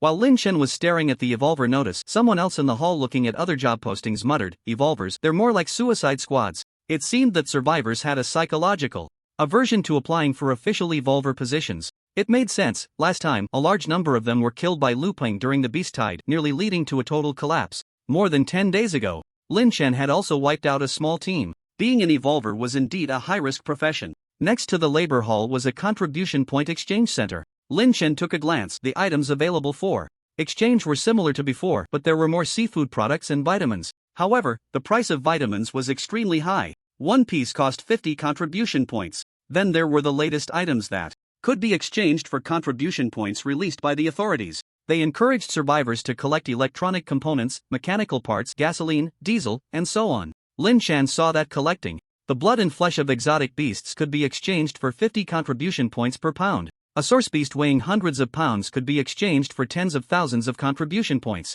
And at the very top was a startling notice: collecting mutated plants. A complete and living mutated plant could be exchanged for 100,000 contribution points, rewarding permanent residency in the upper level of the shelter. Soldiers would be promoted 1 rank. Collecting edible mutated plants could be exchanged for 300,000 contribution points, rewarding permanent residency in the lower level of the shelter. Soldiers would be promoted 2 ranks. Lin Chen raised an eyebrow. The value of his mutated potatoes had increased even more. No wonder those evolvers wanted to kill Qin Xuan to seize the mutated plants when they saw them. Such generous rewards were hard to resist. After touring around, Lin Chen left the shelter with a bag of frozen seafood. Just as he stepped out the door, he felt that familiar sensation of being targeted again. This was the apocalypse. Danger and covetousness were everywhere. Although everyone could collect supplies weekly, taking someone else's food could still be exchanged for other items. No one would complain about having too many supplies. He was definitely not the first to be targeted. Such things happened every day. Lin Chen hadn't walked far from the shelter when he was stopped by someone. At this point, he was still within the line of sight of the soldiers at the shelter's entrance. It was even sooner than he had expected. 5 people with malicious looks blocked Lin Chen's path and said, "We only want the fish. We won't harm you. Just give us half of the fish in your bag and we'll let you go." Lin Chen glanced at the fresh fish in the bag, and a dozen ways to eat sea fish flashed through his mind. He decisively said, "No." He was already prepared to strike hard and leave quickly. However, the next words from these people interrupted his murderous intent. "Kid, I advise you not to refuse a toast and instead drink a penalty drink. Don't think we won't dare to touch you here. We are from the Apocalypse Shelter." Apocalypse Shelter? Lin Chen frowned. Hadn't the Shashi Shelter always claimed to be the official shelter? Where did this so-called Apocalypse Shelter with such a juvenile name come from? Seeing that Lin Chen seemed unfamiliar, one person scoffed, "You don't even know about the Apocalypse Shelter? Then today, we'll let you broaden your horizons. Our Apocalypse Shelter is located in the former Shanghai apartment, with over a dozen evolvers, all extremely powerful, not at all weaker than this one behind you. Just hand over the fish willingly, or we can make sure you won't even be able to enter the east suburb in the future." However, Lin Chen ignored him. The former Shanghai apartment had been occupied, and a new shelter had been established? This was indeed something Lin Chen didn't know, and he hadn't heard of 2 shelters in Shashi in his past life. "Who is your leader?" Lin Chen asked curiously. However, the 5 opposite him were clearly impatient. "You little brat, it's my turn to ask you questions, not the other way around. Hurry up and give us the fish. We've wasted so much time, and now we want more than just half." Why waste so many words with him? Just knock him out. Lin Chen felt it was time to teach these people how to speak properly, so he grabbed the fish and ran. The 5, seeing Lin Chen run, naturally chased after him. He ran, they chased, and then they found themselves in a predicament. Once they reached an uninhabited area, the roles of the two sides instantly reversed. In just a moment, 5 bruised and battered figures lay on the ground, wailing and wanting to escape. Lin Chen stepped on the back of the man who had just shouted the loudest. "How many fish did you say you wanted from me?" "Spare me, good sir. Spare me, we don't want the fish anymore," the man begged desperately. Lin Chen replied, "Then tell me about your apocalypse shelter. Don't think you can fool me. If your answer is different when I ask a second time, I'll twist your head off. I'll tell you. After witnessing Lin Chen's strength, the man believed wholeheartedly that Lin Chen could indeed twist their heads off. Not daring to hide anything, he recounted everything he knew. "Big brother, it's all a misunderstanding." From these people, Lin Chen learned that they were not actually people from the apocalypse shelter. They did live in the apocalypse shelter, but they had no power there. They were merely using the name of the apocalypse shelter to swindle others. Speaking of the apocalypse shelter, it had only been established not long ago. It was said that there were powerful figures backing it. Upon its establishment, it had obtained the rights to use the Shanghai apartment from the original official hands. It also gathered a group of survivors who had no contribution points to enter the official shelter. However, not everyone could live there. To reside in the apocalypse shelter, one needed to pay supplies weekly. Approximately, each person had to contribute a day's worth of rations per week. This supply ensured that survivors received protection from the shelter during their stay. This was the same as the official shelter. The difference was that the official shelter's contribution points were paid in one lump sum, while this was paid in installments. It was like buying a house versus renting one before the apocalypse. And these 5 were the tenants of the apocalypse shelter. The apocalypse shelter also announced that evolvers could stay for free. Moreover, as long as evolvers were willing to participate in hunting source beasts, they could receive additional food. They were openly competing with the official shelter for people. Lin Chen raised an eyebrow when he heard this and asked, "Does this apocalypse shelter also have a team of evolvers?" For some reason, the name of this shelter stirred an uncomfortable feeling deep within him. Another bruised individual quickly answered, "Yeah, just a couple of days ago, they killed a big rat. They say the meat was delicious, but only those who participated in the hunt could share it." "Who is the leader of this apocalypse shelter?" Lin Chen asked coldly. "It's a high-ranking official from Kyoto. I think his name is Gao Yuan. I heard he's a big shot." A name he hadn't heard before. Apocalypse Shelter, Apocalypse New Energy Company. Lin Chen secretly laughed at his own sensitivity. It was just a coincidence. He immediately lost interest. At that moment, the man seemed to remember something and said, "But the creator of this apocalypse shelter is said to be someone else." "Who?" Lin Chen asked casually. "Someone named Shen. I heard he initially left the official shelter with dozens of people to go solo, and then, before the man could finish, Lin Chen's pupils constricted and he rushed in front of him at lightning speed. Grabbing the man's collar tightly and staring at him, "Did you just say Shen what? Run?" Faced with Lin Chen's ghostly speed and the murderous intent in his gaze, the man was momentarily too frightened to speak. H. Lin Chen narrowed his eyes, a dangerous glint in them. "If you don't speak, I'll kill you." Terrified by the threat, the man hurriedly stammered, "I think it's Shen Fanrun. I heard he used to be a billionaire." After hearing this person's words, Lin Chen asked a few others and received similar answers. Shen Fanran had come to Shashi. He had arrived with that broken icebreaker last time. Unexpectedly, during the incident with the icebreaker, he had brushed past his father's killer. Lin Chen clenched his fists tightly, the knuckles of his fingers turning white. His eyes turned bloodshot. So, that woman might also be here? Could he finally take his revenge? Ha ha ha ha ha ha ha. Lin Chen laughed wildly. The laughter sent chills down the spines of the 5 men. They exchanged glances and scrambled to their feet to run. At this moment, Lin Chen's aura was terrifying and his mental state seemed somewhat unstable. But how could Lin Chen let these people go? With a flick of his hand, several shards of glass appeared, followed by a series of whoosh, whoosh whoosh sounds. All 5 men fell to the ground. After giving them a quick end, Lin Chen rummaged through their bodies. He then immediately set off in the direction of the Shanghai apartment. Before long, he arrived outside the Shanghai apartment. Looking at the Shanghai apartment, the depths of Lin Chen's eyes surged like ink. "Shen Fanran, your death is finally at hand."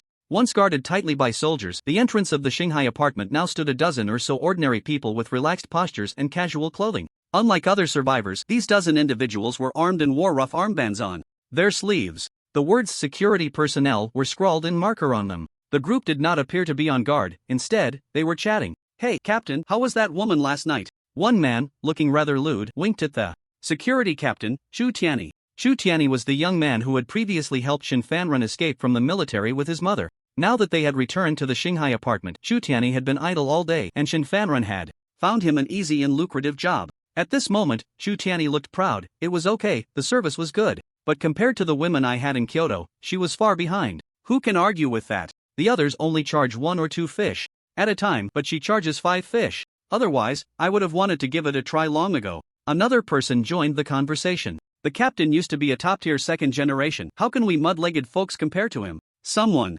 flattered. Chu Tianyi said proudly, you can also give it a try. It just means eating a few less meals, right? You won't starve. Upon hearing this, the others felt a pang of jealousy. It sounded easy, but who would starve themselves for a woman? They knew Chu Tianyi had connections at a high level. It was just their misfortune not to have that kind of luck. How can we compare to the captain? One person said sourly. At that moment, someone spotted Lin Chen walking towards the door. Someone's coming. So what if someone's coming? It's not like it's a beast. What's there to be afraid of? Chu Tianyi strode over with an air of indifference, blocking Lin Chen's path. Stop, show me your entry permit. Every survivor who exchanged supplies weekly to stay at the Shanghai apartment received a simple temporary residence permit to come and go. Lin Chen had already learned from the previous 5 about this and took out an entry permit from his pocket. After Chu Tianyi glanced at the permit and noticed Lin Chen was a newcomer, he pocketed the permit and said, this permit is expired. Lin Chen met Chu Tianyi's greedy and disdainful gaze, narrowing his eyes. Expired? The entry permit from the Tianqi shelter could only continue to be used if supplies were exchanged every 7 days.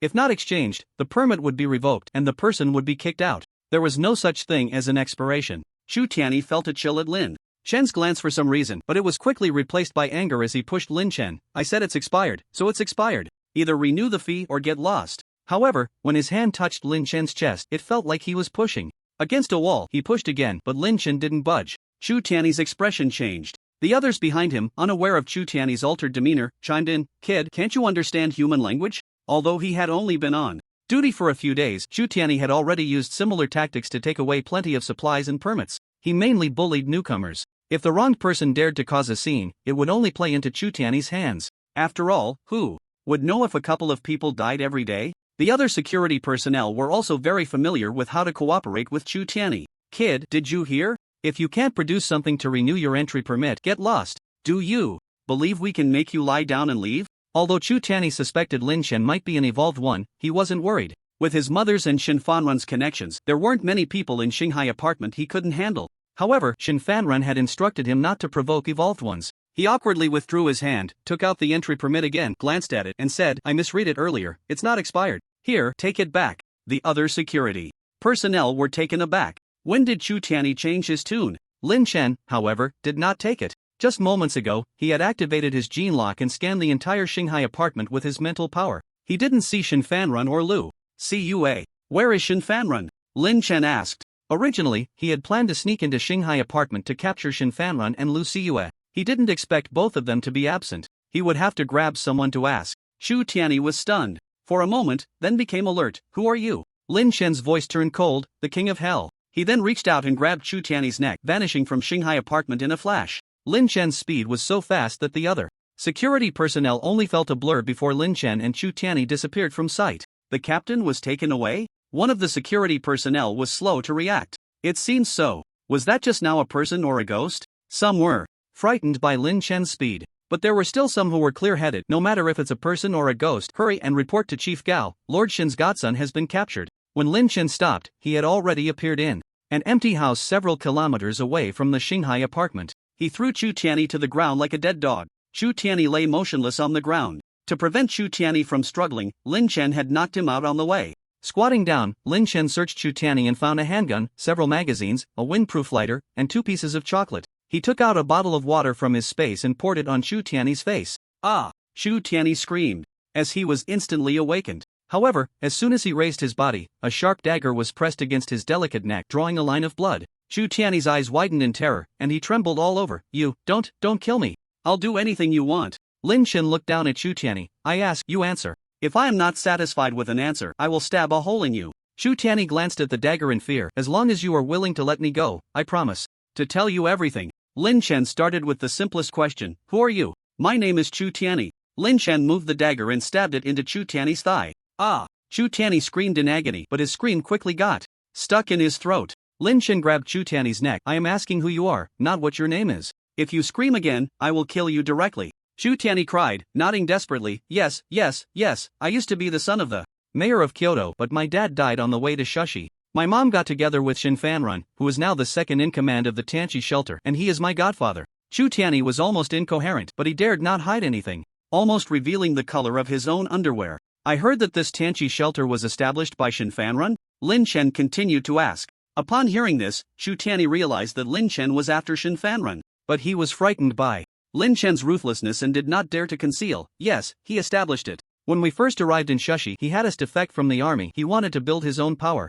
but later he found that his influence and power in Shushi were not enough, so he sought cooperation with Gao Yuan, letting Gao Yuan be the leader while he took the second in command. But in reality, the Tanchi shelter is still under my godfather. Ah no, Shinfanrun calls the shots. He has a second tier evolver by his side named Wang Ji, who came with him from Haishur, and then that Wang Ji found about 10 other evolvers to form a small team. Shinfanrun is a very sinister person. I have long been displeased with him. My dad treated him like a brother, and as soon as my dad died, he turned around and got together with my mom. Shu Tianyi hurriedly tried to distance himself from Shinfanrun. He also. Lin Chen interrupted Shu Tianyi's rambling. Stop talking nonsense. Is there a favored woman by Shinfanrun's side named LVCUA? Yes, yes, yes. Shu Tianyi nodded repeatedly. Lin Chen's eyes turned cold. Indeed, LVCUA had also come. He asked the key question, where are Shinfanrun and LVCUA? Today is the day. The icebreaker docks. They went to the port to trade seafood and might stay for a day or two. So that's how it is. A thoughtful look flashed in Lin Chen's eyes. He asked again, what is the relationship between the Tanchi shelter and that official shelter? I heard, my god. Shinfanrun say that the Shanghai apartment was rented from those people in the army. When we came out of the army, we had no relationship with them anymore. Lin Chen nodded. He asked the last question. How many hairs do you have on your head? Shu Tianyi was taken aback by the question. The next second, Lin Chen coldly said, wrong answer, you can die. With that, he swiftly severed Shu Tianyi's head. Until his death, Shu Tianyi had not recovered from the shock. Lin Chen wiped the blood from the dagger onto Shu Tianyi's clothes, collected the body, and left the empty building. By this time, night had fallen. Lin Chen glanced in the direction of the Shanghai apartment and turned to head back to the western suburb's safe house. Shinfanrun, enjoy your last 2 days of life. Port. The massive icebreaker was docked at the shore. The sky was dim, but the busy figures on the icebreaker showed no signs of diminishing. Hurry up! Get these last 100 boxes unloaded. It's about to get dark, and the rest can wait until tomorrow morning. Dozens of survivors, each carrying boxes of frozen fish and seafood, were continuously moving down from the ship. More boxes were being loaded onto specially designed snow trucks. At this moment, lights were set up beside the snow trucks for illumination. Qin Shuang was standing next to the truck, counting and recording the number of boxes that had been loaded. Beside Qin Shuang stood Wang Chao, tall and sturdy in military attire.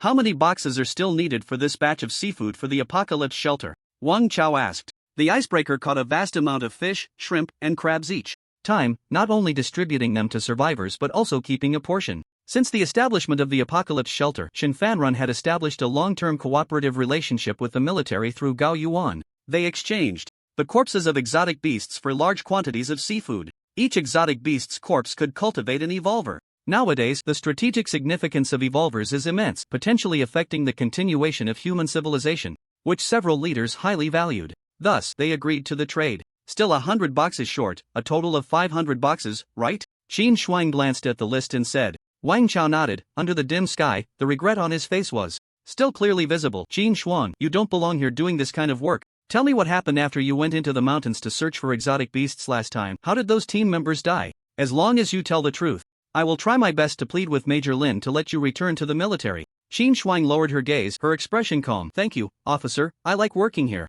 Wang Chao sighed. The workers continued to transport the cargo. It was almost all loaded. At that moment, a man and a woman walked towards Wang Chao. In the faint light, Shinfanrun looked at the icebreaker docked at the shore, his eyes revealing an undeniable fervor and greed. Nowadays, most of the world's resources were buried under snow and had become non-renewable. The beasts on land had begun to mutate again, but the ocean, due to the vast number of organisms and relatively stable temperatures, could still serve as the world's granary. As long as there was an icebreaker and a large supply of diesel, there would be a continuous source of food. He could have the capital to rival or even replace the official authority of Shushi. Unfortunately, Shinfanrun also knew that currently, only this icebreaker could operate in the entire Shushi and even the whole of Xia country. Shinfanrun concealed the greed in his eyes, putting on a smile as he approached Wang Chao. Officer Wang, is our cargo ready? Wang Chao expressionlessly nodded at them as a form of acknowledgement. He seemed unwilling to engage with the two. Shinfanrun's displeasure was evident in his eyes. However, years of experience kept his expression unchanged as he looked at Qin Shuang and asked, who is this? Wang Chao casually replied, one of ours. He then explained to Qin Shuang, this is Shinfanrun, the deputy director of the apocalypse shelter. After verifying the goods, hand the list to him for signature. Qin Shuang acknowledged. I'll leave this to you, I'm going to check over there. With that, she walked away towards the icebreaker. For a brief moment, Shen Fanran's expression darkened. He could certainly see that Wang Chao didn't think much of him. He had long found out that the girl in front of him was a second-tier revolver, punished to work on the icebreaker for making a mistake. Lu Siyue noticed Shen Fanran's expression, tugged at his arm, and shifted the topic to Qin Shuang, little beauty. You're really talented at such a young age, serving in the army. Lu Siyue was naturally well prepared to be by Shen Fanran's side. Their goal this time was to see if they could pry away Qin Shuang, the second-tier revolver. If successful, they would have 2 second-tier revolvers with Wang Ji included. Their strength would greatly increase. As for offending the army, could the army really come after them directly? Everything they did was to protect the survivors, right? Shen Fanran and the others had already thought of a strategy. As long as the official shelter stood on the side of justice, they couldn't act against these vulnerable groups. Moreover, they hadn't forced Qin Shuang to join. If she felt uncomfortable staying in the army and wanted to come to them, the army couldn't just forcibly keep her there, could they? Lu Siyue looked at Qin Shuang, who was only in her teens, and thought it should be easy to win her over. Qin Shuang glanced at Lu Siyue, who was speaking, and suddenly felt that this woman looked somewhat familiar. Seeing Qin Shuang looking at her, Lu Siyue smiled warmly, walked up to her, and leaned in, saying, "Oh my, you're so lovely, a real beauty. Those stinky men really don't know how to cherish a flower." And Qin Shuang, looking at the enlarged face of Lu Siyue in front of her, suddenly lost her focus. "Who are you?" Qin Shuang asked proactively. Lu Siyue felt a surge of joy in her heart, linked her arm with Qin Shuang's, and affectionately said, "My name is Lu Siyue. I'm from the Tianqi shelter. You can call me sister. I felt a strong sense of familiarity when I first saw you, as if we had known each other before." Lu Siyue spoke freely, constantly using words to bridge the gap between them. However, upon hearing Lu Siyue's name, Qin Shuang froze. She stared blankly at Lu Siyue beside her. A long-buried memory surfaced from the depths of her mind, flooding her like a tide. "Shuang, how about mommy takes you out to play?" "Okay. I want to go to the amusement park." "Alright, mommy will take you to a very big amusement park, but it's quite far away." I want to go to a very big amusement park." "Okay, then be good and drink this cup of juice first, alright?" "Okay, Shuang will be good." "Mommy, Shuang is so sleepy." "Be good, if you're sleepy, take a nap, and you'll be at the amusement park when you wake up." "You are the buyers, right?" "This girl is 4 years old, healthy, and I'll sell her to you for AC at the age of 3. One day, her mother suddenly said she would take her to the amusement park and even gave her a glass of juice. Before long, she fell asleep. In her dazed state, she heard the sound of Lu Siyue talking to someone else. When Qin Shuang woke up again, Lu Siyue was gone. A strange couple told her that she was no longer called Lu Shuang, she was called Qin Shuang. At first, Qin Shuang desperately cried to go back and find her mother. But every time she made a fuss, she was met with a beating, and gradually, she became obedient. Then she started to think about escaping, but Qin Shuang was so small, and the couple had long been on guard against her. Each time she didn't get far before being caught and beaten again. To dissuade Qin Shuang from the idea of running away, the couple told her that they had bought her from Lu Siyue for 500 yuan. At first, Qin Shuang didn't believe it, but as she grew older and recalled the details of being sold, she could no longer deceive herself. She stopped thinking about escaping. Where could she go if she ran away? Her mother didn't want her anymore. She slowly accepted the days living with this couple with the surname Qin. As long as she didn't run away or make a fuss and worked obediently, the couple wouldn't beat or scold her. But this life changed one day when the woman of the couple suddenly discovered she was pregnant. Originally, this couple had been diagnosed with infertility, with very little chance of having children, which was why they had bought Qin Shuang. In the past, in rural areas, some people who found it difficult to have children would first adopt a child, which they called accumulating blessings for future children. This was a feudal superstition. Once the couple became pregnant with their own child, Qin Shuang seemed to lose her value. Although Qin Shuang had to work before, after the woman became pregnant, all the household chores fell to her. At that time, Qin Shuang was only 6 years old. When the woman's child was born and it turned out to be a boy, Qin Shuang completely lost her status in the family. Not only did Qin Shuang have to take care of the 3 of them, but she also ate their leftovers. The couple would vent their frustrations on Qin Shuang whenever they were dissatisfied. As their son grew up, he joined in with the couple, bullying and abusing Qin Shuang even more. Qin Shuang lived in such an environment for over a decade. She had no ID, no money, and nowhere to go. Even calling the police was useless. She could only numb herself and live day by day. However, the apocalypse arrived. The food at home dwindled, and she even lost the right to eat leftovers. One day, as Qin Shuang passed by the couple's room, she overheard them saying that if they couldn't find food, they would have to eat her. Later, Qin Shuang killed the 3 of them. "Mom!" When she heard Lu Siyue calling her, the word mom slipped out instinctively. "What?" Lu Siyue was taken aback. Qin Shuang's eyes were filled with complex emotions. For over a decade, every time she thought of Lu Siyue, Qin Shuang felt deep hatred. She had imagined countless times why Lu Siyue would abandon her. She had fantasized in her mind about confronting Lu Siyue. However, upon truly recognizing that the woman before her was Lu Siyue, Qin Shuang found herself unable to voice her questions. She could see that Lu Siyue didn't recognize her at all. Perhaps this woman had even forgotten she had a daughter? A trace of desolation crossed Qin Shuang's eyes as she shifted her gaze elsewhere. It's nothing, I just suddenly thought of my deceased mother when I saw you. Lu Siyue's face turned pale, secretly cursing her bad luck. But she didn't think much of it and forced a smile, saying, "Do I look like your mother? It seems we really are fated." Seeing that Qin Shuang didn't respond, she sought another topic. "Little Shuang, how old are you this year?" 21. What a wonderful age. Is there anyone else at home? No, they're all dead, Qin Shuang said, coldly, watching as the last box of fish was loaded onto the truck. She turned to Shin Fanren beside her and said, "Mr. Shin, all 500 boxes are loaded. If there are no issues, please sign here." After saying this, she handed over the document and a ballpoint pen. Shin Fanren laughed heartily and signed, "Thank you, Miss Qin." Qin Shuang did not engage in further pleasantries, nodded, and left. As Qin Shuang was leaving, Lu Siyue kept talking about going out to the trading market together next time. But Qin Shuang did not respond a single word and just walked away. Not bad, quite a character, Shin Fanren thought as he watched Qin Shuang's retreating figure, seemingly determined. Lu Siyue noticed Shin Fanren's eyes glued to Qin Shuang and felt a twinge of jealousy. "She could be your daughter." Shin Fanren withdrew his gaze, casting an unhappy glance at Lu Siyue.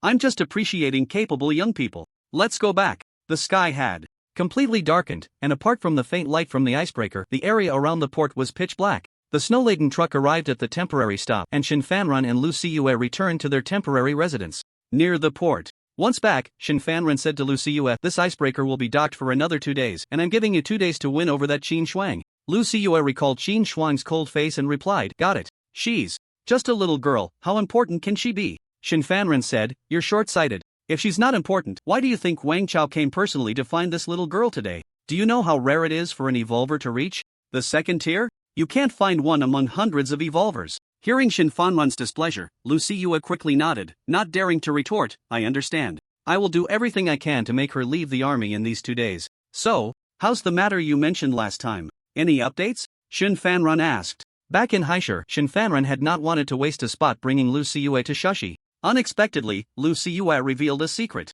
According to her, Lin Chen was not her biological son, but rather brought by the deceased Lin Ningxin. The two had a prenuptial agreement, one clause of which was that Lin Chen must not discover that Lu Siyue was not his biological mother. Lu Siyue had always believed Lin Chen was Lin Ningxin's son. However, after living together for over a decade, one day, Lu Siyue accidentally found a hidden compartment in Lin Ningxin's study. Inside, she discovered a diary. It recorded that Lin Ningxin was actually a person who had changed his identity and was living in hiding. Moreover, Lin Chen was not his son, but the son of his master. Lu Siyue immediately realized that something was amiss. In modern society, what kind of person could be referred to as a master by a normal person? At that time, Lin Chen was coming home from school. Lu Siyue didn't have time to examine it closely and hurriedly put the diary back in its place upon hearing a noise. However, that night, when Lin Ningxin returned home, he discovered that his hidden compartment had been tampered with. Lu Siyue was found out. At that moment, Lin Ningxin was completely different from his usual refined demeanor, exuding a murderous aura.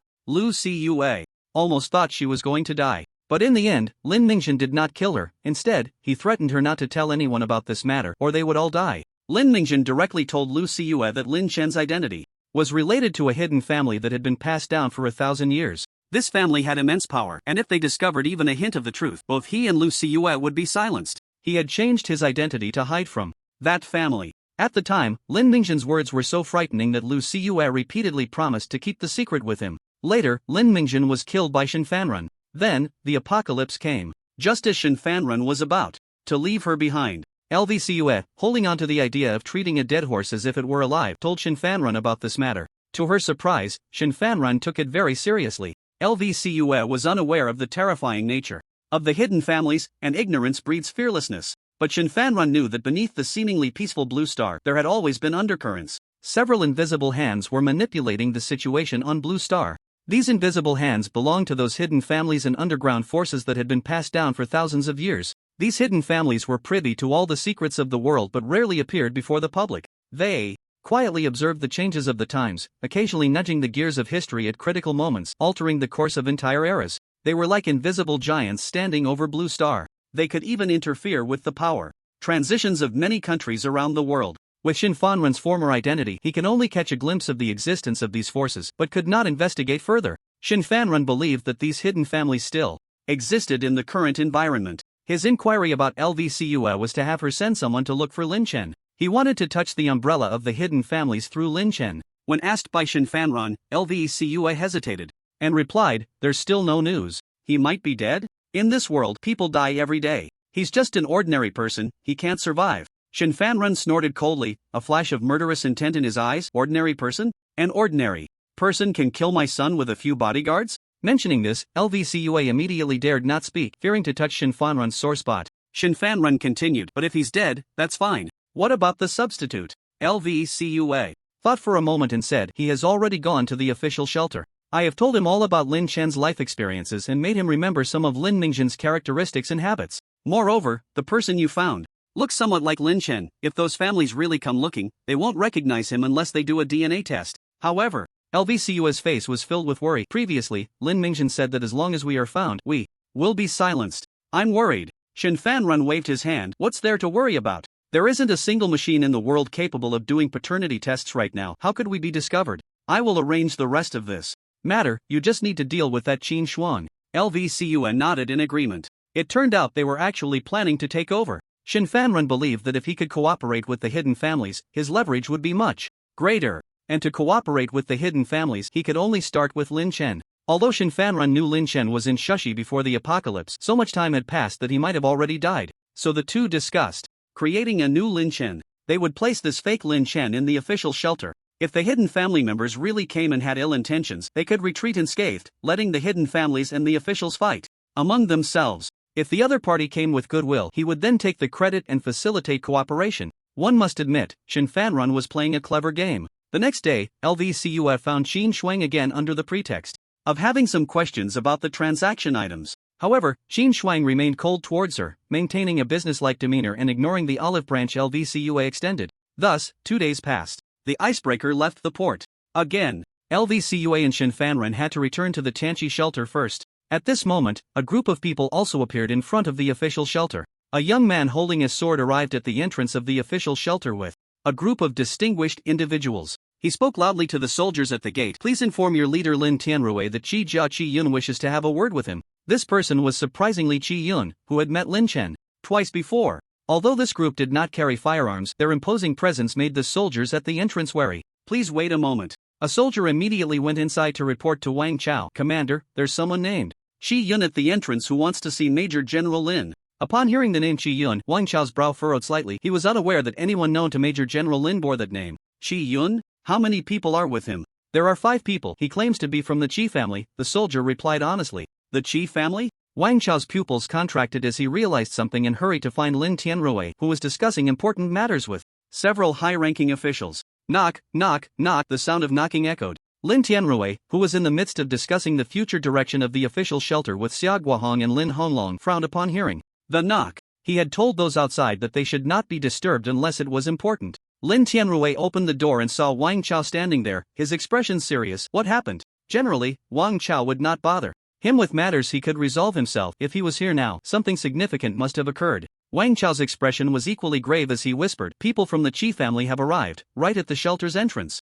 And they want to see you." Upon hearing the words Qi family, Lin Tianrui's eyes widened. He understood all too well what the Qi family represented. One of the oldest and most enduring hidden families in Xia, they had remained aloof from worldly affairs for many years, never involving themselves in military or political matters. They had vanished from public view for many years. Why would the Qi family suddenly seek him out? At that moment, Lin Honglong, noticing the meeting had been interrupted, looked displeased and scolded Lin Tianrui. "What are you two whispering about at the door that we old folks can't hear?" Lin Tianrui quickly explained, "Uncle, the Qi family has come." "What? The Qi family?" Upon hearing this, all the elders in the conference room stood up. In no time, Lin Tianrui and several high-ranking officials personally arrived at the entrance of the shelter. Everyone scrutinized Chi Yun, who stood at the forefront, along with the 3 men and 1 woman behind him. Lin Tianrui pondered how to address them. Although the leaders had advised him to be respectful, knowing that these hidden family members were all of noble status or exceptional strength, he found it difficult to show deference to someone a decade younger than him and could only manage a strained smile. "Who are you from the Qi family?" Chi Yun, seeing the situation, was not surprised. He seemed to have anticipated that These people would come out to greet him and casually said, "I am the 56th heir of the Chi family, and these are my relatives. We are here to find someone." No elder present felt slighted by Chi Yun's demeanor. Lin Tianrui's suspicion deepened. The Chi family had even sent an heir. Who were they looking for? Did they have some important figure in their shelter? Lin Tianrui said, "Since you have come from afar, please come in and talk." Chi Yun nodded to the four people behind him and entered the shelter. Once Chi Yun and Lin Tianrui were seated, Chi Yun got straight to the point. "I heard that there is someone named Lin Chen in your shelter. Could you bring him over for us to meet?" "Lin Chen?" Lin Tianrui and the others exchanged glances. Soon, Lin Tianrui instructed his subordinates to summon all survivors named Lin Chen. There were 3 in total. Among them, one young man bore a striking resemblance to Lin Chen, and upon seeing the situation, a flicker of wild joy crossed his eyes.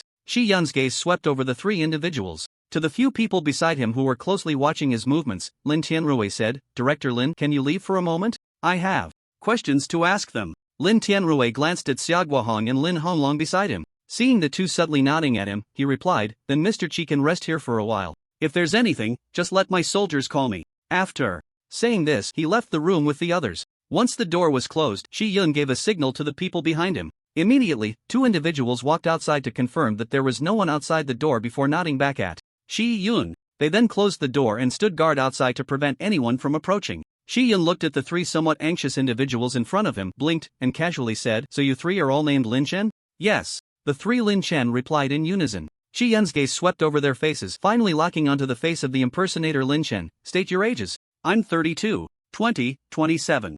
Chi Yun nodded. "Keep the 20-year-old. Deal with the other 2. The 2 others with the same name were momentarily stunned. They hadn't yet processed what deal with meant. They were suddenly called over for no reason, asked 2 nonsensical questions, and then it was over? In the next moment, 2 blood holes appeared in the necks of the 2 Lin Chen, as the woman standing behind Chi Yun had moved without them noticing. The 2 bodies fell to the ground with a thud. The only remaining Lin Chen was terrified. Chi Yun still wore a gentle smile, his expression unchanged as he said, "Tell me about your life from childhood to now, every detail, including your parents, your childhood habits. I want to hear it all." Lin Chen turned pale and replied, "Yes." At this moment, the real Lin Chen was unaware that a conspiracy against him was unfolding. After realizing that Shen Fanrun and Lu Siyue would take 2 days to return, Lin Chen went back to the safe house to continue hunting. The next evening, when Lin Chen returned to the safe house, a new alert suddenly appeared on the treasure basin in front of him. Detected that a beast tide will arrive in 96 hours. Please prepare, host. Lin Chen was slightly startled.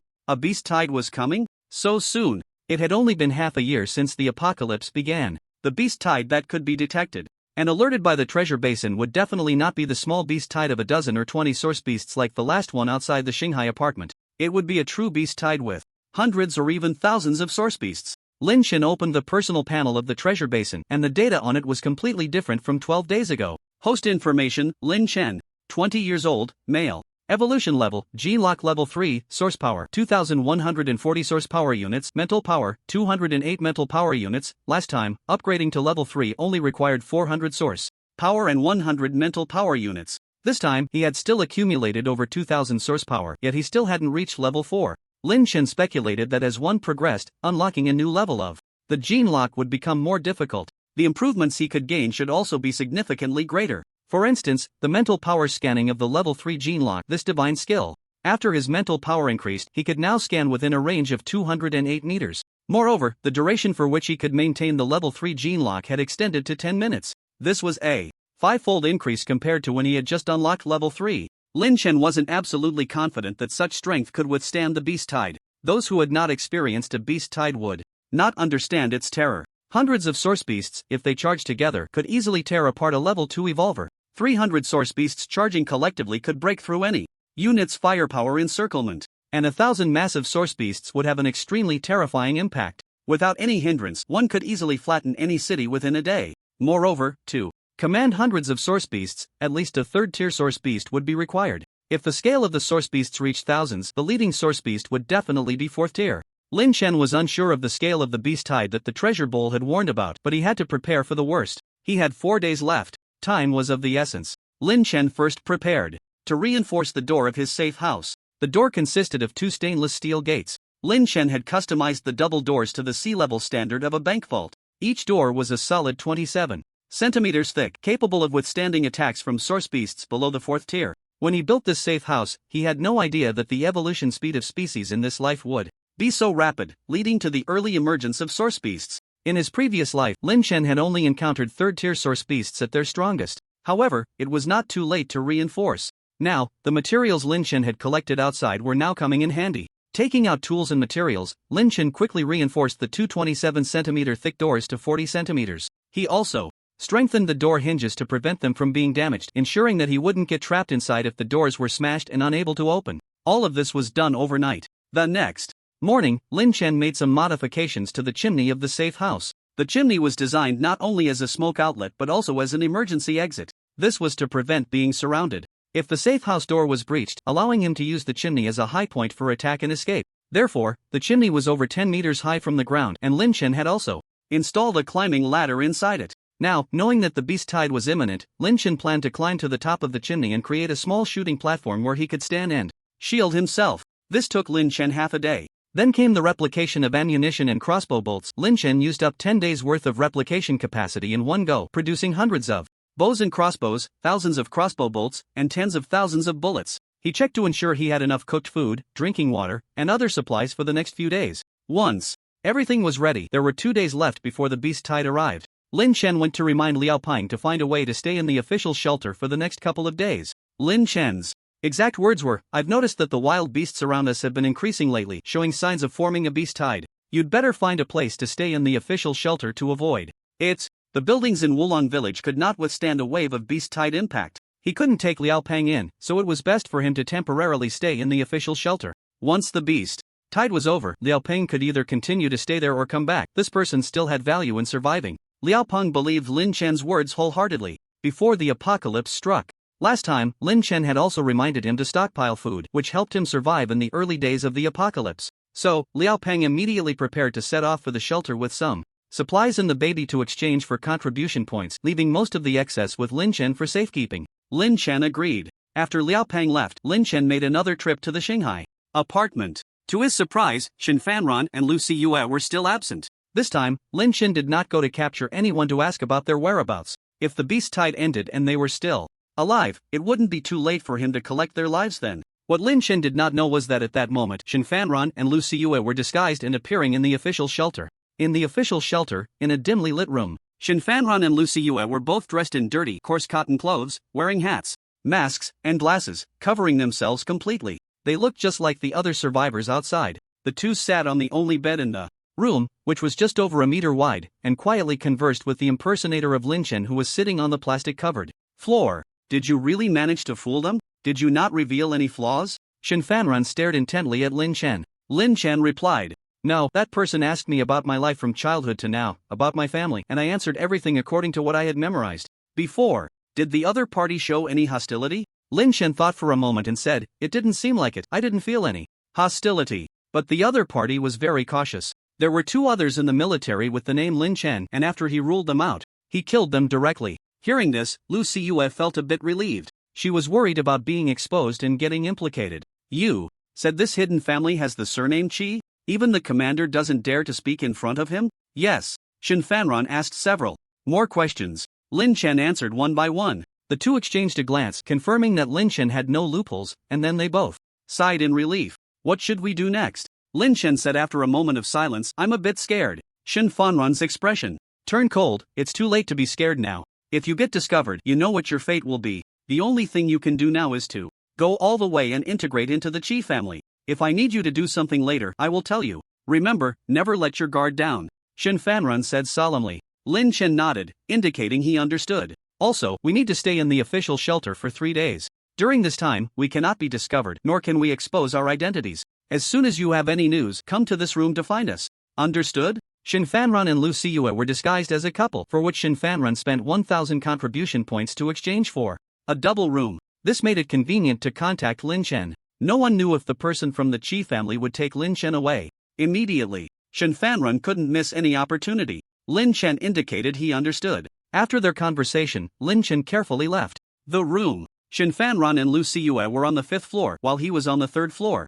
Lin Chen, whose real name was Han Bin, was 22 years old this year. He was originally a small rich second generation, but the apocalypse caused both of Han Bin's parents to die. He himself was on the verge of death from cold and hunger. Desperate, Han Bin had done everything: burglary, robbery, murder, and arson. Thus, he had developed a strong sense of courage and ruthlessness. After Shin Fanrun arrived in Shashi, he began searching for Lin Chen's whereabouts. However, he did not find Lin Chen himself but instead found Han Bin, who bore a 5-point resemblance to Lin Chen. This led to the subsequent plan to usurp Lin Chen's identity. Han Bin looked around, confirming that no one was nearby, and that the doorknob of his room was still there before taking out his key to unlock the door and stepping into the pitch-black room. The upper levels of the shelter did not provide electricity, so for lighting, one had to exchange for flashlights or candles. Therefore, every time he returned to his room, it was completely dark. Fortunately, after the apocalypse, almost all survivors had adapted to living in darkness. Han Bin, relying on his memory, fumbled in the dark to find a candle and a box of matches tightly wrapped in oiled paper.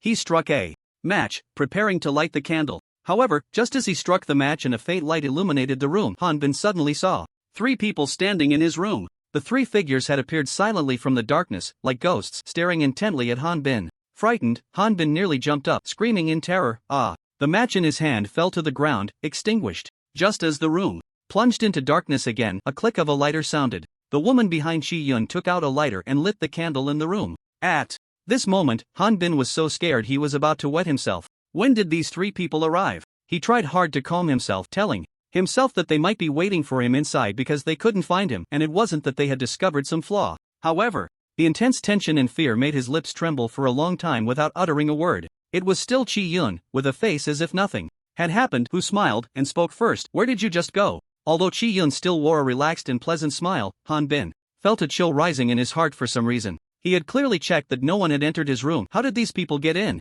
Han Bin swallowed hard and forced himself to calm down. "I just finished eating. I went out for a bit." Chi Yun nodded with a smile, as if accepting this explanation. The air was quiet for a moment, and Chi Yun looked at Han Bin, who was sweating profusely. "Aren't you curious why I'm here? Are you afraid to ask?" Han Bin smiled stiffly, then remembered that his reaction upon suddenly seeing someone in the room shouldn't have been like this. To ease the tension, he pointed to the only bed in the room and said, "Sit down, sit down." "I was startled by your sudden appearance and forgot to ask. What are you doing here? Did you come to find me for something?" Shi Yun lowered his head and chuckled, and when he looked up again, a murderous intent surged from him. "I'm here waiting for you, Han Bin." The moment he heard his real name, Han Bin's face drained of color, his legs went weak, and with a thud, he knelt on the ground. Not finding any trace of Shin Fanrun or Lu Siua, Lin Chen returned to the safe house in the evening. Rustle, rustle, rustle. Just as he reached the mountaintop, ice pellets suddenly began to fall from the sky. "Hail!" Lin Chen was slightly startled and quickly walked into the safe house.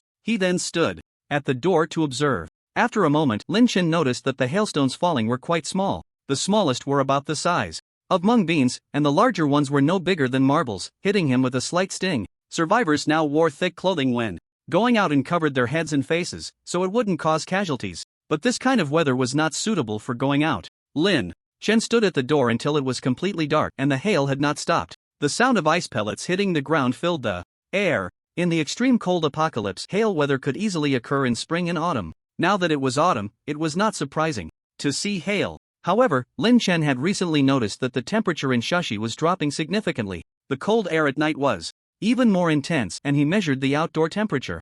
-68 degrees Celsius. This was the temperature at night. During the day, it was about -47 degrees Celsius. Lin Chen knew that it wouldn't be long before the first winter of the apocalypse would arrive. He recalled the several winters he had endured in his previous life, along with the hail that still hadn't stopped, and a sense of unease suddenly surged within him. After entering winter in his last life, the weather in Haishur became increasingly severe. Super strong blizzards and heavy snowfalls occurred frequently. Due to the weather and extremely low temperatures, survivors found it almost impossible to travel, and even harder to obtain food. Beasts became more ferocious in winter. Some wild beasts and source beasts would enter hibernation, further reducing the food in the mountains. This would also lead to a large number of source beasts entering human living areas to hunt. Winter was the outbreak period for beast tides. As the weather grew colder, most source beasts would migrate south with intelligence and organization. The beast tide warned by the treasure basin this time was not a coincidence. It was just the beginning. With each passing winter, countless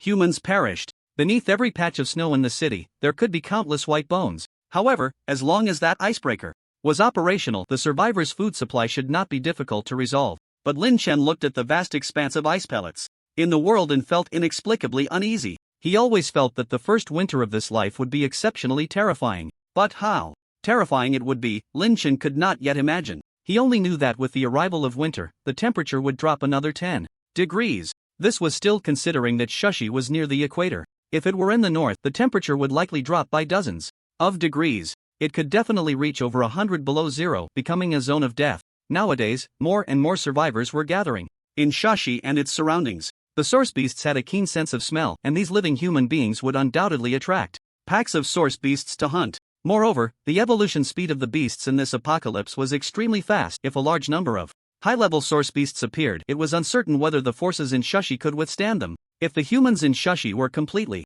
wiped out, it would almost mean the annihilation of humanity in the Xia Kingdom. And the situation in other parts of the world was not much better. Lin Chen's expression was grave. The next day, the hail had stopped, and a layer of small ice fragments covered the snow. After finishing his morning training, Lin Chen took out some prepared cooked food from his space to eat. He no longer cooked to avoid leaving any scent that might attract source beasts. Afterward, he fed the corpses of source beasts stored in his space to the Demon King Panda. After the meal, Lin Chen disguised himself and rode the Demon King to the official shelter outside Shashi. At this time, there were still 40 hours until the beast tide erupted, less than 2 days. This time, Lin Chen appeared openly outside the Shashi shelter, without hiding his whereabouts. The survivors who had originally been queuing at the shelter's entrance, upon seeing the enormous size of the Demon King, completely failed to notice the person on top, thinking that another exotic beast was attacking the shelter. They began to flee in a panic. "Mommy, the monster is back. Run! Hurry! Honey, wait for me!" From a distance, the soldiers saw Lin Chen riding the Demon King,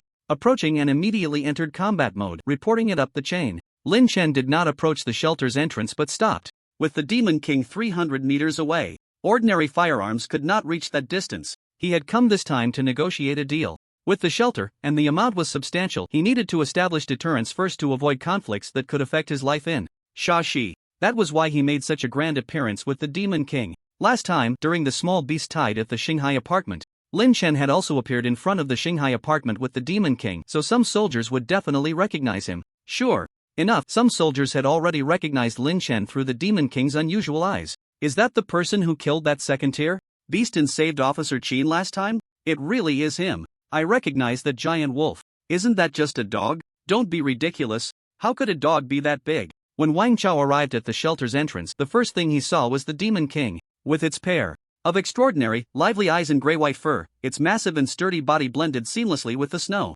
Although it was larger than the last time he saw it, Wang Chao recognized it at a glance. This was the battle pet of the mysterious person who had appeared outside the Shanghai apartment and slain the second-tier source beast. Then Wang Chao saw Lin Chen sitting on the Demon King, dressed in black, with his entire body and face covered tightly. Although Lin Chen's outfit was somewhat different from the last time he appeared at the Shanghai apartment, Wang Chao would never mistake the appearance of the Demon King. Seeing Lin Chen remain 300 meters away, Wang Chao knew Lin Chen must have something to say. Last time, Wang Chao had wanted to recruit Lin Chen, but after Lin Chen left, he could not find any trace of him. He did not expect Lin Chen to take the initiative to appear this time. Wang Chao signaled the soldiers not to fire, and walked alone toward the shelter's entrance. "Sir," Wang Chao's deputy tried to call him back. "It's fine, he's not an enemy. You all stay here." Soon, Wang Chao approached within 100 meters of Lin Chen. Meanwhile, Lin Tianrui and the others had heard the news and arrived at the top of the shelter's wall. This included Qi Yun and the 5 others.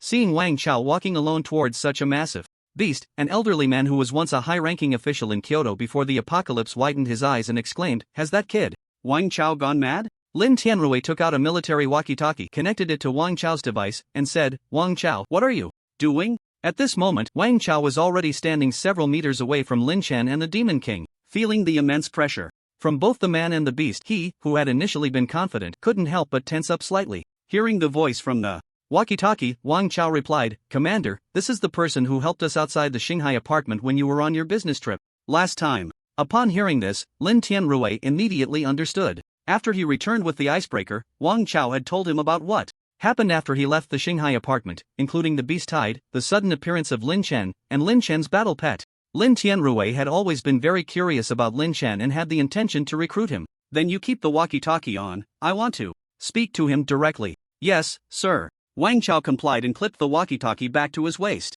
Lin Chen could hear Wang Chao and Lin Tianrui's voices clearly. This was exactly the effect he wanted. It was best to be able to speak directly with the head of the shelter. Otherwise, he was worried that Wang Chao wouldn't be able to make decisions. Lin Chen looked down at Wang Chao from above and did not Intend to get off the Demon King. Speaking in a hoarse voice, I came this time to make a big deal with your shelter. The voice of Lin Tianrui came through Wang Chao's walkie-talkie. What kind of deal? I want to exchange something for 1,000 gene pills. I wonder if you have that many? Lin Chen said. This time, he planned to trade the sprouted mutated potato with the shelter in advance. Of course, it was not the one with source power, but a replica without source power. However, even as a replica, its value could not be measured by 300,000 contribution points. After all, it was an edible and plantable mutated plant, and its value far exceeded that of ordinary mutated plants. To the authorities, it was priceless. The 1,000 gene pills that Lin Chen proposed also left room for negotiation. The source material in the gene pills was limited. If the quantity was small, its effect on him would be minimal. His bottom line was 700 pills. Upon hearing Lin Chen's words, Lin Tianrui had not yet spoken when an elderly voice came through the walkie-talkie. Impossible. At this moment, on the city wall, an old man pointed angrily at the walkie-talkie in Lin Tianrui's hand. Where did this young brat come from, trying to rely on a beast to forcefully take something? This old man was the director of the current research institute of the shelter and had once been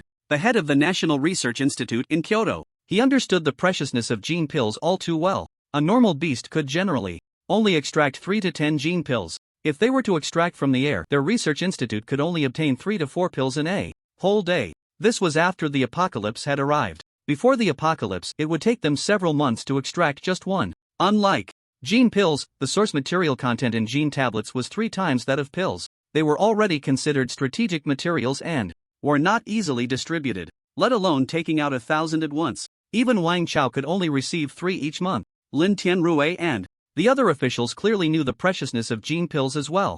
Lin Tianrui remained calm, first turning off the walkie-talkie. Before saying, let's first hear what he wants to trade. He looked at the director of the research institute. Do we currently have 1,000 gene pills? Lin Tianrui, are you really going to take out 1,000 gene pills? Do you know how many evolvers can be cultivated with that many gene pills? If he had a beard, the director of the research institute would have been puffing and glaring. No matter what it is, it's impossible to exchange for 1,000 gene pills. I realized that the beast he was riding was a second-tier beast, and it might even be a third-tier beast. Tell him that even if he uses that beast as a trade, we cannot possibly exchange it for 1,000 gene pills. Although the expressions of the other leaders were not as furious as that of the director of the research institute, they were far from pleasant. They also felt that Lin Chen was trying to exchange for the beast or a method to tame beasts. Otherwise, what could a single person possess that would be worth 1,000 gene pills? They all agreed with the director of the research institute's statement. Listening to the discussions, Shi Yun wore a calm smile as he watched the scene, his gaze focused on Lin Chen, who was several hundred meters away. It seemed as if he had spotted something amusing. Finally, Xia Guohong said, Tianrui, that person is the one who tamed beasts for Wang Chao last time, right? For that assistance, we can thank him with 10 gene pills. If he is willing to join us and help us tame beasts, we can pay him a salary of 5 gene pills each month. Clearly, they did not have high hopes that Lin Chen could offer something equivalent to the value of 1,000 gene pills. However, they acknowledged Lin Chen's abilities. Lin Tianrui nodded, saying, if the trade is unreasonable, I will refuse. But first, I need to know if our research institute currently has that many gene pills. Lin Tianrui knew that there were about 500 unused gene pills in the military. The research institute had been providing 20 gene pills to the military each week. However, the research institute had also kept some for research purposes and had not released all of them. This portion was acknowledged. The exact amount still needed to be confirmed with the director of the research institute. Facing the many leaders, the director of the research institute's gaze flickered as he reported a number. There are over 100. After confirming the amount, Lin Tianrui reopened the intercom and asked, what are you using for the trade? Lin Chen first took out a sprouted mutated potato from his backpack. He held it up for Wang Chao, who was several meters away, to see, saying, it's this. Upon seeing the sprouts on the mutated potato, Wang Chao's pupils constricted and his breathing quickened. This is. Lin Tianrui stood on the city wall of the shelter, several hundred meters away, only seeing Lin Chen holding up a yellow, round object. The mutated potato was so large that he couldn't even associate it with a potato. He asked through the intercom, Wang Chao, what is it? Wang Chao heard Lin Tianrui's question, but being several meters away, he was worried he might be mistaken and did not dare to jump to conclusions, replying, sir, let me take another look. After saying that, he moved a few meters closer, until he was within 10 meters of Lin Chen and the Demon King. At this point, Lin Tianrui had already taken the binoculars handed to him by a soldier. He finally saw clearly what Lin Chen was holding. Lin Tianrui and Wang Chao's voices almost echoed simultaneously, mutated plant. A sprouted plant. Lin Chen did not wait for them to ask questions and directly added, "This is a mutated potato, edible and can be planted." If hearing Lin Tianrui and Wang Chao simultaneously mention a mutated plant was not enough to make the many big shots pale, when Lin Chen stated that it was an edible and plantable mutated potato, everyone's expression on the city wall changed. What? A mutated potato? A plantable mutated potato? All the big shots lost their composure. They certainly understood the value of an edible and plantable mutated potato. A mutated plant. And it was an edible and plantable mutated plant. Moreover, it was a potato, rich in nutrients and with a high satiety. They had been asking people to search for mutated plants, hoping to find one that could be eaten and planted. Now, with the icebreaker catching, most survivors would no longer die of hunger. But as the extreme cold apocalypse continued for an extended period, the original vegetables and fruits had been consumed, and due to the lack of vegetable and fruit intake, scurvy patients had already appeared in the shelter. The military still had some vitamins to prevent soldiers from contracting scurvy, but it couldn't supply all the survivors. As time passed, the number of survivors infected with scurvy would only increase. They had to find an edible plant to stop this from happening. Unexpectedly, just as they were dozing off, someone brought a pillow. A mutated edible plant had appeared. However, after a brief moment of excitement, the big shots quickly calmed down. They had seen all kinds of big scenes and knew that the more critical the negotiation, the more they had to remain steady and unyielding. But one person couldn't remain calm. Trade. Let's trade, Lin Tianrui. Hurry and agree to him. The director of the research institute excitedly called out Lin Tianrui's name. Among the big shots, the one who understood the value of this mutated potato the most was undoubtedly the director of the research institute. A mutated plant that could be cultivated held immense research value for the institute. He had opposed Lin Chen's trade of the mutated potato before, but now he was eager to reach an agreement. He had devoted half his life to the research institute. Scientific research was everything to him. In his excitement, he didn't consider that in a negotiation, if one party showed an overwhelming desire to win, it would give the other party the opportunity to demand a higher price. Next to him, Xia Guohong quickly pulled the director of the research institute and signaled him, "Old Li, calm down. Whether it can be cultivated and consumed still needs to be tested." Moreover, Xia Guohong lowered his voice to a whisper.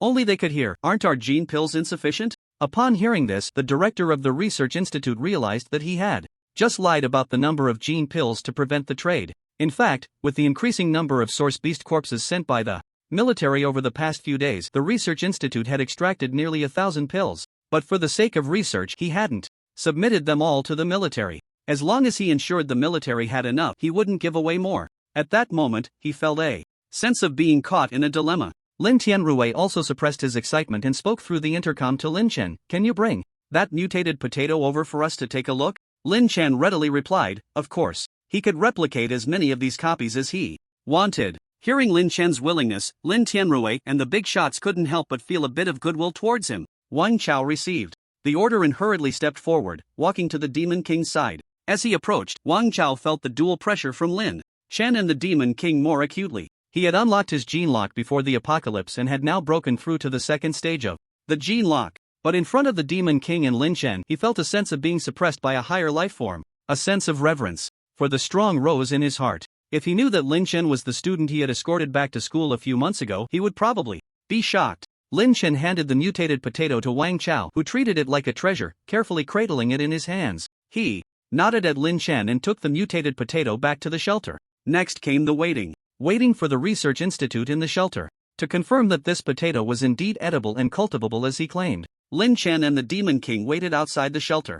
At one point, Wang Chao invited Lin Chen to enter the shelter, but he declined. Wang Chao didn't insist either. Instead, he stood by and chatted with Lin Chen. Lin Chen sensed that Wang Chao was probing into the origins of the mutated potato. Of course, he wouldn't reveal anything, casually responding a couple of times before closing his eyes, appearing uninterested in further conversation. Wang Chao then fell silent. At the moment Lin Chen closed his eyes, he activated his gene lock. He probed his mental power into the shelter. At that moment, in the conference room of the shelter, a group of big shots was engaged in a heated discussion over a mutated potato placed in a box, cushioned with cotton on the table. Their debate was not about the mutated potato's value being less than 1,000 gene pills. Rather, it was about how valuable it was. After careful extraction and analysis, they discovered that the nutritional value of this mutated potato far exceeded their expectations. It was more than 10 times the nutritional value of potatoes before the apocalypse. Such a large potato could completely meet the nutritional needs of a family of 3 for 3 days. Moreover, when they cultivated the cells of the mutated potato, under a microscope they found that its division speed was actually twice that of ordinary potatoes. This meant that the growth rate of this mutated potato was twice as fast as that of potatoes before the apocalypse. No wonder it could grow so huge. They even suspected that if this potato continued to grow, it might become even larger. The time from planting to harvesting ordinary potatoes before the apocalypse was 60 to 100 days. Yet this gigantic potato could grow into its current size in the same amount of time. This brought about several times the yield. Under the temptation of this mutated potato, the director of the research institute finally revealed the actual stock of gene pills. Upon hearing this with his mental power, Lin Chen knew that this transaction was definitely going to be successful. He swept his mental power across other areas of the shelter and, in one room, unexpectedly saw the battered Shin Fanrun and Lu Siyue. Lin Chen scanned with his mental power and saw Shin Fanrun and Lu Siyue. He was astonished. How could these two be here? In the room that Shin Fanrun had exchanged 1,000 contribution points for in the shelter, Shin Fanrun and Lu Siyue were tied to the bed with 2 ropes, their faces pale, their mouths bound with cloth, and their bodies covered in bruises. Shin Fanrun never expected that just yesterday he had parted ways with Han Bin, and not long after, Han Bin returned with a few people and knocked on his door. Then he was caught off guard and taken hostage. And the ones who took him hostage were precisely the members of the hermit family he had been longing to collaborate with. At that moment, the sound of the door opening echoed. Hearing the noise, a spark ignited in the already numb eyes of the two. However, upon seeing that the newcomer was from Chi Yun, their expressions immediately turned to despair. After a subordinate of Chi Yun entered the room, he took out a piece of paper for Shin Fanrun and Lu Siyue to see clearly. Is this the Lin Chen you mentioned? The person held in his hand a portrait of Lin Chen, a sketch. It looked almost exactly like Lin Chen's previous appearance. Lu Siyue looked at the portrait, but due to the cloth binding her mouth, she could only make muffled sounds. This subordinate of Chi Yun was named Chi San. He was skilled in disguise and also adept at drawing portraits. Following Chi Yun's instructions, Chi San had drawn the true portrait of Lin Chen based on the descriptions from the two. Chi San took out a gun and, while speaking, loosened the cloth binding Lu Siyue's mouth. If you dare to scream, you know the consequences. I can kill you before you make a sound. Once Lu Siyue regained her ability to speak, she quickly said, yes, this is Lin Chen. You drew it exactly. But Lin Chen's eyes should be a bit softer. Chi San took a pencil from his pocket and made some modifications to the portrait. How about this? Lu Siyue took another look and pointed out some shortcomings. Deep down, she was scared and dared not hide anything. However, Lu Siyue had not seen Lin Chen for 3 years. Therefore, her description of Lin Chen, aside from resembling his appearance, was completely different in temperament and gaze from the Lin Chen of today. Lu Siyue might never have imagined that the current Lin Chen was no longer the easygoing and sunny Lin Chen of his past life. Finally, Chi San showed the finished product to Lu Siyue. In the image, Lin Chen's face carries a hint of youthfulness, his eyes clear, and the corners of his mouth slightly curled, looking sunny and handsome. He resembles a well-behaved student. Lu Siyue sees that the Lin Chen in the image is exactly the same as the one in her memory, nodding in affirmation. Lin Chen, through his mental power, witnessed this scene. He was shocked, surprised, and puzzled, not understanding why this person had obtained his portrait. Why were Lu Siyue and Shin Fanrun in the official shelter, and why were they being held captive here? He chose to observe the situation unfold. Seeing that Chi San had finished the portrait, Lu Siyue hurriedly asked, I've already told you everything I know about Lin Chen, can you let me go? I'm not his biological mother, just his adoptive mother. I have no relation to him at all. To her surprise, Chi San scoffed at her words. Biological mother? You think you deserve that title? Upon hearing this, Lu Siyue's expression changed. And Lin Chen, who heard this, was shaken. He truly was not Lu Siyue's son. Chi San retied the cloth strip over Lu Siyue's mouth. At that moment, Shin Fanrun, who was beside Lu Siyue, also made muffled sounds. Chi San thought he had something to add and untied the cloth strip from Shin Fanrun's mouth. Can you let your master come over and talk to me again? I have many evolved beings at my disposal. I possess the extraction technology for gene pills. I also have a subordinate who can unlock the second stage of the gene lock. We can cooperate, replace the officials, and become the leaders of the entire Xia country. Just as Shin Fanrun was about to speak, he hurriedly said. He was prepared to lay all his cards on the table this time, hoping to show Chi Yun his sincerity. However, Chi San showed no reaction. Instead, he mockingly glanced at Shin Fanrun before sealing his mouth again. Then he left the room with the portrait. After locking the door, Chi San walked from the survivors' quarters to the city wall. At this moment, Lin Chen's mental power finally noticed the people on the city wall. A woman with a seductive figure and a cold demeanor, 2 men of differing builds, and a young man. Wasn't this the mysterious young man from before? Lin Chen had seen him once when he was collecting supplies at the shelter. Then he saw him again the last time he killed a thief who had suddenly unlocked his gene lock in an alley. Just as Lin Chen's mental power focused on Qi Yun's expression suddenly changed. The previously lazy demeanor turned deadly serious, and a murderous intent transformed into a mental force that shot straight towards Lin Chen's mental power. Lin Chen quickly withdrew his mental power. Qi Yun directed his murderous gaze towards Lin Chen, who was still sitting with his eyes closed on the back of the Demon King. Seeing Lin Chen maintain his meditative posture, seemingly without any flaws, Qi Yun's face revealed a look of uncertainty. "What's wrong, young master?" Shi Wu, Qi, and even Qi San, who had just stepped onto the city wall, instantly entered a combat stance, scanning their surroundings warily. Qi Yun stared in Lin Chen's direction for a long time before retracting his doubtful gaze. Someone was monitoring this place with mental power just now. What? Is there someone with such a high level of gene lock activation in a place like this? Qi Wu, the only woman among them, exclaimed in surprise. Among them, only Qi Yun was a third-stage evolved being, and only another third-stage evolved being could sense the mental power scans of others. Qi Yun's expression returned to normal. Currently, all the power of the Xia country is concentrated here, so it's not surprising for a third stage to appear. Qi Yun suspected that someone in the troops had unlocked the third stage. The tall and thin man with an arrogant expression, said, "That's quite the news. I'll find someone to relay this back. This apocalypse has indeed given these ants a chance to talk to us on equal footing." The Qi family had secretly established a team of evolved beings long before the apocalypse. Among the direct descendants and trusted subordinates, there were countless evolved beings. The strength is far ahead of the entire world. Even the official source material extraction technology of the Summer Kingdom leaked from their hands.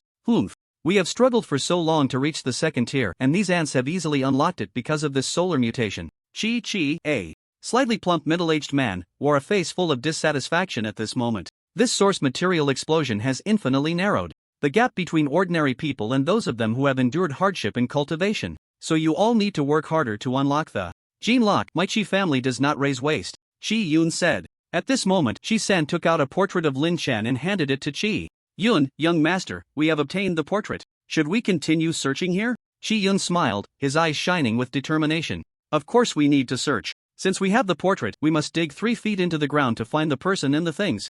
Lin Chen sat with his eyes closed on the Demon King's back, appearing calm and meditative. There was no difference from before. However, no one knew that this was just him trying hard to keep himself from showing any flaws. At this moment, a dull pain surged through his brain. It was the aftereffect of previously scanning Qi Yun with his mental power and being attacked. The opponent's mental power pierced toward his own like a sharp sword. Fortunately, he retracted his mental power quickly, otherwise, Lin Chen felt it would definitely not just be a simple headache. Who are these people? Why are they looking for his portrait? These questions filled Lin Chen's mind. One thing Lin Chen was sure of was that these people were definitely not here for good. For a while, Lin Chen continued to close his eyes to recover his mental power while thinking about how to investigate the origins of this group. An hour later, a soldier walked up to Wang Chao and whispered a few words to him. Wang Chao nodded to the soldier, then walked aside to connect the intercom, returning to Lin Chen's side after a moment. During their previous chat, Lin Chen had already given Wang Chao the name Lier Heo. Wang Chao said to Lin Chen, "Comrade Lier Heo, we agree to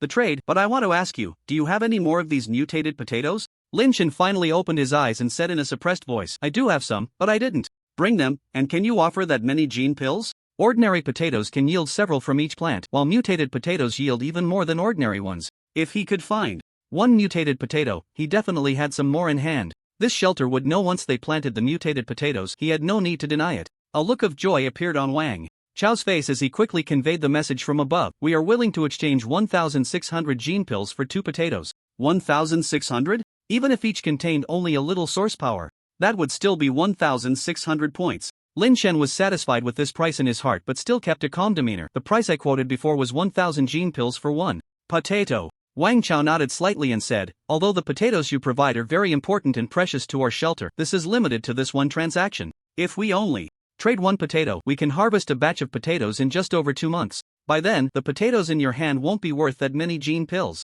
Now, you only need to give up 1 more potato to gain an additional 600 gene pills. This is not a loss for you." Lin Chen raised his eyebrows beneath his mask. This was indeed the case. The first mutated potato was the most precious. That was why he dared to quote such a high price of 1,000 gene pills for 1 potato. A single gene pill can be exchanged for 10,000 contribution points. In the shelter, 1,000 gene pills is already an astronomical price. If he exchanged that many contribution points for food, he could say he would never have to worry about food and drink for the rest of his life. Since the other party was clear, Lin Chen no longer hesitated. Alright, 1600 it is. If you can provide more gene pills, I can trade you some more potatoes. A knowing look flashed in Wang Chao's eyes. Just as Lin Tianrui had said, this person still had potatoes. He smiled wryly, but unfortunately, 1,600 gene pills were already the entire stock of the shelter. It was only because the research institute insisted on taking one potato that they were willing to trade all the gene pills in the institute. Otherwise, one potato would have been enough.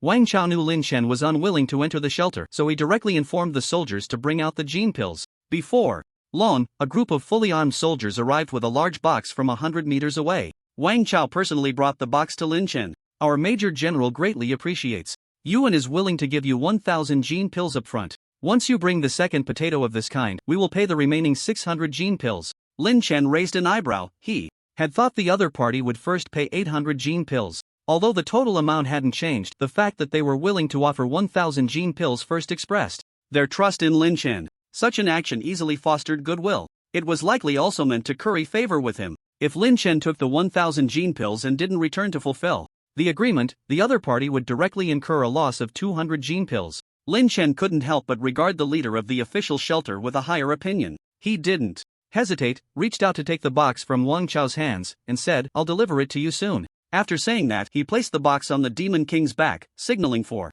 the Demon King to leave. After returning to the mountaintop of the safe house, Lin Chen, along with the gibbon, dug up all the potatoes he had planted last time. At this moment, there were still 36 hours until the beast tide arrived. There was only that batch of source power potatoes. If they were destroyed by the beast tide, Lin Chen would be heartbroken. It wouldn't be too late to plant these source power potatoes after the beast tide passed. He placed these mutated potatoes into the time-stopping space. Lin Chen took out a mutated potato without source power, put it in his backpack, and sent it to the shelter. Wang Chao didn't expect Lin Chen to return in less than 3 hours, which increased his goodwill towards Lin Chen even more. This was still after Lin Chen had delayed a bit on the way and spent some time digging potatoes at the mountaintop. He wanted to avoid letting others deduce the location of his safe house through the speed of the Demon King. He intentionally delayed the time, otherwise, he would have been faster. Thus, Lin Chen and the official shelter completed their first transaction pleasantly. After Lin Chen left again, Qi Yi soon returned to Qi Yun's side and said, Young master, that person's battle pet is too fast. I couldn't catch up with him. If I'm not mistaken, that's a third-tier battle pet. This person is quite adept at counter-tracking. I couldn't deduce his exact location. Although Qi Yun suspected that the person who had previously used mental power to spy on them was likely from the official side, he still harbored doubts about the mysterious figure of Lin Chen. He sent Qi Yi, who was best at tracking, to investigate. Seeing Qi Yi return empty-handed, Qi Yun was not angry. He nodded, his eyes glinting with interest. I didn't expect such hidden talents in this small sand city. But it's fine, this person will show up sooner or later. Qi Yun then asked, Did you talk to Lin Tianrui about the matter I mentioned, that people entering and leaving the shelter must reveal their true identities? Did he agree? Qi Yi replied, he agreed, but he asked why we were doing this. I told him the explanation you provided earlier. Good, from now on, I'll trouble you all to take turns keeping an eye on things every day. Qi Yi, Qi San, Qi Wu, and Qi Qi spoke in unison. For the young master, it is our duty. Lin Chen returned to the mountaintop with all the gene pills. Back at the safe house, Lin Chen looked at the holes left from digging up the potatoes that had not yet been filled. A thought stirred in his heart. He released the gibbon and the clouded leopard from the space. Come here, dig a bigger hole. The gibbon had now become quite the digging expert. Wherever it pointed, it dug. Its two massive arms could easily break through the snow and the soil beneath, moving with remarkable skill and speed. The clouded leopard, seeing this, was not to be outdone and exerted its strength. After Lin Chen instructed the two beasts on how to dig and had the Demon King supervise, he returned to the safe house. He planned to set a few traps before the beast tide arrived. They didn't need to be elaborate, just enough to slightly hinder the advance of the beasts. Back inside, Lin Chen took out 2 boxes containing gene pills. His beautiful eyes sparkled slightly. Next was the enhancement of his strength. He opened the boxes, revealing neatly stacked blue gene pills. He had seen the appearance of these gene pills once in Qin Shuang's hands and had absorbed the gene pills obtained from Shen Fanrun. He knew the source power content of those pills was very low. However, he had never absorbed the military's gene pills. No matter how low the content was, it couldn't be less than 1 unit of source power, right? Lin Chen thought to himself. He picked up a gene pill in his hand and immediately a familiar prompt appeared before him. Detected. Trace source material, do you wish to absorb? Yes/no. Lin Chen replied directly, yes. A warmth spread in his palm, and he immediately checked his personal interface. Host. Information: Lin Chen, 20 years old, male. Evolution level: Gene Lock level 3, source power 2143 source power units, mental power 208 mental power units, the original 2140. Source power units had increased to 2143, a total increase of 3 points of source power. This was more than he had expected. A smile flashed across Lin Chen's face. As expected of an official product, 1600 gene pills equated to a full 4800 points of source power. Indeed, the official offerings were quite generous. Lin Chen was delighted and placed his hand on the box. Start absorption. The familiar warm current, the familiar tingling sensation. Lin Chen closed his eyes in enjoyment, feeling his body gradually becoming stronger. But, before long, he opened his eyes in confusion. Is it over? He had thought that with so many pills, the absorption would last a bit longer, but it ended in just a short while. Feeling the remaining source power within the gene pills in front of him, Lin Chen realized something and checked his personal interface again. Host information: Lin Chen, 20 years old, male. Evolution level: Gene Lock level 3, source power 3000 source power units, mental power 208 mental power units. Detected that the host has reached the required 3000 source power for the next evolution. Reminder: 92 mental power units are still needed to reach the required 300 mental power units for upgrade.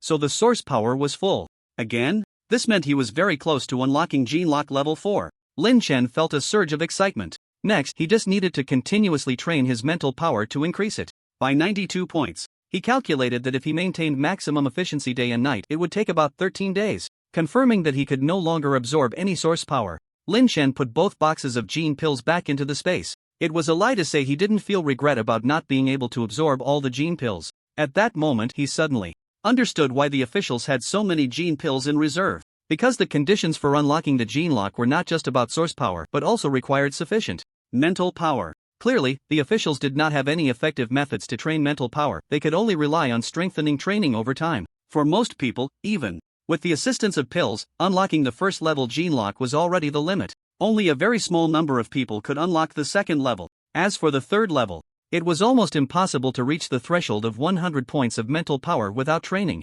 Lin Chen's mind recalled the image of Qi Yun. He was able to quickly raise his gene lock level thanks to the magical artifact, the Gathering Treasure Basin, which consumed mental energy and absorbed source power. He had the Gathering Treasure Basin, but what about that person? Was it innate talent? Since reaching the third tier, he had never realized that mental energy could also be used to attack others' mental energy. Did that person coincidentally master the method of mental energy attack, or had they been using mental energy attacks from the very beginning? Thinking of Qi Yun, Lin Chen suddenly felt a surge of urgency. Although there were only a little over 30 hours left until the beast tide arrived, Lin Chen chose not to wait and rest. Instead, he directly began to practice his mental energy in the safe house. After a day and a night, there were still 8 hours left until the beast tide arrived. Lin Chen stopped his mental energy training. After a day and a night of continuous practice, his mental energy had increased by another 8 points. Now, he was only 84 points away from breaking through to the 4th tier. Lin Chen first took out high-calorie food from his space and ate it, then fed the Demon King and the source beasts in his space until they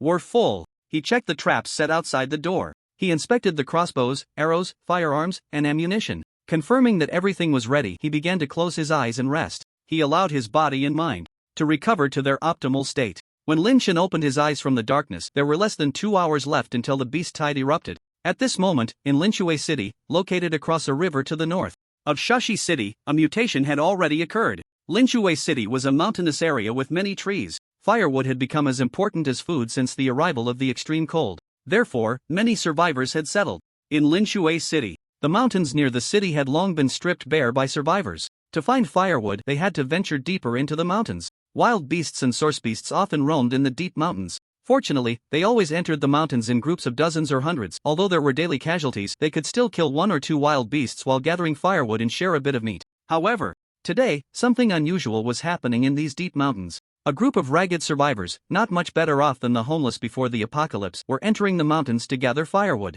Suddenly, boom boom, boom boom boom, a survivor with yellowed skin, cracked and exposed, suddenly stopped and said, "It seems like there's some noise." "What?" The survivor next to him was taken aback. Boom boom boom boom. Soon, he heard it too. The sound grew louder. Boom boom boom boom boom. More survivors heard it. "What's that sound? Is it an avalanche? Look over there."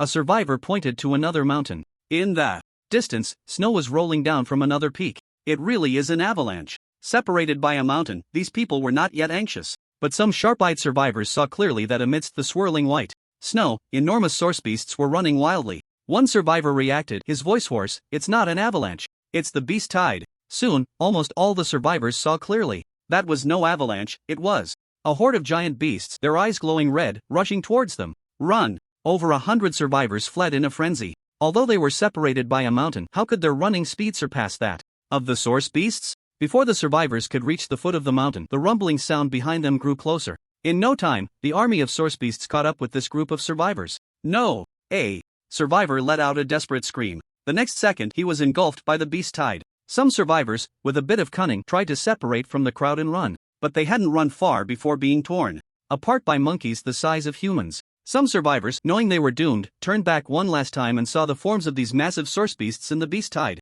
At the front of the beast tide was a herd of giant wild boars, each weighing over 800 pounds, with crimson eyes and tusks half a meter long, dripping with an unknown red substance. Each time one collided with a person, that person would be ripped in half by the boar's immense force and sharp tusks. A group of monkeys, with sharp claws and exposed fangs, ran alongside the herd, harvesting the lives of scattered survivors. Interspersed among the beast tide were various giant wolves, their fur bristling, eyes filled with ferocity, pouncing on any survivor they spotted. There were also smaller, swift-moving foxes which, despite their petite and cute appearance, were just as deadly as the wolves. In the midst of the beast tide, there were over a dozen large carnivorous animals, each over 4 meters long. Giant lions with fur standing on end, bears towering over 5 meters, with fierce red eyes, a gorilla as tall as a multi-story building, its body as high as a small house, and a massive tiger, over 5 meters long, surrounded by the herd like a king. Unlike ordinary tigers, this giant tiger had 2 sharp elongated fangs protruding from its mouth, resembling the saber-toothed tiger that went extinct during the Ice Age. Upon seeing these source beasts, some survivors trembled in fear, even despairingly giving up the fight. Even resistance was futile. Human strength seemed so weak in the face of these giants. In just a short while, the one-sided slaughter came to an end. In this forest, there was not a single living person left, only thousands of source beasts. The fresh scent of blood and flesh ignited the ferocity of the herd. A wild boar, seeing a fox devouring a human, glared with murderous intent, seemingly wanting to eat a fox for a change. However, as it charged, the fox nimbly dodged, even managing to claw a deep gash into the boar's thick hide. Other source beasts began to tear at each other over a human corpse. Just as the herd was about to spiral out of control, a deafening roar erupted from a source beast that resembled a saber-toothed tiger. Though it was a beast, there was a glimmer of human-like intelligence in its eyes. At the sound, all source beasts showed a hint of reverence and ceased their fighting. Some even dropped the scraps of flesh they had been gnawing on. The saber-toothed tiger roared again, and the herd, as if following a command, charged in a single direction. And that direction was right into the city of Linchue. Shashi. Official shelter. A piercing alarm echoed throughout the shelter, inside and out. All the survivors, busy with their tasks, froze in shock. Then they heard the voice of their leader, Lin Tianrui, over the shelter's loudspeakers. "Everyone, return to your living quarters immediately. The shelter will close its doors in 10 minutes. I repeat, everyone, return to your living quarters immediately. The shelter will close its doors in 10 minutes. Liao Pang, among the crowd, felt a jolt in his heart. Upon hearing the announcement, he immediately recalled what Lin Chen had said a few days ago and was the first to take off running. The other survivors, unsure of what was happening, understood that something bad was about to occur when they heard the shelter was closing its doors. They hurriedly ran back to their quarters. Because they didn't know what was happening, and with soldiers maintaining order, the survivors managed to return to the city walls in an orderly fashion. There was no chaos. However, those who had come to collect supplies were at a loss for what to do. They had traveled from other areas of Shashi or nearby cities to gather supplies. Now, suddenly being told the doors would close and they couldn't collect their supplies? Just as this group of survivors was about to cause a commotion, a group of fully armed soldiers rushed over to the survivors collecting supplies and said, "You all, go to the supply distribution hall immediately. Remember, do not wander around or make noise. We will provide food and water until the shelters' doors are sealed." The soldiers, holding their weapons, exuded an air of grim authority, and the survivors immediately quelled any thoughts of causing trouble. Upon hearing there would be free water and food, some survivors clapped their hands in agreement with joy. But there were also survivors who asked, "Sir, can we leave?" The soldier glanced at the survivor who wanted to leave and replied, "It's dangerous outside. You can stay here until the danger passes. If you want to leave, we won't stop you." Upon hearing this, a few survivors, unaware of the severity of the situation, ran outside. The soldiers indeed did not stop them. Soon, 10 minutes passed, and the heavy alloy doors of the shelter were shut tight. Rows of soldiers, armed with guns, stood ready on the city walls. On the walls, Lin Tianrui and Lin Honglong stood behind the soldiers, both with serious expressions, staring at the distant horizon that showed no signs of change. The walls were silent, only the slightly tense breathing of the soldiers could be heard. Just 10 minutes later, all the soldiers felt the ground begin to tremble slightly. In the distance, snow was kicked up into the air. Several soldiers with binoculars shouted in unison, "Report, sir. The beast tide is coming." Lin Chen, who had been resting with his eyes closed in the safe house, suddenly opened his eyes. He stood up from the sofa, then crouched down on the ground, straining to listen. Hearing the chaotic and dense footsteps in the distance, Lin Chen knew the beast tide had arrived. He quickly made his way to the chimney, crawled inside, and swiftly climbed to the top of the chimney. At the top of the chimney was the shooting platform Lin Chen had built. Standing on the platform, Lin Chen clearly saw a group of source beasts charging towards Wulong village below. This group of source beasts seemed to be a small unit separated from the beast tide. Lin Chen counted a total of 56 source beasts of various types. Leading them was a gorilla that was 2 times larger than a gibbon. This group of source beasts rampaged through Wulong village, wantonly destroying the few remaining houses. As they passed by the house where Liao Pang lived, a wild boar crashed inside, shattering the walls. Unfortunately, the people inside had long since left. The beast horde, having achieved nothing, continued to charge towards the next location. Just as they were about to leave, the gorilla suddenly turned its gaze towards the hill. Humph! The next second, all the source beasts turned around and sprinted towards Lin Chen's hilltop. But they hadn't reached the top yet when a gunshot rang out. A first-tier monkey fell to the ground. Bang! Lin Chen, holding an AK, loaded with armor-piercing rounds, fired again. Second shot. Third shot. With each gunshot, a source beast's life was taken. Lin Chen targeted the smaller first-tier source beasts. In front of the specially made armor-piercing rounds, the defenses of first-tier source beasts were utterly inadequate. Even second-tier beasts could be injured by armor-piercing rounds if they got close enough. If a shot didn't hit a vital area, Lin Chen would take another shot. But as the fifth source beast corpse was left on the hill, the source beasts had already reached the top. At such a close distance, Lin Chen could see the fresh chunks of meat stuck to the fangs of the mutated wild boar, the blood on the fur around the mouth of the mutated fox, and the oppressive presence brought by the gorilla, which was taller than a house. Third tier. Through his keen mental acuity, Lin Chen immediately assessed the tier of this gorilla. The interface of the treasure basin appeared right on time with a prompt, detected 1 third-tier source beast, 6 second-tier source beasts, and 44 first-tier source beasts within 100 meters. Upon seeing Lin Chen, these source beasts' eyes glowed red as they charged towards the safe house. However, the next second, a howl erupted. Several source beasts fell into the traps that Lin Chen had set up in advance. The trap had already achieved its first success. The gorilla beat its chest desperately and let out a roar. Oomph! The source beasts behind it quickly halted their advance and opted to leap over the trap. Observing the clearly dominant gorilla of the pack, Lin Chen cautiously aimed his gun at it. Bang! The sharp armor-piercing round shot out from the muzzle, aimed directly at the gorilla's eye. Just as it seemed about to hit the gorilla's eye, the gorilla's palm, as large as a door, suddenly blocked its face. The sharp bullet pierced the back of the gorilla's hand, embedding itself in the flesh, but did not penetrate through. Third-tier source beasts have an acute sense of danger and extremely strong defenses. Even armor-piercing rounds, if they do not hit the eye or the mouth, these weaker defensive areas still fail to cause effective harm, unless it's a more powerful firearm. However, in such temperatures, high-precision firearms are prone to jamming. Moreover, a small bullet is no different to such a massive source beast than a mere pinprick. Seeing that this shot yielded no results, Lin Chen was not disappointed.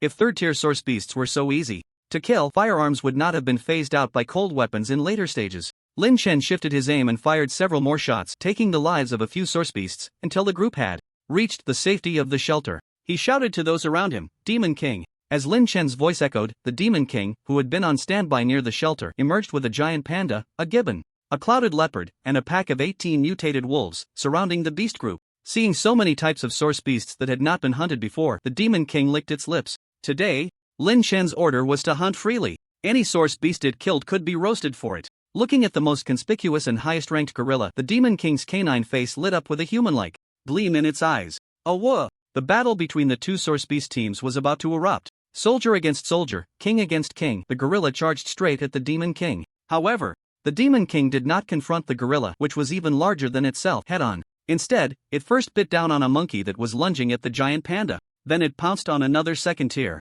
source beast. The Demon King barked at the giant panda, seemingly saying, "You hold that big one first." The giant panda responded with a bark and charged towards the gorilla. Although not yet an adult and appearing soft and cute, the giant panda's attack power was by no means low. Its strength and bite force were not inferior to the Demon King's. It successfully held the gorilla in place. Although Lin Chen's source beast army was at a numerical disadvantage, it was not lacking in quality. Both the Demon King and the giant panda were third tier, while the gibbon, clouded leopard, and Over half of the giant wolves in the Demon King's pack were second tier, a total of 11 second tier beasts. Therefore, Lin Chen devised a strategy for them: hold down the strongest, kill the weakest, and then concentrate their attacks. Of course, if the disparity in strength was too great, Lin Chen would adopt a different tactic. Next, Lin Chen's source beast army demonstrated to the wild source beasts across from them what it meant to be well trained. The Demon King harvested the lives of other lower tier source beasts. The gibbon and clouded leopard worked together to hold down 4 second tier beasts. The other wolves led by the Demon King attacked the largest group of first tier source beasts,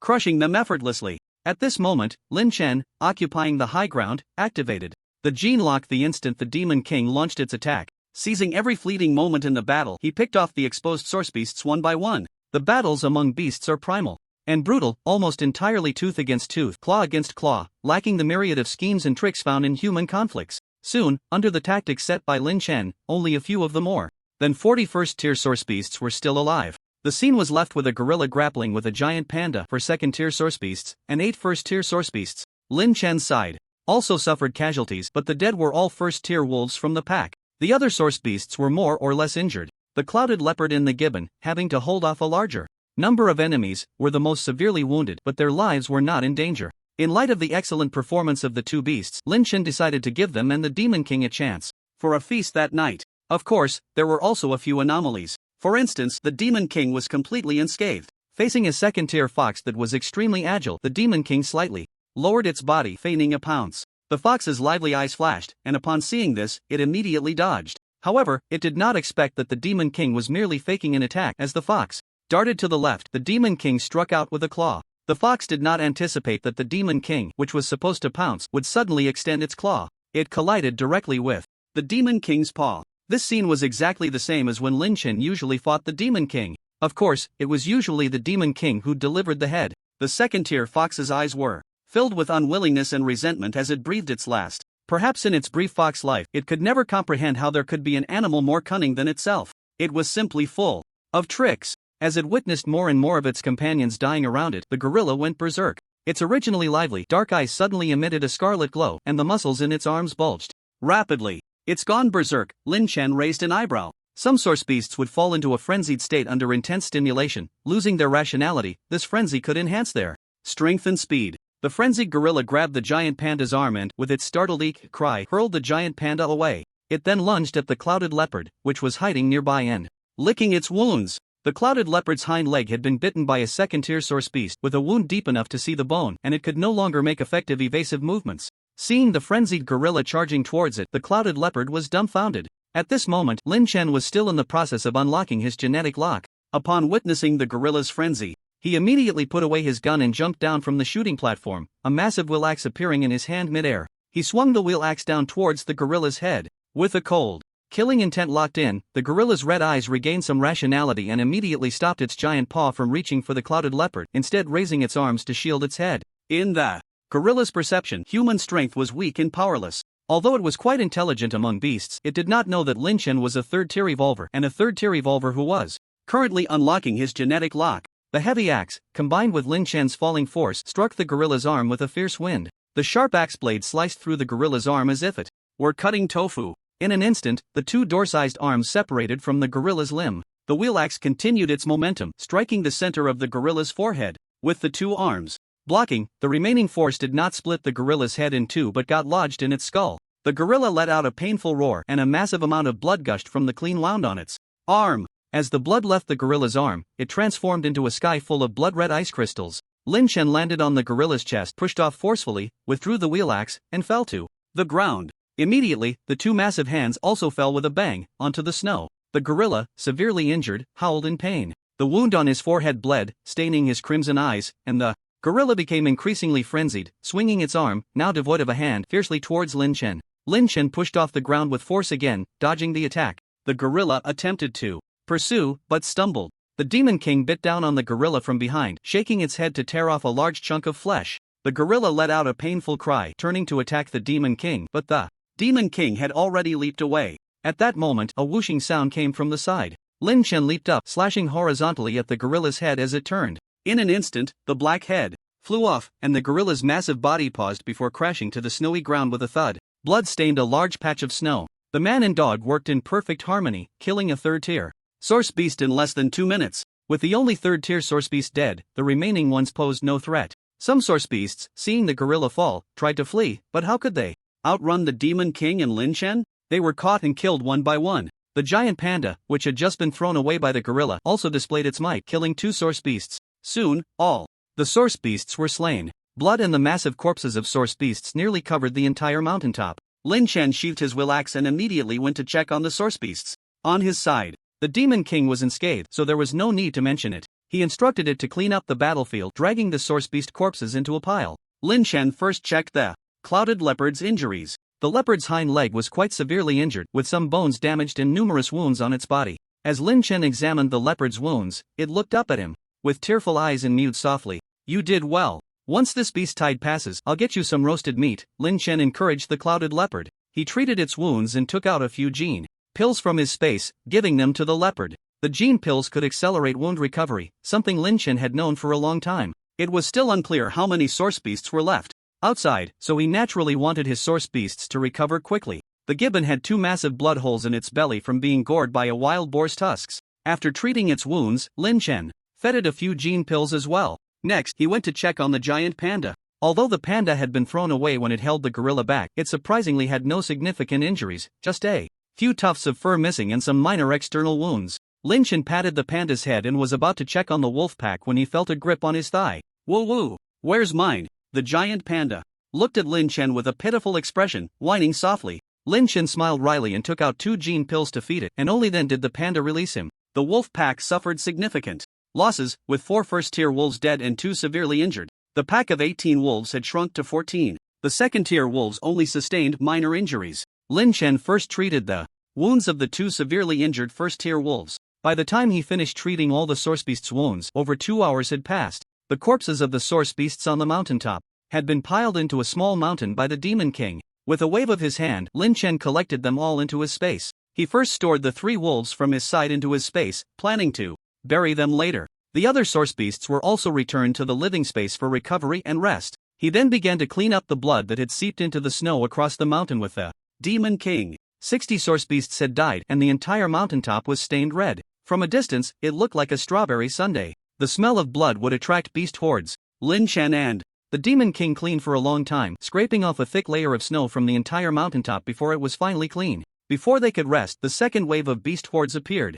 The entire sandy city was under attack from source beasts. The walls of the low-rise buildings were smashed by powerful, thick-skinned source beasts, and the terrified survivors inside fought back, but it was all in vain. Humans were no match for the beasts. Ordinary people were torn apart like meat in the jaws of the source beasts. The screams of the survivors echoed everywhere. A family of survivors living in a high-rise building heard the cries and stepped out onto their balcony to look down. Seeing the tide of beasts flooding into the city below, the woman screamed in terror, "Ah, what is that?" The man, equally horrified, quickly covered his wife's mouth. "Shh, don't make a sound. Those creatures can only attack people on the lower floors. We live high up. They can't reach us." The woman nodded frantically. At that moment, they were immensely grateful to be living on a higher floor. However, the next second, a group of monkey-sized creatures swiftly climbed up the exterior wall of a nearby high-rise. A few monkeys spotted people inside and immediately began to claw and smash the glass with their sharp claws. Soon, the glass shattered, and the people inside were grabbed by the monkeys, who swarmed in and began to tear them apart.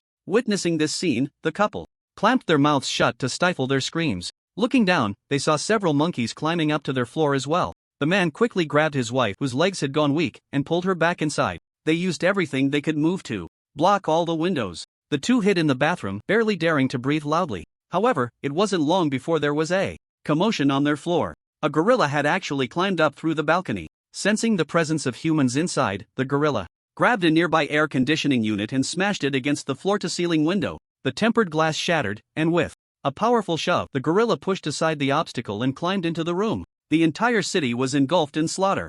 Outside the safe house, the second wave of source beasts was significantly fewer than the last time. These were scattered source beasts drawn by the smell of blood. Lin Chen and the Demon King easily dealt with them. One source beast even crashed into the door of Lin Chen's safe house, impaled by the rebar above. The destructive power of the source beasts lay in their strong attack and defense. If they were allowed to ram into the safe house, it would eventually sustain damage. Therefore, Lin Chen had welded many extremely sharp rebars outside the safe house. The entire safe house resembled a porcupine with spikes. If the Source beasts wanted to charge. They had better consider whether their hides were thick enough. After cleaning up the battlefield once more, Lin Chen finally got a chance to rest. After all, his safe house was in a remote location and it was unlikely for source beasts to appear continuously. At this moment, the areas under the most intense attack should be the two shelters, he thought to himself. After recalling the Demon King back into his space and replenishing food and water in the safe house, Lin Chen sat down in the living room to rest. Among the source beasts he had killed today, there were 6 second-tier source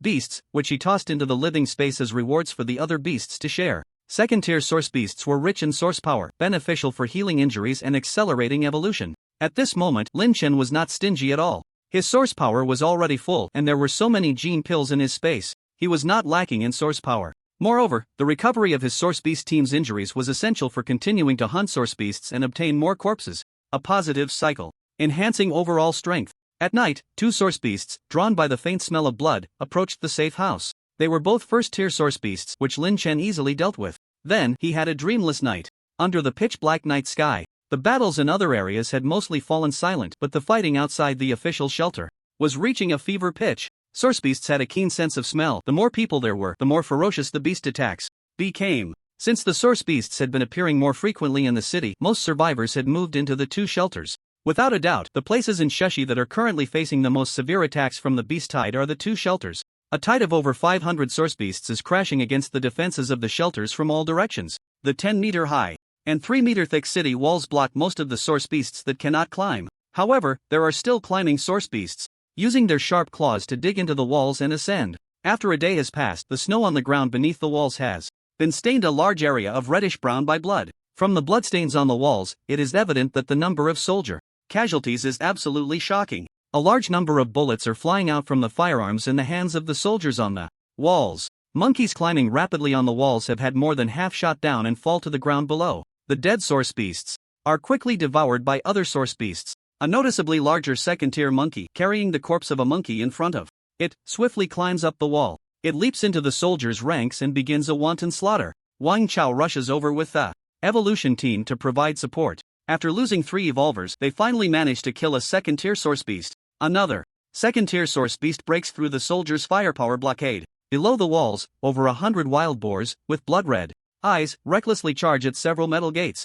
Bang, bang, bang. With a series of powerful impacts, dents appear on the surface of the metal gates. Lin Tianrui, who is commanding from behind the soldiers, frowns as he observes the casualties among the soldiers and the situation below. This kind of battle has already occurred 3 times since the beast tide arrived during the day. The opponents are not low intelligence beasts, but source beasts that possess a certain level of intelligence. Among the herd, a highly intelligent 4th-tier saber-toothed tiger is actually commanding the beast tide's attack. Whenever the casualties among the source beasts increase, that saber-toothed tiger lets out a furious roar, and the source beast group quickly retreats, staying a few 100 meters away from the shelter to regroup. They are watching the shelter with keen eyes. Even though the soldiers take turns resting every 4 hours, Lin Tianrui can still see their fatigue. There is also a severe problem. The bullets exiting the gun barrel cause the barrel to heat up, but the current temperature causes the barrel to cool rapidly. The drastic temperature changes significantly reduce the lifespan of the firearms and quickly lead to various issues.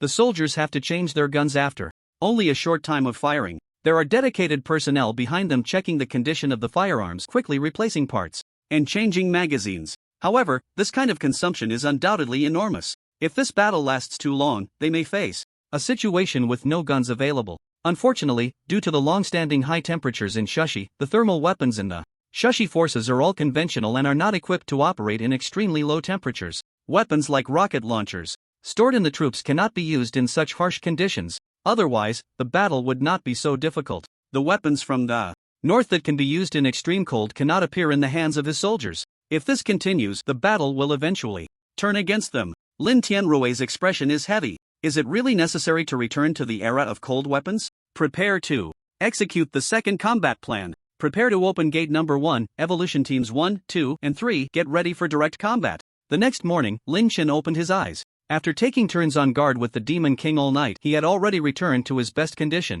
He first checked the situation of the source beasts in the space. Last night, the beasts had eaten the corpse of a second-tier source beast, and with their own healing abilities and the assistance of gene pills, just 1 night later, the clouded leopard's hind leg injury had healed significantly. Although the wound had not completely healed, it no longer affected movement. The Other source beasts were even better. The gibbon was already lively, and the panda's minor skin injuries had left no scars. Even among the wolf pack, 4 first-tier wolves had evolved to second tier. Lin Shan served the remaining 2 second-tier source beasts as breakfast. After eating, he walked to the door. When he opened the door of the safe house, he felt the doorknob in his hand sink with weight. A bone-chilling cold wind howled through the slightly open crack mixed with large snowflakes. Seeing such weather, a smile appeared on Lin Shan's face. The weather is nice today. It turned out to be a snowstorm. In such weather, the source beast's sense of smell and vision would be weakened. It was the perfect time to go hunting. Lin Shan returned inside to put on a full set of Special Forces cold weather combat gear. He checked his firearms, ammunition, and other equipment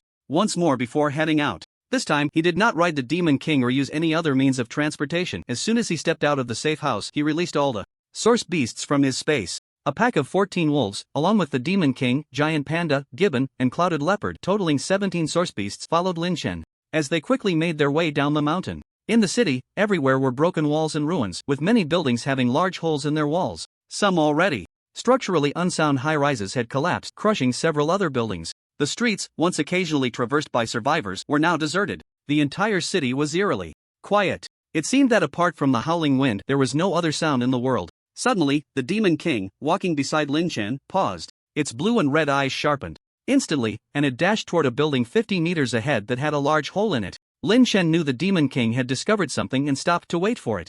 Just a few minutes later, the Demon King returned, holding a barely alive first-tier monkey in its mouth. This time, Lin Shan planned to take advantage of the beast type to expand his source beast team. However, seeing the fierce look in the monkey's eyes, he said directly, "Kill it." The source beasts he wanted to tame needed to have high intelligence and low ferocity. Ideally, they should already be second or third tier, so he wouldn't have to start from scratch. First-tier source beasts that only knew how to kill and were driven by their instincts did not meet his requirements. Upon hearing this, the Demon King released its grip, and as the monkey fell to the ground, it struck the monkey's head with a paw. The monkey immediately died. Lin Shan carried the monkey into an empty house and stored it in his space. He moved forward again. After advancing nearly 1,000 meters, he encountered 3 first-tier monkeys this time. When Lin Shan saw the 3 monkeys, they were on a balcony of a 3-story building, about 10 meters away, tearing apart a bloodied human corpse. Upon seeing Lin Shan, the human below, the 3 monkeys' eyes glowed red, but they clearly feared the Demon King and the other beasts beside him. One of the monkeys picked up a head that was unrecognizable as male or female from the balcony and threw it at Lin Shan.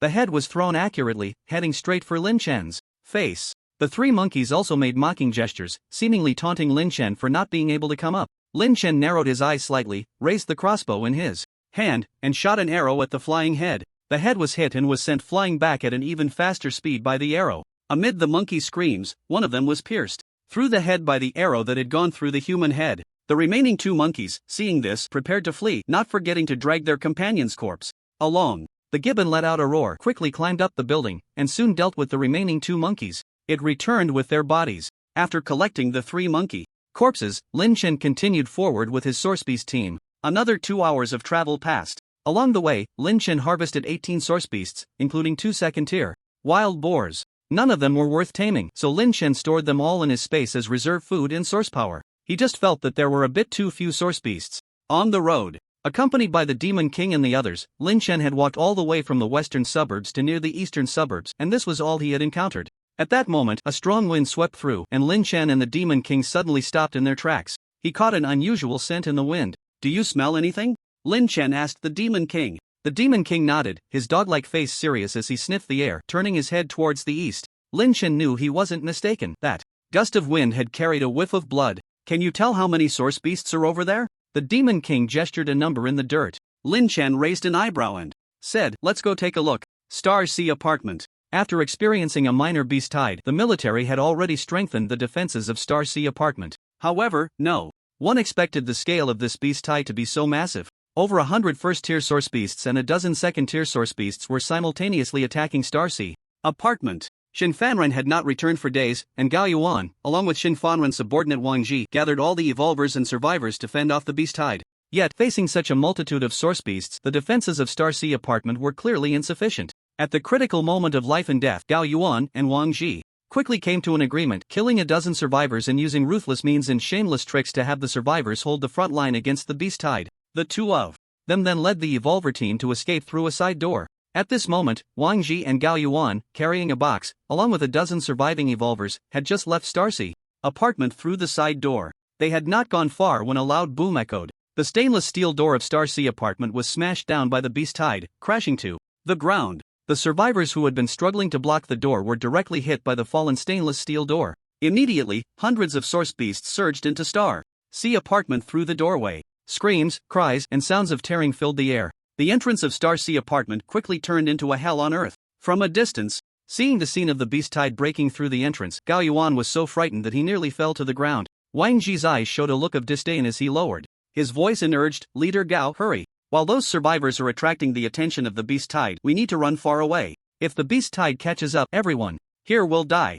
Let me help you with the box so you can run faster." With that, his gaze swept over the box in Gao Yuan's hand. Gao Yuan was holding a box containing gene pills, extracted since the establishment of the Apocalypse Shelter. One of the conditions for Gao Yuan to leave the official shelter and collaborate with Shin Fanrun to establish a shelter was that he would be responsible for the storage and distribution of the extracted gene pills. He had been in the official shelter for so long and knew all too well the importance of the gene pills. Even while escaping, he had not forgotten to take them. Gao Yuan steadied himself with the help of an evolver. His pale face was drenched in cold sweat from fear, yet he tightly gripped the box in his hand. "No need, this box isn't heavy. I can manage. Let's go, the farther the better." With that, he started running again. At this moment, Gao Yuan and Wang Ji were unaware that the source power within the gene pills was highly attractive to the source beasts. Among the beast tide, a third-tier wolf king, leading a pack of wolves, suddenly showed a look of suspicion in its eyes as if it sensed something. The wolf king let out a howl and led over 50 wolves in the direction where Wang Ji and the others had just run. Meanwhile, on the small path ahead of Gao Yuan and Wang Ji, the demon king had brought Lin Chen to a concealed path near Star C apartment. Wang Ji and Gao Yuan ran past the main street outside Star C apartment and entered a small path. Gao Yuan, panting heavily, said, "A little Wang, let's take a break. Slow down, let me catch my breath." Wang Ji, running ahead, flashed an impatient look along with a hint of concealed killing intent. But when he turned back, he managed to rein in his emotions well. "Leader, the beasts will catch up soon." Hearing Wang Ji say that the beast tide was approaching, Gao Yuan recalled the scene of the beast tide from earlier. Fear and regret flashed in his eyes and his legs began to tremble again. He pointed at a taller evolver and said, "You, come here and carry me." The named evolver was momentarily taken aback and looked at Wang Ji. "What? Why are you looking at him? I am the leader. He is just a servant. You should listen to me." Gao Yuan's face darkened when he realized his command still required Wang Ji's approval. Wang Ji lowered his head to hide the killing intent in his eyes and smiled apologetically at Gao Yuan, saying, "I am the captain, they are used to following my orders." After saying that, he looked at the evolver Gao Yuan had pointed out. "Aren't you going to hurry up and carry the leader?" "Yes." The tall evolver then came over and squatted down to prepare to carry Gao Yuan. The others were ready to continue their journey. Suddenly, a shadow appeared at the end of the path they were about to take. Lin Chen appeared at the end of the path with the Demon King. The Demon King used its sense of smell to detect around 100 source beasts to the east. Based on their position halfway through, Lin Chen had already guessed that the place where the Demon King smelled blood and the scent of source beasts should be the Xinghai apartment. So he led the Demon King down the small path to avoid a direct encounter with the beast tide. To remain concealed, he also recalled all source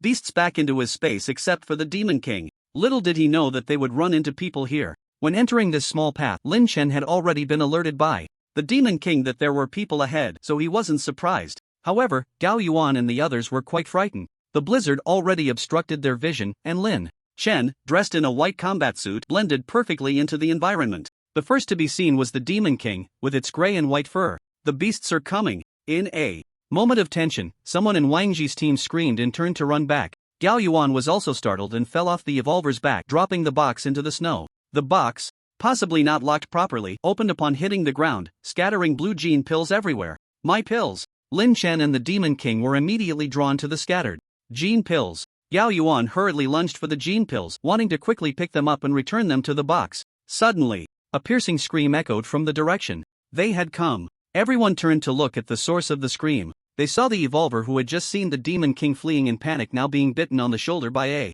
leading giant wolf. Behind the giant wolf, a pack of mutated wolves fiercely stared at everyone in the small path. "Help, save me!" The fleeing person, still alive but in agony, with a twisted face, pleaded for help from Wang Ji and the others. Wang Ji and the others were stunned by this sudden turn of events. Despair filled the hearts of these evolvers. What was happening? Wolves in front and wolves behind? They even regarded the Demon King as just another wolf. Caught between one wolf and a pack of wolves, these people ultimately chose the side with fewer wolves and fled towards Lin Chen. Wang Ji was the calmest person present aside from Lin Chen. He did not stop the evolvers from fleeing but instead grabbed the box that Gao Yuan had already organized and quickly closed it. Gao Yuan shouted, "Wang Ji?" Wang Ji ignored him and ran off after closing the box. At this moment, the Wolf King had killed the fleeing person, leaving the body on the ground, and let out a roar, a woo. The next second, the wolf pack, hearing the command, immediately lunged out from behind the Wolf King. Gao Yuan watched as everyone around him ran away, and seeing the approaching wolf pack, he screamed in terror, "Wait for me! I command you to wait for me!" But at that moment, no one paid him any mind. Gao Yuan also wanted to run, but he was so terrified that his legs wouldn't obey him at all. Fortunately, the wolf pack quickly ended his fear. The fastest wolf bit through Gao Yuan's neck in one swift motion. The pack that followed quickly fought among themselves for Gao Yuan's flesh. No one could have imagined that the leader of the Apocalypse Sanctuary was right on this path, slaughtered like a pig to be shared. The remaining wolves were partly attracted by the gene pill scattered on the ground, and it wasn't until the Wolf King roared again that they continued to chase after Wang Ji and the others. Wang Ji, a second-tier evolver, was faster than the others and had already sprinted to the intersection. At that moment, Wang Ji's pupils constricted. He finally noticed that beside the giant beast blocking his path, there was actually a person. Seeing Lin Chen, and then glancing at the highly recognizable Demon King, a message flashed through Wang Ji's mind about a mysterious person riding a wolf-type battle pet appearing outside the official sanctuary a few days ago, trading mutated plants. But this was not the time to confirm information.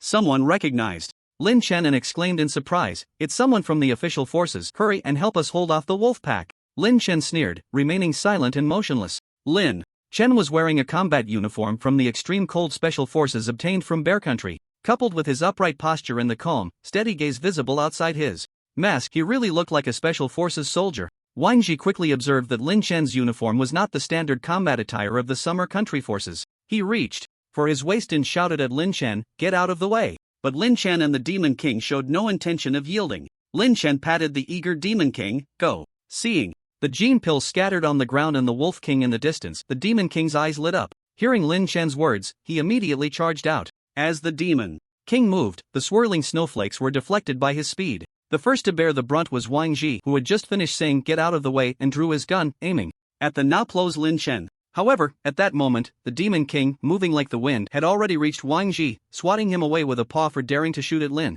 Chen. Wang Ji felt an indescribable, unstoppable force suddenly hit him. His entire body felt as if it had been struck by a truck, pain coursing through him as he spun and crashed into the shops on either side of the path.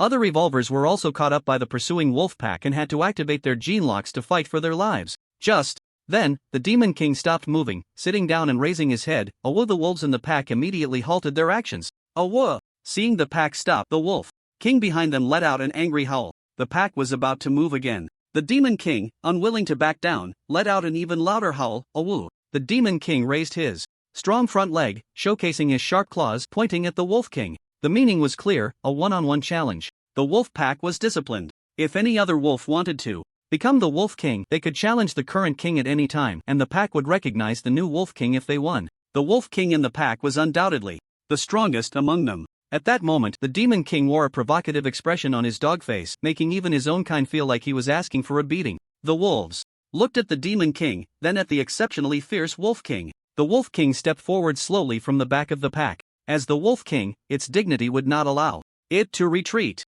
The Demon King also dropped the humorous expression, becoming serious as he approached the Wolf King. The pack cleared the battlefield for the Demon King and the Wolf King. The evolvers from the Apocalypse Sanctuary saw the wolf pack stop their attack, exchanged glances, and instantly reached a consensus. They turned and ran. Woo!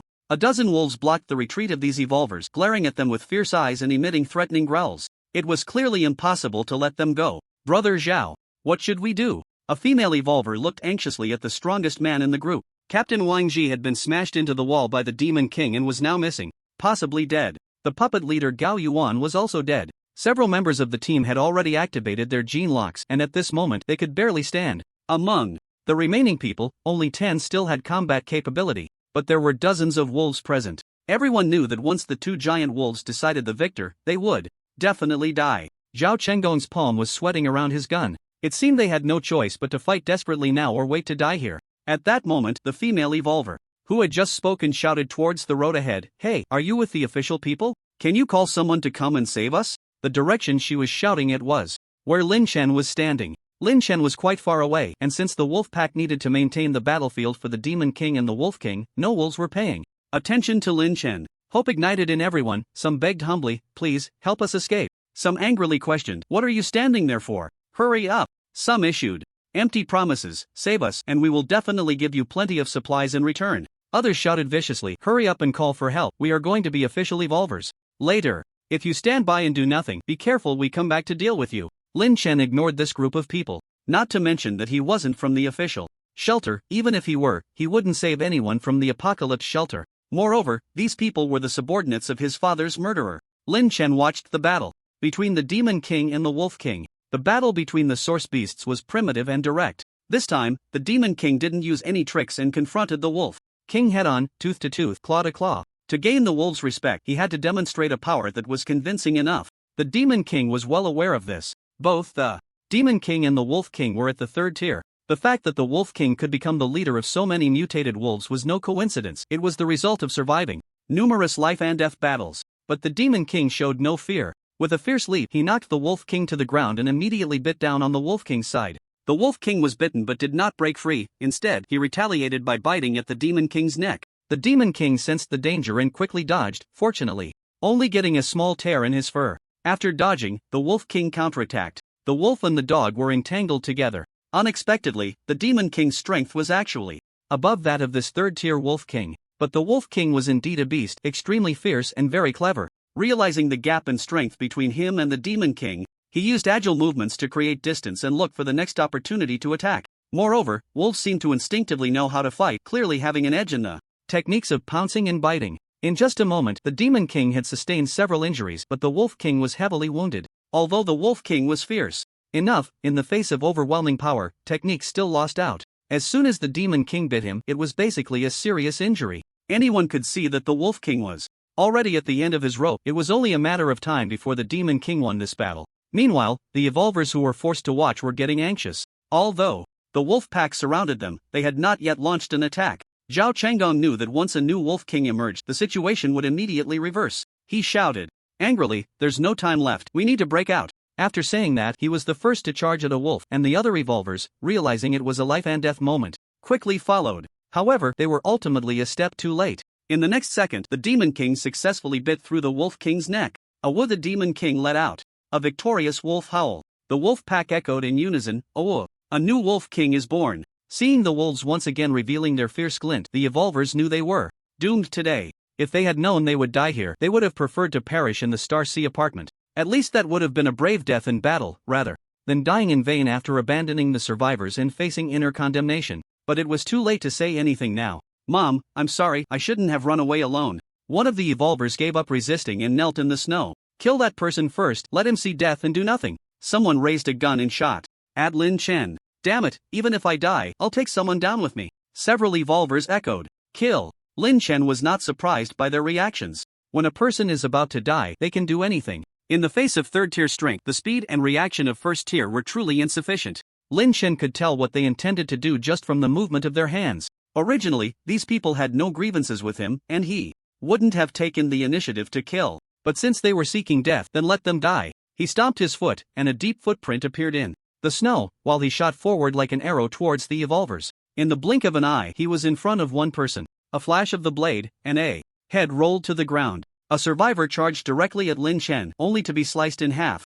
Realizing Lin Chen's combat power was so astonishing, these people finally understood that he was not the soft persimmon they could easily manipulate. A survivor glared at Lin Chen with resentment and said, "If you kill us, you'll be eaten by these beasts too. We'll be waiting for you down there." Upon hearing this, Lin Chen laughed. When the Demon King appeared earlier, this group hadn't noticed Lin Chen. They didn't know he had come with the Demon King. Hearing what they said, Lin Chen really wanted to see their expressions in a moment. At this time, the wolf pack had heavily surrounded everyone, but they did not attack, instead waiting for the new Wolf King to speak. The disparity in numbers was too great. Coupled with the Demon King's deterrent power, these evolvers dared not move an inch. The Demon King stepped out from the wolf pack and walked towards Lin Chen. The surviving evolvers immediately showed expressions of delight. So powerful. Yet he would die with them, and he would die before them. After experiencing so much fear, a female evolver was on the verge of collapse, and upon seeing this, she shouted, eat him, I want to see him die before me." The Demon King turned to look at the woman, and with a single wolf pounced and bit off the woman's head. The other revolvers thought the woman's screams had disturbed the new Wolf King, leading to the attack, and immediately dared not make a sound. But they still looked at Lin Chen with faces full of resentment. It wasn't until the Demon King approached Lin Chen and lowered its head that someone noticed something was off. Lin Chen patted the Demon King's head, his gaze softening. Well done. This scene left the surviving evolvers staring in shock, astonishment, shock, suspicion.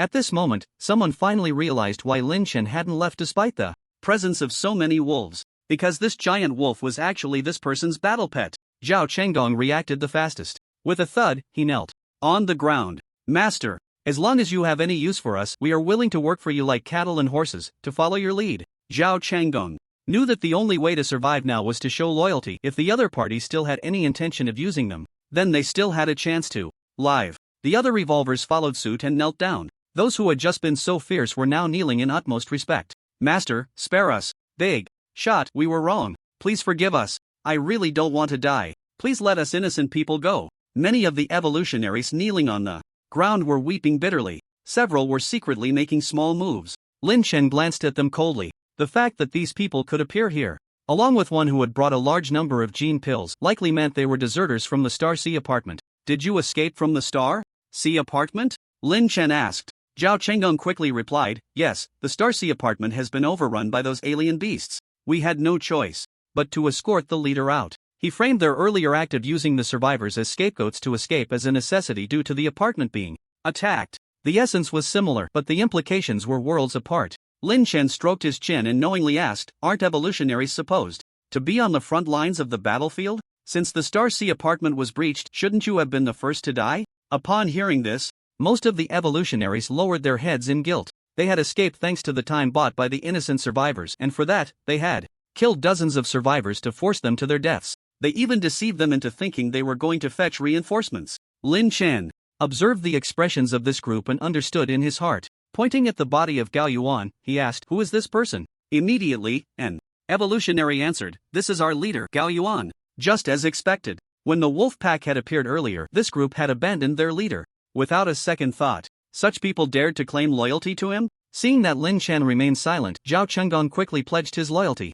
Master, let us follow you. Once the alien beasts leave the Star Sea apartment, we will support you in rebuilding the shelter. Yes, yes, yes. Absorb those foolish civilians, make them bring food, and then we will offer it all to you. Master, you don't know, we take in 1,000 civilians and have them contribute 20% of the food they receive from the official shelter. We don't have to do anything, we just trade the supplies they submit for other goods. Don't underestimate frozen fish, it may not be worth much, but in large quantities, it adds up. Exactly. The crowd chimed in, revealing all the dark secrets of the apocalypse shelter. At this moment, they had completely forgotten about their captain, Wang Ji. No one even thought to check if Wang Ji was dead. In fact, Wang Ji was not dead yet. He had merely had his sternum shattered by the Demon King's claw and was now lying paralyzed in the ruins of a shop, unable to get up, listening to everything happening outside. Upon hearing this, Lin Chen understood everything. Shin Fanren had brought the same tactics he used at the Haisher shelter to Shushi. The establishment of the shelter was ostensibly to protect the survivors, but in reality, it was to leech off them. And when faced with a real crisis, Lin Chen believed Shin Fanren would abandon those civilians just the same. Looking at this group of evolutionaries kneeling on the ground with flattering expressions, a flash of killing intent appeared in Lin Chen's eyes. Indeed, he was not a good person, and these people were not either. So, it was time to strike. This time, he did not let the Demon King take action. Lin Chen moved, appearing behind one of the evolutionaries. The sharp military knife sliced through the air before the person could react, severing a large head. The other evolutionaries attempted to resist, but it was futile. Lin Chen's killing technique was extremely swift and decisive. In just a moment, there were over a dozen corpses on the ground. The Demon King let out a howl, approaching Lin Chen with admiration, extending its tongue to lick him. Lin Chen's mask was covered in saliva. Truly a licking dog, Lin Chen said with a look of disdain as he removed his mask. Alright, I know. I'm impressive, is that enough? Seemingly attracted by the smell of blood, a dozen source beasts rushed in from the entrance. The Demon King howled. Again. With its new little brothers, it charged forward. Let the masters see my prowess. Lin Chen collected all the spoils from these evolved beings and the scattered gene pills on the ground into his space. He roughly counted, estimating there were about 300 to 400 pills. It was an unexpected gain. After finishing this, Lin Chen walked into the shop where Wang Ji had just been thrown. He had no habit of letting any fish slip through the net. Upon hearing the footsteps at the door, Wang Ji knew he was doomed. However, having risen to a trusted position under Shin Fanrun, he was no coward and said, "Give me a quick end." As he spoke, he looked towards Lin Chen, who was walking in against the light. Lin Chen was somewhat surprised, but he had no reason to be dissatisfied with someone so understanding. However, as Lin Chen approached and saw Wang Ji's shocked expression beneath his mask, Wang Ji's eyes widened. Lin Chen did not recognize Wang Ji, but Wang Ji recognized Lin Chen. Wang Ji had investigated Lin Chen after the incident with Shin Jinbin and had seen Lin Chen's photo. He also knew that Shin Fanrun had gone to the official shelter specifically for Lin Chen. "You are Lin Chen?" Wang Ji asked, uncertain. Lin Chen's pupils contracted. He neither confirmed nor denied it. This person knew him? Had his image and name been exposed? He could sense the second-tier source power fluctuations from Wang Ji. Having seen Wang Ji snatch the gene pills from Gao Yuan, Lin Chen knew this person must also be someone significant in the apocalypse shelter. Lin Chen stopped a meter away from Wang Ji, looking down at him. "How do you know that name?" Upon hearing Lin Chen's tacit acknowledgement, the astonishment in Wang Ji's eyes did not diminish, instead, it grew. His lips moved a couple of times, but he did not speak. He was about to die. How could he expose Shin Fanrun's secrets? He had only blurted it out in shock upon seeing Lin Chen's face. They had sent people to search the entire Sand City without finding Lin Chen himself, and had reluctantly found a substitute, only to discover that this Lin Chen was still alive, and living so well. Wang Ji's gaze swept over Lin Chen's equipment. He worked for Shin Fanrun and had previously employed many international mercenaries and smuggled a lot of gear. He could tell at a glance that Lin Chen's equipment was not from their country. This only added to his confusion. How could a university student who had always been a good student have such connections? Moreover, Wang Ji clearly saw that the giant wolf was following Lin Chen, attacking to protect him. Even the officials had not tamed such a powerful beast. How had this 20-year-old managed to do it? But none of that mattered now. This young man was ruthless, and Wang Ji did not believe Lin Chen would let him go. "Just kill me." Wang Ji closed his eyes and stopped speaking. Lin Chen smiled. Wanting to die wouldn't be so easy. Lin Chen stepped in front of Wang Ji, lifted his foot, and the next second, stomped down hard. Crack! The crisp sound of bones shattering echoed. Wang Ji's arm was crushed under Lin Chen's foot. Ah! Wang Ji's eyes widened in shock, his mouth opening to the extreme from the intense pain. But this was not the end. Lin Chen knew that someone like Wang Ji had hard bones. Unless he completely broke his psychological defenses, he wouldn't reveal anything useful. He gently placed one foot on Wang Ji's other arm. "Tell me, how do you know me?" Wang Ji looked at Lin Chen in fear, his eyes bloodshot from the pain. He opened his mouth, seemingly wanting to say something. Suddenly, his gaze shifted outside. "What is that?" But the next second, he stuck out his tongue and bit down hard. He was actually trying to bite his tongue to commit suicide. One had to admit that Wang Ji was also a tough character. Knowing Lin Chen wouldn't kill him outright, he chose to end his own life. But Lin Chen had prepared for this, wanting to extract information from Wang Ji. Lin Chen didn't look back at all. Just as Wang Ji stuck out his tongue, he quickly crouched down and pried open Wang Ji's mouth with his hand. "Ha ha!" Wang Ji looked at Lin Chen in terror. Lin Chen sighed lightly, his expression one of pity, but his gaze held no warmth as he looked at Wang Ji. "I didn't want it to come to this." Lin Chen drew out a military knife and, under Wang Ji's horrified gaze, used the handle to knock out Wang Ji's teeth one by one. Moments later, Wang Ji's mouth was filled with blood, his mouth a bloody mess. Lin Chen kindly fed Wang Ji 2 gene pills he had picked up from the snow earlier to prevent this man from dying from his injuries. After dislocating Wang Ji's other arm, Lin Chen propped him up against the wall. Having done all this, Lin Chen toyed with a small awl in his hand. This needle was about the size of a bamboo skewer, as long as it avoided vital areas. It wouldn't cause too much harm when inserted into a person's body, but it would hurt a lot. Lin Chen looked calmly at the sweating Wang Ji. "Now, can you tell me?" Wang Ji looked at Lin Chen as if he were a devil. At that moment, Lin Chen's face seemed even more terrifying to him than those scientists who had conducted gene experiments on him. He spoke in a muffled voice. "Whatever you want to know, I'll tell you everything. I just hope you can give me a quick end." Wang Ji had already realized that Lin Chen had many ways to torment him, with the gene pills keeping him alive. If he didn't speak, Lin Chen definitely had more torturous methods waiting for him. Forget it, after he dies, even if the floods come. Lin Chen curled his lips, putting away the awl. It would have been better if he had recognized the situation sooner. "First, tell me, how did you find out my name?" Wang Ji's eyes were numb. Having given up resistance, he began from the beginning, a few months ago, before the solar storm that changed the global climate erupted. I learned from my subordinates that the young master was investigating a university student named Lin Chen, so I paid a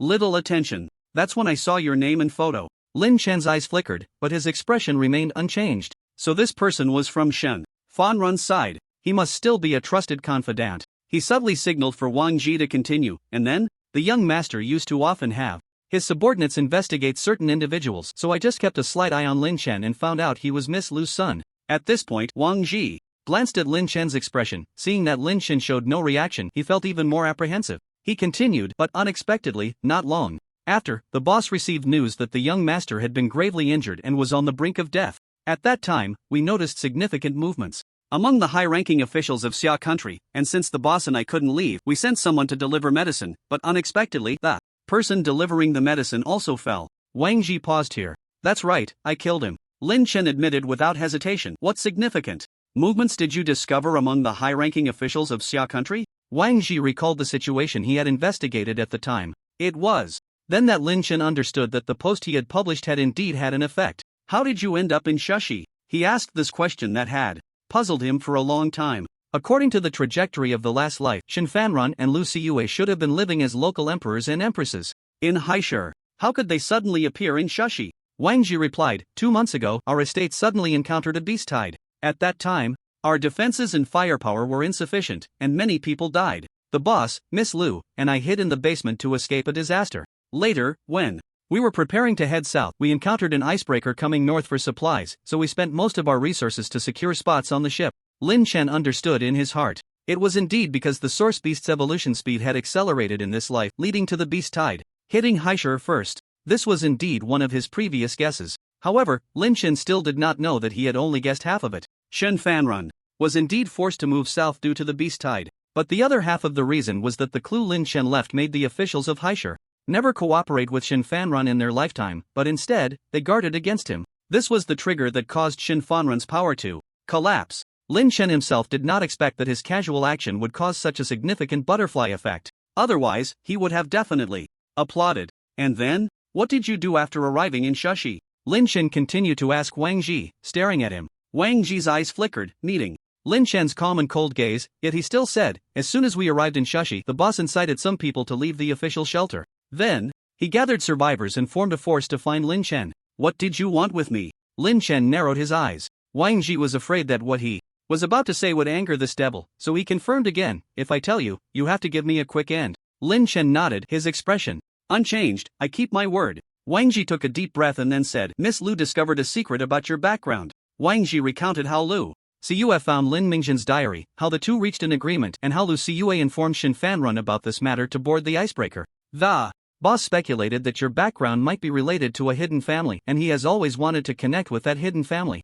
We sent many people to find you, but we couldn't locate you. Instead, we found someone who looks a lot like you. So the boss decided to use that person to contact the hidden family. Lin Chen's gaze flickered slightly, but his expression did not change much. He had already guessed that he was not the biological son of Lu Siyue and Lin Mingzhen through the treasure pot. Lin Chen had many speculations about his identity, but he had not thought of a hidden family. After all, wasn't the term hidden family something that only appeared in TV dramas and novels? Did they really exist in reality? Wang Ji was unaware of Lin Chen's thoughts and continued, we secretly trained that person for a while, arranged for him to enter the official shelter, and then released some information about you to lure out those from the hidden family. Not long ago, my boss received news and went to the official shelter. I am not clear about the current situation. Wang Ji still did not know that Shen Fanran had now become a prisoner, tied to the bed with Lu Siyue, living a life worse than death. Lin Chen skipped over Shen Fanran and asked, what is a hidden family? Hidden families, actually, we know very little about them.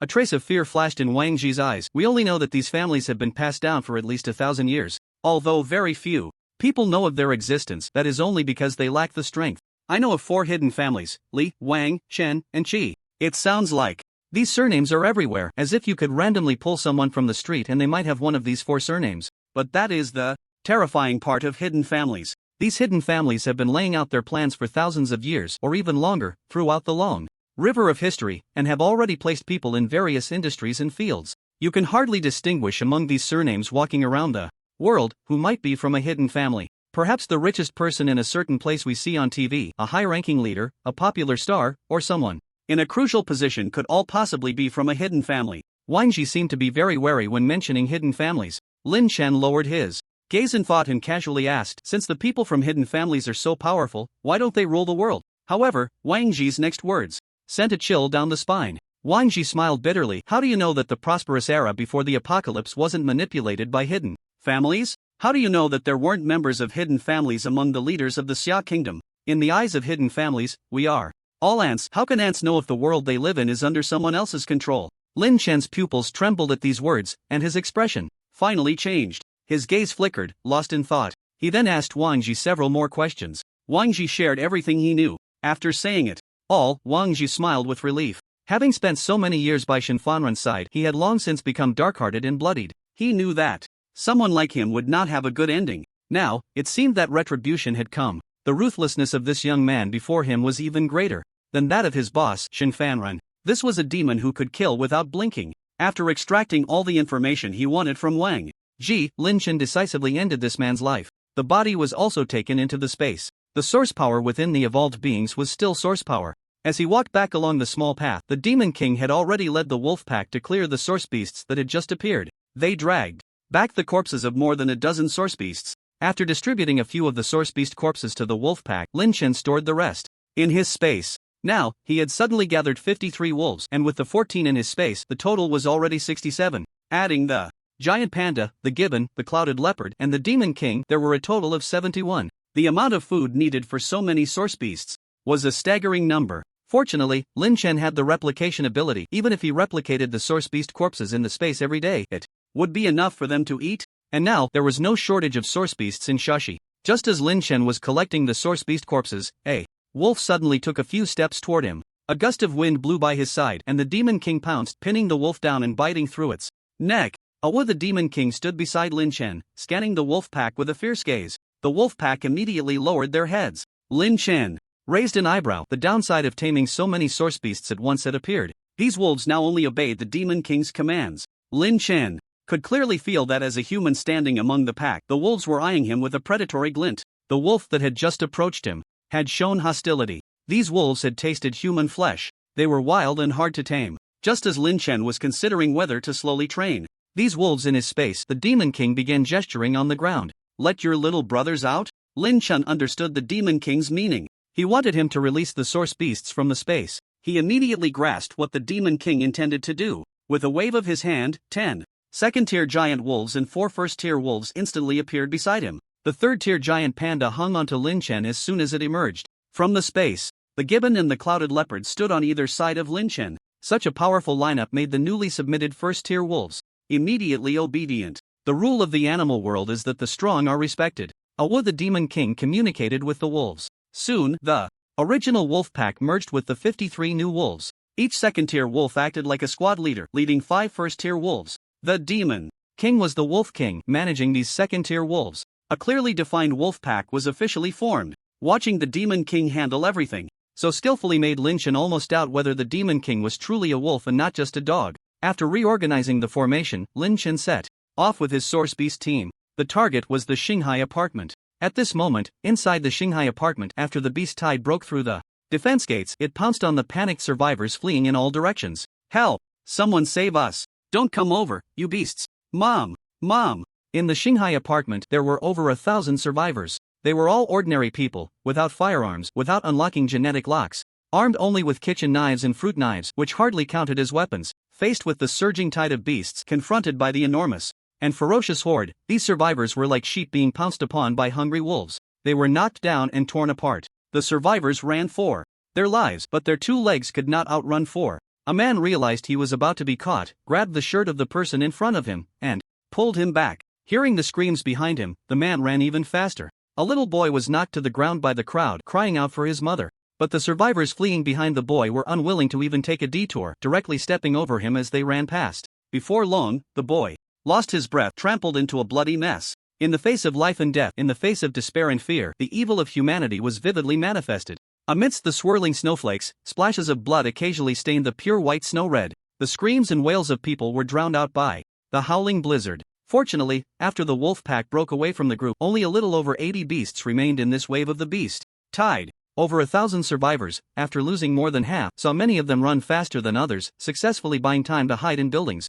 In a storage room in the property management hall, 6 survivors huddled in the dark, cramped space, not daring to make a sound. Among them were 2 women, 3 adult men, and a teenager. The teenager held a short-tailed cat, about the size of an average medium-sized dog, in his arms. Hearing the sounds of the source beasts fade away outside, the people in the storage room finally spoke in low voices. Whoa whoa, the voice came from a short-haired woman, her eyes red, crying in the corner. She had just lost her son in the crowd. In such a situation, she understood deep down that her son was in grave danger. Guilt and self-blame overwhelmed her. Hearing the short-haired woman cry, a young man with a buzz cut scolded softly, "What are you crying for? If you attract those monsters over here, do you want to get us all killed? My son is lost, woo woo woo," the short-haired woman cried sorrowfully. Another woman nearby, with a delicate appearance and tall stature, had been an ordinary model before the apocalypse, but now her long hair was so greasy it could be used for cooking, and upon hearing this, she looked at the short-haired woman with disdainful sarcasm. "Your son is lost, and instead of looking for him, you're here crying like a ghost?" Upon hearing this, the short-haired woman suddenly stood up, her eyes blank as she murmured, "Right, I need to go out and find my son, I need to go out and find my son." After saying that, she walked towards the storage room door. The buzzcut young man, closest to the door, immediately stood up and blocked her way. He looked fierce, yanking the short-haired woman back and slapping her hard across the face. "You filthy bitch. If you want to die, wait until those monsters leave and find a place to die by yourself. Don't drag us down with you." The others also stood up, shocked by the short-haired woman's actions. The storage room door was very well sealed, and until now they had not been discovered, but if the door opened, it would be a different story. "If you open the door now, those monsters have keen senses, and we will be discovered," said the teenager holding the short-tailed cat. The others were afraid of attracting the source beasts and did not dare to scold the short-haired woman loudly, but their eyes were filled with hostility. If it weren't for the source beasts outside, they would have already cursed her out. The woman covered her face, her body heaving, crying silently. Anyone could feel the despair radiating from her. But in this end of the world where human lives are as insignificant as grass, who hasn't lost their dearest loved ones? Most people have long since become numb. They don't care how others live, they just want to survive. A man in his 30s, wearing glasses, walked over to help the short-haired woman. Others thought this glasses-wearing man wanted to comfort her. They all turned their heads away. Little did they know, after helping the desperate short-haired woman, the man pulled a nylon rope from his pocket. In the next moment, he suddenly tightened it around her neck. Ha ha ha. The short-haired woman struggled desperately, but her frail body clearly couldn't break free. She could only reach out in despair for help from those around her. This turn of events caught everyone off guard. A young boy among them wanted to stand up and say something, but the middle-aged man beside him pulled him back and shook his head. Although everyone else looked shocked and astonished, no one spoke up or stopped the glasses-wearing man. Just like that, soon the short-haired woman's struggles grew weaker, her eyes rolled back, and she slowly stopped fighting. After strangling the short-haired woman, the glasses-wearing man showed a relieved smile and said to the people in the storage room, "If we don't kill her, she will eventually bring us harm. You all agree, right? Killing someone and then asking for everyone's agreement, this hypocritical act was nauseating." Yet no one said anything. Instead, they looked at the glasses-wearing man with great apprehension. The boy's eyes were filled with indignation. The glasses-wearing man caught sight of him and, with a glint of ruthlessness in his eyes, whispered to the boy, "Hey kid, is that a cat you're holding? A cat that big? It wouldn't be one of those so-called exotic beasts, would it?" Everyone immediately shifted their gaze to the boy. They knew how dangerous an exotic beast could be. Just look at the survivors who had died outside, and think about why they had locked themselves in this storage room where the oxygen was growing thinner. It was because of those exotic beasts. Earlier, when everyone hurriedly fled into this storage room, still shaken, they hadn't taken a close look at the cat in the boy's arms. Now, upon closer inspection, they increasingly felt that the glasses-wearing man was right. The middle-aged man beside the boy stepped forward, blocking him, and said, "This is a cat we raised before the apocalypse. It's just a bit chubby." If Lin Chen were here, he would recognize these two as Wang Liang, who had previously traded gold with him, and Shen Xiaodong, who had the key to the vault. Since that last incident, they hadn't dared return to the Shanghai apartment until the official troops moved to the new shelter. Wang Liang, who had always admired Lin Chen, who was accompanied by the Demon King, had actually found an exotic beast, and it was a young one at that. He treasured this short-tailed cat like a gem. "How can a cat grow this big? Are you trying to fool us?" the buzz-cut young man retorted rudely. The long-haired woman, realizing that the cat was an exotic beast, was also somewhat terrified. That creature doesn't understand human language. What if it makes a sound and attracts the exotic beasts outside? And what if it bites someone? Wang Liang defended his short-tailed cat, saying, "Xiaomi won't bite. I've held it for so long, and it hasn't made a sound. I promise I won't let it make noise." The glasses-wearing man adjusted his glasses, saying, "You can't rely on that creature. It's better to hand it over to me. I can ensure it won't pose a threat to us." Upon hearing this, Wang Liang glared at the glasses-wearing man and shouted excitedly, "No way. I will never hand Xiao me over to you." The buzzcut man glared furiously, pulling out a folding knife from his pocket. "You little brat, what are you shouting for? Do you want to get us killed? Hand it over, or I'll kill you." Wang Liang, seeing the knife, gritted his teeth, his eyes filled with rage. Shen Xiaodong had already secretly taken out a dagger. Just as the atmosphere in the storage room grew increasingly tense, bang bang bang, a sudden knock echoed at the door of the storage room. Everyone inside the storage room was startled. The man with the buzz cut and the bespectacled man shot murderous glares at Wang Liang. "You little brat, you attracted the beasts." A few minutes earlier, Lin Chen had arrived at the Star Sea apartment with his source beast army. The hellish scene before him moved even someone like him, who had struggled for 8 years in the apocalypse in his past life. When the beast tide formed in his previous life, human shelters had already taken shape. The armed forces of the military and the shelters could withstand the beast tide. Most survivors were protected in the back. Although he had heard of a certain city's shelter being breached by the beast tide, he had never seen it with his own eyes. Now, stepping into the Star Sea apartment, Lin Chen finally understood what true cruelty meant. The once pure white snow in the Star Sea apartment was stained a deep crimson. Even in the blizzard, the acrid smell of blood was still palpable, making one feel nauseous. Limbs and chunks of flesh were strewn everywhere, and the source beasts were feasting as if he had walked into a large slaughterhouse. But the ones being slaughtered were not livestock but humans. Those pairs of eyes, some unblinking in death, some filled with fear, and others with despair, seemed to question why the world had turned into this. Lin Chen suddenly felt that he had dealt too easily with that group of evolved beings just moments ago. It was too lenient on them. Sensing Lin Chen's presence, the source beasts raised their blood-red eyes and looked over. Lin Chen waved to those behind him. "Kill them all."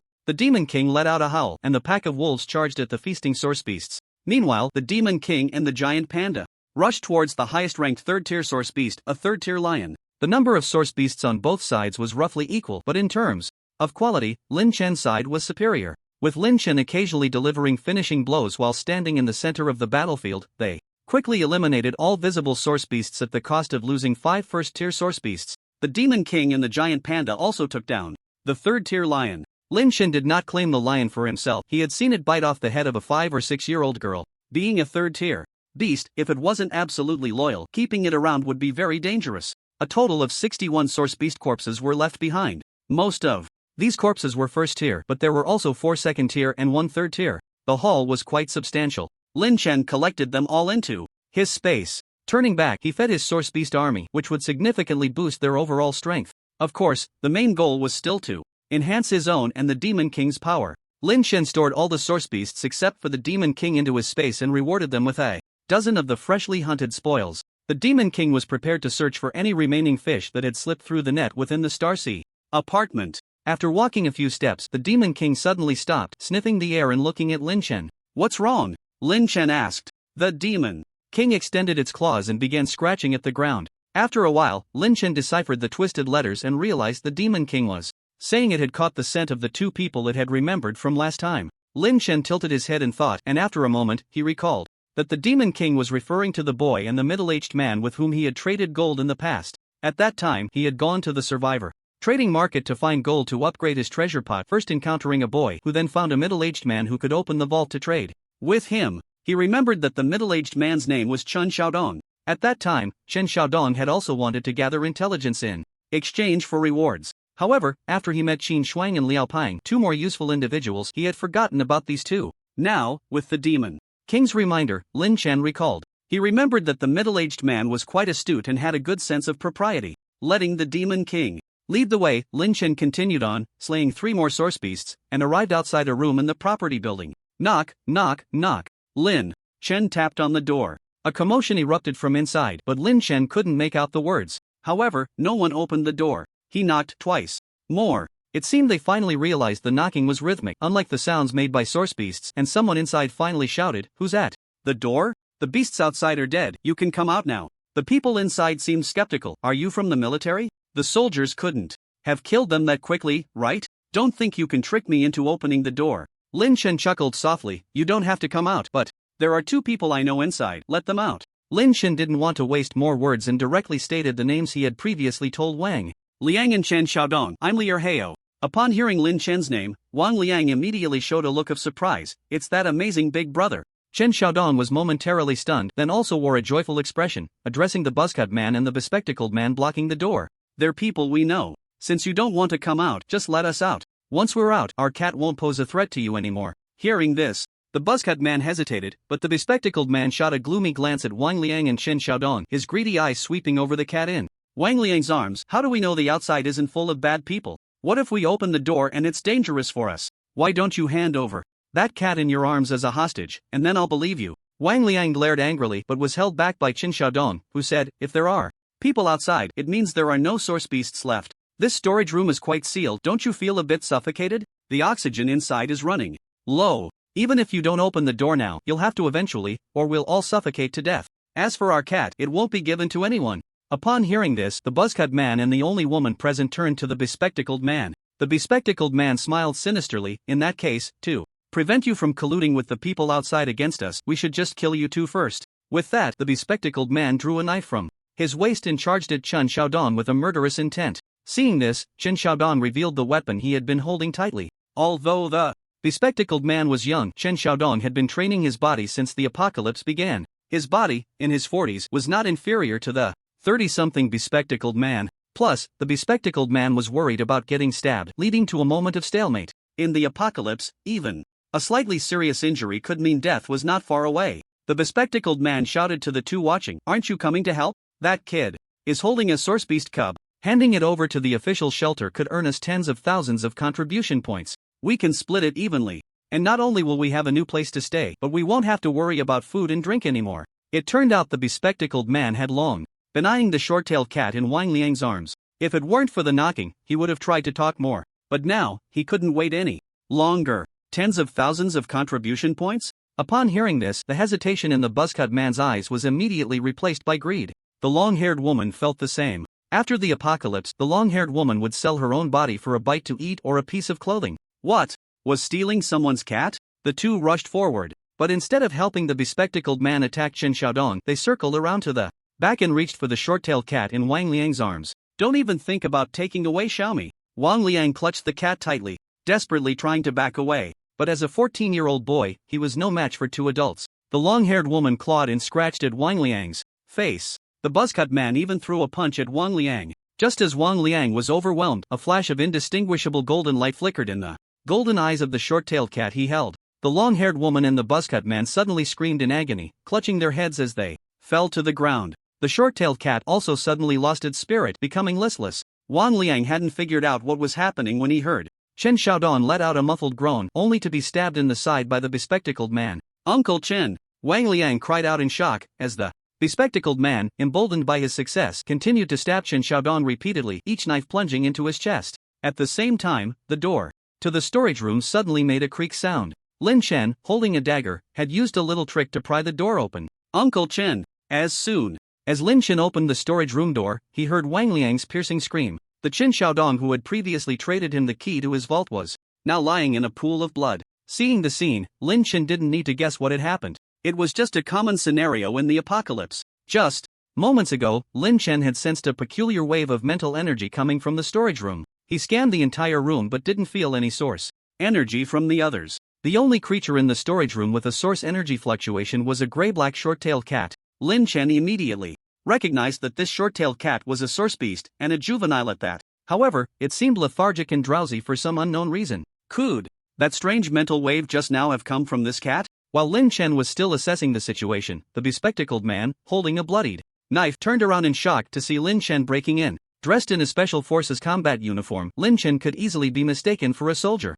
by an ordinary person who wasn't a military enthusiast. At that moment, the buzzcut man and the long-haired woman, who had just inexplicably collapsed in pain, also stood up. They glanced nervously at the bespectacled man. The bespectacled man's eyes flickered, but his expression remained calm as he pointed at the now speechless Qin Xiaodong, beginning to twist the truth. He attacked me first. I was acting in self-defense. If you don't believe me, you can ask those two. After saying this, he shot a menacing glance at the buzzcut man and the long-haired woman. You guys say, didn't these two want to steal our cat? I wanted to get it back, and this guy actually tried to kill me, so I fought back? Since the apocalypse began, the Shushi military had been maintaining order among the survivors. If someone was caught killing, they would be shot on the spot. Of course, if they weren't caught in the act, that was another story. Upon hearing this, the buzzcut man and the long-haired woman immediately played along. Yes, this cat originally belonged to us, but this kid stole it. His family wanted to kill us to silence us, but luckily my brother is skilled, so they didn't succeed. Wang Liang, filled with grief and anger, shouted, Nonsense! It was clearly you who wanted to steal my cat. You killed Uncle Qin. Wang Liang threw himself beside Qin Xiaodong, disregarding the short-tailed cat in his arms, clutching Qin Xiaodong's clothes and crying out, Uncle Qin! Uncle Qin! The long-haired woman quickly snatched the short-tailed cat into her arms. At this moment, Wang Liang could no longer care for his beloved short-tailed cat. Deep down, he felt that if it weren't for this cat, if he hadn't been unwilling to hand it over, he and Uncle Chen could have safely stayed in this storage room until they could get out. He even regretted finding this short-tailed cat, thinking it had brought disaster to Chen Xiaodong. But the young Wang Liang didn't realize that with the bespectacled man's ruthlessness, even if he had willingly handed over the cat, he would still be silenced. Being weak in the apocalypse was a sin in itself. Chen Xiaodong had long seen this clearly, which was why he had silently drawn his dagger to fight back. But in the end, he was still too weak. The bespectacled man exchanged a few glances with the buzzcut man and the long-haired woman, intending to leave. Seeing that the three were about to leave after committing murder and stealing the cat, Wang Liang stood up with red eyes and shouted at Lin Chen, "Big brother, help me kill them and I'll give you the little kitty. The little kitty is my source beast." Wang Liang had already seen clearly in his heart that his strength could not keep the bobtail cat and would only bring him disaster. It was better to give it to Lin Chen, the person he had always regarded as his life goal and idol. Perhaps it would also be a good thing for Xiaomi. The three bespectacled men changed their expressions upon hearing this, and the buzzcut man immediately turned around fiercely. "Don't lie, kid. This cat is ours." Wang Liang glared at the three with hatred. "You are the real liars, thieves, murderers." A flash of ferocity crossed the bespectacled man's eyes, but he did nothing. Instead, he revealed a somewhat ingratiating smile and said to Lin Chen, "Sir, I am a subordinate of Gao Yuan, the leader of the Tianqi shelter, and I was once part of the official shelter. My name is Zhang Yu. How about we hand this cat over to the authorities together and split the contribution points equally?" The buzzcut man and the long-haired woman's expressions changed. Lin Chen stood at the door, not giving the three any way out, but instead wore a somewhat amused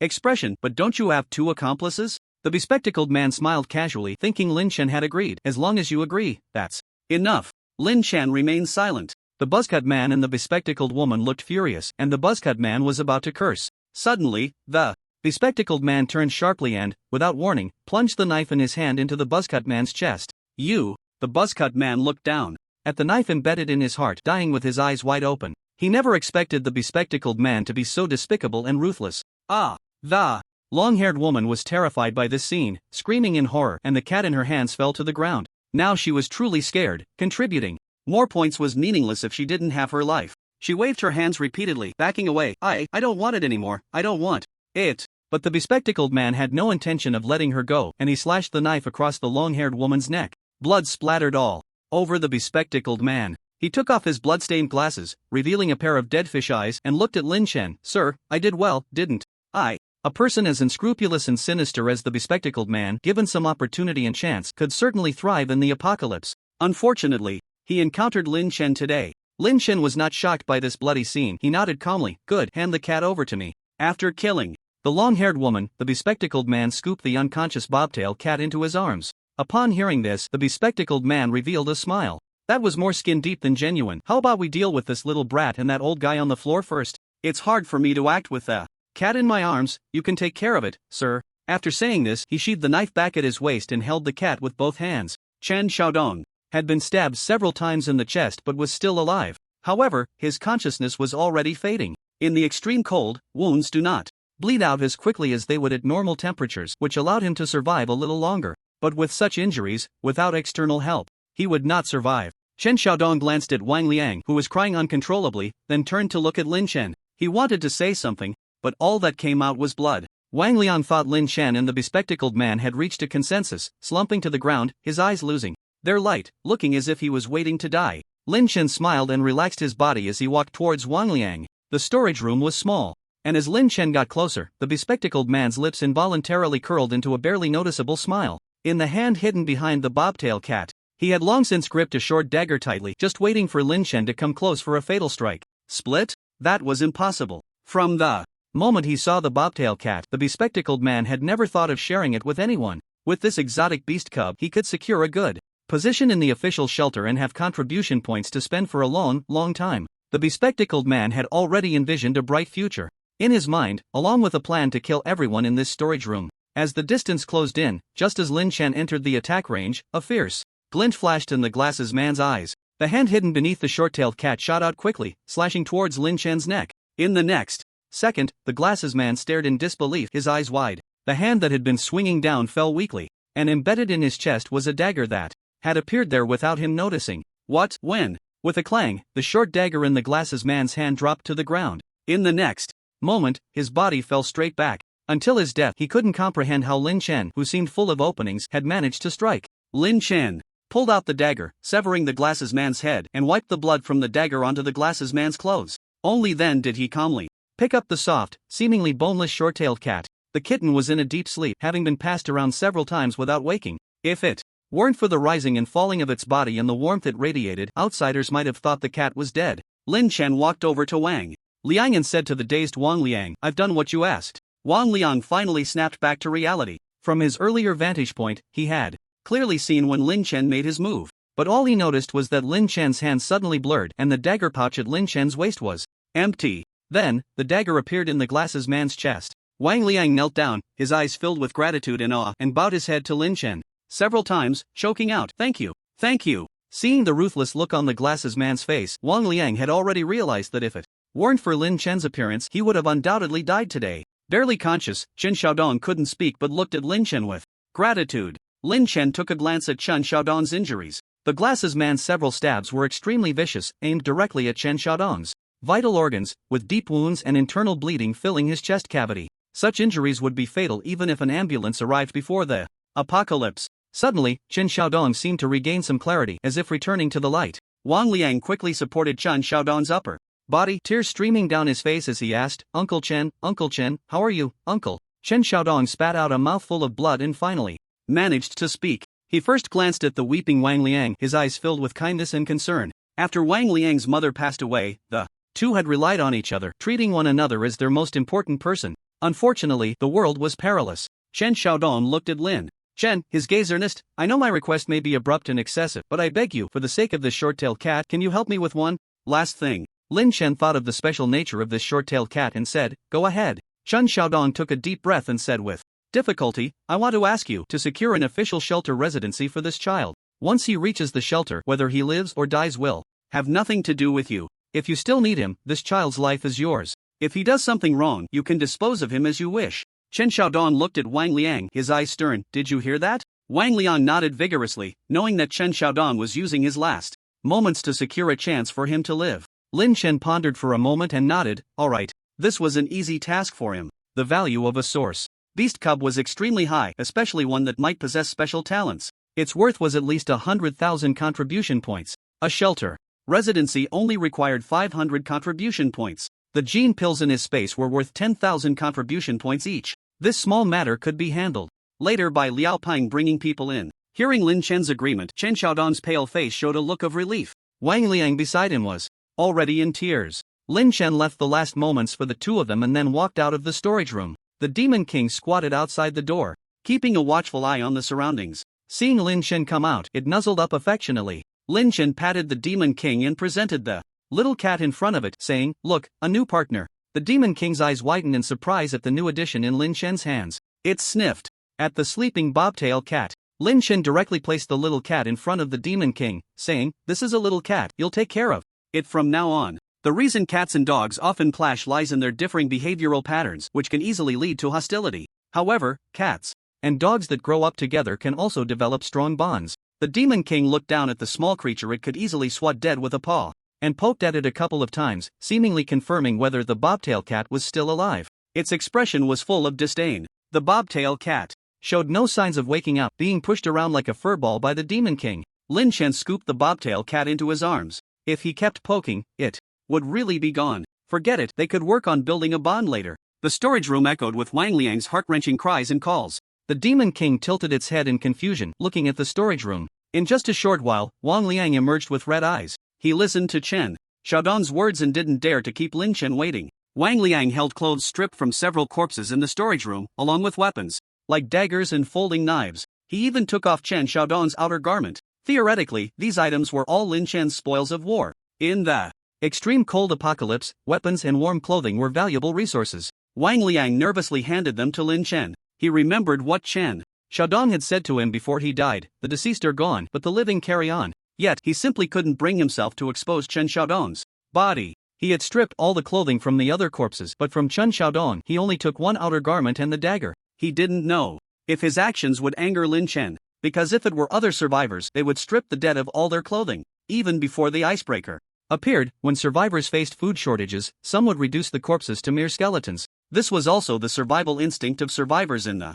apocalypse. To live, they wouldn't let any resource slip away. In his past life, Lin Chen had done the same. But these items were no different from garbage to the current Lin Chen. Lin Chen glanced at the pile of blood-stained clothes in Wang Liang's hands, which emitted a strange odor and had some unknown filth on them, and frowned. You handle the clothes yourself, leave the weapons. In truth, Lin Chen didn't want any of it, but he had to maintain appearances with others around. Wang Liang was momentarily taken aback by the words, then his face lit up with joy and gratitude, and he knelt down to bow to Lin Chen several times. Big brother, can I go back and dress Uncle Chen properly? Wang Liang looked at Lin Chen earnestly. Lin Chen waved his hand casually, make it quick. Wang Liang expressed his thanks and turned to run back into the storage room to dress Chen Xiaodong properly. Before coming out, he was still carrying a backpack, wearing all the clothes he could salvage from the dead and stuffing the rest into the backpack. The backpack was bulging and emitted a fishy smell. The Demon King, being kept clean by Lin Chen, took a couple of steps back, covering its nose in disdain as Wang Liang approached.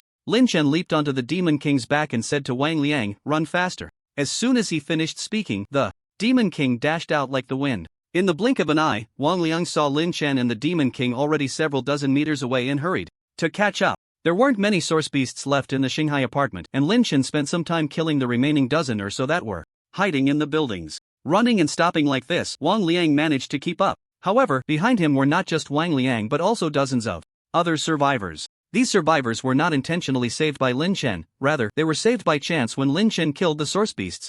Having escaped a disaster, they saw how powerful Lin Chen was and decided to follow Wang Liang. Some people, seeing so many others following, joined in as well. Unknowingly, the crowd grew larger and larger. He's amazing. The one riding the giant wolf must be a soldier sent by the official forces to rescue us, right? Absolutely. I was almost eaten by a monkey monster just now. That monkey was even a bit bigger than me, with terrifying red eyes. Luckily, that soldier arrived just in time. That wolf is so huge. I don't even dare to look at it for long, and that person actually dares to ride it. With how impressive that person and the giant wolf are, they must be an evolved officer from the army, right? That kid was one of the first to follow. Let's ask him. Someone pointed at the panting Wang Liang. A man, thin as a stick, approached Wang Liang. Hey, little brother, is that officer up ahead sent by the army to rescue us? Wang Liang glanced at the man, pursed his lips, and did not answer. He couldn't reveal any information about Lin Chen, not even to deny or confirm. The man, seeing Wang Liang's silence, became somewhat displeased. Hey, I'm talking to you. Why aren't you saying anything? Wang Liang not only didn't respond but actually picked up his pace. The others following behind were also out of breath and, seeing this, vented their frustrations. Where did this kid come from? So rude. TCH, if he won't talk, can't we just ask ourselves? So small and alone, clearly. Someone who was born but not raised properly, why bother with him? Come on, let's go ask that officer. Lin Chen swiftly plunged his knife into the neck of the wild boar in front of him, easily slicing half of its head open. He avoided the blood that sprayed out and quickly sheathed his knife. The wheel axe was too large and heavy, carrying it on his back was inconvenient, and it wasn't suitable for frequent use from his space. So, unless he encountered a strong enemy, an ordinary military knife was sufficient to deal with these low-tier source beasts. With the wild boar collapsing, all the source beasts in the Shanghai apartment had been cleared, including the large wave of source beasts he had killed near the entrance of the Shanghai apartment earlier. He had a total of 76 source beasts. Among them, 1 was tier 3, 8 were tier 2, and 67 were tier 1, a bountiful harvest. Dragging the wild boar's corpse, he placed it alongside the scattered corpses of the source beasts he had just killed. When there were no people around earlier, Lin Chen had already stored most of the bodies in his space, leaving about 10 source beast corpses on this open ground. Many survivors stood beside this pile of source beast corpses, disregarding the strong smell of blood, their eyes gleaming with greed. Lin Chen sneered. Inwardly, he didn't mind others coveting the corpses and was fine with them looking, but if anyone dared to make a move, they shouldn't blame him for killing. Fortunately, Lin Chen and the Demon King had a significant deterrent effect. Although many people were envious, they didn't dare to act recklessly, thinking of Lin Chen as one of the officials. After all, the officials had been strict and impartial since the apocalypse began, disregarding any rules or regulations from before. Anyone who violated the newly established rules would be killed as a warning to others. Lin Chen could lift a several 100-pound wild boar with one hand. This scene was also one of the reasons the survivors dared not act rashly. At this moment, a few survivors approached Lin Chen. A scrawny man rubbed his frostbitten hands, smiling ingratiatingly, and asked, "May I ask which officer you are from the army?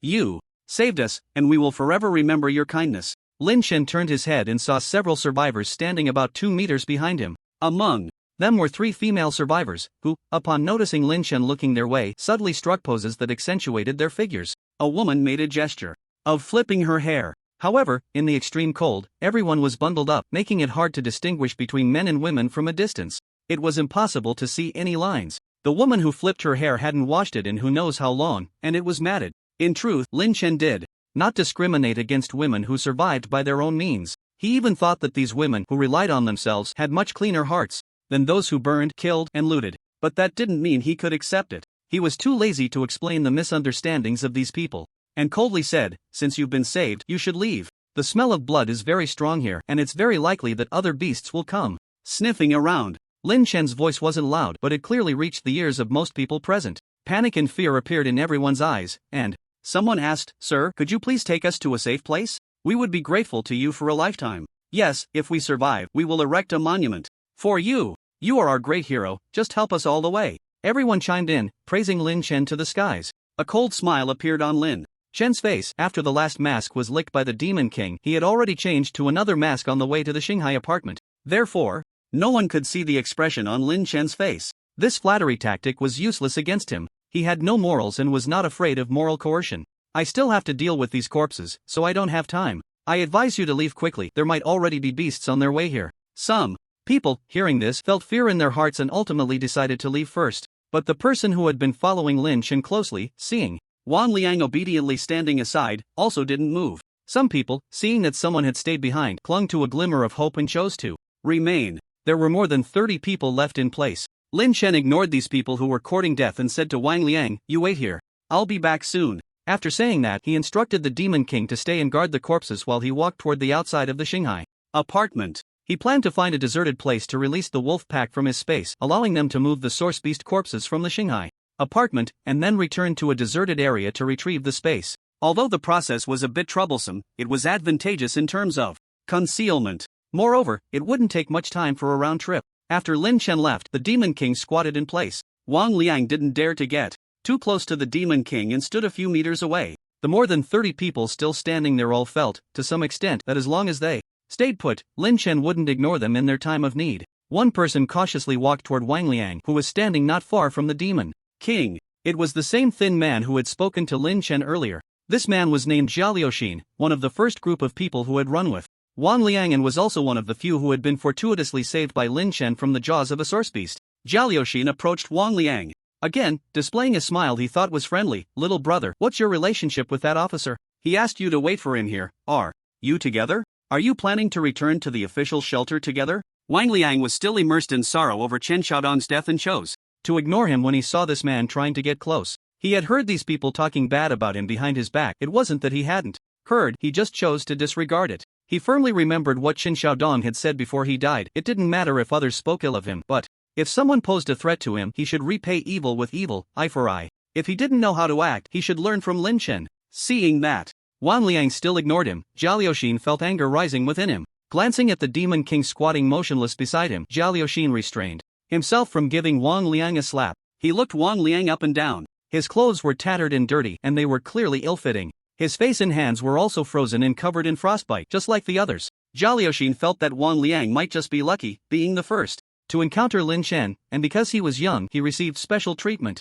A middle-aged woman approached, pulling a frozen fish from her bosom and stuffing it into Wang Liang's arms. "Little brother, please help us, let that soldier find us a place to stay. There are man-eating beasts outside. If we leave here, we really can't survive. If we're going to die outside, we might as well die here. Woo woo woo." As she spoke, she wiped her tears. Wang Liang felt sympathy for the woman who was crying, but his tone remained firm. "I'm sorry, I don't want your things, I can't make that decision." "Little brother, can you really bear to watch us die without helping?" A woman looked at Wang Liang with tear-streaked cheeks. Wang Liang lowered his head, knowing that he couldn't even save himself, let alone save others. He didn't dare give this group of people any hope and directly refused. "You should leave quickly, it will be too late when those man-eating beasts come." Seeing that Wang Liang was so unyielding, the crowd erupted completely. "Don't think just because someone is backing you up, you can act like a big shot. You're just lucky, a little kid, your family must be dead, right? You don't even accumulate some virtue for yourself. What's so great about you? At most, we'll just follow behind you. When we all get to the shelter,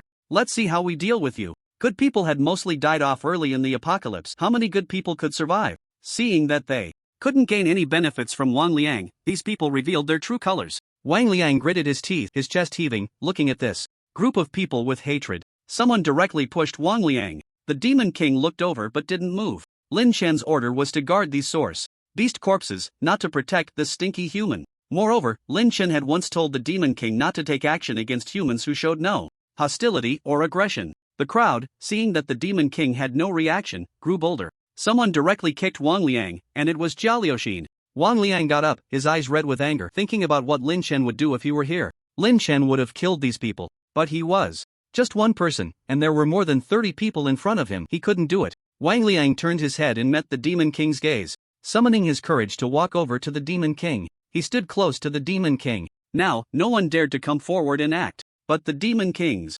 expression changed. The dog's sense of smell was sharp, and the third-tier Demon King's sense of smell was even more acute. The Demon King extended a paw. The other survivors thought the Demon King was going to swat Wang Liang dead. After all, in their perception, the source beasts were all ferocious and man-eating. However, the Demon King merely covered its nose. It looked at Wang Liang with an indescribable expression. Wang Liang, however, did not catch the Demon King's gaze. Although Wang Liang had mustered the courage to stand next to the Demon King, his slightly trembling hands revealed that he was actually very nervous. The last time he saw the Demon King, it was in a scene where the Demon King and Lin Chen were slaughtering enemies, smashing people like tofu. He didn't dare to make eye contact with the Demon King. The Demon King sighed heavily. Woof, it barked. It extended another paw and pushed Wang Liang aside. Wang Liang was still unsure of what was happening when he heard a bark above his head, and then he felt a strong force push him. He turned his head and saw the Demon King covering its nose, retracting its paw, and was stunned. At that moment, the crowd that had just bullied Wang Liang erupted in loud laughter. Although they didn't see Wang Liang being swatted or bitten to death, this scene was enough for them to mock him. Ha ha ha ha ha, look at his silly face. Even the beasts looked down on him. Still trying to get closer, said Jia Liuxin, who was glanced at by the Demon King. Suddenly, Jia Liuxin had a feeling deep down that this giant wolf could understand their words, but then he thought it was impossible. How could a beast understand human speech? What these people didn't know was that the Demon King not only understood human language but could also write. Every word they said was comprehended by the Demon King. Someone noticed that the Demon King had just let out a bark and exclaimed, "Did I just hear a dog bark? It really is. Can a dog grow this big? If I had such a dog, I would have made a pot of dog stew months ago." The person who said this also enjoyed a moment of the Demon King's gaze. Wang Liang was still astonished by the Demon King's earlier actions, secretly marveling at its behavior. That human-like gesture and expression really seemed like a person. Wang Liang mustered the courage to meet the Demon King's gaze. The Demon King blared, "Stay away from me." Wang Liang felt as if he understood the meaning in the dog's eyes. He stepped back a few paces. "You little bastard. Don't come any closer. Just look at how dirty you are, even the dog despises you." Wang Liang looked at his filthy clothes and then at the Demon King's clean fur, silently stepping back a few more paces. "Hey, that's right. Just like us, you're a commoner. What makes you think you deserve any special treatment? Just honestly tell us how that officer took a liking to you and say a few good words for us and we'll spare your life." As Jia Liuxin spoke, he pulled out a utility knife. Several survivors moved closer to Wang Liang at the same time. Wang Liang took out a folding knife from his pocket, waving it in his hand to stop them from advancing. "Get lost." Jia Liuxin showed a sinister expression. "Kid, don't think we won't dare to kill you. Tell me, if we kill you and bury you, when that officer comes back and we say you were eaten by this dog, would he believe it?" The others laughed menacingly in agreement. The other survivors watched with expressions of amusement. They didn't think Jia Liuxin was wrong. After all, it was a beast, and eating people wasn't unusual. A little blood smeared on the dog's mouth, and anyone would believe it. Only the Demon King showed a strange expression. But everyone's attention was on Wang Liang, and no one noticed the Demon King's unusual demeanor. Wang Liang's face turned pale, his hand trembling, as he held the folding knife, gritting his teeth. "Impossible. Big brother would never believe your nonsense. The correct choice would have been to casually brush these people off and tell Lin Chen the truth when he returned." But Wang Liang clearly didn't grasp this, or perhaps he was too young and inexperienced to understand the adult world's deceit. "Then die." Jia Liuxin lunged at Wang Liang with the knife. Wang Liang, frightened, closed his eyes and swung the knife desperately in front of him. The expected pain did not come. Instead, he felt a gust of wind pass by, followed by a scream.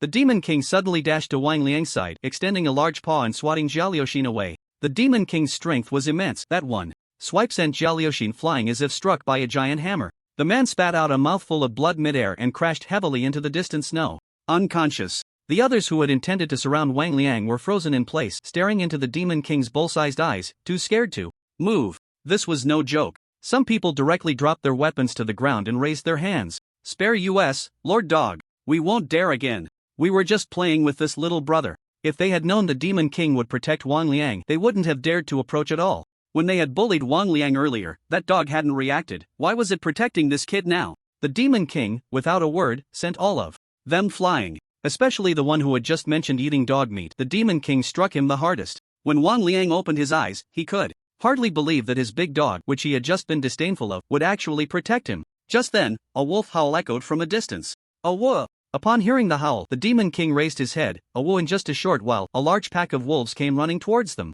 The survivors still left in place were puzzled about whether the Demon King was a wolf or a dog, and upon seeing so many giant wolves, they hurriedly fled. In their panic, people failed to notice Lin Chen riding on one of the wolves behind the pack. One by one, they cried out, thinking that the beast tide had returned, drawn by the scent of blood. At that moment, they wished they could grow 2 more legs. Only Wang Liang, seeing so many wolves rushing towards him, stood there pale and motionless. He remembered Lin Chen saying to wait for him here. Seeing that the Demon King did not move, he also remained still. Soon, the wolf pack was right in front of them. Wang Liang saw Lin Chen among the wolves and displayed an expression of disbelief, rubbing his eyes vigorously. Only then did he confirm that he wasn't mistaken. Lin Chen placed the source beast carcass on the back of a wolf he had trained for some time, pointing to a second-tier giant wolf, and said to Wang Liang, "Get on." Wang Liang's eyes widened and his mouth dropped open. Huh? In the end, Wang Liang overcame his fear and climbed onto the wolf's back, with Lin Chen leading the wolf pack away. In the Shanghai apartment, the survivors who had just fled and hidden came out again. Discovering that both the Demon King and Wang Liang were gone and that the source beast carcasses had vanished without a trace, they realized that the ones they had relied on had already run away. They began to curse loudly in place. Not long after, a sound of running echoed from a distance. A group of survivors thought it was Lin Chen coming back to take them along. Unexpectedly, this time it was a small wave of beasts, drawn by the scent of blood, appearing in the Shanghai apartment. Official shelter. A day and night had passed since the beast tide began. At this moment in the shelter's conference hall, everyone wore worried expressions. Our soldiers have suffered over 2,000 casualties from yesterday to today, with 56 evolvers dead or injured. Currently, there are still 5,382 soldiers capable of fighting and 102 evolvers. Meanwhile, there are still 323 exotic beasts in the beast tide. According to the new detection device from the Research Institute, there are a total of 289 first-tier exotic beasts, 30 second-tier exotic beasts, 3 third-tier exotic beasts, and 1 fourth-tier exotic beast. An officer reported the current battle losses. Upon hearing about the exotic beasts, the faces of everyone in the conference room, including Lin Tianrui, Xia Guohong, and Lin Honglong, changed. A 4th-tier exotic beast? An elder stood up, pointing at the officer who had just reported. Did the Research Institute make a mistake in their detection? How could a 4th-tier exotic beast appear so quickly? Sir, there's no mistake. The Research Institute, fearing errors, has conducted several detections, and the results are consistent, the reporting officer said with a bitter expression. The highest evolution level among the evolvers in their unit was only 2nd tier. And now a 4th-tier exotic beast had appeared. How could they fight? Xia Guohong furrowed his brow. The white hair on his head was visibly more than before, and he calmly analyzed that saber-toothed tiger, which has been hiding just outside our attack range and shows signs of atavism. I'm not surprised to hear it's a 4th tier. Its intelligence is indeed higher than that of other exotic beasts. Over the past 20 hours, this saber-toothed tiger has led the beast tide to launch 7 attacks against us. Moreover, its learning ability is terrifying. It has already learned to use feints and conduct tactical and strategic attacks. Do you all know what this means? Xia Guohong looked heavily at the people in the conference room. The atmosphere among everyone grew even heavier. In the short term, this means their battles will be tougher. In the long run, the fact that the alien beasts can evolve so quickly means that humans are simply no match for them. Are humans destined to be extinct during this ice age? Lin Tianrui stood up with a serious expression and clearly drew the current tier distribution of the beast tide on the conference room blackboard. He then said, normally, a tier 2 alien beast can command about 10 alien beasts. A tier 3 alien beast can command around 10 tier 2 alien beasts plus the tier 1 alien beasts that the tier 2 ones bring along, which amounts to about 100 alien beasts in total. As for a tier 4 alien beast, it can command 10 tier 3 alien beasts, forming a group of 1,000 alien beasts. We have previously analyzed that the scale of this beast tide should be around 1,000, although many are scattered in other areas of Shushi now. Perhaps the Apocalypse Shelter is also one of the targets for this beast tide attack. This also alleviates some of our pressure. To achieve victory in this battle and defend the shelter, we must focus our upcoming attacks on this tier 4 alien beast. Previous research has confirmed that without a powerful alien beast leading them, different species of alien beasts will kill each other. If we drive away this tier 4 alien beast or kill it, the beast tide will fall into internal chaos and collapse on its own. Someone raised a question, but right now we only have a little over 100 evolvers, and with the tier 2 evolvers plus Wang Chao and that Qin Shuang who was assigned to the icebreaker, there are only 5 of us. We can't even deal with tier 3 alien beasts, let alone tier 4. Lin Tianrui drew a large circle on the blackboard, enclosing the saber-toothed tiger within it, and said solemnly, "So our goal is not to eliminate this saber-toothed tiger, but to divert its attention." "How do we divert it?" someone asked. Lin Tianrui's eyes darkened. "What can attract these beast tides? Use that to draw it away." After Lin Chen and the wolf pack left the Xinghai apartment, they brought Wang Liang to a villa area. It was the same villa where they had previously captured Lu Pianran and killed Shou Jun. When searching for supplies here before, Lin Chen discovered that most of the villas had basements and the safety was relatively good. So he brought Wang Liang here and settled him in the basement of an unoccupied villa. "You wait here until this beast tide is over, and I will come to get you. Remember, do not come out of this basement." He still needed to take the Source Beast Legion to hunt, so it was impossible to bring Wang Liang, this burden, alone. He took out some bread and biscuits he had collected earlier from his backpack and tossed them to Wang Liang. He also left him 2 candles, a box of matches, and 2 bottles of water. He gave Wang Liang these to prevent him from dying outside while looking for water and food. After all, he had already received payment and it wouldn't be very kind to let someone die. Before leaving, Lin Chen had the Demon King urinate at the entrance of the basement. Many wild beasts have the habit of marking their territory with urine. The aura of the tier 3 source beast could make many source beasts smell the scent and avoid the area. Then he left the villa area. After collecting the corpses of the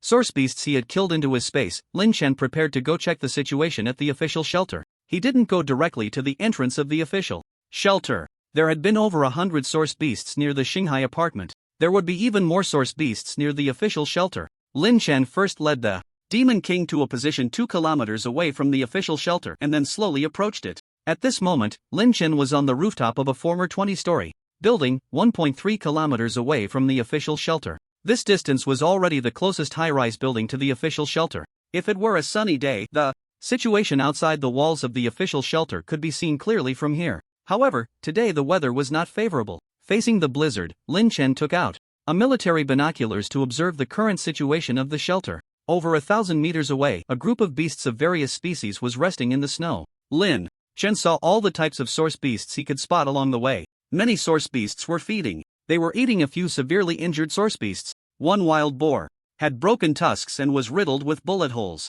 Surrounded by several source beasts, it was being torn apart, its 4 legs weakly kicking. Although still alive, it had lost its value among the beast group due to its injuries and could only become food. The rules among wild beasts were this bloody and cruel. Lin Chen counted and found that, excluding the few source beasts being eaten, there were a total of 319 source beasts. Among the group, Lin Chen spotted a source beast that was different from the others. Saber-toothed tiger? Those who had seen thee from the last ice age would recognize this creature, resembling a tiger but with 2 prominent tusks. This species had gone extinct at the end of the last ice age. Moreover, in the Lin Chen had seen, saber-toothed tigers were only the size of ordinary tigers. However, comparing it to other source beasts through the binoculars, Lin Chen estimated that this saber-toothed tiger was as large as a rhinoceros. Clearly, this was the Beast King, leading the beast tide. After observing for a while, Lin Chen adjusted the binoculars slightly and suddenly paused. At this moment, on the west side of the beast tide, a modified truck was driving towards the group of beasts. About a kilometer away from the beast group, the truck reached a position of around a kilometer and then made a U-turn. The driver of the truck was a weathered veteran. On the passenger seat was an open intercom, and at that moment, Lin Tianrui's voice came through. "Wang Chang, when you see the beast group moving, immediately drive to Donggang at the fastest speed. Do you understand?" "Yes, Commander." Wang Qing's face showed a fearless expression. As he glanced at the beast group moving towards him in the rearview mirror, and without hesitation, he slammed down on the accelerator. The icebreaker had returned to Shashi yesterday. However, due to the attack on the official shelter, the frozen fish on the icebreaker had not been transported back to the shelter but remained on the icebreaker. Lin Tianrui's strategy was to use this batch of frozen fish to divert the beast group. These strange beasts were not lacking food, right? Then let's send food to them. Compared to the lethal humans, the clever saber-toothed tiger should understand that accepting these fish offered to them was the wiser choice. As for whether the strange beasts would eat fish, in a situation of food shortage, it was believed that wild beasts would not be picky. After confirming the plan, Lin Tianrui immediately issued orders to the icebreaker docked near Donggang. He gathered the survivors and soldiers working on the icebreaker to load the frozen fish into the truck, transporting the fish as quickly as possible. A full 30 tons of frozen fish. At this moment, the entire cab of the large truck was filled with a nauseating, strong fishy smell. Wang Qing was a veteran participating in this mission to attract the beast tide. Everyone knew that this mission was basically a life or death situation, but Wang Qing volunteered to take part. Wang Chang was an orphan. He had dark skin and had served in the army for 16 years. Originally, he could retire this July, return home with a large sum of severance pay, marry, have children, and live a stable life. But unexpectedly, fate did not favor him. A month before his retirement, the extreme cold apocalypse arrived. The arrival of the apocalypse shattered Wang Qing's fantasies about the future, and he knew he might never experience the warmth of family again in his lifetime. The country had raised him for over 30 years, and being alone, it was time for him to repay the country. The large truck sped across the snow. The speed on the dashboard had already soared to 80 miles per hour. In the icy, snowy landscape, driving a large truck at this speed in such a blizzard is undoubtedly very dangerous. It could skid or overturn at any moment. But the greater danger comes from behind the truck. A pack of beasts, having caught the scent, is rapidly closing in. The speed of the beasts is incredibly fast, especially the third-tier source beasts among them, which run at a pace that is hardly slower than the truck. Few of these third-tier source beasts, along with a fourth-tier saber-toothed tiger, are closely tailing the large truck. The distance between them is shrinking. Wan Chang glanced at the rearview mirror, tightened his grip on the steering wheel, and pressed the accelerator again, heading towards the east suburb port. Above the walls of the official shelter, seeing that the beast tide had been successfully diverted, Lin Tianrui immediately ordered the evolution team to leave the city. Soon, several snow vehicles drove out of the shelter's gate, trailing far behind the pack of beasts. No one noticed that Lin Chen, riding the Demon King, had also followed closely behind the large truck from the side. The official shelter is 21 kilometers from the east suburb port. Normally, transporting frozen fish and seafood takes about 30 minutes for a round trip, but today is clearly not a normal transport. To create distance from the beast pack, Wan Qing has already increased the truck's speed to 100 kilometers per hour. The large truck sped along the already compacted road. Fortunately, a flat path had been cleared from the port to the shelter for transporting frozen fish. Otherwise, if there were vehicles or any other obstacles ahead, this large truck would either be wrecked or caught by the relentless beast tide behind. About 10 minutes later, the truck had covered more than half the distance. So far, everything had gone very smoothly. The truck was equipped with cameras, allowing Lin Tianrui to see the situation in front and behind the truck through the images transmitted from the icebreaker. To avoid distracting Wan Qing, Lin Tianrui had refrained from speaking on the intercom. But sometimes, worrying about something only brings it to fruition. Originally, the road had been empty, but now, 3 first-tier wild boars appeared in the distance, searching for food. Wan Qing tightened the steering wheel, a hint of helplessness and resignation flashing in his eyes. He took a deep breath. His voice came through the intercom to Lin Tianrui. Report, a group of wild boars has appeared on the road ahead, totaling 3. There is no possibility of evasion. Sorry, Commander, I cannot complete the task you assigned. Feeding the beast pack was not Lin Tianrui's ultimate goal. Utilizing this food for a lasting solution was. Lin Tianrui's order was for Wan Qing to drive the truck all the way to the vicinity of the east suburb port and onto the frozen sea. Then, the icebreakers stationed in the distance would cooperate to capture the entire beast tide. Moreover, once they reached the sea, with soldiers and evolutionists from the icebreaker providing support, Wan Cheng would still have a chance of survival. If they were caught by the beast pack halfway, this veteran would undoubtedly perish. But sometimes, human plans are no match for fate. Over such a long distance, it was impossible to guarantee that no source beasts would pass by. This plan relied a bit on luck, but unfortunately, luck was not on their side. The road is 10 meters wide, but coincidentally, the 3 wild boars spread out, and regardless of whether the large truck changed direction, it would collide with one of them. Lin Tianrui's voice, filled with helplessness and regret, came through the intercom. Immediately slow down, look for an opportunity to abandon the truck. Wan Qing, your mission is complete. In fact, their plan could only be considered half complete. Because source beasts have keen senses, the officials did not have enough poison or time to prepare, so these frozen fish were just regular frozen fish. Not having reached the destination, this truckload of frozen fish ultimately only served to buy time. A look of determination flashed across Wan Qing's face. He did not slow down but instead accelerated towards the 5 mutated wild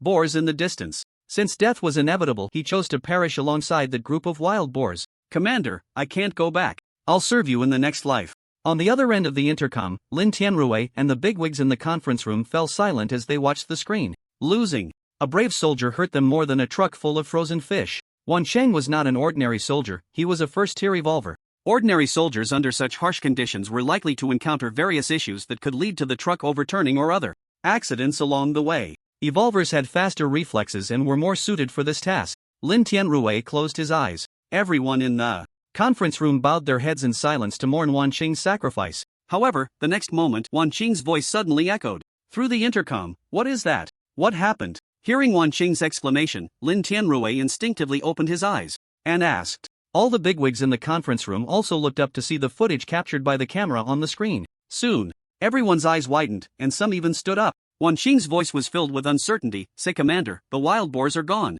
Lin Chen rode the Demon King, following the large truck from the side. The herd of beasts behind the truck was in hot pursuit. The Demon King beneath Lin Chen also surged forward. From a distance, Lin Chen spotted the frozen fish in the truck's cargo area. Because it was overloaded, some frozen fish fell out during the truck's journey to be devoured by the pursuing beasts. Lin Chen followed to confirm that the official had dispatched such a truckload of frozen fish to suddenly appear outside the shelter. They must have devised some battle plan. What he wanted to do was follow behind and pick up the scraps. Not only would he harvest source beasts, but he would also gain the official's gratitude and rewards. What's not to like? The road the large truck was currently traveling on led to the port. Lin Chen had run this route a few times, and, after a moment's thought, he realized that the commander of the shelter intended to use this truckload of frozen fish to lure the herd of beasts to the port. Although there were quite a few troops at the port, they were nowhere near as many as at the official shelter. So, what did the commander of the shelter want to lure the beast tied to the port for? The answer was on the tip of Lin Chen's tongue. They wanted to use something at the port or some condition to clear this batch of beasts. And the only thing at the port capable of destroying over 300 source beasts was the icebreaker and the sea. However, upon guessing the official's plan, Lin Chen did not feel happy. Instead, his expression grew serious. He realized that the current official shelter had no effective means to confront the beast tied head-on. This was not good news. As the saying goes, when the sky falls, there are tall people to hold it up. The apocalypse shelter had fallen. If the official shelter couldn't withstand it either, then the territory of Xia country would eventually be overrun by source beasts. As a human, Lin Chen could not stand by idly. He sighed inwardly, setting this matter aside for now, and glanced at the saber-toothed tiger in the distance. If given the chance, he wanted to kill that fourth-tier source beast. The source power within a source beast was not much different from that of an evolver of the same tier. Therefore, a fourth-tier source beast contained at least 3,000 points of source power. If the Demon King could devour this saber-toothed tiger, it could directly evolve to the fourth tier. Along the way, Lin Chen noticed that the saber-toothed tiger glanced his way but did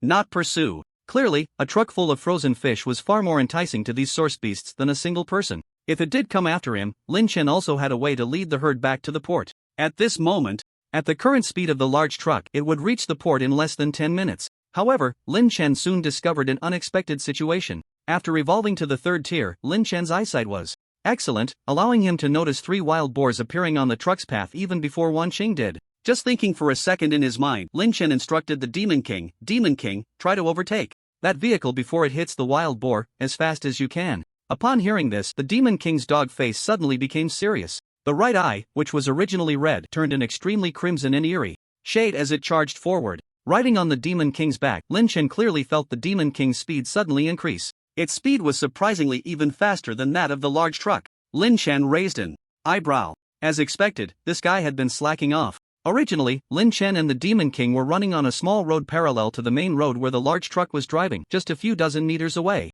Wan Qing was driving nervously and seriously, not noticing Lin Chen, who was a few dozen meters to the left. At this moment, with the Demon King's acceleration, the man and dog quickly overtook the large truck and ran ahead of it. However, they were still on the small road. Just as the Demon King reached a position level with the wild boar, the distance between the large truck and the wild boar was already less than 200 meters. Lin Chen touched the Demon King's neck, signaling it to turn. The man and dog needed no words. The Demon King immediately understood Lin Chen's intention and dashed towards the wild boar. As they passed through a section of road obscured by a building, a will axe appeared in Lin Chen's hand, and he swung it horizontally towards the first wild boar on the road. With Lin Chen's strength combined with the Demon King's speed, the wild boar had no time to react before being sent flying as if Lin Chen were shooting a basketball. The reason ancient cavalry could charge and be unstoppable was due to the support of their war horses. The combined combat power of Lin Chen at the third tier and the third tier Demon King was not simply 3 plus 3. After sending one first tier wild boar flying, the next wild boar was just about to react when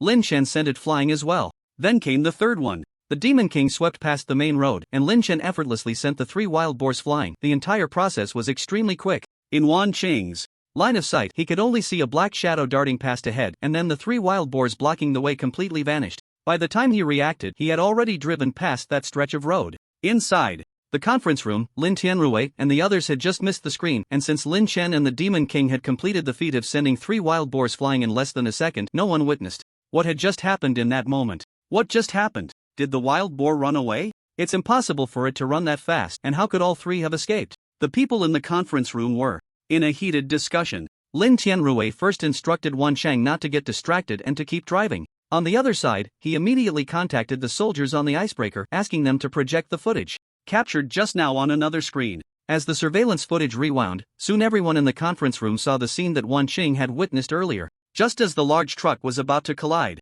with the wild boar, a black shadow suddenly flashed by a few dozen meters away, and with the shadows passing, the 3 wild boars almost simultaneously vanished. Lin Tianrui said, "Slow down that segment and play it back at 1/10 speed." As the footage replayed, this time slowed down by 10 times, a blurry afterimage could be seen overlapping with the wild boar's position before the wild boar was sent flying as an afterimage. Lin Tianrui instructed to slow the playback speed again. This time, it was slowed down by 32 times. Finally, the surveillance video revealed the figures of the Demon King and Lin Chen holding the wheel axe. "It's him," someone exclaimed in the conference room. "Is it that Li or Heo? Is he helping us?" Lin Tianrui and the other big shots in the conference room gasped as they saw Lin Chen's figure. They had thought that after encountering 3 mutated wild boars blocking their way, the plan that had already cost 30 tons of frozen fish would come to an end. Unexpectedly, Lin Chen suddenly appeared and resolved the insurmountable trouble for them at a critical moment. "This Li or Heo has really helped us a lot," an excited officer said. "Last time when the leader went to assist the icebreaker, we encountered a beast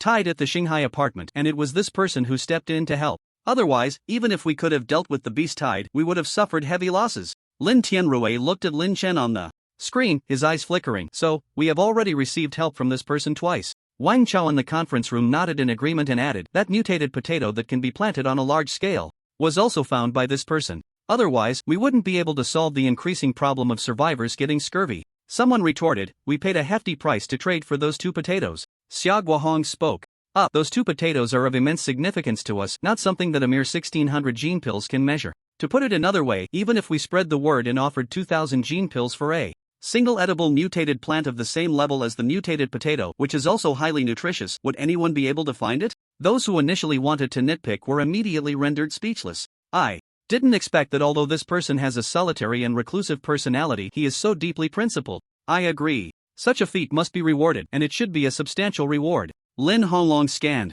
the people in the conference room and said, "From this video, it can be seen that this person's combat power should be very strong. Wang Chao, you have unlocked the 2nd level gene lock. Tell us, if you were to do what Li or Heo just did, could you accomplish it?" Wang Chao lowered his gaze and thought for a moment before answering. "I probably couldn't. That weapon of his is very large, looking to weigh at least 100 to 200 pounds. Picking up such a weapon and using it casually are 2 different concepts. Moreover, a 1st level mutated wild boar should weigh over 400 pounds. The fact that he could easily swat the wild boar away, even with the assistance of the wolf beneath him, suggests that his arm strength must be close to 1,000 pounds, along with a very high physical fitness level. I even suspect that this person has already unlocked the 3rd level gene lock." Hearing Wang Chao's words, many in the conference room gasped. A big shot raised a question: "Why didn't we recruit such a powerful person to join the shelter before?" Humans and beasts evolve along different paths. After evolving, humans need to unlock their gene locks to maximize their combat power.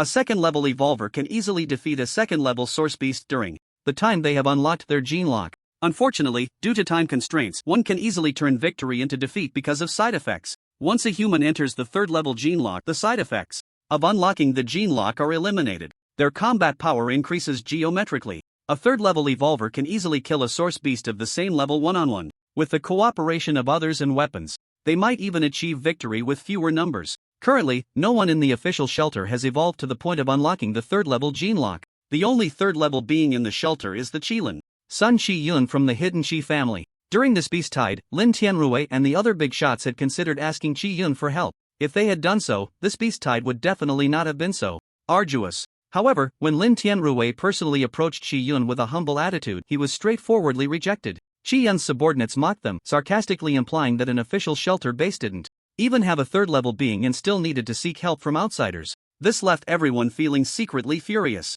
If they had their own 3rd level evolver, would they have to endure such humiliation? An officer in the know said, "Commander, last time Wang Chao was actually planning to recruit this person, but that time Lu Peng attacked him due to some personal grudges, which is why the recruitment failed." Upon Hearing the name Lu Peng, Lin Tianrui's expression visibly became complicated. The beast tied at the Shanghai apartment had left his evolution team with barely any survivors. The culprit was Lu Peng. The other big shots, unaware of the relationship between Lu Peng and Lin Tianrui, were furious. They cursed Lu Peng vehemently. If Lu Peng hadn't already died, he probably would have had to die again. But discussing this now was pointless. They could only shift their focus to the matter at hand. According to the surveillance, Wan Chang was only 3 minutes away from the east suburb port. On the icebreaker, after receiving instructions from the official shelter to cooperate with the plan, the officers on the ship, along with several soldiers, came to the monitoring room to observe the situation. The surveillance footage from the official shelter was transmitted here. When they saw wild boars appear on the road ahead of the truck in the monitoring room, everyone felt disheartened.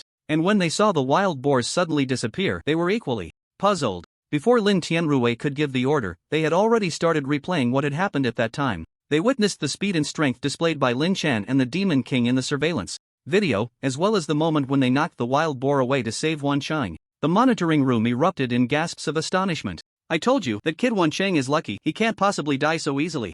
Thanks to this mysterious person. Is this person too strong? Is this something a human can do? The most excited person in the room was undoubtedly Qin Shuang. Initially, Qin Shuang only vaguely sensed that Lin Chen was strong. Watching the figure of Lin Chen appear in the replay, she realized just how powerful he truly was. At this moment, she also knew that Lin Chen was near that big truck, so he should be coming to the port next. She had a chance to meet Lin Chen. Qin Shuang carefully touched the lining of her clothes. Inside was a booklet she had secretly written about the icebreaker driving methods she observed in the control room during this time. There were also some contents learned from bribing the staff in the control room with gene pills. Originally, Qin Shuang planned to find an opportunity to hand it to Lin Chen when the icebreaker docked next time, but she was hesitant to entrust this matter to someone else, because she couldn't leave the icebreaker for now. With the chance to hand it to Lin Chen herself, how could Qin Shuang not be happy? As they approached the port, the blizzard was stronger than before. The howling wind whipped the snow, slamming against the windshield of the big truck. Everything ahead was a white blur, and the windshield emitted some light sounds. The entire truck had to slow down due to the resistance of the blizzard. Near the port, Wan Ching could hardly see the road ahead. Meanwhile, the beast tide was getting closer to the big truck. Lin Chen followed the big truck all the way to the port. He watched as the big truck was about to drive onto the sea covered with thick snow. Suddenly, from the herd behind, a third-tier leopard accelerated and leaped onto the truck's cargo area. The sudden leap of the third-tier leopard onto the truck startled Lin Chen slightly. In such harsh conditions, and with the truck moving at high speed, any unexpected situation could lead to the truck overturning. Fortunately, after a slight tremor, the truck stabilized and began to accelerate. Seeing this, Lin Chen secretly breathed a sigh of relief. Having followed them this far, he did not want the official operation to end in failure. If they failed now, it would feel just like watching a show only to suddenly find out it had a terrible ending. At this moment, he was not far from the beast tide, and occasionally, a few agile monkeys would break away from the herd to attack Lin Chen. But basically, for every one that comes, one dies. For every two that come, a pair dies.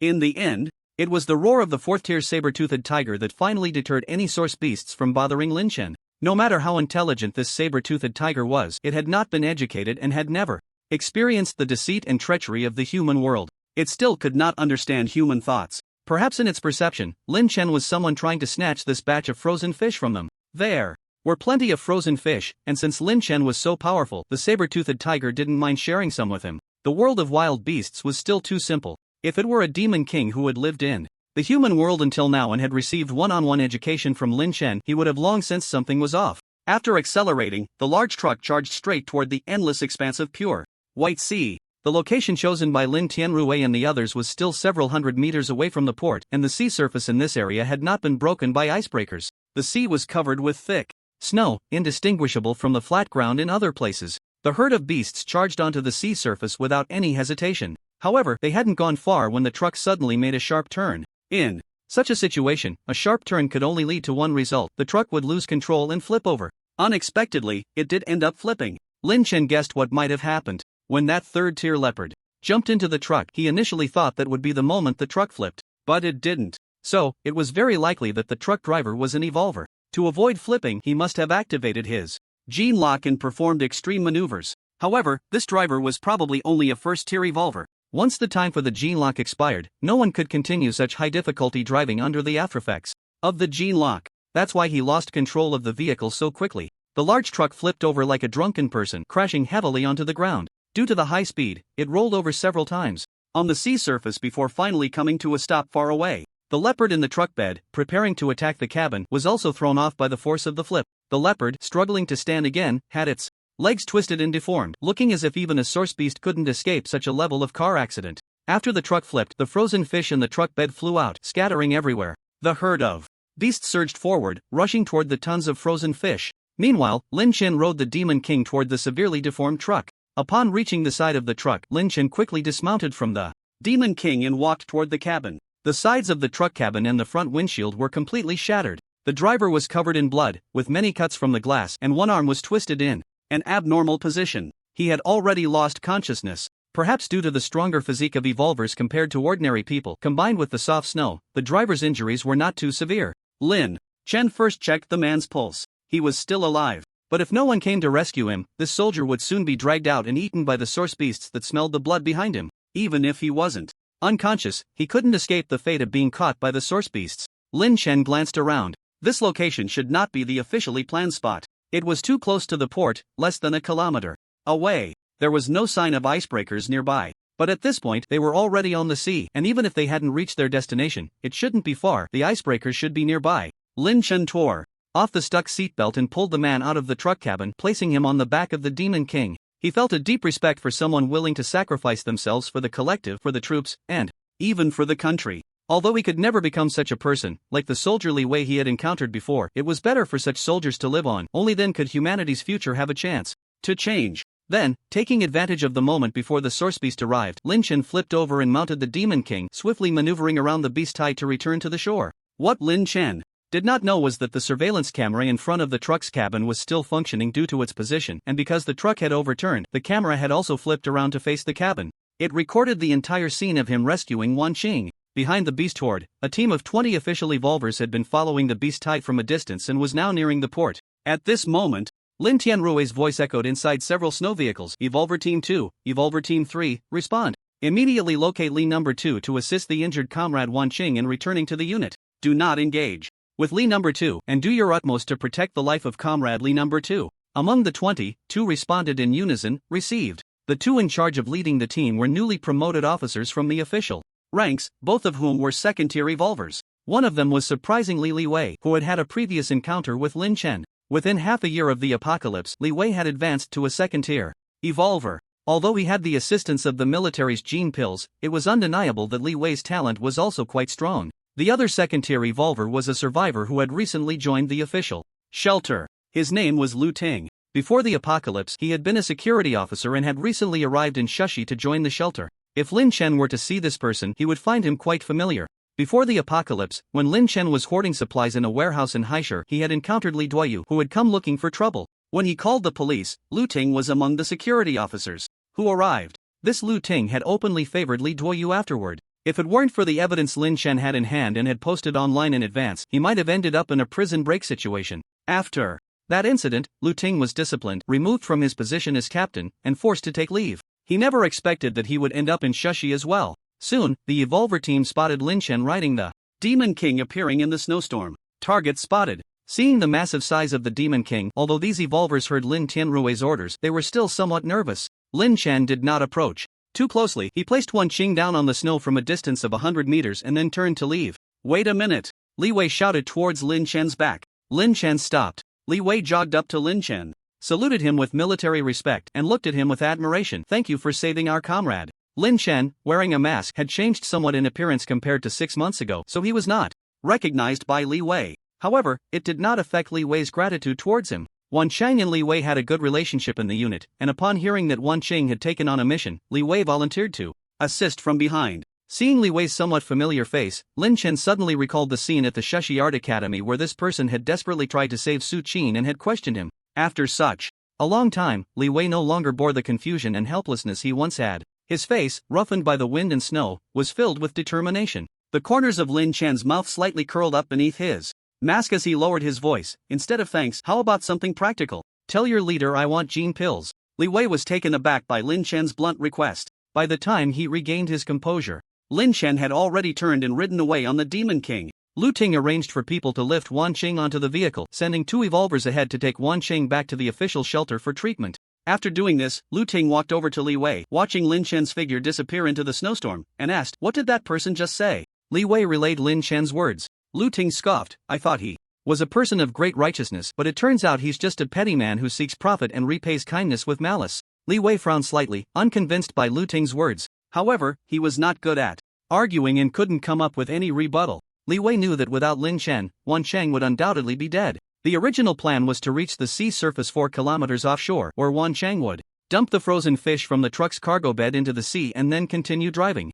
Their team of evolvers would go to assist Wan Cheng. Now that the truck had overturned, they had no time to rescue him. In Li Wei's view, it was only reasonable for Lin Chen to seek some reward for taking such a great risk to save Wan Cheng. This was not a time of peace. In peaceful times, saving someone could even earn a commendation for bravery. At this moment, they were still unaware of Lin Chen's encounter with the wild boar on the way. Otherwise, Lu Ting might not have felt comfortable saying such things. Of course, that was under the premise that he did not know Lin Chen's true identity. Next, Li Wei and Lu Ting led the other revolvers to break the ice along the shore as planned. Before dispatching the large truck, Lin Tianrui had already ordered the icebreaker to clear the sea surface on both the north and south sides in advance. The sea surface where the beast horde entered was right in the middle of the cleared area. Once the team of evolvers broke the ice along the shore, the beast horde would lose their retreat and could only run east. And to the east was precisely the direction the icebreaker was preparing to come from. The beast horde would be trapped on a large piece of ice with no way to escape. At that time, the evolver team would systematically kill the swimming source beasts at the port's edge.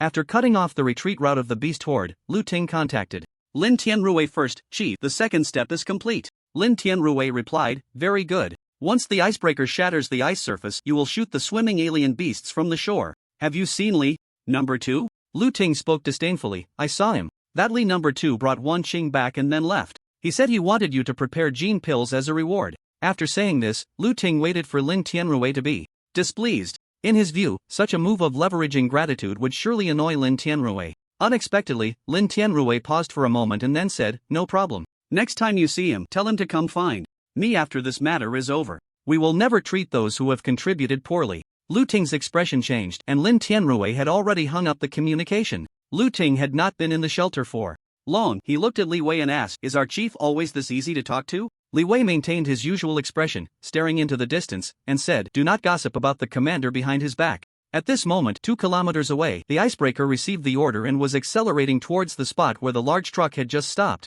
Meanwhile, Lin Chen had already arrived at the other side of the port. Looking at the straight ice layer broken by the icebreaker, Lin Chen revealed a knowing expression. "This is going to be a good beating for the drowning dog," Lin Chen murmured to himself. The Demon King turned to look at Lin Chen, a puzzled expression on his dog face. "Not you." Lin Chen directly summoned the Source Beast Legion from the space and said to the Demon King, "In a bit, you take the wolf pack and wait here. If you see any Source Beast swimming over, kill them, got it? If you encounter that saber-toothed tiger, send a wolf to the other side to notify me, and I'll go north." The Demon King wagged his tail, showing an expression that said he would handle it without any problem. When the icebreaker shattered the sea surface, any source beasts that could escape would definitely jump into the sea. After falling into the water and then coming ashore, their limbs would stiffen from the freezing seawater, giving them an opportunity. Lin Chen was responsible for leading the giant panda, gibbon, and clouded leopard to the north. Killing some of the more than 300 source beasts in the horde was no problem at all. Lin Chen's main target was still that saber-toothed tiger. With the loss of the Beast Tide's enhancement, a lone saber-toothed tiger would be much easier to deal with. Before splitting up, Lin Chen reminded the Demon King once more that if it saw the icebreaker approaching, it must run at the first opportunity. Then he took the giant panda and headed in another direction. At this moment, the saber-toothed tiger leading the pack of beasts was still unaware of what was happening. 30 tons of frozen fish was a lot. The starving beasts first devoured hungrily until they were full, and only then did they prepare to deal with the remaining 20-odd tons of frozen fish. Even while feasting, the saber-toothed tiger did not forget to have a dozen source beasts on guard around. It was clear that this saber-toothed tiger was indeed very clever. However, limited by its understanding, it did not know that there were icebreakers in the human world. Suddenly, the saber-toothed tiger's ears twitched. It lifted its head to look into the distance. The port was engulfed in heavy snow, and the distant area was obscured by the snowstorm, making it impossible to see anything clearly. But it could hear some cracking sounds and the sound of heavy objects falling into the water. With its sense of danger, the saber-toothed tiger anxiously looked around and roared to the sky, "Roar!" All the source beasts immediately stopped eating.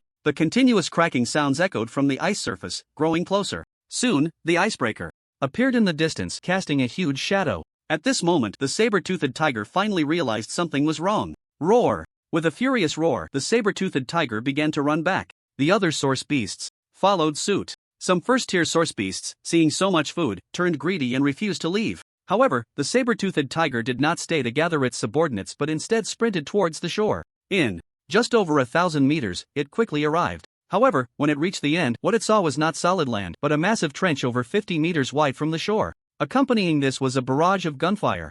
Lin Chen stood at the edge of the broken ice, watching as the saber-toothed tiger and the pack of beasts ran around like headless flies on the vast ice surface. The ice layers on three sides of the sea had already been cut off, and the only direction that could have allowed an escape was now being approached at full speed by the icebreaker. This group of trapped beasts would either be crushed by the icebreaker or be smashed into the icy waters below as the ice they stood on broke apart. Whichever it was, the threat of this beast tide had greatly diminished. Soon, Lin Chen's vision caught sight of the massive icebreaker. Watching the approaching icebreaker, the saber-toothed tiger let out a roar of unwillingness and anger, and leaped into the water. Some source beasts followed suit and jumped into the water as well. Many other source beasts, however, hesitated to jump into the sea. But as the icebreaker collided, several cracks formed in the ice, and soon other source beasts were forced into the water. Those that did not fall into the water as the icebreaker barreled straight towards them, also became a pile of mangled flesh that fell into the sea. Lin Chen found a spot at the edge of the ice to dig a pit, hiding with the giant panda, clouded leopard, and gibbon, waiting for an opportunity.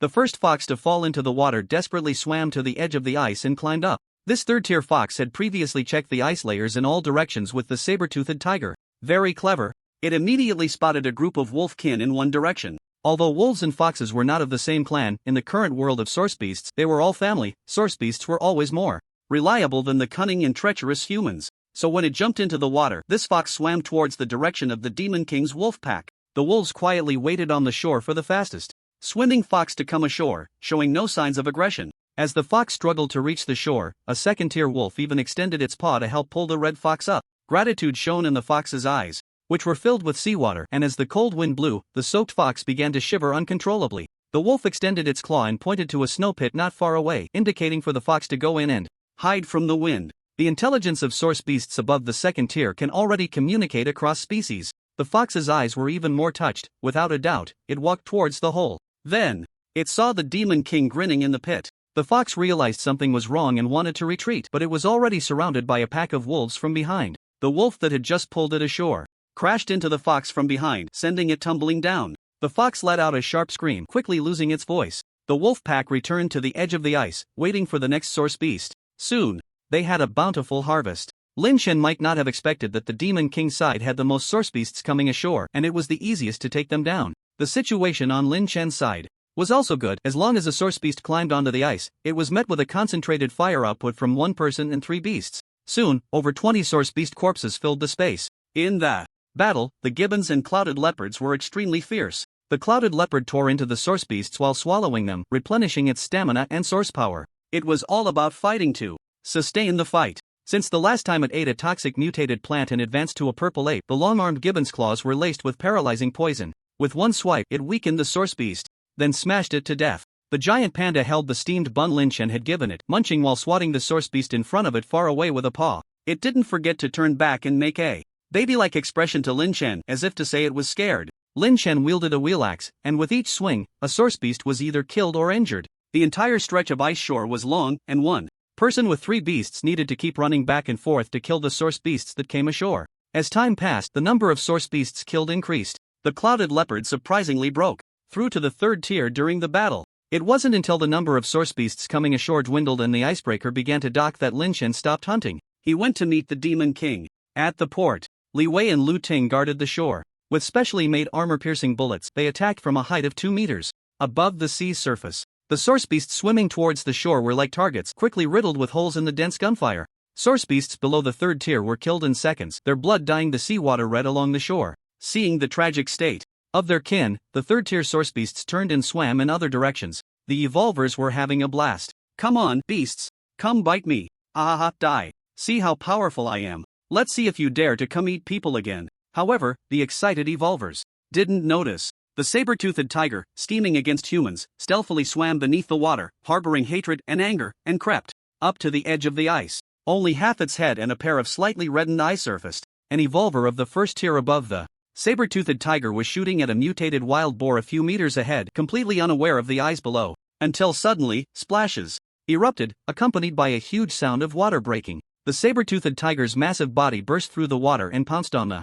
evolver. The evolver only realized what was happening, but it was too late. The sharp, elongated claws pierced through the evolver's chest, and with another forceful strike, the saber-toothed tiger slammed it onto the bloody ground. This evolver was dead beyond recovery. The saber-toothed tiger flung the corpse off its claws like trash and swiftly lunged at the other panicked evolvers. Only then did the others snap back to reality in shock. Saber-toothed tiger? Concentrated fire attack. The evolver team frantically shot bullets at the saber-toothed tiger. Soon, everyone showed expressions of disbelief and terror. Commander! The bullets seemed to have no effect on it. The troops had never dealt with a 4th-tier source beast before, but they had faced 3rd-tier ones. The defensive power of the 3rd-tier source beast's fur and bones is already very strong. Ordinary bullets can't even break the skin. Only armor-piercing rounds can inflict damage. But when they hit the saber-toothed tiger, they merely grazed its skin, failing to penetrate into the flesh. Feeling the pain, the saber-toothed tiger's eyes turned even more crimson. It lunged at an evolver with greater speed.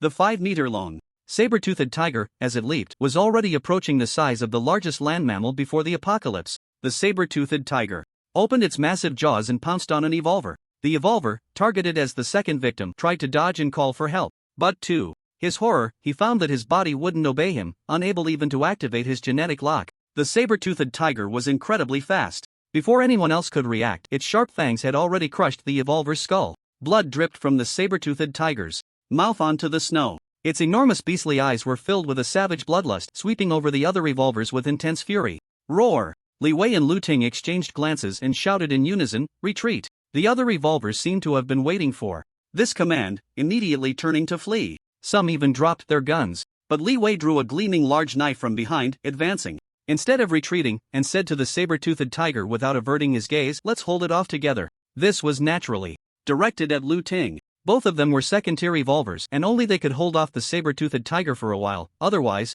with the tiger's speed, none of the 1st-tier evolvers would escape. Lu Ting looked at the towering, bloodthirsty saber-toothed tiger, then glanced at the teammates who had already run away, his eyes struggling for a moment. Ultimately, he drew a machete from behind and followed Li Wei to confront it. On Lin Chen's side, after collecting the giant panda and other beasts into his space, he directly entered the water, swimming towards the icy shore where the Demon King was. Underwater, Lin Chen also harvested over 30 source beast corpses that had drowned because they couldn't swim. At this point, the icebreaker had already begun its salvage operations, and to avoid being discovered, Lin Chen didn't linger in the sea for too long, otherwise he could have collected even more. When Lin Chen swam to the icy shore near the Demon King, he saw a pack of wolves standing at the edge, their eyes gleaming as they watched him surface. However, upon seeing Lin Chen, most of the wolves in the pack displayed disappointed expressions, seemingly let down that it was Lin Chen who had swum over instead of other source beasts. The Demon King was nowhere to be seen among the wolves. Lin Chen quickly climbed ashore and found the Demon King in a massive pit behind the pack. Concealed by the wolves, there was a very large pit. The Demon King was perched at the edge, skillfully slapping a 2nd-tier monkey to death, then expertly tossing the monkey into the pit with a paw. Inside the pit, a dense pile of source beast corpses was stacked, with various types represented. Sensing Lin Chen's presence, the Demon King leaped in front of him, rubbing against Lin Chen, its dog-like face full of a pleading expression for praise. "Did you do all this?" Lin Chen asked in surprise. Aside from the Demon King and the wolf pack, there were no other source beasts, but Lin Chen was still astonished by the number of corpses in the pit. He reached out and placed his hand on one of the source beast corpses in the pit, and all the corpses in the pit vanished. Lin Chen already knew in his mind how many source beasts were here. A total of 136 source beast corpses. This haul was even greater than the combined total of the source beasts Lin Chen had just killed on the shore and collected from the sea. Most importantly, among the source beasts hunted by the Demon King and the wolf pack, there were also 20 3rd-tier source beasts. Lin Chen had only harvested over 40 source beasts, and with those that drowned, it barely reached 80. It's not that Lin Chen killed slower than the Demon King, but rather that there were only so many source beasts that had come ashore on his side. He couldn't kill more even if he wanted to. He had previously wondered why there were so few 3rd-tier source beasts on his side, only a total of 6. He didn't expect that most had escaped to the Demon King's side. Although the Demon King's wolf pack had more than 10 2nd-tier wolves, there was only one 3rd-tier wolf, no 3rd-tier dog, belonging to the Demon King. He hadn't anticipated such a record.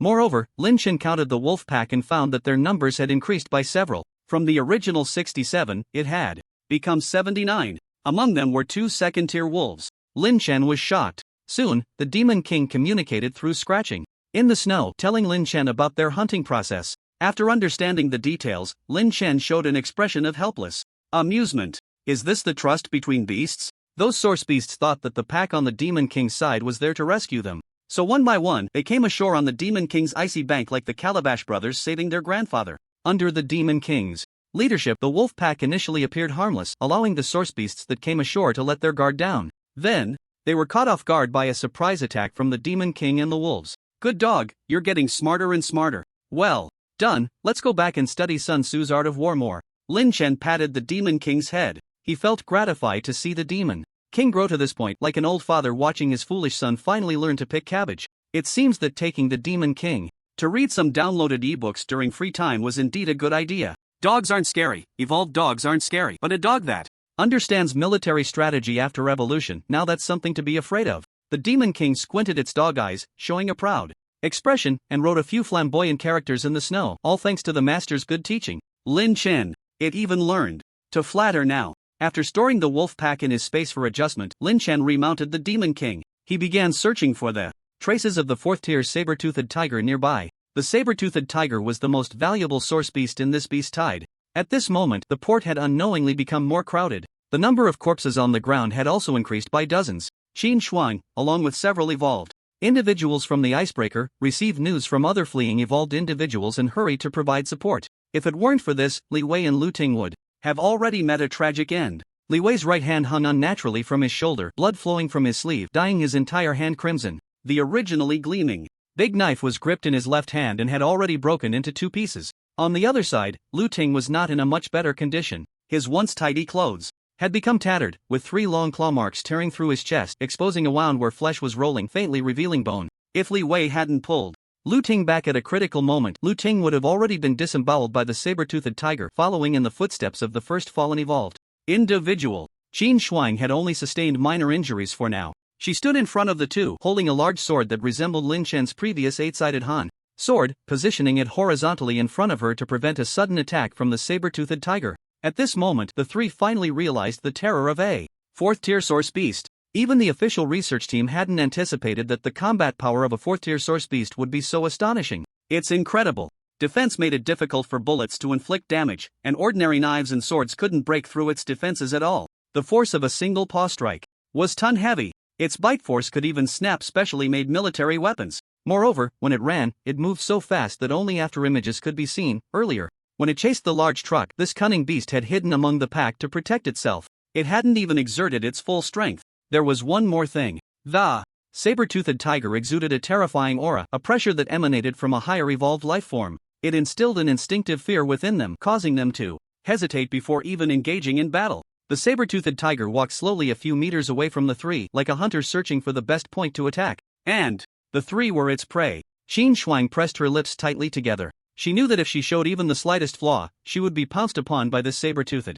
tiger, and then torn apart. Roar! With a tiger's roar, the saber-toothed tiger seemed to lose patience and lunged directly at Qin Shuang. Bang! Bang bang! Gunfire erupted. Above a container behind Qin Shuang and the others, several evolved beings were shooting at the saber-toothed tiger. In other positions, some soldiers and evolved beings were also aiming their guns. After disembarking, Qin Shuang had regrouped the previously fleeing evolved beings and, along with ordinary soldiers, concealed themselves at nearby high points to harass the saber-toothed tiger. Their combat power was far inferior to that of the saber-toothed tiger, so they could only attack from a distance. Otherwise, a single encounter would mean death. An evolved being had already contacted Lin Tianrui for assistance. It was said that reinforcements were on the way, but at this rate they didn't know if they could survive long enough to wait for support. These evolved beings were still unaware that a fierce argument had already erupted in the shelter over whether or not to rescue them. Official shelter. Lin Tianrui, with a serious expression, gathered all the evolved beings at the entrance of the shelter.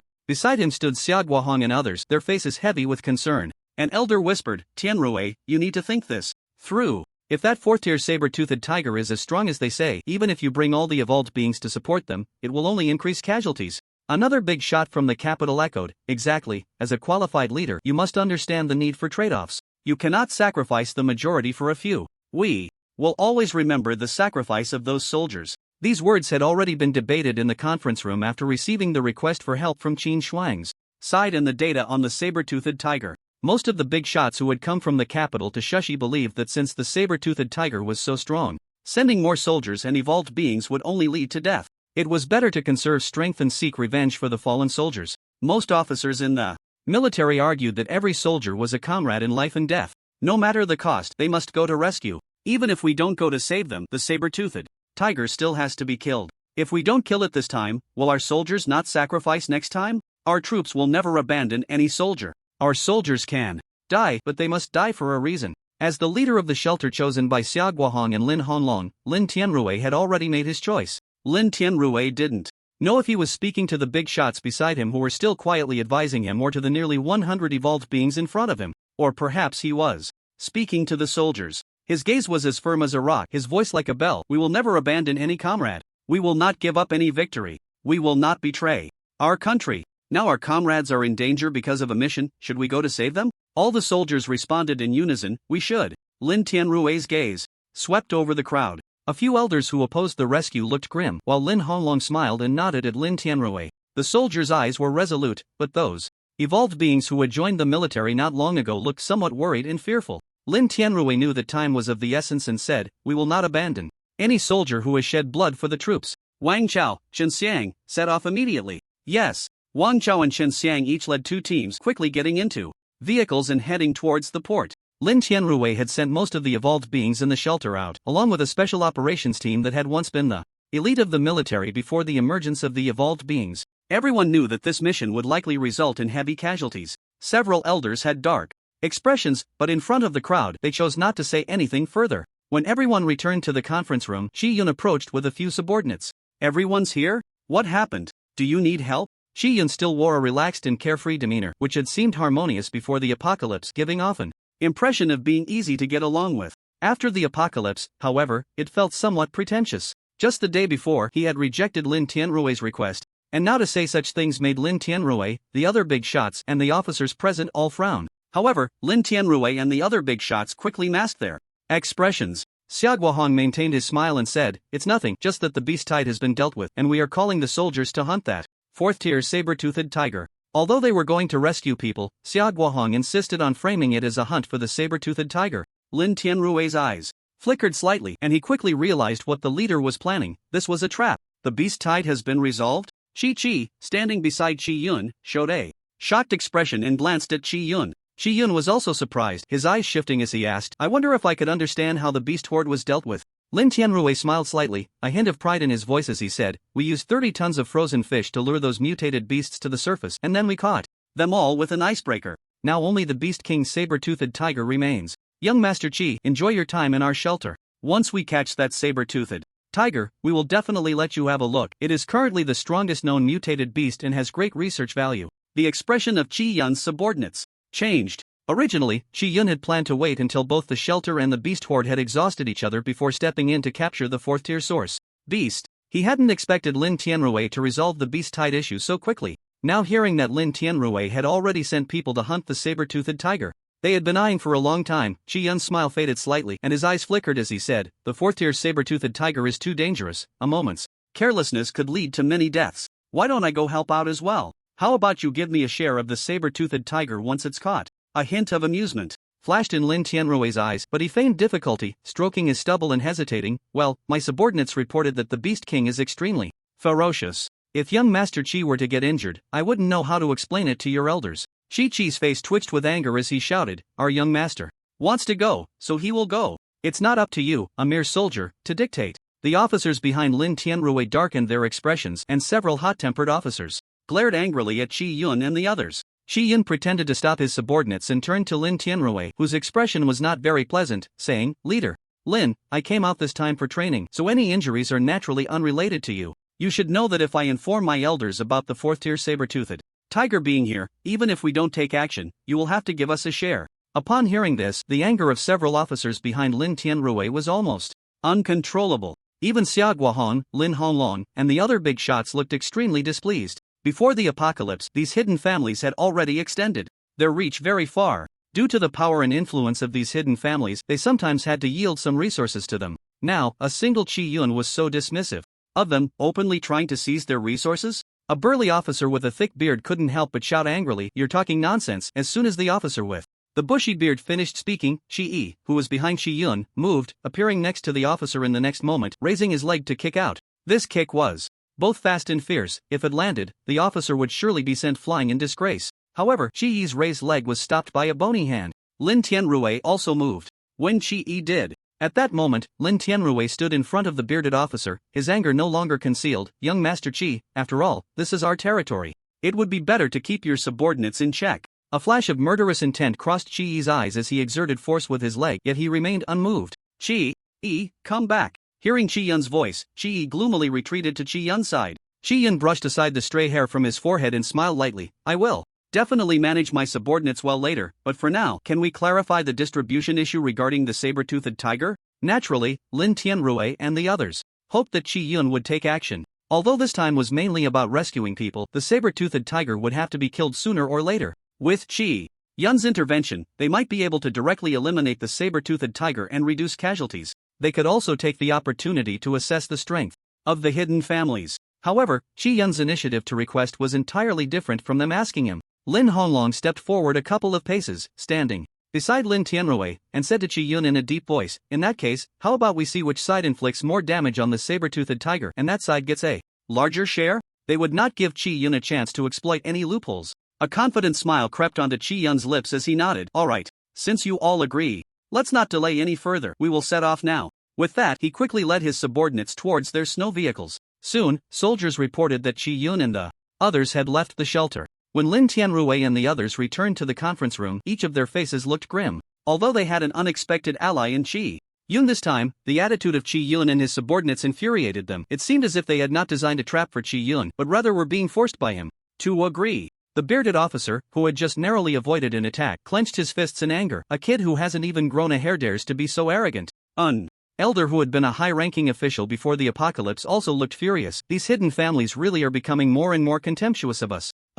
Officer unfamiliar with the hidden families raised his doubts. Sir, what exactly do they rely on to think we won't dare to act against them? Upon hearing this, Xia Guohong and the others calmed down instead. If they dared to confront the hidden families, why would they endure such humiliation? Lin Honglong's face no longer bore the anger from earlier, his brow was tightly furrowed. These hidden families have been deeply entrenched in Xia country even before the extreme cold, their strength unfathomable. In fact, we had covert encounters with the hidden families long before the apocalypse, but we mostly lost in one very little. Lin Honglong's words were already quite subtle. In reality, they had been at a disadvantage. These hidden families did not have a fixed base. They were active all over the world, with their people in research institutions, politics, business, and even underground forces. At that time, Xia country had powerful weapons, but they still needed to find targets to strike at them. They had considered the hidden families as a few malignant tumors. However, even if they identified some members of the hidden families, they could very well be collateral relatives that the hidden families had left out in the open to draw hatred.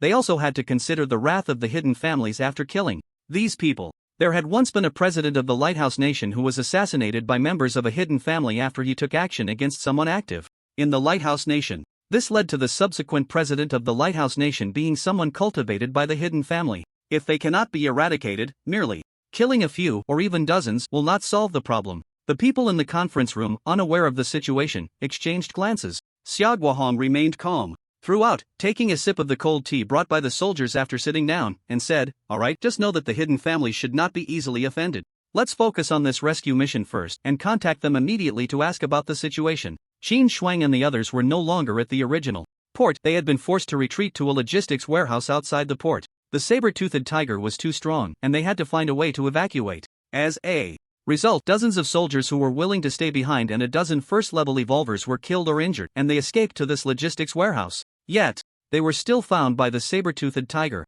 At this moment, Qin Shuang was also seriously injured, with her left shoulder a bloody mess, forcing her to wield her sword with one hand. Lu Ting had lost his knife and had instead taken up a gun. He leaned against a pillar, his face pale, as if he might collapse at any moment. Li Wei lay on the ground for some unknown reason, his life or death uncertain. Originally a team of 20 evolvers, only 3 remained standing, including Lu Ting. And of the 120 soldiers Qin Shuang had brought from the icebreaker, only a dozen were left. A few others on the ground had also lost their fighting capability. Like Li Wei, the saber-toothed tiger slowly approached Qin Shuang and the others from the entrance, its black and yellow fur stained with blood. From the unaffected movements of the saber-toothed tiger, it was clear that most of this blood belonged to others. At this moment, the saber-toothed tiger was not in a hurry to kill. It was already full, and the red light in its eyes had faded. Looking at these humans it had discovered once again, the saber-toothed tiger's eyes revealed a hint of human-like mockery. As the saber-toothed tiger drew closer, fear flickered in Lu Ting's eyes, his chest heaving rapidly.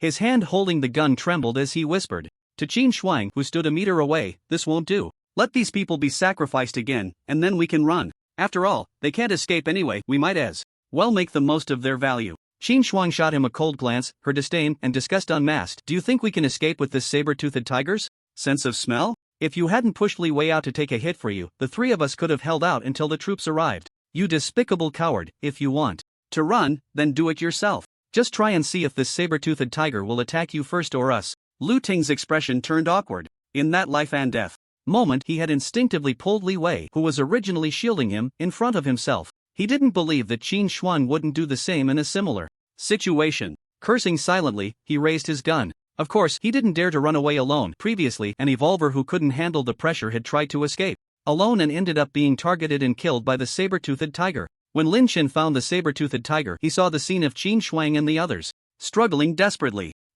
When Lin Chen and the Demon King arrived at the entrance of the logistics warehouse, a female evolver was being bitten on her entire thigh by the saber-toothed tiger, screaming in agony. The female evolver's face twisted in pain as she struggled desperately to pull her leg free. "Help me, Captain Lu, save me!" The female evolver cried out in despair towards Lu Ting. However, Lu Ting hesitated, worried about drawing the saber-toothed tiger's ire, unsure whether to fire.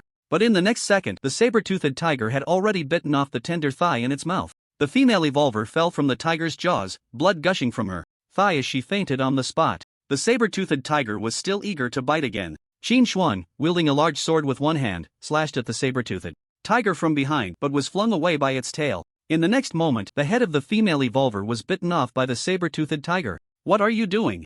Qin Shuang, blood seeping from the corner of her mouth, climbed up and angrily questioned Lu Ting while preparing her sword for the saber-toothed tiger's imminent attack. However, the saber-toothed tiger did not pursue the advantage. Instead, it suddenly turned its head towards the entrance. At that moment, someone also spotted a figure appearing at the doorway and exclaimed in surprise, "Reinforcements are here." The other soldiers and evolvers quickly turned their heads towards the entrance. They then saw Lin Chen wielding the exaggerated wheel-headed axe, along with the Demon King, entering the warehouse. Upon realizing that the newcomer was not from the troops but Lin Chen, Lu Ting's initial joy instantly turned into disappointment and despair. Unable to hold back, he cursed, "Why is it him?" Earlier, Lin Tianrui had given orders for them to protect Lin Chen. Having never seen Lin Chen's combat abilities, Lu Ting naturally did not believe Lin Chen could contend with the saber-toothed tiger. Qin Shuang, however, had a different reaction. The moment she saw Lin Chen's figure, her eyes softened. But soon, a look of worry appeared in her gaze. She desperately blinked at Lin Chen, trying to signal him to leave quickly. But Lin Chen's attention was entirely focused on the saber-toothed tiger as he entered the warehouse. He did not notice Qin Shuang signaling him. Even if he had seen her, he could not leave. He had come specifically for this saber-toothed tiger. Tap, tap, tap. The saber-toothed tiger, still dripping blood from its mouth, seemed to sense a hint of danger from Lin Chen and the Demon King, halting its chewing. It took a few steps towards Lin Chen and the Demon King, spat out the mangled head it had been chewing, and roared at them, "Roar! Leave this place." Lin Chen seemed not to understand the saber-toothed tiger's intent and asked the Demon King beside him, "Are you ready?" The Demon King gave Lin Chen a determined look. Woof! Then it dashed ahead towards the saber-toothed tiger. Lin Chen followed suit. One man and one dog, attacking the saber-toothed tiger from the left and right with fierce momentum. Seeing Lin Chen engage the saber-toothed tiger, Lu Ting quickly said to the others, "We need to leave now." He started running towards another exit. But after a few steps, he realized that no one else was moving except for him. Lu Ting turned back and saw the soldiers and evolvers quietly watching him run. Seeing their expressions, a wave of shame and anger surged within Lu Ting, and he scowled. "What are you all standing there for? While that person is holding off the saber-toothed tiger, aren't you going to run and wait to die?" An evolver, who was already injured but still holding on, replied, "Captain, that person is our mission's protection target." Lu Ting, furious, retorted, "Protection target? What time is it? Why are we still protecting an outsider? There are no outsiders in our dictionary, only missions. Escorting Captain Lu and the other evolvers is our mission, and protecting Li number 2 is also our mission." Lu Ting's behavior along the way had completely disappointed these soldiers, and one soldier sarcastically said, "Captain Lu would let our comrades die, while Li number 2 even blocked the beast for us. Choosing to stay is quite reasonable, isn't it?" "You!" Lu Ting blared furiously, clearly enraged. A mere soldier dared to speak to him like that. He laughed in anger. How long can he hold off that beast king alone? Since you all want to die with him, then stay here, I won't accompany you. He then turned and left. Just as he had barely stepped out of the warehouse, he heard the sound of a snowmobile speeding towards him. Inside the logistics warehouse, the saber-toothed tiger, furious from the attack, roared, dodged Lin Shan's axe, and opened its mouth wide, aiming to bite the demon king's neck. The demon king turned to dodge, but the saber-toothed tiger was too fast, and it still bit down on the demon king's back. Just as the saber-toothed tiger was about to tear off a chunk of flesh, Lin Shan swung his axe with a fierce killing intent towards the tiger's neck. The saber-toothed tiger was very decisive, rolling with the demon king to evade Lin Shan's strike. Taking advantage of the moment, it bit down on the flesh on the demon king's back, and in an instant, blood was gushing from the demon king's wound. At that moment, the saber-toothed tiger let out a painful roar, and the demon king, ignoring the pain, turned and bit down on the saber-toothed tiger's left front leg. As Lin Shan's axe wind approached from the side, the saber-toothed tiger, disregarding its pain, forcefully threw the demon king off its body. By the time the saber-toothed tiger stood up again, a large chunk of flesh was missing from its front leg. The demon king got up, glaring fiercely at the saber-toothed tiger, swallowing the blood and flesh in its mouth. Lin Shan hurried to the demon king's side to assess its injuries. Fortunately, his timely support meant that the demon king had only lost a layer of skin on its back. A foul wind blew from behind, and the saber-toothed tiger lunged fiercely again, this time targeting Lin Shan, intending to take out this annoying human first. However, at that moment, a gunshot rang out with a bang. A bullet struck the saber-toothed tiger's nose at a perfect moment. Qin Shuang unhesitatingly activated her gene lock for the second time and launched an attack on the saber-toothed tiger. Roar! In pain, the saber-toothed tiger let out a wild howl, its tiger eyes visibly turning red. Although Qin Shuang's shot did not inflict significant damage on the saber-toothed tiger, the nose is a relatively vulnerable area. With its nose injured, the saber-toothed tiger's sense of smell was rendered useless. Seizing the opportunity, Lin Shan swung his axe blade horizontally towards the saber-toothed tiger's leg.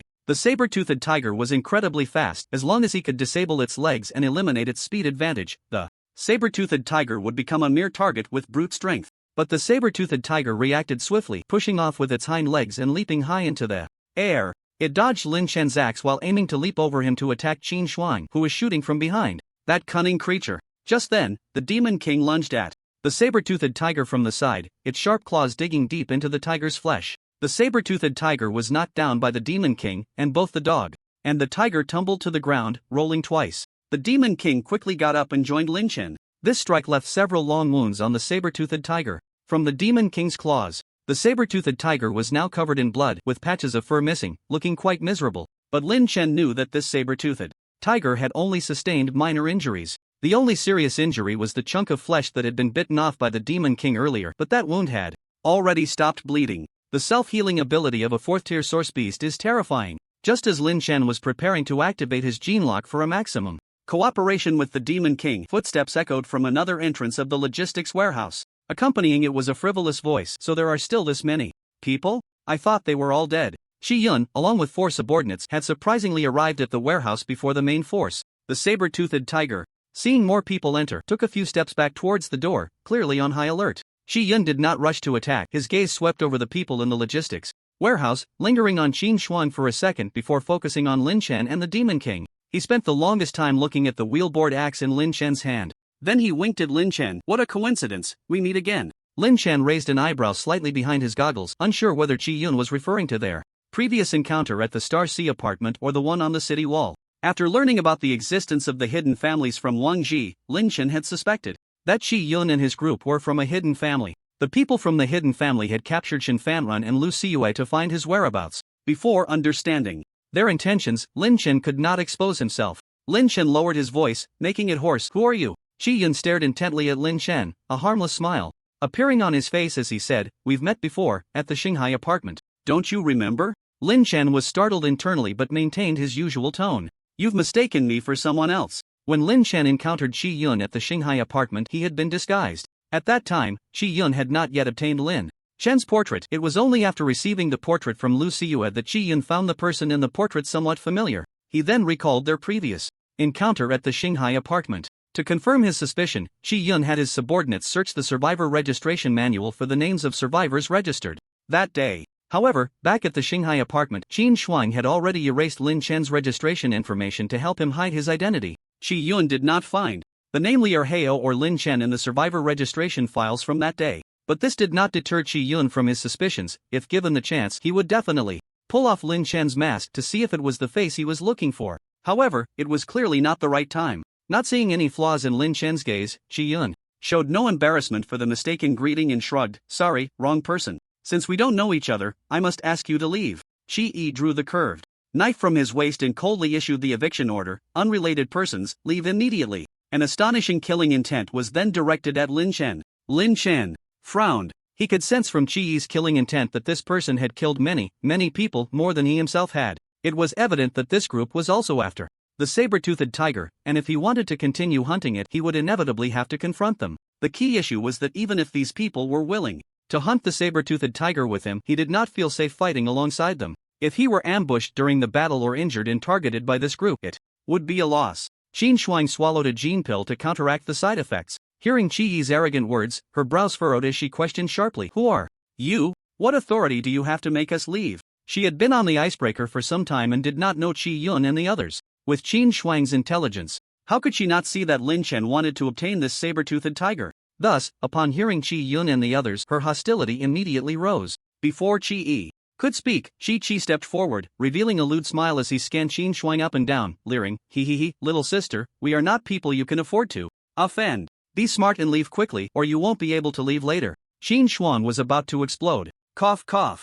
Lin Chen suddenly coughed, interrupting what Qin Shuang was about to say. He looked at Qin Shuang. "Leave first, saving people is a priority." Neither he nor the Demon King had managed to take down this saber-toothed tiger. Although the other side had many people, there was only one third tier among them. He did not believe they could easily take down the saber-toothed tiger. It would be better to leave first and come back later to find an opportunity to strike. Perhaps he could even play the role of a fisherman. Although Qin Shuang did not understand why Lin Chen suddenly gave up, she trusted him immensely and obediently nodded, "Okay." After saying that, she began directing the uninjured soldiers to carry the wounded away. Lin Chen also walked towards the door. Suddenly, he paused. Chi Yun also abruptly turned to look towards the door. "You're not slow to arrive." Just a moment later, a chaotic sound of footsteps echoed. Wang Chao and Shen Xiang led two fully armed squads of soldiers rushing in through the same door Chi Yun and the others had just entered. Upon seeing Wang Chao, the soldiers in the warehouse erupted in joyful shouts. "Commander!" Wang Chao stood firm, seeing the corpses scattered across the ground and the injured comrades, his eyes filled with sorrow. "Sorry, we arrived late." He first went to check on Li Wei's injuries. Although Li Wei was severely wounded, the physique of an evolver combined with the gene pills Qin Shuang had given him had kept him alive. Wang Chao let out a sigh of relief in his heart. As long as he was alive, with the evolver's physique and the gene pills, he would definitely be saved. "Shen Xiang, take the injured comrades back to the shelter first. Leave this to me." Shen Xiang was the captain of the Special Forces team. He nodded upon hearing this, knowing that the remaining battle was not something ordinary people could participate in. As long as he got these comrades back, their mission would be mostly complete. "All right, be careful." At that moment, Chi Yi suddenly spoke up. "The saber-toothed tiger is about to run." Seeing more and more people, the saber-toothed tiger seemed to sense the threat and slowly retreated towards another exit. "Kill it." Chi Yun waved his hand. In the next second, Chi Yi, Chi San, Chi Wu, and Chi Chi rushed towards the saber-toothed tiger. However, Wang Chao did not hastily order his team to attack. Lin Tianrui's original command was to bring back soldiers and evolvers, especially Qin Shuang, Li Wei, and Lu Ting. They had just encountered Lu Ting outside, and now that both Qin Shuang and Li Wei were fine, this mission was nearly complete. Wang Chao remained calm and said to his team behind him, "Team 1, secure the warehouse. Team 2, provide support fire. Team 3, stand by." The evolver team immediately responded, "Yes." The evolvers took their positions, but there was not much fear in their eyes. The commander had said that they only needed to assist Chi Yun and did not have to fight to the death. If they sensed danger, they should run first. Shen Xiang quickly led the injured out of the warehouse, and Qin Shuang followed the team as they left. It wasn't that Qin Shuang wanted to leave, but Lin Chen had signaled her to go. Before leaving, Qin Shuang approached Lin Chen and secretly slipped the driving method of the icebreaker into his hand. Lin Chen squeezed the booklet in his hand, immediately realizing what it was. Casually putting it into his pocket, he stored it in his space to avoid losing it. He then prepared to leave as well. With the official troops present, it was even less appropriate for him to take action. Anyway, the fourth-tier source beast would soon reappear. Today's gains had already been substantial, and he had no need to waste time with these two groups. However, it seemed Wang Chao had just spotted Lin Chen and suddenly called out to him. "What a coincidence, Comrade number 2, you're here too. Don't leave yet, stay and chat with me for a bit." Lin Chen? He didn't seem that familiar with this person, did he? "Captain Wang, we are here to hunt the Beast King. Outsiders shouldn't be present, right?" Seeing Lin Chen being held back by Wang Chao, Shi Yun spoke with a displeased tone. Shi Yun could naturally tell that Lin Chen also wanted the saber-toothed tiger, and with Lin Chen present, he had to be wary of him. This was undoubtedly disadvantageous for him. Wang Chao walked up to Lin Chen, his tone familiar. Comrade number 2 is not an outsider. This time, we managed to defeat the beast tide thanks to Comrade number 2's help. Comrade number 2, our commander highly appreciates you and wants to offer you a high-paying position as a special officer in our shelter. Wang Chao smiled broadly, showing a seemingly kind expression, completely different from the imposing and iron-blooded image Lin Chen had seen the first time. Lin Chen raised an eyebrow. Special officer? Is there such a position in the army? This was the third time Wang Chao had tried to recruit him. He had too many secrets and could not possibly join the official ranks, so he could only refuse again. However, Wang Chao seemed to have anticipated Lin Chen's rejection and quickly pulled him aside, whispering, "Don't refuse just yet, listen to the conditions our commander is offering this time. First, as a special officer, you won't need to stay in the shelter, and your freedom won't be restricted. Every month the military distributes 100 gene pills as a base salary, which you can receive without having to do anything. If we need you to help us with tasks like killing high-level mutated beasts or clearing obstacles, we will seek your opinion and not impose it on you. These tasks come at an additional price, and you are not required to fulfill any obligations on regular days. If you encounter trouble, you can also receive our assistance. So, what do you think? Would you like to consider it?" This was one of the tasks Lin Tianrui assigned to Wang Chao. Previously, the video of Lin Chen knocking a wild boar away in front of a large truck had been analyzed, confirming that Lin Chen was a third-level evolver. Not only Lin Chen, but even the Demon King beneath him was also one. The military high command even suspected that Lin Chen was from another hidden family. However, Lin Chen's previous transaction involving mutated potatoes dispelled that speculation. If Lin Chen were from a hidden family, he would not engage in such a beneficial transaction with them. Therefore, Lin Tianrui instructed Wang Chao to try to recruit Lin Chen again if he encountered him, and they confirmed such conditions through a meeting. Even if it didn't work out, at least Lin Chen would feel their sincerity and goodwill. If successful, they would have a strong high-end combat force. Hearing the conditions Wang Chao offered this time, Lin Chen was slightly taken aback. Wasn't this equivalent to giving him gene pills? Receiving 100 gene pills every month without doing anything. And if he was asked to work, he would receive extra compensation, which he could refuse. Plus, he wouldn't have to live in a shelter. This condition was clearly tailored for him. Lin Chen couldn't help but feel tempted, but he knew that if he agreed, it would mean he was on the same boat as the official side. If the official side clashed with certain forces, he would also become a thorn in those forces' eyes. Lin Chen understood all too well what that meant. He initially wanted to refuse again, but thinking of the hidden family as a looming threat, he changed his words to, "I'll think about it. Who knows, one day he might have to choose a side, so it was better not to make a definitive statement just yet." Seeing that Lin Chen did not refuse, Wang Chao felt hopeful and prepared to press on. Bang! Chi-san was sent flying by the saber-toothed tiger, crashing into a pile of empty boxes with a loud noise. While the two were talking, the situation on the battlefield had already changed dramatically. At first, the saber-toothed tiger and Chi Yun's subordinates were engaged in fierce combat. Blades clashed and blood splattered. It must be said that Chi Yun's subordinates were quite capable, with rich combat skills and ruthless moves. Unfortunately, they were facing a saber-toothed tiger that was 2 levels higher than them. In just a short time, they were defeated. Chi-san was knocked down, unable to get up from the ground. Chi had a large gash on his stomach from the saber-toothed tiger's attack. Fortunately, Chi was fat and dressed thickly, so he wasn't disemboweled. Chi Yun had already taken the sword and entered the fray himself. With Lin Chen and Wang Chao watching closely, Chi Yun dared not casually unlock his gene lock and had to guard against Lin Chen. He couldn't unleash his full strength. He cast a hostile glance at Wang Chao, who was still chatting with Lin Chen. "You say you want to hunt the Beast King together? Is this how you do it?" Wang Chao saw that the time was right and said seriously, "Young Master Chi, the commander told me that your hidden family possesses extraordinary strength. I thought with your capabilities, dealing with a beast would be more than enough. I was worried about causing you trouble in the next round." This statement was both righteous and cutting, making Lin Chen reassess his impression of Wang Chao. Upon hearing this, Chi Yun's face darkened. After being mocked by Wang Chao, a flash of killing intent appeared in Chi Yun's eyes. Chi Yun probably didn't expect that the combat power of a 4th-level saber-toothed tiger would be so high. After all, this was the first 4th-level source beast to appear in the apocalypse. In the secret history of the Chi family, it was recorded that 4th-tier exotic beasts possess tremendous combat power, with intelligence and learning abilities comparable to that of a normal human. When Chi Yun had seen this before, he had no concept of what tremendous meant. Now, facing the saber-toothed tiger, he realized that his previous understanding of tremendous had been rather hasty. Holding the family sword, Chi Yun narrowly dodged the saber-toothed tiger's massive jaws. After chatting with Lin Chen for a few moments, Wang Chao knew it was time for him to take action. He drew a machete, the tip pointing to the ground, and said to Lin Chen, "Comrade number 2, you should leave first. If you think it over, come find me at the shelter or just tell a soldier." Lin Chen nodded, watching as Wang Chao charged forward with a few other revolved individuals. However, the other revolved individuals were merely flanking the formation, while Wang Chao and Qi Yun took the lead in the attack.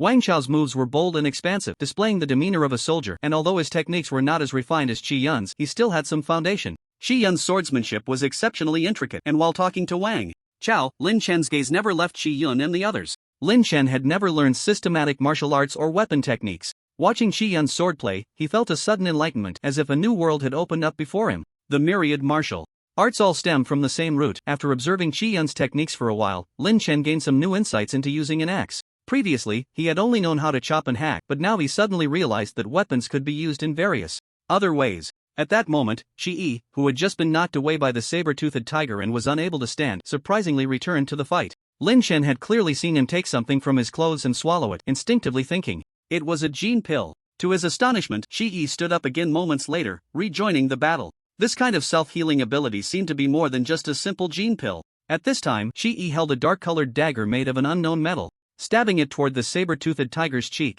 After the saber-toothed tiger dodged, Qi Yi changed his thrust into a slash, cutting past the tiger's ear. Half of an ear the size of a plate fell to the ground. The saber-toothed tiger let out an angry roar. Lin Chen observed for a long time and discovered that Qi Yi was skilled in assassination. Every move he made was lethal, leaving numerous wounds on the saber-toothed tiger. Moreover, his movements were extremely elusive. Aside from Qi Yun, Lin Chen was most wary of this person. It should be noted that assassins do not need to confront their enemies head-on. They have countless ways to kill before their opponents even realize it. Qi San's movements were erratic and strange, although he did not inflict any damage on the saber-toothed tiger. His ability to harass was exceptional. The chubby Chi had nearly been disemboweled earlier, yet he simply tied a piece of clothing around his stomach wound and continued fighting, showcasing his remarkable self-healing ability. As for the only woman, Qi Wu, Lin Chen had yet to discover any special talents she possessed. However, he could already see that Qi Yun's subordinates were all very strong. If it weren't for the significant difference in tier compared to the saber-toothed tiger, they might have already taken it down.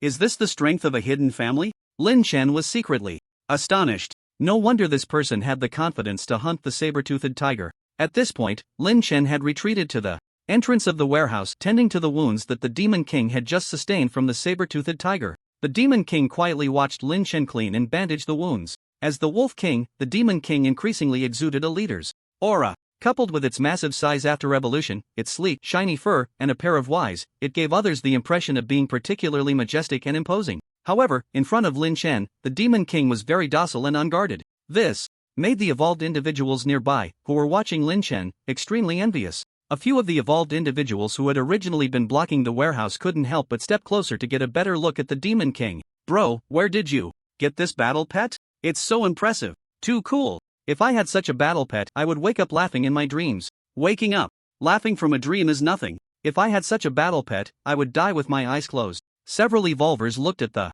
Demon King with shining eyes. In the past 2 months, the army had also been searching for source beasts that could be tamed as battle pets. Currently, the official shelter had captured more than a dozen first-tier source beasts that were in the process of being tamed, but they had not yet been put into battle. The Evolver team had long received news that those who performed well could exchange their military achievements for the right to use a battle pet. Nowadays, traveling in the extreme cold is inconvenient, and having a battle pet would be fantastic, whether as a mount or a combat partner. The feeling is akin to a car enthusiast owning a limited edition sports car before the apocalypse. Moreover, the Demon King's appearance was quite outstanding in the source beast world, which made them even more envious. Although they were envious, they had no thoughts of coveting it. Wang Chao had reminded these evolvers of Lin Chen and the Demon King's rank to prevent anyone from offending Lin Chen unwittingly. It should be known that Lin Chen was currently an evolver that the officials were striving to support. At this moment, the few evolvers could only marvel in their hearts. 3 tiers. This was a 3-tier giant wolf. Only someone of the same or greater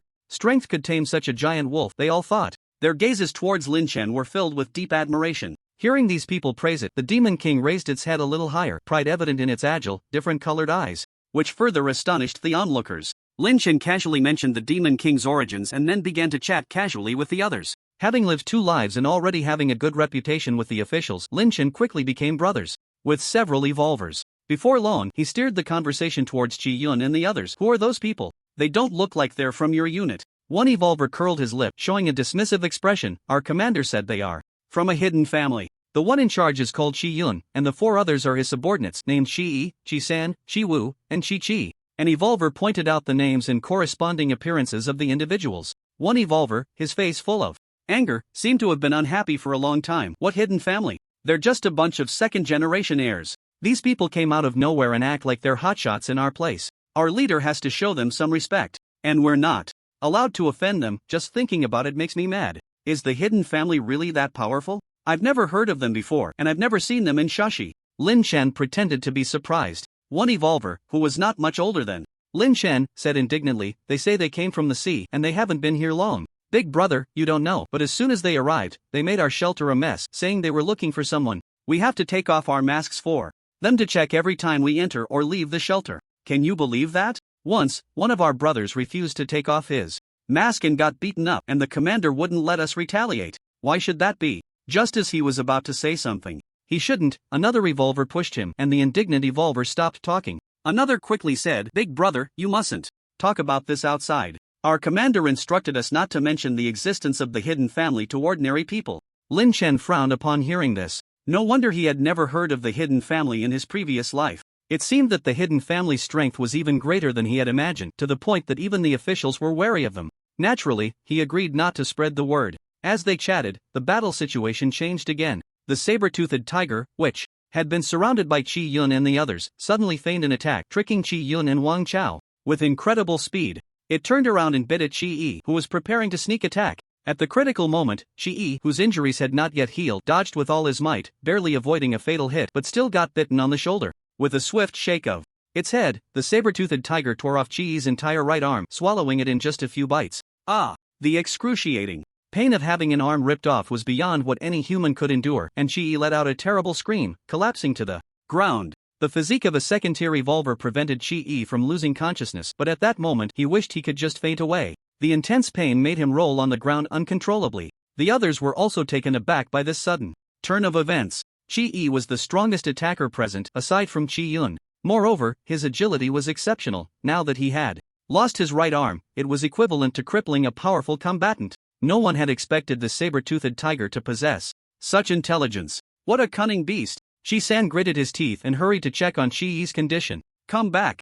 Chi-yun's expression had lost its earlier calmness. He glanced at Chi-yi, who was still writhing in pain, his eyes devoid of any extra emotion. In his eyes, Chi-yi was already a useless person after losing his right hand. Chi-yun said coldly, Don't worry about him. You all hold off the saber-toothed tiger. As soon as Chi-yun's words fell, he took a few steps back, positioning his sword upright in front of him. Chi-san and the others felt a jolt of energy and quickly used their abilities to prevent the saber-toothed tiger from affecting Chi-yun. In the next moment, Lin Chen sensed a massive wave of source power emanating from Chi-yun. Lin Chen's gaze sharpened. The sword in Chi-yun's hand seemed to flash with a cold light, as if something was different, but Lin Chen couldn't quite pinpoint what had changed. At that moment, Chi-yun's entire aura shifted. Lin Chen could clearly sense that Chi-yun had activated his gene lock. Chi-yun leaped into the air, thrusting his sword forward like a stunning swan, filled with a fierce momentum, aiming at the saber-toothed tiger. Lin Chen had seen Chi-yun use such attacks several times in previous battles. Each time, the saber-toothed tiger had deftly evaded them. However, this time was different. The saber-toothed tiger, upon seeing the sharp tip of Chi-yun's sword, let out a pained roar before it was even struck. Then, without any attempt to dodge, it was pierced in the neck by Chi-yun's sword. Just a moment before, Lin Chen suddenly felt a wave of mental energy extending from Chi-yun to the saber-toothed tiger. Lin Chen's mental power was about to reach the 4th tier, and with Chi-yun so close, even without activating the gene lock, he could sense this mental wave. It was a mental attack. Lin Chen's pupils constricted. This time, he felt even more clearly how Chi-yun used his mental power to launch an attack. In his vague perception of mental energy, Chi-yun's mental power extended from his body and immediately formed into a shape like a sharp sword. Before the sword in his hand even arrived, the sword formed by mental power had already thrust toward the saber-toothed tiger's head. After being struck by this mental attack, the saber-toothed tiger's body trembled and immediately fell into immense pain. It didn't even dodge the sword aimed at its vital spot. Then everyone witnessed Chi-yun's sword piercing through the saber-toothed tiger's neck.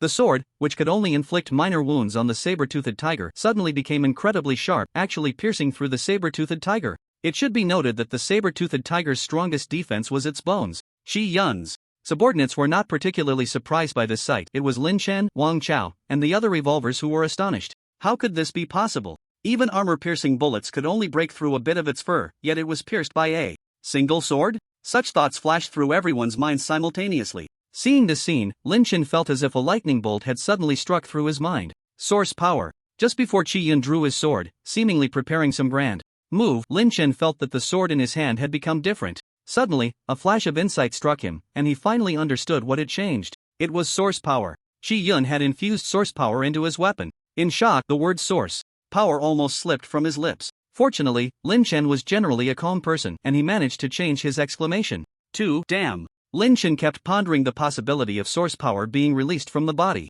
Previously, he only knew that source power could be mobilized within the body and had tried to release it from his palm. However, once source power came into contact with the air, it would dissipate, making it ineffective as an attack method. As for ordinary weapons, Lin Chen had experimented with military knives and daggers, finding that they could not be infused with source power either. He had not attempted to experiment with other metals. After all, he was alone and not a researcher. The hidden families had discovered through generations of experimentation that source power could be infused into certain special metals. Just as everyone was in shock, Qi Yun pierced the neck of the saber-toothed tiger and, with a forceful pull, prepared to widen the wound. However, a sudden surge of immense power came from his hand, causing a sharp pain in Qi Yun's grip, and he lost his strength. At that moment, the saber-toothed tiger's eyes turned an unprecedented crimson. Ignoring the sword still embedded in its neck, it lunged madly at Qi Yun. Its speed was astonishingly twice as fast as before.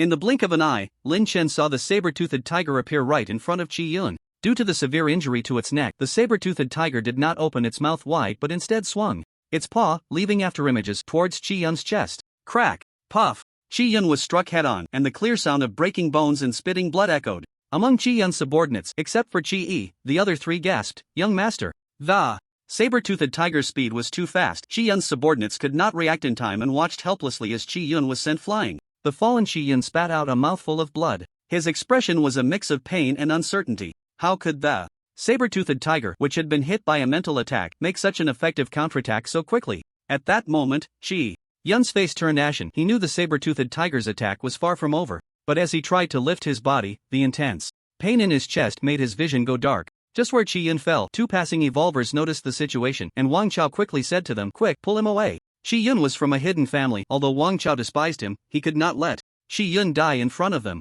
Otherwise, the shelter would face serious trouble. The saber-toothed tiger clearly had no intention of letting Qi Yun go, its red eyes filled with hatred and madness, raising its leg to pursue. Hearing Wang Chao's command, the two evolvers immediately dragged Qi Yun backward. They pulled Qi Yun, like a dead dog, towards Lin Chen's direction. They had just left the spot when the saber-toothed tiger reached the place where Qi Yun had been lying, roaring in anger at the direction Qi Yun had gone. "Damn beast! Die!" Shi-san, Chi-Chi, and the others felt a chill run down their spines and desperately chased after, trying to prevent the saber-toothed tiger from continuing its pursuit of Qi Yun, attacking it furiously from behind.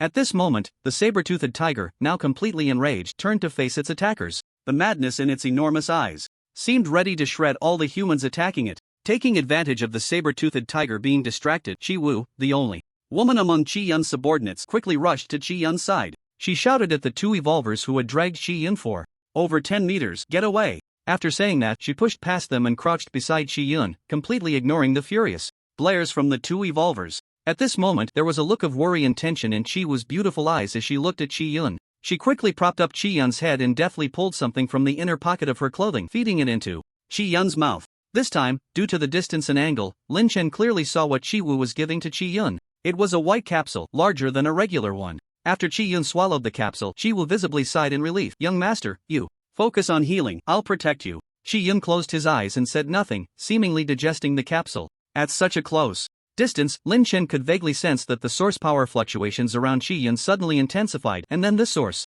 power seemed to concentrate at Qi Yun's chest. He watched intently. The torn clothes and blood obscured his view, making it hard to see the changes in Qi Yun's injuries, but from the earlier sound of broken bones, he knew Qi Yun was seriously hurt. Moments after taking the capsule, Lin Chen witnessed Qi Yun's complexion visibly reddening. Lin Chen was astonished. What was this thing that was so much more effective than gene pills? Seemingly sensing Lin Chen's gaze, Qi Wu suddenly turned her head, looking at Lin Chen with a hostile expression, her tone sharp. "What are you staring at? Keep looking and I'll gouge your eyes out." Lin Chen narrowed his eyes slightly, about to say something, when several evolvers could no longer hold back. Especially the two evolvers who had just saved Qi Yun and were scolded by Qi Wu to get lost. They had retreated to the doorway and could no longer contain their anger, exclaiming, "Does looking cost you a piece of flesh? You want to gouge someone's eyes out for just looking? What a show of power." Exactly, if we hadn't saved him just now, he would have turned into a pile of rotten meat by now. What kind of attitude is this? If we had known, we wouldn't have saved him. Chi-woo's beautiful face instantly turned cold, her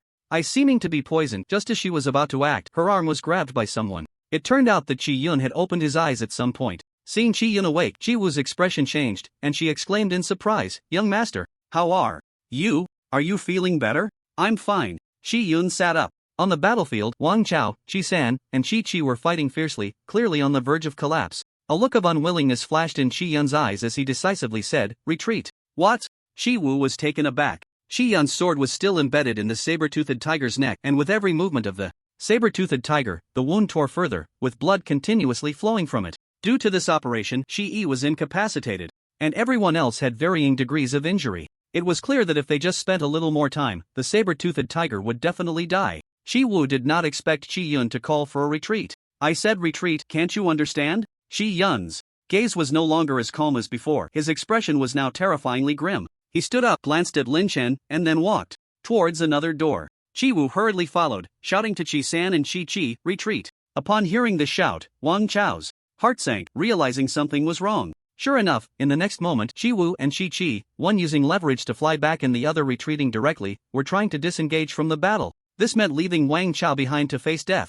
Fortunately, Wang Chao had always been cautious, and after hearing the order to retreat, he quickly fell back. The saber-toothed tiger suddenly noticed that the humans in front of it had scattered, pausing for a moment before chasing after one of them. Chi-san and Chi-chi ran in opposite directions, while Wang Chao moved towards Lin Chen. No one expected that the saber-toothed tiger would not chase any of the three, but instead headed towards the relatively distant Chi-yun. It seemed that the damage from Chi-yun's sword had been too great, causing the saber-toothed tiger to harbor a lasting hatred for him. With the annoying flies gone, it immediately remembered Chi-yun.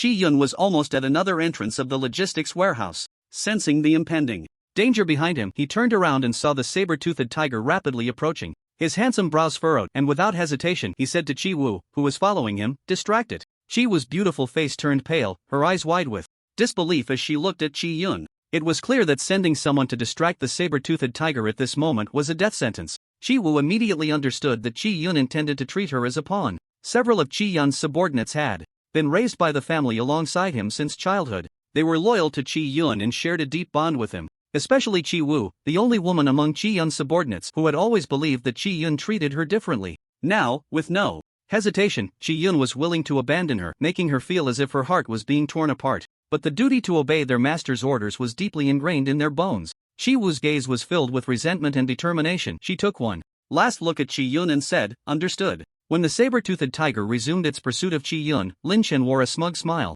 Knowing that Chi-yun and the others had ulterior motives, he certainly wanted to see Chi-yun get crushed by the saber-toothed tiger. Unfortunately, he soon saw Chi-woo resolutely draw her weapon and confront the saber-toothed tiger. Upon spotting an enemy, the frenzied saber-toothed tiger immediately halted its chase and faced Chi-woo. A frenzied source beast loses its rationality and succumbs to instinct. Lin Chen was well aware of this. Although he felt a bit disappointed that Chi-yun wasn't killed, he didn't pursue them. The hidden family's waters were too deep. Without absolute certainty, he wouldn't recklessly intervene to avoid exposing himself. Wang Chao had retreated to Lin Chen's side. Having felt the attack power of the frenzied saber-toothed tiger, Wang Chao dared not linger any longer and loudly commanded, "Retreat freely. Gather in front of the snow vehicle." All the evolvers began to withdraw. Fortunately, they had been on the periphery from the start, so their retreat posed no danger. Meanwhile, the saber-toothed tiger's attention was entirely focused on Chi-woo, who was persistently defending against and harassing it, giving everyone a chance to leave in an orderly manner.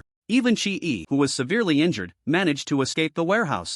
During this time, after covering all the soldiers' retreat, Wang Chao urgently said to Lin Chen, "Comrade number 2, it's time to go." Lin Chen hesitated for a moment, then nodded and followed the main group out of the warehouse. Just when everyone thought Chi-woo would soon perish under the saber-toothed tiger's claws, the saber-toothed tiger suddenly let out a painful roar. Lin Chen turned back to see that a third of the sword embedded in the saber-toothed tiger's neck had been pulled out by Chi-woo at some point. The pain of pulling out the sword was no less than that of being stabbed, and Chi-woo's action had further widened the wound. The saber-toothed tiger's hatred immediately shifted to Chi-woo. At this moment, Chi-woo was bleeding profusely from her waist. A closer look revealed 3 deep gashes on her side from the saber-toothed tiger's claws. Some flesh had even been torn away.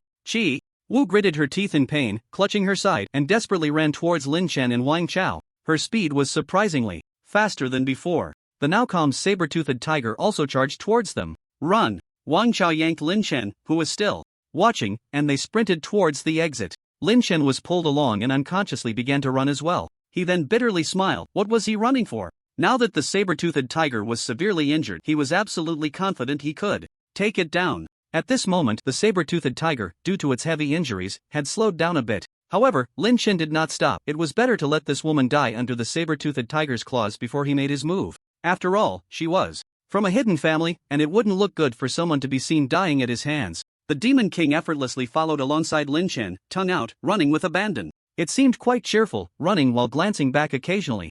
Chi-Wu gritted her teeth, enduring the excruciating pain as she ran desperately. The wound was bleeding profusely due to the intense movement. She knew she couldn't hold on much longer. Just as Lin Chen thought, she wanted to drag Lin Chen down with her. Having spent every day with Qi Yun, Chi-Wu believed she understood Qi Yun's character better than anyone. Qi Yun's usual demeanor appeared sunny and carefree, seemingly indifferent to everything. In reality, she was a very cold-blooded and extremely obsessive person. She would never give up on the victory that was so close at hand. When Qi Yun said to retreat, the glance she cast at Lin Chen made Chi-Wu immediately realize that Qi Yun was wary and on guard against him. Now that she knew she was doomed, she was determined to eliminate any extra threats for Qi Yun. Seeing that she couldn't catch up for the moment, and the sense of crisis brought by the saber-toothed tiger behind her grew stronger, Chi-Wu endured the pain and drew a handgun from her waist, firing a shot at Lin Chen's back. She was dead set on dragging Lin Chen down with her. When Chi-Wu aimed the gun at Lin Chen, he felt a sharp sensation like a needle prick behind him. He didn't even turn around, just shifted his position. The next second, a bullet hit the wheel axe strapped to Lin Chen's back. With a ding, Chi-Wu fired several shots, but none made Lin Chen stop or caused him any harm. Realizing that the handgun couldn't hurt Lin Chen, Chi-Wu wasn't too surprised. They, as evolved beings who had undergone years of special training, could also achieve that. She decisively discarded the gun, and a flicker of struggle seemed to flash in her eyes as she took a capsule from her inner pocket and swallowed it. Lin Chen didn't turn around, so he didn't see that this capsule was not the white one he had seen before, but a red one. As the capsule went down, Chi-Wu clutched her stomach in pain. Just for a moment, her originally brown-black pupils suddenly flashed red, and her speed actually increased a bit. The Demon King turned his head back sharply, noticing Chi-Wu's change, and called out to Lin Chen, "Woof! Master, there's a situation." Lin Chen and the Demon King had an unspoken understanding. Just a glance at the Demon King made him turn back. He soon noticed that Chi-Wu was in a somewhat abnormal state. The red in Chi-Wu's eyes grew more pronounced, and her speed was increasing. Until her entire pupils turned crimson, Chi-Wu's speed had surpassed the normal range for a second-tier evolved being. It was on par with Lin Chen's speed without activating the gene lock. Lin Chen frowned slightly. This state, why does it resemble a frenzy so much? At that moment, the saber-toothed tiger had caught up to Chi-Wu, suddenly accelerating and pouncing towards her. Seemingly sensing the danger behind her, Chi-Wu rolled forward to dodge the saber-toothed tiger's attack. She immediately stood up and continued to chase after Lin Chen and Wang Chao. No, it wasn't a frenzy. This person hadn't lost her rationality. This thought flashed through Lin Chen's mind. Lin Chen wasn't running at full speed but was following Wang Chao. Therefore, the distance between him and Chi-Wu was closing in. Now, Lin Chen's curiosity about Chi-Wu's state had surpassed his desire to see this woman directly bitten to death by the saber-toothed tiger. He changed direction, separating from Wang Chao, and ran towards another unoccupied area. After Lin Chen ran off, Chi-Wu also changed direction, chasing after him. Meanwhile, the saber-toothed tiger continued to pursue Chi-Wu. All of this may sound lengthy, but they had only just run over 1,000 meters from that warehouse. It was merely a matter of seconds. Wang Chao saw Lin Chen run off, and his expression changed. He stopped. At that moment, Wang Chao thought Lin Chen had split up to ensure his safety, trying to draw the saber-toothed tiger and Chi-Wu away. Indescribable feelings surged within Wang Chao's heart. In an instant, admiration, gratitude, and emotion flickered in the eyes of this big man. After the apocalypse arrived, apart from his comrades of many years, he had never seen anyone so selfless. Even among his comrades, some had betrayed him in the face of life and death. At this moment, Lin Chen's image grew even more towering in Wang Chao's heart. He firmly believed that Lin Chen must be a person of great integrity, selfless and capable of fighting alongside him, someone he could trust with his back. At this time, Lin Chen was unaware of Wang Chao's thoughts. If he knew, he would not deny them. He and the Demon King were running at a normal speed of the third tier. Not too fast, not too slow. They were keeping pace with Chi-Wu and the saber-toothed tiger. Moreover, the area they were running through became increasingly desolate. It wasn't until they reached a silent industrial zone that Chi-Wu finally realized something was wrong.